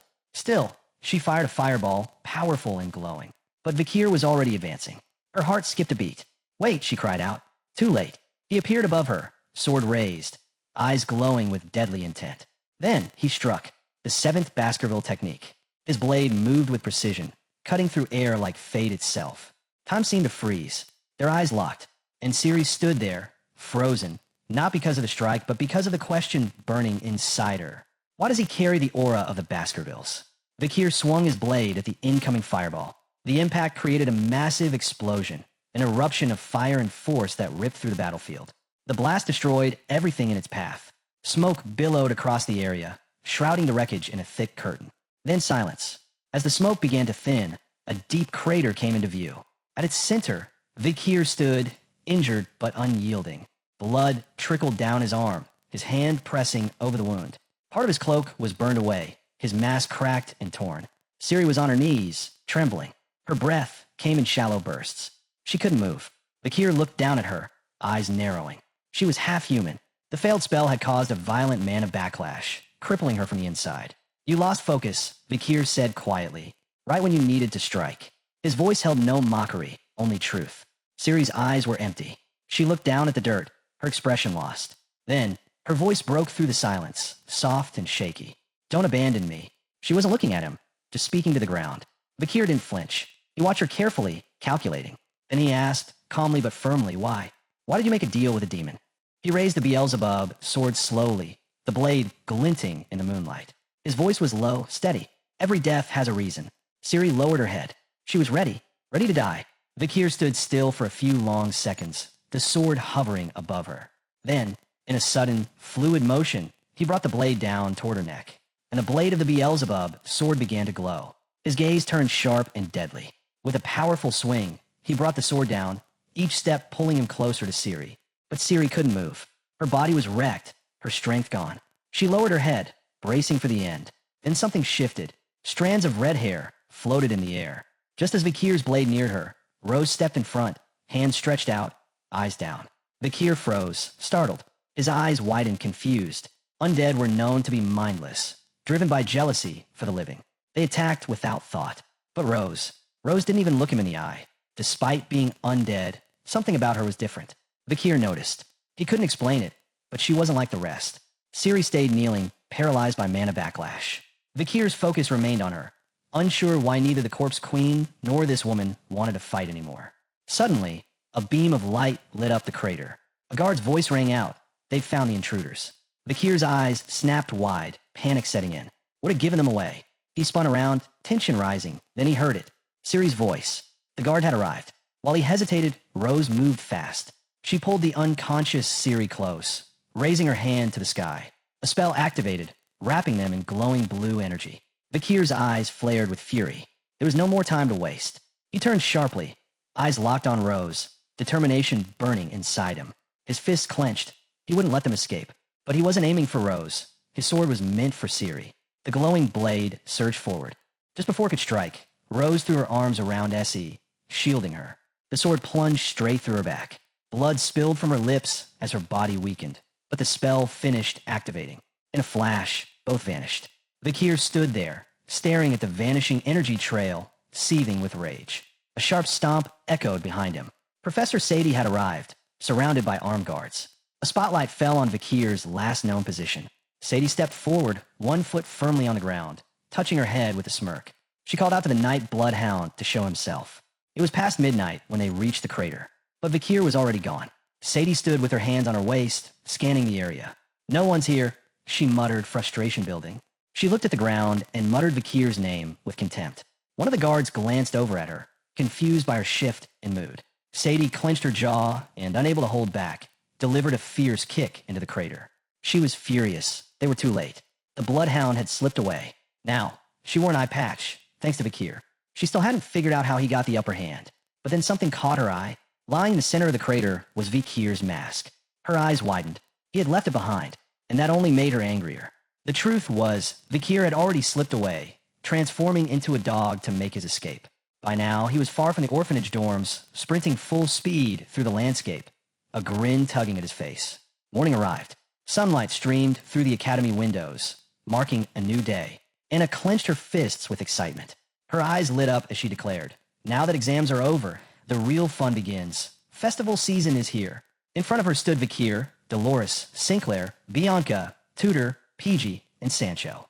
With a bright smile, Anna glanced at each of them, then turned to reveal a rolling rack filled with costumes. Her eyes sparkled. "This year's theme," she said, practically bouncing with joy, "is a haunted house." Sinclair gasped, clasping her hands together with a delighted grin. Halloween vibes were in the air, and with exams behind them, this event was going to be a hit.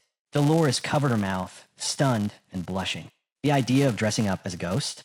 Adorably fun. Bianca tapped her chin, frowning slightly. "But I thought the academy didn't usually do this sort of thing." Tudor, arms crossed, turned to her with a thoughtful look. "She's right, this isn't standard." PG stayed calm as always. He looked at Sancho and said, "It's an ancient tradition. Not even the professors can get out of it." Sancho's eyes gleamed. He cracked his knuckles with a grin. "Tradition's tradition." Anna brought out 2 boxes and clapped. "Time to draw lots. Let's see who's dressing up as what kind of ghost." Sinclair and Dolores chatted excitedly as they leaned in. Behind them, Vakir stood silently, arms crossed. He lowered his head, eyes fixed on the floor, lost in thought.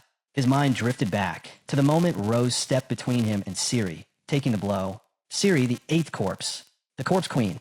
He hadn't taken her out when she was weakened, barely using half her strength. That was a mistake. Other memories rushed in. The Baskerville Hounds. His brutal battle with the demon Andromalius. He needed the help of his family's knights to survive that one. Then came the fight with Dantalion. Dolores had been there too. Vakir may have been a top-ranking graduate. But could he defeat the 8th corpse at full strength? Alone? No, not yet. To face demons one by one, he needed more. He had to master the 7th and final technique of the Baskerville legacy. Only then could he reach the level of Swordmaster. He imagined a thick tome in front of him, a symbol burned into memory, and 2 fangs hidden in a shadowy maw. The 10th technique. Stalking ambush. 6-fong horizontal ambush. Twin teeth of wisdom. To master it, he'd need to understand the strange link between the 6th and 7th techniques, and fully unleash the ultimate annihilation move. The teachings were all there in the book titled Swordsmanship. To break past the 6 techniques wall, one had to abandon all traces of humanity. But to master the 7th, one had to reclaim those emotions again. In his past life, Vakir's body had been covered in scars. Vakir still couldn't wrap his head around it. Why abandon emotions, only to reclaim them later? It went against everything he'd learned in basic training, where future hounds were taught to kill off their feelings completely. But this wasn't about becoming a typical warrior anymore. He rested his hand under his jaw, deep in thought. A vision of his father, Hugo, appeared in his mind, standing strong with sword in hand, surrounded by a powerful aura. Vakir felt lost. How had Hugo become a swordmaster? While he sank deeper into thought, Dolores stepped forward and pulled a drawing lot from the box. Her eyes widened as she looked at it. That snapped Vakir out of his daze. Curious, he glanced over. Dolores studied the paper, then spoke. She'd have to dress up as the Night Hound. Anna covered her mouth in shock. The memory of the Night Bloodhound's recent attack on the Quad family's orphanage was still fresh. Her expression fell. "I'm so sorry," she whispered, guilt creeping in. But to her surprise, Dolores just smiled. It's fine, she said gently, pressing the paper to her chest and closing her eyes. A soft blush rose to her cheeks. She didn't say it aloud, but deep down, she was in love with the night hound. Anna turned to Vakir. You're up. Go on, pick one. He blinked, caught off guard. Everyone was watching him now, rubbing his cheek in hesitation. Vakir finally reached into the box. The playful energy around him reminded him they were still young. Just kids having fun. He pulled out a slip, glanced at it, and froze. His eyes widened. Fear crept in. He stared at the lot in silence, unsure of how this had happened. Dolores turned her back, staying quiet. Meanwhile, Anna and Sinclair tilted their heads, trying to peek. What did you get? They asked, curiosity growing. Bianca joined them, leaning in. Well, what is it? But Vakir didn't say a word. He stood still, unreadable. There was one important thing he had completely forgotten about, an old tradition tied to the Academy Festival. And that tradition? It was about to catch up with him. The day of the festival arrived. Night fell over the Academy, casting a calm, festive glow. All around, students were dressed in costume. Laughter and music echoed in the air. At a cozy little beer bar on campus, a crowd had already gathered. Cheers erupted from the students as they raised their mugs in excitement. Inside the bar stood Tudor, dressed as a Valkyrie. Rose clamped between his teeth. He extended a hand with a grin and offered, "Care to join me for some drinks and poetry, my lady?" Nearby, Sancho was hard at work behind a steaming pot, dressed as a cook. He stirred the stew with one hand, grinning as he called out, "Welcome to Lyceum's bar. One serving of hot-blooded stew for every guest. It'll make your warrior blood boil." Sinclair wore a sleek vampire outfit. Her eyes sparkled with joy as she placed a hand over her heart. "Let's light up this bar together," she said. "I'll be waiting for all my brave visitors." PG, dressed as a fairy, couldn't stop blushing. Nervously, he handed out brochures to guests, stumbling over his words. The students were completely thrown off. One even turned beet red and asked with a stutter, What's her name?" "Beautiful fairy." That's when Bianca stepped in, dressed as Frankenstein. She dropped her arms on the shoulders of the two flustered boys and shot them a sharp look. No flirting with bar staff. They both immediately bowed their heads, apologizing under their breath. As Bianca turned her attention elsewhere, the bar's door creaked open. A figure in a red dress stepped inside. She scanned the room, confused by the strange mix of camus costumes, and clinking mugs. Her eyes settled on Dolores, who was moving through the crowd with a tray and a pitcher of beer. Dolores' costume? She was dressed as the Night Bloodhound. Hearing the click of red heels approaching, Dolores felt a strange tension in the air. Her eyes shifted toward the sound. Someone was approaching her. She turned, expecting someone else. But what she saw left her baffled and just a little disappointed. It was Professor Morg, dressed as a woman. With a puzzled look, Dolores asked, Professor Morg, what exactly do you want from me?" Professor Morg crossed his arms, his expression sharp as he eyed Dolores' costume. "What exactly are you thinking wearing that?" he asked. Dolores blinked, confused, then turned around to face him fully. With a stiff gesture, Morg motioned to the side. "I know it's the festival," he said flatly, "but did you even consider what kind of message your outfit sends to society? How can you pretend to be that savage, uncontrollable criminal?" Dolores hesitated. Her eyes hardened with resolve. "I like this disguise," she replied. Morg stared at her in silence. Then, with a heavy sigh, he turned his head, closed his eyes, and raised a hand dismissively. "Fine, it's your choice. I'm your academic advisor, not your master. Do as you wish." Dolores said nothing. The moment left her quiet, unsure how to respond. Across the room, Tudor watched with interest. His hand rested on his hip as he extended the other and called out, "Hey, what brings you here, Morg?" Sancho stood with arms crossed, observing in silence. Nearby, PG kept his eyes on the scene, then spoke up. "During the festival, professors visit booths to boost class and club funds. That's how it works." The group began murmuring among themselves. Morg arms tightened across his chest, a flicker of annoyance sparking in his eyes. "If it weren't for this ridiculous costume, I wouldn't even be here," he muttered. "And let's be honest, these food prices, not worth it." Minutes later, Dolores returned with a tray of food. Calmly, she set it on the table. "Here's the roasted chicken and potatoes you ordered," she said. Morg didn't respond right away. His eyes dropped to the tray. French fries, roasted chicken, and a bowl of stew. He immediately noticed the flaws. The ingredients weren't premium. The preparation didn't meet any formal safety standards. He could practically smell the MSG from across the table. This was going to be awful.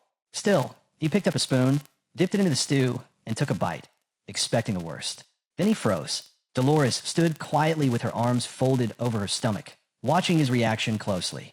Morg lipstick faded. His eyes widened. A bead of sweat rolled down his temple. Why was it this good? He couldn't understand it. The roasted chicken gleamed as if it had been cooked over sacred flames. Smoky, savory, perfectly seasoned. It practically melted off the bone. The potatoes, grown in the Morg family's own region, were tender, flavorful, and crumbled beautifully. Suddenly, he slammed the table with a fist. His glare snapped back to Dolores, fierce and demanding. "Who made this food?" he barked. "You didn't hire an outside chef, did you?" Dolores stayed composed. She raised a hand to the side and answered coolly. "The chef is one of our club members. You know him well." Inside the kitchen, standing before the grill, a figure worked with precision, calm and focused, wearing red lipstick, dressed in a witch's outfit, and flipping food with absolute control. It was Vakir. His gaze was serious as he examined the dish, pan in motion. The festival was in full swing, packed with students from every corner of the academy. See, it was tradition. Men dressed as women, women as men. Inside the beer bar, the kitchen was alive with motion. At the stove stood the chef, Vakir, dressed as a witch, silently working the pan. Suddenly, PG burst into the kitchen, waving an order slip and breathing heavily. "We got a new one," he said, eyes darting across the paper. 3 plates of Vakir's special fried chicken. Without a word, Vakir nodded and got to work. But PG wasn't done. And 2 grilled sausages, 6 portions of stir-fried vegetables with sausage, 5 rice balls. Vakir's eyes lit up, full of resolve. He gripped the spatula with one hand, turned calmly toward PG, and said, "It'll all be ready in under 5 minutes." Outside, chaos was erupting. Their booth was swarming with commutaires, so much that poor Tudor was being crushed under the growing wave of excited visitors. He flailed slightly, overwhelmed by the flood of eager male students, drawn in by the food's sudden fame. Then came the girls, rushing in like a stampede. Sinclair, pinned by the crowd, clenched her fists and forced herself to stay upright. The surge was too much to handle. She quickly shifted to taking orders, realizing it was the only way to keep things moving. In just moments, their little bar was bursting at the seams. Everyone wanted a bite of Chef Vakir's cooking, but Vakir paid no mind to the frenzy. He stayed locked into his work, focused on the pan in front of him. His mind wandered back to a night long ago, a battlefield, a bonfire glowing beside a jagged rock. The hounds of Baskerville surrounded him, scarred and tired. Supplies were scarce, and yet, around that fire, Vakir had cooked. He remembered preparing meals on the front lines, trying to make the inedible edible, because survival meant making even the worst ingredients taste good. With a cold gaze, he'd once skewered a scorpion and roasted it over the fire. During the long era of destruction, there were no proper rations. Soldiers had to learn how to cook anything and make it work. Back then, Vakir had stood with hands on his waist, corpses of fallen hounds behind him. He'd learned to remove the toxic parts of poisonous plants, learned how to bring spoiled meat back from the edge, all by trial, error, and experimentation with his own comrades. Snapping back to the present, Vakir grabbed a potato. These more-grown potatoes were known for their gritty texture and earthy, flavorless bite. But Vakir had a trick. He diced the potato into small chunks, seasoned it with salt and vinegar, tossed it into the sizzling oil, then added fragrant mandrica leaves and sweet sabic fruits. In no time, the plate was done, perfectly golden fries, crisp and aromatic. Vakir's eyes gleamed with pride as he held the plate up to the commutaire. Thanks to his knowledge, the potatoes no longer had their earthy odor, their sweetness enhanced, their texture flawless. At the table, both Morg clan and Dolores stared at the plate, stunned. Their eyes widened. Not a word left their mouths. They blushed. Morg clan quickly looked away, hand over his mouth, trying to hide his flustered face. Dolores shifted her gaze to the floor, flustered, not by the food, but by the man behind it, dressed in such an outlandish costume. For a moment, Morg clan had completely lost himself. Meanwhile, in the kitchen, Vakir stayed focused, until Bianca came bursting in. Still in her Frankenstein costume, she stormed up with a scowl. Her eyes burned with fury. "Why are you back here?" she snapped, pointing directly at Vakir. "You shouldn't be rotting in a kitchen. You should be out there, attracting commutaires." Vakir looked up, blinked once, then gave her a calm nod. "All right," he said simply. "I'll stop cooking and go out." Before Bianca could continue her tirade, Tudor suddenly appeared. With a serious expression, he stepped between them. "He can't leave," Tudor said honestly. "Without Vakir's food, the kitchen falls apart." Bianca paused. She turned slowly toward Tudor, her eyes wide with confusion. Bianca wasn't having it. She scowled, clearly disagreeing with Tudor's stance. But Tudor stepped closer, hands extended as he tried to reason with her. "Vakir's not just helpful in the kitchen," he said earnestly. "He's essential. People are falling in love with the taste of his food." Bianca clenched her fist, rage bubbling under the surface. Was Tudor mocking her? In her mind, Vakir's place wasn't behind a stove. He should have been out front, using that face of his to charm Camutamers. With his looks, she figured sales would double, maybe even triple. As they argued, a man sat quietly at a table nearby. Cap low, face covered by a mask, he dabbed the last bits of food from his lips with a napkin. His gaze drifted toward the bickering pair. Then his eyes lit up. A smile crept across his face. His hunch had been right. Setting his knife gently on the table, the man began to release mana. Though still in the kitchen, Vakir felt it immediately. His body tensed. Eyes wide with shock, he went on high alert. That mana, it was familiar. He followed the signature, turning his head sharply toward the dining room. Right as the man's mana surged again. It was him, Osiris Baskerville. Still seated, he picked up the knife again. Eyes glowing with anticipation, he peeled off his mask, and Vakir was stunned. Why was Osiris here?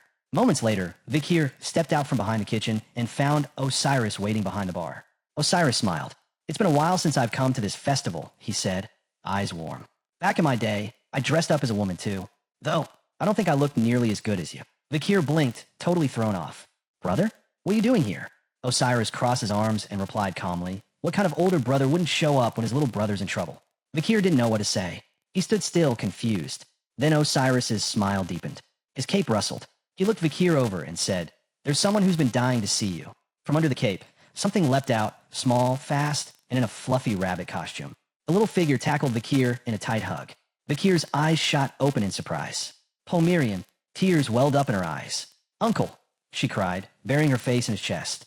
Then her little fist started smacking his shoulders, scolding him through sobs. Why didn't you come home? Vakir tried to calm her down, holding her gently. Osiris just stood back, watching them with joy in his eyes. She missed you more than you know, he said with a soft laugh. With a smile, he explained, Father gave me a break so I could bring her here to the academy. Vakir held Pomerian close. That's when he realized something. She hadn't just shown up. She came with the Vice Patriarch himself as her escort. Osiris nodded. Lately, she's been running the house. He chuckled and added, Last month, she climbed onto Hugo's shoulders and said she wanted blood bean chocolate. So Hugo wiped out the monster zone on the western front line and built a cocoa farm. Vakir stared, completely speechless. Then she got home. Osiris went on. Threw herself on the floor, crying that she missed you. Said she wouldn't eat until she saw you again. Vakir's jaw dropped. Osiris grinned. Her hunger strike lasted 2 whole meals. He shook his head in mock exasperation. That was enough to break Hugo. He gave in and sent me here with her. Back in the present, Pomerian hugged Vakir even tighter, her eyes shining with joy. Everything had gone exactly how she'd planned. Osiris watched the reunion quietly, then turned to Vakir. Did you know? He asked. After you left, she was completely heartbroken. He smiled softly. It's been a long time since I've seen her smile like this. Vakir looked up, startled. He hadn't seen Osiris smile like that in years. Osiris's eyes softened, a warm smile tugging at the corner of his lips. One of the steps to becoming a true Swordmaster was reclaiming the emotions you once cast aside. And maybe Osiris didn't even realize it, but this moment, this connection, was part of that journey. Not long after, Pomerian dozed off. Osiris gently lifted her onto his back, placing his hat over her head to shield her from the night chill. They'd spent the entire day searching the academy for Vakir, and exhaustion had finally caught up to her. He turned to Vakir. While we're here, he said softly, make sure you spend some time with her. Vakir watched them quietly, then gave a sincere nod, a gentle smile on his face. Osiris added, by the way, that trade alliance you helped build with the merchants of Mesamenaro, it's going smoothly. Vakir had already heard whispers. The Commission for Past Affairs had been formed just before he entered the academy, and at the center of it was Osiris Locke Baskerville, who had personally exposed the dark dealings between the Baskerville and Mesamenaro families. There was a trial. The Baskervilles formally apologized. Vakir recalled a moment from that hearing. Cindy Windy, standing tall, eyes locked on a man kneeling before her. Behind them, severed heads. It was said that the old Baskerville members involved in the macabre plot were executed. Vakir imagined her from behind, Cindy Windy. She had let go of some of her fury that day. She'd chosen to ally with the Baskervilles, though only she would ever know if she truly forgave them. Osiris looked down, reaching into his coat. I didn't just come here for Pomerian, he said. He pulled out a letter, sealed in red wax, along with a ring. He handed both to Vakir. Vakir accepted them carefully, curiosity stirring inside him. What's this? He asked, eyeing the seal. Osiris looked away. That ring, he said, was found near the site where the demon that stole Set's body died. Vakir stared at it, silent. His eyes darkened as the weight of that memory returned. Hatred flickered. Osiris continued. Father said to give it to you. You did the most. He thought you'd understand its power. The ring began to glow faintly, humming with mana. Vakir narrowed his eyes. Could it be? Could this be how Andromalius had summoned that barrier? Suddenly, text appeared before his eyes. System stats revealing the name. Divine Immortal Ring. It had the power to summon a high-level mana barrier. Before Vakir could fully process that, Osiris added, there's one more thing. His tone grew quiet. This letter, it was written by Father. For you. Vakir froze. He stared down at the envelope, breath catching in his throat. A letter from Father, he repeated, confused, stunned. Osiris smiled. Yeah, I get it, it's a lot. But don't panic. I got one to. He turned to leave, waving casually over his shoulder. Take your time, he said. Read it when you're ready. Vakir stood there, watching him disappear into the crowd, still holding the letter tight in one hand and the ring in the other. As he slowly raised a hand to wave back, heads began turning. The nearby men who caught a glimpse of Vakir, still in costume, couldn't help but blush. They'd never seen a woman so breathtaking. But Vakir barely noticed. His thoughts were consumed. He looked down at the letter once more, then finally, unable to resist the pull of curiosity, opened it. All around, the festival continued. Laughter, lights, the scent of food in the air. But Vakir's focus narrowed on the words written by his father. By the time you read this, the letter began, you'll be thinking about reaching the same level as your brother, becoming a Swordmaster. Vakir's eyes widened in disbelief. How had Hugo known? He imagined his father, silent and stern, looking directly at him. He couldn't believe it. His father had seen through everything, even realizing that Vakir had already reached the rank of a top-tier graduate. A few days earlier, Hugo sat alone in his office, the weight of legacy pressing down on his shoulders. With a piercing gaze, he began to write. This letter was for Vakir. He knew exactly where his son stood, trapped at the threshold of the 7th Fawn. Still only a top-ranking graduate, unable to break through. To master the 7th technique, Hugo wrote, one had to rise to the level of a true Swordmaster. So, he laid it all out, the steps he had taken himself, his personal journey, the path to transcendence. Now, in the middle of the festival, Vakir stood in silence, reading that very letter. At first, he was stunned, frozen in place. Then suddenly his hands trembled. He crumpled the paper in his fist, his eyes flaring with hatred. His jaw clenched, teeth grinding. This was it, the method to become a Swordmaster. All around him, the festival buzzed with laughter, dancing lights, and cheerful voices.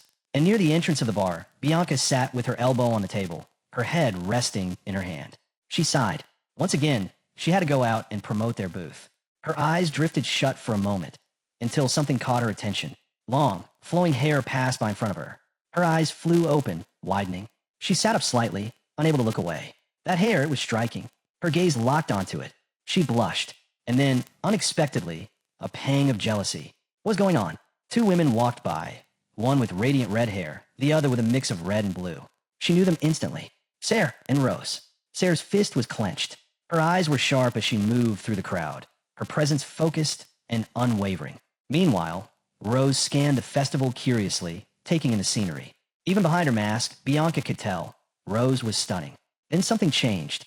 Mana began to rise around Sarah's body, radiating outward like a pulse. And just like that, every man in the area turned to look. She had their full attention. The festival was alive with energy, packed wall to wall, with people enjoying the night. Everywhere you looked, there were costumes, some dressed as heroes, others as animals. No one paid much attention as S and Rose slipped through the crowd and approached a food stand. Rose didn't waste any time. She pointed to a fruit skewer and a soft, cream-filled cake topped with strawberries. Her eyes were glued to the food, practically sparkling with hunger. She'd never seen anything like it. She took a bite, first of the skewer, then the cake. Watching her, Sarah lit up. She gently ruffled Rose's hair, smiling as she asked, "That good, huh?" Rose simply closed her eyes and nodded. Sarah turned her attention to the crowd around them. The vibrant costumes, the decorations, it all clicked. This was a Halloween festival. But while Rose was caught up in the joy of eating, Sarah stood quietly, lost in thought. What if none of it had ever happened? What if she'd never made that deal with the demon? In her mind, she imagined a different life, one where she and Osiris were laughing together. No contracts, no darkness. But reality hit hard. Without the demon's help, she would have never made it into the academy with him. Her gaze dropped to the ground, heavy with emotion, but she forced herself to shake it off. Now wasn't the time. She needed answers. Her thoughts drifted to Vakir. That chilling look in his eyes, the way he questioned her about the demon. He knew the name. Sayer, one of the 10 elite corpses. Her eyes narrowed, suspicious and intrigued. How could Vakir know something like that? To her, the Night Bloodhound was a terrifying mystery, a villain who had shaken the city to its core. The idea that he was connected to the 10 elite corpses didn't sit right with her. The crowd laughed, danced, celebrated around her, but Sayer couldn't relax. She watched in silence, certain of one thing. The Night Bloodhound was hunting the demon Sayer that lived inside her. Being in a place this crowded, she knew it would draw him out. She pressed a hand to her chest. Fear crept in as she remembered that sword. The way he'd sliced through her golem like it was nothing, wielding the Beelzebub sword. Back then, in the forest, her uncle had saved her. But that red aura, that brutal swordsmanship she'd faced against Vakir, it matched what she'd seen that night. There was only one way to be sure. She had to unmask the Night Bloodhound. Her hand clenched over her chest again. What if it really was him? That boy. What would he say if he saw her now? Had he changed? Had she? Someone in the crowd noticed her, his eyes filled with confusion, unsure of what he was sensing. Camu couldn't stop the feeling rising inside her. She wanted to see him. She needed to. But then, her thoughts were cut off. A voice, soft but commanding, told her stop. A hooded woman with flowing blue hair stepped forward, whispering that she shouldn't get lost in feelings that only brought pain. She promised to handle everything. Camu snapped out of her trance, eyes wide with shock. The festival was still, the moon hanging high above. Time had frozen. The woman with angelic wings stood there silently, watching her. And in that moment, Camu understood. She was looking at the demon Sayer. The demon stood still, quietly watching Camu. Camu pressed a hand to her chest, lost in thought. Then she looked up sharply, eyes blazing. Isn't this a breach of contract? Sayer didn't respond, just kept observing with curiosity. Camu wasn't done. She reminded her of the deal. In exchange for power, her body would be Sayer's only after death. The demon could take control, but only for 1 hour, and only when she desired it. Still, Sayer said nothing. Her silence was unsettling. Camu's voice hardened. Her eyes were serious now. She turned her back on Sayer. Leave, she said coldly, and stop fooling yourself. You don't control me. Sayer's gaze followed her. She seemed deep in thought, until her expression twisted. A devilish grin crept across her face. Her true form began to surface. The angel wings dissolved. A demon tail whipped into view. Her hair grew longer, bluer. Horns pierced through her head. A third eye blinked open. She was no longer hiding. This was Sayer in her true form. She stepped forward, placed her hands on Camu's shoulders, and smiled darkly. Her eyes gleamed with malice. What can you really do alone? She whispered. They're gone. Every one of them. And you couldn't save a single one. Camu didn't flinch.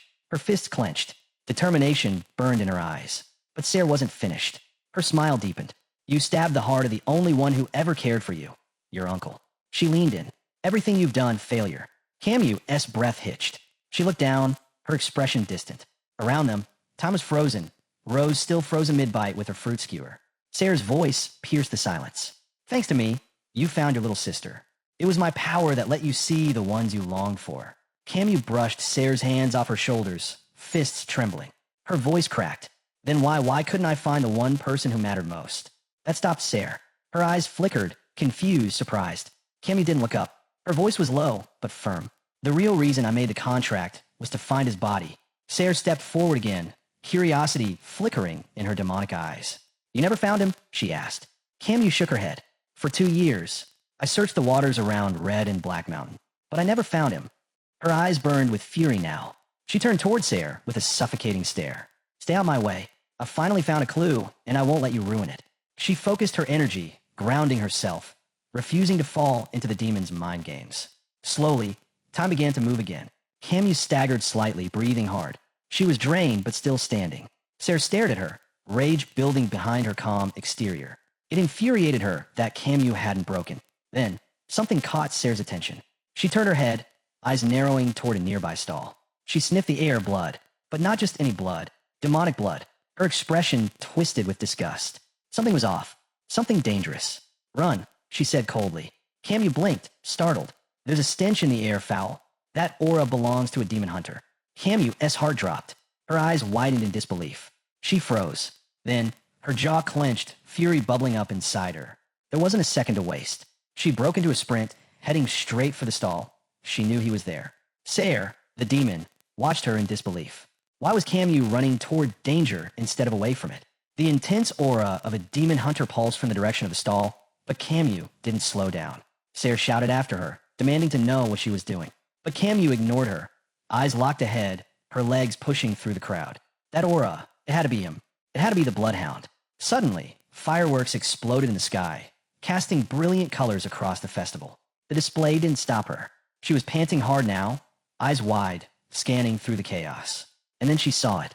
Near Vakir's stall, just beneath the glittering sky, stood someone wearing the Night Bloodhound's mask. Two figures stood at the entrance, talking. Camu froze, stunned. The Bloodhound was a woman? The one behind the mask was none other than Dolores. With a calm smile, Dolores turned to the man beside her. "Remember," she said gently, "if you can't follow the rules, you'll be removed. So enjoy your time here." A twisted smile crept across Camu's face. Her glare sharpened, filled with hatred. That woman was wearing his mask? Without hesitation, Camu raised her hand, mana crackling around her fingers. The fury inside her exploded. Slamming her palm to the ground, she unleashed a surge of dark magic. A giant circle lit up beneath her, spreading fast, an eerie glow trailing behind it. Then came the rumble.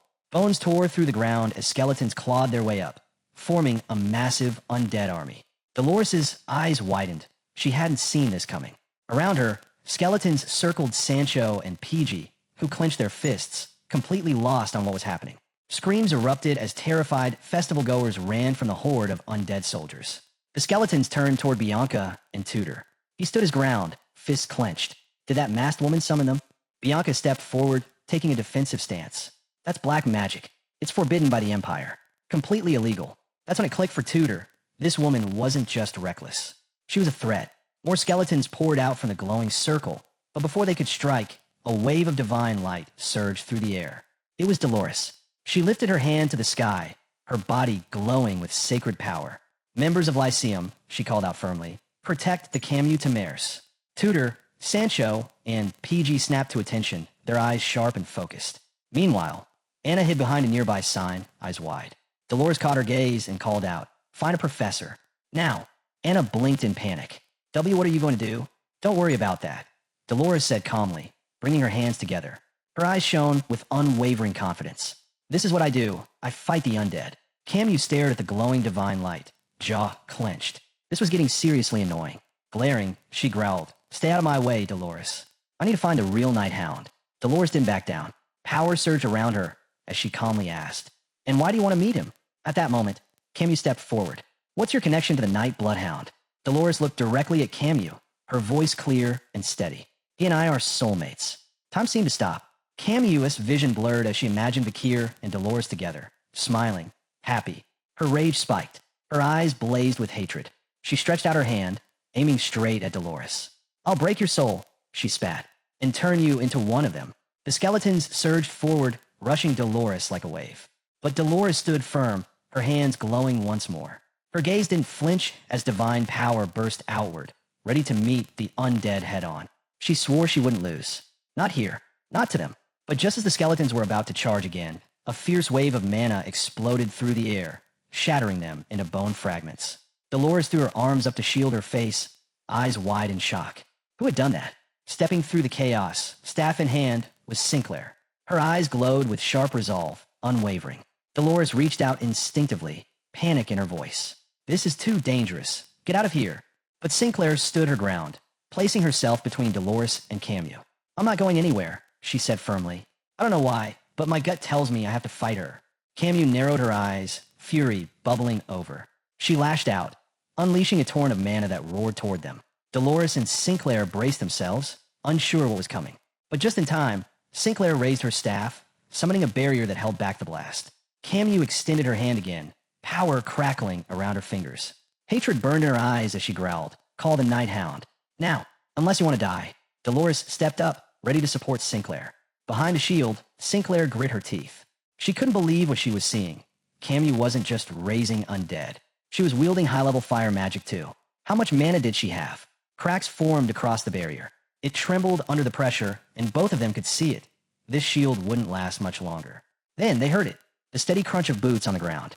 Camu kept firing, the mana storm growing more intense, until her eyes caught movement ahead. Her jaw dropped. Her hair began to lift as energy pulsed through the air. And then he appeared, the real Night Hound. He moved like a shadow, silent, focused, deadly. With a cold stare, he launched straight at Camu. She barely had time to raise her arms to block the hit. Her eyes lit up, not with fear, but with twisted joy. He came, but before she could say anything else, Vakir's hand wrapped around her throat. His expression was ice cold. Without a word, he hurled her backward. Her body flew through the air, crashing into the stalls behind her, obliterating everything in its path. Cammy Morg's body tore through everything in its path. Festival stalls splintered, buildings collapsed.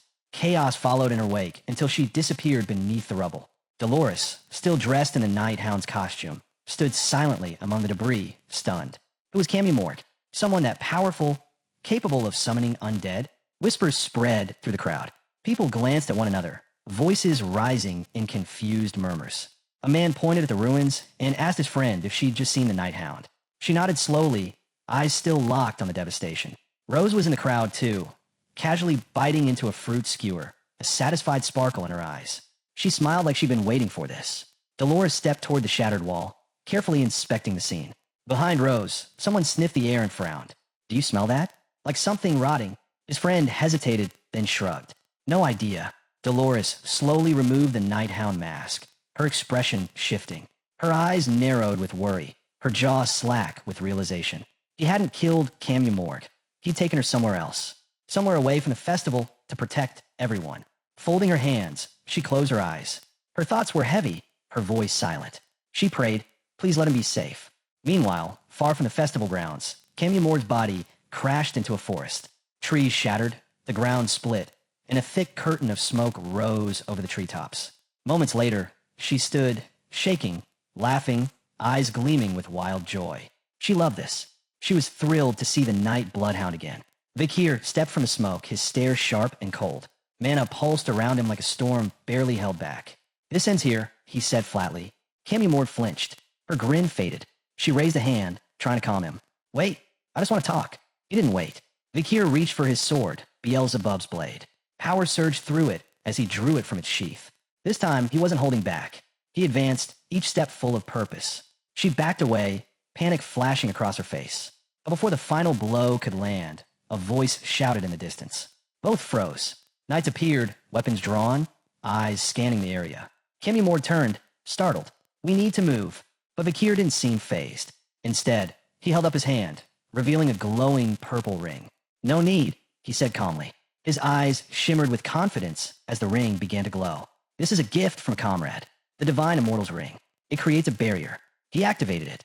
A flash of light erupted, blinding, brilliant. Cammy Morg shielded her eyes instinctively. When the light faded, they were somewhere else entirely. A strange place. The air was still. Dozens of swords stood planted in the ground, surrounding massive stone statues.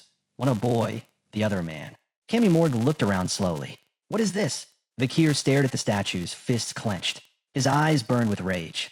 The statues were unmistakable. Hugo as a young man, and Osiris as a child. They stood inside a space twisted by the mind of Set Le Baskerville, whose body had long since been taken by the demon Andromalius. Cammy Morg wandered further, curiosity lighting up her face. "A barrier," she whispered, but then she paused. Her gaze drifted to Vakir. She stared at him for a long moment, then smiled. This confirmed it. He was a Baskerville. Turning toward the ground, she called out to him gently. "Take off the mask.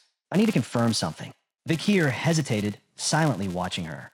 But Cammy Morg's eyes darkened, filling with something else, hatred, despair, because she knew the truth. And the rules of the contract were already in motion. She couldn't take off her mask, couldn't say her name, couldn't reveal who she truly was. Not even now. All Cammy Morg could do was hope Vakir would cooperate. But when she looked up, her eyes went wide. His sword was already swinging at her. She barely dodged in time, skidding back with gritted teeth. "Wait, just listen."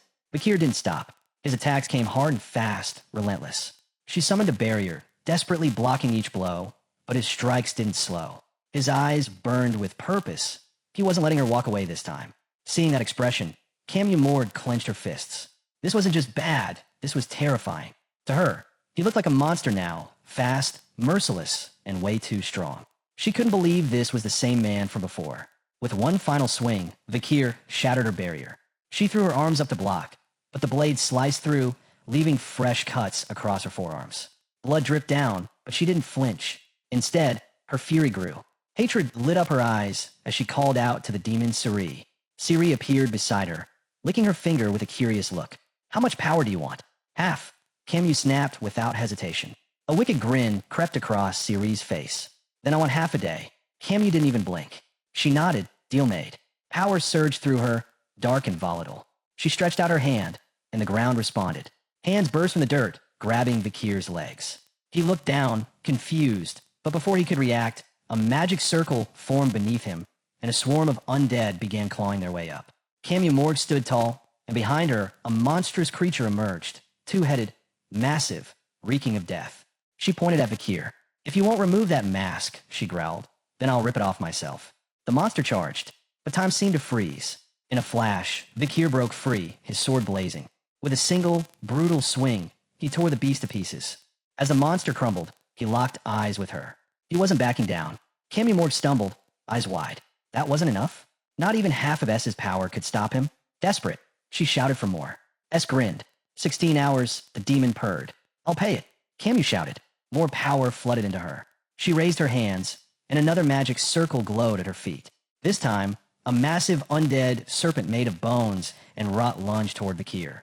He didn't flinch. He grabbed the serpent by its fangs, and with a brutal twist, snapped them like twigs. His gaze locked back on her, sharper than ever. Camus Morg froze in place. She couldn't believe it. Still not enough? She clenched her fists and summoned another magic circle. More, she screamed. Ciri's smile widened. 20 more hours. She didn't hesitate. Another serpent. More monsters. She hurled everything she had at him. But Vakir moved like lightning, slicing through every last one. He paused for a second, watching her closely. Something didn't add up. These weren't serious attacks. They were rushed, frantic, sloppy. She wasn't trying to kill him. She was trying to slow him down. His eyes narrowed. Camus Morg's frustration boiled over. Why isn't this working? She yelled. She summoned yet another undead serpent. Vakir leapt again, tore it apart just like the rest. Her head dropped. She was out of ideas, but not out of desperation. More, she whispered. S was still beside her, smiling like a cat watching a mouse. Then I want 20 more hours. I need more, Camus Morg said through gritted teeth. The demon S's eyes gleamed with twisted delight. A sinister grin stretched across her face. 20 more hours, she whispered. Without hesitation, Camus agreed. With S's power coursing through her, she summoned a swirling horde of ghosts. They flew straight at Vakir, shrieking as they closed in around him. Vakir stood still, trying to make sense of what was happening. Then, fists clenched, he struck out with sheer force. Right before the ghostly swarm swallowed him whole in a storm of smoke and shadow. Camus Morg dropped to her knees, panting, struggling to catch her breath. Behind her, S watched with a curious expression, saying nothing. As the smoke settled, Camus lifted her head. High above, the ghosts circled, Vakir trapped in their center. She looked up at him and spoke softly. Just take off the mask, Artie, please. He didn't answer. Instead, his eyes shifted downward. Silent. Focused. Then, with a sudden burst of energy, Vakir slashed through the ghostly prison, sending fragments of spirit matter scattering across the sky. He landed gracefully, sword in hand.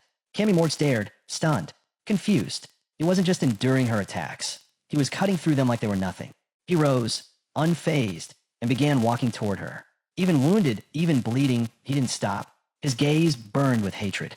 And yet, something deeper flickered behind it. Why? Camus Morg wondered. Why is he trying to kill me? She panicked, summoning another magic circle. From it, more undead clawed their way out of the ground. Vakir gritted his teeth, preparing to end it, once and for all. Down on her knees, Camus Morg whispered, Please remember me. The undead swarmed, forming a barrier between her and Vakir.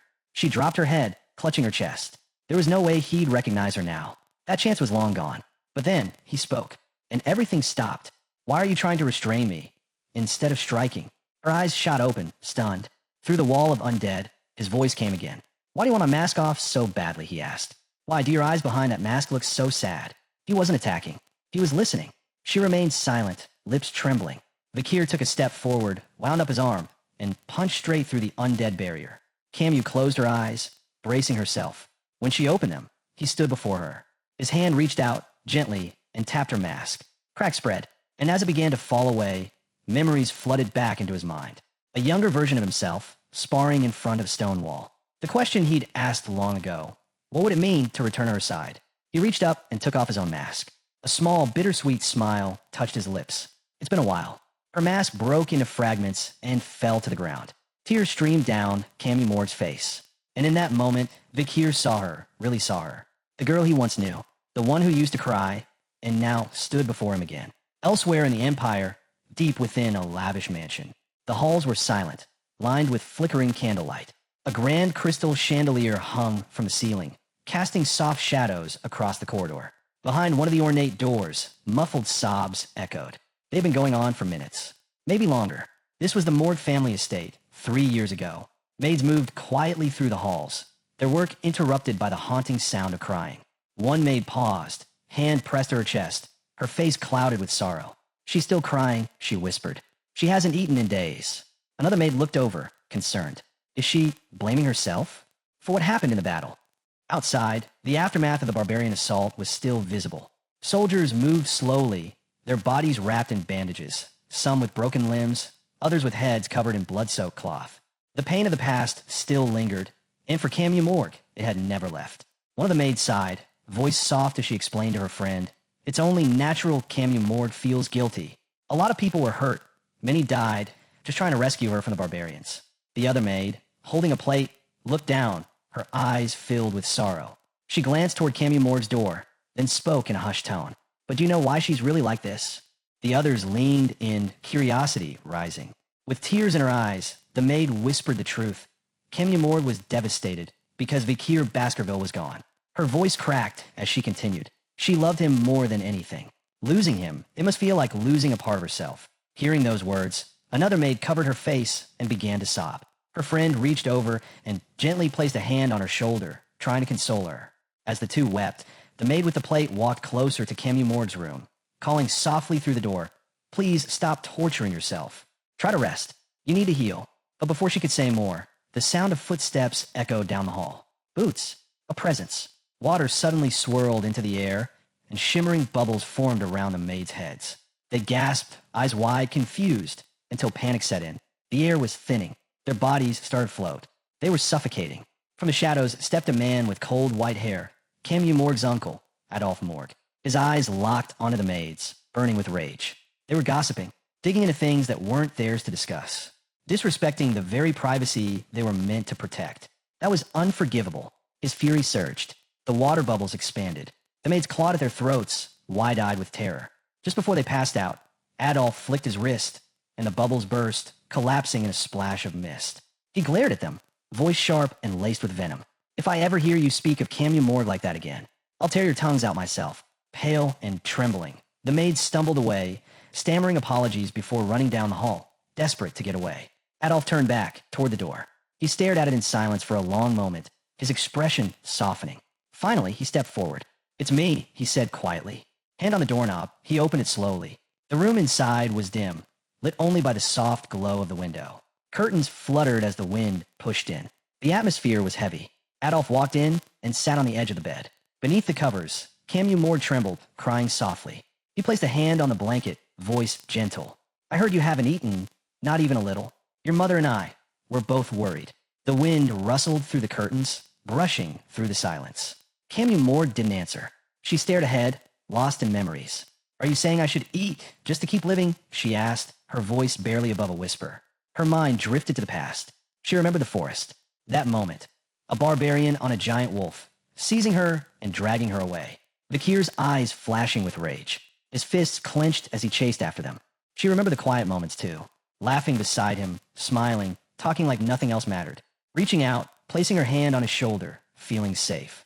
The memories came crashing down, heavy with guilt. If she hadn't been reckless, if she hadn't been so weak, the barbarians wouldn't have gotten her. And Vakir, he wouldn't have fought that monster alone. She squeezed her eyes shut, tears flowing freely now. "They're gone because of me." Vic rose. Throwing off the sheets, she sat up, grabbing her arm tightly. Her shoulders trembled. Her voice broke. "I'm the reason they're dead." And then she cried, harder than before, crushed by guilt, consumed by the pain of what she'd lost. Adolphe turned to her, his gaze settling on her tear-stained face. Seeing her like this pierced straight through him, his eyes shimmered with sadness. Without a second thought, he stepped forward and wrapped his arms around her, pulling her into a firm, comforting embrace. Moonlight filtered into the room, casting a pale glow across them. "Don't give up," he whispered, holding her tightly. He closed his eyes and continued, his voice gentle but steady. "Their lives, they're part of yours now. That's how much your life matters. When people die, the ones left behind have a duty to live for them. Cammy Morg blinked, surprised. Her lips parted as she stared at him. You mean, I should live in their place? Adolphe opened his eyes and nodded slowly. Vakir and Rose, they'd be furious if they saw you like this. Something shifted. A flicker of light returned to her eyes. She sat up straight, a spark of hope growing in her chest. Without hesitating, she climbed out of bed and rushed to a nearby drawer. Smiling faintly, she pulled something out. Adolphe's eyes widened. What are you doing? Cammy Morg unfolded a sheet of paper covered in arcane symbols. Grabbing a pen, she began to draw a triangle, mumbling quickly.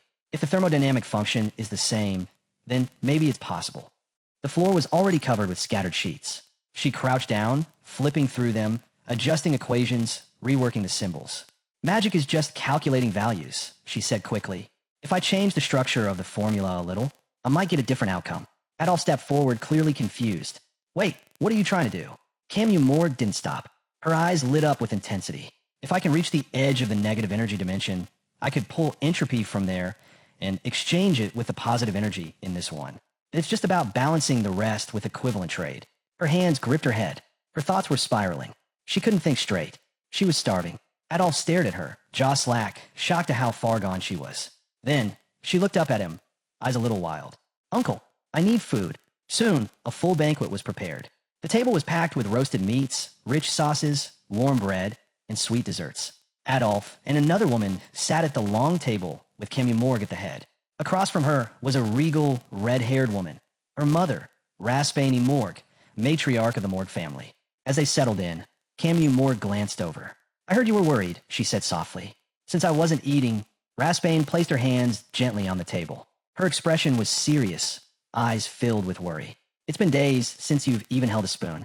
Of course I'm worried. Before she could say more, Cammy Morg cut in, smiling. I promise I won't make you worry again. But I need something in return. Raspain arched an eyebrow. What kind of request? Cammy Morg took a deep breath. I want permission to mobilize the Morg family's army to search the forest. Raspain paused, eyes narrowing slightly as she studied her daughter. Adolphe immediately tensed, his hand rising. The forest? Do you have any idea how dangerous that place is? He said sharply, his voice laced with concern. But Raspain remained calm. She looked into her daughter's eyes, then nodded slowly. You have permission, she said. On one condition, don't skip any more meals. Adolphe turned toward her, stunned. His eyes widened in disbelief. Raspain! But she didn't waver. She was trusting her daughter. And this time, she was putting that trust into action. Adolphe turned to his sister with a tense expression. Raspain, you need to think this through carefully. But before he could finish, Arani cut him off. She's not done yet, she said firmly. Cammy still has something she can do. Her voice was sharp with conviction, and Cammy Morg's eyes locked on her mother, now shining with fierce determination.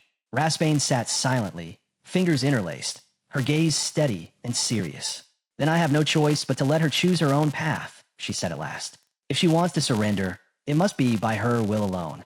Cammy Morg picked up a piece of meat from the table, offering a cheerful smile as she raised it. Then, it's a promise, right? Seeing her finally ready to eat, Adolphe's eyes lit up with relief. A genuine smile broke across his face. But Raspain, seated opposite, simply watched her in silence, her expression unreadable. Cammy Morg bit into the meat and immediately froze. Her eyes widened, her face twisted. She dropped the fork, covered her mouth, and keeled over, collapsing to the ground. Moments later, she began to vomit. Adolphe leapt to his feet, panic etched across his face. She can't eat that. It's too soon. He snapped at the maids. Clear the table. Bring food for recovery now. They rushed to obey, returning swiftly with lighter dishes more suitable for someone who hadn't eaten in days. But just as they set the plates down, Cammy Morg raised a trembling hand. No! The maid stared at her, stunned. Slowly, Cammy pulled herself back into her chair. Her eyes glistened, but her voice was steady. I'll eat all of it, she said, teeth clenched. No matter what. Without hesitating, she reached for a piece of bread and meat. Tears slipped from her eyes as she took another bite, forcing herself to chew, even though her body fought it. She wasn't doing this for herself. She was doing it for him.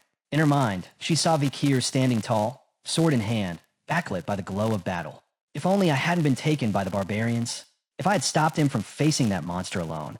Adolphe stood speechless, shaken by her resolve. Across the table, Raspain laced her fingers and closed her eyes, her expression calm, but full of unspoken weight. Cammy wiped her mouth with the back of her hand, still crying as she whispered to herself. All of this, the pain, the loss, It came from me. Death chose Vakir because of me, but she refused to let it end like that. She reached for a chicken thigh, lifting it with a determined hand. Wait for me, Vakir, she whispered. That same night, word spread across the Morg estate like wildfire. The vice matriarch, long sunken in despair, was on the move again, but no one expected how she would move. Beneath the moonlit sky, deep in the heart of the city, was the Morg family's forbidden ground, the Hall of Darkness. Inside, seated upon a shadow-cloaked throne, a man with glowing red eyes stared into the void. His name was Snake Morg, the family's head sorcerer and leader of the Hall of Darkness. Hatred burned in his eyes. The door creaked open. A figure in a hood stepped inside, silent, steady. Snake's gaze narrowed. The vice matriarch of the Hall of Light? What brings you to this place? The figure stepped forward, lowering her hood. It was Camu Morg. Her face was pale, her eyes sunken with exhaustion. But behind those dark circles, her stare gleamed with malice. A slow, twisted smile formed across her lips. I want to defect, she said. I'm leaving the Hall of Light. Snake's eyes widened. He stared at her in silence, stunned. He and Adolf were brothers, opposite forces in the Morg family. The Hall of Light, the family's public face, full of order and tradition. And now, the vice matriarch of that very hall had walked into the heart of its shadow, willingly. The Hall of Darkness, hidden beneath the surface of the Morg family legacy, was where secrets festered and forbidden magic took form. It was the domain of black witchcraft, of silent experiments kept far from the eyes of the Empire. Snake Morg sat upon his throne, eyes sharp with suspicion. His voice dropped to a grave tone. You know what it means to join this place, don't you? Camu Morg raised her hands, expression calm, resolute. I do, she said. I'm ready to live in the shadows. To leave behind my title, my mother, my uncle, everything. Snake leaned forward slightly, studying her. I heard you've mobilized the family army, he said, voice quiet but cutting. Are you planning to resurrect Vakir? Using black magic? Camu Morg's smile was faint, sorrowful. Her eyes, filled with despair, didn't flinch. Yes, she replied softly, with a perfect resurrection spell. Snake's eyes widened. The perfect resurrection? That was no ordinary incantation. It was ancient, a branch of forbidden black magic powerful enough to bring the dead back completely. His tone darkened. You do realize that spell is foreign magic, outlawed by both the Morg family and the Empire? He stared down at the floor, brows furrowed.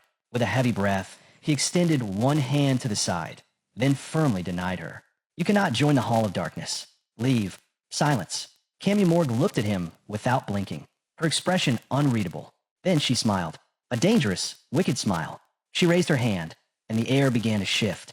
A powerful spirit erupted into the room, summoned at her command. Snake's eyes went wide in disbelief. She controlled it? No, this wasn't possible. Spirits of that caliber required years of black magic training under masters. Yet here she was commanding one effortlessly. Terror flickered in Snake's eyes as he stared at the entity. She hadn't just dabbled in black magic. She'd mastered it. Alone. His mind reeled. A power like that, raw, inherited, awakened, it was something that appeared only once in a century. Just like her mother. Snake gazed downward, the weight of realization settling over him. After a long silence, he finally stood, fists clenched tightly at his sides. He spoke with conviction. If you join the Hall of Darkness, my word is law. You will follow it without question. His red eyes met hers. Are you ready? Without hesitation, Camu Morg dropped to one knee. She placed her hand over her chest and looked up at him with fierce, unwavering resolve. I don't care what I lose, she said. If that's what it takes to save Vakir, I'll give all. The night sky was clear, and the moon hung high above, casting a pale glow over the world. Far below, hidden in the shadows, lay the Morg family's Hall of Darkness. Inside, a narrow stairway wound endlessly downward, cloaked in silence and secrecy. This place wasn't watched by the Empire, and even the Morg family avoided it. It was a forbidden space. Only those tied to the Hall of Darkness even knew it existed. It stretched more than 600 levels underground, a deep abyss known as Dark Support. From the very bottom, a wave of sinister energy began to rise. Slowly, steadily, it crept toward the surface. On floor 666, two figures stood in the dim glow, Camu Morg and Snake. With a simple motion, she raised her hand, conjuring a glowing magic circle. From its center, an undead creature crawled out. Snake folded his arms and silently watched. The undead was broken, missing parts of its body, moving sluggishly, but it was alive. It turned its head, confused, searching the dark hall. Camu Morg's eyes were tired, shadows beneath them. Yet she smiled, pointing at the creature with a mix of pride and mischief. She turned to Snake and asked what he thought. The undead shuffled closer. Cammy Morg placed one hand on her hip, eyes closed, smiling with satisfaction as she gently stroked its head. Snake's eyes remained fixed on it. With a calm tone, he remarked how impressive it was that she could already summon undead soldiers. His gaze shifted to her, eyes widening slightly. It was hard to believe she hadn't been a black sorcerer for long, and yet, still smiling. Cammy Morg continued stroking the creature's head. Snake watched her closely, something stirring inside him. Pride, envy, worry, affection, even sorrow. His gaze dropped to the floor. In her face, he saw echoes of her mother, Rasbane. He didn't even understand why he'd allowed her into this place, or what he was searching for when he looked at her. While he was lost in thought, Cammy Morg broke the silence. She admitted, honestly, that she still had a long way to go. Snake snapped back to reality, his eyes wide. Suddenly, the undead began to disintegrate, its body crumbling into ash. Cammy Morg stared at her hands. Curiously, she admitted her power wasn't strong enough yet. She couldn't bring back a body completely. She clenched her fists, frustrated. Snake stepped forward, his face serious.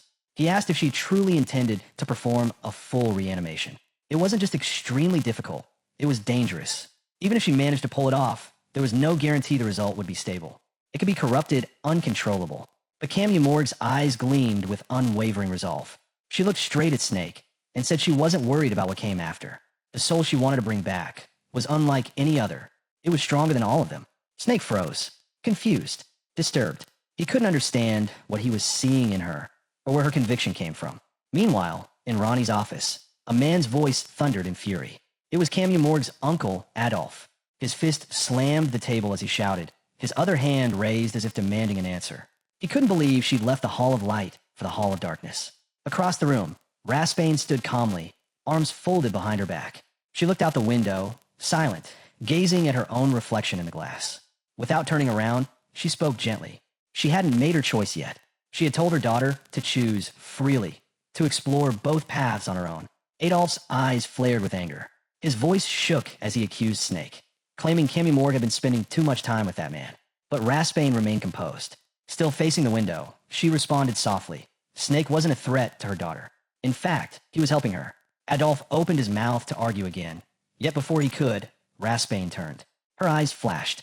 With a sharp, piercing glare, she cut him off. He fell silent. Adolph froze, his eyes wide with a mix of fear and disbelief. The thought that Rasbane would allow Cammy to walk the path of darkness shook him to his core. Meanwhile, deep inside the Hall of Darkness, Snake and Cammy Morg moved through a pitch-black corridor. Snake held a fire lamp, its flame casting flickering shadows on the ancient stone walls. As they walked, Snake glanced over at her with a calm expression. "Do you know the origins of Morg?" he asked, curiosity in his tone. Cammy blinked, caught off guard. "No," she admitted, clearly puzzled. "I don't." Without another word, Snake lifted the fire lamp. Slowly, the dim corridor began to reveal what lay ahead. A looming, shadowy structure hidden in the gloom. Cammy stared at it in silence, unsure what to make of it. Snake explained the Morg bloodline didn't begin with the family. It began with a place, Morg itself. A name older than any empire, older than the clans. A lineage rooted in the forgotten. He continued, voice low and steady. Long ago, they tended to unclaimed corpses. Their work was to find the dead their families, but over time, something changed. Images flashed through his mind. Rasbane commanding spirits, surrounded by skeletons. It made sense. The Morg had always lived among the dead, and some had learned to speak with them. Even now, Snake said, a few descendants still carried that gift. Cammy stepped closer to the building, slowly raising her hands, feeling the chill in the air as she studied its surface in silence. Snake moved alongside her, shining the light against the stone wall. His tone deepened. From the very beginning, the Morg were tied to black sorcery. The truth is, those who seek knowledge know it lies beyond the door of death. From behind, Cammy asked softly, "So, should I start by getting to know death?" Snake turned, eyes sharp. "No," he replied. "You'd only be copying black sorcerers. That's not the same." His gaze dropped to the floor. "Be careful with death," he warned. Then he met her eyes, gaze piercing. True black mages don't embrace death. They walk alongside it, but never cross. Cammy listened closely, saying nothing. "You want to know death," he said, "but first, understand life." He lowered the fire lamp. The ground was littered with human skeletons, bones stretching across the chamber. Snake gestured to the remains. Real black mages don't worship death. They love life more than anyone. They mourn for those slipping away. Cammy stared down at the bones, a faraway look in her eyes. The world feared black mages, but in this moment, she saw them differently. Not monsters, not threats, but maybe sages, keepers of truths the world had forgotten. Snake wandered through the chamber. Camu followed him with her gaze, then lifted her hand. "Can I ask something?" she said, curious. He turned slightly. "Why did you come to the Hall of Darkness?" she asked. Snake's eyes flickered with surprise. He hadn't expected a question, or maybe he hadn't wanted to answer it. He looked down. His mind drifted, visions of Adolf, of Raspain, his past. Then he turned away from her, voice colder now. In this world, there's light and there's shadow. Without one, the other collapses. Camu tilted her head. "You're doing it again," she said, talking in riddles. Days passed. It was night once more, and Snake stood alone on floor 666, hands folded behind his back. Suddenly, footsteps echoed. Camu Morg came running toward him, excitement written all over her. "Snake," she called out. She held out a sheet, eyes glowing with joy. On it, hand-drawn, was a magic circle. Snake looked down at it. His eyes widened. He was speechless. Snake slowly reached out for the paper, eyes locked on the intricate magic circle Camu Morg had drawn. Before he could speak, she explained it was a resurrection circle. Not just any spell, this was a complete resurrection, the result of her own research. He took the sheet in his hands, examining every line. His expression shifted immediately. What she had created was far beyond anything he had ever seen, more advanced than any record he knew of, and it was flawless. He looked at her, stunned, trying to process how far into the abyss she must have gone to reach such a discovery. Black sorcery demanded deep, dangerous exploration. Yet here she was alive, smiling. Camu Morg looked away, face flushing slightly. Nervously, she asked if he would help her cast the spell. Snake's expression turned serious. "Do you really care that much about Vakir?" He studied her carefully. It didn't take him long to realize she wasn't like him, not even close. He had immersed himself in darkness, embraced it. But Camu Morg? She had held on to something else, something pure. She closed her eyes, still blushing, and smiled. "Yes, I like Vakir." She hadn't been consumed by the abyss. She still carried her heart right where everyone could see it.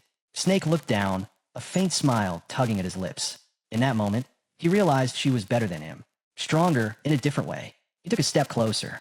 "We'll do it together," he said. They began gathering everything they needed.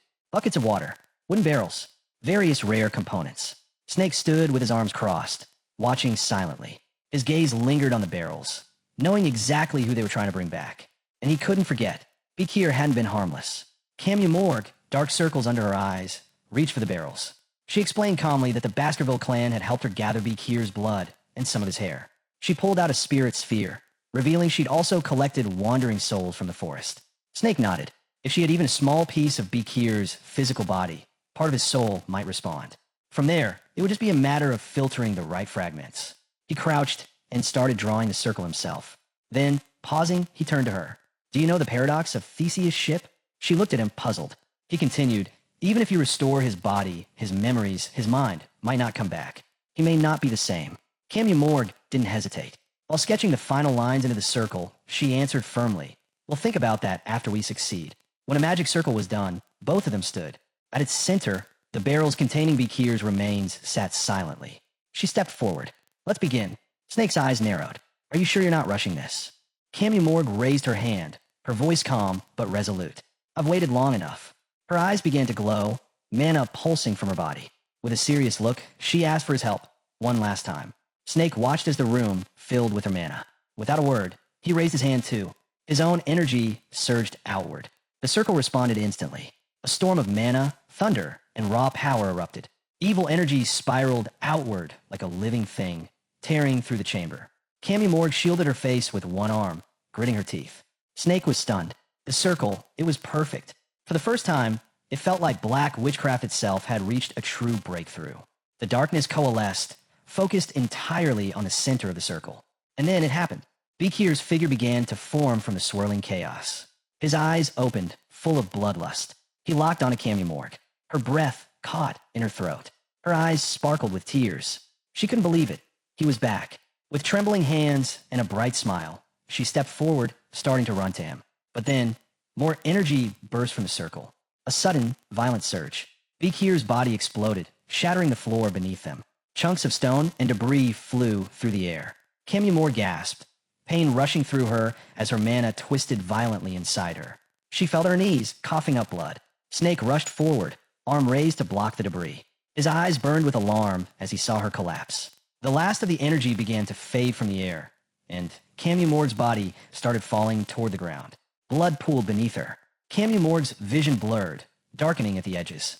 Her eyes fluttered, trying to stay open, but her strength was slipping fast. Just before everything went black, she caught one last glimpse of Snake. That's when she realized this was a mana rebound, a backlash from the spell. She'd failed. The thought stung harder than the pain in her body.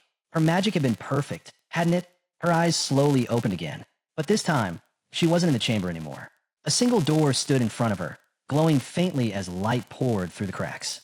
She stared at it, unsure if she was alive or if she had crossed into death. Why had the spell failed? She'd followed every step, used every fragment of Vakir's body she could find. Was it the age of the remains? Had his soul already passed on? Found peace? Maybe Vakir had already let go of this world. Maybe he'd chosen to leave all his hatred behind and move on. Her heart ached. Her eyes shimmered with sorrow. If none of it mattered in the end, if she'd fought for nothing, then what was the point? Tears welled up and spilled down her cheeks. A soft touch wiped them away. Her breath caught. Her eyes widened. Snake stood before her. He gently brushed her cheek, calm and steady. I didn't come to the Hall of Darkness because I wanted to, he said quietly. I came because I couldn't stay in the light. He looked down, voice soft. I couldn't stay with my sister. I didn't belong there anymore. Camu Morg stared at him, confused. None made sense. But Snake smiled, not bitter, just honest. When I saw you, someone who still wears their heart so openly, it reminded me of what I'd lost. He placed his hand gently on her shoulder. His eyes met hers, and there was something real in his gaze. If I'd only had the courage to believe in something impossible, he said, maybe things would be different. He gave her a light push. Don't lose that hope. Not like I did. Her eyes widened as she stumbled backward, falling. She fell into water, weightless, sinking slowly as Snake's voice echoed around her. I hope you find him, he said. I hope you find the one you love. Her arms reached toward him, desperately trying to grab hold. But he was already turning away, walking toward the door. The light faded. She kept sinking deeper and deeper until her body hit the cold floor of reality. She was back, still alive, but just inches away lay Snake. His body was crushed, soaked in blood. He had fought to the end, forcing the circle to collapse. She couldn't move, couldn't breathe. Her eyes locked on his lifeless form, and the shock hit her like a wave, pure, overwhelming grief. Snake's hands were soaked in blood. Minutes ticked by in silence. He didn't move. A lone fly hovered near him, circling slowly before landing. Then more came, swarming over his body, drawn to the stillness. The spell had drained everything from him. In the end, Snake had given his life just to shut it down. At the center of the shattered chamber, a crater marked the spot where the spell had detonated. And within it, Camu Morg's burnt, bloody body lay next to Snake's corpse. Her lips were stained red, her breath shallow. Every inch of her body screamed in agony. She didn't know how long she'd been like this. Time had stopped. The blood beneath her was thick, and the silence absolute. She knew the truth better than anyone. This was the price of forbidden resurrection. This was floor 666 of the Hall of Darkness. A place no one was coming. She'd accepted it. This was the end. Snake, her master, would have scoffed at how she was going out. But she had tried everything.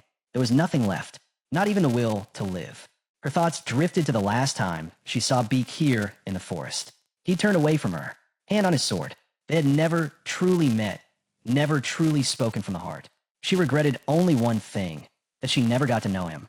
As her eyes began to close, a quiet thought whispered through her. Maybe in death, she could finally see him again. But then a voice. You seem like someone who still wants to live. Her eyes cracked open, hazy and confused. She turned slightly toward Snake's body, still lying beside her. The voice echoed again. This wasn't a dream. Something was here. I'm not hallucinating, she whispered, barely audible. No, the voice said. You're not. I came because I felt it. You're longing. Even with her body failing, Camu Morg managed to ask, Are you a demon? The voice chuckled. Exactly like the ones in your books. The tone turned serious. I can save you, the demon said. But I need something in return. A contract. She exhaled shakily. Why? I don't care if I live. That piqued the demon's curiosity. Then tell me, what do you truly want? Camu Morg stayed silent, unsure. Even she didn't know the answer anymore. The demon's attention dropped to the scorched remains of the spell. It all made sense now. You tried to resurrect someone, the voice said. Didn't you? A slow, wicked smile formed in the darkness. That's my specialty, it said. I'm Ser, the demon of indulgence and corruption. Ser's voice softened. I can help you. I can help you meet the one you wanted to bring back. All you have to do is make a contract. Camu Morg's eyes opened again. A faint flicker of light returned to them. Snake's last words echoed in her mind. I hope you find the one you love. She clenched her fist weakly. There was still one path left, and she wasn't ready to give up just yet. With what little strength she had, she nodded. I accept. A sharp grin lit up Sarah's unseen face. At once, Camu Morg's eyes began to glow, not with pain, but with purpose. She had believed her journey ended here, but now she would keep going. The night was calm. The moon hung high over the Morg family's castle, casting silver light across the land. A figure staggered toward the gate, wounded but alive. The guards at the entrance recognized her at once. Camu Morg. They rushed forward, helping her through. Behind them, heavy footsteps echoed. Adolf, panting, arrived with several others. His eyes widened in shock when he saw her. You're back, he said, breathless. Do you have any idea how worried we were? Camu Morg didn't answer. Her hair had changed. She lowered her gaze, avoiding his eyes. A sadness lingered on her face. Adolf stared at her in disbelief. What happened to your hair? Where were you for 10 days?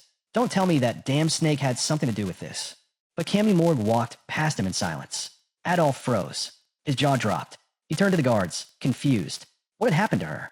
From the shadows, Sarah whispered in amusement. How cold, ignoring your poor uncle like that. Camu Morg didn't break stride. Her tone was ice. If you want to keep your contract, she muttered. Shut up. She walked beneath the crystal chandelier in the hallway, eyes steady. If Sarah wanted to stay alive, she'd have to prove her worth. Sarah only smiled, and so their contract began.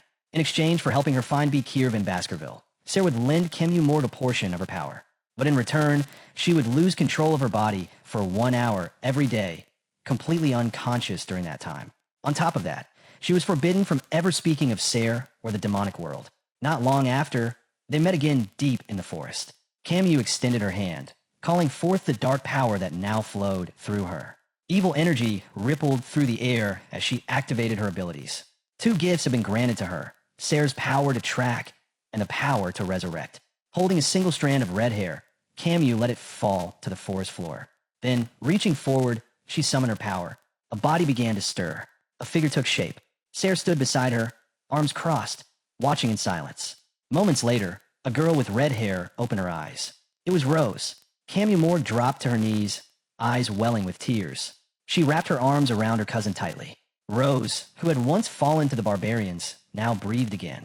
Days later, they returned to the Hall of Darkness. Candles flickered around them. A fresh magic circle glowed on the ground. Sarah floated above it, weaving through spirits with ease. For Camu, it was like witnessing an entirely new world. And for the first time, she saw something that even Sarah could not feel. Vakir's soul was nowhere. Not a trace. Camu Morg stared at the ground, but her hands didn't shake. Her eyes, once again, began to glow, not with despair but determination.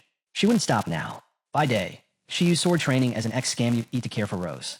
By night, she moved silently through the darkness, chasing whispers of Vakir's soul. Her mother and Adolf didn't ask questions. They watched her from a distance, but never stepped in. She had stopped thinking about them, stopped thinking about anything else. Only one name remained in her heart, Vakir. One night, deep inside the Hall of Darkness, she heard it. Laughter, cold and echoing. She turned sharply, eyes wide with alarm. Behind her stood a man in an elegant suit, calm, composed, and unfamiliar. Her expression hardened. Who are you? How did you get in here? The man's smile didn't fade, and his eyes burned with something far more sinister. Camu Morg spun around, her eyes sharp. How did you get in here? She demanded. The figure standing before her didn't flinch. A smile crept across his lips. My business isn't with you, he said calmly. But then his eyes began to glow, deep and twisted, radiating something dark. That's when he dropped the facade. His true form emerged. Anilon, a demon. His grin widened with amusement as he extended a hand toward her. His voice carried weight. Bring me Sarah. That was all he said. And after that day, Rose vanished. Sarah, watching with glowing eyes and a pleased smile, didn't seem surprised at all. She turned to Camu Morg casually, as if nothing had happened. My ally, the Ninth Corpse, said he needed a servant, she said. So he took Rose. Her smile didn't fade. Once that guy disappears, well, let's just say he's hard to find. Camu Morg's expression twisted in rage. Her hand shot forward. You let him take her. Sarah held up her hands innocently, smiling still. She was already dead. I can fix her again. Don't be so emotional. Camu Morg's fists clenched. Her eyes lit up with fury, and in that moment, she saw it clearly. Sarah might have looked human, but deep down, she was still a demon. The next time Camu Morg searched for Rose, It led her to the orphanage, the very place where Vakir had once fought and defeated the demon Dantalion. Night had fallen. The building was split down the middle, destroyed. And just as she was reviving Rose, she felt a presence. She turned. Vakir stood there. His gaze was fierce, his bow already drawn, an arrow of mana ready to fly. Back in the present, the wind blew softly, catching strands of Camumord's hair. Vakir spoke first. It's been a while. The sound of his voice shattered her. She dropped to her knees, tears building in her eyes. He had taken off his mask. Through the wall of skeletons, she saw him, clearly for the first time. Vakir smiled faintly. You've changed. She stared, speechless, overwhelmed. Seeing him alive, her chest tightened. All the words she'd been holding back came rushing to the surface. But before she could speak, he stepped forward. Calm. Too calm. Why wasn't he saying more? Why hadn't he come for her? Hadn't he known how hard she fought? How much she sacrificed just to see him again? She looked down. She couldn't find the words.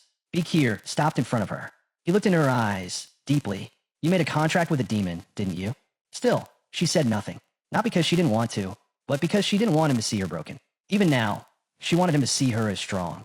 But she could feel it, the way his eyes pierced into her, more serious than ever before. He had grown, stronger, braver, and beautiful. Unlike her, someone who had thrown everything away. Vakir's expression shifted, brows furrowed with confusion. Camu, she finally looked up. She knew her time was almost up, and once it was, Sarah would emerge, and Vakir would have to fight. She didn't want him to face that alone. But now that she'd seen him again, truly seen him, she could say one thing.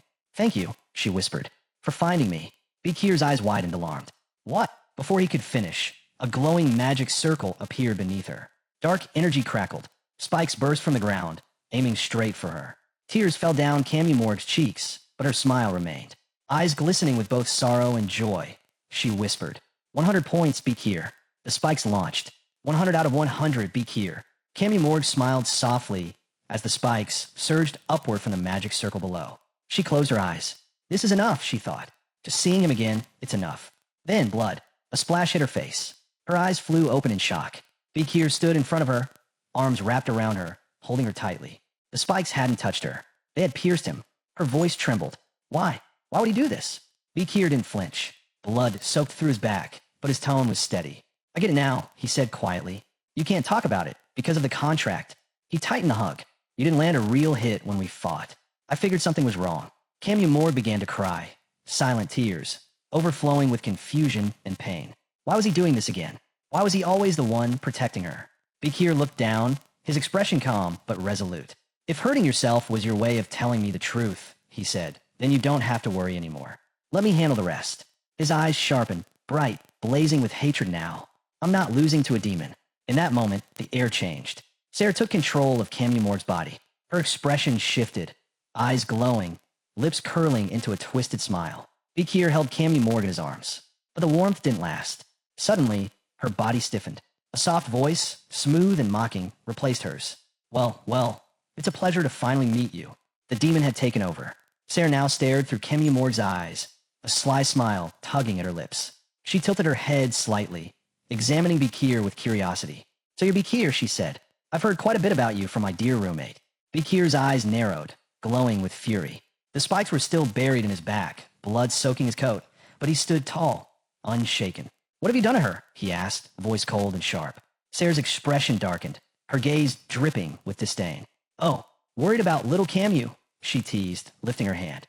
A third eye on her forehead flickered open, and within it a reflection shimmered.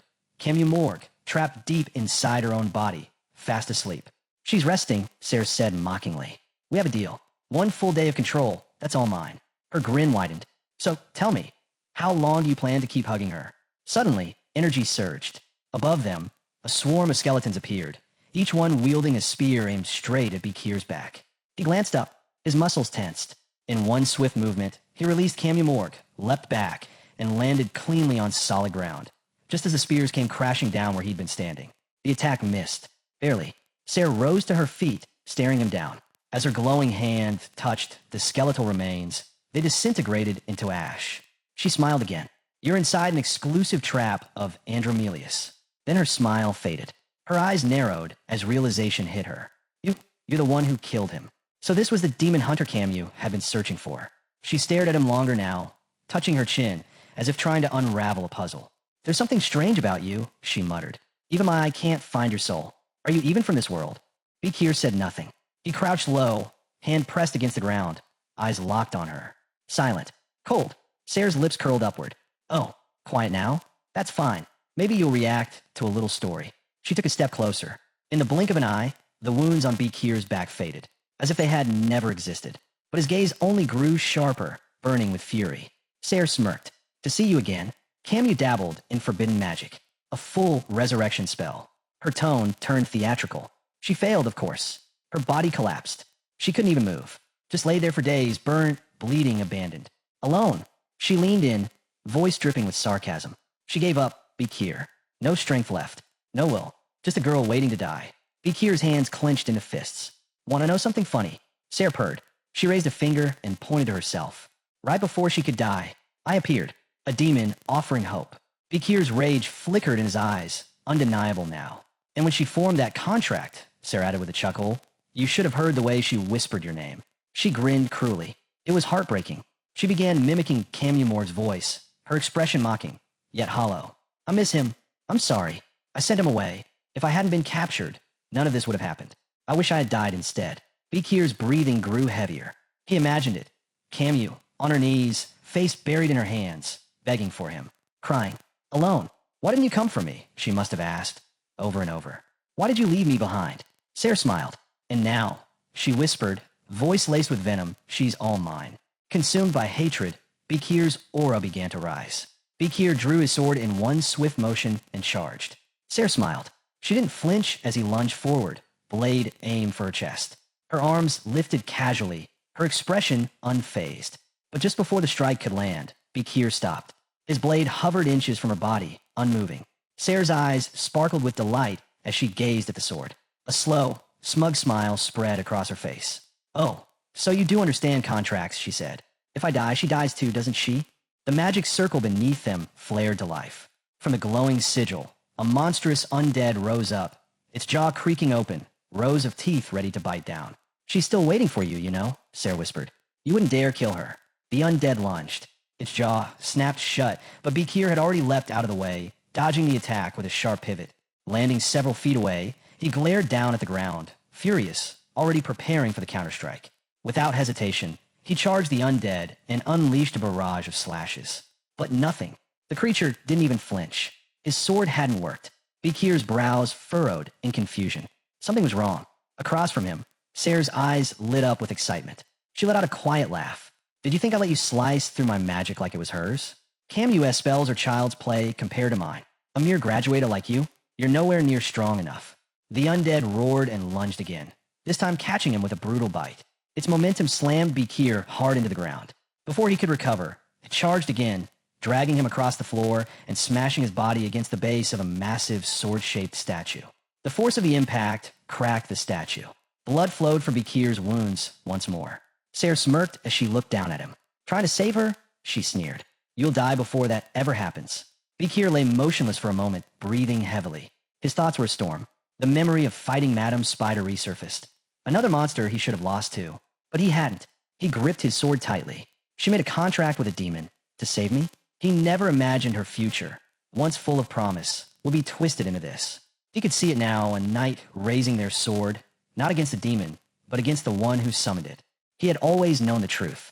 To kill a contracted demon, you had to kill the contractor first. His hand trembled. His eyes locked onto Sayre. Even now, he didn't understand why he had said what he did. But he knew he wouldn't lose to her. While he was deep in thought, Sayre's tail snaked around his ankle. Before he could react, it yanked him upward and slammed him violently into another statue.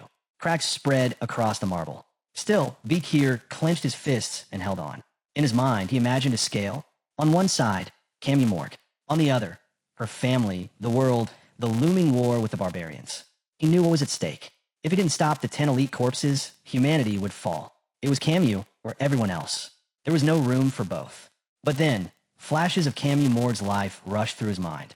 Her loneliness, her sacrifices, her smile. His gaze began to glow, not with rage, but with hope. Even if there was only a sliver of it, he wanted to believe in it. He had to. Sayre, perched now in the hand of the undead, stared down at him. She approached slowly, almost curiously. This is the guy who defeated the 9th And the 10th corpse, she said, frowning. Doesn't look like much. Her eyes flickered with evil. She raised her clawed hand. Did you know, Vakir? She whispered. You're the reason the door to the demonic realm still hasn't opened. You're the delay. He didn't respond. He couldn't move. She struck. Her claw plunged in his chest, driving straight through him. The statue behind him shattered from the force of the blow. Smoke and dust rose all around. Sir didn't stop. She drove her claw deeper, piercing flesh, bone, everything. Vakir screamed. His mouth opened in agony as the pain overwhelmed him. His body trembled. His strength was fading. But his hand still tried to move. Sarah's rage flared. How was he still standing? Still thinking about saving Cammy Morg? To her, Vakir was nothing more than a lowly graduator, a weak human clinging to some hopeless dream. Her eyes glowed with a malevolent light as she smiled coldly. A pathetic human waiting for a miracle. The word miracle echoed in his mind. And that's when Vakir moved. Without warning, he raised his trembling hands and grabbed Sarah's horns. Her eyes widened, stunned. What are you? His grip tightened, teeth clenched, blood dripping down his chest. I like the sound of that, he said, his voice low and raw. Before she could react, crack. He slammed his forehead into hers with all his strength. Sarah's body jerked back, trembling from the force. Her eyes lit up, not with fury, but with fear. Her jaw hung open in disbelief. Then came a second headbutt, harder, sharper, fiercer. Vakir didn't stop. He held her horns tightly, eyes burning with unshakable will. Cameo, can you hear me? Sarah still had her claw embedded in his chest, but he didn't let go. I can't do this alone, he whispered. I can't cut her down and save everyone at the same time. His voice echoed inside her. Deep within Sarah's body, Cameo Morg remained trapped, unconscious. But your contract, he said, it's not absolute. I know you can resist it. You're a master of magic. You can do this. Inside the darkness, Camu's soul trembled, but didn't awaken. Vakir gritted his teeth. Your soul may burn for breaking the contract, but I'll kill this demon right here, right now. His voice grew louder, filled with resolve. We'll create a miracle together. Sarah's composure shattered. Her eyes burned with rage. With a furious scream, she ripped her claw from his chest and kicked him with full force. Vakir's body flew across the room, bouncing violently off the stone floor until it crashed into another statue. Dust and fragments rained down. Sarah floated down, landing with a heavy thud. Her expression was ice. She walked toward him step by step.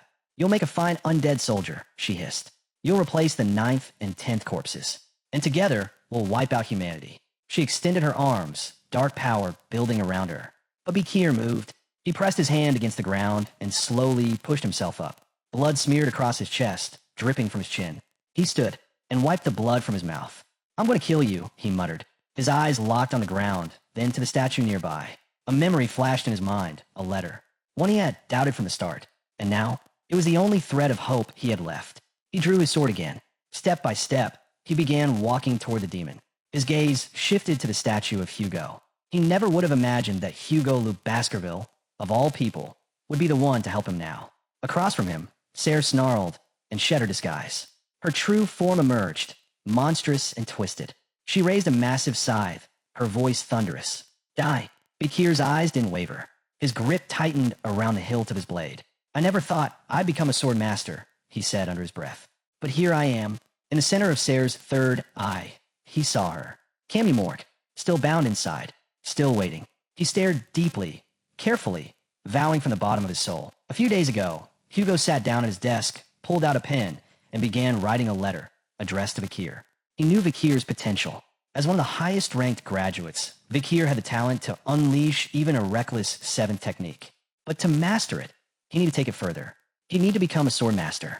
Bathed in warm sunlight, streaming through the office window, Hugo continued writing. He poured his journey onto the page, the path he took to become what few ever achieve. He pictured himself gripping his blade, eyes locked on the goal, his focus unwavering. He had achieved sword mastery not long after Vakir was born. Images of Ra'nana and Penelope flashed through his mind. After losing them, he spiraled. Consumed by grief, he drowned himself in the one thing left, his sword. Day in, day out, he swung it. In the training hall, alone. He'd started young, and over the years, his form sharpened, refined by time and discipline. By then, he had already become a top-ranking graduate. But sword mastery wasn't a title you earned with rank. It was forged with endless repetition. One day, after countless hours of training, Hugo gripped his blade harder than ever before, then let it drop. He stared at his hands, eyes wide, sweat beading.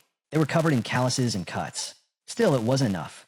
No matter how much he swung that sword, the peak remained out of reach. Clinging to hope like a man grabbing a burning nail, Hugo turned to the vast library of 10,000 epistles and found something. An ancient text left behind by a forgotten Swordmaster. Inside was a magic circle and a revelation. To become a graduator, you must shed all emotions. But to become a Swordmaster, you must reclaim them. Hugo's world began to crack. Everything he had buried deep down, he now had to dig back up. Joy, rage, sorrow, delight. He forced himself to feel again. He practiced. He experimented. Laughed when he should have cried. Scowled when he should have smiled. The cost was high. His emotional compass shattered. The road to sword mastery twisted into a maze. Still, Hugo pushed forward. But the sword alone no longer satisfied the hunger inside him. To quench it, he revived his lineage. He had children. Many. He remembered them. Tiny figures crawling across a land littered with blades. According to family tradition, he sent them to the cradle of swords. Then, one day, something happened. He was watching when one of the little ones suddenly leapt into the water. Alarm shot through the group. The butler and others on the shore stiffened. Why would a child who knew nothing fight so hard? Why endure the pain of the cold water biting into his skin? Hugo felt it. Something stir in his chest. His heart pounded. Mana surged from within. He was overwhelmed. Pride at the talent before him. Fury at sending such a young soul into suffering. Sadness for his pain. And a bright, burning hope for what that child might become. Without a second thought, Hugo dove into the water, his emotions crashing around him like waves. He grabbed the boy by the foot and hauled him out. In that instant, he understood. The next day, he awoke to find he had become a sword master. Back in the present, Hugo kept writing. His expression, calm yet firm. Everything, Pomerian, the swordmaster's path, the emotions he'd rediscovered, was a gift from Vakir. And now he was passing it on. He believed in Vakir, trusted that he could reach that height. Back in the middle of the battle, Ser surged with mana, channeling it through her body as she swung violently, unleashing a barrage of strikes. Vakir raised both arms, crossing them over his chest. Using the Beelzebub sword, he blocked the onslaught, but the sheer force behind it made his eyes widen. She wasn't just strong, she was overwhelming. And then something inside him snapped. Rage flickered in Vakir's eyes. Rage fueled by the realization that Hugo was nothing like the man he once knew. On the other side, the demon Ser grinned, her gaze brimming with malice. She tightened her fist, summoning a massive magic circle that pulsed with dark energy. To shatter that spell, Vakir would need to ascend, to become a swordmaster. But without the power of the saints, it had to come from within, his own awakening. Ser raised her hand. Suddenly, the ground erupted. A twisted circle formed beneath him, launching skeletal spikes straight into Vakir's body. They hit hard, lifting him off the ground and tossing him into the air. Clenching his teeth, blood dripped from his mouth. Just like Hugo said, anger and sorrow lived inside him. The spikes left a deep, gaping wound across his chest. His body slammed into the ground, bouncing against the shattered earth. Sarah watched with twisted delight, her smile wide. She thought it was over. That Vakir was weak. But then her smile vanished. Her joy turned to fury. Her hands balled into fists. Vakir, battered and torn, rose to his feet. His eyes gleamed with defiance.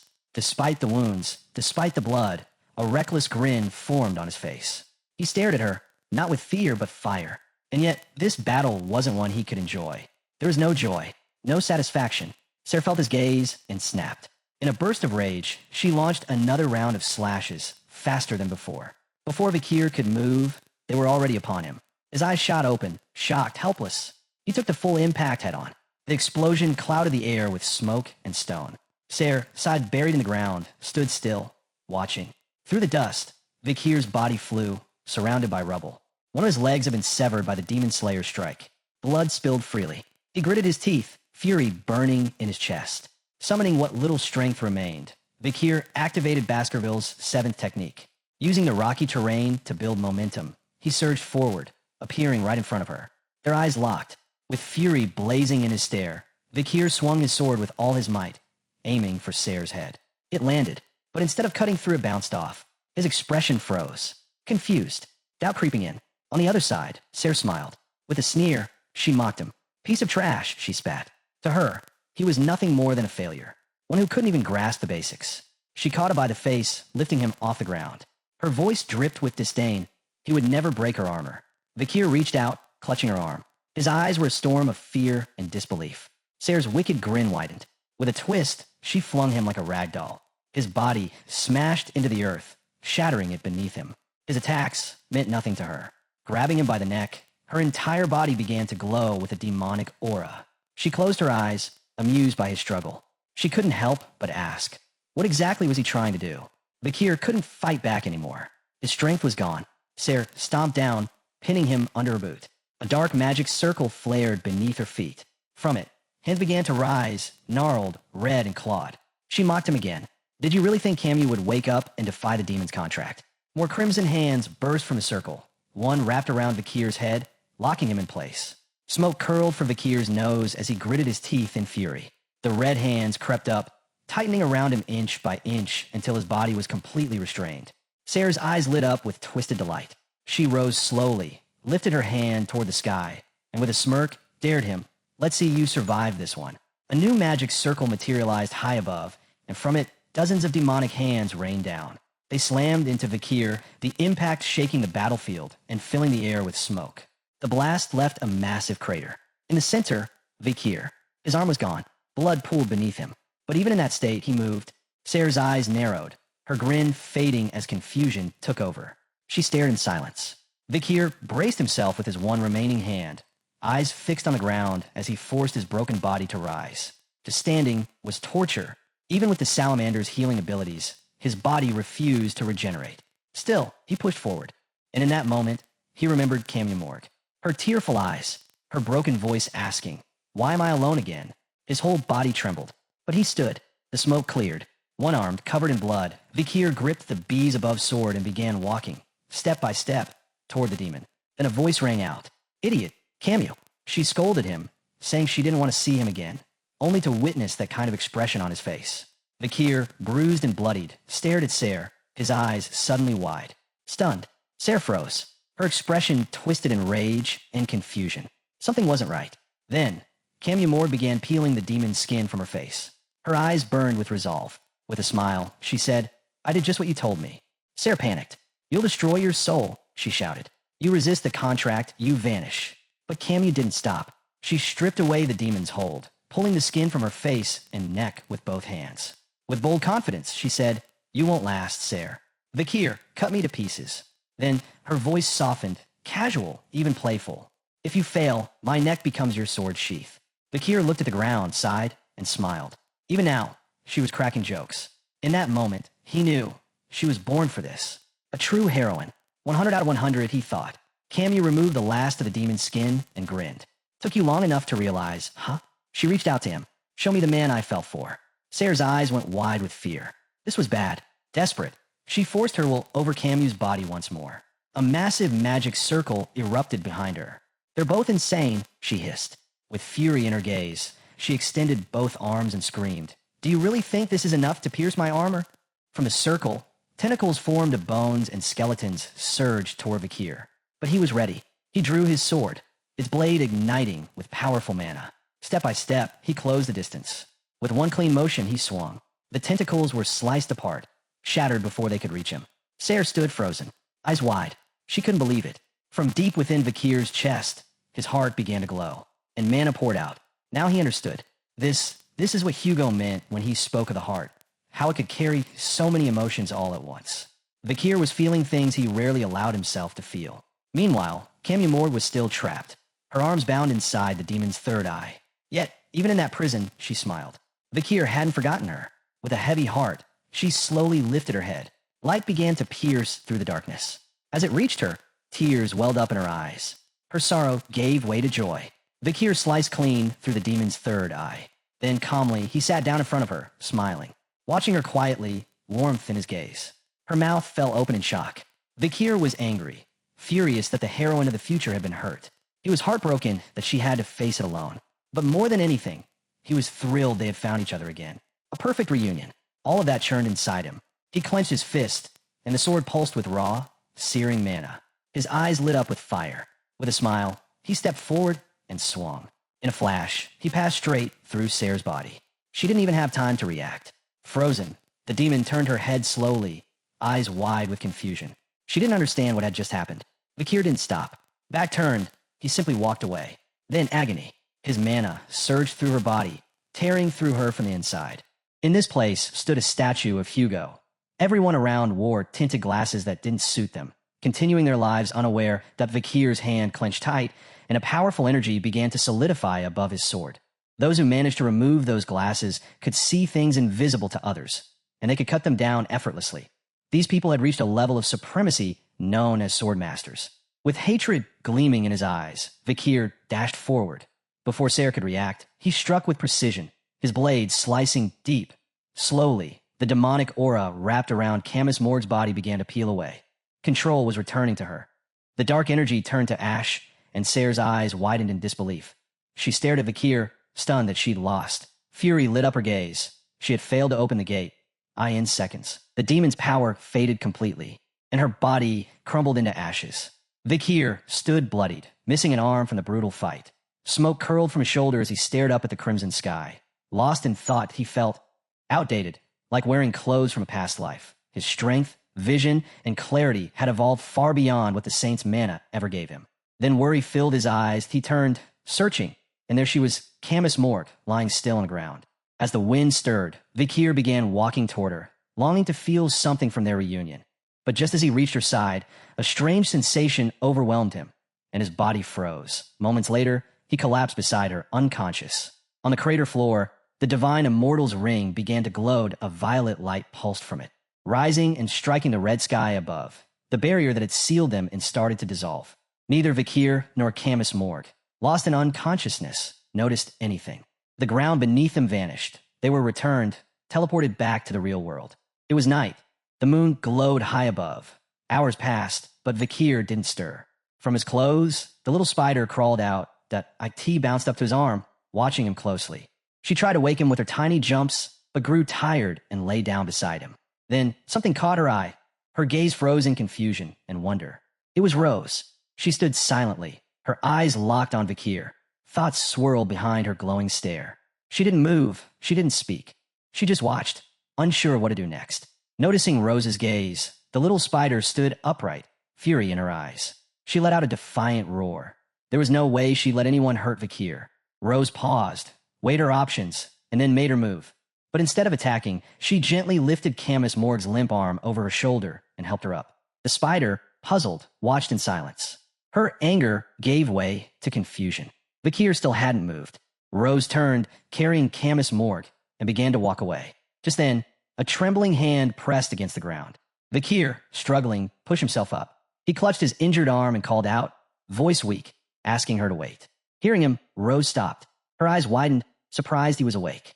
Seeing Camus Morg able to move reassured Vakir. She was alive, and that was enough. Relief washed over him. Curiosity flickered in Rose's eyes as she turned to face him. Smoke began to rise in the distance. Vakir, gripping his wound, looked down, his thoughts heavy. He knew this wasn't the time for reunions. They had to leave this place, fast. He reached into his pocket and pulled something out. With a quiet tone, he said he had a favor to ask. He tossed the object to Rose. She caught it, her expression shifting to surprise. Then he smiled, soft but certain. He said Camus Morg would know where to find him if she still wanted to. Rose stared at what he'd given her, eyes gleaming with curiosity.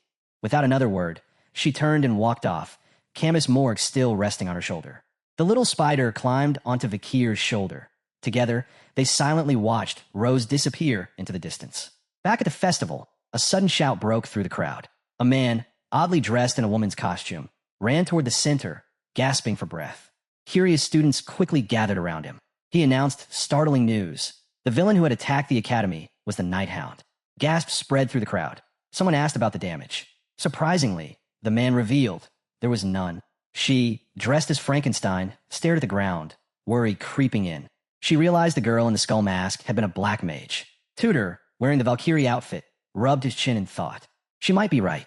It did seem like the black mage had been fighting the Hound, not siding with him. Embarrassed, he admitted he hadn't dared to get involved. PG, in his fairy costume, looked shaken. His eyes widened in fear. He'd been so terrified, he thought he was going to faint. Another tutor, dressed as a martial arts master, glanced to the side. With a serious look, he confessed the Hound was the most violent person he'd ever seen. While they were all distracted, Vakir, still standing, watched quietly. The one in the witch costume stepped forward, confessing that he'd been so scared he could barely breathe. Then, all eyes turned to Vakir. Gasps spread through the crowd. "Where were you?" someone asked. concern etched in every face. They admitted they'd been worried sick. Vakir touched his head, unsure how to answer. Dolores crossed her arms, her tone sharp. She said they'd searched the whole street and hadn't seen him once. She knew him. He wasn't the type to leave his friends behind. Sinclair, in a vampire costume, stood silent, watching him closely. Vakir looked uneasy. He didn't know what to say. Then, out of nowhere, a voice called him over to a group in skirts approached. High Burrow, Middle Burrow, and Low Burrow, each dressed as maids. Low Burrow planted his hands on his hips, frustration clear. What would happen to us if you keep pulling stunts like that? Don't do that again.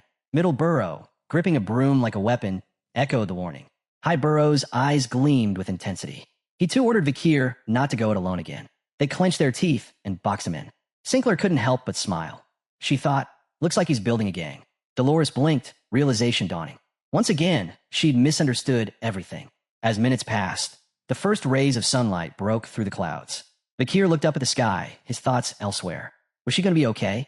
The sun rose slowly over the horizon. Everyone stood quietly, taking in the peaceful moment. Vakir waited, hopeful he longed to see Camus Morg again. Elsewhere in the city, inside an old, abandoned church, something stirred. At the center stood a glowing sphere, and next to it, Rose. From within the sphere, a drenched figure stepped out. That IT was Camus Morg. She placed her hand on the sphere's surface and slowly walked out, her expression distant. Rose turned toward her, silent. Camus Morg stared down at her own hands. Her body was a mess that Sayre's madness had shattered their contract. Because of that, she never got to properly see Vakir. She believed he was dead, like a fool. Fury welled up inside her. Rose stood quietly, offering no words. Camus Morg sank into her thoughts. She remembered everything he had done for her. Hands pressed against her cheeks, she flushed. Even while wounded, he'd done everything to protect her. She remembered ripping away the demon's skin from her neck. She saw his smile in her mind and realized he'd stayed by her side. This time, she hadn't faced the battle alone. Eyes closing, gentle smile formed on her face. They had done this together. They didn't give up, but the exhaustion was catching up with her. Dark circles shadowed her eyes. Dark circles under her eyes. Camus Morg turned to the side and asked herself, was Vakir the kind of man worth risking everything for? Beside her, the little demon, Sayre, hovered midair. Camus Morg gave a proud, almost smug smile. Sayre, tearing up, stretched her ears and wailed. How could this happen? You broke the contract. This is a scam. With a sly look, Camus Morg admitted she now had complete control over her own body. She wasn't even sure how Vakir did it, or why she'd survived, but one thing was clear. Sayre no longer had control. Sayre's hands clenched, eyes burning with hatred. Because the 12-hour contract had been broken, she could only exist for a short time now. A penalty for their broken bond. Purple fire flared in Camus Morg's palm. She summoned two shimmering barriers that began to close in around Sayre. With a cold smile, she revealed she could now destroy her with just magic. Sayre pushed back, screaming in pain, her hands straining against the crushing barriers.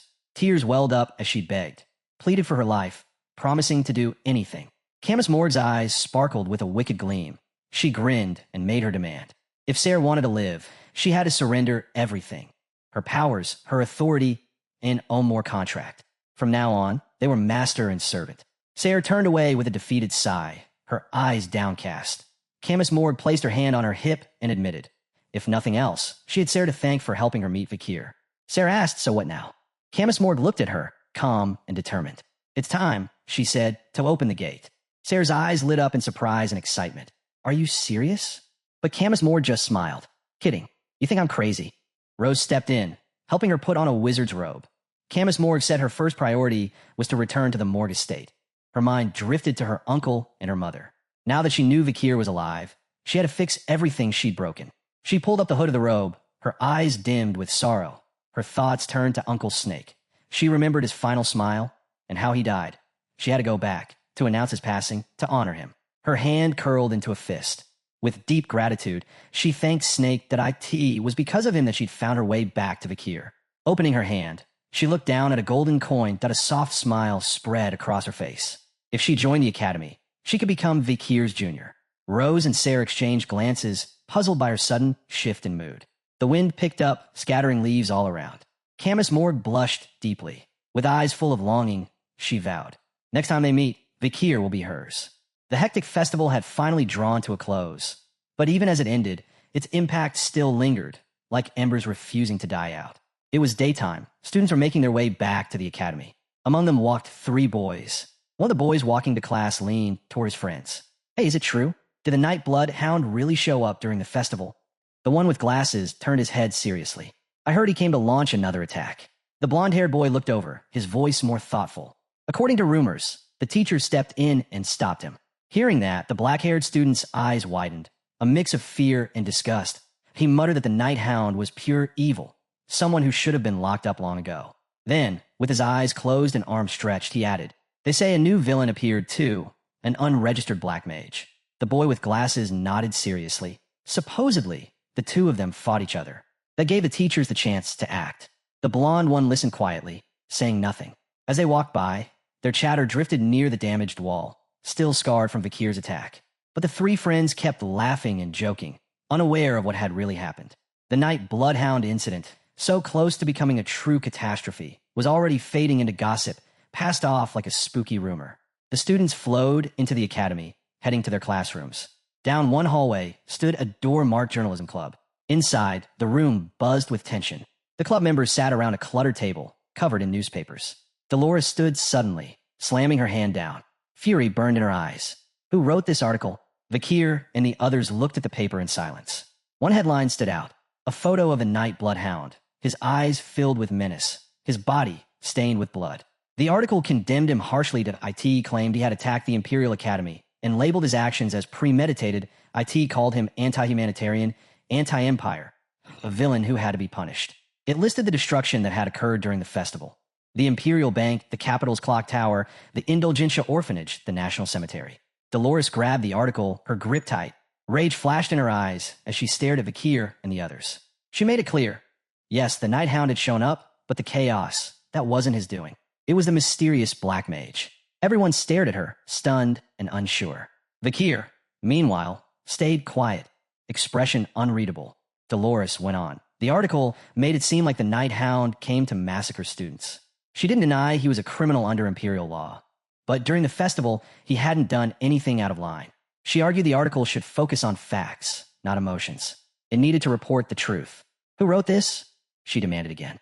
PG, eyes wide, nervously waved his hands, shaking his head. All eyes turned to PG. His face went pale, panic setting fast. He opened his mouth, but couldn't get a word out. Meanwhile, Vakir stayed calm. He quietly studied the articles on the table, saying nothing. Dolores locked her eyes on him, something clicking in her expression. Then it hit her. You wrote it, she said. Vakir nodded. He explained that he'd followed instructions from Professor Banshee Morg, the club's advisor. Dolores slammed both hands on the table. Fury boiled beneath her calm. All this had happened while she wasn't even there. Vakir remained composed. He reminded her that during the festival, she was tied up with student council work. Her expression faltered. Confused, she sighed and dug into her pocket. Just because I wasn't around, she said, doesn't mean you should publish something without checking the facts. She pulled out 3 folded articles and slapped them onto the table. These are official reports from the Imperial Guard, she said, placing a hand over them. They came out this morning. According to them, the Night Bloodhound hadn't destroyed the capital's main facilities. She laid out photos of the damaged areas. Nighttime shots, rubble everywhere, but something stood out. The ground was covered in strange patterns. No sword marks. Instead, they looked like tracks, massive, winding ones. Almost like a giant snake crawled through, she said. In her mind, she pictured a woman, wielding a whip, wrapped in a white snake with glowing purple eyes. Her name? MS Ouroboros. An unknown villain. Identity presumed female. An clear motive. No known weapon. All witnesses gone. The room froze. Tutors and Sancho went rigid, eyes wide, clearly shaken. Dolores, still with one hand on the table, raised 3 fingers with the other. We have 3 villains here, she said, voice sharp. Stop blaming everything on the Night Bloodhound. Each of them committed different crimes. Learn the difference. Vakir stayed quiet. Then, after a pause, he nodded. Truth was, it didn't really matter to him. His article was more about shaping perception. If suspicion ever fell on him, he wanted people to think he and the Night Hound were enemies. Tutor leaned forward, resting his head on his hands, curiosity and unease mixing in his eyes. Where did MS Ouroboros even come from? He muttered. Sancho, arms crossed, added calmly. All we know are those snake-like marks. That's it. Sinclair lifted her hand, eyebrows raised. How do we even know she's a woman? Dolores stared at the table, expression serious, voice low. She imagined a rock, wearing lipstick. Dolores pointed to one photo, her voice sharp. In every one of her crime scenes, there was a lipstick mark. It wasn't random. This villain wanted people to know it was her. PG spread his arms, eyes gleaming with confusion. Tudor lifted a finger, about to speak, but everyone started talking at once. In the middle of the noise, Vakir sat quietly, eyes downcast. But his focus slowly shifted that he was watching Dolores. And beneath that calm expression, anger flickered in his gaze. He didn't know if this new villain admired or despised the Night Hound. Either way, he didn't care that if she got in his way during a demon hunt, she was finished. Just then, the door burst open. Anna walked in, arms full of documents. She marched straight to the table and dropped the stack with a thud. Dolores raised an eyebrow, confused. "What's all this?" Anna, serious and calm, explained. After the festival, they'd received a wave of reports. She pulled out a letter and stepped toward Vakir. "There's one for you two." He looked up, expression still calm, and reached for it. "Thanks." Opening the letter, Vakir's face shifted. Confusion hit first, then shock. His eyes widened. He froze. Sinclair noticed. She leaned closer, eyes narrowing as she tried to sneak a peek. What did it say? It was a tuition notice for his first semester. The next day, Vakir visited his brother. The little Pomeranian was curled in his lap, eyes closed, tail flicking gently. She looked peaceful and happy.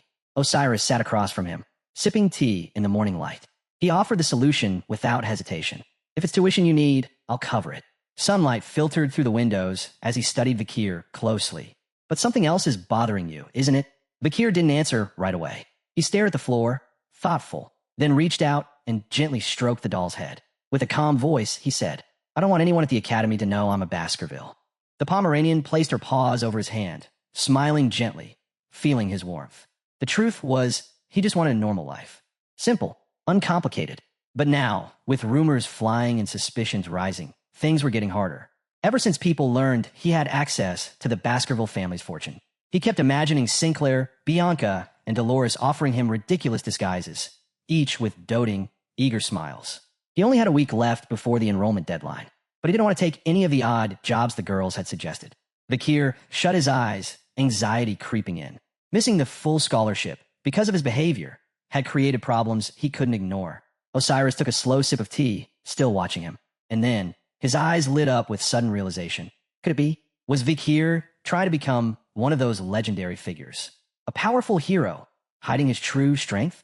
He remembered something from their childhood. He stood in front of a tree, arms crossed, a faint blush on his cheeks. He imagined himself battling a horde of monsters, emerging victorious with secret strength finally revealed. Once upon a time, he too had dreamed of being that kind of hero, the hidden powerhouse living among the ordinary, waiting for the perfect moment to shine. Meanwhile, the little Pomeranian on Vakir's lap had drifted off, out like a light. Osiris, calm and thoughtful, looked at his younger brother. "Why not try monster hunting part-time?" Vakir blinked, surprised. Osiris explained further. He could visit the Explorers Guild, find a reliable partner, and start small. He wanted to give Vakir the chance to pursue something real, something that could bring him closer to his dream. Vakir touched his chin, unsure. Would this really help? As he sank into thought, one name came to mind. A legendary explorer. He pictured a swordsman with a ponytail, a quiet hero who played a vital role during the era of ruin. Most of what Vakir knew about demons came from this man's research. He even helped shape the foundation of monster ecogeography. But the swordsman had met a tragic end. With no allies and no affiliations, he had been left to die during a brutal battle. Vakir smiled softly. If that man was still alive, he wanted to earn his trust, not just for himself, but for the future. He turned to Osiris. "Thanks, I'll do it." Osiris lit up with joy, visibly proud of his little brother. Elsewhere in the city, the Sherpa Guide Guild buzzed with activity. Evening had fallen when someone shouted, "The Guildmaster's back." A few members ran out to greet him. "How was today's hunt?" one of them asked. The blond man stepped forward and stomped the ground hard. Everyone froze. On his back was the body of a giant boar. He slung it down with a grin and jabbed his thumb at the beast. "Total success," he said, eyes gleaming with confidence. His name was Miniature Pincher, known to everyone as Mini Pin. The other guild members gathered around the boar, stunned. Yep, graduate through a whole different league. Mini Pin stretched and made his way to the guild's main building. He needed a break. Inside his office, he dropped into a chair and opened a book, but couldn't focus. He leaned forward, resting his head on the table. Money was tight. Again, there wasn't enough to cover food and pay for the guild staff. His face darkened with frustration. The big mercenary guilds were crushing him. And with no outside support, things felt hopeless. It all went back to a mistake he made long ago, that a scam he fell for when chasing his dream. If it hadn't happened, maybe things would be different now. He stood slowly, guilt weighing him down. Minnie-Pin opened a drawer and pulled out a towel. He wiped the sweat from his face, feeling like a fool. But somewhere deep inside, he still clung to a sliver of hope. He closed his eyes, hands clasped together. In his mind, the symbol of the Baskerville family appeared, his long-held dream to join them. Then footsteps echoed nearby. Someone in brown boots approached, their face hidden beneath a hood. They walked straight to the giant boar's body and asked, "Anyone know where Minnie-Pin is?" Heads turned. The guild members looked at the stranger suspiciously. One man stepped forward, eyeing the young figure. "You talk like you're above us. Who do you think you are?" The hooded man replied coolly, "I'm just a client here to post a commission." That only made things worse. The guild member scoffed. "You think clients can act all high and mighty?" But the hooded man didn't bother replying. He turned away, uninterested, muttering that this guy was a pain. The man's temper snapped. He lunged forward, trying to grab a stranger. But in a blur, the hooded figure vanished. He moved like lightning. Guild members gasped. The man spun around in disbelief, eyes wide. Before they could react, the hooded man leaped, landing right in front of the guildmaster's office window. Inside, Minnie-Pin's eyes shot open in shock. The hooded figure peered through the glass. "Is this the guildmaster's office?" His gaze scanned Minnie-Pin's build. "Guessing that's you." Minnie-Pin jumped to his feet, completely stunned. "Who are you?" The stranger sat on the windowsill. "I'm here to make a commission." Minnie-Pin stared, sweat forming again. The man climbed inside and walked toward him, holding out a piece of paper. It was his commission request. Minnie-Pin took it carefully, studying the document. Whoever this guy was, he was fast. Too fast for him to react a serious threat. "You can't just show up like this," he said, still reading, but then his eyes widened. Shock hit him like a wave. The hooded man began to lower his hood and revealed his face. He wasn't here to meet Minnie-Pin. He was here to hire him. The guide he wanted was Minnie-Pin himself. Minnie-Pin's entire body tensed. His mouth went dry. He remembered this boy, the one who had visited the Baskerville estate countless times, pleading to become one of their vassals. He would never forget that face. And now, standing right in front of him, was Vakir. A few hours later, night had fallen. Minnie-Pin and Vakir walked through the village side by side. Minnie-Pin flipped through the commission report. According to it, Vakir was affiliated with the Colossio Academy, and his reason for seeking a guide? Simple. He wanted help hunting monsters. Minnie-Pin watched Vakir with a serious gaze, but couldn't hide the blush creeping across his face. He was stunned. This boy was really from the Baskerville family? Without hesitation, Minnie-Pin stood in front of him and bowed deeply. To him, this was an honor, working alongside a member of the iron-blooded sword family. Vakir blinked, unsure how to react. Minnie-Pin's respectful attitude caught him off guard. With a heartfelt expression, Minnie-Pin admitted something he'd always kept inside. He'd dreamed of meeting someone from the Baskervilles his whole life. Vakir looked at him closely and spoke firmly. "Keep your voice down. Calm yourself." Minnie-Pin quickly apologized, cheeks still red, and confessed that his dream had always been to join the Baskervilles. That made Vakir pause. So even in this timeline, he's been dreaming about this for a long time. Minnie-Pin's fists tightened. He smiled with excitement as he spoke. The Baskervilles, the monster slayers of the Western Front, the iron-blooded sword family. If I could join them, I'd finally learn their invincible fencing. But then his smile faded. With a heavy sigh, he rubbed his head and admitted his mistake. All he ever wanted was a house and a little land, something to give his wife a better life. But he'd been scammed by dishonest brokers. His dreams had crumbled. Vakir's gaze turned serious. He knew Minnie-Pin wasn't weak. Despite his humble appearance, he was a top-tier graduate. Someone strong enough to stand among the elite mercenaries. Vakir looked down, a small smile on his lips. "I can help you make that dream real," he said. "But that depends on you." Minnie-Pin's eyes lit up in disbelief. A slow, stunned smile spread across his face. Eyes glowing with determination, he made a promise. He'd give it everything he had. Hours later, Minnie-Pin was at the reins of a small carriage loaded with supplies. It was the middle of the night. Vakir sat among the goods, silent. This mission, this life, was a secret. Even the Baskervilles didn't know what he was doing, that he was attending the academy undercover, with no help from the family. That's why he needed Minnie-Pin, the best guide around, and now his key to paying tuition. When Minnie-Pin heard this, he covered his mouth in disbelief. His eyes shimmered with tears. Vakir, the one he respected most, had chosen him. Inside the cart, Vakir folded his hands calmly. "From now on," he said, "call me employer, not by name." Minnie-Pin's eyes lit up with resolve. He nodded firmly, fist clenched. "Understand. Employer." Vakir looked at him curiously. "I'm a student at the academy, which monsters wouldn't draw much attention, even if I hunted a lot of them." Minnie-Pin glanced back, thoughtful his response on the way. He turned to Vakir with a grin and explained that the null wasn't exactly powerful, but it could fetch a decent price. These creatures had the head of a hyena and the squat body of a dwarf, usually sticking to the highlands on the edge of the ecliptic. Alone, they were only ranked at a C++ threat level, but grouped together, they could spike all the way up to a maximum A. Minnie-Pin, who was manning the trade cart, went on. Since these monsters were weak in one-on-one fights, even a first-year academy student could take them down with ease. That made them perfect targets, low risk, high reward. Plus, the Imperial family had labeled them ecosystem pests, meaning there was a bounty for each one taken out. Their skin, meat, and even bones could be sold. Vakir started paying closer attention to Minnie-Pin. This guy knew his stuff. A few hours later, they reached the Null's territory. The cart came to a halt. The place was crawling with them. Some wielded rusted swords. Others just roamed the area, all of them looking ready to snap. Vakir and Minnie-Pin crouched behind a bush, eyes locked on the colony. Minnie-Pin started pointing out different groups, explaining that Nulls were drawn to shiny objects. Hunters would often scatter glass beads to lure them in before ambushing. Vakir, sitting silently beside him, watched the monsters with a calm but focused stare.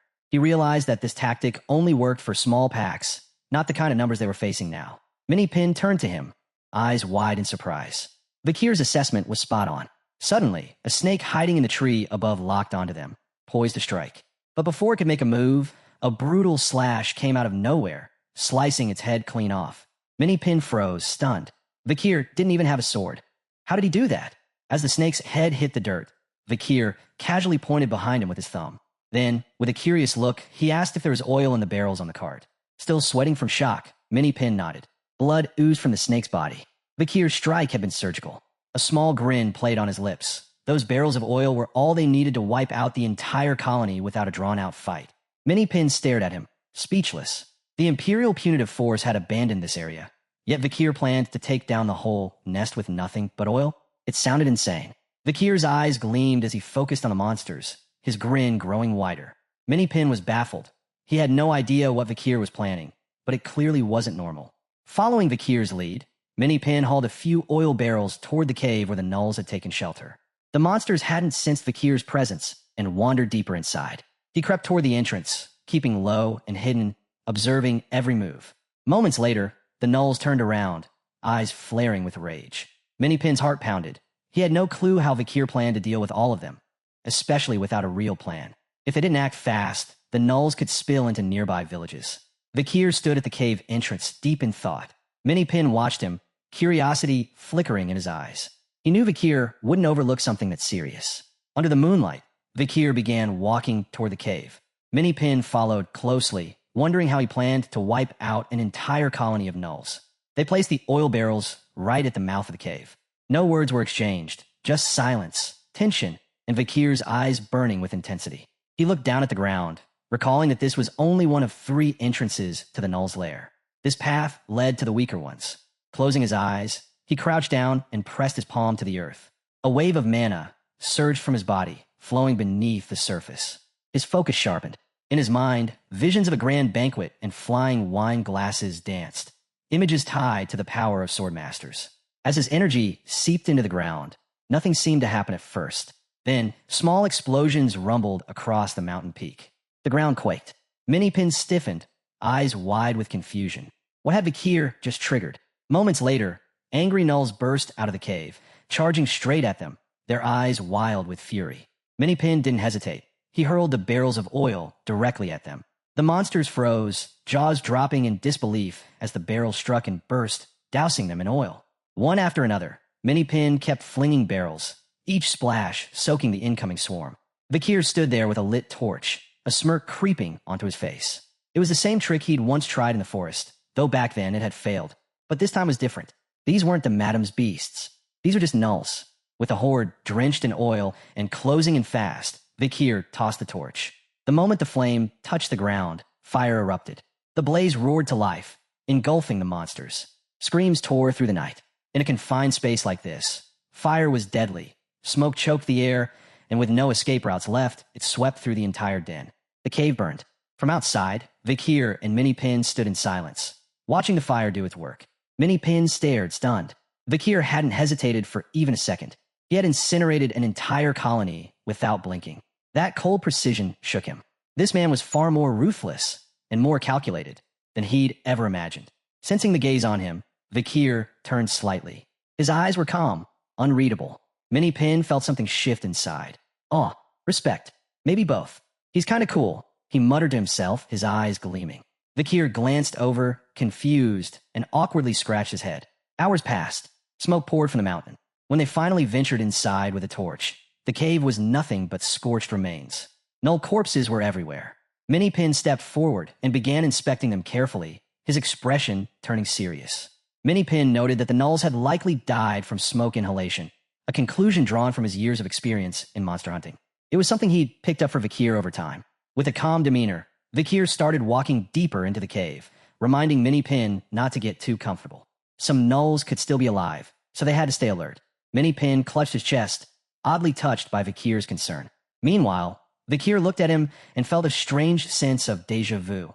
Minnie Pin's expression reminded him of Secretary General Chihuahua. The two of them moved cautiously through the dark cave, stepping over charred monster remains. Suddenly, Minnie Pin stopped.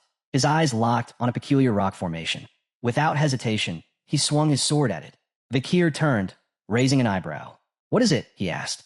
Minnie Pin struck again, revealing marks on the rock that looked unnatural. "These aren't random," he said, slashing harder. The rock cracked open, exposing a hidden passageway. Both of them froze, staring at the opening in shock. Inside was a room gleaming with gold coins, piled high. Vakir stepped in, scanning the room. It didn't take him long to figure out. This wasn't just loot. Someone had turned this into a vault. Minnie Pin hesitated, suggesting the coins might just be the Null's collection of shiny objects. But Vakir picked up a coin, studied it for a moment, then tossed another toward Minnie Pin. Minnie Pin caught it, confused. "These aren't bank issued," Vakir said. "No serial numbers.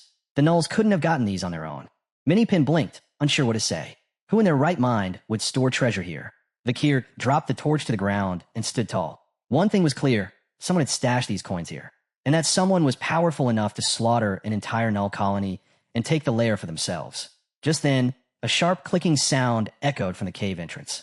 A woman in heels stepped over a Null corpse, unfazed. She licked her hands slowly, eyes scanning the cave with casual amusement. "Well," she said with a sly grin, "looks like some rats broke into my PG bank." Vakir stood there, still holding the coin, expression unreadable. Minnie Pin stared at the coin in his hand, completely stunned. The cave was littered with bodies, and now a mysterious woman had shown up, eyeing the aftermath without a word. She moved closer to the hidden vault entrance. Vakir turned back to the treasure room. Whoever was using this place as a stash had to be incredibly strong. Someone who could take down all these monsters without breaking a sweat. Minnie Pin examined the gold again, uncertain. Was this all stolen from a bank? Vakir nodded. That was the only thing that made sense. No regular person would have access to untraceable coins like these. His eyes narrowed as a chilling thought crossed his mind. He could already picture the headline in the paper. Vakir suddenly remembered a recent news piece, one he'd written himself. It had been about a string of high-profile heists. The culprit? A copycat of the infamous Hound. This criminal had hit key targets in the imperial capital, destroying entire facilities, vanishing with their riches, and leaving behind only chaos. One of those targets had been a major bank. All the witnesses were found dead, and the only clues left at the scene? A set of high-heel footprints and strange, winding marks resembling those of a massive snake. That was when people started calling her the Ouroboros. Back in the cave, the woman lashed out with her whip, sending it cracking through the air. But Vakir moved just in time. He tilted his head, narrowly dodging the strike as it slammed into the cave wall, carving a deep, snake-like groove. Vakir didn't flinch. His eyes remained calm, focused. Across the room, Minnie Pin spun around. His face went pale. The woman retrieved her whip and began walking toward them with unnerving grace. Her grip tightened. Her fury was clear. Someone had dared mess with her stash. Minnie Pin stood frozen, caught between confusion and fear. Vakir quickly pieced it together. This woman wasn't just some rogue fighter. She was the robber from the headlines. Her smile widened and her fist clenched. Vakir's eyes locked onto the wall. The whip marks, just like the ones from the crime scenes. And now it was clear, those snake tracks had always been from a whip. She was also using magic to alter her voice. She extended her hand and, with a twisted smile, asked aloud whether this was bad luck or good luck. Her eyes burned with fury as she stared Vakir down, unsure what he was doing here. But whatever it was, she didn't like it. Vakir was thrown off. Why was she so focused on him? Minnie Pin, overwhelmed, reached for his sword. Vakir kept his eyes on the woman. Something had shifted in her demeanor. She seemed to realize something. Did she recognize him? She touched her mask and laughed, clearly thrilled. What were the odds? Vakir had walked straight into her treasure vault. With a wicked grin, she unleashed her mana. A fierce surge of energy exploded around her.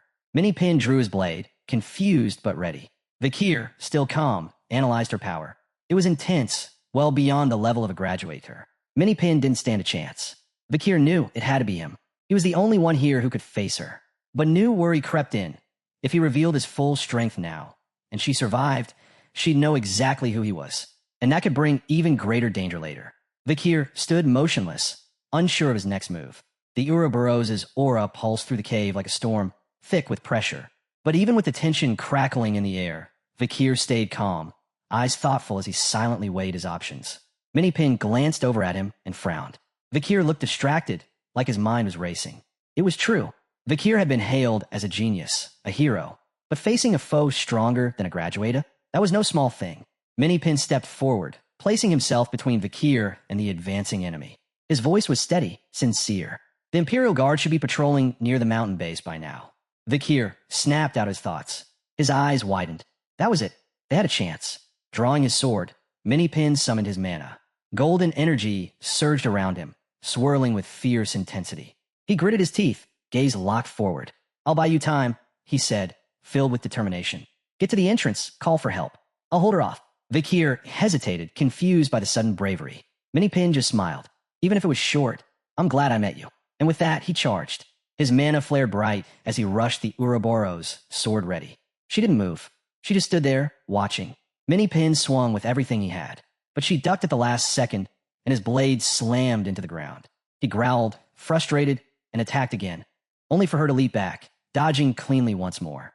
His second strike smashed against the cave wall. She calmly infused her whip with mana, her grin returning. She looked like she was enjoying this. Then she lashed out. The whip snapped upward, catching Minipin under the jaw. The force of it sent him reeling, slicing deep into his face and stunning him instantly. He staggered back, blood dripping, sword slipping from his hand. His legs trembled, his body barely holding on. For a second, everything went dark. The pain was unbearable, like his body was being torn apart. Even though he was a graduator, the difference between them was massive. She was on a completely different level. But even so, Minipin lifted his head, eyes burning with defiance. He raised his arms to guard and began focusing every ounce of his energy. Golden mana burst from his body once more. But she wasn't done. The Ouroboros struck again, and again. Each whip crack left fresh wounds, slicing through skin and muscle.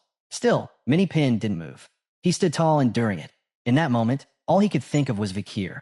That guy, he was going to become a Swordmaster one day. He couldn't die here. Not like this. A faint smile crossed Minipin's lips.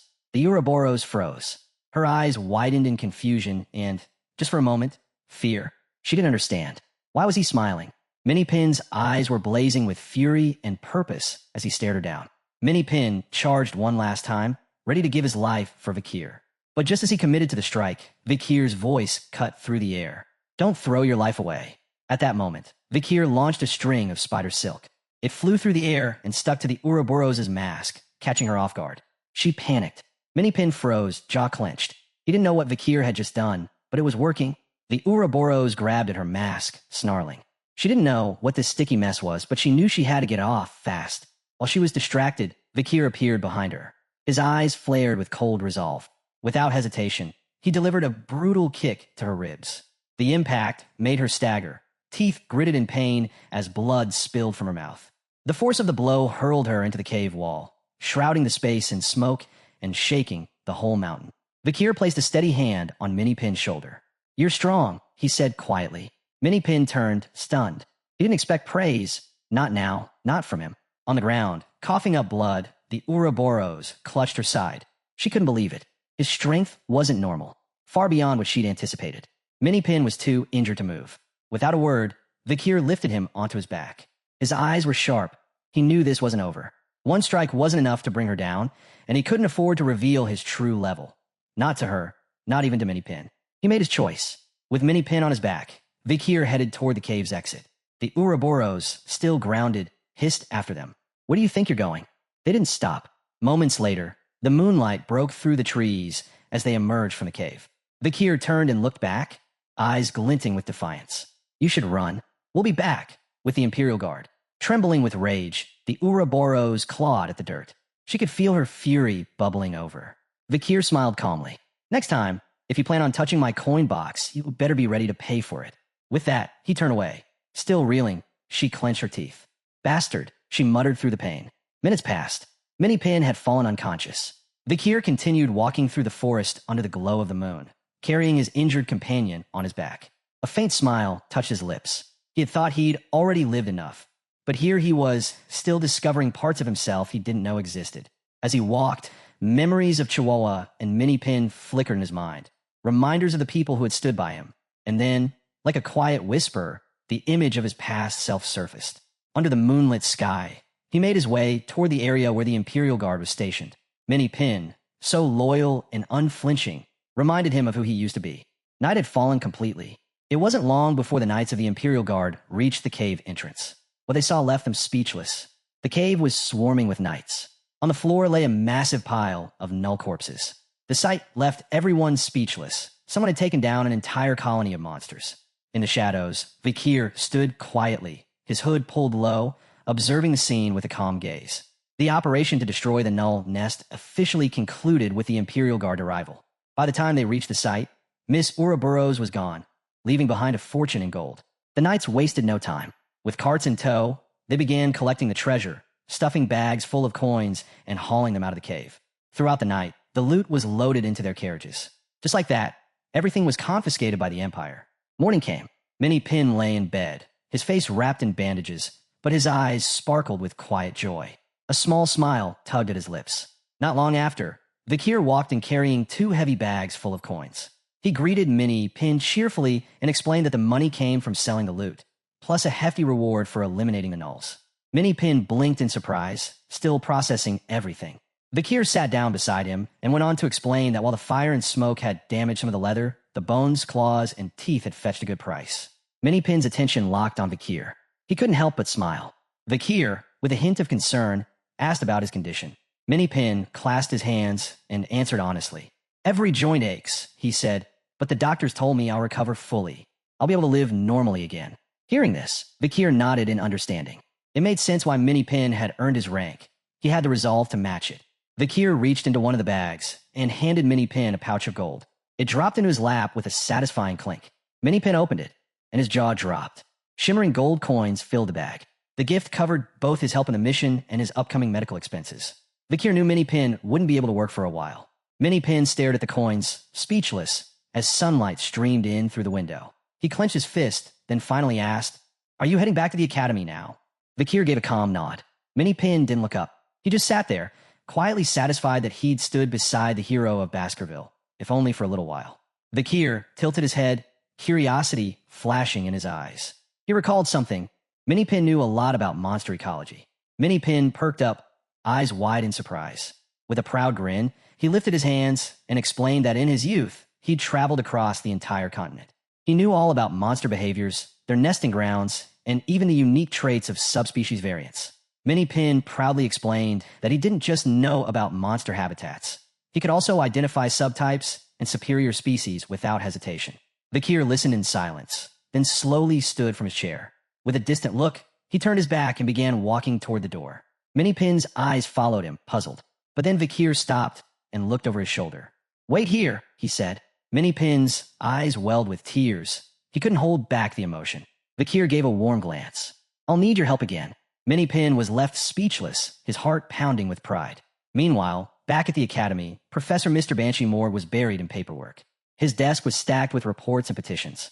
He scowled, clearly irritated. Handling all the academy's administrative work alone wasn't something he enjoyed.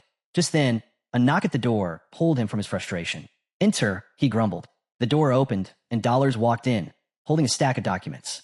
Professor Banshee looked up, surprised. "What is it?" Dollars walked up to his desk, eyes serious. "I'm here to talk about the students applying for scholarships." Professor Banshee blinked. "Scholarships." She laid the papers on his desk. "These are applications from students who may not be able to return next semester. Some are struggling with part-time jobs. Others are barely managing to hold on, without working, just to qualify for aid." He flipped through the documents. His curiosity piqued. Dollars didn't stop there. There are also students who receive scholarships through forged documents. Wealthy families pretending to be poor to exploit the system. She fixed him with a stern gaze. We need to reevaluate these scholarships and redistribute them to those who actually need them. Professor Banshee's expression darkened.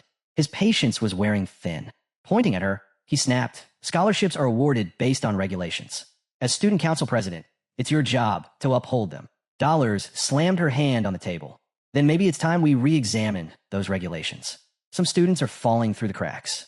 Professor Banshee scowled. So, I should do the work twice? Who's going to pay me double for that? Her patience was thinning too. Her eyes narrowed with contempt. This isn't about your paycheck. This is about the future of our students. The room grew tense. A confrontation was brewing. Then, right at that moment, the door opened, and Vakir walked in. Both Mr. Banshee, Morg, and Dollars turned to face him, their attention immediately shifting. Vakir stepped into the office, and both Mr. Banshee and Dollars turned to look at him, eyebrows raised. Neither of them had expected to see him there. He was carrying a heavy bag of gold coins and looked completely calm. Professor Banshee sneered, noting Vakir's unannounced entrance. Did your parents never teach you how to knock? He mocked. That struck a memory. Vakir briefly thought back to his father, Hugo, the one who had drilled manners into him. Their family motto had always been, respect the strong. A small smile tugged at his lips. Vakir looked down silent. Dollars watched him puzzled. Something about his presence felt different. Professor Banshee Morg rubbed his face, sighing. What is it now? Don't tell me you're here to complain about not getting a scholarship too. Vakir didn't respond. Instead, he calmly approached the desk and set the bag of coins down in front of the professor. Dollars leaned forward, curious. Professor Banshee stared at the bag, his mind already guessing what was inside. Vakir opened it, revealing a pile of glinting gold coins. I came to pay my tuition, he said simply. Professor Banshee's eyes went wide. Where did you get all this? Adjusting his glasses, Vakir explained. I happened to take part in the expedition against the Nulls. A fire broke out while I was resting, and it, wiped out the entire colony. Professor Banshee narrowed his eyes, clearly suspicious. That story makes no sense. You can ask Minnie Pin. He was with me. Vakir replied evenly. Now, does this cover next semester's tuition? Professor Banshee examined the coins more closely, running them through his fingers. His eyes widened even further. This could pay for all 4 years. Vakir nodded. The rest is for tuition too. Dollars couldn't take her eyes off him. She was starting to sweat. Professor Banshee leaned back, clearly flustered. This is too much for tuition. What are you trying to do? Buy a building? Become a professor? But Vakir remained calm. Use the remainder of the money for students who can't afford to continue. Dollars froze, stunned. She hadn't expected that. Professor Banshee blinked, confused. You're donating all this? For scholarships. Vakir nodded. But on one condition. Any student who receives a scholarship must complete volunteer hours. An orphanage. Professor Banshee pointed at him, still wrapping his head around the offer. Then you might as well name it. How about the Vakir Scholarship? Vakir shook his head. He didn't want the attention. Call it the Perry Scholarship. Dollars' eyes widened. She stared at him. Dollars raised a hand to her mouth, blushing. Vakir's eyes were steady, his voice resolute as he asked Mr. Banshee to name it the Perry Scholarship. The sun was beginning to set, casting long shadows across the academy grounds. Inside the student council room, President Dollars sat with her fellow members. The news had spread quickly. An anonymous donor had appeared, offering a new kind of scholarship, one that required volunteer work at an orphanage instead of top grades or social standing. For once, the scholarships would go to those who truly needed them. Noble families were excluded. Dollars folded her hands, deep in thought. No one knew who the mysterious benefactor was. But this person had changed the futures of countless students in need. Her thoughts drifted to Vakir. There was something about him, something more.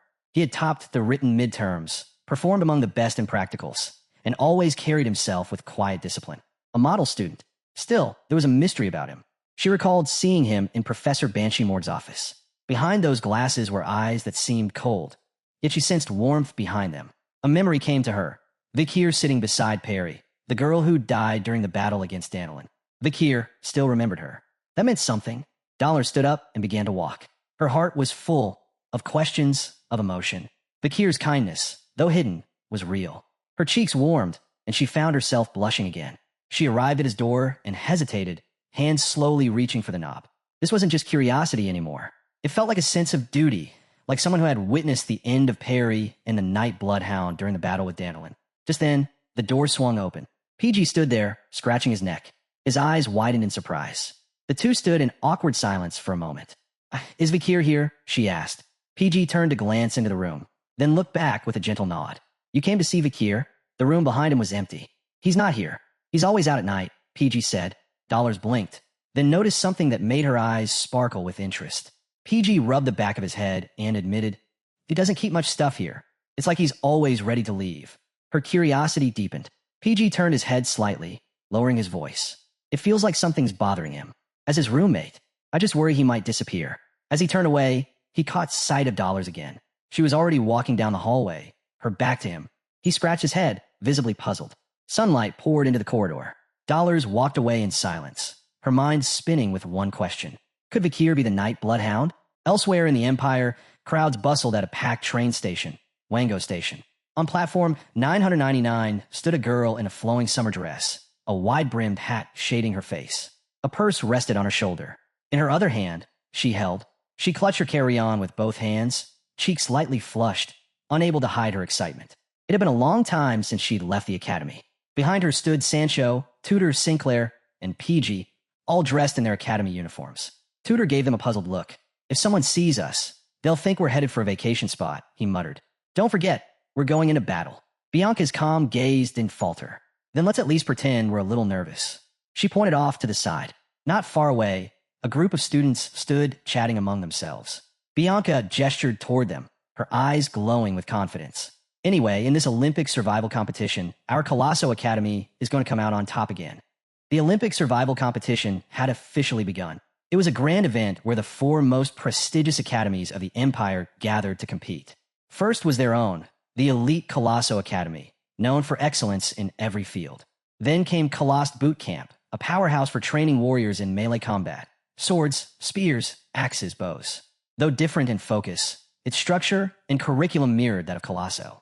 Also participating was the Themyscira Women's University, an institution composed entirely of female students, with its own unique approach and high standards. Finally, the host of this year's edition, the Magic Tower or Wizard Training Institute. Located in the east, it was the Empire's center for magical education and mastery. Tutor turned to Bianca with a curious look. So, the Magic Tower's the venue this time? Bianca nodded. It's being held in Dollar's Smile, southeast of the continent. The tower's known as a peaceful retreat. As they moved through the station, the loudspeaker came to life, announcing the arrival of the Continental Circuit train. Next stop, Wango Imperial Capital. They approached the platform, gazing ahead in anticipation. Sancho, Bianca, and Sinclair's eyes lit up with excitement. But for Tutor and PG, their jaws dropped in awe.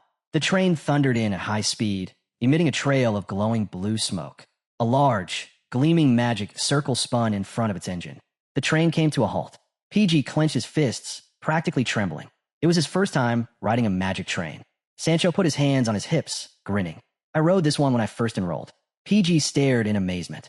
Bianca, catching their expressions, pointed at them and laughed. Try not to look like idiots, she teased. Everyone turned toward her, confused. Bianca then raised her hand and pointed at the train.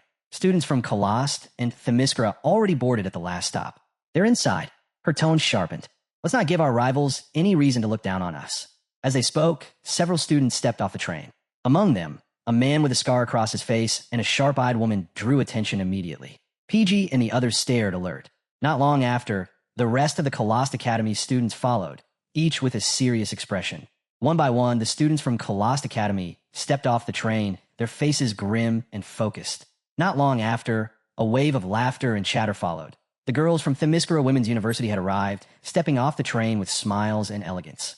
The platform grew lively as students from all academies made their way to the station store to grab food. PG's eyes widened. Wait, why did everyone get off all of a sudden? Standing nearby, Tutor crossed his arms, scanning the scene. The air had shifted. There was tension everywhere. Spotting the students from Colossio Academy glancing their way, Tutor extended a hand, smirking. They're probably grinding their teeth just seeing Sancho. PG turned, confused. Why Sancho? Sancho, standing right beside him, broke into a grin. His eyes sparkled. Tutor chuckled and closed his eyes. Sancho placed first in Colossio Boot Camp's entrance exam. Then he ditched them and enrolled at Colossio instead. Sancho's confidence swelled, and he couldn't help but beam. When it came to fighting, he was always ready. Just then, Bianca approached.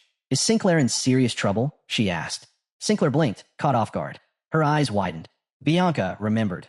Sinclair had also ranked first in the entrance exams for both the Magic Tower and Themyscira Women's University.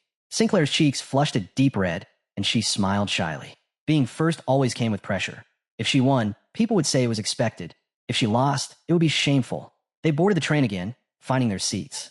PG walked down the aisle reading his ticket while Tudor followed behind, patting her on the shoulder. "Don't stress," he said with a grin. "The real aces are the third years. According to the data, there will be 50 third years, 30 second years, and 21st years in the competition." Sancho and the others listened quietly, their expressions calm and focused. Tudor's mind drifted to the rewards. He imagined magical relics, a book, a sword, a dagger, a necklace. It was said that the top 10 finishers in the competition could choose one treasure from the shared vault of all 4 academies. He was determined to claim one. They reached their seats, stashed their luggage, and settled in. Tudor crossed his arms and sighed. "It's a shame Vakir isn't with us." He leaned back, clearly a little annoyed. Sancho, seated next to him, turned with a small smile.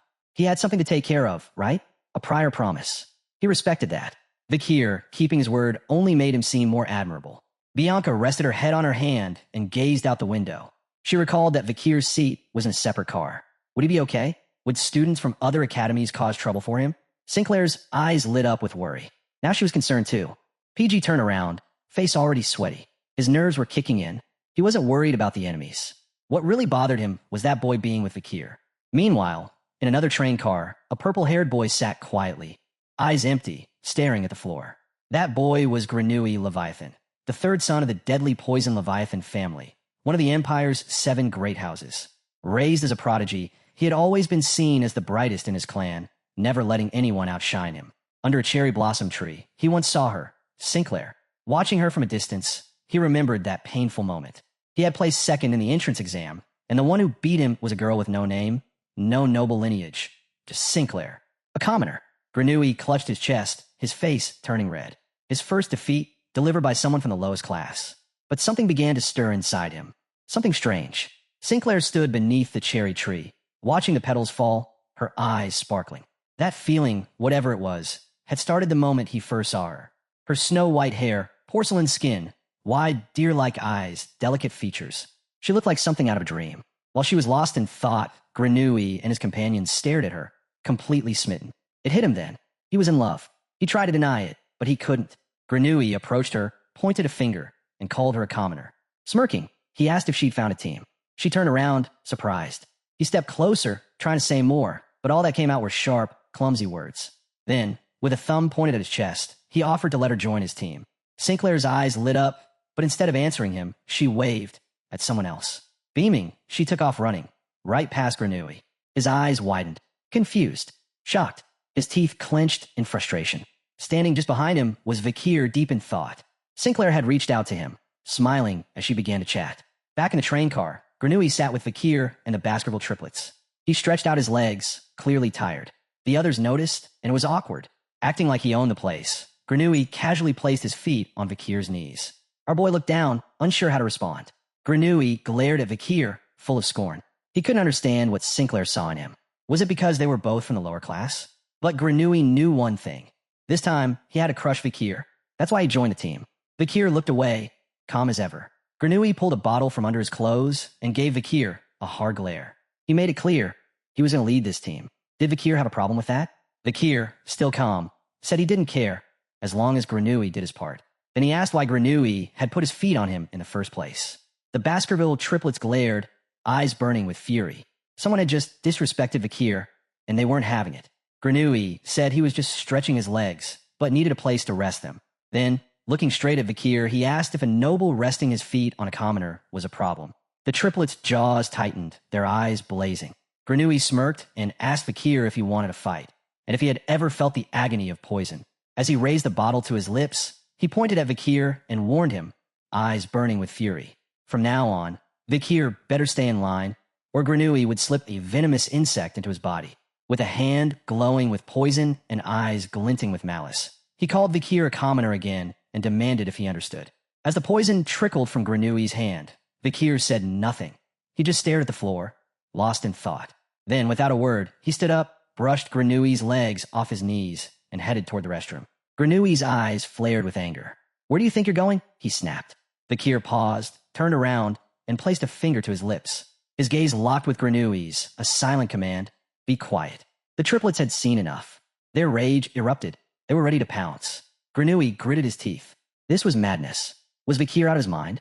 But before he could react, the triplets grabbed him by the head. Granui's eyes went wide with panic. He screamed in fear and confusion. Outside the car, Vakir walked away calmly. He muttered an apology, but knew he couldn't let Granui interfere. He gazed through the window at the passing scenery. This competition, the Olympic survival, wasn't just about getting through it. Results mattered. Only the top 10 would earn the right to choose from the shared treasure. And Vakir had to get in. He had to destroy one particular artifact. His eyes sharpened with purpose. Atop a cliff, something stared back at him. An eerie, motionless eye. The artifact wasn't just any relic. It was one of the elite corpses, a demonic entity sealed in item form. The 7th elite corpse, Decoravia. Decoravia was a shining eye, an inorganic demon. One of the 10 elite corpses whose identity had already been exposed before Vakir traveled back in time. Back then, it had sat quietly in the Academy's treasure vault. But after being awakened by demons, it became a terrifying weapon in the Age of Ruin. Vakir clenched his fists, eyes focused on the ground. He'd found a chance to intervene early, to prevent a future disaster. He had to make the top 10. He had to reach the vault, and he had to destroy Decoravia. Determination lit his eyes. Vakir returned to the train car, his hand closing slowly around the doorknob. He opened the door and stepped inside. But instead of more arrogance, Granui was quiet. He stared at the floor, pale, the bottle dropped at his feet. He lowered his head in front of Vakir, trembling and mumbling. His face was colorless, drool dripping from his mouth. Granui's head twitched side to side, like he'd completely lost it. Vakir stepped back into the train car, his gaze calm as he observed Granui. Then he gave a slight nod. The Baskerville triplets lit up instantly. Their eyes sparkled, and broad smiles stretched across their faces. They turned to Vakir and gave him an enthusiastic thumbs up. It was daytime, and the train rolled over a long bridge. Vakir felt a wave of relief. One more potential obstacle had just been dealt with. Hours passed. The train eventually came to a dusty halt.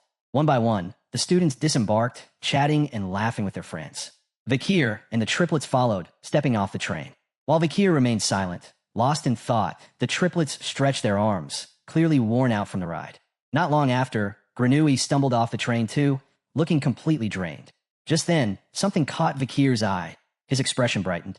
It was evening now, and they had arrived in the breathtaking city of Dortmile, located in the Empire's southeast. At the heart of the city stood a tall, narrow structure, the Magic Tower.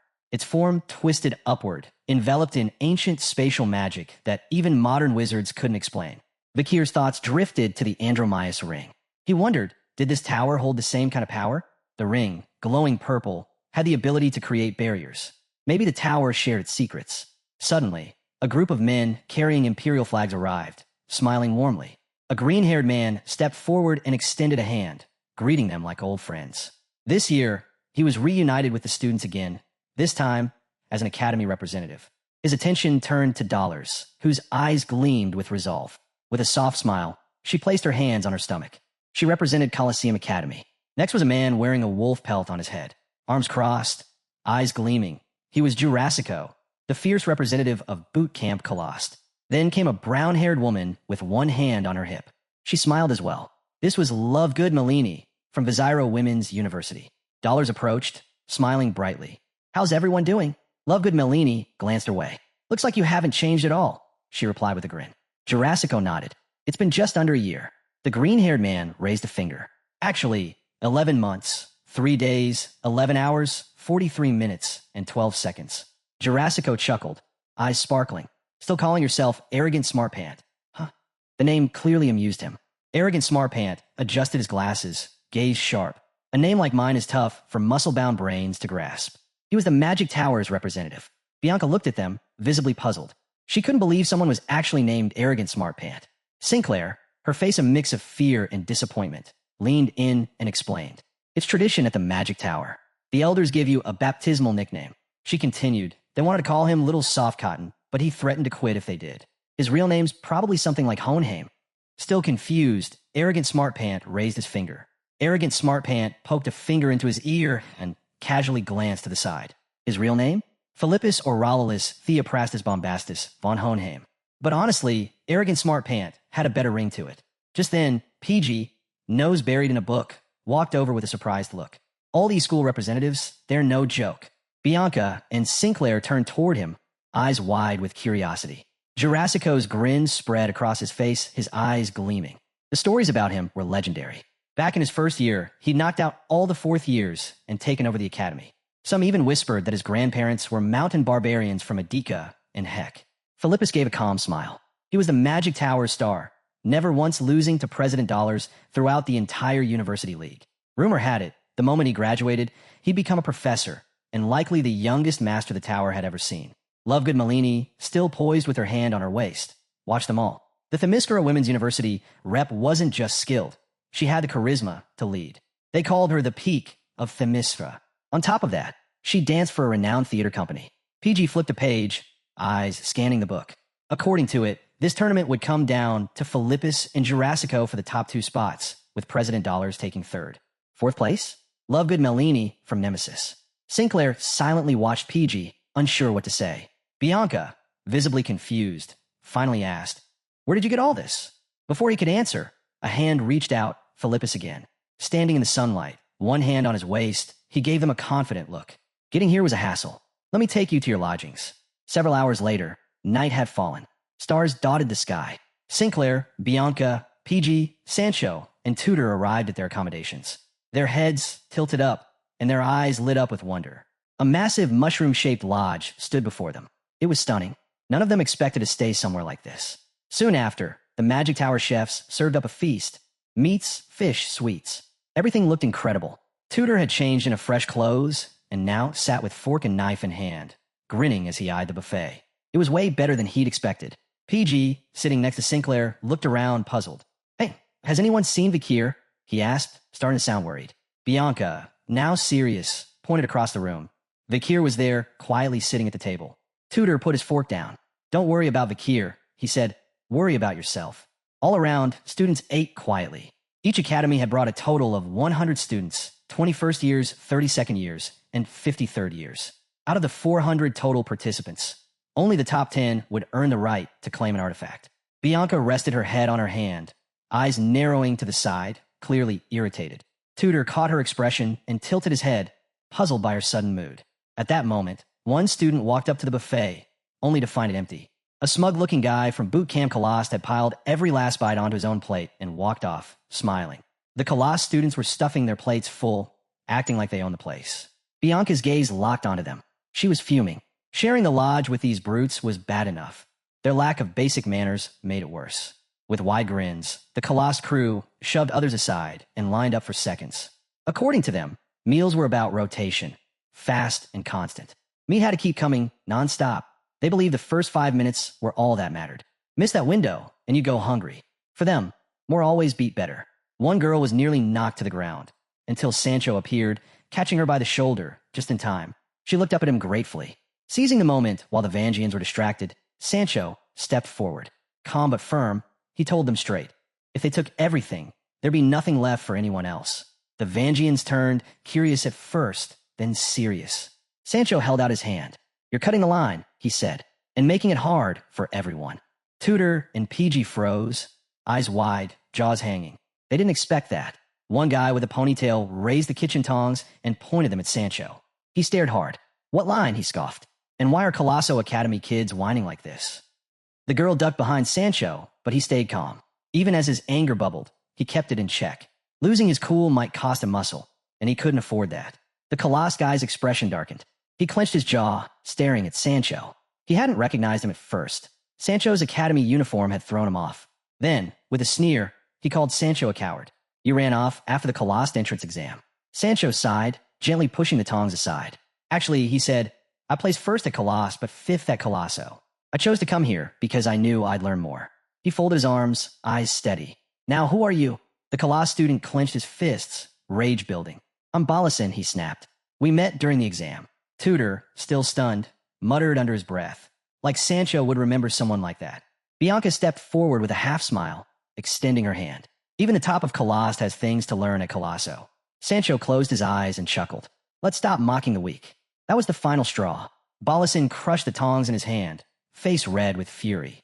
"I'm Balison, leader of Colossio's first years," he shouted, pointing a trembling finger at Sancho. Balison pointed straight at Sancho. "Call out your best fighter." The room fell silent. Sancho and the others didn't respond right away. They just glanced at each other, quietly thinking. But not far away, someone else had already caught everyone's attention. Vakir. He sat calmly at his table, quietly eating. One by one, heads turned toward him. Even Balasin noticed the shift.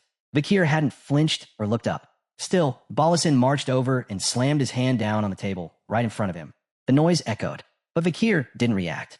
He stayed still, calm as ever. Balasin's eyes flared. So, you're the strongest first year here? Vakir looked down, silent. Balasin's outburst had destroyed his meal, food he had just carefully finished preparing. That alone made Vakir tighten his grip, trying to keep his composure. Balasin leaned over the table, glaring directly at him. The tension in the room shot up. All eyes were locked on the scene. Students frozen, wide-eyed, sensing something was about to explode. With clenched teeth, Balasin repeated his question. You're really the top first year at Colossio? Still, Vakir said nothing, just stared at the floor. Without waiting for a response, Balasin sat down across from him and slammed his elbow on the table. His eyes gleamed with challenge and hate. No mana, just strength. Arm wrestle me. Vakir remained motionless, his face unreadable. Seeing that, Balasin smirked. What's wrong? Scared? It's okay. You can admit it. If you're really the best Colossio's got, I'm not impressed. Bianca, PG, Sinclair, and Tudor all four flared up at once. Their eyes burned with fury as they glared at Balasin. But then someone stepped in. Dollars. She slammed her hands onto the table, her expression sharp. Balasin looked up, surprised. Vakir turned his attention to her, confused for a moment. Everyone suddenly recognized who she was. Dollars Lewin Quo Vadis, president of the student council at Colossio Academy. With a serious tone, she said, no more games. I won't allow any fighting between schools before the tournament begins. Balasin went quiet. His gaze dropped. Dollars continued. This isn't some playground brawl. Get to bed. You'll need the energy. Just then, footsteps echoed through the room. A towering man approached and placed a firm hand on Balasin's shoulder. He looked over at Dollars, grinning. Come on, can't you let them have a little fun? He said. Balasin turned to see who it was and froze, stunned. Red hair, bright eyes, a wide smile. It was him. Dolores stared in disbelief, shocked by his sudden appearance. Across the room, Vakir remained calm, but now he was fully focused. The man was none other than Jurassico Bacaraga. Even the president of boot camp, Kalost, had shown up. That alone stirred confusion in the room. Bacaraga, hands on hips, studied the scene quietly. Balasin put his pride and the honor of our first years on the line, he said, cool and steady. Bacaraga stepped forward, suggesting a duel. He turned to Vakir with a grin. What do you say? He asked. Everyone knows you're the strongest first year in the academy. His eyes sparkled and his grin widened. He clearly wanted Vakir to say yes. But Vakir didn't reply. He just sat quietly, unsure of what to say. Dolores locked eyes with Bacaraga. Calmly but firmly, she said, I get what you're trying to do, but if it's not allowed, it's not allowed. Bacaraga's smile didn't fade. Hands still resting on Balasin's shoulder, he pointed to the side. He's just eager to prove himself, he said. Look for yourself. Balasin, nostrils flaring, looked like a bull ready to charge, burning with the need to arm wrestle Vakir. Nearby, Bianca, Sancho, Tudor, PG, and Sinclair were watching everything unfold. Their eyes burned with fury. They could take insults, but insulting their friend was something else entirely. Bacaraga chuckled. Seems they want to see Vakir show his strength too. The group clenched their fists, eyes locked on Balasin like sharpened blades. Dollars stood frozen, concern clouding her face. She weighed her options. If she used her authority to stop this now, it might shake the morale of the first years before the tournament. But she also had to prioritize their safety. Vakir noticed her hesitation. His eyes narrowed with curiosity. What was she thinking? Then he looked down, slowly raised his head, and locked eyes with Balasin. Bacaraga threw an arm around Balasin's neck, laughing. He's scared of getting hurt, that's all. We'll keep it friendly. Balasin blinked, suddenly unsure. That wasn't what he expected. His eyes darted in confusion. Vakir's mind wandered back to the version of Bacaraga he had known before the regression. Jurassico Bacaraga had been one of humanity's great war heroes. During his days at Boot Camp Kalost, Bacaraga had faced discrimination because of his Suhi heritage. But despite it, he rose through the ranks, taking down upperclassmen and earning the Academy's respect. Vakir had learned one thing from him. Never underestimate the strong, and always fight to earn your place. Dollars stepped away from the table, watching Vakir quietly. Bacaraga and Balasin stood still, waiting for his decision. Vakir stared at the ground, then nodded. He agreed to the arm wrestling match. Bacaraga's grin exploded into laughter. He was so excited, he started coughing mid-laugh. Meanwhile, Balasin panicked. Let me go. he shouted, struggling under Bakaraga's grip. Dolores looked toward Vakir, worry written across her face. Are you sure about this? Vakir rose from his seat, deep in thought. He knew this would draw attention, but getting lost in distractions like this, that wasn't the way. His gaze dropped, then he slowly lifted his hand, pointed not at Balasan, but at Bakaraga. I'll arm wrestle you, he said calmly. Not him. Everyone froze. Confusion washed over the room. Even Balasan blinked in disbelief. His fists clenched, eyes filled with rage. Every jaw in the room dropped, including Dolores. Vakir had just challenged Jurassico Bakaraga. It was clear now, Bakaraga was Vakir's opponent. With a grin, Bakaraga extended his hand. He was all in. Balasan blinked, utterly confused. Fear crept into his eyes. He had no idea what was going on anymore. Vakir's expression hardened, focused, unwavering. That's when Bakaraga realized he wasn't bluffing. Bakaraga's smile grew wider, and he slammed his elbow onto the table. A rush of mana surged around him like a wave. All right, he said, locking eyes with Vakir. Let's do this. Vakir lowered his elbow to the table and reached out. Their hands locked. The room went still. Dollar stepped forward, her voice firm. Simple rules, she said. Clear win, loss, or surrender. That's it. Vakir didn't flinch. His determination radiated. Dollars looked at him, concern flickering in her eyes. If I sense any danger, I'll stop it myself. Both combatants gripped each other's hands tighter. Get ready, Dollars said. Vakir tightened his grip just slightly. Bakaraga's eyes widened. What was that? A smile crept onto Vakir's face. Begin, Dollars called. At once both pushed. Bakaraga started to gain ground, but Vakir wasn't backing down. He dug in, refusing to lose. The students erupted in cheers. One of Balasan's friends stroked his chin, stunned. He'd expected Vakir to fold instantly. But somehow, that body of his was holding up against Bakaraga. Another stared in disbelief. There's no way, he muttered. Bakaraga is not going full force. He must be holding back so he doesn't shatter Vakir's arm. Balasan, fists clenched, shouted at the top of his lungs. Don't hold back, Bakaraga. PG threw his hands over his head, eyes wide. Is he going to be okay? Sinclair watched, her eyes filled with a mix of worry and awe. Tudor was stunned. He'd sensed Vakir was powerful, especially during his match with Nefali. But this? Holding his own against Bakaraga? Even Sancho looked shaken. How strong is this guy? He muttered. Tudor leaned in closer, watching carefully. If Bakaraga is not holding back, he said, then Vakir might actually win this. The tension at the table climbed. Bakaraga gritted his teeth. He wasn't about to let this go. His hand trembled, shaking under the strain. He stared at Vakir, struggling to understand. This strength, he thought. Where is it coming from? He had planned to take it easy. Control the force. Keep it clean. But the moment he gripped Vakir's hand, everything changed. In his mind, he pictured Vakir's muscles wrapped in mana. The tension running from his shoulders down through his triceps. The perfect grip angle. His hand seemed designed to amplify the force of his forearm. Bakaraga realized something important. While he might outweigh Vakir, the boy's technique was in a league of its own. It felt like trying to drag a mountain. A rocky, immovable mountain. It felt like trying to drag a mountain, a massive, unmovable, rocky peak. Bakaraga's face dripped with sweat, yet he smiled. The way Vakir used his strength, it was like watching a seasoned warrior. Someone who'd seen it all. Bakaraga thought, he's as experienced as my own father. But how? He couldn't help but wonder, who is this guy? Vakir stared at the floor, then quietly spoke in Bakaraga's native tongue. I'm a hunting ground. Bakaraga froze. His eyes widened in shock. Vakir lifted his gaze, eyes glowing. The hunting ground of Balak. And just like that, the warm-up was over. Vakir surged with full power, slamming Bakaraga's arm to the table with such force that smoke burst from the impact. Bakaraga gritted his teeth. Dollars covered her face, stunned. Dust and wind whipped around them. Nobody could see a thing. Then the dust cleared. The table was split. Vakir was lying on the ground. Bakaraga was still on his feet. Gasps spread across the room. No one knew who had won. Bakaraga blinked and stared at his hand in confusion. He was about to speak when Vakir, seated on the ground, calmly declared, I lost. Cheers erupted. Students clapped and hollered for Vakir, for how long he held out, and how he dared to go head-to-head with someone like Bakaraga. Bakaraga clenched his fist. He knew the truth. Vakir had let him win. He stepped toward him. Vakir looked up, eyes glowing with silent resolve. They clasped hands. In the language of the forest tribes, Bakaraga said, You are the pride of the deep woods. A smile tugged at his lips. I'll never forget you. He raised Vakir's arm into the air for all to see. This strength for him to endure my power. It's no small thing. Vakir said nothing, just stood silently. Sancho's eyes sparkled. and a grin stretched across his face. This is what friendship between men looks like. Tutor folded his arms, grinning. Bakuraga's the real deal. A man's man. PG's fist clenched, heart pounding. I can't wait for the tournament to begin.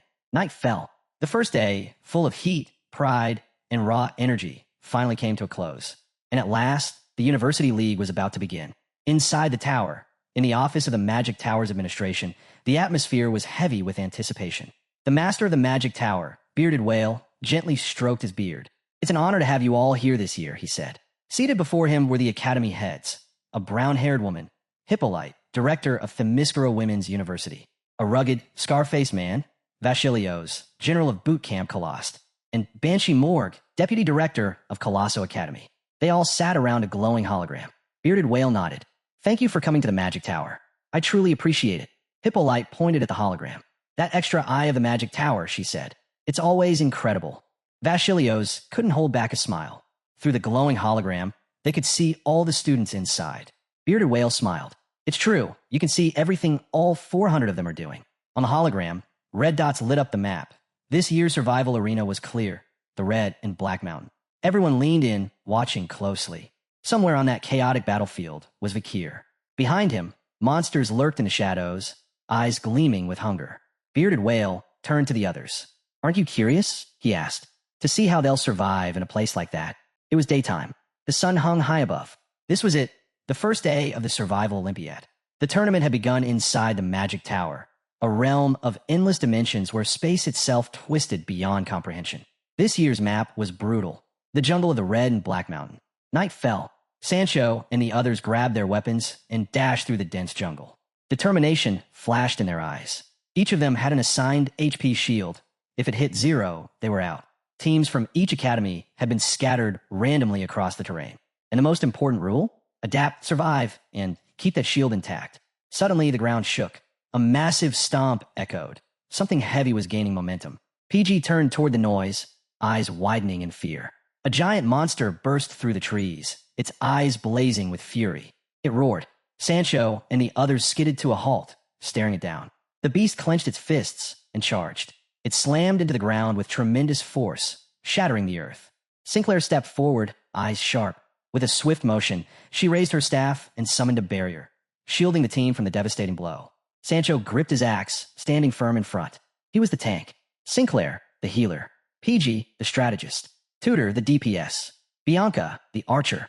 One of the game's survival rules allowed teams to flee from magical beasts or hunt them down for points. PG turned to Tutor, serious. We hold its attention until the next strike. Sancho, when your shield's down, pull back and guard Sinclair and Bianca. Tutor gave a sharp nod. PG looked to Sinclair and Bianca. When we distract it, go for the vital points. Sinclair tightened her grip on her staff. Bianca readied her bow. Both nodded in sync. The monster let out a furious howl and charged again. They sprinted forward, ready to face it head-on. The beast lunged, fists swinging wildly. Tutor jumped, dodging to the side as its fist crashed into stone. PG ducked and rolled, narrowly avoiding a blow. The monster roared in rage, striking the ground with relentless fury. But in that chaos, Sinclair saw the opening. She extended her hands, casting a buff on Bianca. Bianca rose to her feet, bow drawn, eyes locked on a monster's weak points. Sancho stepped forward again, shielding them from harm. Seconds ticked by. Bianca still hadn't loosed her arrow. Tutor glanced at her, confused. Sinclair gripped her staff tighter, closed her eyes, and focused. A magical charge rippled around her. Bianca's eyes lit up. She was aiming, fully focused, pouring all her energy into the arrow's tip. Almost ready, she murmured. Then she fired. The arrow blazed through the air and struck the monster hard, punching through its body. The beast staggered, groaned, and finally collapsed lifeless. PG spun around, eyes wide in shock. That monster had been dangerously close. Tutor stared at the corpse, eyebrows raised. Did she delay on purpose? Bianca placed her hands on her hips and tilted her head. Tisish probably shouldn't have wasted the effort saving you, she muttered smugly. Next time, I might shoot even later. But when she opened her eyes, her confidence faltered. She saw Sinclair and Sancho's expressions, pure panic. Run, they shouted at Tutor and PG. Tutor and PG turned, puzzled, then froze. A massive burst of fire was racing toward them. It hit. Flames exploded, engulfing the area in a thunderous blast. Through the smoke, a hand stretched forward, its owner seething with rage. Insects, he sneered. It was Philippus, surrounded by roaring fire. His expression oozed arrogance. Colossio Academy students thinking they rank above the magic tower. His current HP, 83. This survival tournament didn't just count beasts as targets. People could add to your points, too. Elsewhere in the jungle, Grenouille stumbled forward, sweating, exhausted. His HP, 77. Wiping his face with his sleeve, he groaned. Just walking here sapped his strength. What kind of nightmare jungle is this? He looked around, irritated. Where the hell is everyone? Images of Vakir and the Baskerville triplets flashed through his mind. Grenouille's eye twitched in frustration. They probably ran off without a plan, idiots. Maybe they've already been knocked out and teleported away. He gritted his teeth, thinking back to the train car. If I hadn't let my guard down, I'd have taught them a real lesson. Then a strange scent wafted through the air. His stomach growled. He blushed, surprised by how hungry he was. Food. He wiped the drool from his chin and followed the smell with a grin. Who makes food in the middle of a monster-filled jungle? He mumbled. Might as well put up a sign that says, "Free meal. Come get me." In the distance, he spotted a campfire. Jackpot. He took a step closer. Snap. Grenouille's eyes shot down. Too late. A rope sprang up, wrapped around his ankle, and yanked him into the air.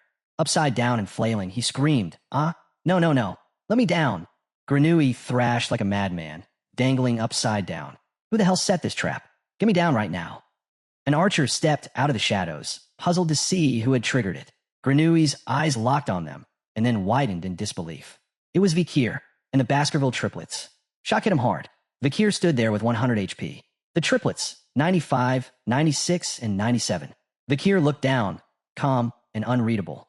The triplets, arms crossed, stared at Grenouille with disdain. For Grenouille, this was pure humiliation. They disabled the trap and let him down. He dusted himself off and awkwardly sat by the bonfire with them, forcing a smile. While the triplets stayed quiet, they began roasting meat over the fire. Grenouille's eyes wandered. He noticed the tent. His mind buzzed. Food? A campfire? A tent?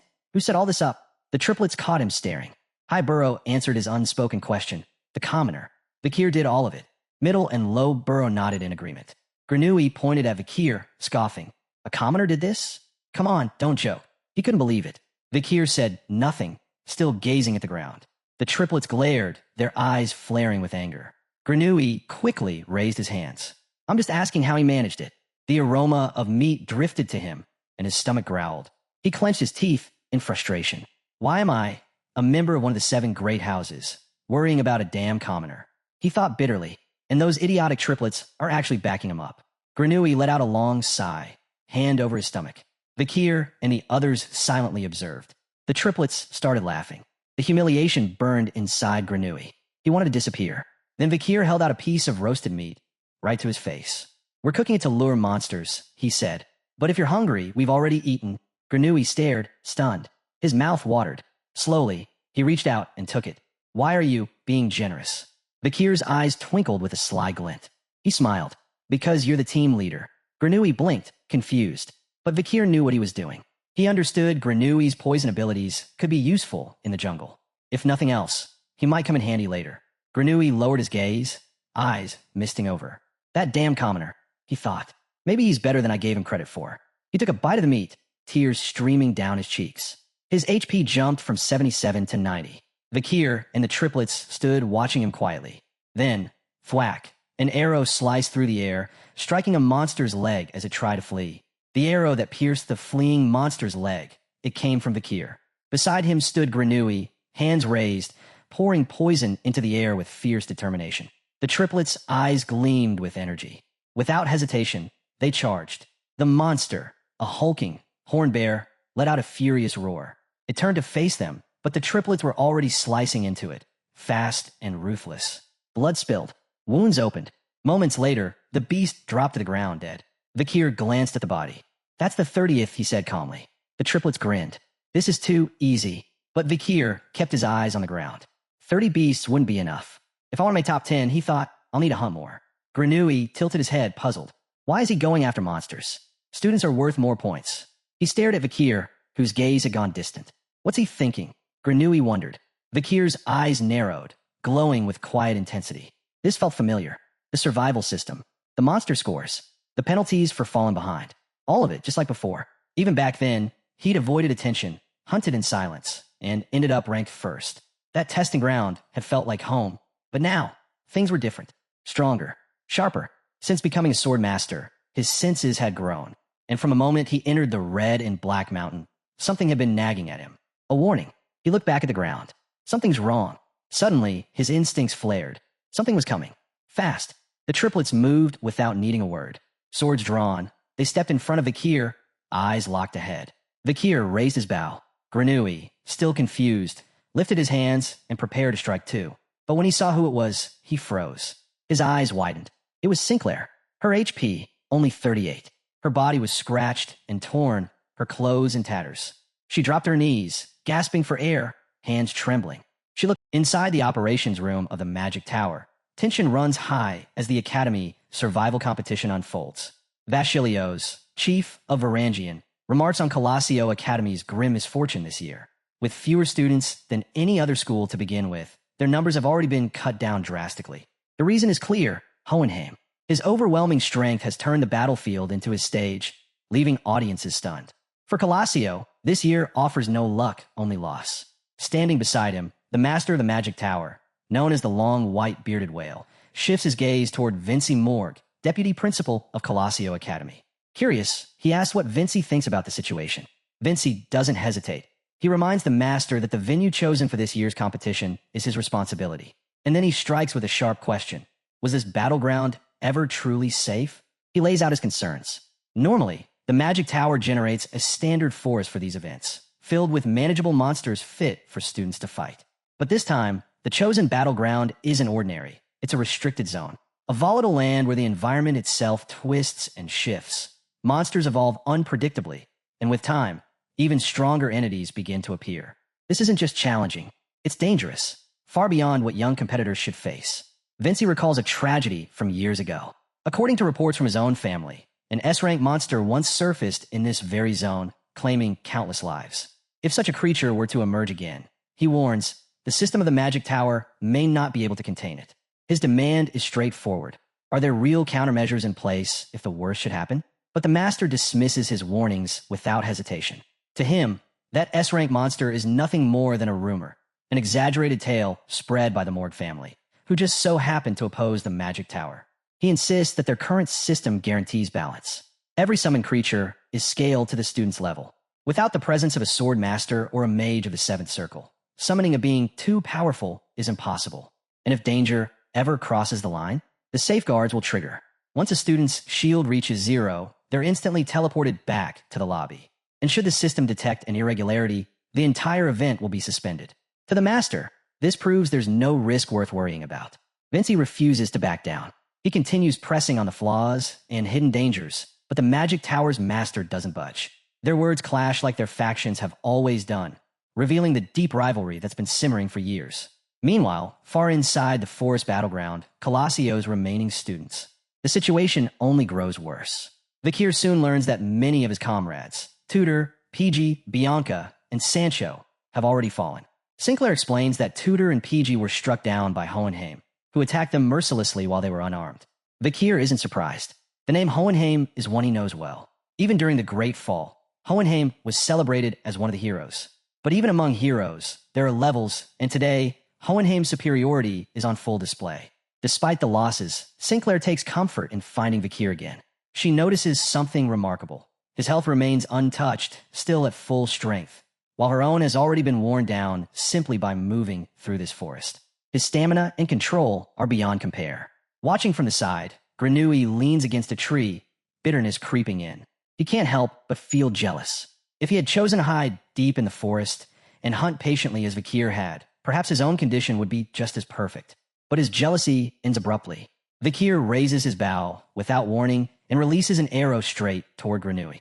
Frozen in shock, Grenouille thinks for a split second that he's the target, until the arrow strikes true, revealing the hidden threat behind him.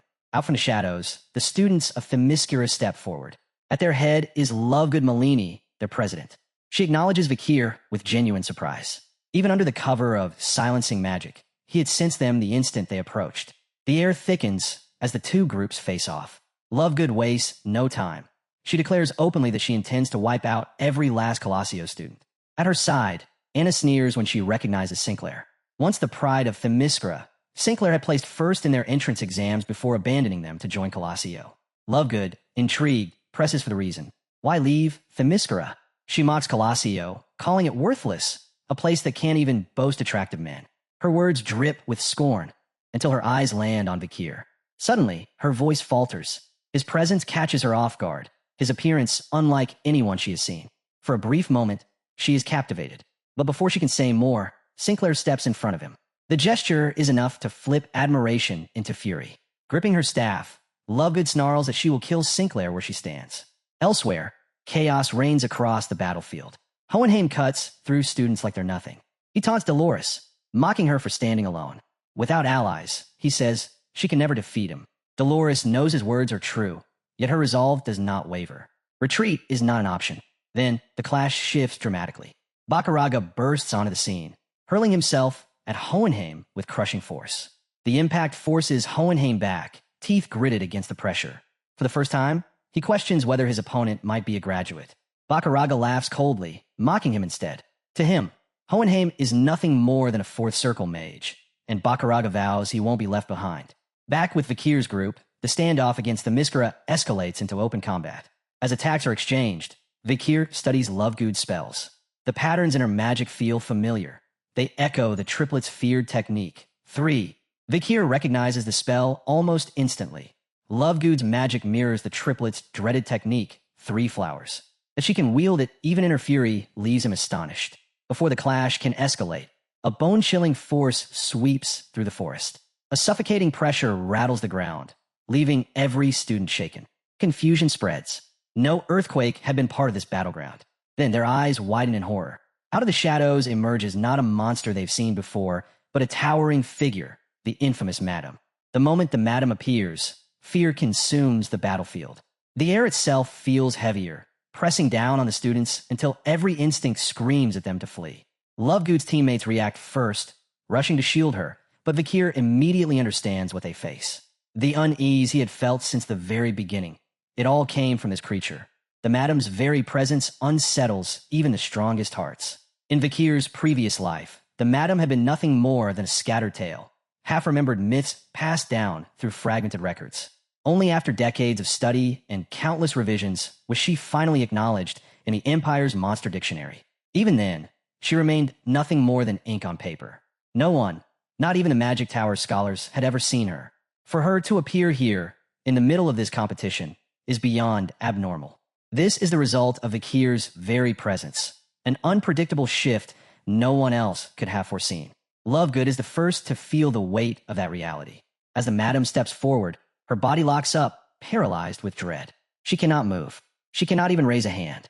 The strike would have ended her instantly, had Anna not thrown herself into the path. Anna's shield takes the blow, but the sheer force tears through her defense, crushing her to the ground. She collapses, unconscious, without even realizing how badly she's been hurt. Granui, watching from the sidelines, trembles uncontrollably as the Madam passes him by. The reaction makes it clear. Ordinary students are powerless before such a presence. Vakir studies her movements. The Madam is not roaming aimlessly. She is heading straight toward the densest gatherings of students. The realization unsettles him deeply. Something of this magnitude should never have been allowed inside the competition. How could the management team fail to stop this? Back in the operations room of the Magic Tower, Vinci Mord's composure finally breaks. He grabs the master of the tower by the collar, shouting for the event to be stopped immediately. But the master only responds with chilling calm. Intervention, he explains, is no longer possible. When the system of the tower encounters an entity beyond its control, it collapses into overload.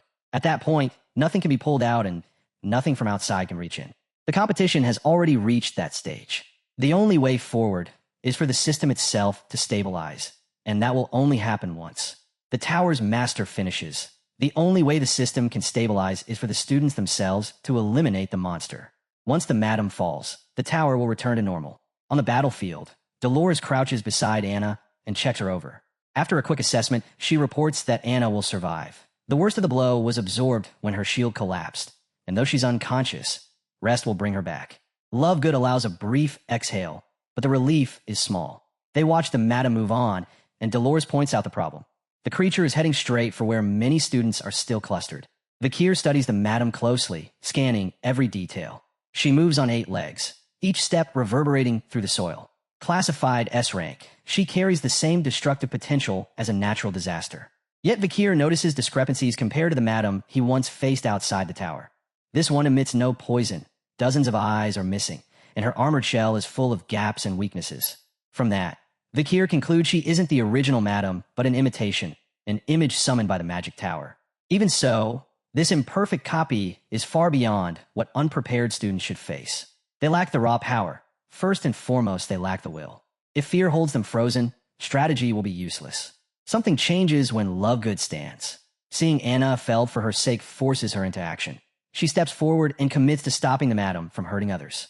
Her move prompts others to join. Bakaraga pushes ahead, setting aside pride to assist. Dolores moves in as well. 3 now prepare to act. They know their combined force won't be enough. Bakaraga admits bluntly that Hohenheim's strength will be necessary and calls for him to come. Hohenheim grumbles at the idea of cooperation, but accepts temporary truce for a single purpose, to save the tower system. Vakir watches their choices and revises his earlier estimate. He had expected fear and retreat, but these students, those who once stood at the front lines during the collapse, moved to hold the line. He reaches out to the triplets, telling them he will explain an attack method for the madam and that they must relay it to the others immediately. The plan must spread fast. Every student who can stand must know how to strike the imitation down. The madam presses forward, her sheer presence crushing the will of weaker students. Fear spreads like wildfire wherever she moves. At one point, she looms over a young girl, ready to crush her beneath her massive weight, until Hohenheim launches a blazing torrent of fire magic. The flames roar brilliantly, striking her body in full. By all logic, an insect-type monster should falter against fire. Yet the madam remains unmoved. The attack does nothing. As expected, fire alone will not bring her down. Hohenheim refuses to relent. Spell after spell erupts from his hands, waves of flame flooding the battlefield. But no matter how fierce the blaze, the madam's armored body remains untouched. Each failure chips away at his confidence. Fire had always been his most reliable weapon against insect monsters, yet here it fails entirely. Even so, retreat is not in his nature. He presses on. One of the triplets watches closely, then steps forward. Calmly, he explains that ordinary fire will never work. Only hellfire, the true consuming flame that burns beyond the physical, could pierce her defense. The madam's exoskeleton is far too thick, a natural fortress meant to endure nearly anything. He points out her legs as slightly weaker, but warns against cutting them. When severed, she multiplies, splitting into more of herself. Instead, the real key lies in the cracks already lining her armor. Small, nearly invisible, but exploitable. If Hohenheim keeps her occupied with fire, the others can strike directly at those weak points. Hohenheim narrows his eyes. The plan is sound, but the knowledge behind it is troubling. How does this boy know so much? Even the Magic Tower's archives never describe the madam in such detail. He demands an answer. The triplet freezes, recalling Vakir's warning. The source of their knowledge must remain hidden. Quickly, he fabricates a response. He once faced a creature similar to the madam, and learned through painful experience. Skeptical, but unwilling to waste time, Hohenheim drops the issue. He accepts the strategy and unleashes another barrage of fire, determined to keep the madam's attention fixed on him. Still, he warns that his mana won't last forever. At that moment, Lovegood charges forward. Staff raised, she channels her energy into a single strike that slams into the madam's body. The blow reverberates with a thunderous sound, forcing the monster to stumble under the pressure. For the first time, the madam falters. Lovegood calls out to the others, urging them to act while the chance remains. This is the moment Lovegood cries out. Hesitate, and it's gone. Bakaraga, Dolores, Sinclair, the triplets, and countless others surge forward together. Their attacks rain down in unison, weapons and spells colliding against the madam's massive form. The combined onslaught drives her back, step by step, until her footing gives way. With a thunderous crash, the beast tumbles over the cliff's edge, vanishing into the thick smoke that rises from below. For a heartbeat, silence takes hold. All eyes fix on the smoke, waiting, straining to believe it might be over. Bakaraga grips his sword tightly, replaying the moment when his blade cut into her body. The sensation had been real, solid. Could be possible, had they done it? But hope is fleeting. The ground trembles, and from the depths, she climbs again. The madam's colossal frame reemerges with dreadful ease, towering higher than before, utterly unharmed. The sight crushes their brief optimism, leaving them stunned, unable to speak. Then, fury erupts.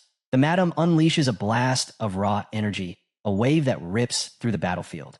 The students stagger under its weight, teeth clenched, bodies straining to withstand it. Yet none fall. Not this time. The triplets remember Vakir's words.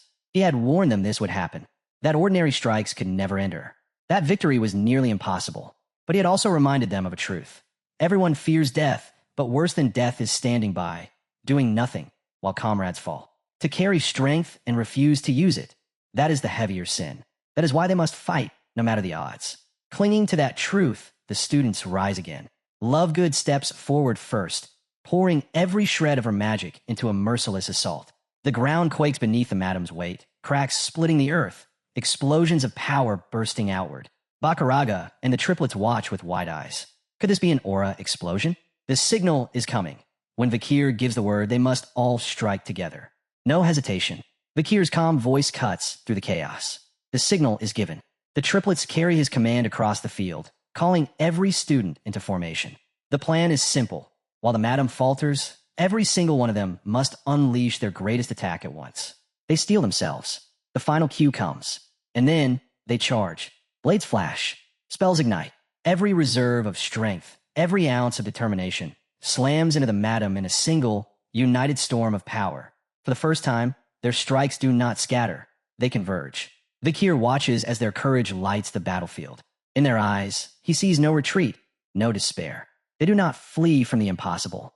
They rush headlong into it, steady and unshaken. Their hearts burn steady, watching them charge without hesitation. Vakir realizes the truth. They are destined to become real heroes one day. Gripping his bow, he decides to act. The path to heroism must be theirs to walk, but what he can give them are the chances to fight with purpose. He draws an arrow, steady and precise, and releases it. The shot tears through the air, striking the madam with devastating force. The impact rattles even the bravest students as they watch the monster stagger under the combined storm of courage and strategy. Every student bears witness as Vakir's arrow finds its mark. The calamitous madam collapses. Her monstrous reign ended in that single instant. The moment she falls, the tower's chaotic systems stabilize at once.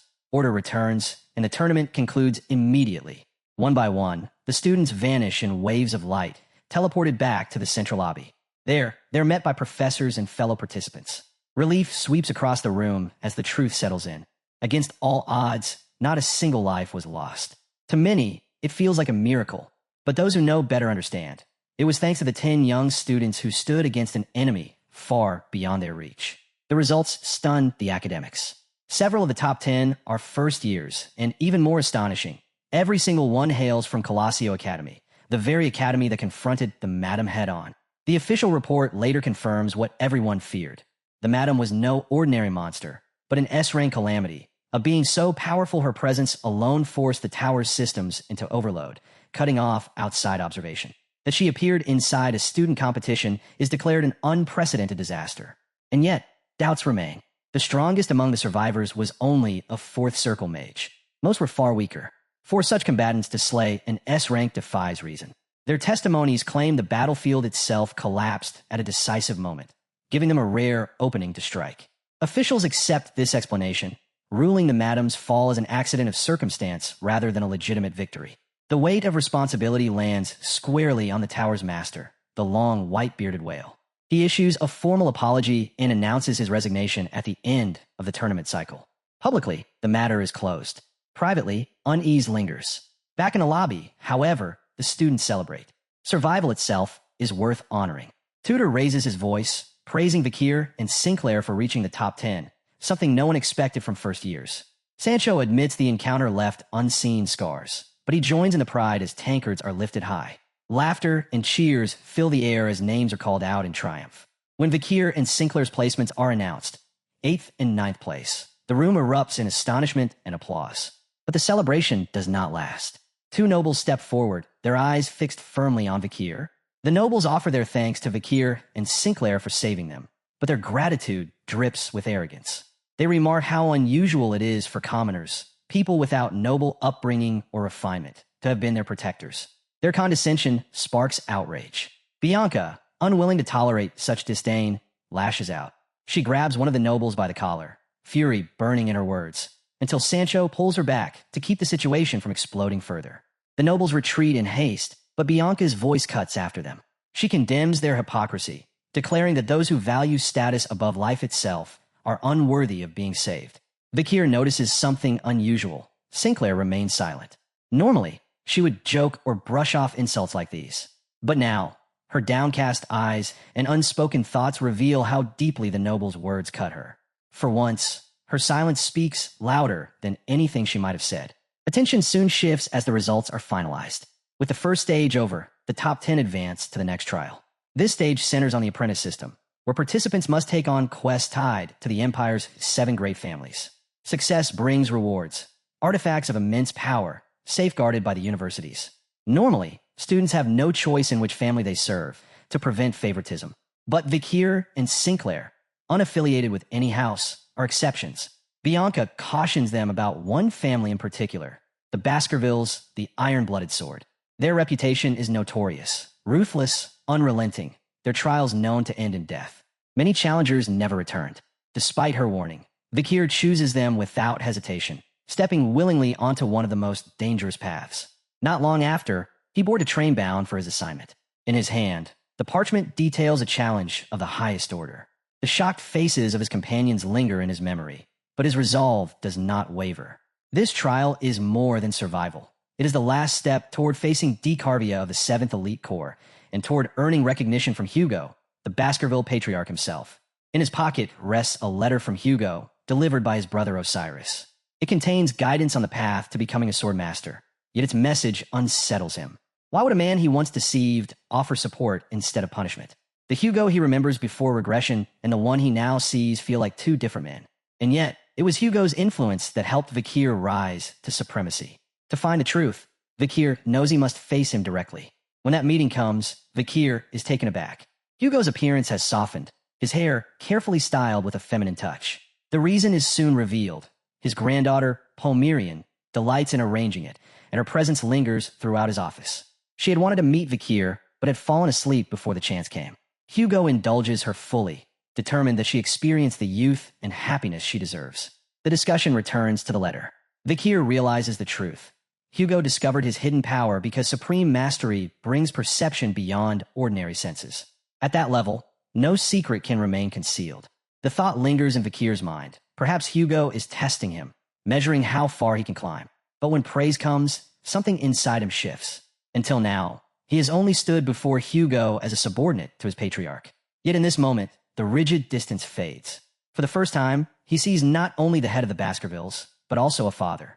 And that, he realizes, is a good thing. Then Hugo speaks words that change everything. He names Vakir as senator, an appointment that shakes him to the core. Within the Baskerville clan, a senator's rank stands equal to the 7 great pillars, second only to Hugo himself and the vice-patriarch. In all the family's long history, few have reached such heights. When Hugo adds that Vakir is the youngest senator in 100 years, the enormity of the moment settles over him. Vakir accepts with quiet gratitude, vowing to fulfill the role with everything he has. This is not just a title. A senator carries real power, the authority to appoint aides freely, to shape influence within the clan. Though Vakir never sought authority for its own sake, he cannot ignore the paths this position opens before him.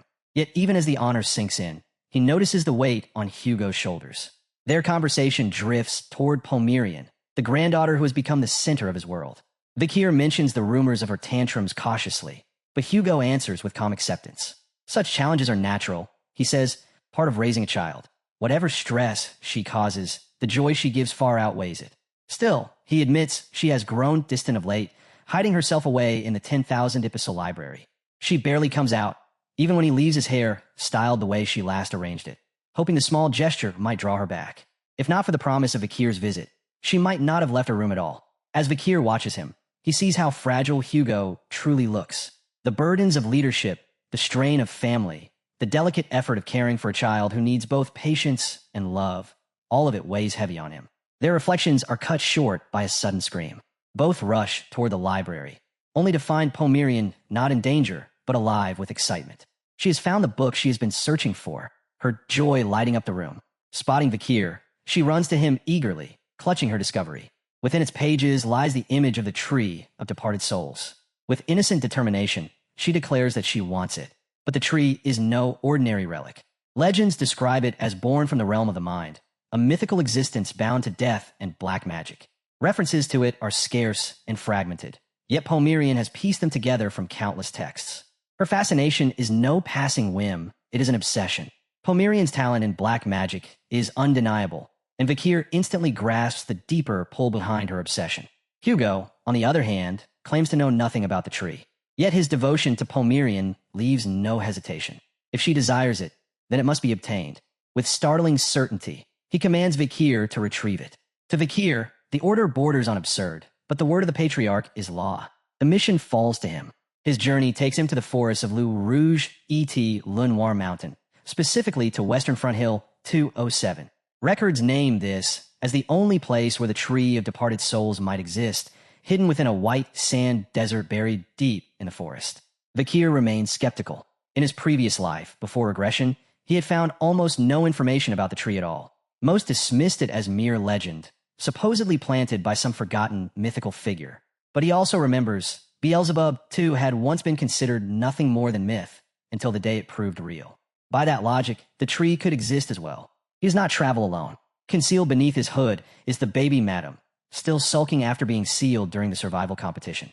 Vakir had bound her within a ring barrier when her reckless actions endangered others. Though the decision was necessary, her resentment lingers. He continues to scold her, though inwardly he admits much of the chaos was born from his own choices. His path leads into the Malater Salt Desert. The moment he steps onto the white sands, he feels it, the curse of this place. The ground itself drains moisture from flesh, a blight said to have been born from the tears of a fallen evil god. Everything that enters this land, man or beast, shrivels into brittle husks. The desert is littered with mummified remains, silent monuments to its cruelty. Little wonder no one speaks of seeking the tree of departed souls. Few would ever dare to cross this graveyard. But Vakir does not hesitate. Drawing his hood lower, he trusts in the gifts that protect him, the blessing of the river Styx and the regenerative power of the swamp marsh salamander. Where others would wither, he endures. Step by step, he advances deeper into the wasteland. 2 hours pass. The desert gnaws at him, draining strength despite his protections. Fatigue sets in, and a gnawing doubt begins to take hold. Could he have been a fool to trust the words of a book? The endless dunes stretch without end, and the thought of wandering forever claws at his mind. Then the desert itself rises against him. Without warning, a monstrous sandstorm manifests before his eyes. No wind heralded it. No shifting sky gave warning. It appears like a curse given form. Beneath his hood, the baby madam trembles, terrified. Vakir understands the truth immediately. To step into this storm unprepared is certain death. The sand would strip flesh from bone, grind life into dust, and leave nothing behind. He steels himself. There's only one path forward. To survive, he must meet the storm with a force greater than. His fury ignites. Channeling the martial art passed down through his clan, he unleashes the 7th form of the Baskervilles. Power surges outward, colliding head-on with a raging storm. The impact splits the desert apart, wind and sand scattering like shattered glass. Thunderous echoes fade into silence, leaving only the harsh rasp of Vakir's breath, his chest burning from the strain. From beneath his hood, the baby madam cautiously peeks out, still trembling. Vakir tells her it's over, that the storm has passed. Yet her gaze does not rise to the sky. Wide-eyed, she stares only ahead. Vakir follows her line of sight. There, blocking his path, looms a colossal figure. Lifeless, unmoving, yet more terrifying than the storm itself. A monstrous corpse, frozen in eternal silence, like a nightmare carved into reality. Before Vakir lies the fallen husk of the basilisk, the Sand River Dragon. Inside his hood, the baby madam quivers, though Vakir reassures her. The beast is dead. It can harm no one now. But even so, the sight chills him to the core. The basilisk was feared as one of the 3 great disasters of the outer world before its collapse. A creature so elusive it revealed itself only by choice, leaving no trace otherwise. To Vakir, it had been a force of nature, an unstoppable calamity. To now see it lying dead and broken feels almost unreal. This was a monster whose regenerative abilities surpassed even that of the swamp marsh salamander, making it nearly immortal. Yet something here ended its existence with brutal finality. The thought gnaws at Vakir. If this S-rank terror could be slain, then a power even greater must dwell in these lands. The very desert reeks of danger. The air twists unnaturally, saturated with space-time magic stronger than even the Magic Tower's enchantments or Andromalius's impregnable barrier. The weight of the presence pressing against Vakir is suffocating. And then he sees it, a tower, rising black and sharp against the endless salt dunes. He knows at once what waits inside. The tree of departed souls, the object of Pomerian's obsession, the core of Hogu's command. Resolute, he steps forward. The massive door groans open, releasing a surge of negative energy that slams into him, crushing his body and spirit alike. Dimensional, corrosive, terrifying, and yet, unmistakably, this is the place he has sought. The baby madam peeks from his hood, but recoils instantly, overwhelmed by the sinister air saturating the tower. Deeper he walks, the more the weight grows. The chamber before him mirrors the cradle of swords, but in reverse. Here, blades do not thrust downward into the earth. Instead, they are driven upward, all of them stabbing defiantly toward the heavens. The eerie resemblance to his own Baskerville heritage unsettles Vakir. Could this place be connected to his bloodline? Vakir's footsteps carry him into a vast hall. At its center rises the tree of departed souls, its roots anchored deep, its presence radiating a ghostly force unlike anything he has ever felt. Before it sits a lone figure upon a throne, clad in knight's armor, regal in posture, yet lifeless. No mana, no breath, nothing but an empty shell. The weight of his presence, however, has not faded. Vakir glances back in his mind to the slain basilisk outside. Could this knight have been its executioner? The thought lingers, but he sets it aside. His task comes first. Answers can wait. Hugo will provide them later if needed. Vakir steps forward, hand outstretched to claim the tree. Suddenly, flames roar to life along the sconces of the chamber, bathing the hall in a sinister glow. The sudden flare drives the baby madam deeper into the safety of his hood. And then, the knight stirs. Slowly, his armored body rises from the throne. He says nothing, yet his movement speaks enough. Vakir had expected resistance. He is neither startled nor disappointed. The knight's massive sword cleaves down with a thunderous swing. Vakir darts aside, narrowly escaping. The blade comes again and again, each strike heavy, direct, and relentless, yet lacking refinement. To Vakir's eyes, the pattern is mechanical, the body hollow, a puppet running through empty drills. Disappointed, Vakir draws his bow. If this husk is all that stands between him and the tree, he will end it in a single strike. He steadies his aim, releases. But the knight twists. With a swift motion, he deflects the arrow using the first technique of Baskerville, the very foundation of Vakir's clan. Vakir's eyes widen. This lifeless husk just executed the signature technique of his family with flawless precision. And it doesn't end there. The knight closes in, sword arcs flowing seamlessly into the 7th and 8th techniques of Baskerville. Movements that few warriors alive could master, wielded here with lethal grace. Each strike splits stone, the floor cracking beneath the weight of his blade. The sheer force of his swordplay drives Vakir back step by step, every swing steeped in the aura of his own lineage. Vakir strains against the storm. His muscles ache, his lungs burn, but the greater burden is the weight of realization. This knight does not fight as a mere phantom. He fights as though he carries the very legacy of Baskerville within him. The question claws at Vakir's mind with every exchange. Who is this knight? How does he wield the techniques of my bloodline with such mastery? Then the knight's eyes blaze with a hellish crimson. His voice thunders the truth at last. He is the undertaker of the grave of swords. Vakir pictured a sword within his mind. The Baskerville style wasn't just about slashing or stabbing. It tore flesh and shattered bone, striking with the ferocity of a beast. And just now, the knight's blow had nearly ripped his shoulder apart. Clutching the wound, Vakir let out a cry of pain.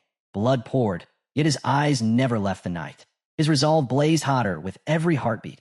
He would not fall here. Only now did he realize why his wounds looked so dreadful. The knight had used nothing more than the 8th technique. The difference in their mastery wasn't large, but the impact was devastating.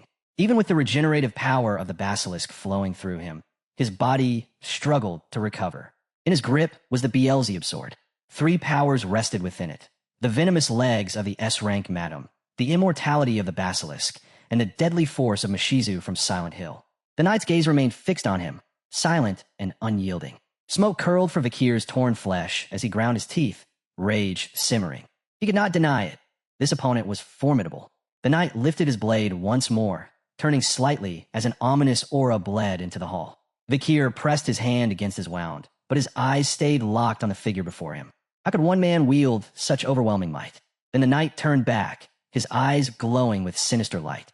He was no ordinary foe. He came from an age of chaos, when noble houses ruled as sovereign kingdoms. Among them stood a single man, the mightiest of the seven counts, one who had raised House Baskerville to its peak, only to vanish after a life consumed by the pursuit of strength. Cane Corso Labaskerville. Vakir staggered to his feet, chest heaving. Are you Cane Corso Labaskerville? The wind whispered through the hall. The knight gave a silent nod.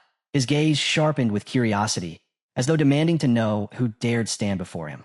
Vakir's wound closed slowly, his expression unshaken, forged in steel. Vakir Van Baskerville. For a moment, Cane Corso faltered, blinking in surprise. Vakir understood.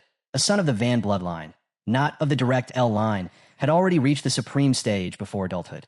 Fighting back his frustration, he lowered his gaze and remained silent. But Cane Corso's eyes had already seen what he carried. The Beelzebub sword, a relic long thought lost. He had also noticed Vakir's unnatural regeneration, his body knitting itself together even after enduring the eighth technique. With quiet recognition, Cane acknowledged the boy's strength. Yet Vakir's stare hardened. To him, the remarkable one was not himself, but Cane Corso. At first, he hadn't even been able to grasp the essence of the eighth technique. Now, Cane began to move. Step by step, his body exuded a crushing aura that weighed upon the hall. Vakir braced himself. The true battle was only beginning. Vakir realized the truth. Until the knight revealed himself, even his sharpened senses had failed to detect a single trace of Cane's life force. Now, the aura pouring out of him felt like it was peeling his very skin away. Flashes burned in Vakir's mind. Cane unleashing the eighth technique, a force so immense he could never withstand it. In that instant, the conclusion was undeniable. Defeating this man was impossible. Still gripping his bleeding wound, Vakir steadied himself and observed Cane closely. This was the very founder of the lurking ambusher technique. Just how deep did his strength truly run? Cane lifted his sword in both hands, his grip iron tight. Then, with a brutal strike, he drove the blade into the ground, splitting stone apart. Dust and debris exploded outward as the crushing weight of his presence grew heavier still. Slowly, he began unwinding the bandages wrapped around his face. His gaze lowered, and in a voice heavy with memory, he spoke. To reach the seventh technique, he had embraced a storm of clashing emotions. Vakir's eyes widened, his body trembling. What he saw defied belief. The final strip of cloth fell away. The air turned sharp with tension. Half his face was burned beyond recognition, parts of his skull exposed. A living testament to unending battle. His eyes burned with unshakable resolve as he revealed the truth. It was during his clash with a basilisk, standing at the precipice of death, that he had mastered the eighth technique. Later, within the tower, faced with death once again, he broke beyond that limit. He had stepped across the final threshold. Cane had reached the ninth level of swordsmanship, the peak of the Swordmaster. But unlike others, he had gone even further. In his pursuit of strength, he had embraced death itself. He had become a death knight. Once, he was a noble warrior driven by will and power. Now, he was a being consumed by the abyss. From the shadows beyond death, he drew endless mana, a flow that would remain until his body disintegrated and his soul was erased. His size, his rank, his very origin, completely beyond measure. Vakir's throat tightened. Terror unlike anything before gripped him. This was the ninth form, the absolute peak of swordsmanship. Cane remained silent, watching him without expression, a man who had accepted death itself to perfect his blade. At last, he lowered his gaze and spoke again. The lurking ambusher, he admitted, was not his own creation. He had discovered it in an ancient text. Then, extending his hand, he revealed something more. He had never crossed into the 10th form. To reach that stage, one had to die completely and be reborn anew. Though Cane had indeed fallen once, he had never returned to life. From the hollow of his skull, strange energy seeped outward, clinging to him like a shadow. His eyes softened, and he confessed, as a Death Knights could never know resurrection. Once bound to that state, release was impossible. And so Cane had remained here, chained to this place, unable to leave. Vakir's expression tightened, bewilderment flashing across his face. How could someone of Cane's caliber be imprisoned here? What kind of place was this? Who had the strength to seal him? The torchlight flickered against the stone walls as Cane lowered his gaze, lost in thought. Then he admitted what Vakir had long suspected. He knew nothing. And that was to be expected. None alive beyond these walls had knowledge of this place. But then Cane's tone shifted, heavy with sorrow. He revealed the truth. This was the tomb of the stab blade. The place where the life and death of the first Baskerville had been eternally entwined. Vakir's breath grew heavy as he listened, silent and still. Kane explained further. The cradle that gave birth to the very first Baskerville had been called the Cradle of the Stab Blade. Here, that same ancestor had met his end. This tomb was both beginning and end, a place where fate guided chosen heirs to uncover the truth of the sword. Only a true Baskerville could meet death within these walls. And the fact that Vakir had arrived here was no accident. Destiny itself had led him. Vakir's chest constricted. His mind churned with confusion. Questions colliding in a storm he couldn't sort through. Fixing his gaze on Kane, he demanded clarity. Kane's eyes grew distant. He spoke of chains, of being bound to the throne, shackled by the tower itself. The Grave of Blades had cursed him with a role, eternal guardian, forever welcoming the one destined to come. The moment sunlight pierced the doorway and Vakir stepped inside, Kane understood. This boy was the one chosen by fate. As guardian, he was bound to guide the true heir toward the 10th style. He had waited through endless years for one bearing the Baskervilles' true bloodline. Only such a person could end his existence, an existence where even death had abandoned him. By now, Vakir's wound had fully closed. With calm resolve, he asked if Kane truly believed him to be that heir. Kane rested both hands on the pommel of his sword, his eyes steady, his voice unwavering. He declared that Vakir carried the potential to reach the pinnacle of Baskerville's 10 forms. But that path demanded battle. Vakir must fight him, must taste death itself, and surpass it. Kane pulled his sword free from the earth. Its blade flared with deadly light as he proclaimed. Vakir would not leave this place until their battle was decided. Kane would kill him, and Vakir, in turn, must kill him by attaining the 10th form. That was the fate decreed by the tower. But Vakir only smirked, his eyes hard with resolve. Raising his blade, he rejected the very idea. To him, fate was meaningless. The only thing worth believing in was his own will. Power surged from his body. Adopting a fierce stance, Vakir promised to cut Kane. Vakir swore he would cut Kane down with everything he had and walk out of this place alive. Kane stood silent, unmoving, but his acceptance of the challenge was clear. The duel was set. Grinding his teeth, Vakir launched forward. In an instant, he was at Kane's front. The Death Knight's eyes widened ever so slightly, startled by the sudden leap in speed and skill. Could this boy truly believe he could defy destiny itself? Kane's face hardened. Without hesitation, he raised his blade and struck. The sword whipped upward in a brutal arc, slamming into Vakir's jaw before he could even draw a proper breath. Pain shot through him.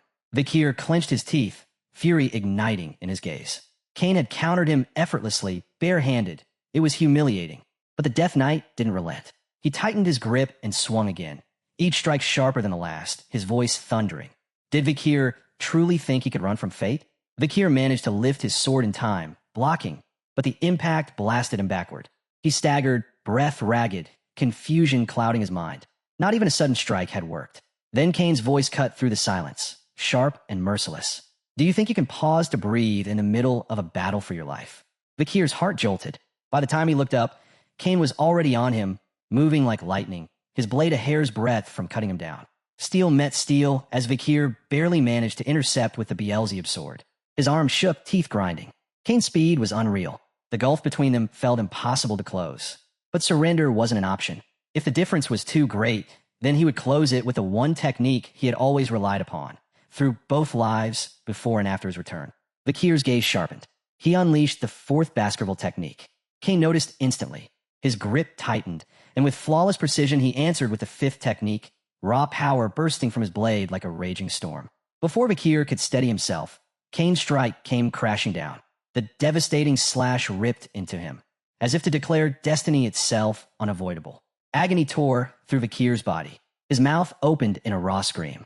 Yet even in torment, he refused to bow. His eyes shone with defiance as he lunged forward again, pouring every ounce of mana into his blade. His gaze locked on Kane. This time, he would wield the 6th Baskerville technique. But Kane didn't dodge. He didn't step back. Instead, he charged straight in, his sword drawn to release the 7th technique. The clash was catastrophic. Vakir's strike never even reached completion. Kane's blade pierced clean through his chest, surging with mana like a spear. The impact hurled him across the chamber. He slammed against the statue of his sword, blood bursting from his wounds as he collapsed, choking and gasping for air. Nothing worked.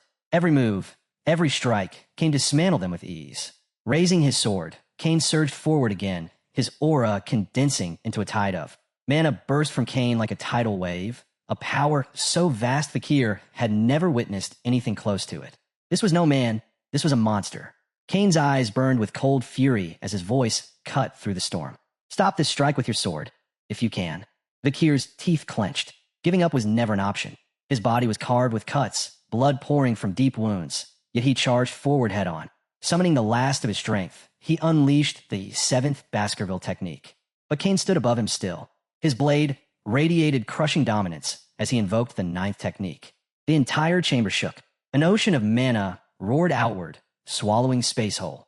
His slash cut through the air with flawless precision, its sheer weight tearing reality itself.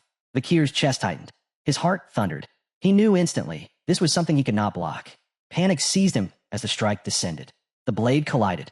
His eyes widened in horror as Kane's mana surged into him, tearing through his body from the inside out.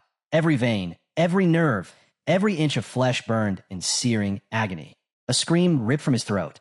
Sunlight spilled through the chamber as his body collapsed to its knees, trembling beneath the weight of the strike. Kane stood motionless, watching in silence as his opponent withered.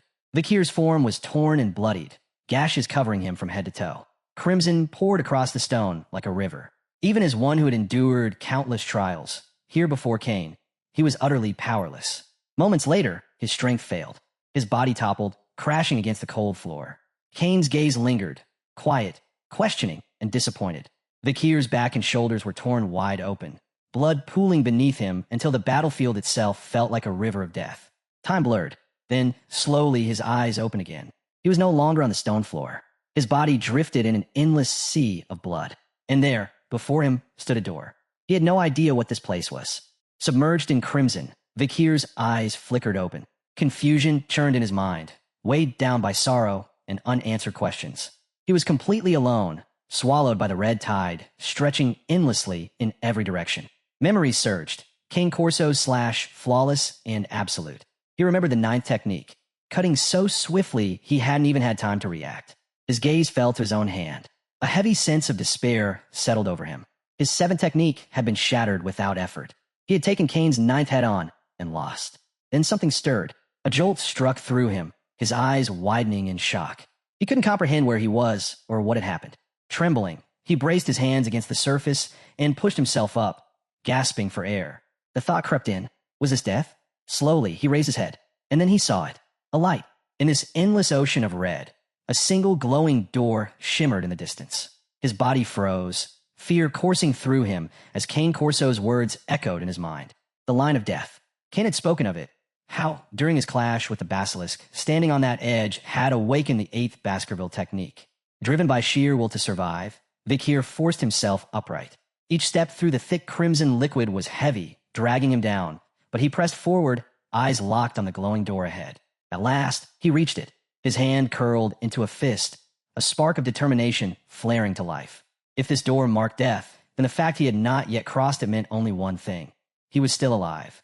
His hand lifted, trembling between hesitation and resolve. Staring at his palm, a flicker of relief washed over him. He wasn't gone. Not yet. But even in that fragile comfort, another thought surfaced. This path, it was exactly what Kane had described. The Baskervilles' 10th technique. His mind replayed the memory of that tree, the fallen corpse of the monster. He remembered Kane's blade carving through him, pain flooding every vein in his body. And Kane's calm words, reaching the end of the 10th technique, required facing death itself. Only through their battle could Vakir step across that line. Vakir's fist tightened. His reflection stared back at him from the endless red surface. Silent. Still, burdened by the possibility that this was what Kane Corso had spoken of. Fragments of memory began to surface. His execution beneath the guillotine. The sharp, final end of his previous life. In a moment his eyes opened again, reborn as an infant. The realization struck like lightning. Kane had been right. His beheading before regression had already fulfilled the death required for the 9th technique. And his rebirth, his return from the grave itself, had completed the condition for the 10th. The memories of his execution clawed at him, fueling a deep fury. His teeth ground together as the truth settled into place. He was the only one, the chosen existence, destiny's vessel. The thought filled him with rage. He collapsed, fists slamming against the crimson sea as a curse tore from his lips. To him, it was mockery. The glowing doors spilled light across the red tide, and Vakir's anger cooled into something darker. A single, piercing question. Had everything he endured, his death, his struggles, his entire life, been nothing but the chains of destiny? The sea stirred. Without warning, shapes erupted from below. Countless hands of pure energy rose from the liquid, seizing him, wrapping around his body. Vakir's fist clenched tighter. Fury roared inside him as he recalled his vow during the battle with Madam. He would never again let his life be dragged along by another's will. The hands pulled harder, dragging him beneath the crimson depths. He didn't resist. His rage burned silently as he was consumed by the endless red. As his body sank, memories flooded his mind. The clash with the true Madam. The brutal struggle against Andromelius, the demon. The desperate fight with the 10 elite corpses. Each one surged through him like a storm, draining him, stripping away his strength. At last, he yielded, letting the spectral hands pull him deeper into the crimson abyss. Doubt seeped in. Had it all been illusion? Were his battles, his sacrifices, everything he had bled for, nothing but emptiness? And yet, he couldn't deny it. To finally reach the 10th Baskerville technique, the state he had pursued all his life, that alone was worth rejoicing over. But even as the thought passed, a question gnawed at him. Was it enough? Cane Corso's voice echoed in his skull. Awakening the 10th meant eternal bondage, imprisonment in this place, trapped for all time. Then, as the abyss closed around him, another vision rose. His battle against the 10 elite corpses. The ground littered with bodies, swords jutting upward like monuments to death. In that dreadful scene, Vakir's eyes widened, because within it flickered hope. Faces surfaced one by one in his mind. His father, his family, the warriors of the Balak tribe, the comrades who had fought beside him, and Perry, the orphan girl slain by one of the 10 elite corpses. She smiled brightly, just as she always had. From the depths of the Red Sea, bubbles rose, first a handful, then countless more. Vakir's eyes narrowed, fury igniting within them. His teeth clenched. If his strength was the reason destiny had been forced upon him, if it endangered the people he loved, then he would seize that very destiny, twist it, and wield it for their sake, not for the towers. The crimson surface exploded. Vakir broke free, roaring as he surged upward. His gaze sharpened, filled with steel. His place was not here. His place was with them, and he would live to stand at their side again. Summoning every shred of will, he called upon the sea around him. The red liquid twisted violently, spiraling into a raging tornado. Faster and faster it spun, until it reshaped itself into a single blade, a sword born of blood. Its aura radiated crushing mana, suffocating and absolute. Vakir reached out, his hand steady. This was no ordinary weapon. This was the proof of one who had walked the line of death and returned. His grip closed around the hilt, the weapon blazing with light. His eyes hardened, unwavering. This was the 8th technique, the key to the door of death. Without hesitation, Vakir raised the blade. With the weight of his vow burning in his chest, he drove it forward, thrusting the blood-forged sword deep into the glowing door. The weapon turned like a key in his hands. In that instant, the glowing door exploded with radiant light, so bright it could blind even the most seasoned swordmaster. Meanwhile, in reality, Vakir's body lay broken inside a massive crater, carved by the Death Knight's devastating strike. Blood spread across the stone, his frame torn and motionless. Cane Corso stood over him, his gaze cold, heavy with disappointment. To him, the boy was finished. With nothing more to see, the Death Knight turned, retreating toward his throne. Seconds passed. Glancing back once more, Cane finally spoke, his tone carrying a rare edge of respect. Vakir was extraordinary. Of that, there was no doubt. But in the end, he had failed to awaken. And then, Vakir stirred. A surge of mana burst from his body, divine in its weight, shaking the chamber. Cane froze. His eyes widened, disbelief shattering his composure. That aura, it was unmistakable. The 8th technique. The rookie had done it. While Cane's mind reeled, Vakir moved. His figure blurred, eyes burning like embers, appearing behind the Death Knight in a flash. His blade gleamed as it cut toward Cane's back. Cane reacted on instinct, steel hissing as he unsheathed his sword. Their blades collided with a violent crash that echoed across the chamber. Sparks scattered as the impact hurled Vakir back, but Cane himself staggered several steps, his stance broken. For the first time in countless years, his eyes dropped to the ground, as though trying to process the impossible. His gaze snapped back to Vakir, blazing with fury. That brat, someone who had only just awakened the 8th form, had forced him back. Even so, his voice rang cold and sharp. This was only the 8th. His destiny was the 10th. But before he could say more, Vakir's voice cut through the air. He shouted his acceptance of that destiny. If the 10th form awaited him, then he would face it when the time came. But now, his head lifted, his breath ragged, he declared something else. He had unfinished business beyond these walls. And for that reason alone, he must live. Kane's eyes narrowed. What was this boy talking about? What things demanded such resolve? Yet, as he studied him, understanding crept in. The mana pouring from Vakir wasn't just instinct. It wasn't simple will to survive. It was purpose, a vow binding him to life itself. Still, Kane's grip tightened on his sword. His voice dropped into a cold warning. As long as the tower bound him, Vakir would never escape. And then it happened. The massive door groaned and swung open. Both warriors froze, their gazes drawn to it, shock breaking through their hardened faces. The door yawned wide, flooding the chamber with sunlight and rushing wind. Kane fell silent, his expression unreadable. The door had opened on its own. Could such a thing even be possible? Vakir's stance shifted, his blade raised, eyes sharpening. Suspicion cut across his face. Was this a trick? Or was Kane planning to use this as a distraction to strike? No. As the winds roared through the tower, his reply was firm. That was never his intent. Perhaps the fight had dragged on this long, because the tower itself willed it so. Closing his eyes, Kane told Vakir to leave. The boy was right. His path did not end here. The tower demanded he move forward, beyond these walls. But Kane's voice carried weight, for while the tower granted Vakir freedom, it chained him here forever. His own release was uncertain. Then Vakir's voice cut through the storm. Do you want me to kill you with the 10th Baskerville technique? Kane's eyes flew open, startled at the question. But Vakir's gaze didn't waver. He gave his word. Once he mastered the 10th technique, he would return. With this very sword, he would sever Kane's chains. Until that day, he would have to wait. A slow smile broke across Kane's lips. Destiny always found its way, so he would wait. The wind surged again, dust swirling across the stone floor. Vakir steadied his blade and raised his voice one last time. He had a question. Was it you? Did you destroy the book of lurking ambush swordsmanship? What? But Kane's figure was already fading into the storm. His answer, if it could be called one, was only that it was the tower's will. The dust thickened until everything was swallowed, the tower itself vanishing without a trace. Silence fell. Vakir stood frozen, struggling to piece together what had just happened. Then, a small spider crept from hiding, climbing onto his shoulder, chirping happily as though to remind him of the present. His focus shifted. Something caught his eye. His hand held the specter's tree. He studied it carefully, realization setting in. Kane had known. He had known this was what Vakir sought all along. A proud smile spread across Vakir's face. The road had been brutal, filled with twists and tests, but now, the mission was complete. A grand golden door gleamed beneath the radiance of a towering chandelier. Students from every house gathered before it, their champions standing at the front.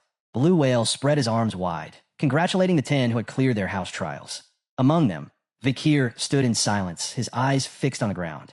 Beside him, Granui's eyes sparkled with excitement.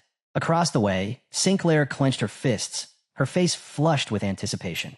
Blue Whale's voice grew solemn as he addressed the finalists. He spoke with respect, honoring their success in passing the second stage of apprenticeship. And then, to ensure their efforts would not be wasted, he explained carefully. Blue Whale lifted a finger toward the ceiling, his voice steady as he explained the rules. The vault behind the golden door, where countless artifacts slumbered, opened only once a year. Today, for just 5 hours. Once time ran out, the door would seal shut, and no power in the world could force it open again until the next competition. The Baskerville triplets exchanged startled glances, their eyes gleaming at the revelation. But Blue Whale's tone sharpened as he reminded them. This was an absolute law. If anyone failed to exit before the time was up, no one could save them, no matter what. He bowed slightly, then shifted his focus, his words carrying particular weight. His gaze locked onto one figure in the crowd, Vakir. Drawn from his thoughts, Vakir looked up, caught off guard by the sudden attention. Blue Whale's eyes burned with frustration as he lashed out. He scolded Vakir for arriving so late, accusing him of nearly ruining everything. Because of his delay, the group had almost lost their chance to enter. If you keep track of time like this, you'll end up locked inside forever, he barked. Grenouille and Sinclair exchanged uneasy smiles, trying to ease the tension, but Blue Whale wasn't finished. His voice rose. If you knew you'd be late, you could have at least sent word. Do you realize how worried we were? We were about to file a missing person report. He reminded Vakir sharply that the responsibility of Tower Lord was not to be taken lightly. The entire tournament hinged on his actions, yet here he was careless. At that, Sinclair pressed a hand to her mouth, her shoulders trembling as she stifled a laugh. But Vakir said nothing. He remained silent, confusion clouding his face as his eyes sank back to the ground. In his mind, images resurfaced. The tower where King Corso was imprisoned, the grave of swords where time itself had felt frozen. To him, not a single day had passed. But outside, 10 days were already gone. The battle with Cain had taken place in the deepest depths, and the thought clawed at him. If time warped so severely below, then what kind of force might exist above? Slowly, he lifted his head, his gaze locking on the towering golden door. Something about it unsettled him. From its surface pulsed an ominous energy, demonic in nature.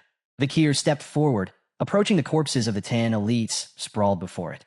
The door groaned, then began to shift. With a thunderous rumble, it swung open. A torrent of radiant blue light burst forth, flooding the hall with blinding brilliance. The countdown had begun. 5 hours, 30 minutes before the gate sealed again. All around, professors and headmasters fell silent, their eyes locked on the spectacle. Vasilios, the chief of Venian, leaned forward, astonishment clear in his stare. Nearby, Hippolyta, the headmaster of Teaser, rested her chin in her hand, her expression curious as she wondered aloud what kind of artifacts would surface this year. Blue Whale glanced her way and spoke calmly. The students, he reminded her, did not choose the artifacts. It was the artifacts themselves that judged worthiness, deciding who could carry them beyond the Golden Gate. Vinci Morg sat in silence, his gaze heavy and unreadable. Blue Whale carried on with a gentle smile, explaining that whatever item each student returned with, it meant they had already been acknowledged. He hoped the headmasters would welcome them warmly, with celebration, not criticism. Hippolyta's lips curved in quiet agreement, her eyes closing as she nodded. Vasilios remained silent, hiding his thoughts. But Vinci Morg's silence felt different.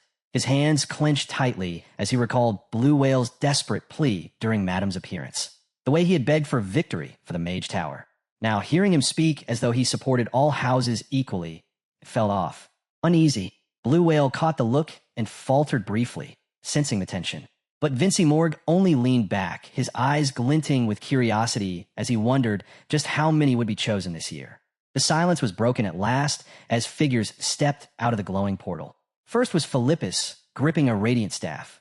Behind him came Lovig Goodmerlin, then Bakura, Sinclair, and the Baskerville triplets, all moving toward the waiting professors.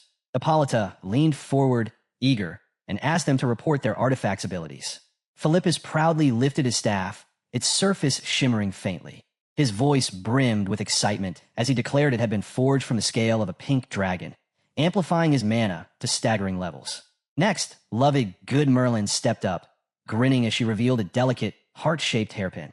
She explained its power.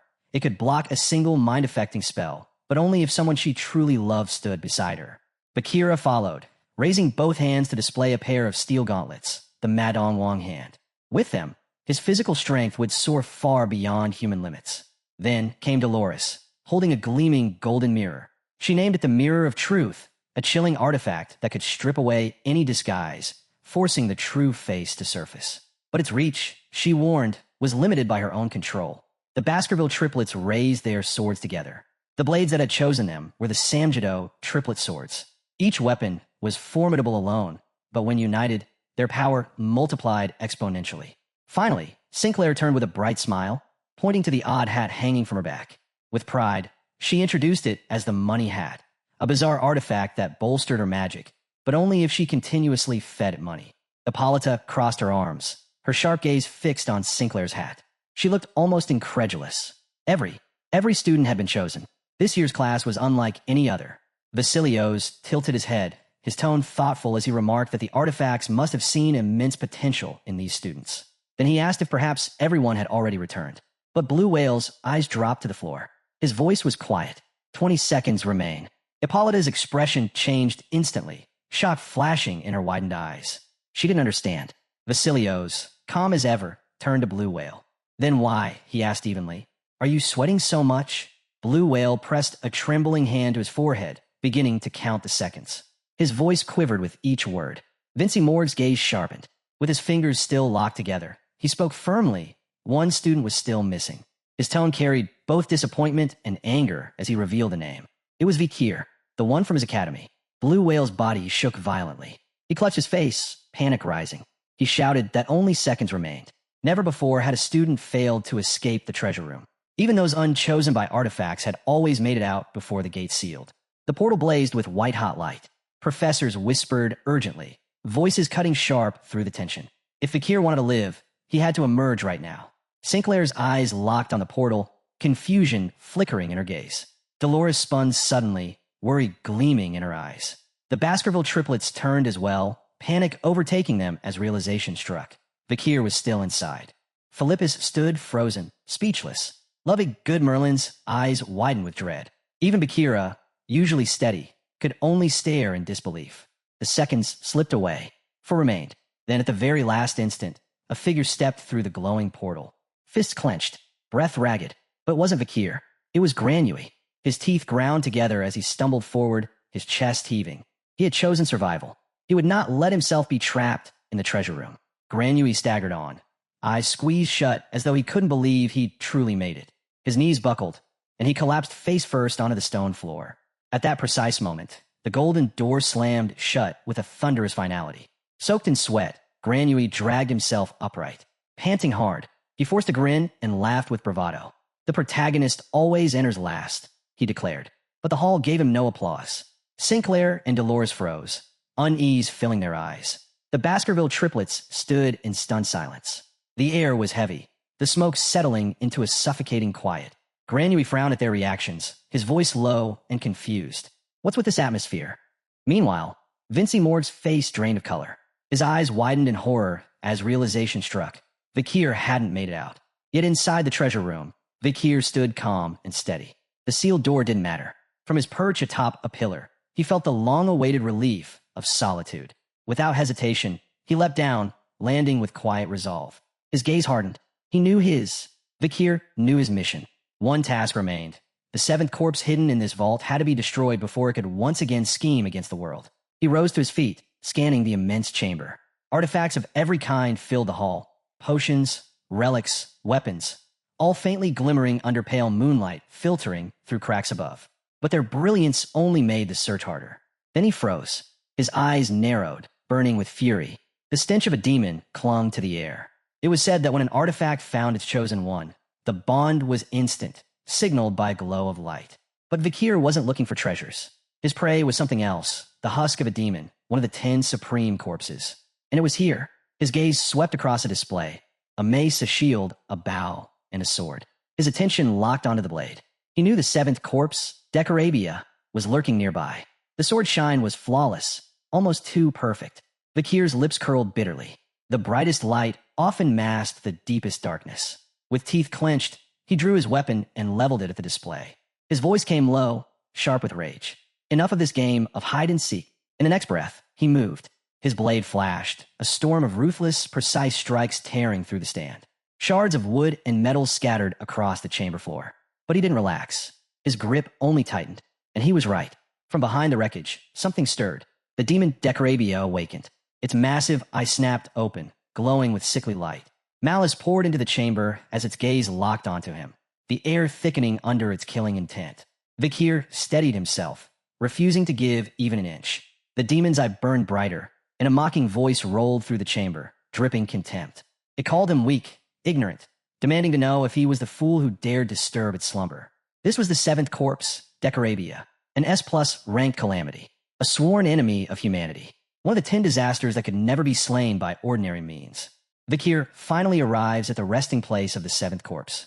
The ancient remains of Decorabia lie preserved in perfect stillness, untouched for 1,000 years, surrounded by relics of forgotten ages.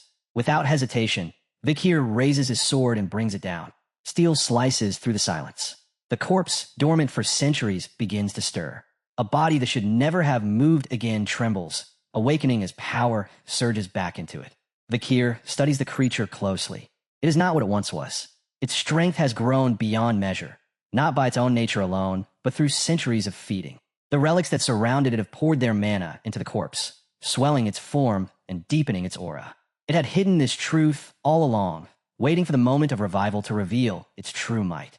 Vakir remembers thinking he could destroy it while it slept, but now he understands. It had never been defenseless. Decorabia rises, a guttural growl filling the chamber.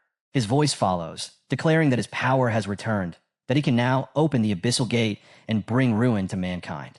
But the moment his gaze locks onto Vakir, the certainty in his words falters. A human stands before him. The corpse freezes, unable to grasp what he sees. He demands to know who this intruder is. The revelation shakes him. The very idea that a mere human is responsible for his awakening is something he cannot accept. The air around Vakir burns with a dark, corrupted aura, carrying the scent of demonic power. Logic screams that only a demon could have performed this act. Then his eyes fall upon Vakir's weapon, the sword of Beelzebub, a relic of the ancient demon constellations. Recognition hits him like a blade to the chest. A human wielding such a thing? Impossible. But Vakir wastes no time. He has no interest in explanations or doubts. His resolve is clear. He lifts his sword once more, ready to end this corpse before it can unleash its threat. Before the strike lands, Decoravia speaks. His words halt the blade for the briefest moment. He declares that his contracts with demons are finished. What he seeks now is something different, a bond not with a demon, but with a human. The claim is strange, unbelievable. Vakir hesitates for only a breath as Decoravia explains further. Long ago, he was bound to the abyss, tied by countless infernal pacts. But 1,000 years of slumber changed everything. By the law that governs his existence, whoever awakens him determines his nature. And it was Vakir, a human, who brought him back. His allegiance now leans toward humanity, not demons. His words carry urgency, even desperation. Yet Vakir's instincts cut through them like a blade. He does not trust. He cannot trust. Without wavering, Vakir raises his sword again, this time intent on silencing Decoravia forever. Decoravia senses the weight of Vakir's intent and rushes to speak again. He admits a truth he cannot hide. His regeneration has slowed. The endless tide of abyssal power no longer flows through him. He insists he is no longer a demon in essence, no longer able to match his former self. To prove it, he offers Vakir the chance to feel his mana directly. Cautiously, Vakir steps forward. What should reek of hell is gone. The suffocating essence of the abyss has vanished. What remains is power, yes, but of a different kind. Vakir confirms it. This being has changed. Decoravia presses on, seizing the moment. He declares that he is worthless to demons now, discarded from their schemes, and bound for the next 1,000 years to humans alone. He swears he can still be valuable. He knows history beyond any record. He can sense misplaced artifacts. And though much has faded, his power to create shields remains unrivaled. He lists his strengths with urgency, desperate to be spared. At those words, a memory rises in Vakir's mind, an image carved into the chronicles of mankind. During the fall, Decoravia's shield absorbed the mana of 9 demon lords at once. An impregnable wall, it stood against every strike, reducing all of humanity's efforts to despair. That barrier had been called the Weeping Wall. If such a force could now be turned to protect mankind, in the coming age of collapse, it could be decisive. And if he destroys Decoravia here, he robs the demons of a weapon they once relied on. After a long pause, Vakir makes his decision. He will accept Decoravia's allegiance, but never his trust. His conditions are merciless. Decoravia must reveal everything about the 10 elite corpses. Any betrayal will mean annihilation so thorough that nothing of him will remain. The corpse trembles at the threat, swearing obedience, begging Vakir never to speak such words again. Then his form begins to twist. The towering body shrinks, condenses, and reshapes until what remains is a necklace that glimmers faintly like a relic. He latches onto Vakir's collar, disguising himself as an ornament. Floating through the air as he once did is no longer possible. With that, they move toward the exit, but Decoravia falters at the sealed barrier, blocking the way. On the other side, unrest grows. Vice Principal Vinci pounds at the door, his heart heavy with fear for the student who is yet to return. Bakaraga stands tense, fists clenched, demanding action. The triplets steel themselves, prepared to risk everything.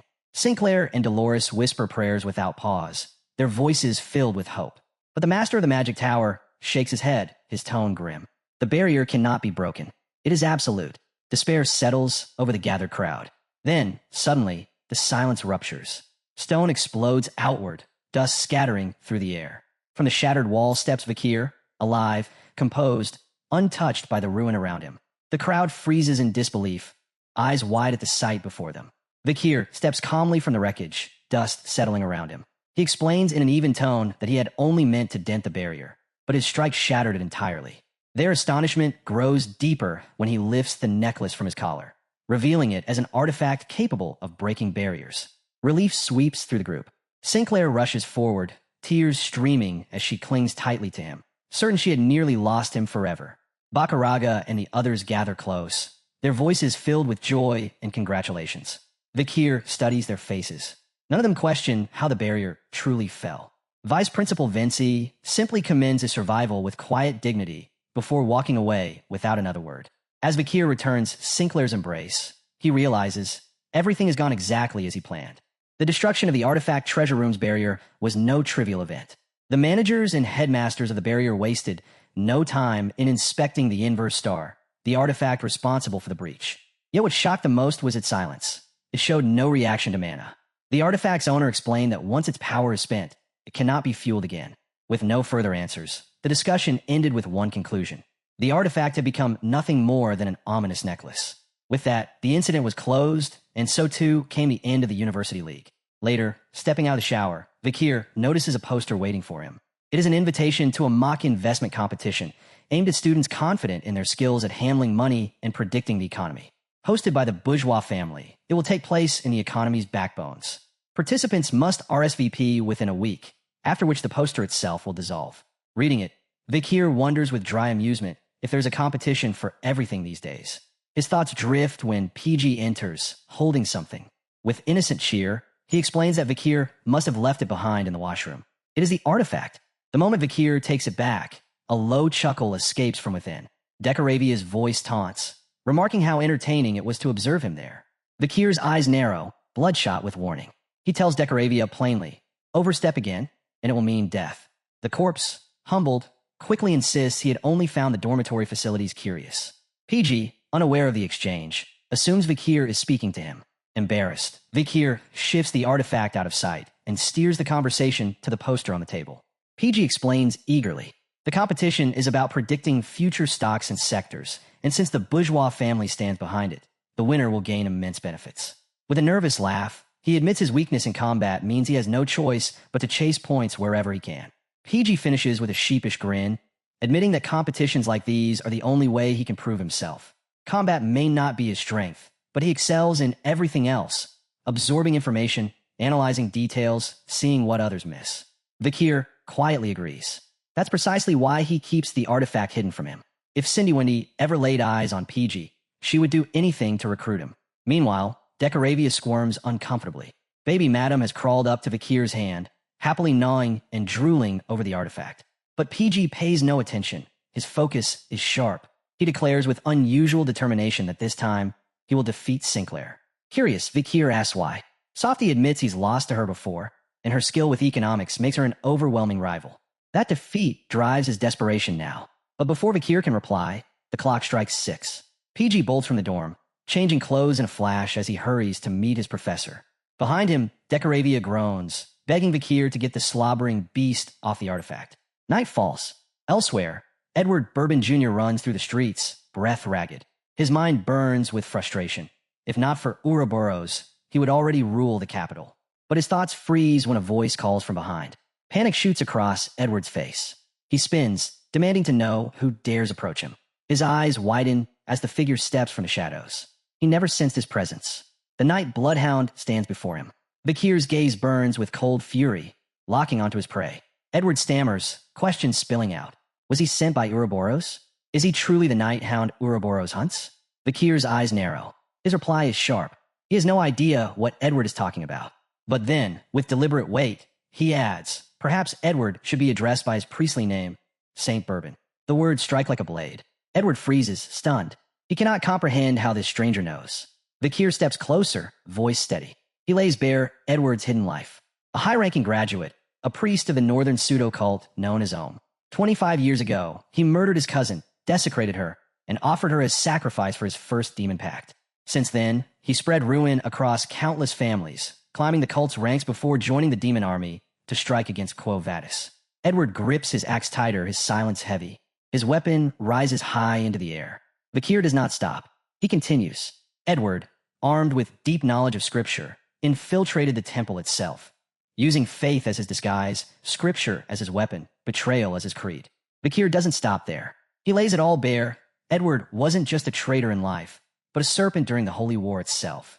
He stirred an uprising behind the Allied forces' backs, striking when humanity's heroes, Tudo Lamacha, Don Quixote, Bianca F.O. Usher, and countless others, needed unity most. His betrayal left scars that still burn. The Night Hound asks one simple question. Was he wrong? Edward's tongue flicks out as he sneers.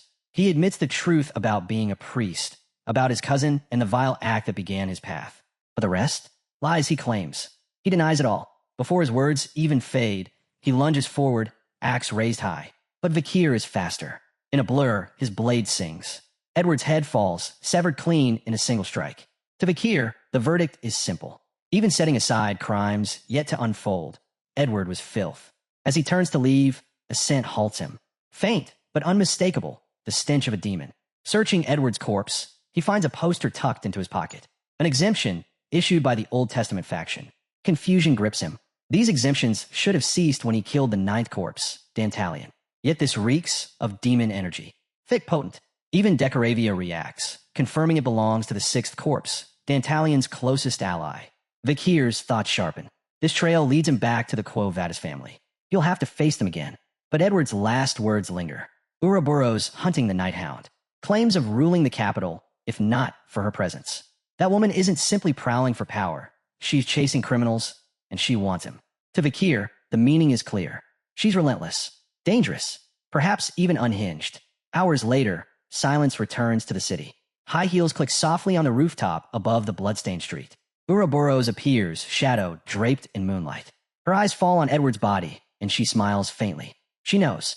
The Night Hound has been here. She lifts Edward's severed head, studying it with quiet amusement. Her thoughts drift, her anticipation rising. Should she wait a little longer? She hopes, more than anything, to see his glorious figure with her own eyes. Morning came. Dawn broke across the capital, and the streets swelled with life. Workers hurried to their jobs, while others gathered in clusters, chatting and laughing. Rows of merchants set up their stalls, filling the air with chatter and hawkers' calls. At one stall, masks of every kind hung neatly on display.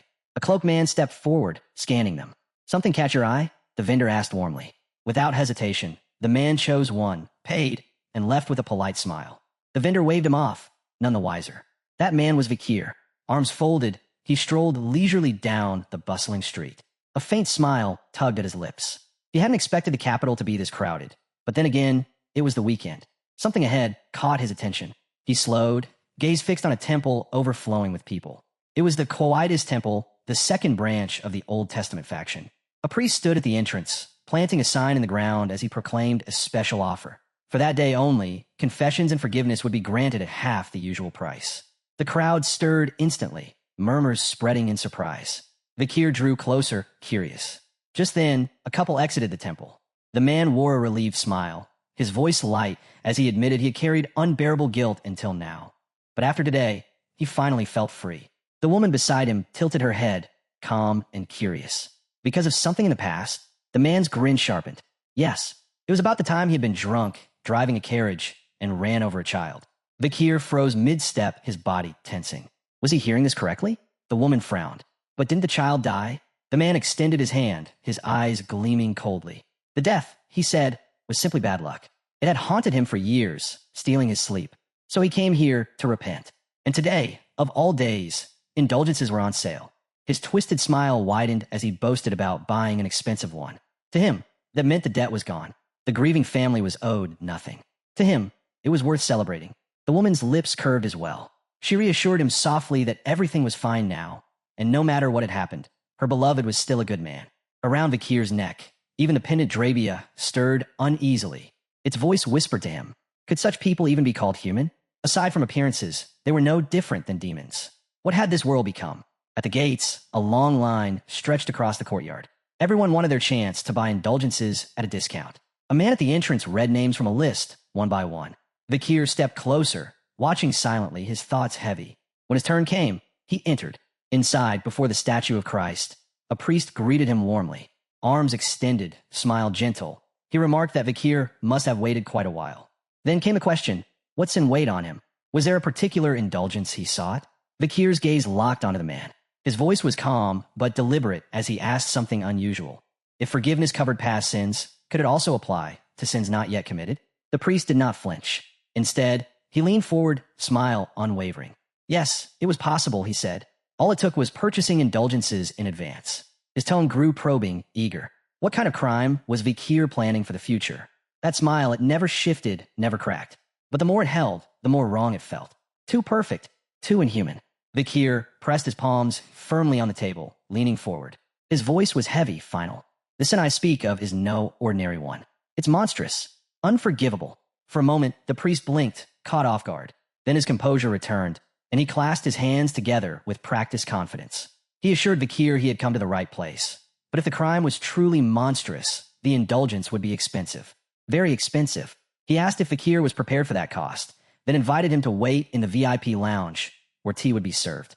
Curiosity gleamed in his eyes. He leaned closer, eager to hear just what kind of sin had driven Vakir to this point. Vakir stayed silent, his face unreadable. Then at last he spoke. His answer was a lie. I killed my neighbor's pig. The priest's smile faltered. That's all. But Vakir's tone was steady, almost solemn. A pig was a living being. To take its life was still a sin. The priest's mask cracked. His pleasant smile vanished, replaced with scorn. Fury burned in his eyes as he snapped at Vakir. Did he think priests had nothing better to do than indulge in trivial confessions? Outside, an endless line of people waited, clutching their coins to buy absolution.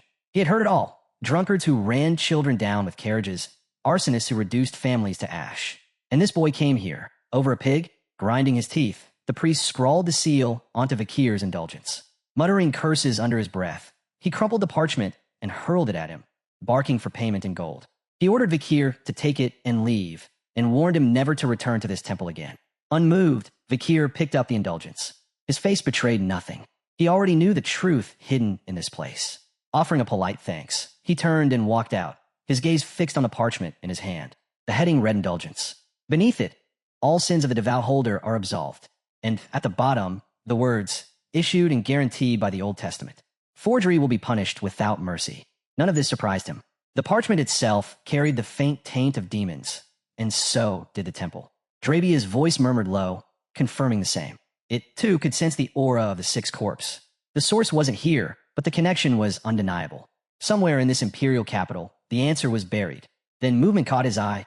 A hooded figure in white passed by. Vakir's eyes widened. He slipped swiftly behind a pillar, masking his presence before she could notice. The woman didn't react, continuing on her way. He peeked carefully, thoughts racing. She shouldn't have been here. By all rights, she should have been at the academy. What was she doing in the capital? Even Drabia leaned out, straining to see. Blonde hair framed her face. Worry clouded her eyes. It was Dolores. Dolores stepped into the long line outside the temple, closing her eyes as she exhaled a weary breath of relief. She lowered her gaze, uncertainty flickering in her eyes. Perhaps she should have walked in boldly, pretending she was just curious. Moving like this, hidden under a cloak, might actually draw more suspicion, especially for someone who bore the title of saint. Still, she clenched her fists tightly. Her disguise was flawless. No one would recognize her. Even so, the women nearby cast curious glances her way, unsettled by her anxious posture. Dolores steadied herself and carefully swept her eyes across the crowd. Every soul here had come for one thing, to buy indulgences. Her chest ached, sorrow weighing down her expression. After the fall of Quilty of House Indulgencia. No, after the death of Dantalion. The ledgers have been exposed, the corruption of the Old Testament faction laid bare for the world to see. The indulgence trade should have collapsed. Yet here it was, flourishing openly without shame. She knew Quo Vadis was crumbling, torn apart by the rift between the Old Testament and the New Testament factions. While they fought, pseudo-religions had spread unchecked across the empire. Dolores pictured the grand temple of Quo Vadis, wondering bitterly how the Old Testament faction still clung to its wealth. Without the Indulgencia family, their strongest financial backers, where was this river of coin flowing from? Was it still indulgences alone? Or had they discovered a new well of power? Her fists trembled. She had come to find the truth, yet the answers remained hidden. Then a voice rang out, announcing a new arrival. The crowd stirred, gasps, and whispers rising all around. From a carriage stepped a man in boots polished to a shine, his presence radiating authority. Cardinal Bert of the Rune Order, the leader of the Old Testament faction in Quo Vadis. He greeted the people with practiced warmth, his smile gentle, his words smooth. Dolores froze. Her eyes went wide, her pulse spiking. Bert here? Fear crashed through her. Without hesitation, she slipped out of line, her nerves unraveling. She turned sharply, moving to leave immediately. Her abrupt retreat drew Bert's attention. His smile flickered, his brow creasing slightly. His eyes followed her, narrowing as she disappeared into the crowd. He said nothing, but his frown lingered. Turning to one of his priests, he spoke in a low voice. Something weighed on him. Before entering the temple, he commanded his lieutenant to sweep the area carefully. The priest bowed his head deeply, eyes closed in reverence, accepting the order without question. As Bert prepared to step inside, the crowd erupted, clamoring for his blessing. Guards surged forward, forming a wall of steel to hold the people back. Meanwhile, Dolores slipped deeper into the temple itself. She climbed quickly to the second floor, her heart hammering, her fists clenched tight. Fury burned within her. Bert was no ordinary cardinal of the Old Testament faction. He was her father. Their rift had only deepened after she uncovered the link between the demon Quilty and her father's indulgence records. As a follower of the New Testament, facing the corruption within the Old Testament and within her own family had torn their bond to pieces. Lost in thought, Dolores didn't notice where she was walking. She collided hard with a hooded figure and toppled backward onto the floor. Flustered, she bowed her head quickly, apologizing. She admitted she hadn't been watching, though the impact had felt less like hitting a person and more like striking a wall. Sunlight spilled through the high windows, illuminating the man's face as he studied her silently. Before either of them could move, two guards appeared, axes in hand. One pointed directly at them, shouting for their arrest. Dolores twisted on the ground, eyes widening in shock. The man extended his hand toward her. She froze, uncertain, but his grip was firm, decisive. Without a word, he pulled her up and sprinted forward, dragging her along with him. The guards thundered after them, barking orders to stop. Sunlight cut across the stairwell as they dashed upward, armored boots clanging close behind. But the chase ended abruptly. More guards surged ahead, blocking their path. Their expressions were hard, voices sharp as they commanded the intruders to stand still. Then, a heavier presence filled the stairwell. At the top stood Cardinal Bert. His gaze was cold as steel, his command clear. They were to remove their hoods and show their faces. The hooded man chuckled, the sound low and amused. He remarked that the Old Testament temple certainly had a strange way of welcoming guests. Then, with deliberate calm, he and his companion lowered their hoods. One revealed himself to be a young man, tall, brown-haired, who met Bert's stare in silence. The other was an older man, who broke into a broad grin. "It's been a long time, Cardinal," he said warmly. "Far too long." As the tension deepened below, another pair remained hidden above, concealed in the shadowed stone window frame. The dog-masked figure, Vakir, and at his side, watching quietly, was Dolores. Her cheeks warmed, though she couldn't explain why, as she caught herself stealing glances at him. Below, the old man's grin widened. Across from him, Cardinal Bert's eyes narrowed, grave and calculating. Beside him, Vakir stood unreadable as ever. Dolores could only watch, torn between confusion, fear, and a flicker of something she couldn't name. The Saintess wants to know who the boy is, but instead of answering, he gently touches her face and tells her to stay quiet. Almost right away, he hears a voice that he recognizes as the Night Hound. He spins around to find Cardinal Humbert and Cardinal Martin Luther standing on the ground. Martin greets him casually, mentioning it's been a while Humbert quickly apologizes for dropping in unexpectedly, saying he was chasing some shady rats around the temple. Martin, with a sharp edge to his tone, asks if Humbert is calling them the rats. Humbert chuckles and insists that he's not talking about them. Then, with a sly grin, he asks what brings Martin to the Old Testament temple. Martin doesn't hesitate to say he's just there to poke around. Humbert answers smoothly that while the New Testament temple is empty and filled with nothing but flies, the Old Testament temple is bustling with faithful believers. Martin cuts in, claiming he's looking to pick up some knowledge, adding that their faith always emphasizes unity. Humbert narrows his eyes and presses him, suggesting there's got to be a deeper reason for Martin's visit, pointing out how the temple's location and its crowded worshippers make it pretty appealing. Martin laughs and admits there's some truth to that. The two of them stand there, sizing each other up like they're in a duel, until Humbert lowers his head with a quiet laugh and says he needs to get going.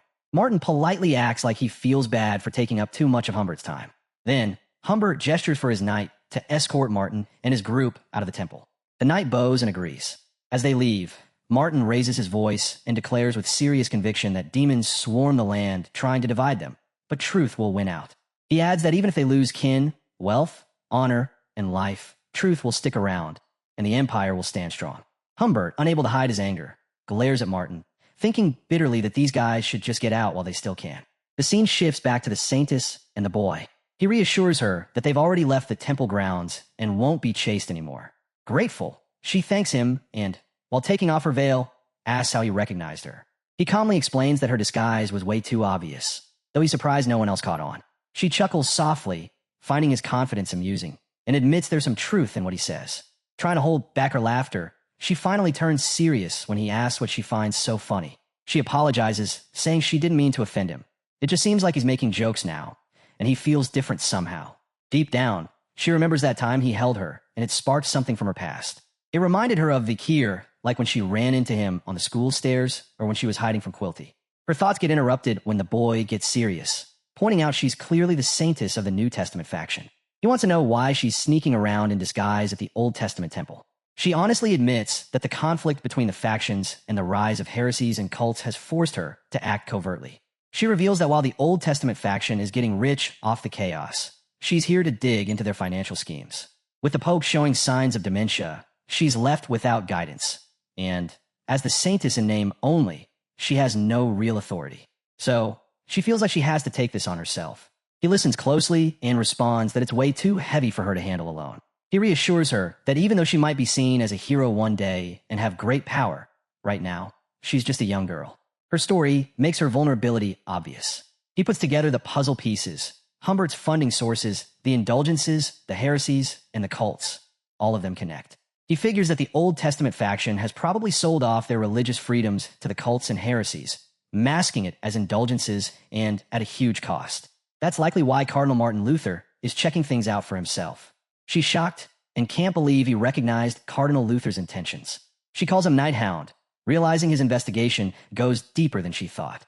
Trembling with the weight of the truth, she asks if this all ties back to the demons. He explains that even though these heresies and cults seem new, if demons are involved, they must have been lurking around all this time, pulling strings from the dark. He adds that the real culprit always hides behind the scenes. Her heart aches thinking about how he's been fighting alone, bearing the pain silently. Suddenly, she runs up to him, grabs his hand with determination, and pleads for him to let her help. She admits she's weak, but still wants to be of use. He looks at her closely, asking if she can still cast those powerful blessings like she did in the battle against Dentalian. She nods, and he says the top priority is to wipe out the heretics and cults linked to the Old Testament faction because he's got a plan to take them out all at once.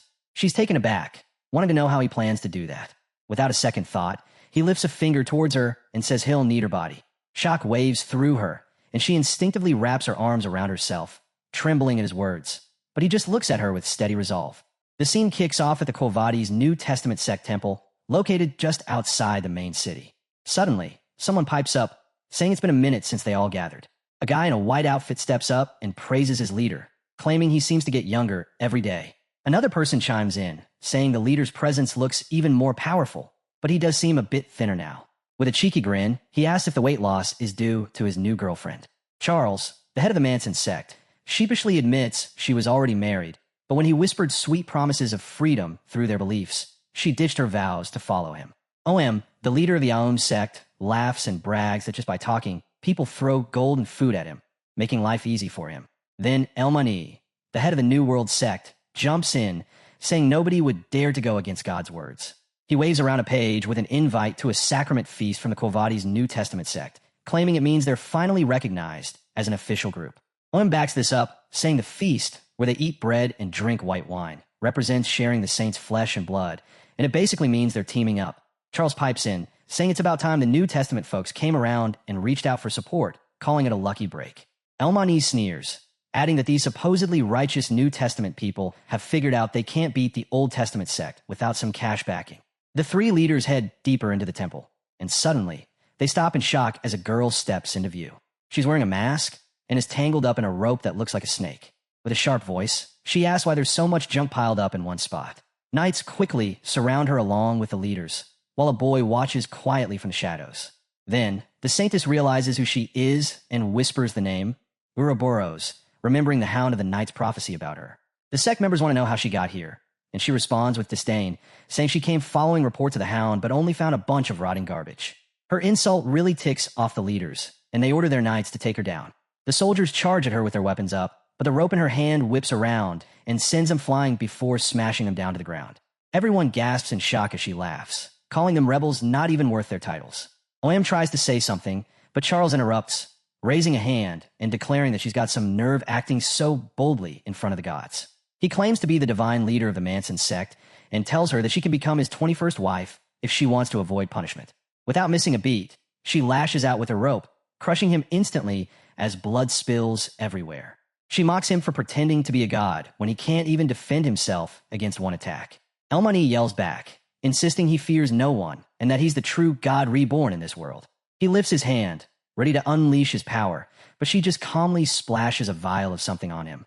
His skin burns and melts as he screams in pain, and she taunts him, asking why it hurt if he's really divine. She raises the bottle again with a cruel grin, joking that maybe it was just poison after all. Turning to Oam, she calls him the last piece of trash. Shaking, he drops to his knees and pleads for mercy, admitting he's no god or priest, just a fraud and a heretic. She coolly replies that she already knows and slams him down to the ground, filling the chamber with fresh blood. As she walks away, her masked face tilts and she mutters to herself, wondering if someone's planning to use her as a pawn. She admits she's always wanted to meet the one who really gets her, the Hound of the Night. Suddenly, screams echo from the forest, and she grinds her teeth, realizing her enemies are trying to capture him. In the midst of the chaos, the seriously injured Oam is dragged forward, and the boy comes out of hiding.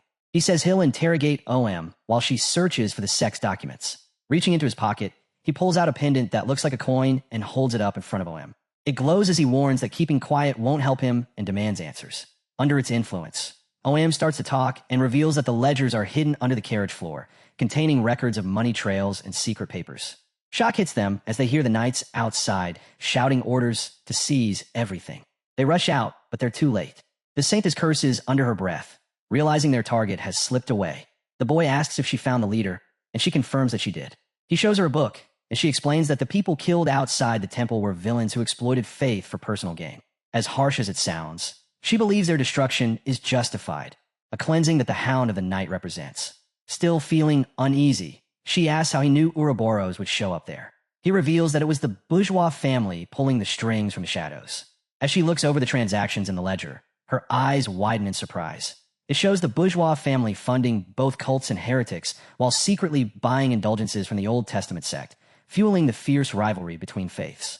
She questions their motives, and he explains that demons are scared stiff of divine force, so the bourgeois family aims to weaken its foundation. He concludes that all of this is part of a bigger plan to eliminate every obstacle before the destruction begins. She asks if his next target is a key figure in the bourgeois family, and he nods. She warns that their mansions are guarded to the teeth, nearly impossible to break into for an assassination. He replies confidently that he won't sneak in, but will instead lure them out, since wealth attracts more wealth. All he needs is enough cash to get the bourgeois family to come to him first, and he hints that he already has an ally with serious money. As he takes off her mask, a figure with glowing red eyes steps out of the shadows, trembling with emotion. It's someone who calls him little brother and says how much they've missed him.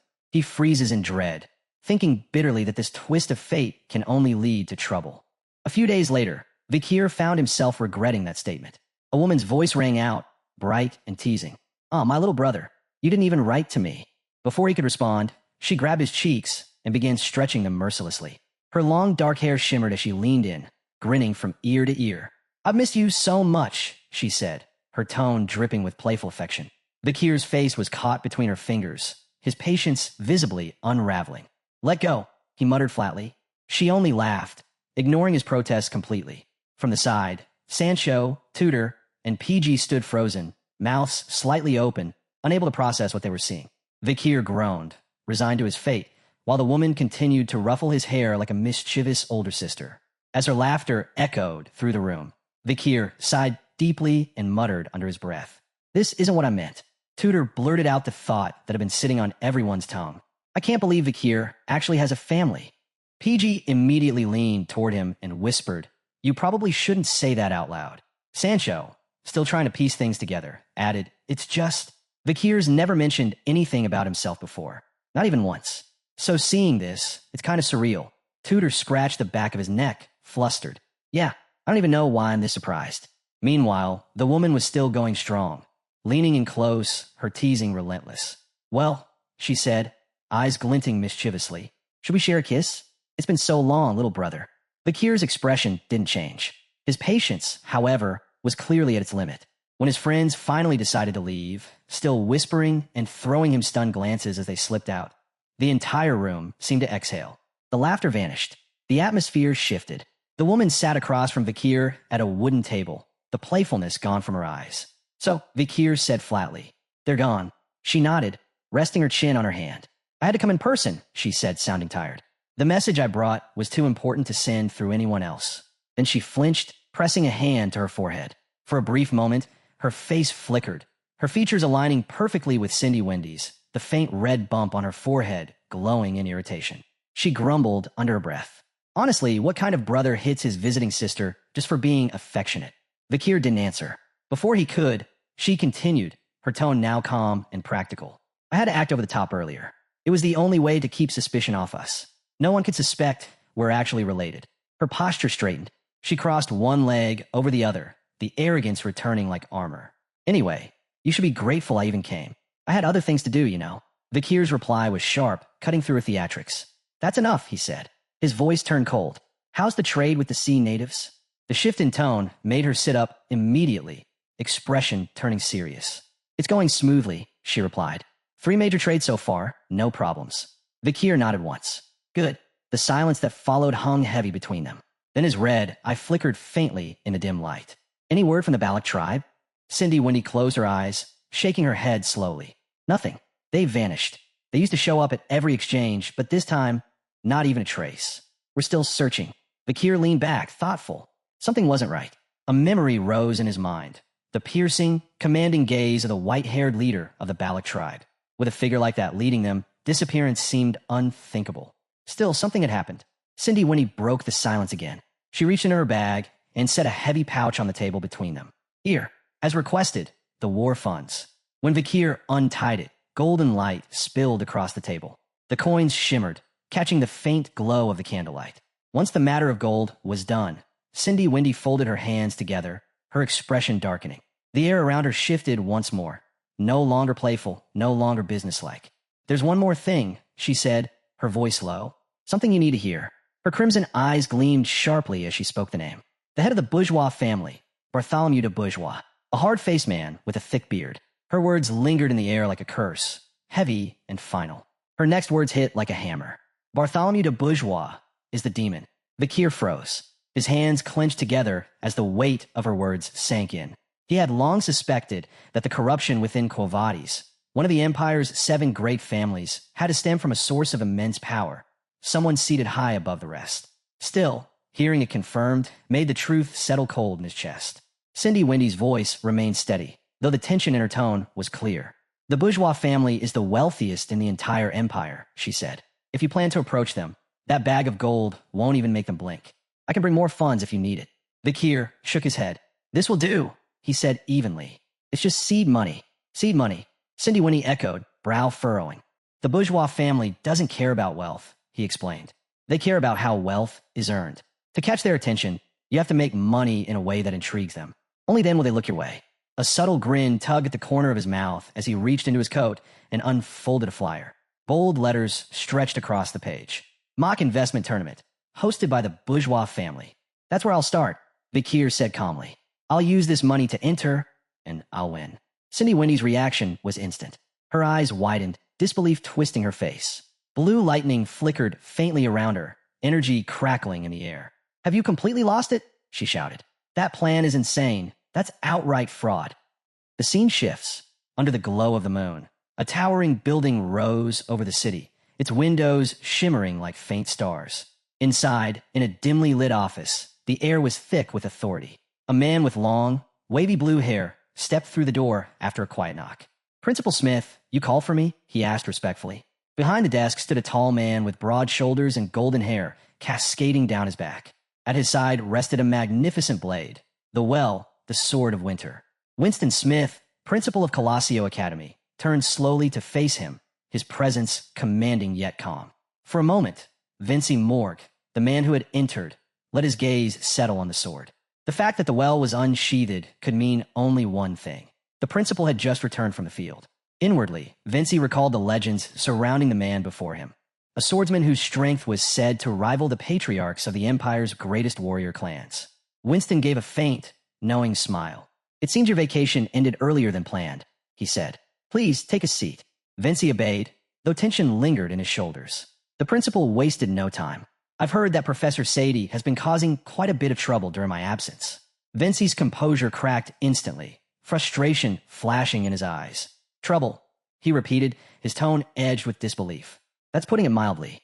He leaned forward, voice rising as he began listing her offenses one after another. Her constant laziness, her drinking during lectures, even reports of her attacking students outright. Finally, his hand slammed against the desk. To be blunt, he said, voice trembling with restrained anger, she's no professor. She's a criminal who belongs in Novel Vague prison. Principal Smith lifted a calm hand, motioning for silence. His smile stayed polite, though the edges were starting to tighten. Let's not be too quick to judge Professor Morg. He went on to explain that Sadie was the final descendant of the Marquis family, a bloodline that carried a notorious reputation long before the Empire was ever unified. The last head of that family, he added, was currently locked away in New Velvetic. Even so, Smith spoke with quiet confidence. He said he believed everyone carried a spark of goodness inside them, including Professor Sadie. Vincey's patience was thinning fast. To him, the principal's faith in people sounded like wishful thinking. Principal, he said sharply, final exams and the parent-teacher meetings are right around the corner. If she causes another mess like during the midterms, we'll be in serious trouble. Smith paused, thinking it over, then replied in his usual even tone. Then keep her out of anything public. No practical work for now. Vincey felt his jaw tighten. So that was it. No punishment, no lecture, not even a warning. Just another free pass. He forced a stiff smile, though irritation burned beneath it. Once again, she walks away untouched. Rising from his chair, Vincey spoke crisply. Understood, Principal. If that's your decision, I'll handle it. His words were clipped, his posture rigid. Without waiting for a response, he turned and walked out, the door closing firmly behind him. Inside, Principal Smith stayed seated, the moonlight spilling across his desk in silver streaks. His gaze lingered on the chair Vincey had just left empty. The room was quiet. Only the faint hum of the night filled the air as he sat deep in thought. The scene fades. A bright room comes into view. The Oracle Mock Investment Club buzzes with activity. Papers shuffle. Chalk moves fast across the board, and energy fills the space. PG burst through the door, out of breath but smiling wide, clutching a stack of files. Vice President Dolores, about everything you asked for, all the personal data and recent moves of the bourgeois family's young masters. At the front, Sinclair points proudly at a board packed with charts and diagrams. And I've finished mapping out the full framework for the mock investment tournament, schedules, systems, and all. Standing at the head of the table, Dolores surveys them both with quiet satisfaction. Excellent work, she says, her tone steady. Yet in her eyes, a sharp determination flickers beneath the calm. The story flashes back. In a dim storage room, Dolores sits across from Vakir, who hides his identity under the guise of the Night Hound. Between them rests a heavy bag filled with gold coins that gleam faintly in the dark. Dolores stares in disbelief. Where did you get all this? Vakir's answer is simple. Didn't I mention before? I have a very wealthy friend. He lays out the plan. This gold is just their first step. They'll turn it into something bigger, a fortune impossible for the bourgeois family to ignore. Since he can't move openly under his real name, Doeris will take the lead from here. I'll show you how to make the money, Vakir said, his tone firm and steady. But you'll need a team, just a few people you can trust. They'll handle the records, logistics, and coordination. Pick two who can actually deliver. Back to the present. Dolores's gaze drifted across the lively clubroom, landing on PG and Sinclair, the two she'd chosen after outshining over 100 candidates. Across the room, the pair bickered playfully. It wasn't 100, Sinclair corrected smugly. It was 108. Dolores smiled faintly, but the weight pressing on her chest grew heavier. They had no idea what kind of storm they were stepping into. Beneath the table, her hand clenched tightly. I'll protect them, she thought. Whatever it takes. Then PG raised his hand, curiosity etched across his face. Vice President? The tournament's just a mock investment, right? Why do we need real money? Dolores leaned forward slightly, confidence flickering in her eyes like a spark waiting to catch flame. Because, she said evenly, we're not simulating investments this time. She paused, letting the words linger. We're making real ones. The room went silent. PG and Sinclair froze, eyes wide. Our real investments? They shouted together, voices echoing off the walls. Dolores didn't waver. Her voice carried steady conviction as she continued. We're not just aiming to win the mock tournament. We're going to earn actual profit while doing it. Her words hung in the air, electric, dangerous. Then, with a composed smile, she added, don't worry. If anything goes wrong, I'll take full responsibility. But deep down, she knew that wasn't the truth. The real risk, the real danger, belonged to the one watching quietly from the shadows, the Night Hound. Across the table, PG and Sinclair leaned toward each other, whispering. You don't think she's scamming us, right? PG muttered nervously. Sinclair shook her head at once. No chance. Vice President Dolores isn't like that. After a moment's hesitation, both turned back to her, their eyes full of renewed faith. If you believe in this, Vice President, Sinclair said firmly, then we'll follow you all the way. PG nodded, grinning. And honestly, using real money sounds kind of thrilling. Dolores felt her chest tighten. Their trust, so pure, so undeserved, hit her like a wave. She managed a soft smile and nodded. Then PG brightened again. Oh, we should ask my buddy Vakir to join us. He's been really into economics lately. Dolores blinked, caught off guard. Vakir, she repeated, trying to sound casual as a bead of sweat traced down her temple. PG, completely unaware, went on cheerfully. Yeah, he reads the finance section every morning. He's the kind of guy who makes everyone feel calm just by being around. Sinclair clapped her hands. That's perfect. With Vakir on board, we'd be unstoppable. Dolores hesitated. For a long moment, the room seemed to hold its breath. Finally, she turned slightly away, hiding her expression. All right, she said quietly. PG, next time you see him, invite him to join the club. PG scratched the back of his head. Sure thing. Sinclair was nearly bursting with excitement. Yes, this is going to be incredible. Beside her, PG tilted his head, studying Dolores with a puzzled frown. Weird. You got that same look again. Dolores raised an eyebrow. What look? The one you had when you showed up at our dorm looking for Vakir, PG said offhandedly. Dolores froze for a heartbeat. Then, without missing another, she gathered the papers on the table and spoke briskly. That's all for today. Finish organizing the materials, then head home. I have something to take care of. Before either of them could respond, she turned and left the room, her figure outlined by the soft, golden light filtering through the corridor windows. As she walked alone, the noise of the world faded into a quiet blur. Her thoughts drifted, every one of them circling back to Vakir. The moments she'd wanted to speak but never found the courage. The day he'd asked to name the scholarship after Perry.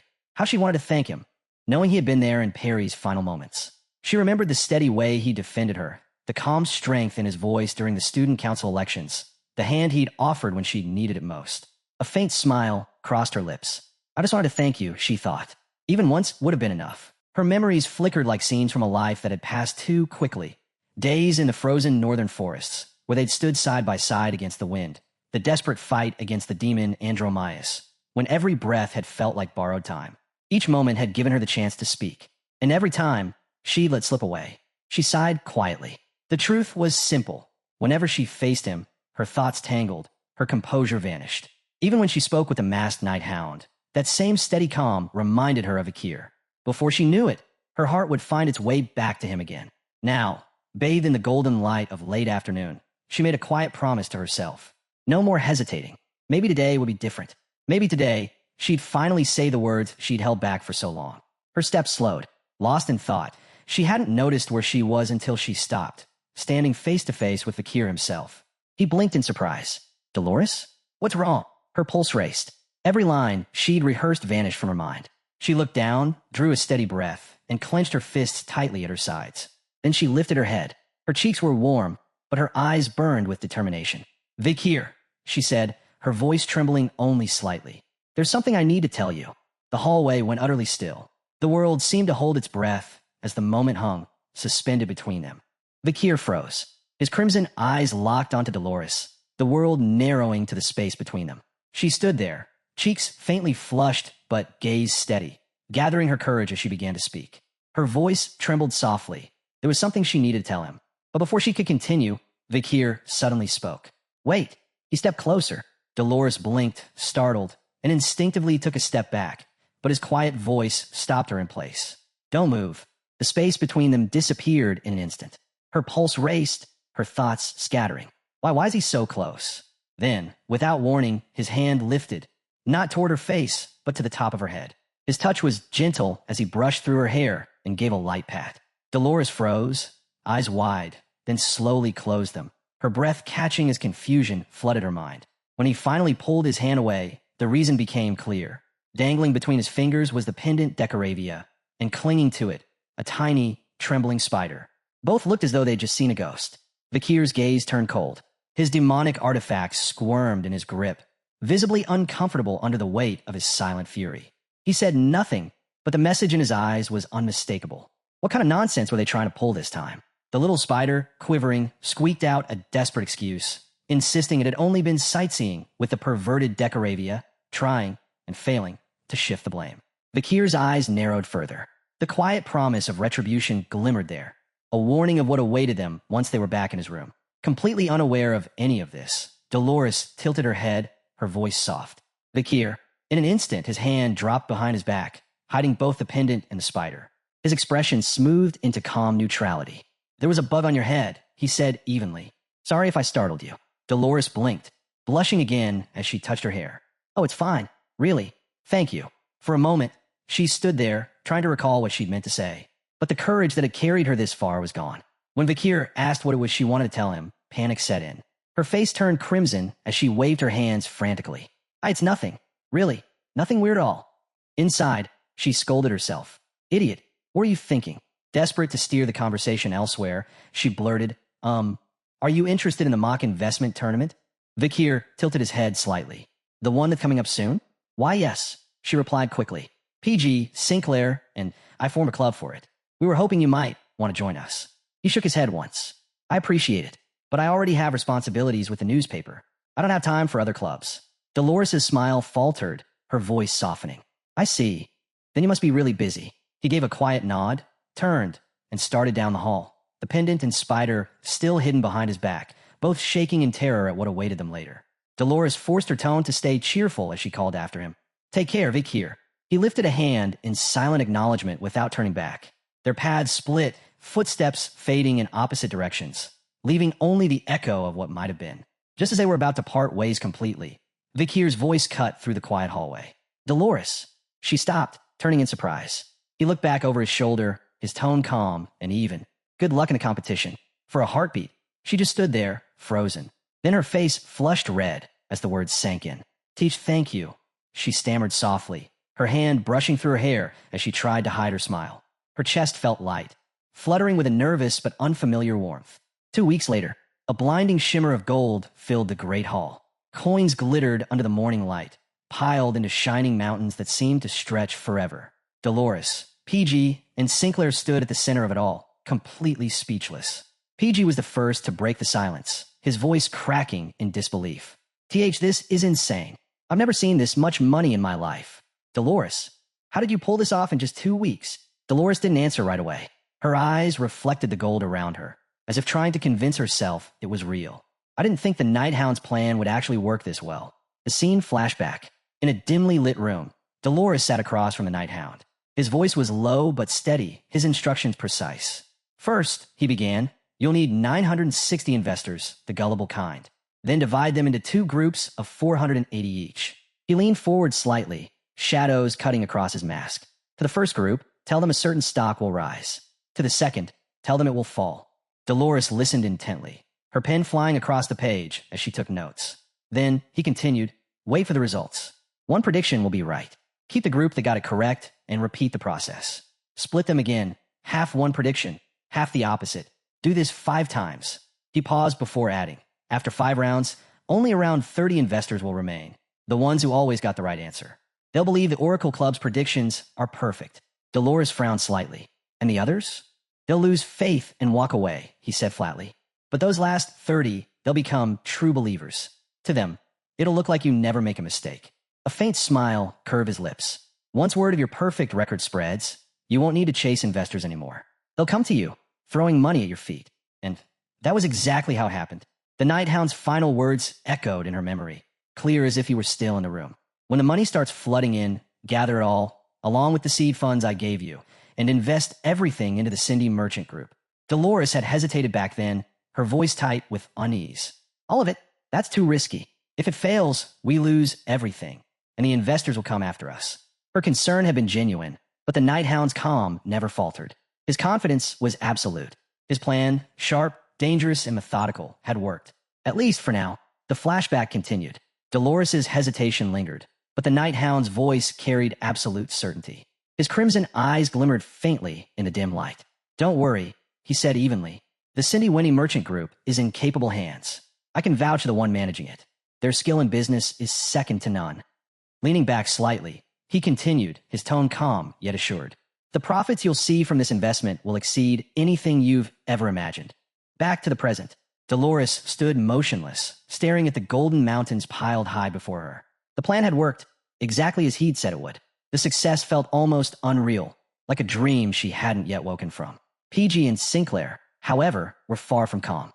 Their laughter filled the vast hall as they dove into the glittering heaps of coins. They tossed handfuls of gold into the air, laughing wildly, then collapsed backward to make money angels, their joy echoing off the marble walls. Dolores watched them quietly, a faint smile tugging at her lips. But beneath her calm expression, questions stirred. Who is a night hound, really? How could anyone predict all this with such precision? That night, the moon hung full and bright above the academy, casting a pale glow across the quiet corridors. Dolores moved silently through the halls, dressed in a simple nightgown, her footsteps light as she slipped through the shadows. At the end of the passage, she reached a narrow, high window. Carefully, she pushed it open and peered outside. There he was, the night hound, standing in the moonlight below, his figure outlined in silver. "I'm a bit late," he said casually, his voice calm as ever. Dolores smiled faintly. "That's all right. I was delayed too. I had to make sure no one saw me leave." Moments later, they sat together atop the academy's rooftop, the moon hanging high above them. The night wind carried their quiet voices through the still air. "Did you have trouble finding this place?" she asked, glancing at him. "It's not marked on any map." "Not particularly," he replied. Finding it wasn't difficult. His answer made her pause. If it was that easy for him, does it mean he's connected to the academy somehow? Without thinking, her hand slipped in her sleeve, pulling out a small, ornate mirror, the mirror of truth. Its surface shimmered faintly, said to reveal anyone's true identity. For a moment, she hesitated, the urge to raise it toward him strong. Her fingers tightened around the mirror, then slowly loosened. No, if he's keeping his identity secret, there must be a reason. I'll trust him. When the time comes, he'll tell me himself. Quietly, she slipped the mirror back into her sleeve. The night hound broke the silence first. Where did the plan go? Dolores's eyes brightened instantly. It was a complete success. The profits are unbelievable.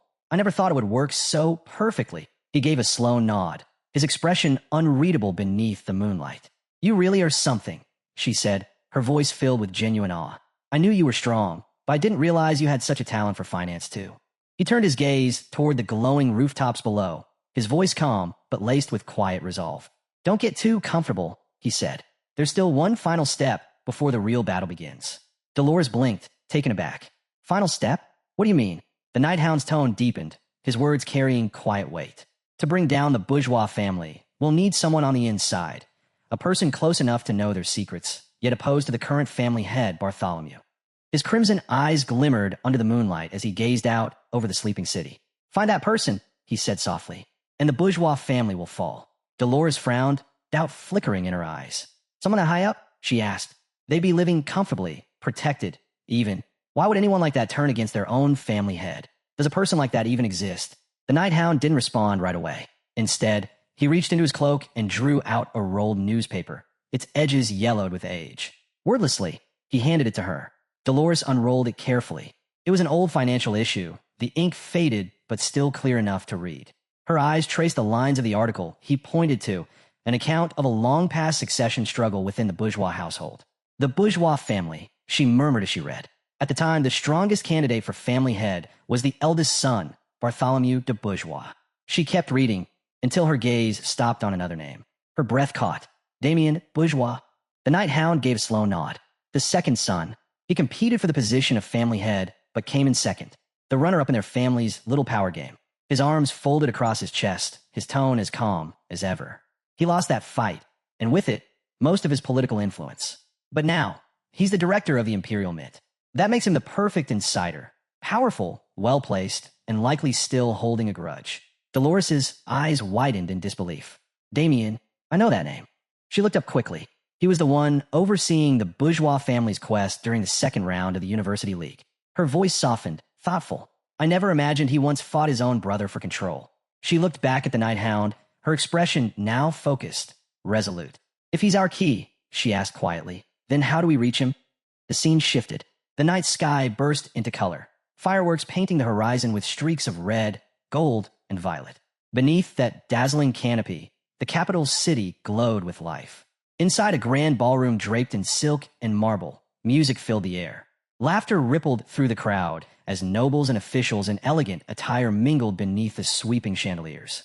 The golden light danced across polished floors, catching on crystal glasses and the jeweled pins of gowns and tuxedos. And amid the glitter and sound, standing quietly by a golden railing, was Dolores.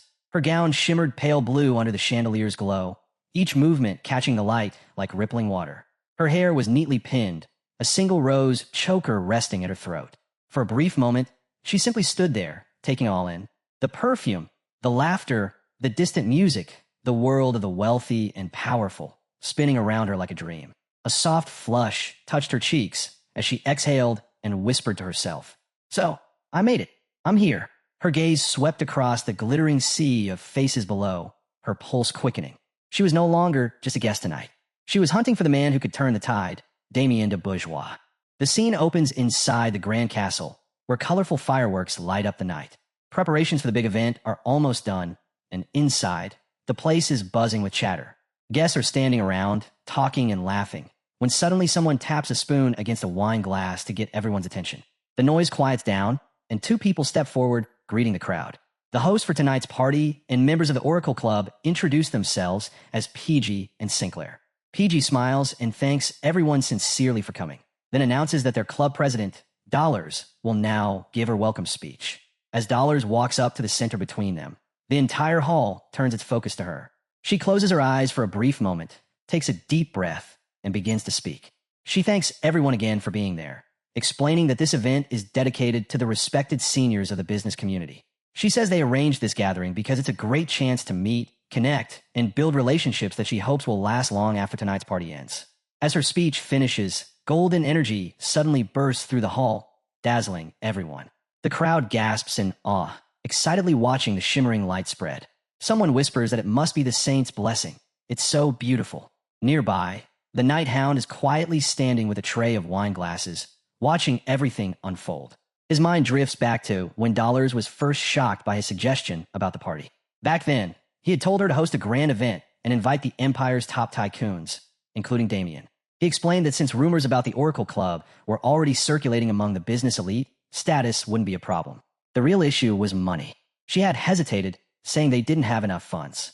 But Nighthound calmly told her that with the money she'd saved so far, she could easily afford the party, even after returning the principal and dividends to her investors. Still, she looked uncertain, clutching her clothes nervously, asking if she could really pull it off. After a pause, he mentioned that he planned to attend in secret. The Nighthound said, since they need to approach the Damien. That seemed to spark something in her, and she suddenly stood up, saying that if he was joining her, then she'd do her best. Now, back in the castle, the Nighthound stands among the guests, watching her with a faint smile. He thinks about how worried she used to be, but she's handling everything just fine now. Looking around, he notices that almost every major figure in the Empire's business world has shown up. Then he wonders to himself if Damien actually accepted the invitation. He glances toward the door and spots him, Damien Jubarogiois, the director of the Empire's currency manufacturing factory, sitting calmly with a glass of red wine. A golden-haired guy nearby says the rumors were true. The Oracle Club didn't just crush the mock investment comp, but even made real profits. Another laughs, saying hosting it at the fancy Obelia Banquet Hall shows how successful they've gotten. He adds that the club members must have realized that money is everything, that with enough of it, anything's possible. Someone else disagrees, saying that while money is powerful, it's not absolute. There are things in this world that no amount of money can fix, like bringing the dead back to life. Hearing this, Damien freezes for a moment. His face darkens, and he slams his glass onto the table. The man with golden hair asks where he's going, and Damien replies that he's just feeling a bit hot from drinking and needs to cool off. As he walks out, the others exchange glances, noting how that last comment clearly struck a nerve. And Nighthound, standing beside them, watches the whole thing unfold. Later that night, Damien stands alone on the rooftop, staring up at the starry sky. The Nighthound approaches quietly and asks if he believes there are really things in this world that money can't buy.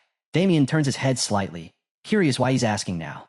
The Nighthound apologizes, saying he didn't mean to intrude, but their earlier conversation caught his attention. Before he can continue, Damien cuts in, saying that yes, there are many things money can't buy. Money is just a tool to achieve goals. Narrowing his eyes, he explains, but the things it can't solve are as countless as the stars in the sky. That's what makes humans what they are. Then, he warns the Nighthound that eavesdropping is a dangerous habit for a servant. If he wants to live long, he should learn to keep quiet. As Damien turns to leave, the Nighthound stops him with one last question. He asks, among all those stars, which one does he think shines the brightest and farthest? With calm, red eyes, The Night Hound adds that he personally believes it's meeting Damien's dead daughter. Damien freezes, shock flashing across his face. In an instant, he draws his sword, eyes blazing with anger, and says that the boy clearly didn't understand his warning. He raises his blade, saying he'll take one of his arms as punishment for running his mouth. But before he can strike, the Night Hound lifts his arm, and red energy bursts forth, glowing intensely. Damien's eyes widened in disbelief. The boy looks at him calmly and says, "Don't you want to see your daughter again?" Grinding his teeth, Damien goes in swinging, saying his life's got no value, but Night Hound instantly spreads that red aura. Damien's fury builds as he demands to know who this person really is. The boy stands his ground and answers calmly. He says he is the Night Hound, and he has come to make a deal with Damien. He tells him that he can help him see his dead daughter, Juliet. But Damien quickly replies, saying that Night Hound must be mistaken because his daughter isn't dead. Night Hound freezes in shock, thinking this can't be right. According to Cindy Wendy's intel, Juliet died in a carriage accident when she was a child. Damien gives him a cold look and says that lying won't help him escape the situation. Night Hound repeats the same words back at him, saying he also can't get out of this by lying. Damien slams his sword into the ground and says that there's no point hiding the truth anymore, so he'll tell him a story. He starts by explaining that in the Baroggio's family, there's a saying, "Use non-videre, to exist without being seen." It's the creed of the family heir and the beginning of their tragedy. The true heir of the Baroggio's family is sealed away, living under a commoner's identity. They must prove themselves in the capital using only their abilities, without relying on family privilege or status, so they don't grow up spoiled and entitled. Both Damien and his older brother have daughters who were sent into society this way, hiding who they truly are. Damien says he trusted his daughter, Juliet. She was incredibly talented, and when she returned after proving herself, he planned to use her success to regain everything from his brother and rise to power within the family. But that dream fell apart.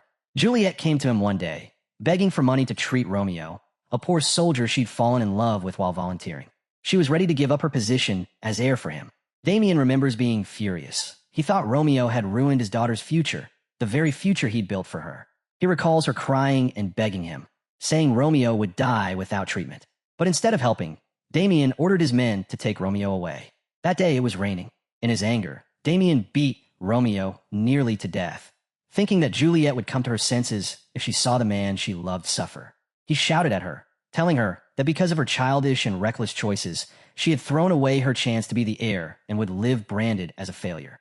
Juliet, heartbroken, yelled back that Romeo was precious to her, that he was the only one who accepted her and made her happy, when she'd spent her whole life trying to restore her father's honor. Then, with a face full of hatred and pain, she screamed that he had destroyed the only person who made her truly happy. It was the first time Damien ever saw such anger in her eyes, anger directed at him. She left with Romeo in a carriage, looking like she'd never come back. Panicking, Damien chased after her with the garrison. But then came the accident. The horse was spooked by thunder, the road was wet, and the carriage lost control. When Damien reached them, he found Juliet alive in Romeo's arms, but Romeo had died protecting her. Later, when Juliet woke and learned of Romeo's death, she fainted from shock and never regained consciousness. Damien's voice breaks as he says that he's tried everything. Medicine, poison, even divine power, but nothing has worked. His tears dropping like water, whispering that if he could just see her smile one more time and apologize sincerely, he'd give up everything he has. Night Hound watches quietly as Damien says that if there's a way to convey his apology to Juliet, he's willing to do it. Damien lifts his head, eyes full of desperate hope, and Night Hound asks if he would truly give up everything. A month later, at Damien's estate, he brings Night Hound to a room and says his daughter Juliet is there. Night Hound sees her lying motionless and feels a strange sense of familiarity. Damien warns him that their deal must stay secret, asking why he brought someone else with him. Night Hound explains that the girl he brought is a talented mage who can call out to souls. Her name is Pomerian, and he vouches for her power. Night Hound kneels beside her and gently tells Pomerian to do her best and not be scared. She nods, saying she can use the tree branch he gave her. Pomerian climbs onto the table, raises the branch toward Juliet, and suddenly purple energy bursts out.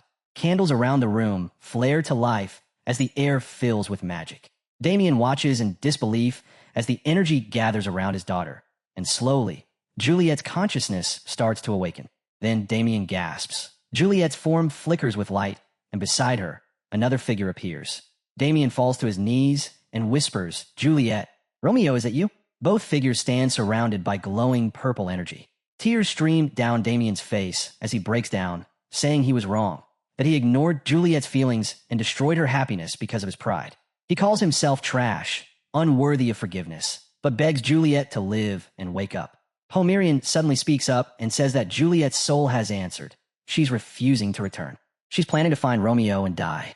Damien stares at his daughter in disbelief, asking if it's true. The purple energy continues to swirl around her as tears roll down his face. He cries out that Juliet almost died because of his mistakes and that Romeo sacrificed himself for her. Now she's choosing death just to see him again. But time can't be reversed, and no words can change what happened. He says he must do something for her now before it's too late. Her soul is outside her body, and Romeo's is already in the afterlife. But he can still help them one last time. Damien begins a ritual, declaring that the union of souls is beyond time. He asks if the bride and groom accept their eternal fate to be together and promise to love and embrace each other forever. Juliet and Romeo, glowing in golden light, hold hands and answer yes. Juliet says she loves Romeo, and Romeo says he loves her too. Damien, crying, declares them husband and wife. Juliet turns toward her father, smiling through tears, and hugs him tightly. She thanks him for choosing her and for making her happy. Damien hugs her back, sobbing, and tells her to stay happy and live peacefully with Romeo in the other world. He says he loves her deeply. Juliet whispers that she loves him too. Then she lies down among the flowers, peaceful at last, while her father stands alone, watching her with tears in his eyes. The scene begins with Damien standing near his daughter, tears streaming down his face. As he weeps, he gently holds her hand. Palmyrian, watching him, asks Nighthound why the man is crying. Nighthound replies that maybe it's because he feels grateful, sorry, and loves her deeply. Palmyrian tilts her head and says that if he loves her and is thankful, then shouldn't he be smiling instead of crying? Nighthound pauses for a moment, then tells her that when she grows up, she'll experience many things and eventually understand why. Palmyrian sighs, saying that sounds like it's going to be tough, uncle. Just then, Damien, still emotional, and thanks them, saying he was able to do everything he could for his daughter as her father. Nighthound tells him there's no need to thank them, but instead asks if there's something Damien should give him. Damien immediately kneels before him and swears to give everything he owns, asking what Nighthound desires. Nighthound calmly says he wants the head of the Baroggioi's family patriarch, Bartholomew. The scene shifts to a dark night where three figures stand together. A voice says she'll help with the mission. Damien, standing beside the Saintess and Nighthound, greets her politely. The Saintess smiles, saying she remembers him from the Uni League and the last party, never imagining they'd meet again like this. She adds that it's an honor and wonders how he managed to make Director Damien their insider. Damien shakes her hand while Nighthound, standing behind, cuts straight to the point. He says they're here to plan the assassination of Bartholomew, the Baroggioi's patriarch. Damien agrees and explains that he arranged this meeting for that reason. He has already used his trusted followers within the family to spread rumors about the Oracle Club, and as a result, he secured a dinner with the patriarch himself. The Saintess looks shocked, asking if he really means that dinner, the one everyone talks about. Damien nods and explains that it's the legendary World Dinner, the same one that every powerful figure in the capital dreams of attending. He continues, describing how the Baroggioi's family owns a mysterious vault, a massive cube-shaped structure, 50 meters long, wide, and tall. The walls are made of mithril and orichalcum, completely sealed off from the outside world with powerful anti-teleportation magic. Inside, there are literal mountains of gold and priceless treasures.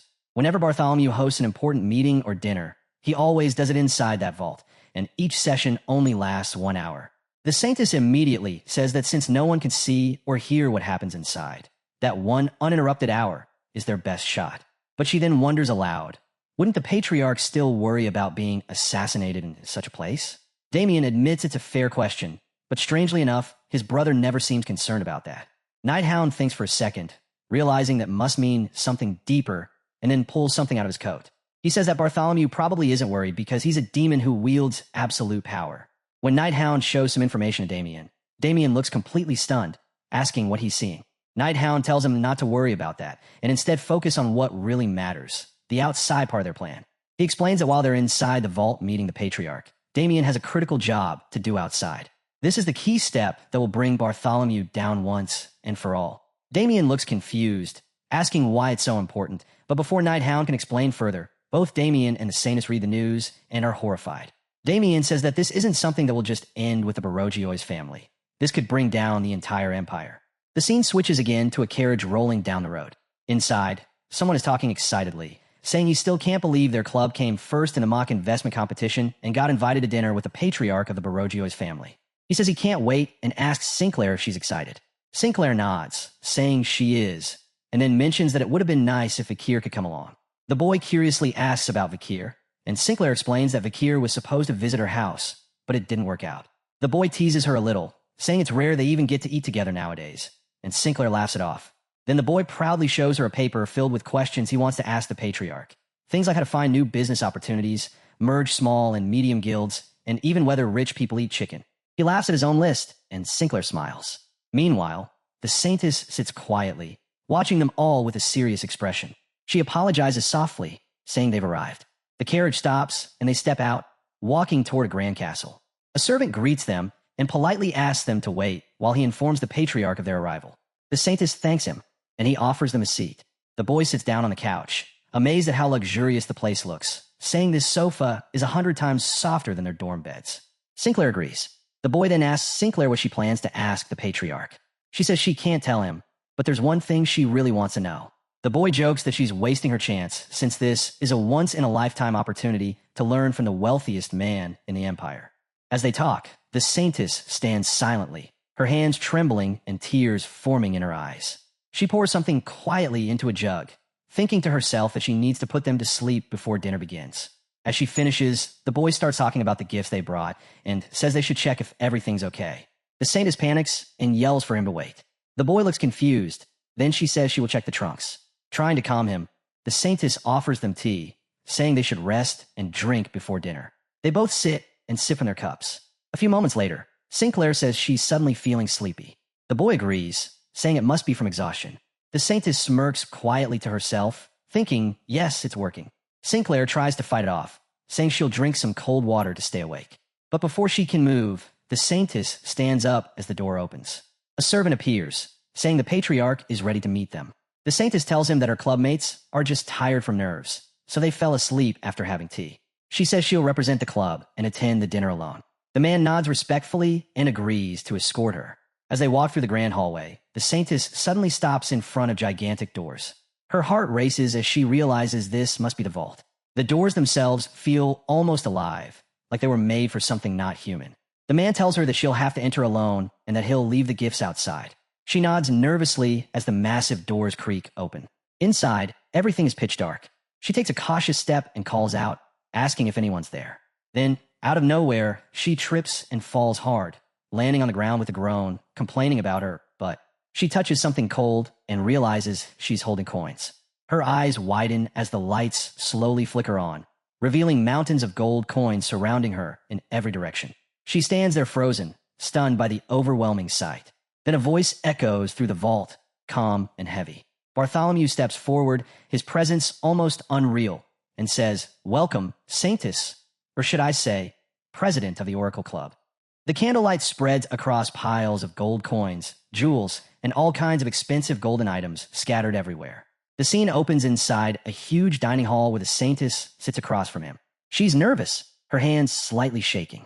She looks at him and thinks that this man is the richest person not just in the capital, but probably in the whole world. He's the head of the bourgeois family, one of the 7 great families, Bartholomew Jew bourgeois. But in her mind, she knows there's more to his real identity. Just as she's thinking about it, he interrupts her thoughts and tells her that her skills are amazing. She nervously asks what he means. He explains that he's gone through the records of her investments.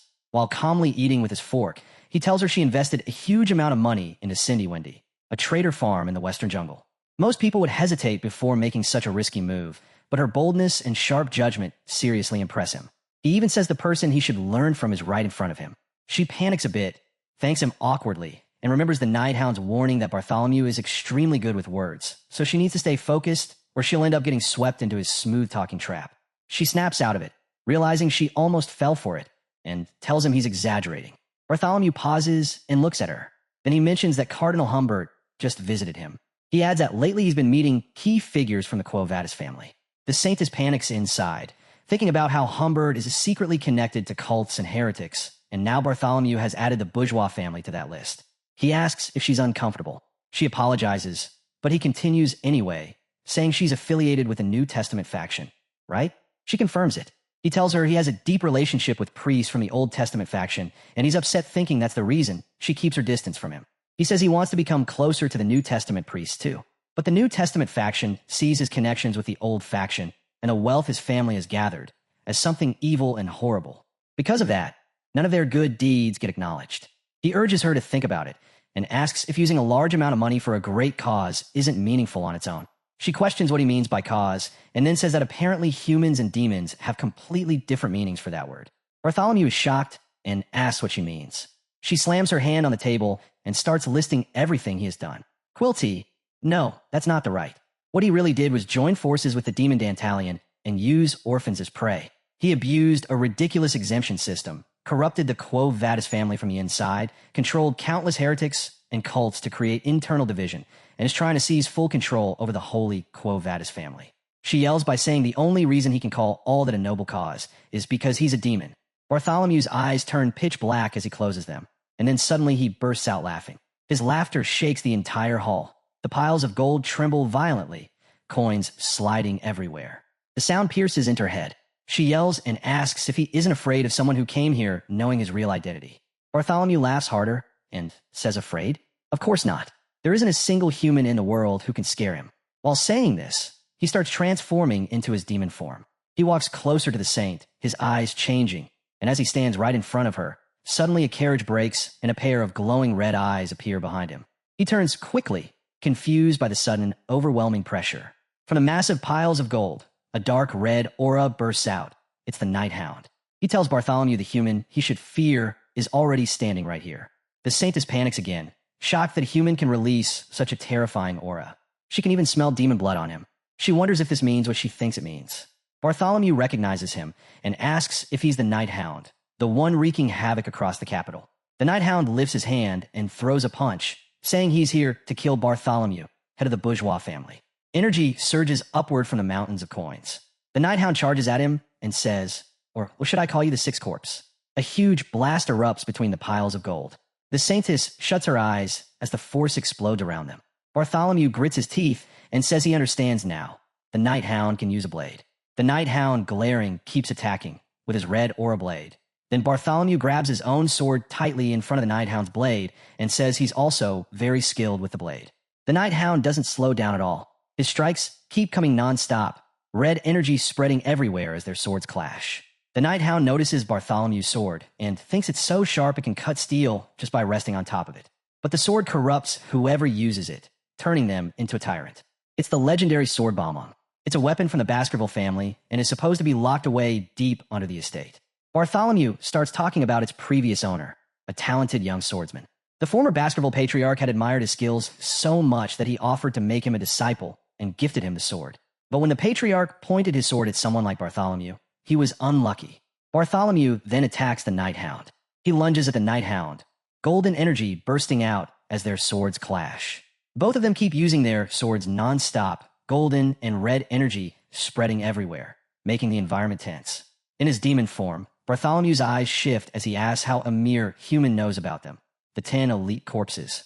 He yells that he doesn't know how the Night Hound killed 4 of his comrades, but his arrogance ends here. He swings again, their blades meeting with force. Suddenly, Bartholomew pulls back and drives his sword straight through the Night Hound's chest. The saintess stands frozen as blood drips to the floor. Bartholomew tells him not to worry. He'll devour his corpse and store his skull in a safe until it completely decomposes.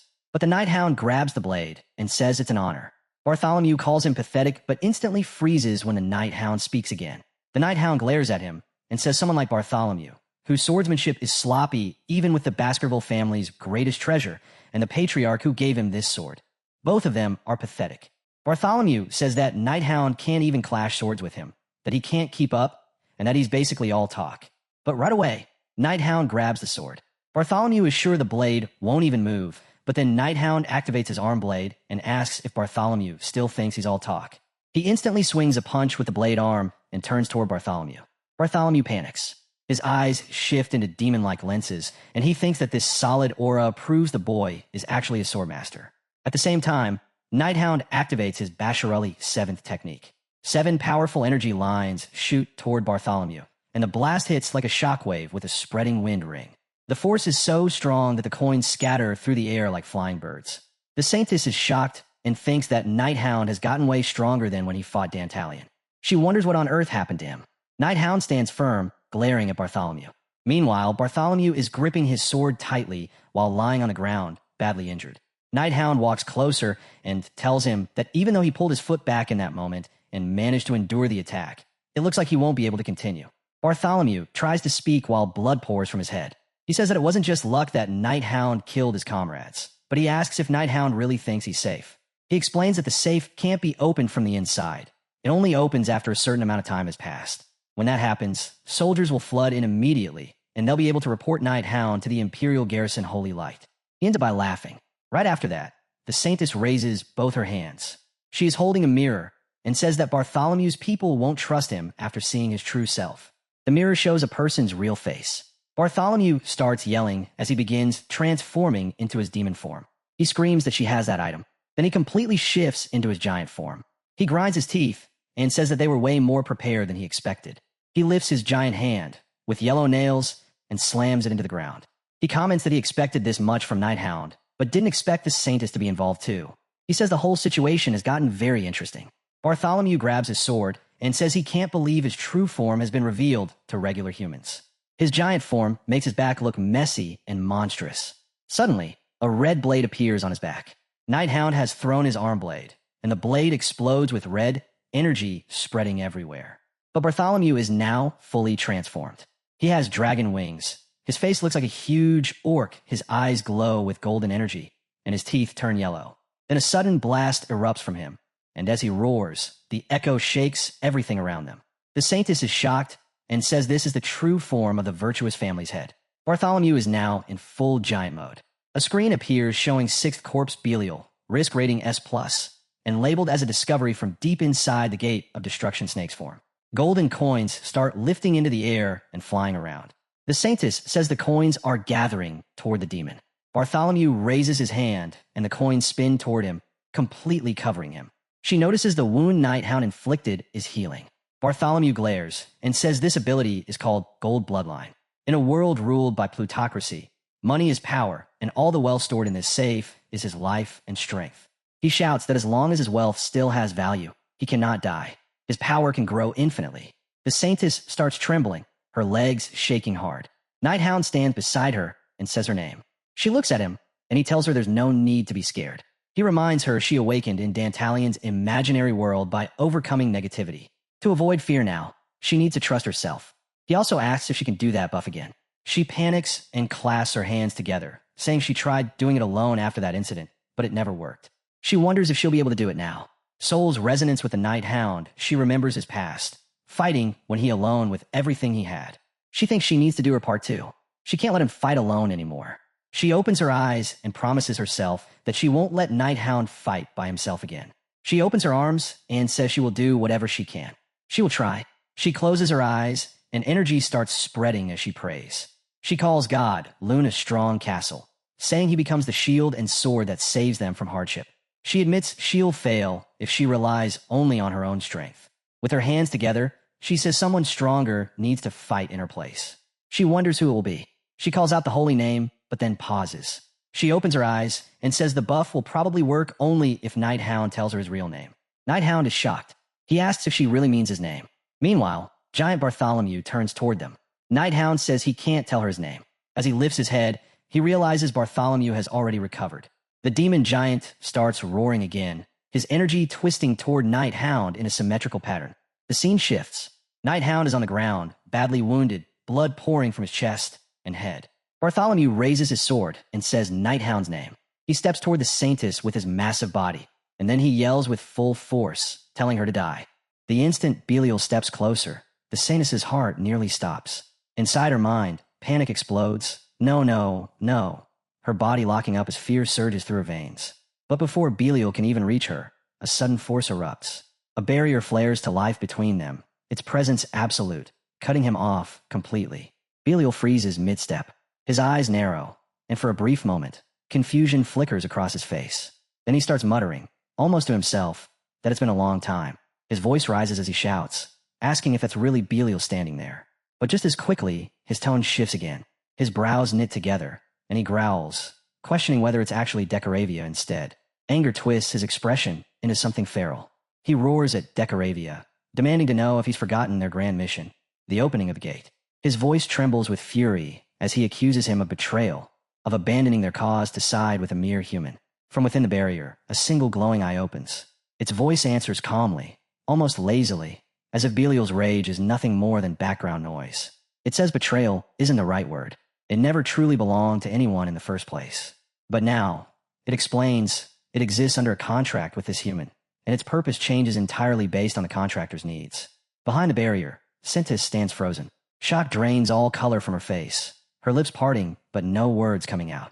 The barrier continues, stating that for the next 1,000 years, it will serve as a shield for the beautiful womb, then pauses, awkwardly correcting itself, to protect all humans. Belial snaps. His eyes blaze as he screams again, demanding whether Decoravia truly believes it can withstand the fury of its own kind. He warns that Decoravia has no understanding of the endless hatred waiting to pour out once the gate of destruction opens. The glowing eye remains unbothered. It replies that it will think about that when the time comes. Then it adds casually that the 10 Elite Corps are already losing power. Turning the accusation back on him, it tells Belial that he's the one posturing, and asks if he can't feel that cold, prickling sensation crawling up the back of his neck. Belial falters. Confusion flickers across his face. And in that moment, the Nighthound strikes. Out of nowhere, he lunges from behind, his attack crashing into Belial's back. The blow lands, but it isn't deep enough. Nighthound straightens and approaches slowly, eyes locked onto his target, irritation simmering beneath his calm. He had aimed to behead him. The cut was too shallow. Belial, his golden form now smeared and broken, collapses onto the ground. He screams and cries out in disbelief, shouting that Nighthound should be dead. His organs have been shredded. There was no way he should still be standing. His voice cracks as he demands to know how this is possible. Nighthound doesn't answer. He simply stands there, unmoving, blood dripping steadily from his body and soaking into his clothes. A status screen materializes in the air, displaying a Beelzebub glutton of files with 3 available slots. Belial's eyes widen as understanding finally dawns on him. He laughs weakly and mutters that he knew it. Nighthound was never a normal human. The Saintess spots him at that moment. Her eyes widen in shock as she whispers his name. Panic surges back in her chest as she turns toward the barrier, pleading for it to let her out so she can help him. Decoravia refuses politely. He explains that he was ordered to protect the beauty. He clears his throat and corrects himself. The Saintess. Acting against that order, he says, would mean he can no longer act freely. Tears spill down her face as she shakes her head, asking what he means by that. Then she suddenly stops. Her eyes widen once more as she feels it. Nighthound's mana, surging just behind the shield. She suddenly realizes it. The mana she felt wasn't coming from Nighthound directly. It was flowing from the barrier itself. Her breath catches as she presses her hand against the shield, staring through it at him, and a thought hits her hard. This barrier, it's protecting her because of Nighthound. Her gaze shifts past the shield, and what she sees makes her heart pound. Violent explosions rip across the battlefield. Nighthound is locked in relentless combat with Belial, blades flashing without pause as golden coins spill and scatter everywhere. Belial grinds his teeth in rage, but Nighthound never lets up, unleashing strike after strike while wealth rains down like a storm. Before long, Aberpoy collapses onto the ground, blood spreading as red-tinged energy surges wildly around them. Belial glares up at Nighthound and sticks out his tongue in a twisted, mocking display. Nighthound stands nearby, a deep cut on his leg, then detonates a burst of energy right beside Belial. The next moment, Nighthound drags his sword along the floor, releasing another blinding white blast. Bitterness flickers through his thoughts. Someone like Belial, an intermediate-level Swordmaster who has already crossed the threshold of supremacy, shouldn't be this troublesome. Yet among all the elite corps he's fought, Belial is the hardest.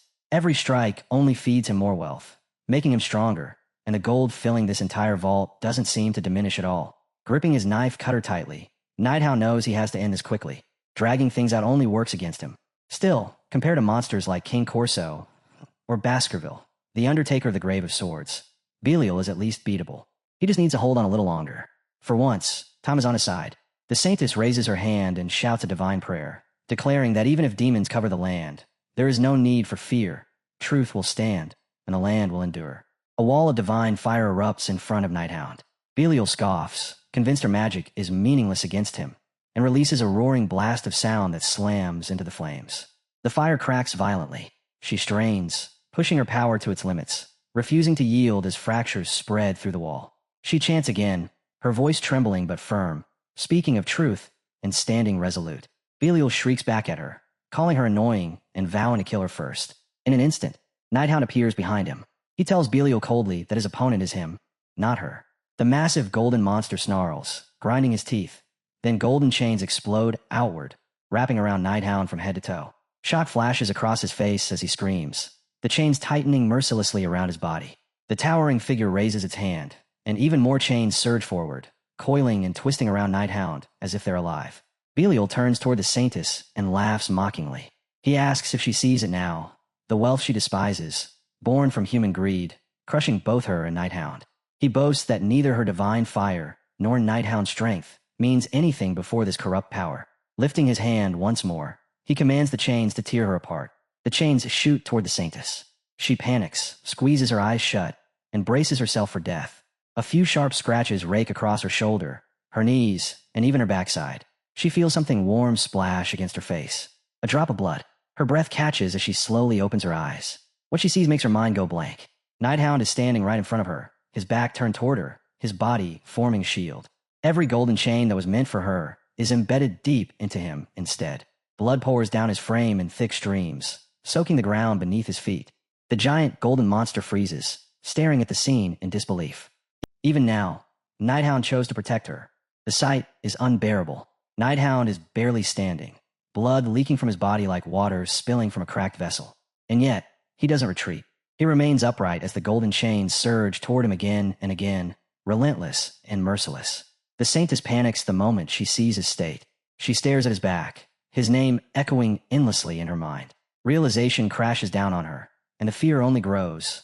He was injured again. Injured because of her. Then, suddenly, Nighthound reaches out. He grabs one of the golden chains with his bare hand. His fingers tighten, crushing the metal as if it were nothing more than soft clay. Power surges through him, violent and overwhelming. One by one, the chains snap apart, shattering effortlessly, reduced to worthless fragments instead of weapons meant to kill. The Saintess lifts her hand in desperation, telling herself she needs to heal him. Now, immediately. But the barrier rises again, blocking her path. She slams her palm against it, begging it to disappear, her voice shaking as she asks why it's back again. Through the chaos, Nighthound speaks calmly. He explains that Decoravia's mana is far denser than before, so the shield won't break so easily this time. He glances back at her and tells her to stay right where she is. She stares at him, stunned, repeating that single word in disbelief. Her gaze drifts across the battlefield, and her heart sinks. The chains are everywhere now, spreading endlessly, covering the ground, the air, until it feels like the entire world has been swallowed by golden links. Tears well up in her eyes as panic grips her again. The giant monster keeps hurling chains without pause, but Nighthound doesn't yield. He raises his hand and releases his power, forcing the chains back through sheer strength alone. Then he launches himself forward, leaping into the air and attacking without hesitation. Strike after strike crashes down in rapid succession. Energy erupts from his body, and the once brilliant golden chains begin to dull, their shine fading to a lifeless pale. After what feels like an endless barrage, the chains finally give way. They shatter completely, crashing to the ground like massive slabs of broken stone. Nighthound lands near the lower limbs of the towering monster and steps forward, only for the giant to swing its enormous sword and smash him into the ground. He slams down hard, a cry tearing from his throat as his body crashes against the floor. He looks half dead, blood spreading beneath him as he grinds his teeth, refusing to stay down. The monster raises its arm. A thunderous punch begins to form, flames coiling around its fist as fire leaks from its eyes. Golden energy wraps tightly around the blow, compressing into a single, devastating strike aimed straight at Nighthound. He can't even speak. Shock locks his body in place. On the other side of the shield, the Saintess completely loses control. She screams his name, sobbing as she slams her hands against the barrier again and again. Her skin splits open, blood smearing across the shield, but she doesn't stop. She can only watch. Blood runs down her arms, dripping onto the ground, but she keeps striking the shield as if she can no longer feel the pain at all. Decoravia finally speaks, calmly pointing out her injured hands, but his words never reach her. Her strength suddenly gives out. She collapses to her knees, her head bowing low as her shoulders slump. In a broken voice, she mutters that she's hit the shield too many times. She stays there, kneeling, helpless and defeated. Her thoughts spill out in fragments. She speaks of her faith, God, justice, meaning, kindness, fairness. She speaks of divine power born from pure goodness, and how utterly pathetic it feels now. Compared to a demon wielding Momonism, power born from endless human greed, fighting against a being like Dentalian. Her strength feels laughable. She thought she had surpassed her limits once before. She truly believed she had awakened. She believed this time would be different, that she would be strong enough to stand before a demon and actually help Hound. But then she remembers his voice telling her to stay back, and reality crashes down on her again. Even now, she's still behind him, still watching everything fall apart. She realizes she's nothing but a burden. She hates her weakness, hates her powerless divinity, hates that even when she desperately wants to help him, she can't. Her sobs grow louder as her body trembles against the ground. Out on the battlefield, Hound is barely holding himself together. His body is riddled with wounds, soaked in blood, but he refuses to stop. He forces himself forward and charges the giant monster once more. With a powerful strike, he slashes through it, ripping its arms apart. He rushes in again without hesitation, gripping his sword tightly, and finally lands a solid blow straight into the monster's chest. He crosses his arms and summons a blade forward, but the monster counters instantly. A massive strike slams into him, sending him crashing back to the ground. Blood spills out as he lands hard. He sits there, gasping for breath, muttering bitterly that he's burning through mana far faster than he expected. Pressing a hand to one of his wounds, he watches as a red glow spreads over it. He knows the truth. He's been sustaining a solid aura without pause. He clenches his fist and activates his blade again, running calculations even as chaos surrounds him. Decoravia's eye glows brighter in response to his mana flow. Hound realizes what's happening. Pouring out this much mana, while Decoravia is also drawing from him, is draining him far more severely than planned. Still, he stands. White energy erupts around his body as he glares straight at Belial. For the first time, doubt creeps in. He's not even sure he can last until the promised time. The giant monster faces him, its eye glowing ominously as more white energy gathers in its hand. Hound knows the truth now. Unless he lands a perfect, critical strike on Belial right now, everything he's done will amount to nothing. His gaze sharpens. He tells himself he has to squeeze out every last drop of mana. He has to use his final technique, even though it's not perfected yet. He stands before Decoravia's shield. Behind it, the Saintess slowly raises her hand toward him. Hound turns back, startled, his eyes widening as he sees her reaching through the barrier. Her voice trembles, but her resolve is clear. She tells him she's going to fight too, because she can't keep watching him suffer for her sake any longer. He turns his neck just enough to glance back at her and tells her quietly that she's already done enough. She doesn't need to push herself any further. She snaps back immediately, asking if he thinks she's just in the way. Weak, helpless, someone who only slows him down. Hound doesn't answer out loud, but inside, he clicks his tongue and calls her an idiot. She never thinks about her own safety, never weighs the danger the way he does. She just throws herself forward without hesitation, without fear.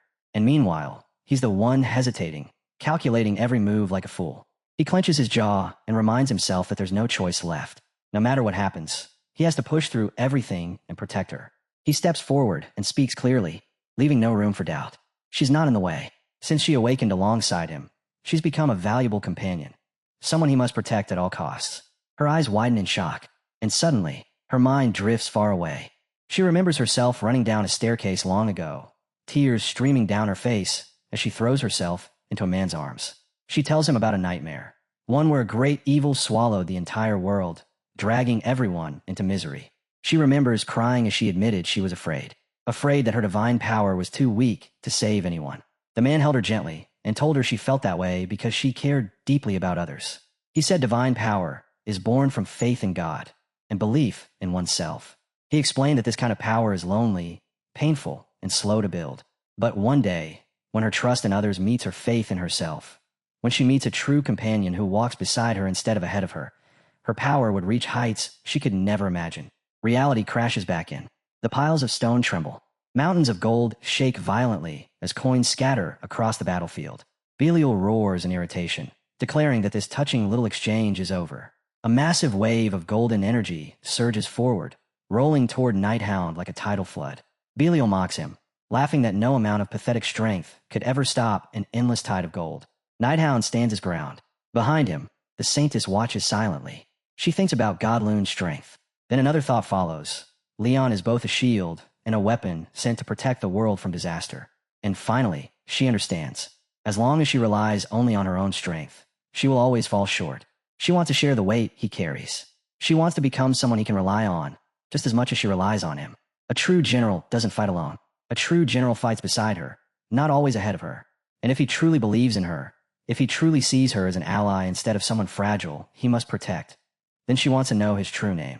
She raises her voice and calls out, asking for the general's holy name. Nighthound reacts instantly. He lifts his hand, removes his mask, and reveals his face. His voice is steady as he speaks a single word. Van. She freezes. Panic and shock collide as her eyes widen, her breath hitching in her chest. Van turns back toward the battlefield and repeats it with unwavering certainty. My name is Van. The scene opens with our boy turning his neck slightly as the Saint stares at him, finally realizing just how much power a name truly holds. In her mind, she knows that names carry mysterious power, an unseen energy capable of twisting cause and effect, sending ripples through yin and yang simply by being spoken. Gold energy churns violently around them like a raging storm as she looks at him and softly whispers his holy name. Van. Her eyes close gently. She repeats it again, slower this time. Van, letting the name sink deep into the world itself. At that very moment, Belial unleashes a massive surge of golden energy. He stands tall, a cruel smirk spreading across his face as he mocks the sight before him. He sneers that he never imagined Nighthound would be buried under a literal wave of gold, calling it the kind of glamorous death humans fantasize about. Then, with chilling indifference, he adds that the world will be told Saintess Dolores died after being taken hostage by Nighthound. As his words fade, the scattered gold coins across the battlefield begin to tremble. They shake violently, rattling against one another, as if something enormous is struggling to break free beneath them. Belial stiffens. His expression twists as panic creeps in. He feels it too. His eyes dart around as he mutters in disbelief, wondering what this vibration could possibly be. Then it happens. A burst of energy explodes outward. Belial watches in horror as a brilliant light forms before him. His voice drops to a whisper as he mutters that this is impossible. Sharp, pure white energy erupts everywhere, peeling away the golden glow like a fragile shell. The battlefield is flooded with blinding white light, and both Nighthound and the Saintess widen their eyes as it consumes everything. Belial throws his arm up to shield his eyes, screaming that this is an awakening. He curses under his breath, glaring into the radiance.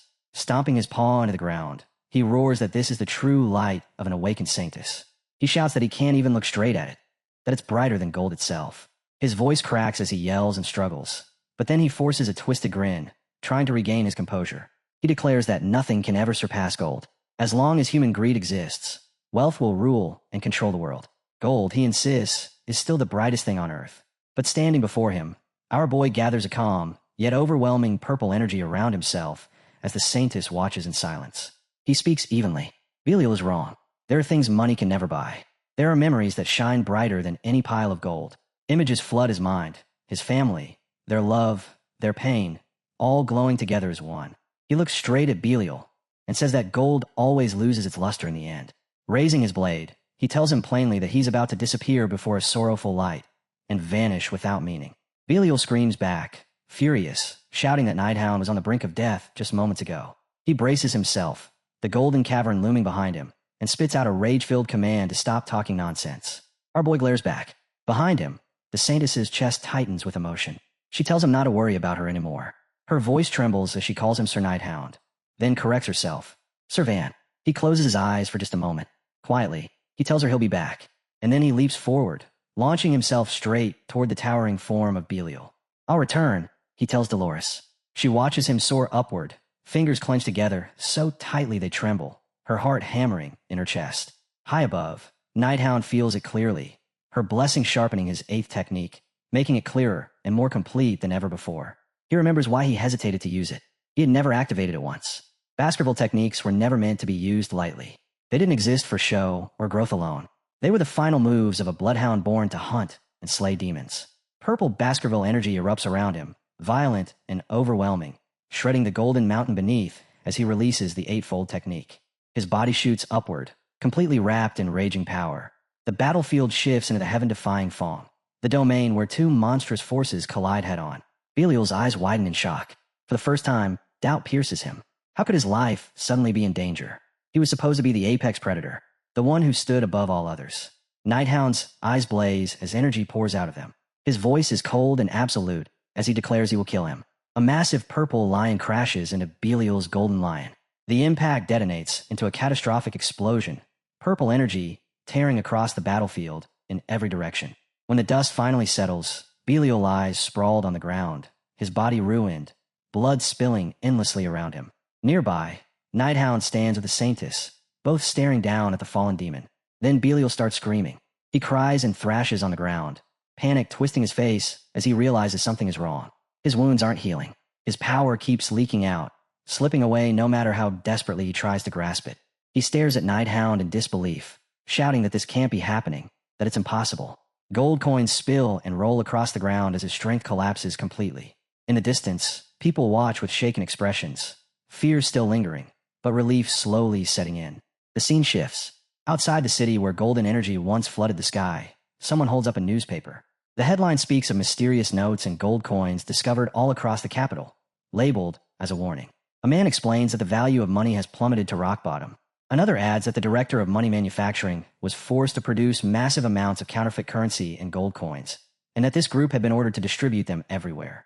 The boy admits he did it because he owed an enormous debt to Hound, though he still can't understand how someone that wealthy ever got involved. Damien answers calmly. Hound did something for him that money could never buy, something that allowed him to take revenge on a family he despised. The boy nods, admitting that's why he was willing to give up everything he had. Damien agrees quietly. He says he was once in the same position and understands completely. In the end, they all teamed up with a terrifying man. But the counterfeit coins were created with magic, meaning they won't last long. The chaos will fade within the hour. The scene returns to the present. Hound stands over the dying Belial, knowing that this brief window matters, that even a short moment can twist fate itself. He looks down at the demon and knows it's over. Belial has no gold left to absorb, no power left to heal, no room left to grow. Hound speaks coldly, telling him that all his wealth was worthless in the end. He tells Belial to stretch out his neck. Suddenly, Belial starts laughing. Hound pauses and asks him what's so funny. Belial lets out a twisted laugh and asks if he really thought there wouldn't be safety measures in place. In the next instant, his entire body shifts, turning an eerie shade of blue. A violent burst of blue energy spreads outward as he declares that everything in this world has a price. Killing him, he claims, demands payment, and that curse will crush the killer and claim their life in return. The Saintess screams that it's nonsense, shouting that there's no way killing a demon could be considered a sin. Belial, lying there with his arms and legs severed, laughs weakly and insists otherwise. He snarls that Leon's doctrine states demons were created by Leon himself. Killing any living being, he claims, is a sin, and no one would ever sacrifice their own life for the sake of the world. He screams at Hound, demanding to know what he thinks he's doing. Hound answers calmly. He says the price for killing a pig has already been paid. Then he reveals the exemption card. Belial's face drains of color. His eyes bulge as panic overtakes him. Hound raises his sword. Belial begins to wail and sob, his voice breaking, but the blade comes down without hesitation. It slices cleanly through his neck, tearing through what remains of his body. His head goes flying and rolls across the ground, coming to a stop right in front of someone's feet. Silence follows. Hound and the Saintess stand there together, staring at the aftermath. She's frozen in shock, unable to form a single word. In the stillness, both of them slowly lift their gaze and whisper the same name at the same time. Sinclair. The Sinklers stand there in total shock, every one of them thinking the same thing. It all feels like some bizarre dream. Just moments ago, Sinclair had seen it with her own eyes. A monstrous, boar-headed creature clashing with the Hound, while President Dolores stood nearby, glowing as if wrapped in pure light. The entire scene unfolded right as she was waking up, leaving her mind unable to tell whether she was dreaming or fully conscious. The monster had poured everything it had into blocking the Hound's attack. In the moment its strength ran dry, its body shrank, reverting back into a human form. The Hound didn't hesitate. He swung his blade. The head came off cleanly, rolling across the ground until it stopped right at her feet, blood trailing behind it. And in that moment, Sinclair understood. This wasn't a dream. Everything she was seeing was real. Reality snaps fully into place. She's standing there now, awake, present. Everyone else is too. The Saintess stares at her, confusion tightening her expression. She's certain Sinclair shouldn't be here. She remembers clearly. She made Sinclair drink the drug tea, made sure she was asleep, then sent her back to the academy with Piggy. And yet, here she is. Sinclair stands silently, her head lowered, completely overwhelmed. Finally, she speaks. She asks what's going on. She asks why the Saintess is standing beside the Hound. Then, before anyone can answer, she grabs her hair in frustration and cries out, her voice shaking as she demands to know. Why did the Hound just kill the patriarch of the bourgeois family? She was yelling and crying, her eyes wide open, her voice breaking as she desperately demanded to know why. The Saintess stepped closer and gently placed a hand on her shoulder, telling her to stop looking down and look at her. She promised she would explain everything.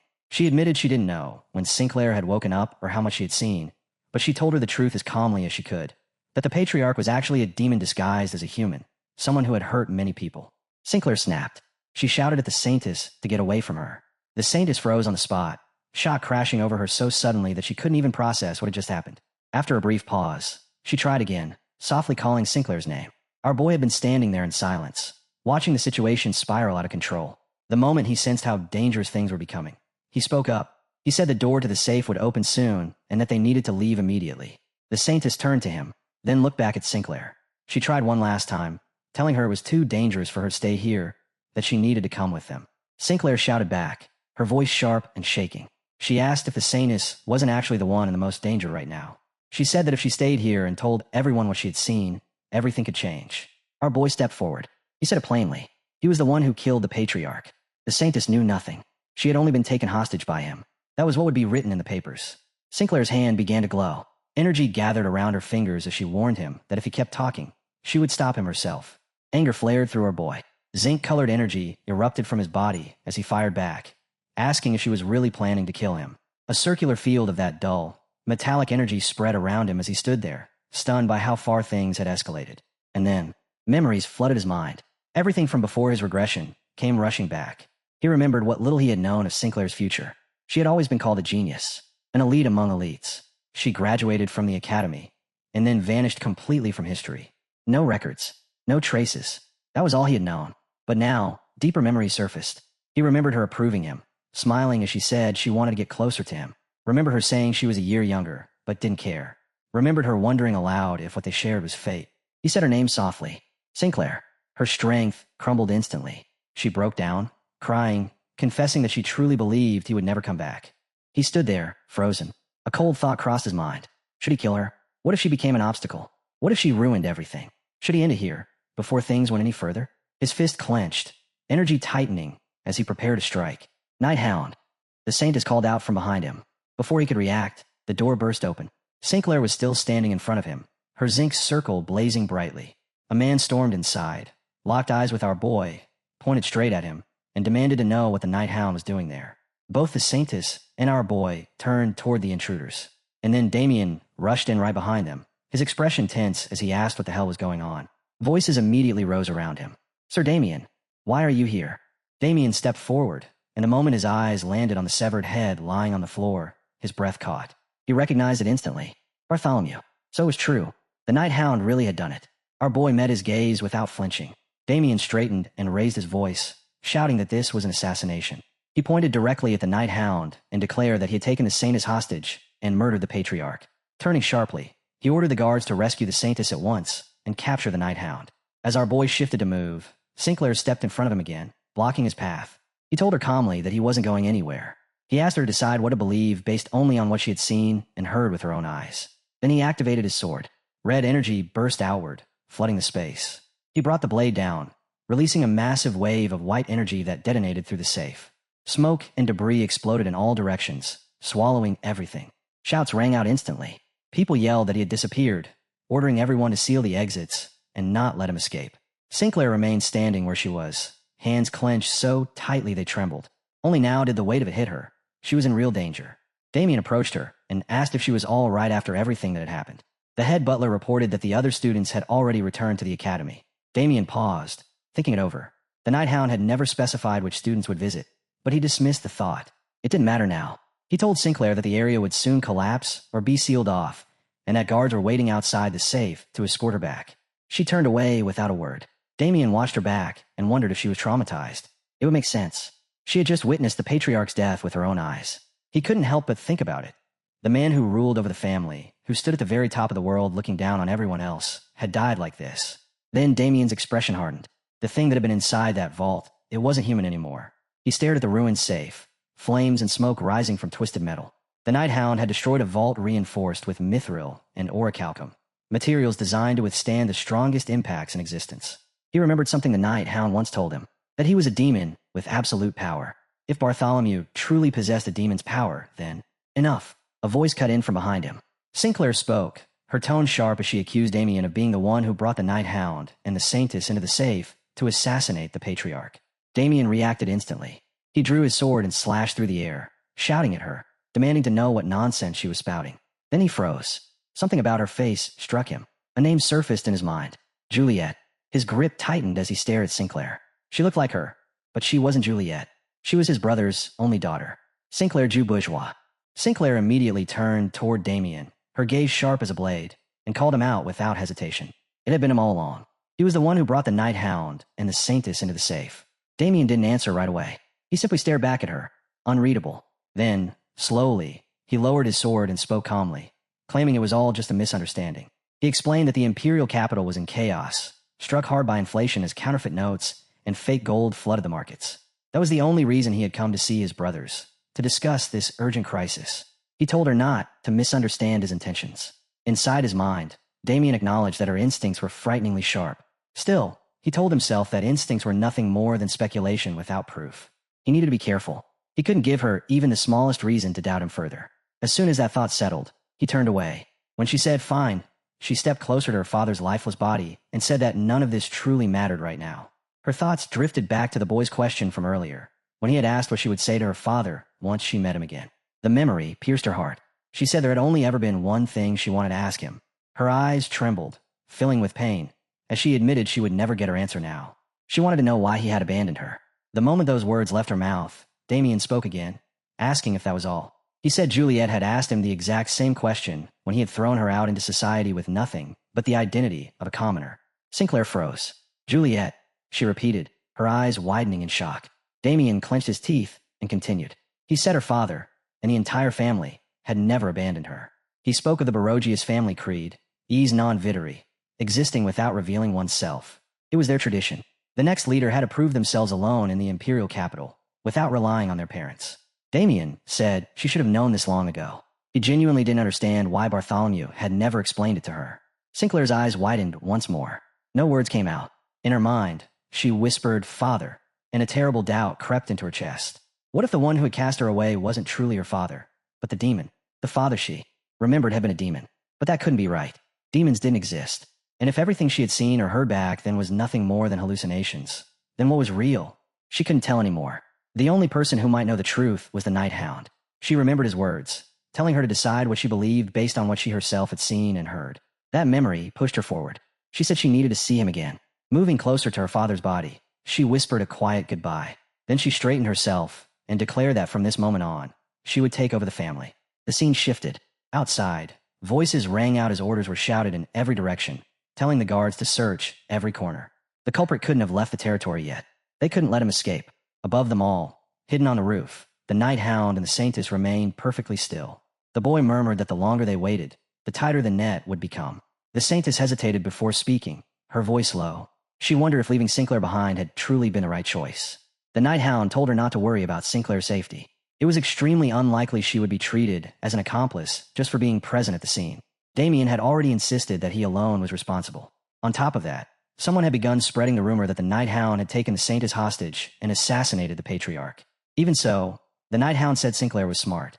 She wouldn't talk, and even if she tried to tell others what really happened inside the safe, no one would believe her. They would only think she had lost her mind. The Saintess fell silent, her surprise written clearly on her face. The Night Hound added that the only living person who still connected Quo and the Barogius family's patriarch was still out there.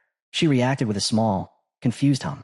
Her thoughts drifted to the past, and she quietly asked herself why Cardinal Humbert had appeared to visit her. The Night Hound's gaze sharpened as he asked if she was afraid of him. She didn't answer right away. She simply looked down and said it felt pathetic. She had overcome her fear of a demon and even awakened, yet she was still afraid of her father. The Night Hound told her it wasn't pathetic at all. Tears welled up in her eyes. She began to cry and asked if he would listen to her story. She said he was the first person she had ever told this to, because it wasn't something others could understand. She admitted he had probably already figured it out, but Humbert wasn't her biological father. When she was young, he noticed her natural divine power and took her in as his adopted daughter. He belonged to one of the most influential families in the imperial capital, a man second only to the Pope, revered by countless people. She said that in front of such a perfect and powerful man, she always had to be obedient, like a beautiful doll that never complained or rebelled. And whenever she tried to slip out of his control, he would. She couldn't finish the sentence. Her tears only fell harder. Still, she said it was all right now.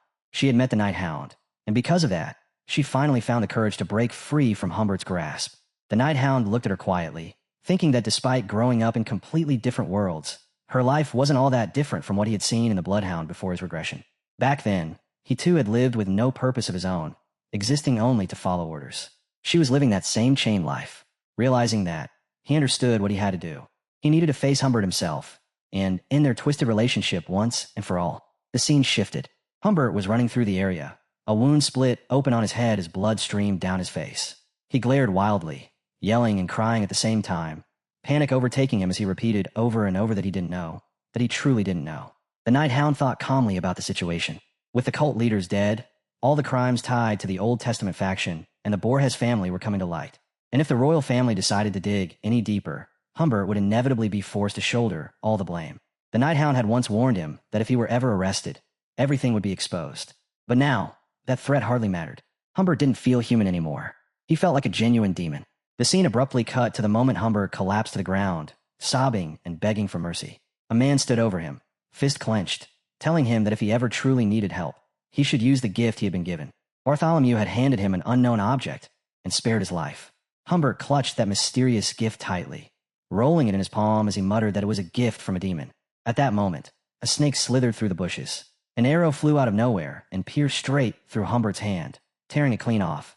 Blood sprayed everywhere. He screamed in agony, crying out for his hand. A figure stepped forward, her voice light as she said, "Oh my." She had only meant to steal what he was holding, but ended up cutting off the hand instead. She repeated it again and again, insisting that the item was hers. Humbert screamed for her not to touch it. The woman revealed herself as Miss Ouroboros. She calmly listed his sins, as if reading from a shopping list. First, he took bribes. Then, he used children as tools. And now, he had sided with the demon. She reminded him that he was supposed to be a clergyman. She sighed, saying the entire situation was a complete disaster. But then she smiled and added that it wasn't all bad, because she enjoyed collecting villains like him. Humbert stared at her in terror and asked what she meant. At that instant, a rope dropped from above and wrapped tightly around his neck. It constricted immediately, dragging him upward. He screamed and sobbed as she calmly told him not to worry, that she would teach him as well. She welcomed him back to the old era. Hearing that, he panicked. The old era. She clarified it was the age of burning stakes, a time when the truly strong ruled. The imperial capital descended into absolute chaos. People were stunned by the assassination of Bartholomew the Conglomerate, the deaths of the Borgia family's leaders, and the sudden disappearance of both the Divine Quo and Cardinal Humbert of the Verdi family. To make matters worse, the Night Hound was officially declared the mastermind behind it all. According to the investigation, the Night Hound had interfered during the very first feast between Bartholomew and the students. The report claimed that the only reason all the students survived that incident was because Bartholomew had sacrificed himself, standing as a heroic shield until the very end. Unfortunately, most of the students who had been rescued couldn't remember a single thing about what had happened that day. Damien, now acting as the temporary patriarch of the Borgia family, stepped forward and addressed the public. He assured everyone that the incident would be resolved swiftly, that once an heir was officially chosen, everything would settle down. And just like that, the case was declared closed. Meanwhile, despite the assassination of the Bartholomew family's patriarch and the disappearance of Chio Verdi, the Academy wasted no time. Classes that had been suspended were abruptly resumed, final exams were pushed forward, and preparations for parent visitations began immediately. Students and teachers alike barely had time to catch their breath. The scene shifted back to the Academy grounds. A student stepped into the courtyard, glanced around at the crowded hall and the people gathering near the entrance, and muttered that this must be the school's arboretum. He wondered aloud why Headmaster Winston had approved such a massive construction project right after everyone returned. If anything, it made the campus feel even more hectic than usual. Another student chimed in, saying the place smelled far more floral than before, only for the guy beside him to pinch his nose and complain that all he could smell was manure. A younger boy eagerly explained that the Academy was undergoing large-scale beautification for the upcoming student events and parent visitations. He pointed out that the stack boxes were mana stones meant for the drill hall, since the magic walls had malfunctioned during the last midterms. They were also preparing for the final ranking battles. It did feel excessive, he admitted, but with so many powerful families coming, the school probably wanted everything to look perfect. A long-haired man nearby scoffed quietly, muttering that it was all just for show. Someone suddenly asked if anyone had spoken to Sinclair recently. They had heard he'd moved dorms to Bianca. The student in question sighed and explained, for what felt like the 100th time, that they hadn't fought. She had simply stopped replying to him a few days ago and started looking exhausted all the time, so he thought it would be better to give her some space and temporarily change rooms. The younger boy, Ben, added that she hadn't been attending lessons lately either. He barely ever saw her leave her dorm except to train, and he wondered if something serious had actually happened. At that moment, the Saintess herself appeared, President Dolores stepping into view and greeting them warmly. They asked how she was doing and why she was dressed that way. She explained that all competitions and events were managed by the student council, and as part of its leadership, she had to wear this outfit. The students laughed and said it suited her. A smaller student hesitated before stepping forward and gently telling her that she must still be shaken after everything that had happened, urging her not to push herself too hard. The saintess let out a light laugh and said she was fine. After all, her eyes had been covered by some kind of blindfold during the entire incident, so she hadn't fully seen what was going on anyway. Another boy suddenly got fired up, loudly declaring that the Night Hound had dared to take the president hostage, and that if he ever crossed paths with him again, he'd personally catch him. One of the others immediately teased him, reminding everyone how badly he had been shaking during the festival. The group burst into laughter. The saintess then asked where the others were. A girl answered that they hadn't seen Sinclair in quite some time. She kept avoiding them, even though they were worried about her. The saintess lowered her head slightly and said she understood. She said she needed to check on Sinclair soon. During the last incident, Sinclair had looked completely lost. Anyone would have been shaken after seeing a demon and a corpse right in front of them. She quietly admitted that she herself had run away alone back then as well. The younger boy mentioned that Vakir had returned to the dorm and was spending time alone in his room. Someone accidentally blurted out the wrong detail and hurriedly covered their mouth. Another student laughed it off, saying Vakir hadn't gone to rest at all, but to train. The scene abruptly shifted. Blood was splattered across the ground. A man wearing glasses stood frozen in place, staring ahead as sweat streamed down his face. Then everything jumped again, this time to the gym. Several guys were inside, flexing and showing off their muscles as they worked out. Our boy was there too, calmly lifting dumbbells while his thoughts drifted to Decarvia. Ever since he had burned through all his mana protecting the saintess, Decarvia had fallen into a deep sleep and still hadn't woken up. During the battle with the 6 corpses, Decarvia had been invaluable. The saintess might have realized his identity after seeing Decarvia hanging around his neck, but thanks to Decarvia's mind control abilities, he had been able to tamper with her memories just enough to leave her confused. He reflected on how poorly he had managed his mana. Burning through it recklessly was the reason he had become exhausted so quickly when fighting Belial. He reminded himself that he needed to be more careful from now on. As he lifted, he could feel eyes on him. Everyone in the gym kept glancing his way. He continued thinking that unlike his previous life, he was now trying to eliminate all 10 corpses and delay the collapse of the world itself. But history kept shifting with every step he took, making it harder to rely on future knowledge from the past. He had already reached the super mastery stage, surpassed the 7th technique, and even opened the door to the 8th. Raising his hand, he felt the lingering effects of the saintess's buff, incomplete as it was. At the same time, the remaining elite corpses were beginning to sense the danger. They would gather even more power to stop him from interfering any further. A dull pain throbbed in his head. He reached for a drink, only to realize the container was empty. Someone asked if he wanted water. A girl stepped closer and handed him a bottle, softly calling him Vakir. And then, once again, the scene shifted. The two of them sat side by side on the rooftop, lightly clinking their drinks before taking a sip. She teased him, saying he had worked out like a beast, and yet wasn't even sweating. Then she frowned at his can and asked why he was drinking soda. She offered him another beer, but he shook his head and said he avoided alcohol after training because it interfered with muscle growth. She waved it off with a careless laugh and said whatever. After that, she told him that whenever she felt down, she always came up here to stare at the milky sky. He replied that she had told him that before. A small smile curved her lips, clearly pleased that he remembered. He watched her in silence and wondered if, in his previous life, she had also pretended everything was fine. Many soldiers broke down mentally after fighting demons, and he suspected Sinclair was going through something similar now. Studying her face, he finally said she didn't look very well. She blinked and asked if she really looked that bad, then hesitated and wondered if it was because of what happened with the Borja family. He asked what she meant, and she immediately denied it, insisting she didn't remember anything at all. He started to question why she was acting this way, but before he could finish, her face crumpled and tears suddenly began to fall. She panicked, confused by her own reaction, forcing out a laugh, as if to brush it off. She kept saying she was fine, that she was really fine, yet the tears refused to stop. Over and over, she asked why she couldn't stop crying. He grabbed her arms, steadying her, and asked what had happened, what had made her like this. Inside, guilt surged as he blamed himself for leaving her alone back then. At last, she spoke through her sobs and said it was because of her father. He leaned closer and asked what had happened.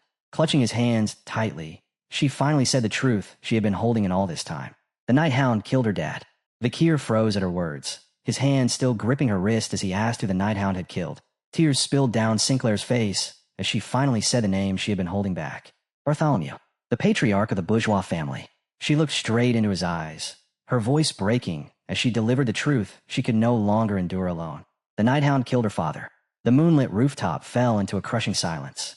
Vakir slowly lowered his gaze, his thoughts colliding as the meaning of her confession settled in. He had never imagined this. The kind, familiar student he had known was the only daughter of the man he himself had assassinated. Suddenly, every strange moment aligned. Sinclair's hesitation when her family was mentioned, her guarded reactions, the sense of familiarity he had felt when he saw Damon's daughter, Juliet, cousins, and most of all, her violent hostility toward him in the vault. It had never been simple shock.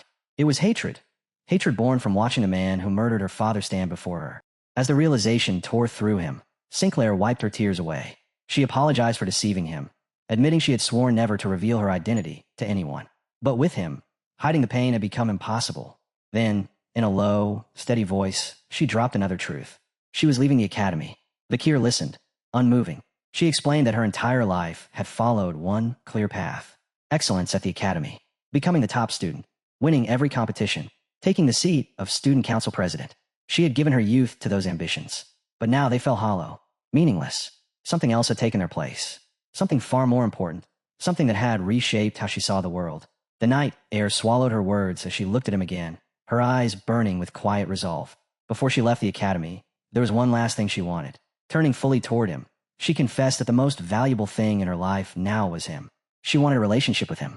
The sudden honesty robbed Vakir of speech. He turned away, unable to face her, insisting he was not the person she believed him to be.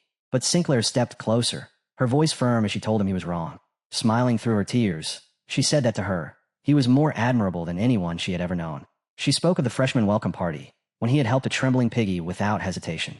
Of her shock when she realized the quiet boy in class was the same Vakir who faced every challenge head-on.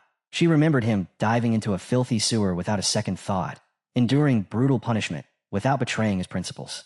And above all, she remembered her deepest despair when he shattered the gate and returned, and she had collapsed in his arms, crying with relief. Her smile faded as she returned to the present. There was one more truth she had to share. That night, when the Nighthound killed her father, Dolores had been there, working with him. Her eyes glowed with a painful purple as she spoke of the betrayal. Dolores was the upperclassman she trusted most. Seeing her beside her father's murderer had shattered everything, leaving her utterly alone. Her gaze clung to Vakir, desperate yet sincere. He was the only one she could still trust. She reminded him of his newspaper columns condemning the Nighthound, convinced he understood the criminal's true nature. Leaning closer, she told him he was all she had left, the only one who could understand her pain. When she finished, Vakir finally spoke her name. He rose slowly, his voice heavy as he acknowledged her grief and her feelings. Turning his back to her, he gave his answer. He could not accept her confession. Not now. Accepting her feelings out of pity would be cruel, dishonorable, and worse than that, he carried a truth he could not escape. No matter the reason, no matter that the man he killed was the demon Belial, he was still the Nighthound, still the man who murdered her father. The rejection struck Sinclair like a blade. Her lip trembled as a tear slid down her cheek. She asked if he meant he could not accept her feelings right now. Clinging to a fragile hope, she asked if he might accept them when the time was right. Vakir hesitated, conflict twisting his expression. He knew he needed to give a clear answer, and in her hope, he began to speak. But before the words could leave his mouth, Sinclair reached for him. She stepped forward and closed the distance, wrapping her arms around him in a desperate, trembling embrace. Before he could speak, she pressed her face into his shoulder and whispered a final plea, asking him not to answer, just to hold her once. Vakir's eyes widened in surprise as her weight leaned into him. He stayed silent, neither returning the embrace nor pushing her away, allowing her quiet sobs to sink into the stillness of the night. As Sinclair cried against him, Vakir's thoughts drifted to his previous life. Right now, she seemed fragile, almost naive. Yet he remembered the age of destruction, when the bourgeois family became a hidden pillar of support for humanity's resistance against the demons. That support had to come from her, from Sinclair, standing as the head of her family in silence. Awe and sorrow tightened his chest as he wondered what trials this delicate girl had endured to become the unnamed hero of his memories. Guilt washed over him, followed by a crushing sense of indebtedness. His fist clenched, then slowly relaxed. Whatever his intentions, he knew his actions might not help her at all. For now, the only thing he could offer was his presence. At last, he wrapped his arms around her, holding her beneath the vast, star-filled sky. Elsewhere, inside the director's office of Colossio Academy, Director Winston calmly reported on the progress of the campus greening initiative and the upgrades to the magical infrastructure. He explained that the number of trees and flower beds had more than doubled. For the upcoming final exams and parent-teacher meetings, the stadium's magic stones had been replaced with newer models. Deputy Headmaster Vinci Morg frowned, voicing concern over the untested durability of the new stones. Winston smiled gently, remarking that Vinci was, as always, deeply attentive to student safety. Vinci brushed it off, claiming he was merely a timid man worried about keeping his position. Winston disagreed, saying he knew that wasn't true.